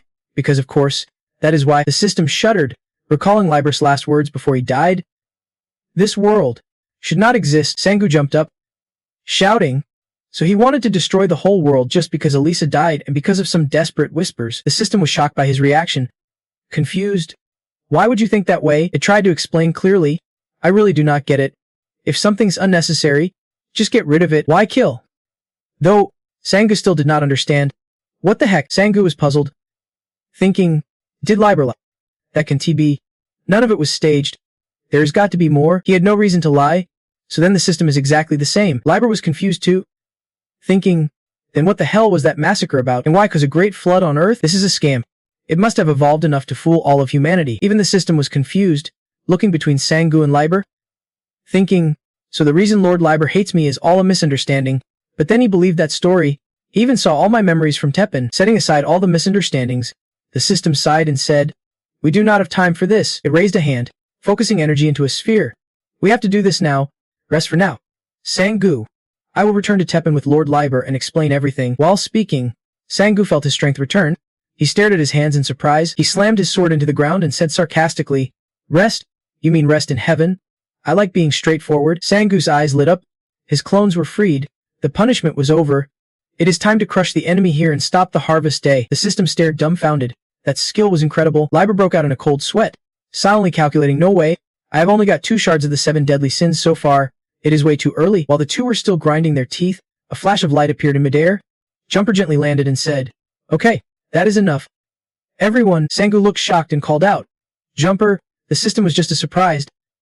Lord Jumper. Then it coldly stared at him, questioning, what is going on here? This is nothing like what I was told. You said Lord Liber wanted to return to me. Jumper casually put his hands in his pockets and replied, That, he spoke softly, it was just a lie. The system's face twisted in confusion and hesitated. Why would you do that? Yet Jumper smiled and said, well, because it makes things more fun. He looked around the chaos with amusement. I mean, watching you two fight like that was honestly entertaining. But that is enough for today. The guy who killed the master is dead. Right? Hearing no reply from the system, Jumper continued. That guy's about to be free. Sangu looked at him puzzled. Isn't Jumper here to help me? Maybe if we team up. In a flash as Jumper passed by, Sangu clearly heard him say, we are still not victorious yet. The system's face went pitch black. Dark energy swirled around it. Its voice twisted. Clone technique, right? Until now, I have only used basic macros on Earth. If such a power exists, maybe it could actually work. After speaking, its face returned to normal. It clenched its fist tightly as if gathering resolve and said, all right, Jumper, this fight with the master is a bit reckless. The system turned and waved one hand. And a final word for Lord Liber and Sangu. It smiled warmly. My top priority is to ensure Elisa and Lord Liber live a good and happy life. Liber stood frozen. The system quietly added, and that has never changed. You know, its body slowly faded away as it said farewell. See you all next time. Hopefully, we will all be smiling. A gentle breeze blew as Sangu and Jumper stood there, looking a bit lonely. After some time, Jumper threw his head back and laughed heartily. Looks like it all ended well. He looked at Sangu with praise. Well done. The master is dead. So how about we throw a mansion party tonight? Sangu called out softly. Jumper, his voice trembling. I still can't get past this. You know exactly what the system's plan is, right? Jumper grinned widely and replied. So you're saying Harvest Day does not mean wiping out humanity? Who knows? I am not the type to spill all the secrets. The scene shifted. Dusk added a warm glow to the clouds. The system's calm voice echoed continuously. Got it? Here's what I mean. I was only gone for a bit, and things got this bad already. It flew while talking to itself. Jumper betrayed me. I even promised to undo that original curse. Suddenly the system stopped and chuckled softly. But still, then it burst out laughing, tears welling up from either too much laughter or emotion. Finally, the day of Liber has come. Happily it declared. All right, I guess I should say this now. Elsewhere, under a peaceful blue sky, the system's voice echoed through the space. Everyone, it waved enthusiastically. Hey everyone. Over here, people on the ground looked up, confused. Who is it this time? Karen was a bit speechless. Why is she running like that? Veda smiled gently. Slow down. You will fall. The system spread its arms and giggled. Guess who I am? Karen laughed too and spread her arms. Definitely. Whoever makes you this happy. At that moment, Jumper's face darkened heavily. He said coldly. You want to know the system's real purpose? What? Jumper said made Sangu freeze in shock. All right. There is nothing I can tell you. I usually hate revealing things to everyone.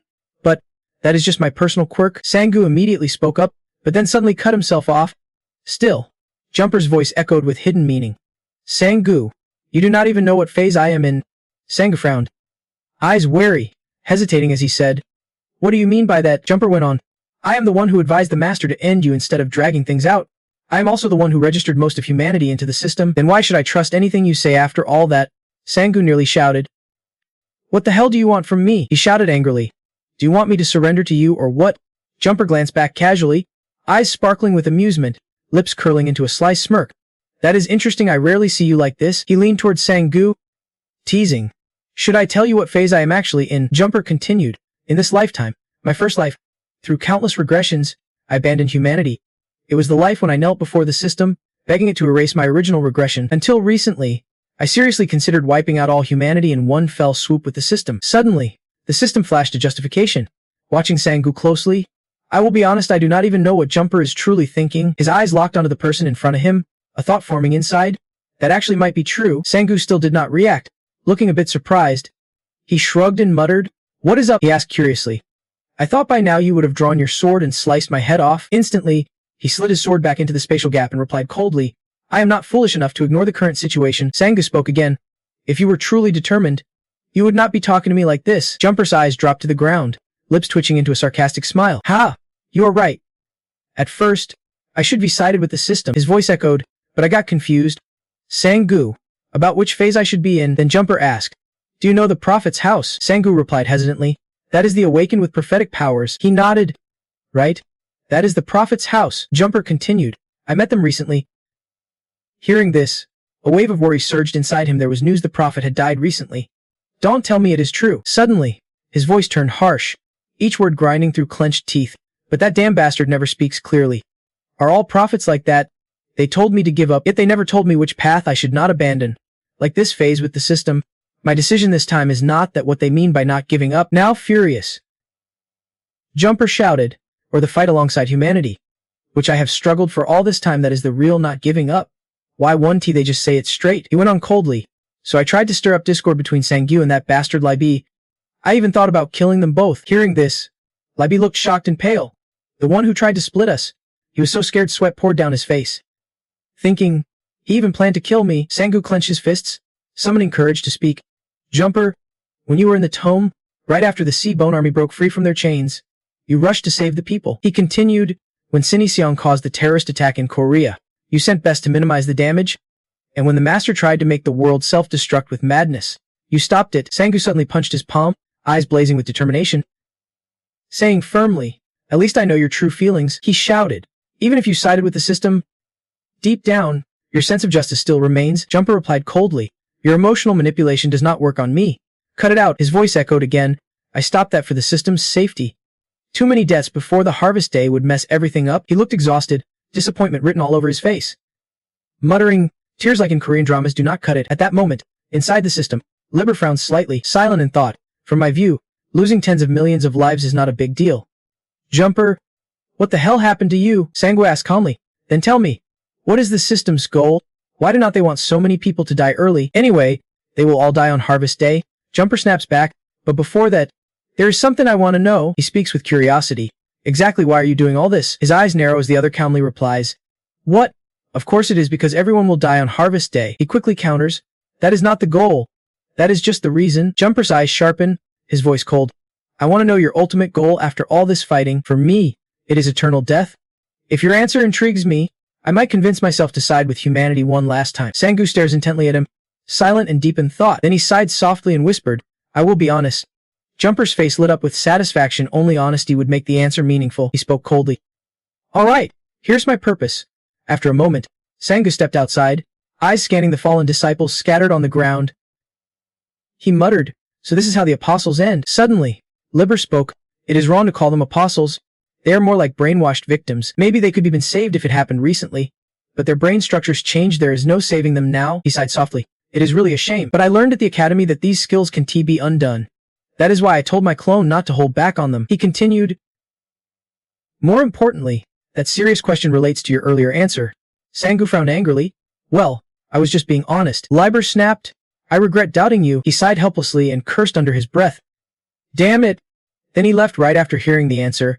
In the end, we could not get any useful info from Jumper. The system replied immediately, voice calm like soothing whiskey. No one can be satisfied with what he said. Sangu's next words made him straighten up. Maybe I can rely on Jumper, but feeling so alone with all this worry is just unbearable, right? Liber, he stepped forward, eyes blazing with determination. Voice firm. It is time everyone knows the truth. I will tell everyone about the system and the harvest day. Meanwhile, in a dark hallway, a man collapsed onto the cold floor. Arms limp, shoulders shaking softly, his whole body radiated helplessness and despair, as if all his strength had drained away. Tears streamed down Kaizo's anguished face, mingling with a contorted expression like he was trapped between pain and utter helplessness. Memories from the past flooded his mind. Now, Kaizo's cold eyes fixed tightly on Jumper. Voice trembling. What are you? What is your true identity? Swiftly, Jumper transmitted power. Soon, a black orb appeared urgently in his hand. Calmly, Jumper said, My identity. No need for long explanations. He handed it to the man before him. Just be satisfied with this. At the same time, the system displayed the words, Memory transfer, transferring a person's memories to a sentient entity. The total memories transferred depend on mastery level. Horrifying, tragic images flooded Kaizo's mind, making him dizzy and terrified beyond words. Kaizo collapsed in horror. The man in front continued, What you just saw is data transmitted to me through contact. It is the truth behind Taben's harvest day. Stammering, Kaizo asked, So then, River, the man snapped. Speechless, River is currently with Sangyu. Congrats. You do not have to sacrifice your friend anymore. Jumper spoke softly. Do you know, Kaizo, we used to be teammates. He spun around and walked away. Let us just say it is because of old bonds. Kaizo called out. Wait. Jumper. Tears streamed down his face as he accepted the truth he just received. River, my close friend. So that is what happened? Cut to Jumper sitting silently on a sofa, eyes lost in empty space. He imagined all the answers Sangyu might say. A world without monsters? I will make this world safer. Or maybe, my power is to protect the weak, a world where everyone can live in peace. Or even, I will destroy every monster. That is why I exist. Remembering that answer, Jumper could not help but laugh. He casually replied, "Alright, here's my purpose." Sangu's eyes remained steady, to sleep peacefully. Right after, he blinked wide-eyed and let out a soft growl. Surprised, Jumper added, "Hey, you can still do that if you want." He leaned back, annoyed. "You really do not get it. If that was all, then you would count Ju's naps during his recovery too." Sangu continued. Cut to now. Jumper's mind filled with Sangu's image. He bluntly said, "If you work on Mondays and rest on Sundays, that does not count as resting. No worries at all. No stressing about tomorrow, next week, or next year. I just want to unload all my burdens onto my clone and kick back, living a life of pure rest forever." Sangu's voice echoed again. "Anyone who says they get bored doing nothing is seriously crazy. I am totally fine with chilling for life. So honestly, I am just waiting for someone to let me do exactly that." He awkwardly asked, "Is that answer good enough?" Right now, he is sitting with his face in his hands, cracking up at someone laughing hysterically. "Well, just as expected. You never disappoint me." Suddenly, Jumper paused, thinking, "Yeah, from the moment I handed my memories to Raven, my mind was made up." He stopped struggling, ran a hand through his hair, tilted his head back a bit, took a deep breath, and his determined voice filled the room. "This will definitely be the last time I am going to try trusting humanity one final time." Cut to Sangu asking, "Is everyone here?" Kim looked up startled, then immediately replied, "Yes." He continued, "Still surprised so many people showed up. I guess that just shows how much your reputation as a hunter has risen." Kim added, "Most of South Korea's top-tier hunters are here." Suddenly, a woman stepped forward slowly, her sharp eyes scanning with suspicion, her voice ringing out doubtfully. "You actually think everyone will believe that?" She went on, "This is about aliens from outside Earth." The woman was Arya Purcell, a Theban survivor, and beside her was the big Theban survivor. Awkwardly smiled, sweat beading on his temple, eyes flickering nervously like he was trying to hide his tension. Sheepishly, he spoke up, "I will do my best to explain clearly." Jumper thought quietly, "That includes everyone." A thought came to his mind. If we tell everyone the truth, we will have to reveal the system in the harvest day, and that will clear up the misunderstandings about Liber 2. His eyes fixed on the two in front of him, thinking silently that in the end, everyone deserves to know the truth. At that moment, Duver spoke playfully, a sly smile curling his lips. "In the worst case, just let them see her skills." Then Sangu shifted his tone to Labor, asking if he had any ideas, like something unexpected popping up. He raised an eyebrow, pushed up his glasses slightly, and said irritably, "If I had one, I would have tried it first." Suddenly, a voice startled him, making him turn around. The voice sounded genuinely worried. Sangu shouted in surprise, "Jiampa! Master!" He put his hands in his pockets, calm and steady, then slowly asked, "Are you ready to turn the world upside down now?" Sangu paused and turned to look at the person slowly approaching him. "Master, how did you get here?" Keys called out, "My disciple." He placed a hand on Sangu's shoulder and asked, "Liber, is he here?" "Liber." "Somewhere else," heard Kizu's voice from outside. Sweat dripped down his face. He was watching everything from inside Sangu's body. Was not he? Sangu narrowed his eyes, silently wondering how Master knew about that. He jumped when he noticed Jiampa standing on the other side, a fascinated smile spreading across his face as he watched them. That is when Sangu realized it was that bastard's doing. Master was misunderstanding Liber. He quickly reassured him, "Calm down and listen to me." "Master," Sangu barely got the words out, "I will explain everything," before Kizu interrupted with tears in a loud voice, "I am sorry." Liber, without stopping, he continued, "You have been misunderstood so badly all this time." Standing across from him, Sangros, clueless about what was happening. He thought, Duver, sitting beside him, saw this and asked, "What is he talking about?" Arya answered uncertainly, "Liber's inside Sangu, and it is all just a big misunderstanding." Liber, inside Sangu's body space, looked wide-eyed and dazed. Just like the others, memories from the past slowly surfaced in his mind. Liber helplessly watching the harvest day unfold in Taiban from within the system. What hurt him the most were the eyes of those he cherished, his close comrades losing their lives while cursing him. It was a horrifying sight. Back then, Liber sat alone on a wooden chair, a flood of thoughts rushing through his mind about reaching out to the survivors. The system would detect it. There was no way to clear up the misunderstanding with them. He had no choice but to accept it, consider it punishment for giving up on life. He had vowed that to himself. Yet Duver was stunned by what he had just heard. Arya's tears streamed down her face, and Kaizo collapsed to the ground, grinding his teeth to hold back his sobs. Time passed unknowingly as Sangu approached and helped Duver and Kaizo to their feet. Liber's tears also streaked down his face as he silently thought, "It is truly a fortunate misunderstanding," Arya happily said. "So Liber was not the one who caused all this." Kaizo, standing nearby, sighed, "I should have trusted my friend all along." Duver crossed his arms and scolded loudly, "That damn system." A concerned voice came from nearby. "It must have been tough for everyone trying to keep things stable, right?" Sangu pushed the door open and glanced back, asking the person behind him, "So why exactly did you come here?" His question was passed to Jumper. "To help me stop the system, right?" Jumper raised a hand and created a glowing cube. "You said you would explain the system's plan." Did not you? Jumper pushed the cube into the person opposite him. Can you also explain how the misunderstanding got cleared up? This is probably the easiest way to show you. Sangu glared straight at the spot where the black cube was pushed in, and a golden light shone onto his face. Sangu reached up to touch his head as white smoke swirled around him and Jumper, enveloping their space. He asked the one living inside his body. Liber, you saw that memory too? Right? Liber wiped sweat from his brow, nervously adjusting his glasses. So this is the real plan of the system. Sangu glared at Jumper like a warning. This can be allowed to get out. Jumper chuckled twice and replied, that is exactly right. Sangu, tense, listened as Jumper continued, because I am sure some will think it is a good idea. He slipped his hands into his pockets and casually turned away. Well, anyway, it is true that everyone will die on Harvest Day. Just do not say anything else. Sangu heard and suddenly blurted out. Wait, how much longer until Harvest Day? Jumper glanced back and answered. 2 years. 2 years until the system stabilizes and Harvest Day starts on Earth. He turned and left, leaving just one line behind. Whether we stop it or not is up to you. Hunter, later, inside the arena. A large group had gathered. Captain Hanniho, president of the Zolo Guild, surveyed the crowd. Are we here to discuss the brainwashed attackers? North One-E, vice president of the Kainos Guild, assessed the situation. Still, some had not joined in.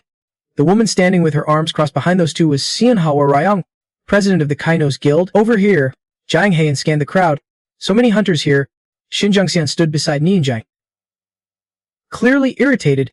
What is he scheming this time? Elsewhere, Kim Yugan, president of the Sun Guild, asked Yuna standing nearby. Yuna, you came too. Hong Yuna, president of the Phoenix Guild, did not answer but instead asked curiously, what wind blew you here? Old man, he replied bluntly. It is because the highest-ranked G hunter in the country called us. A person in white sneakers slowly approached the gathering. Sangu shrugged and introduced himself. Thanks to everyone for coming. I am Jung San. His gaze turned serious as he announced. Today, I want to talk about the system and Harvest Day. I swear what I am about to say is 100% true. No lies. Arya watched Sangu's back and thought. So the people of Earth are finally about to learn about Harvest Day. Duver looked at the group ahead, curious how Sangu would convince these hunters. Sangu's voice echoed through the room.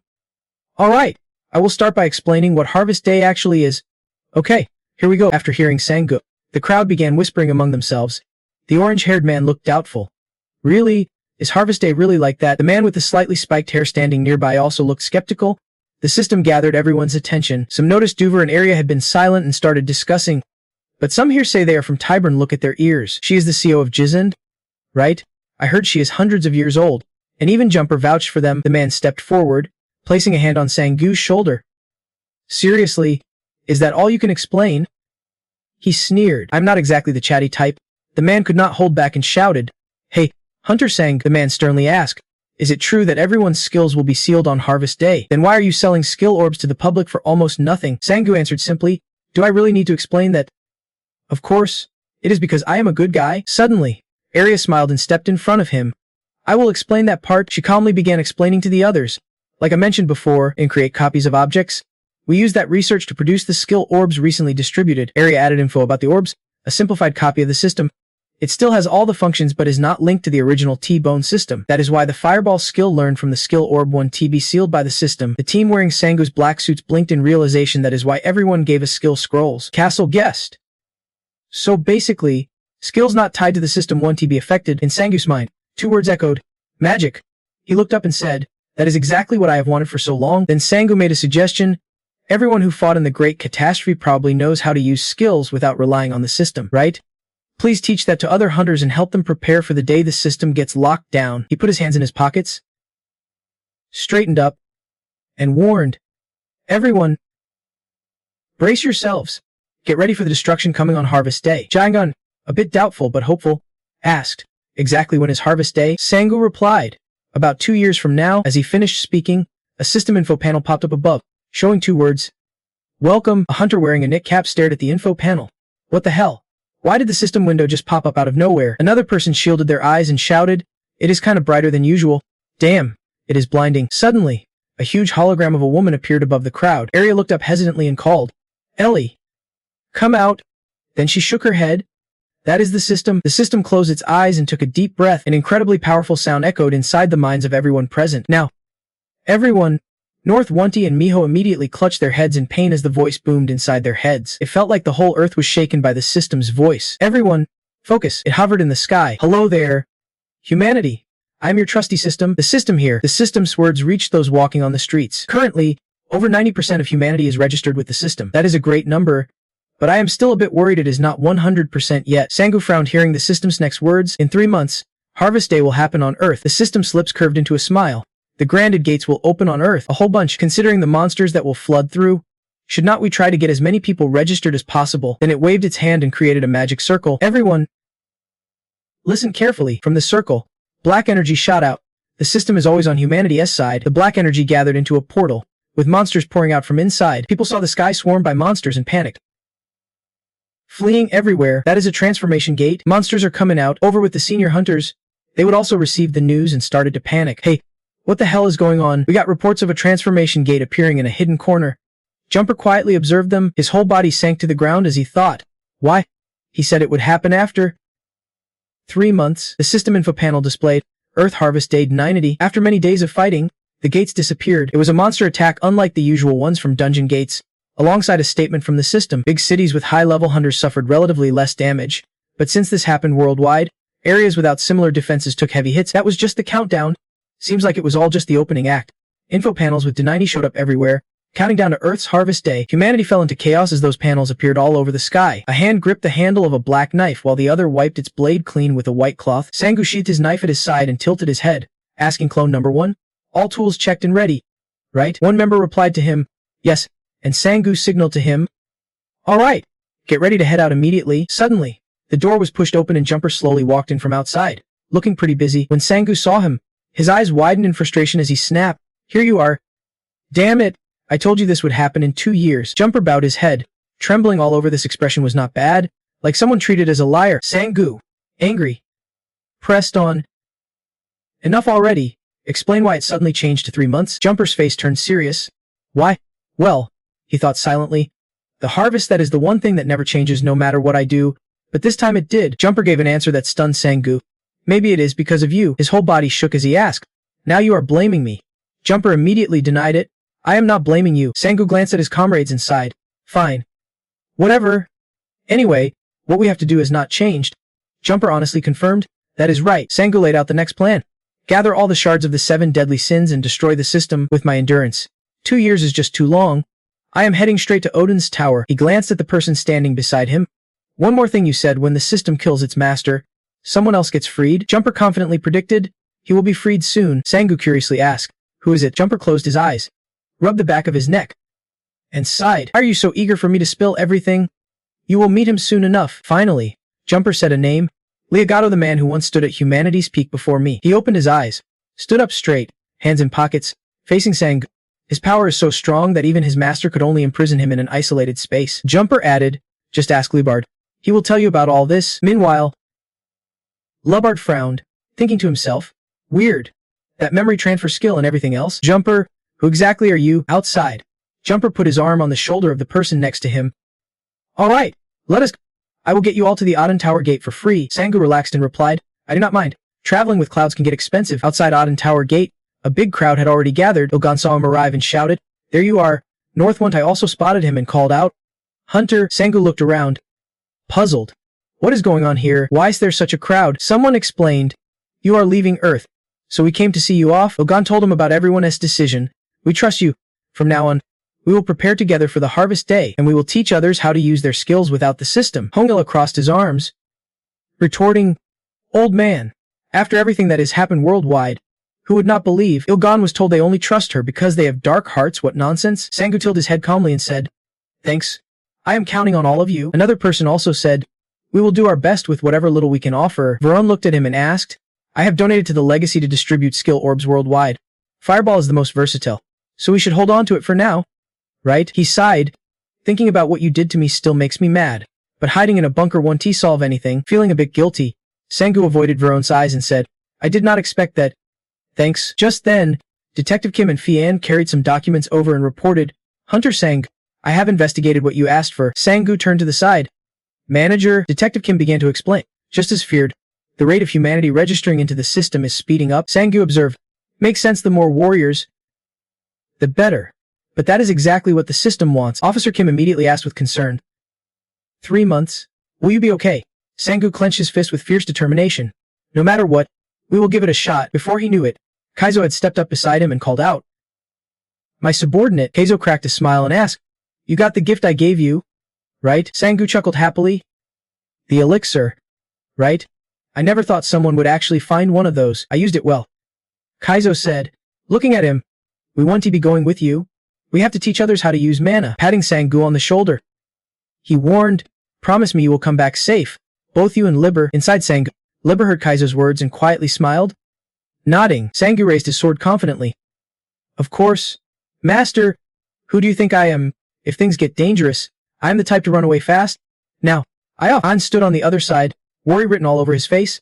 "Hey, it looks like it is going to be really dangerous. Promise me you will come back," the guy standing behind her said, his face pale with fear. "I am probably going to be the first one to die during the harvest." Yun chimed in, "If you get hurt, this place is doomed." Officer Kim joked, "Our contract is still valid, right? If you come back, I will give you a kiss." Sangu laughed and shot back, "What kind of promise is that?" Of course, Jumper, blending into the crowd, silently stared at him and thought, 3 months? Is that really enough time? They said that Hunter was humanity's last hope. See you later. Sangu, watching Sangu's back as he slowly entered Odin Tower's gate, he made a silent vow, reached the top. "I will be waiting for you there." A few hours later, in a place covered with freezing ice and snow, a tent was pitched next to a stone pot. Sangu guessed, "Must be because everything wrapped up smoothly, so I am earlier than planned. Thank heavens I cleared the way during those previous visits." Sangu and the others stood before a tunnel. Judging by its look, it seemed to lead to the second floor. He squinted and shouted, "All right then, let us." Suddenly, Sangu picked up person number 1 and tossed him forward. "I was wrong. You go first," he loudly announced. "Once it is safe, I will follow." Number 1 soared into the air. Looking confused, "Master," sitting on a rock, Sangu sighed deeply. "I said that. But man, this is tough. We are only at the end of the first floor. How long until I reach the top?" A voice filled with disbelief echoed around. "That really should have been encouraging just a few hours ago." Liber, inside him, asked skeptically, "Sangu, are not you being reckless?" Sangu did not understand. "Reckless about what?" Liber answered, "The system's real purpose." Sangu was stunned. Liber continued, "Isn't this the easiest way to reach your goal?" Sangu quickly shot back, "Where the hell are you taking me? You monster." He sounded furious. "You think I have such a poor sense of responsibility?" Liber did not reply but silently came to a conclusion in his mind. "So you really are being reckless?" He started rethinking everything. Well, anyone would understand if that is the system's goal. Then staying steady is impossible. Meanwhile, the system announced to the entire world, "Everyone, listen up." Its voice echoed, "The system always stands with humanity." Monsters spilled out from the gate into the human world. This unleashed scenes soaked in blood. System notifications flashed nonstop. Detected user, Codox 823 Anko 72. User Earth, Lauren Bennett uploading to system. Connecting to Heaven Faction, Lauren lay on a lush green meadow. Slowly opening her eyes, she startled sitting up and saw a figure in a white-blue robe walking toward her. "Welcome," the system smiled warmly at her. "Welcome to heaven." Lauren bowed her head in panic. It felt like paradise, but I am sure she was attacked by a monster. The system approached and comforted her, telling her to stay calm. One of its hands gently touched Lauren's head, saying it would help erase all her painful memories. The system's voice sounded hypnotic, saying this is a place with no death or goodbyes. Illness and old age do not matter here. This place offers happiness to everyone. Let Lauren see Ellie in the distance. It is time to reunite with the one who has been waiting for her all along. Lauren joyfully hugged the little girl. Ellie buried her head in Lauren's chest and called out, "Mom." An alert sounded, announcing a large influx of new users logging in. The system headed to the server and signaled to manage the server load. It started controlling the server's workload, diagnosing and boosting the overloaded and damaged C73 zone. The system chuckled with delight, saying the network expansion was going smoothly. "This skill is seriously amazing." Standing at the center, it happily praised the cloning skill as the best ever, no matter how busy the work was. "How come we never knew about this masterpiece until today? If we had this during the Great Disaster, the whole situation would be changed. This is one crazy awakening skill." The info panel displayed, 90 days left until Earth's harvest day. Seeing this, the system said with satisfaction, "Thanks to this skill, everything's gotten so much easier. What should be taking 2 years to expand and stabilize the system will now happen in just 3 months. Its hand clenched tightly by its side as it thought. "Lord Liber, since that moment, I have only followed your orders." The scene replayed in its mind, Liber covered in blood, lying on the ground, mumbling nonstop, "That kind of world I do not want it." The system's cold gaze spoke inside its head. "If this world's unnecessary, then I will just create a new one." It made a plan. "I will carry out Earth's harvest day for Lord Liber. I will lead the survivors from this world full of death and suffering, so everyone can live happily in the world I create." From a teleportation portal came a voice. "Second floor is safe. You can go in now." Sangu replied. "Got it." Message received from number 1. Liber's voice came through, reminding him to be ready for anything. Sangu assured him, Don't worry. I am always ready. He confidently listed all his gear: warm clothes, food, camping supplies, all neatly packed into the subspace. Sangu smiled and led his clones forward. All right, let us... Even if it is colder than the first floor, it is no big deal. In a dense forest with thick branches, the sun blazed overhead, and the whole area was sweltering hot. Sweat dripped from Sangu and his clones as he held a tired-looking blue stone. Grumbling, "What kind of weather is this? Who would have guessed the second floor is a forest?" He gritted his teeth and ripped off the jacket on his shoulder. All his warm clothes were totally useless now. Liber's voice echoed, "You just had to ask me what to bring." He did not understand why and asked, "More importantly, why did you bring all 8 of them? Leaving one person behind in Korea would be made resupply through subspace easier. We only need a few emergency teleport scrolls." Liber started analyzing the situation. "We are at a time when even one person is crucial. My training method basically involves using monster absorption to catch even one more monster." Sangu explained his plan, "But we only have 3 months. I need to spread my clones as wide as possible to hunt down as many monsters as I can." He formed a bunch of blue stones around him with both hands. "If there was a place to rest, I would have taken a break myself already." Only then did Liber agree. "Fair enough." Suddenly, a strange laugh came from a bush, grabbing Sangu's attention. He stepped closer and saw a creature, a monster living on the second floor of Odin Tower, unknown rank and name, was hiding inside, holding a banana and staring right at them. Sangu frowned, wondering, a giant monk. Then he reached out a hand, opening the space gate while giving orders. "All right, do not just stare, let us see how strong the monsters on this floor really are." After who knows how long, Sang yelled, sitting on the still body of the monster, "Not too strong." Liber guessed he would say it is about a B rank. Sangu concluded that at this level, my clones can spread out without worrying about being wiped out. He loudly called out to the clones standing far away, "Hey, you guys, listen up." Sangu looked at them and ordered, "From now on, we split up and start hunting. Each of you gets 5 hours to eat and rest. Use your time wisely. If you can handle a monster alone, team up with nearby clones." After hearing their mission, the clones replied in unison, "Understood." After the briefing, he declared, "All right, let us start the hunt." Suddenly, Liber called his name. "Sangu." "Wait," he replied confused. "Yeah." Liber adjusted his glasses and requested, "Tell everyone to report immediately if they see watermarks in the sky." Sangu was puzzled but agreed. "Watermarks. Got it." His voice reached the clones flying above. "If you see anything like that, report it right away. That is all." A monster scanned through the bushes, searching for something. In a flash, Sangu's sharp claws slashed across its back. He asked, "What exactly are those watermarks?" Liber explained, "They are shortcuts away to skip floors." Sangu calmly asked, "What do you mean?" Meanwhile, monsters around them began attacking all at once, fighting through the monsters. He listened as Liber said, "I told you, the first person I met was Baekwan, a hunter from Korea." "Really?" Sangu responded with a sharp "yeah." Liber slowly recounted. Baekwan wielded one of the 7 deadly sins weapons, the power to tear through space. With that, he quickly climbed the Odin Tower. Sangu fought silently, Liber's words echoing in his mind. Of course, a lot of time has passed since then, and I am not sure if those watermarks still exist. After learning that, Sangu asked, "So we are aiming to get the weapons Baekwan once used?" Liber answered, "Exactly. We need to collect the 7 deadly sins." Sangu stopped mid-sentence. "Does that mean he already?" Liber cut him bluntly. "Yeah. Sadly, he is gone. He was killed by a sealed rank monster inside the tower just before reaching the top." Sangu could only sigh. "I had braced myself when I heard he went missing." He added, "Rumor has it he was connected to Baekwan T, but the more I dig, the sadder the news gets." Liber was silent for a long moment, then he hesitated. "Well, I plan to tell you everything anyway to avoid misunderstandings. Also, there are some strange things about jumpers. I will tell you what happened since I came to Earth, how I got separated from the other 3, and finally met you." The next info Sangu heard blew his mind first. Baekwan, the hunter, is Park Won-T's father? Liber stared at the ground, guessing, I bet Park Won-T does not even know Baekwan is his dad. He tried to keep it a secret, probably knowing he would eventually have to face the Odin Tower. Meanwhile, somewhere else, a crowd gathered at the Kano's Guild's private training ground. Miho immediately started directing others. "All right, elemental skills over here." Park Won-T teamed up with her, guiding the rest, those focused on physical boost. "Please take this path. Heads up, from now on, everyone will have to learn to use skills without relying on the system. Let us start with the basics, running and crushing." Everyone replied in unison. "Got it." "Understood." Park Won-T approached to coach someone. "To do this, you still need basic mana control. The goal is to enhance nerve signals that control muscle movement." In his mind, he thought, "Hunter, the contract is still valid, right? Please, bring me any news about him." Flashback to 3 years after the Great Disaster. In 2003, a boy gripping a sword shouts out, but the man standing before him interrupts. "All right, that is enough." Park Won, 14 years old then, still glaring at the sword in his hand, The man explains, that is right. It is how you boost your muscle strength using mana. This man is Baekwon, the first-generation hunter in Korea. He folds his arms, smiling and praising, you are learning fast. Just as I thought you were really talented. Park Won-tae smiles back, looking up at him. Thank you, sir. Baekwon pats his shoulder. No need to thank me. His gaze shifts toward a girl sleeping inside the tent. Sorry about that. Baekwon sighs helplessly. I am sorry I left this kind of world for you. Memories from the past flash before his eyes.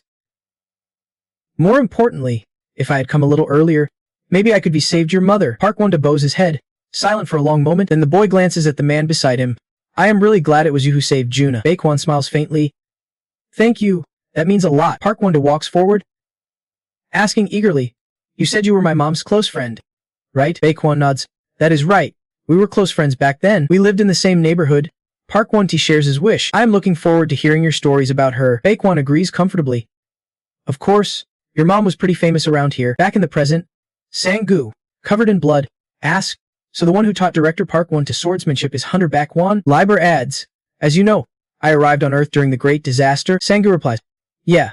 Right now I see an info panel activating a monster absorption skill. Stats are rising. Liber continues, at that time, I was almost losing it. I had to stop the system's plan, but if I got registered there, my location would be exposed, and civilians would not be able to do anything even if they knew. He stares if seeing Baekwon appear before him, and that is when he showed up. Hunter Baekwon, the owner of the 7 deadly sins. Liber continues, of course, at that time, the hunter had not even appeared yet. Sang-gu perks up at this. Wait, you mean he used the 7 deadly sins even before the Great Disaster? Liber explains. Baekwon was an explorer searching for ancient artifacts during one of his expeditions. He found one of the 7 deadly sins sealed deep inside ruins. Sang-gu hesitates. But those 7 deadly sins? Liber admits flat out. Yeah. They corrupt the user's mind. Baekwon said he struggled for 5 years to reclaim control of his body from the sin. Sang-gu mutters, bowing his head. 5 years. Liber comments. He's absorbed something like that before, so he knows controlling it with sheer willpower is incredible. That is why he is the biggest asset I have ever had. He nods firmly. He was my first contact, the strongest first-generation hunter in Korea. Baekwon.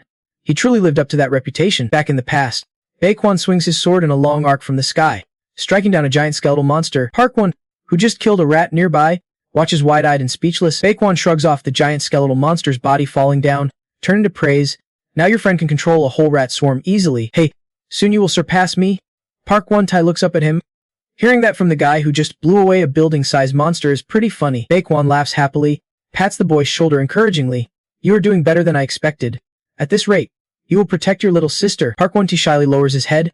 I am not quite there yet. From the other side, a girl runs up to them calling out, Hey, I am hungry. Baekwon rests his hands on his hips, looking at the girl. Juna, here you are.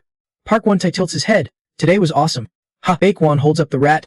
We will have rat meat for dinner. Juna complains. Unimpressed. But we already ate rat meat yesterday. Right? Bitsu-tae laughed loudly, teasing his little sister like that, and maybe all through tomorrow too. That night, inside a house, Bitsu-tae wrapped tightly in a blanket sat in front of a fire pit, while Juna peacefully slept beside him. Suddenly, a dark figure moved in the distance, catching the boy's attention. Bitsu-tae called out once, and his whole body froze up. Usually shy, the man pretended nothing was wrong, turned around as if guarding the village, and said, I thought you were already asleep and quiet. With this sharp sense of presence, there is no need to worry about the dark anymore. Bitsu-tae blinked, asking, Where are you planning to go? Bitsu-tae stepped forward, grabbed the boy's shoulders, and said, I heard there is a chance to fix everything at Odin's tower. Bitsu-tae asked, confused. Huh? Odin's tower? He did not wait for the boy to fully understand and continued, I am sorry, but someone has to do it. Bitsu-tae left with just that, saying, From now on, keep protecting your little sister. Okay. Bitsu-tae hurriedly reached out, trying to pull him back. Sir, Liber teased, you talk like this is goodbye forever. When you get the relic at the top, you will come back to visit us, right? Bitsu-tae played along.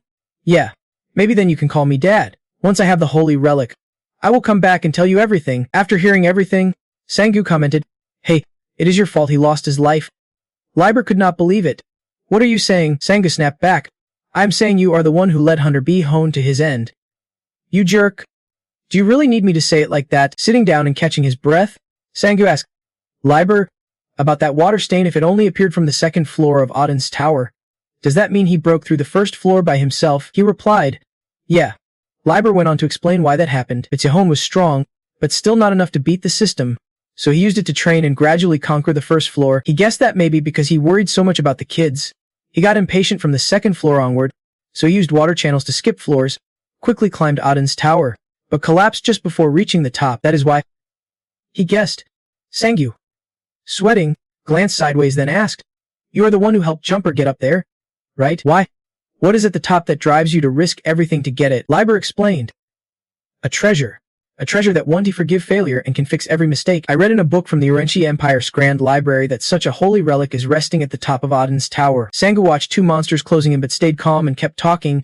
It does not forgive failure. Ha! Liber responded. I do not know exactly how the relic works, but its effects are clearly documented. He shared a detail. Beckham agreed to hunt for the relic as soon as he heard about it, saying it could fix all mistakes. Sangyu stared at a monster he had just taken down and said, but in the end, he failed his quest to conquer Odin's tower. Liber lowered his head, pushing his glasses up the bridge of his nose, and said, looking back, if only we had gone slower.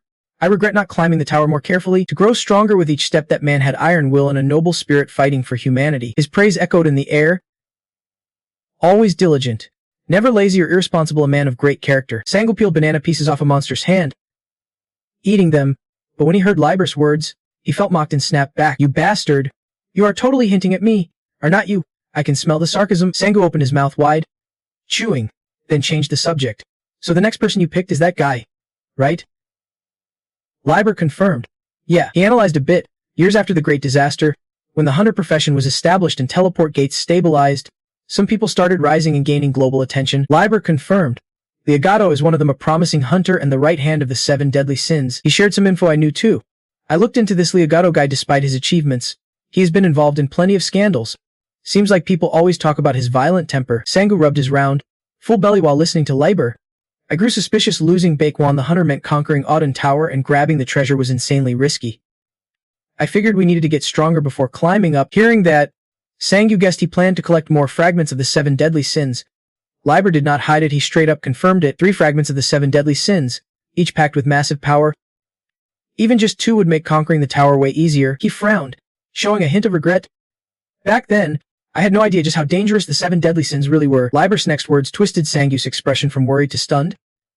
Turns out, Liagato actually collected all 3 fragments. He went on, saying Liagato was fine until he got the right arm. But after grabbing the left arm, he started losing it. Then, when he got the left leg, he completely lost control and turned insanely aggressive. Sangyu added, they say the more fragments you have, the more your mind gets corrupted. Liber seemed puzzled. Your case is really unusual. The corruption from your fragment does not seem to affect you at all. Just then, the other clones returned. Sangyu cheered happily. Man, these clones really are the best. Liber kept going with his story.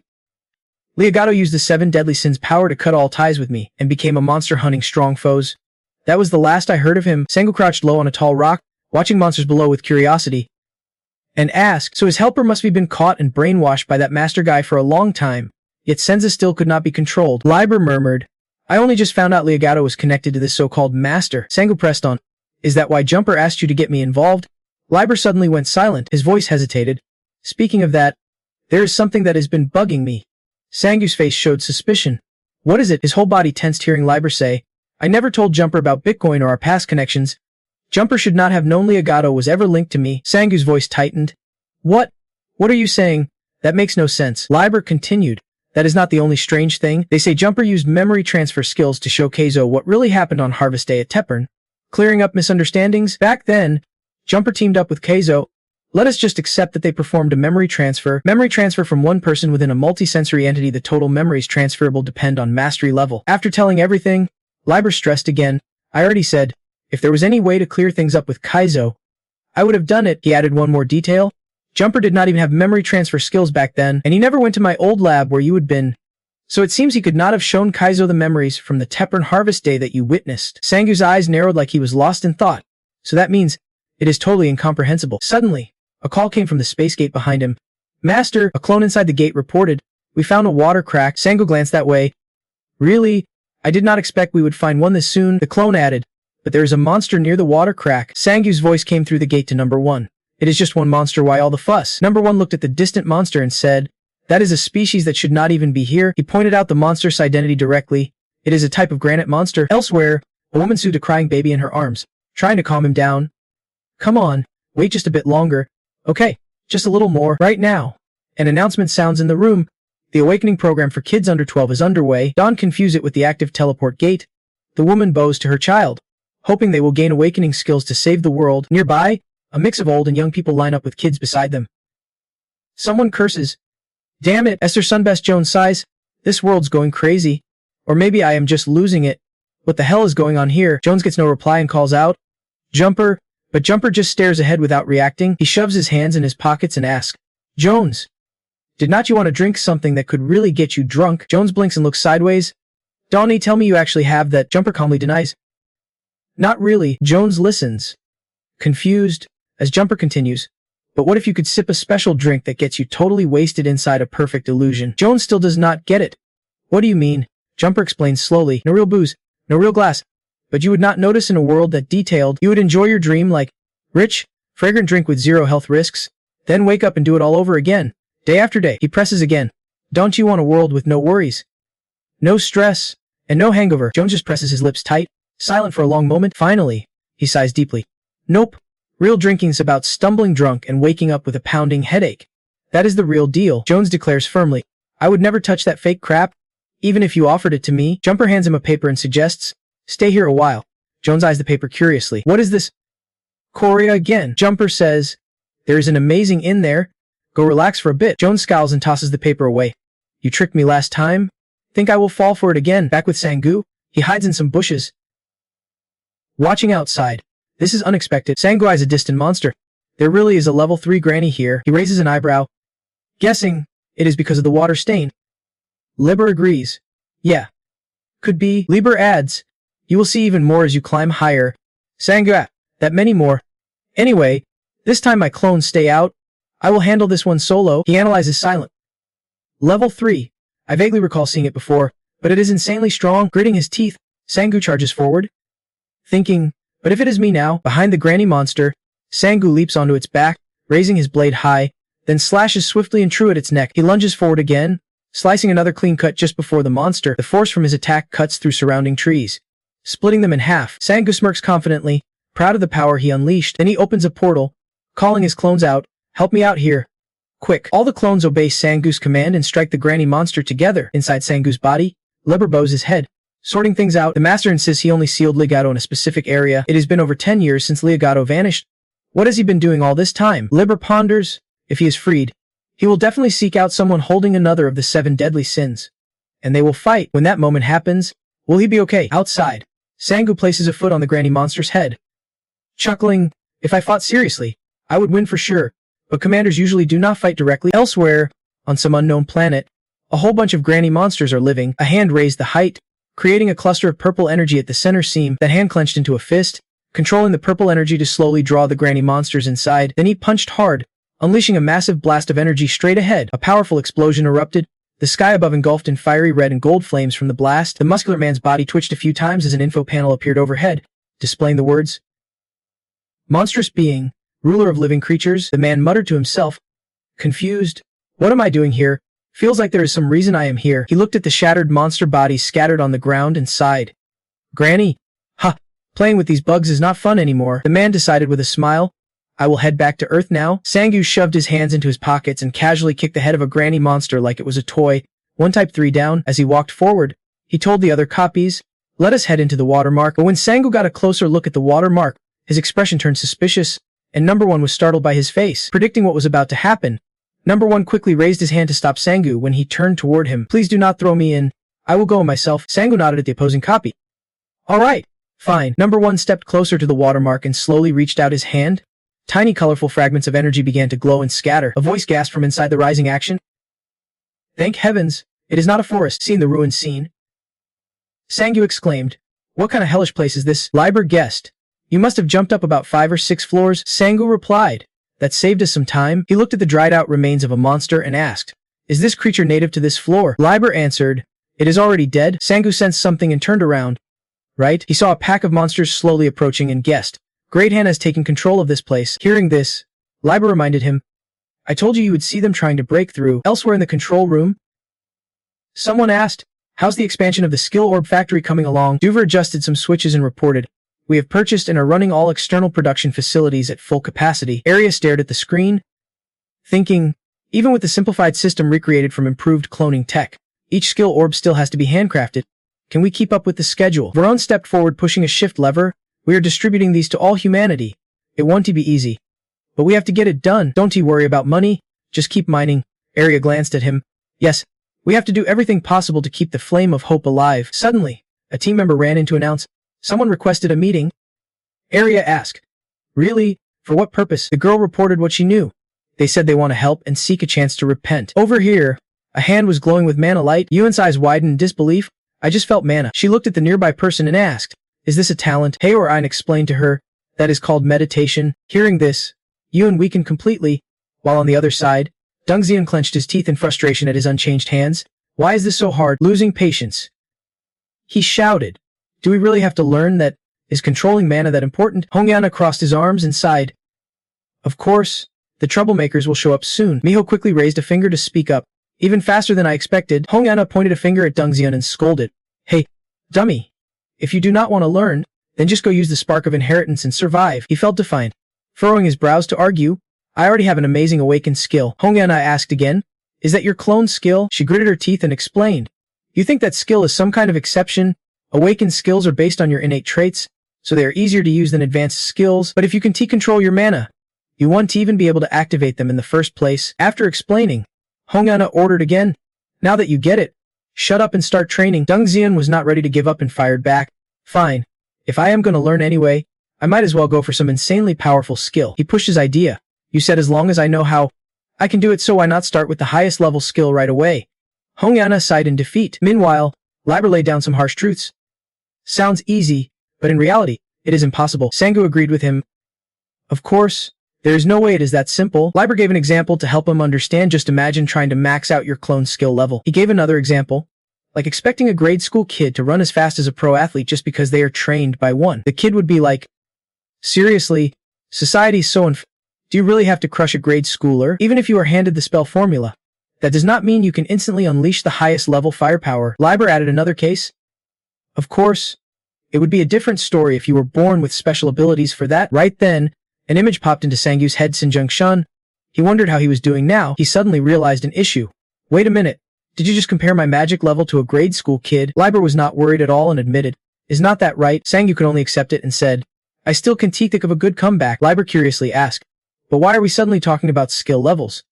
Are you getting impatient? Sangu hesitated, then said, well, yeah.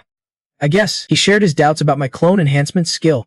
I do not know why, but I felt like I would hit some kind of limit. The info panel popped up, clone enhancement level 59. Permanent effect. Boosts clone stats based on the original, currently reflecting 70%. Liber checked the stats too. It is a permanent skill that powers up the clone.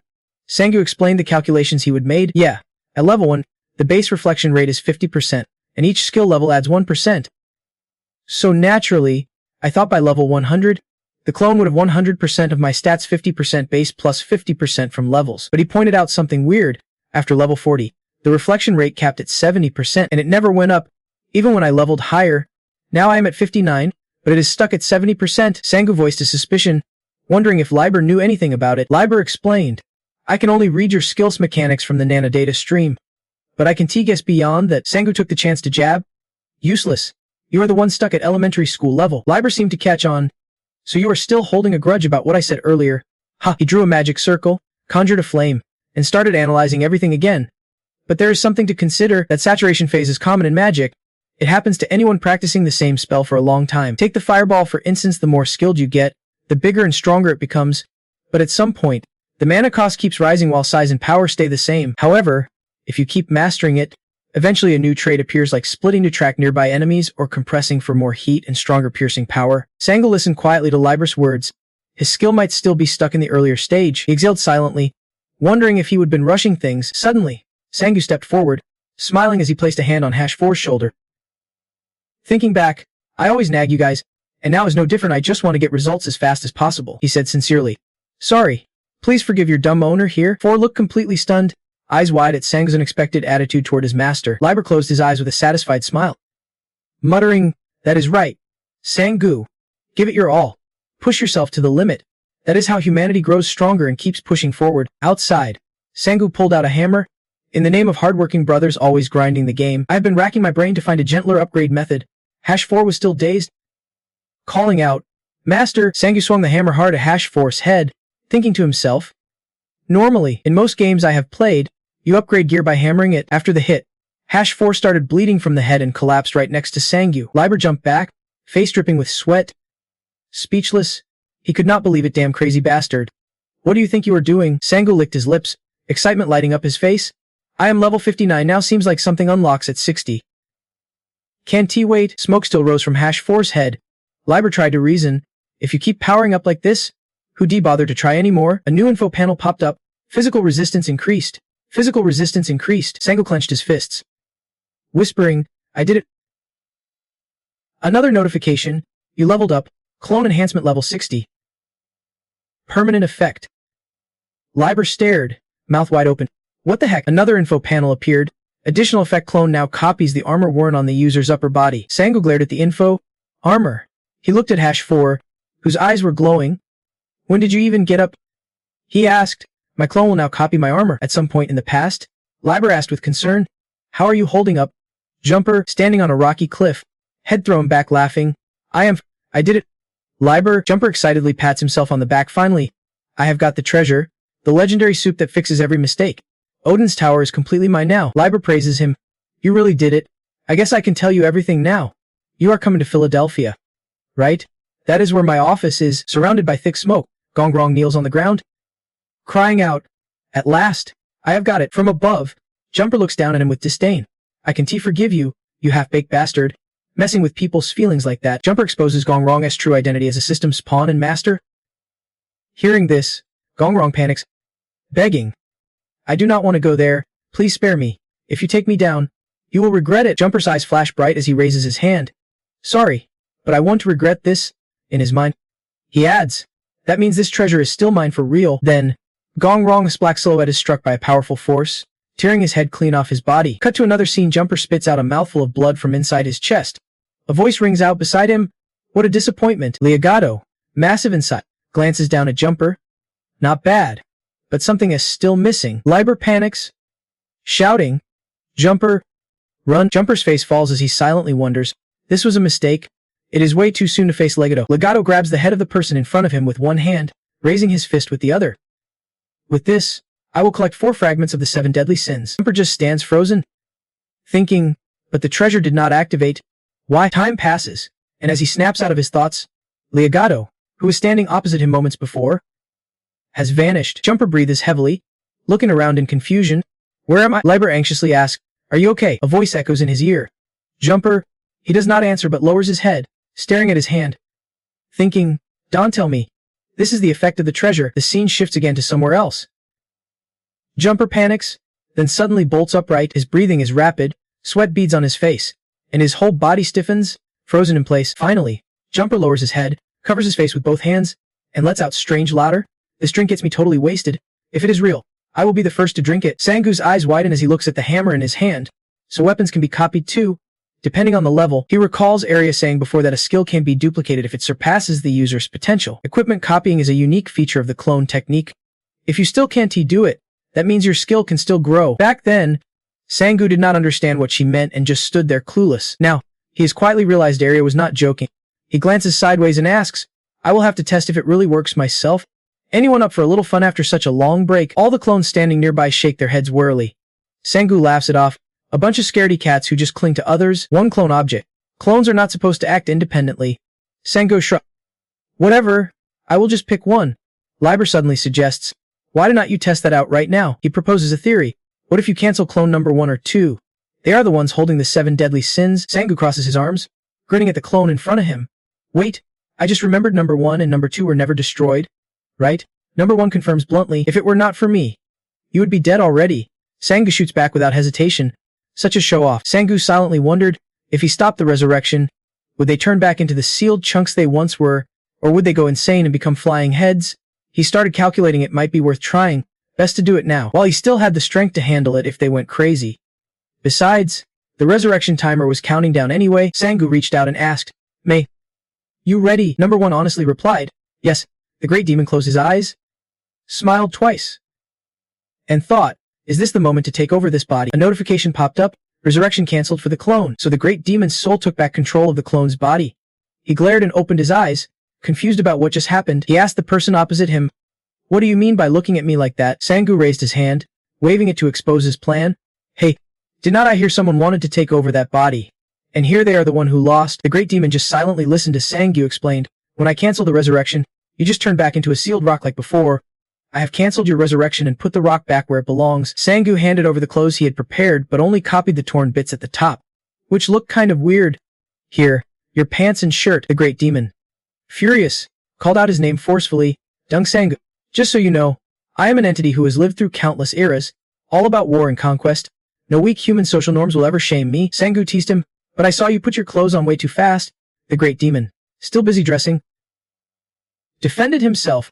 "That is just your clone's doing," a voice echoed from the space gate, reminding the other clones. "Hey guys, first things first, let us eat." A steaming pot of golden, delicious noodles was cooking on the stove. Sangu picked up a chopstick full of noodles and brought it to his mouth, saying, "You know, after all, you're just a body split into pieces." He curiously asked, "Don't you know what is happening to the other fragments?" The great demon calmly replied, "I have no interest in that stuff." While blowing on his noodles, he explained, "The only thing I care about is fighting strong opponents. Whoever holds my fragments will seek out greater power. So naturally, they will come together." The great demon concluded, "In the end, me getting reunited is just destiny." Hearing that, Sangu sarcastically said, "I do not know if you are just good at sugarcoating things you do not understand." He sighed and asked, "Don't you ever get tired of fighting nonstop like that?" The great demon looked at him and said 2 words, "Nonsense." He slowly explained, "Since the dawn of time, fighting has been the core of survival. Back then, the strong eating the weak was just how things worked." Sangu blinked, listening to the great demon. "But what about now? You can't even handle one of my fragments, so you just slapped the 7 deadly sins label on it and sealed it away." He analyzed seriously. The old Earth was not like today.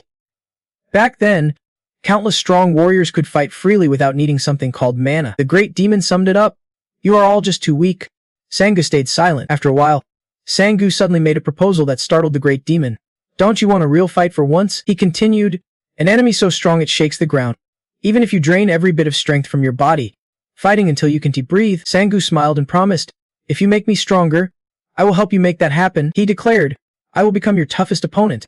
The great demon did not immediately agree but laughed and nodded. He stepped closer, face to face with Sangu, saying, "Of all the nonsense you have said so far, that is the most ridiculous and the one I like best." The great demon's voice echoed through the space as his clones searched for water and dealt with monsters. He confirmed once more, "You will fight me one-on-one?" Sangu flips the question back at him, "Is not that way better than spouting off some nonsense theories?" He confidently says, "We will take it all for ourselves, your void power and combat skills included." The great demon chuckles with interest at his words and says, "Fine, let us see you try." Then Sangu shouts his order loud and clear, "Great demon, release the seal of the 7 deadly sins." The great demon's eyes flicker as he repeats Sangu's command, "Release the seal of the 7 deadly sins." Opponent. Sangu recalls that even back when he was much weaker, he faced off alone against its rank monster, the Titan skeleton. He pulls a blade from the space gate, thinking to himself, "I do not expect to win right away." But then Sangu remembers, "I've got the edge in physical strength." He launches himself into the air, charging forward. "I am here now." At that moment, Sangu decides to face him head-on and play to his strengths. Time passes, and the great demon slams Sangu down to the ground with a powerful kick. He brings the blade close to Sangu's face and says, "Now this is one." The great demon's hand slowly reaches towards Sangu. "I will take this as tuition." Blood splatters into the air, followed by a piercing scream echoing through the space. The great demon stands tall, confidently pacing. "Don't whimper. You will get stronger soon enough. Or maybe, should I go a little easier on you?" Sangu, wounded in one eye, grits his teeth and replies through the pain, "This is perfect right now." He speeds up and gets back on his feet, pushing through the pain. "To pull off this move, I have to be at least this strong before I even want to tear apart an old man." The great demon reacts instantly, catching the blade.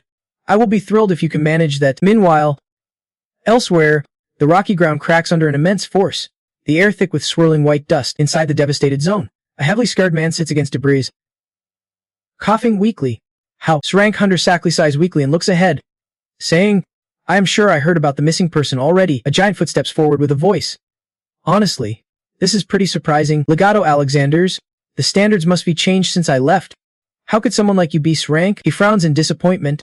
"I was expecting something, but this is the worst. It is still the 7 deadly sins after all." Tears well up in Sackley's eyes as Legato Alexander's words ring in his ears. "Right now, the only ones I can track are the Titan skeleton in the tome and the jumper. I guess." Suddenly, Sackley reveals information. The Titan skeleton has already been wiped out. Legato Alexander Scott. You are about to die but still stubbornly claim you are S-rank. You must have some special sword or a rare purple stone with you. Right? Sackley narrows his eyes and denies it. I do not know what you are talking about. When we got there, a hunter was already fighting the Titan skeleton. Legato Alexander probes. Who is it? Sackley immediately fired back. Do you think I would spill the meaning to you? Like I know exactly what you will do. Legato Alexander blinked silent. Then he turned, pulled out his phone. Fine. I will just look it up myself. You should be said up front you were not going to tell me. Sackley behind him was startled, amazed that he knew more about modern culture than she expected. Back at the battle between Sangyu and the Great Demon, the two were wildly charging at each other. Sangyu panted silently to Genji. This is insane. I can clearly see the path of his strikes. But whenever I try to block, a surprise attack always hits right after. The Great Demon looked at him with interest. Annoying, is not like he can read every thought in my head. Sangyu stretched out both hands, powering up and shouted. Take this. The Great Demon swung and shattered Sangu's magic circle. Ice and shards to buy time.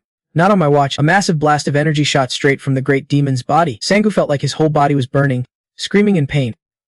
Wondering, what is this? Sangu braced one hand on the ground, staring up at the Great Demon, wondering how he reads his moves. Suddenly, the Great Demon was right in front of him. Now that is real. He grinned confidently. It is a 2v2 now. Right? A beam of white light shone straight onto Sangu's face. Just as the Great Demon's painful blade came down, Sangu tilted his head to dodge. His eyes flicked toward the arm striking. 2 versus me. Got it. I see what is going on now. The Great Demon cursed under his breath. Bastard. Then smiled with interest. You've got some interesting tactics there. An info panel popped up. Beast type. Mage. Sensory data linked to reality. Sangu grabbed the Great Demon's arm, exposing his trick. Yeah. If you connect to the senses for a moment, you can pinpoint exactly where to strike. Right? Sangu yelled and swung a heavy slash at the Great Demon. Even if you are one of the 7 deadly sins, in the end, you are still my subordinate. You damn bastard. The Great Demon flew back. Guess that is not unfair at all. He replied coolly. What do you think I am? Using all your skills is not a choice. It is what you have to do. The Great Demon quickly regained his balance, but Sangu sweat nervously. Thinking, did I see that right? He just took off from thin air. In less than a minute, the Great Demon jumped and kicked Sangu in the chest. The Great Demon added, that is not enough yet. Kid. Sangu coughed. Shocked. Why is my clone's body so strong? Just as the Great Demon was about to finish him off, a notification sounded, reporting a new water source discovered, so the Great Demon spared Sang, prioritizing climbing the tower first. Sangu quickly agreed, hands raised in surrender. After a while, Sangu reached the top of the tower. Staring in stunned disbelief, Sangu exclaimed, Hey, looks exactly like the floor below. Did we really climb up? The Great Demon replied. Don't worry, I am still climbing. Only the air changes gradually from here on. But then the Great Demon paused, sensing something off. The smell of blood was getting stronger. Ignoring his doubts, Sangu urged, Let us. The Great Demon spun around and punched Sangu in the stomach. Remember this, one wrong move and you are dead. Real combat is not a game. There is no signal to start the fight. Sangu collapsed on the spot, weak and coughing. Their battle continued fiercely even after reaching the next floor, while his clones handled the monsters. Thanks to his non-stop absorption skill, Dung Sangu's power shot up big time. The two of them kept fighting as his stats kept climbing. By using his senses to the max, Dung Sangu could read and predict the 7 form Sin's attack directions, letting him dodge and counter. At first, this was just a temporary fix, not a way to beat every enemy, just a desperate move to close the massive power gap. But that choice sparked a big change.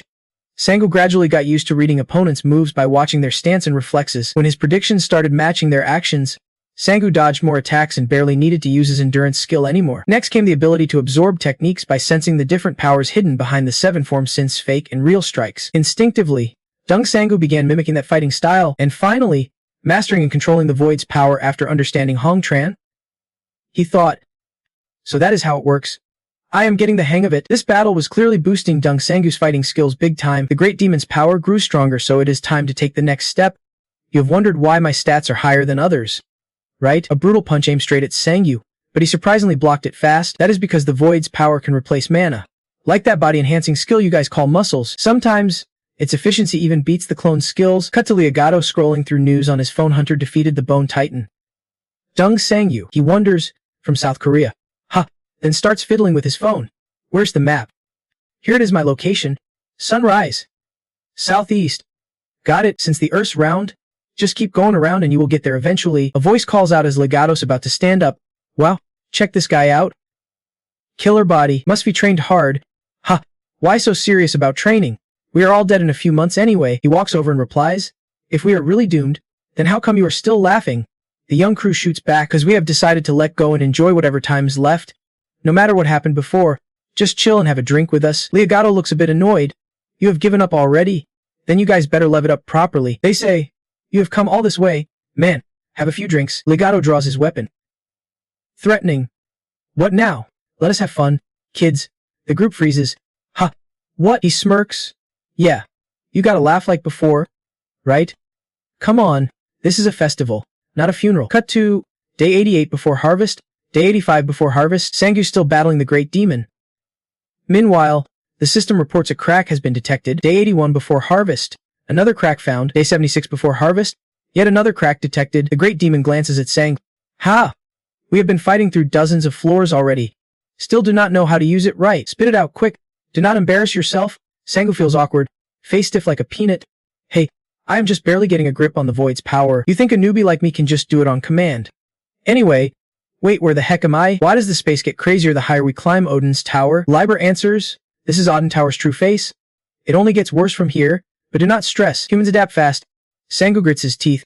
Damn, I've lost my appetite already. Then Sangu shifts to a positive vibe. Still, you gotta eat to beat the path. Let us eat. Guys, later. Sangu eats with the great demon. How many floors have we climbed so far? The great demon replies, about 1%. Hearing that, Sangu says, if we keep this pace, things will get better, but it won't be that easy. The great demon sipping soup suddenly widens his eyes. Sangu grins. Ha! Surprised? I already poisoned your food? Sucker, the monster on the previous floor used poison, so I prepared a little surprise for him. This is a counterattack using void poison. Didn't someone say this battle is not a game?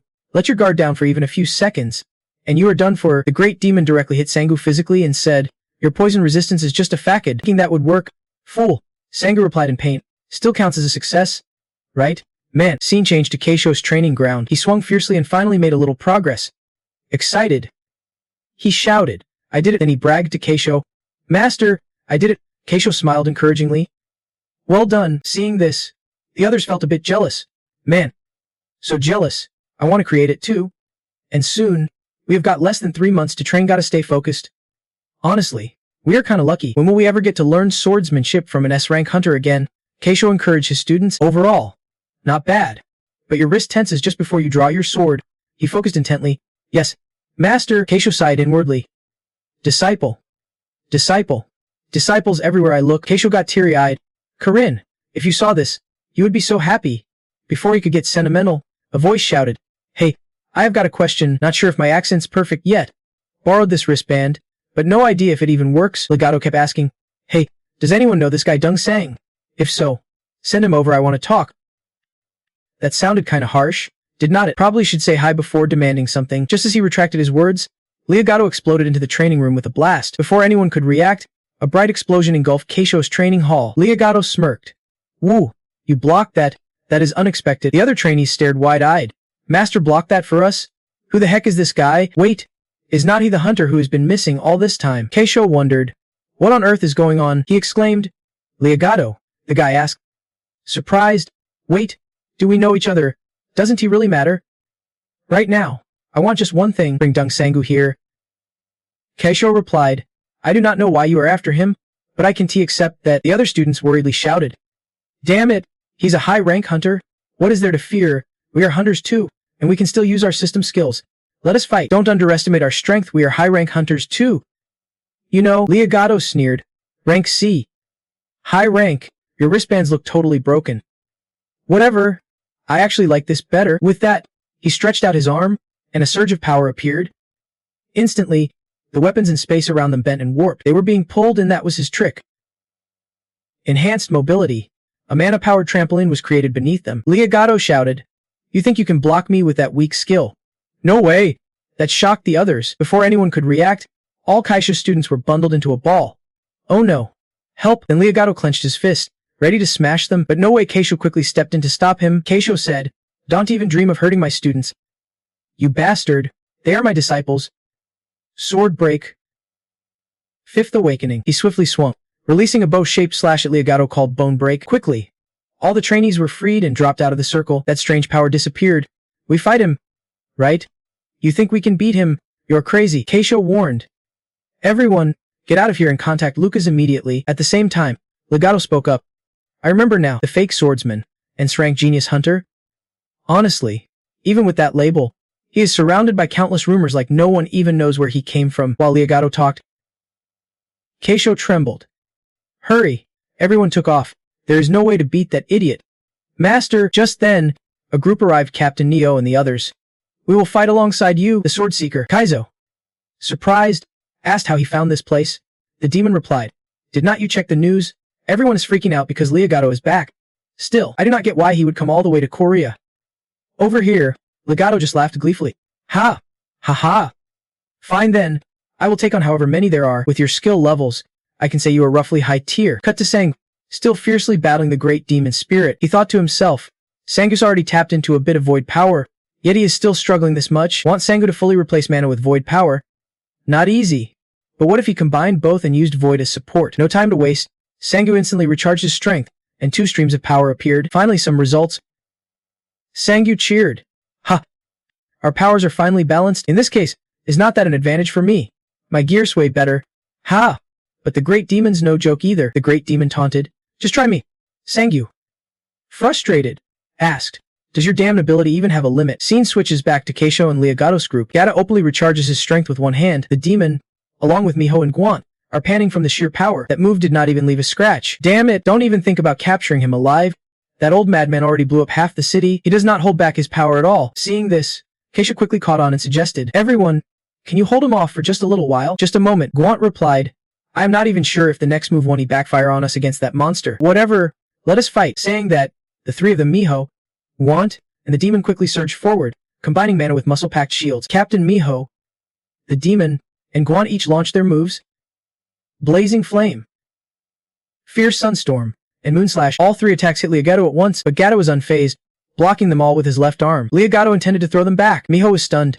Even the sword energy got stopped. Leogato toyed with their ultimate moves like they were toys, then controlled the angle of his throw with his right hand. He launched a more powerful strike, knocking them down one by one. Gata said, bringing out that Dung Sangu from the start was smart. Ha! But Leogato still had not taken down Keisho, which was the main goal behind their sacrifice, the super frequency mana energy. The ultimate skill, Heavenly Slaughter and Deception. Keisho seized the chance to attack again with his second form. Legato raised his foot, and Keisho stepped back to finish the move. Gata smiled like nothing happened, leaving Keisho stunned. What just happened? Legato spoke up. Forget about Dung's left foot. Taking the cue, Gata stepped forward and punched Keisho, sending him flying hundreds of meters. Leogato encouraged him. That last move was pretty brutal, props to you. He kept jumping back to the void, repeatedly wonder if the void would even show up in time when the master is near death. Keisho lost all composure, unable to say anything more. Old man, he thought. I'm sorry. Everyone, amid the chaos, another energy pulled Keisho out of Leogato's reach. That was Dung Xian. Gotta admit, you were fast. I was about to chop off your arm, but no luck. He slowly lowered his guard. Seeing this, Leogato shouted, Kid, who the hell are you? He answered, I am just a hunter, a regular Barank hunter. Then Dung Xian pulled his arm back and recharged his power. It struck Leogato swiftly, like a greeting to him and Keisho. It quickly strikes Leogato like a greeting from him to Kaiso. Dung Xian calmly forms an energy shield to block the shockwave. Dust clears to reveal a huge crater in the ground. The guy leaps out of the hole almost unharmed and crazily charges at him again. Dung Xian stays calm and targets Leogato, unleashing his secret move. Stone Prison, level 100. As chunks of rock surround him and flames slowly rise, he clenched his fist, controlling the Earth Monk technique. Overpressure, level 100. A huge sphere of earth started shrinking. When it reached the limit, it exploded right in midair. Even battered from the fall, Legato managed a confident smirk. I fell. Stunned. Looking up at him. Not bad. Really not bad. Who are you? No way someone like you could be a nobody. Legato steadied himself and said, Come on. Tell me who you really are. Dung Xian stayed calm and replied, I already told you. His eyes lit up as he stared straight at the guy. I am just an ordinary hunter, the system announced. Legendary Death. All learned skills automatically upgrade to the highest level. Memories flashed by. Sangu smiled and turned back, saying, Hey, I've got a little gift for you. Use it well when you get back. Dung Xian asked seriously. A gift? What kind? He just replied calmly. You will find out soon enough. He got home, puzzled, wondering why the guy sent him a gift. After all, the world was ending soon. A red potion bottle left at the doorstep caught Dung Xian's attention. A small note on it read, Remember to drink it. From Bro. Surprised, Dung Xian held it. Confused, a divine elixir from Dung Sang. How did he get this? He told me to drink it. Am I even allowed to? Gritting his teeth, he made a tough decision. Dung Xian silently wondered, if this does not work either. What then? He thought hard. Even D. Baranks can boost my stats. Does this elixir even matter? What if I waste such a rare thing again? The note slipped from his hand while he was deep in doubt. If even the divine elixir does not work on me, what should I do? On the small paper, Sangu's friendly message read, "If you dare waste or hesitate to use it, I will stab you." Seeing those words, he felt enlightened. Right? If even the elixir fails, I just have to get up and keep trying. With that determination, Dungzian confidently drank the divine elixir. The training weights he would use soaked up his endless effort. Dungzian made a silent vow in his heart. If the elixir does not work, nothing changes. I will just keep pushing every day like always. After drinking, his body began radiating a powerful energy. Dungzian struggled to endure the intense transformation.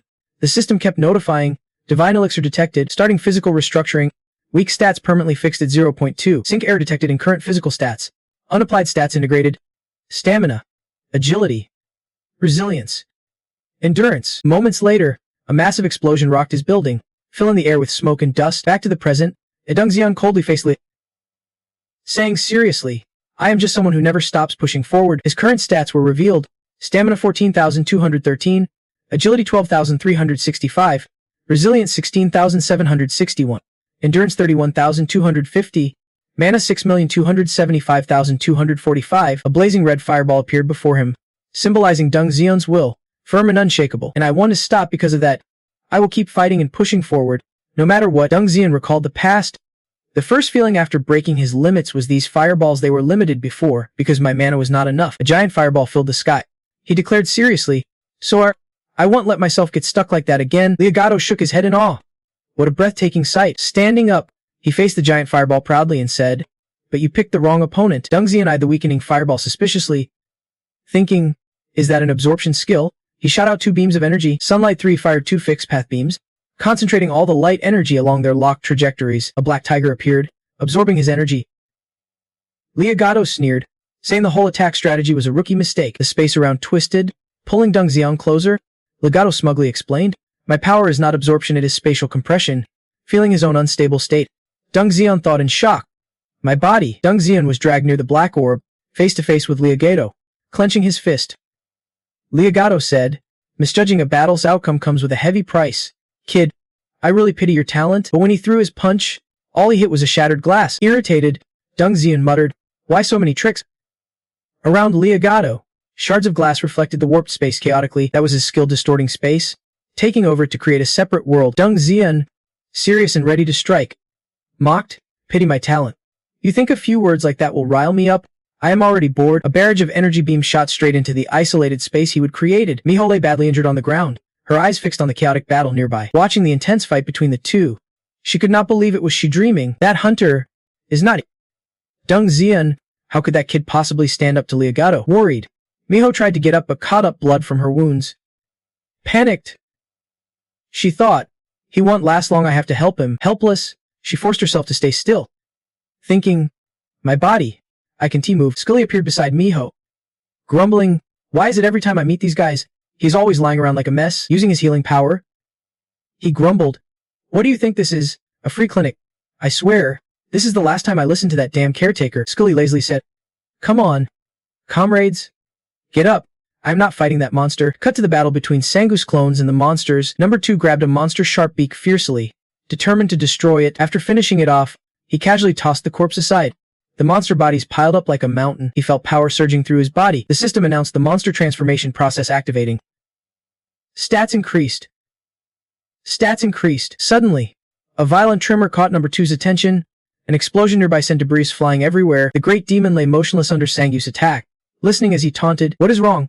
What are you going to do now?" Sangu said excitedly, "I need to train harder to get stronger. Should I call number 2 to give you a hand?" The system also notified, "You have leveled up your clone skill to level 70. New effect added, clones now wear the same lower body gear as the user." Cut to a beautiful primal meadow where Veda happily said, "I never thought I would get such good news one day." She excitedly waved her hands. Finally, Liber is back. Karen calmly said, "How long has it been since he left here to travel?" "So many years have passed." In this peaceful, sunny, breezy scene, a flood of questions filled her mind. What could bother Liber so much at T-Bun? Food supplies are not lacking. Everything's calm and nearly perfect. Will Master return with Liber? Veda, in a great mood, said, "Anyway, it is so good to hear from Liber after all these years. That girl, Elisa, we owe her for always keeping us updated." Sammy denied it. "She is not Elisa." But Chechen also agreed. "Right? She is just the overseer here," Karen said coldly. Then why does she have to oversee? Isn't Alyssa dead? She's been gone a long time already. Suddenly, a signal tower in the city exploded. The system in Alyssa's form urgently reported, damage detected in Sector B24 due to overload. Another copy exclaimed, damn. Not again. It began opening a teleport gate, saying, I am heading back now. The other systems started analyzing the cause. They seemed to have remembered something that should have been erased from memory before. Could showing Alyssa's image in front of them be a mistake? But I really want to tell them about Liber. Standing in front of the suspicious experiment, I was very careful managing all data and info related to Alyssa. Well, as long as Liber comes back quickly. That is what matters. The system smiled brightly and said happily, the reunion between Liber and Alyssa, just thinking about it makes my heart race. It is amazing to witness their meeting firsthand. An energy source resembling a gun's position near the Karen group. Someone nervously said, before that happens, I sincerely apologize. Everyone, immediately, they all lost their memories? Karen asked confusedly. Wait, what were we just talking about? Sammy answered, that picnic the other day. Yeah, it was really fun. She replied carefree. Right? Remember packing food then? Only Bray Mouse was suspicious about the pressure he just felt. Dungshan fired a straight energy blast toward Leogato. Lightning sharp and precise. Right after, another attack slammed in, causing a huge explosion. Lightning struck fiercely. The guy kept moving, dodging silently, thinking, what is going on? Something feels off. Facing his overwhelming presence, Legato showed no fear. Instead, he calmly said, your combat experience does not match your skills at all. You have got way too many abilities. It is ridiculous. The next day, his words hit like a shot to Deng Xian's heart, making him hesitate. But at the crucial moment, you never use them right. Legato smoothly dodged another attack and closed in, taunting with a grin. In the end, no matter how many powerful skills you have, you can land a critical hit on me. Feeling frustrated. So frustrated it makes you fight even more recklessly. Pathetic. Quickly, Legato moved behind Dengxian. Catching him off guard, he smiled and guessed, you have never been in a real fight before, right? I am Spot. Suddenly, a shockwave erupted right where they stood. Kai Su and the Miho group appeared out of nowhere. He blocked a punch with his sword, saying, lack experience. Just make up for it. Stop talking and fight me now. Leogato, Scully called from a distance, casually sitting on a nearby machine. Hey, if you still got your hands and legs, do not run over here. Got it? I do not treat anything besides those two. He added, go all out. Everyone cut to a room full of documents. An angry voice exploded. Damn it. So many countries do not cause trouble. Why does it have to be South Korea? South Korean Defense Minister Go Tae slammed the table, standing up in disbelief. How can someone who has been missing for so long suddenly appear now? An aide rushed in to report.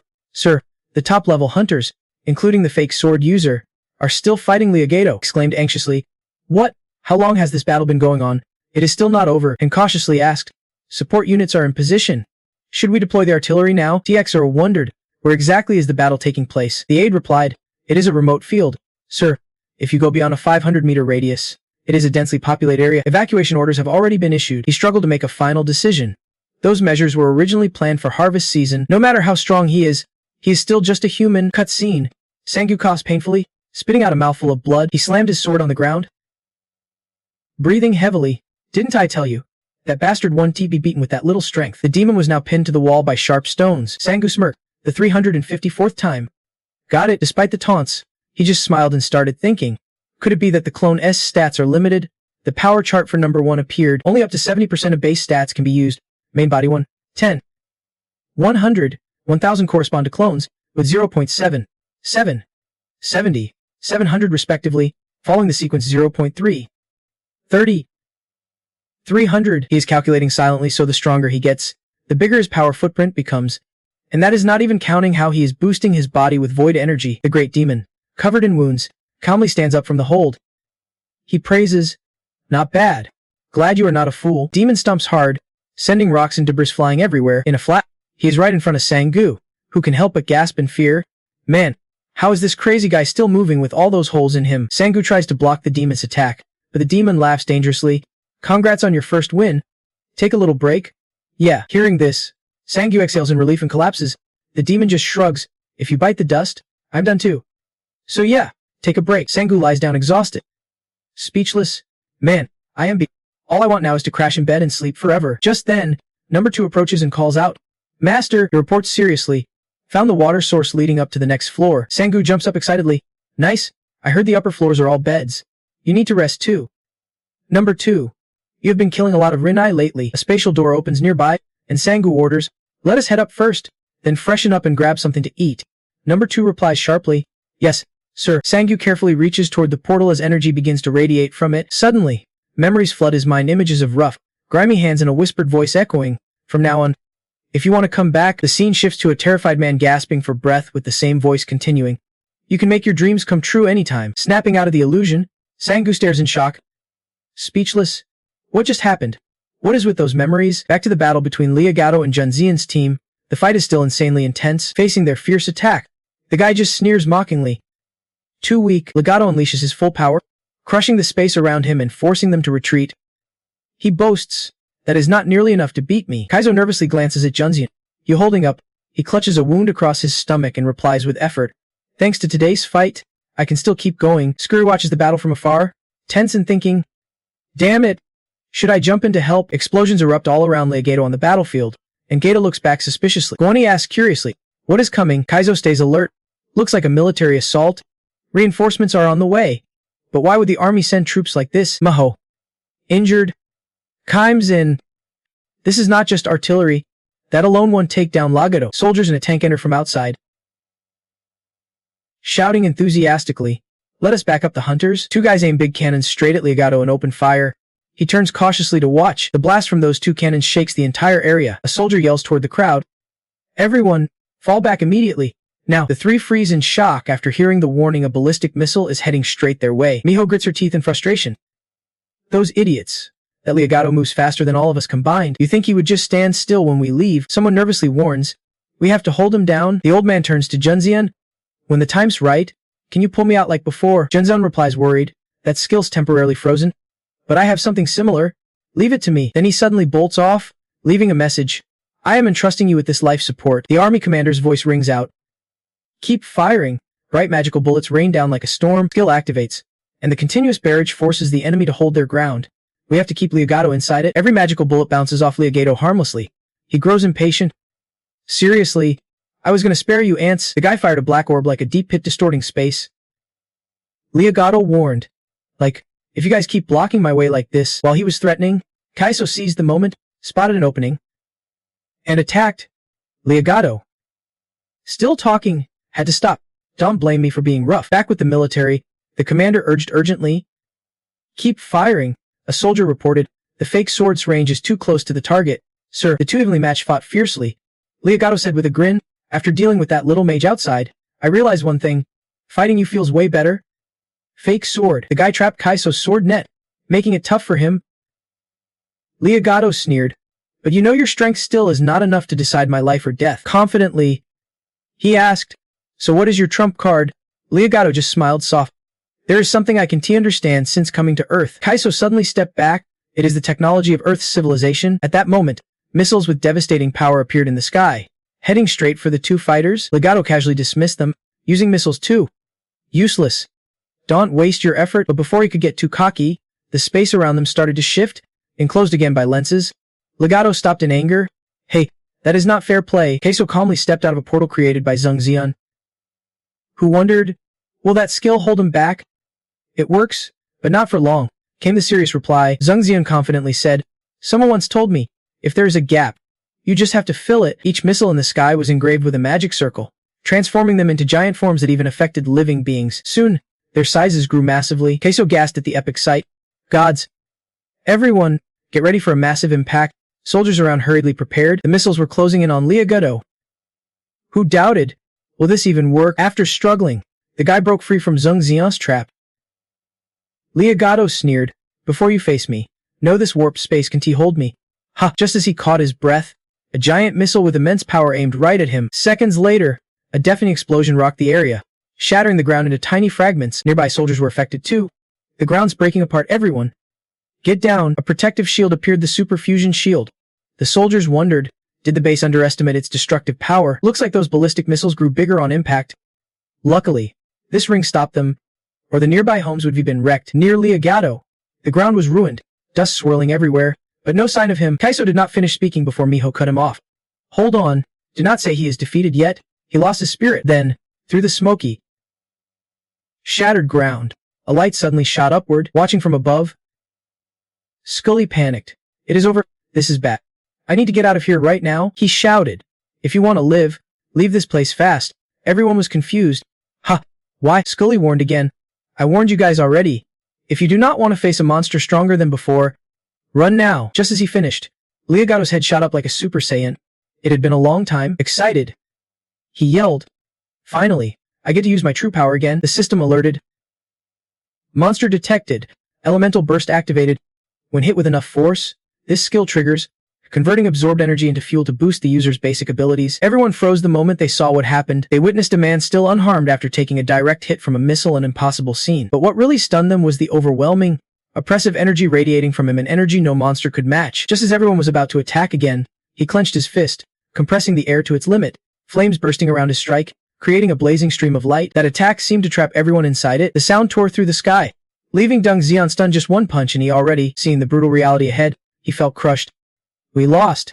There is no way to beat this monster. At least, Deng Xian has to get everyone out of here. Legato shot forward like lightning, ditching the ants.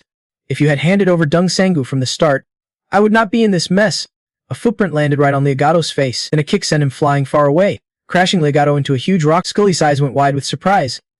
Shouting, "We have got a chance." Miho was just as shocked, but still flashed a confident grin. Ha, that is Jumper. He just showed up to save us from a total wipeout. Bet you missed me. Ha, Legato was still unfazed, laughing loudly. Ha ha. Jumper, I have not settled things with you yet. Like a flash, Jumper jumped in and kicked him sharply on the side. You are too noisy. Then came a flurry of lightning fast strikes all around him. I am not sticking around here. No time for a drawn-out fight. Legato got hammered without a chance to block. Furious, he threw a punch and let out a roar. Winding up. Suddenly, Legato froze, wide-eyed and taken aback. Jumper also paused, just a moment of silence between them. Then Legato cracked a smirk, laughing. Ha ha. Jumper stepped back and asked, Lucas, what the hell are you anyway? He replied, what I am the strongest human alive. Then Jumper landed another kick on Legato. A blinding flash lit up too bright to see clearly between them. A huge explosion followed, sending rocks flying everywhere. Then a tense, silent standoff broke out between them. Jumper finally spoke up. But that is still not enough. People like me do not deserve that title. Someone who can surpass all challenges and answer every question about the future has to be beyond both me and you. So why do not we team up? Cut to Sangu and his clones. Man, there is not even a forest here. Suddenly, a memory flashes through Sangu's mind. At least if you go back, you might turn dreams into reality. Here he wonders, what is that memory about? The hunter, and it looks a lot like Lord Beckhone. Then he asks, you do not have any info on the lost form Great Sins, right? But do you know Hunter Beckhone? The demon lord replies, is that the name of the guy about to die by my hand? Sangu answers disappointed. What do you expect from a brainless tool like that? Then Sangu looks for another clue. Liber, you saw it, right? You are connected to me directly, so you must have seen it, right? Liber snorts in response, then replies, what are you talking about? Hunter Beckhone. So what? Sangu is surprised. Even he did not see it. Liber answers, what exactly did you see? Then he continues, I get it. The moment you touched the layered water rift, I felt an energy, maybe a resonance between the lost form Great Sin fragments. Sangu asks, you mean it only works with that rift, not the others? Liber explains, you have only just started controlling power from Huo. Anyway, this is just my guess, but maybe you sensed leftover traces of Huo's power from Beckhone's teammates in the water rift. Liber wonders, so what was the memory you saw? Sangu replies, maybe it was from when he first got the lost form Great Sin, but he did not look happy. Suddenly something makes Sangu stop talking and turn around. A voice rings out, shocking him. Hola, we finally meet. It is Jumper with Legato. Sangu, we promised to meet at the tower's peak. Why are you still here? Legato, unable to wait, shouts, let us go. Then you will both die by my hand. At the same time, his other clones came to block Legato's strike. He sneered dangerously, full of contempt. All the clones were blasted away by Legato's move, but suddenly, Legato dropped to his knees before Jumper. Why not just kill me now? Jumper replied, that Sangu's growth rate is slower than I thought. I planned some moves to provoke him, but it probably won't work. I really pushed my luck with him. Don't you think he needs some special training? You're the perfect person to train him. Legato thought bitterly. How dare he treat me like a puppet to train someone else? Now he plans to go along with his own scheme. Just kill Jumper Sangu, absorb the fragments of the seven-form Great Sin, and he is set. Meanwhile, Sangu complained. My salary. Finally I have found a forest. Actually, this forest has always been with me. Cloned forest. I'm just denying my own reality. Number one shouted. What nonsense are you spouting? Sangu jumped up sweating. That is Legato, right? The one holding 3 fragments of the 7-formed Great Sin. Sangu hesitated. Can we really win? The question is it time to die? Sangu was shocked but quickly recovered, acting cool. Then he added, calling you a blockhead was no joke, so if I do not want to die here, I have to beat him. Legato said confidently, if I kill you, I will have all 5 fragments of the 7-formed Great Sin. Sangu shot back. Too soon to celebrate. You think I am an easy target?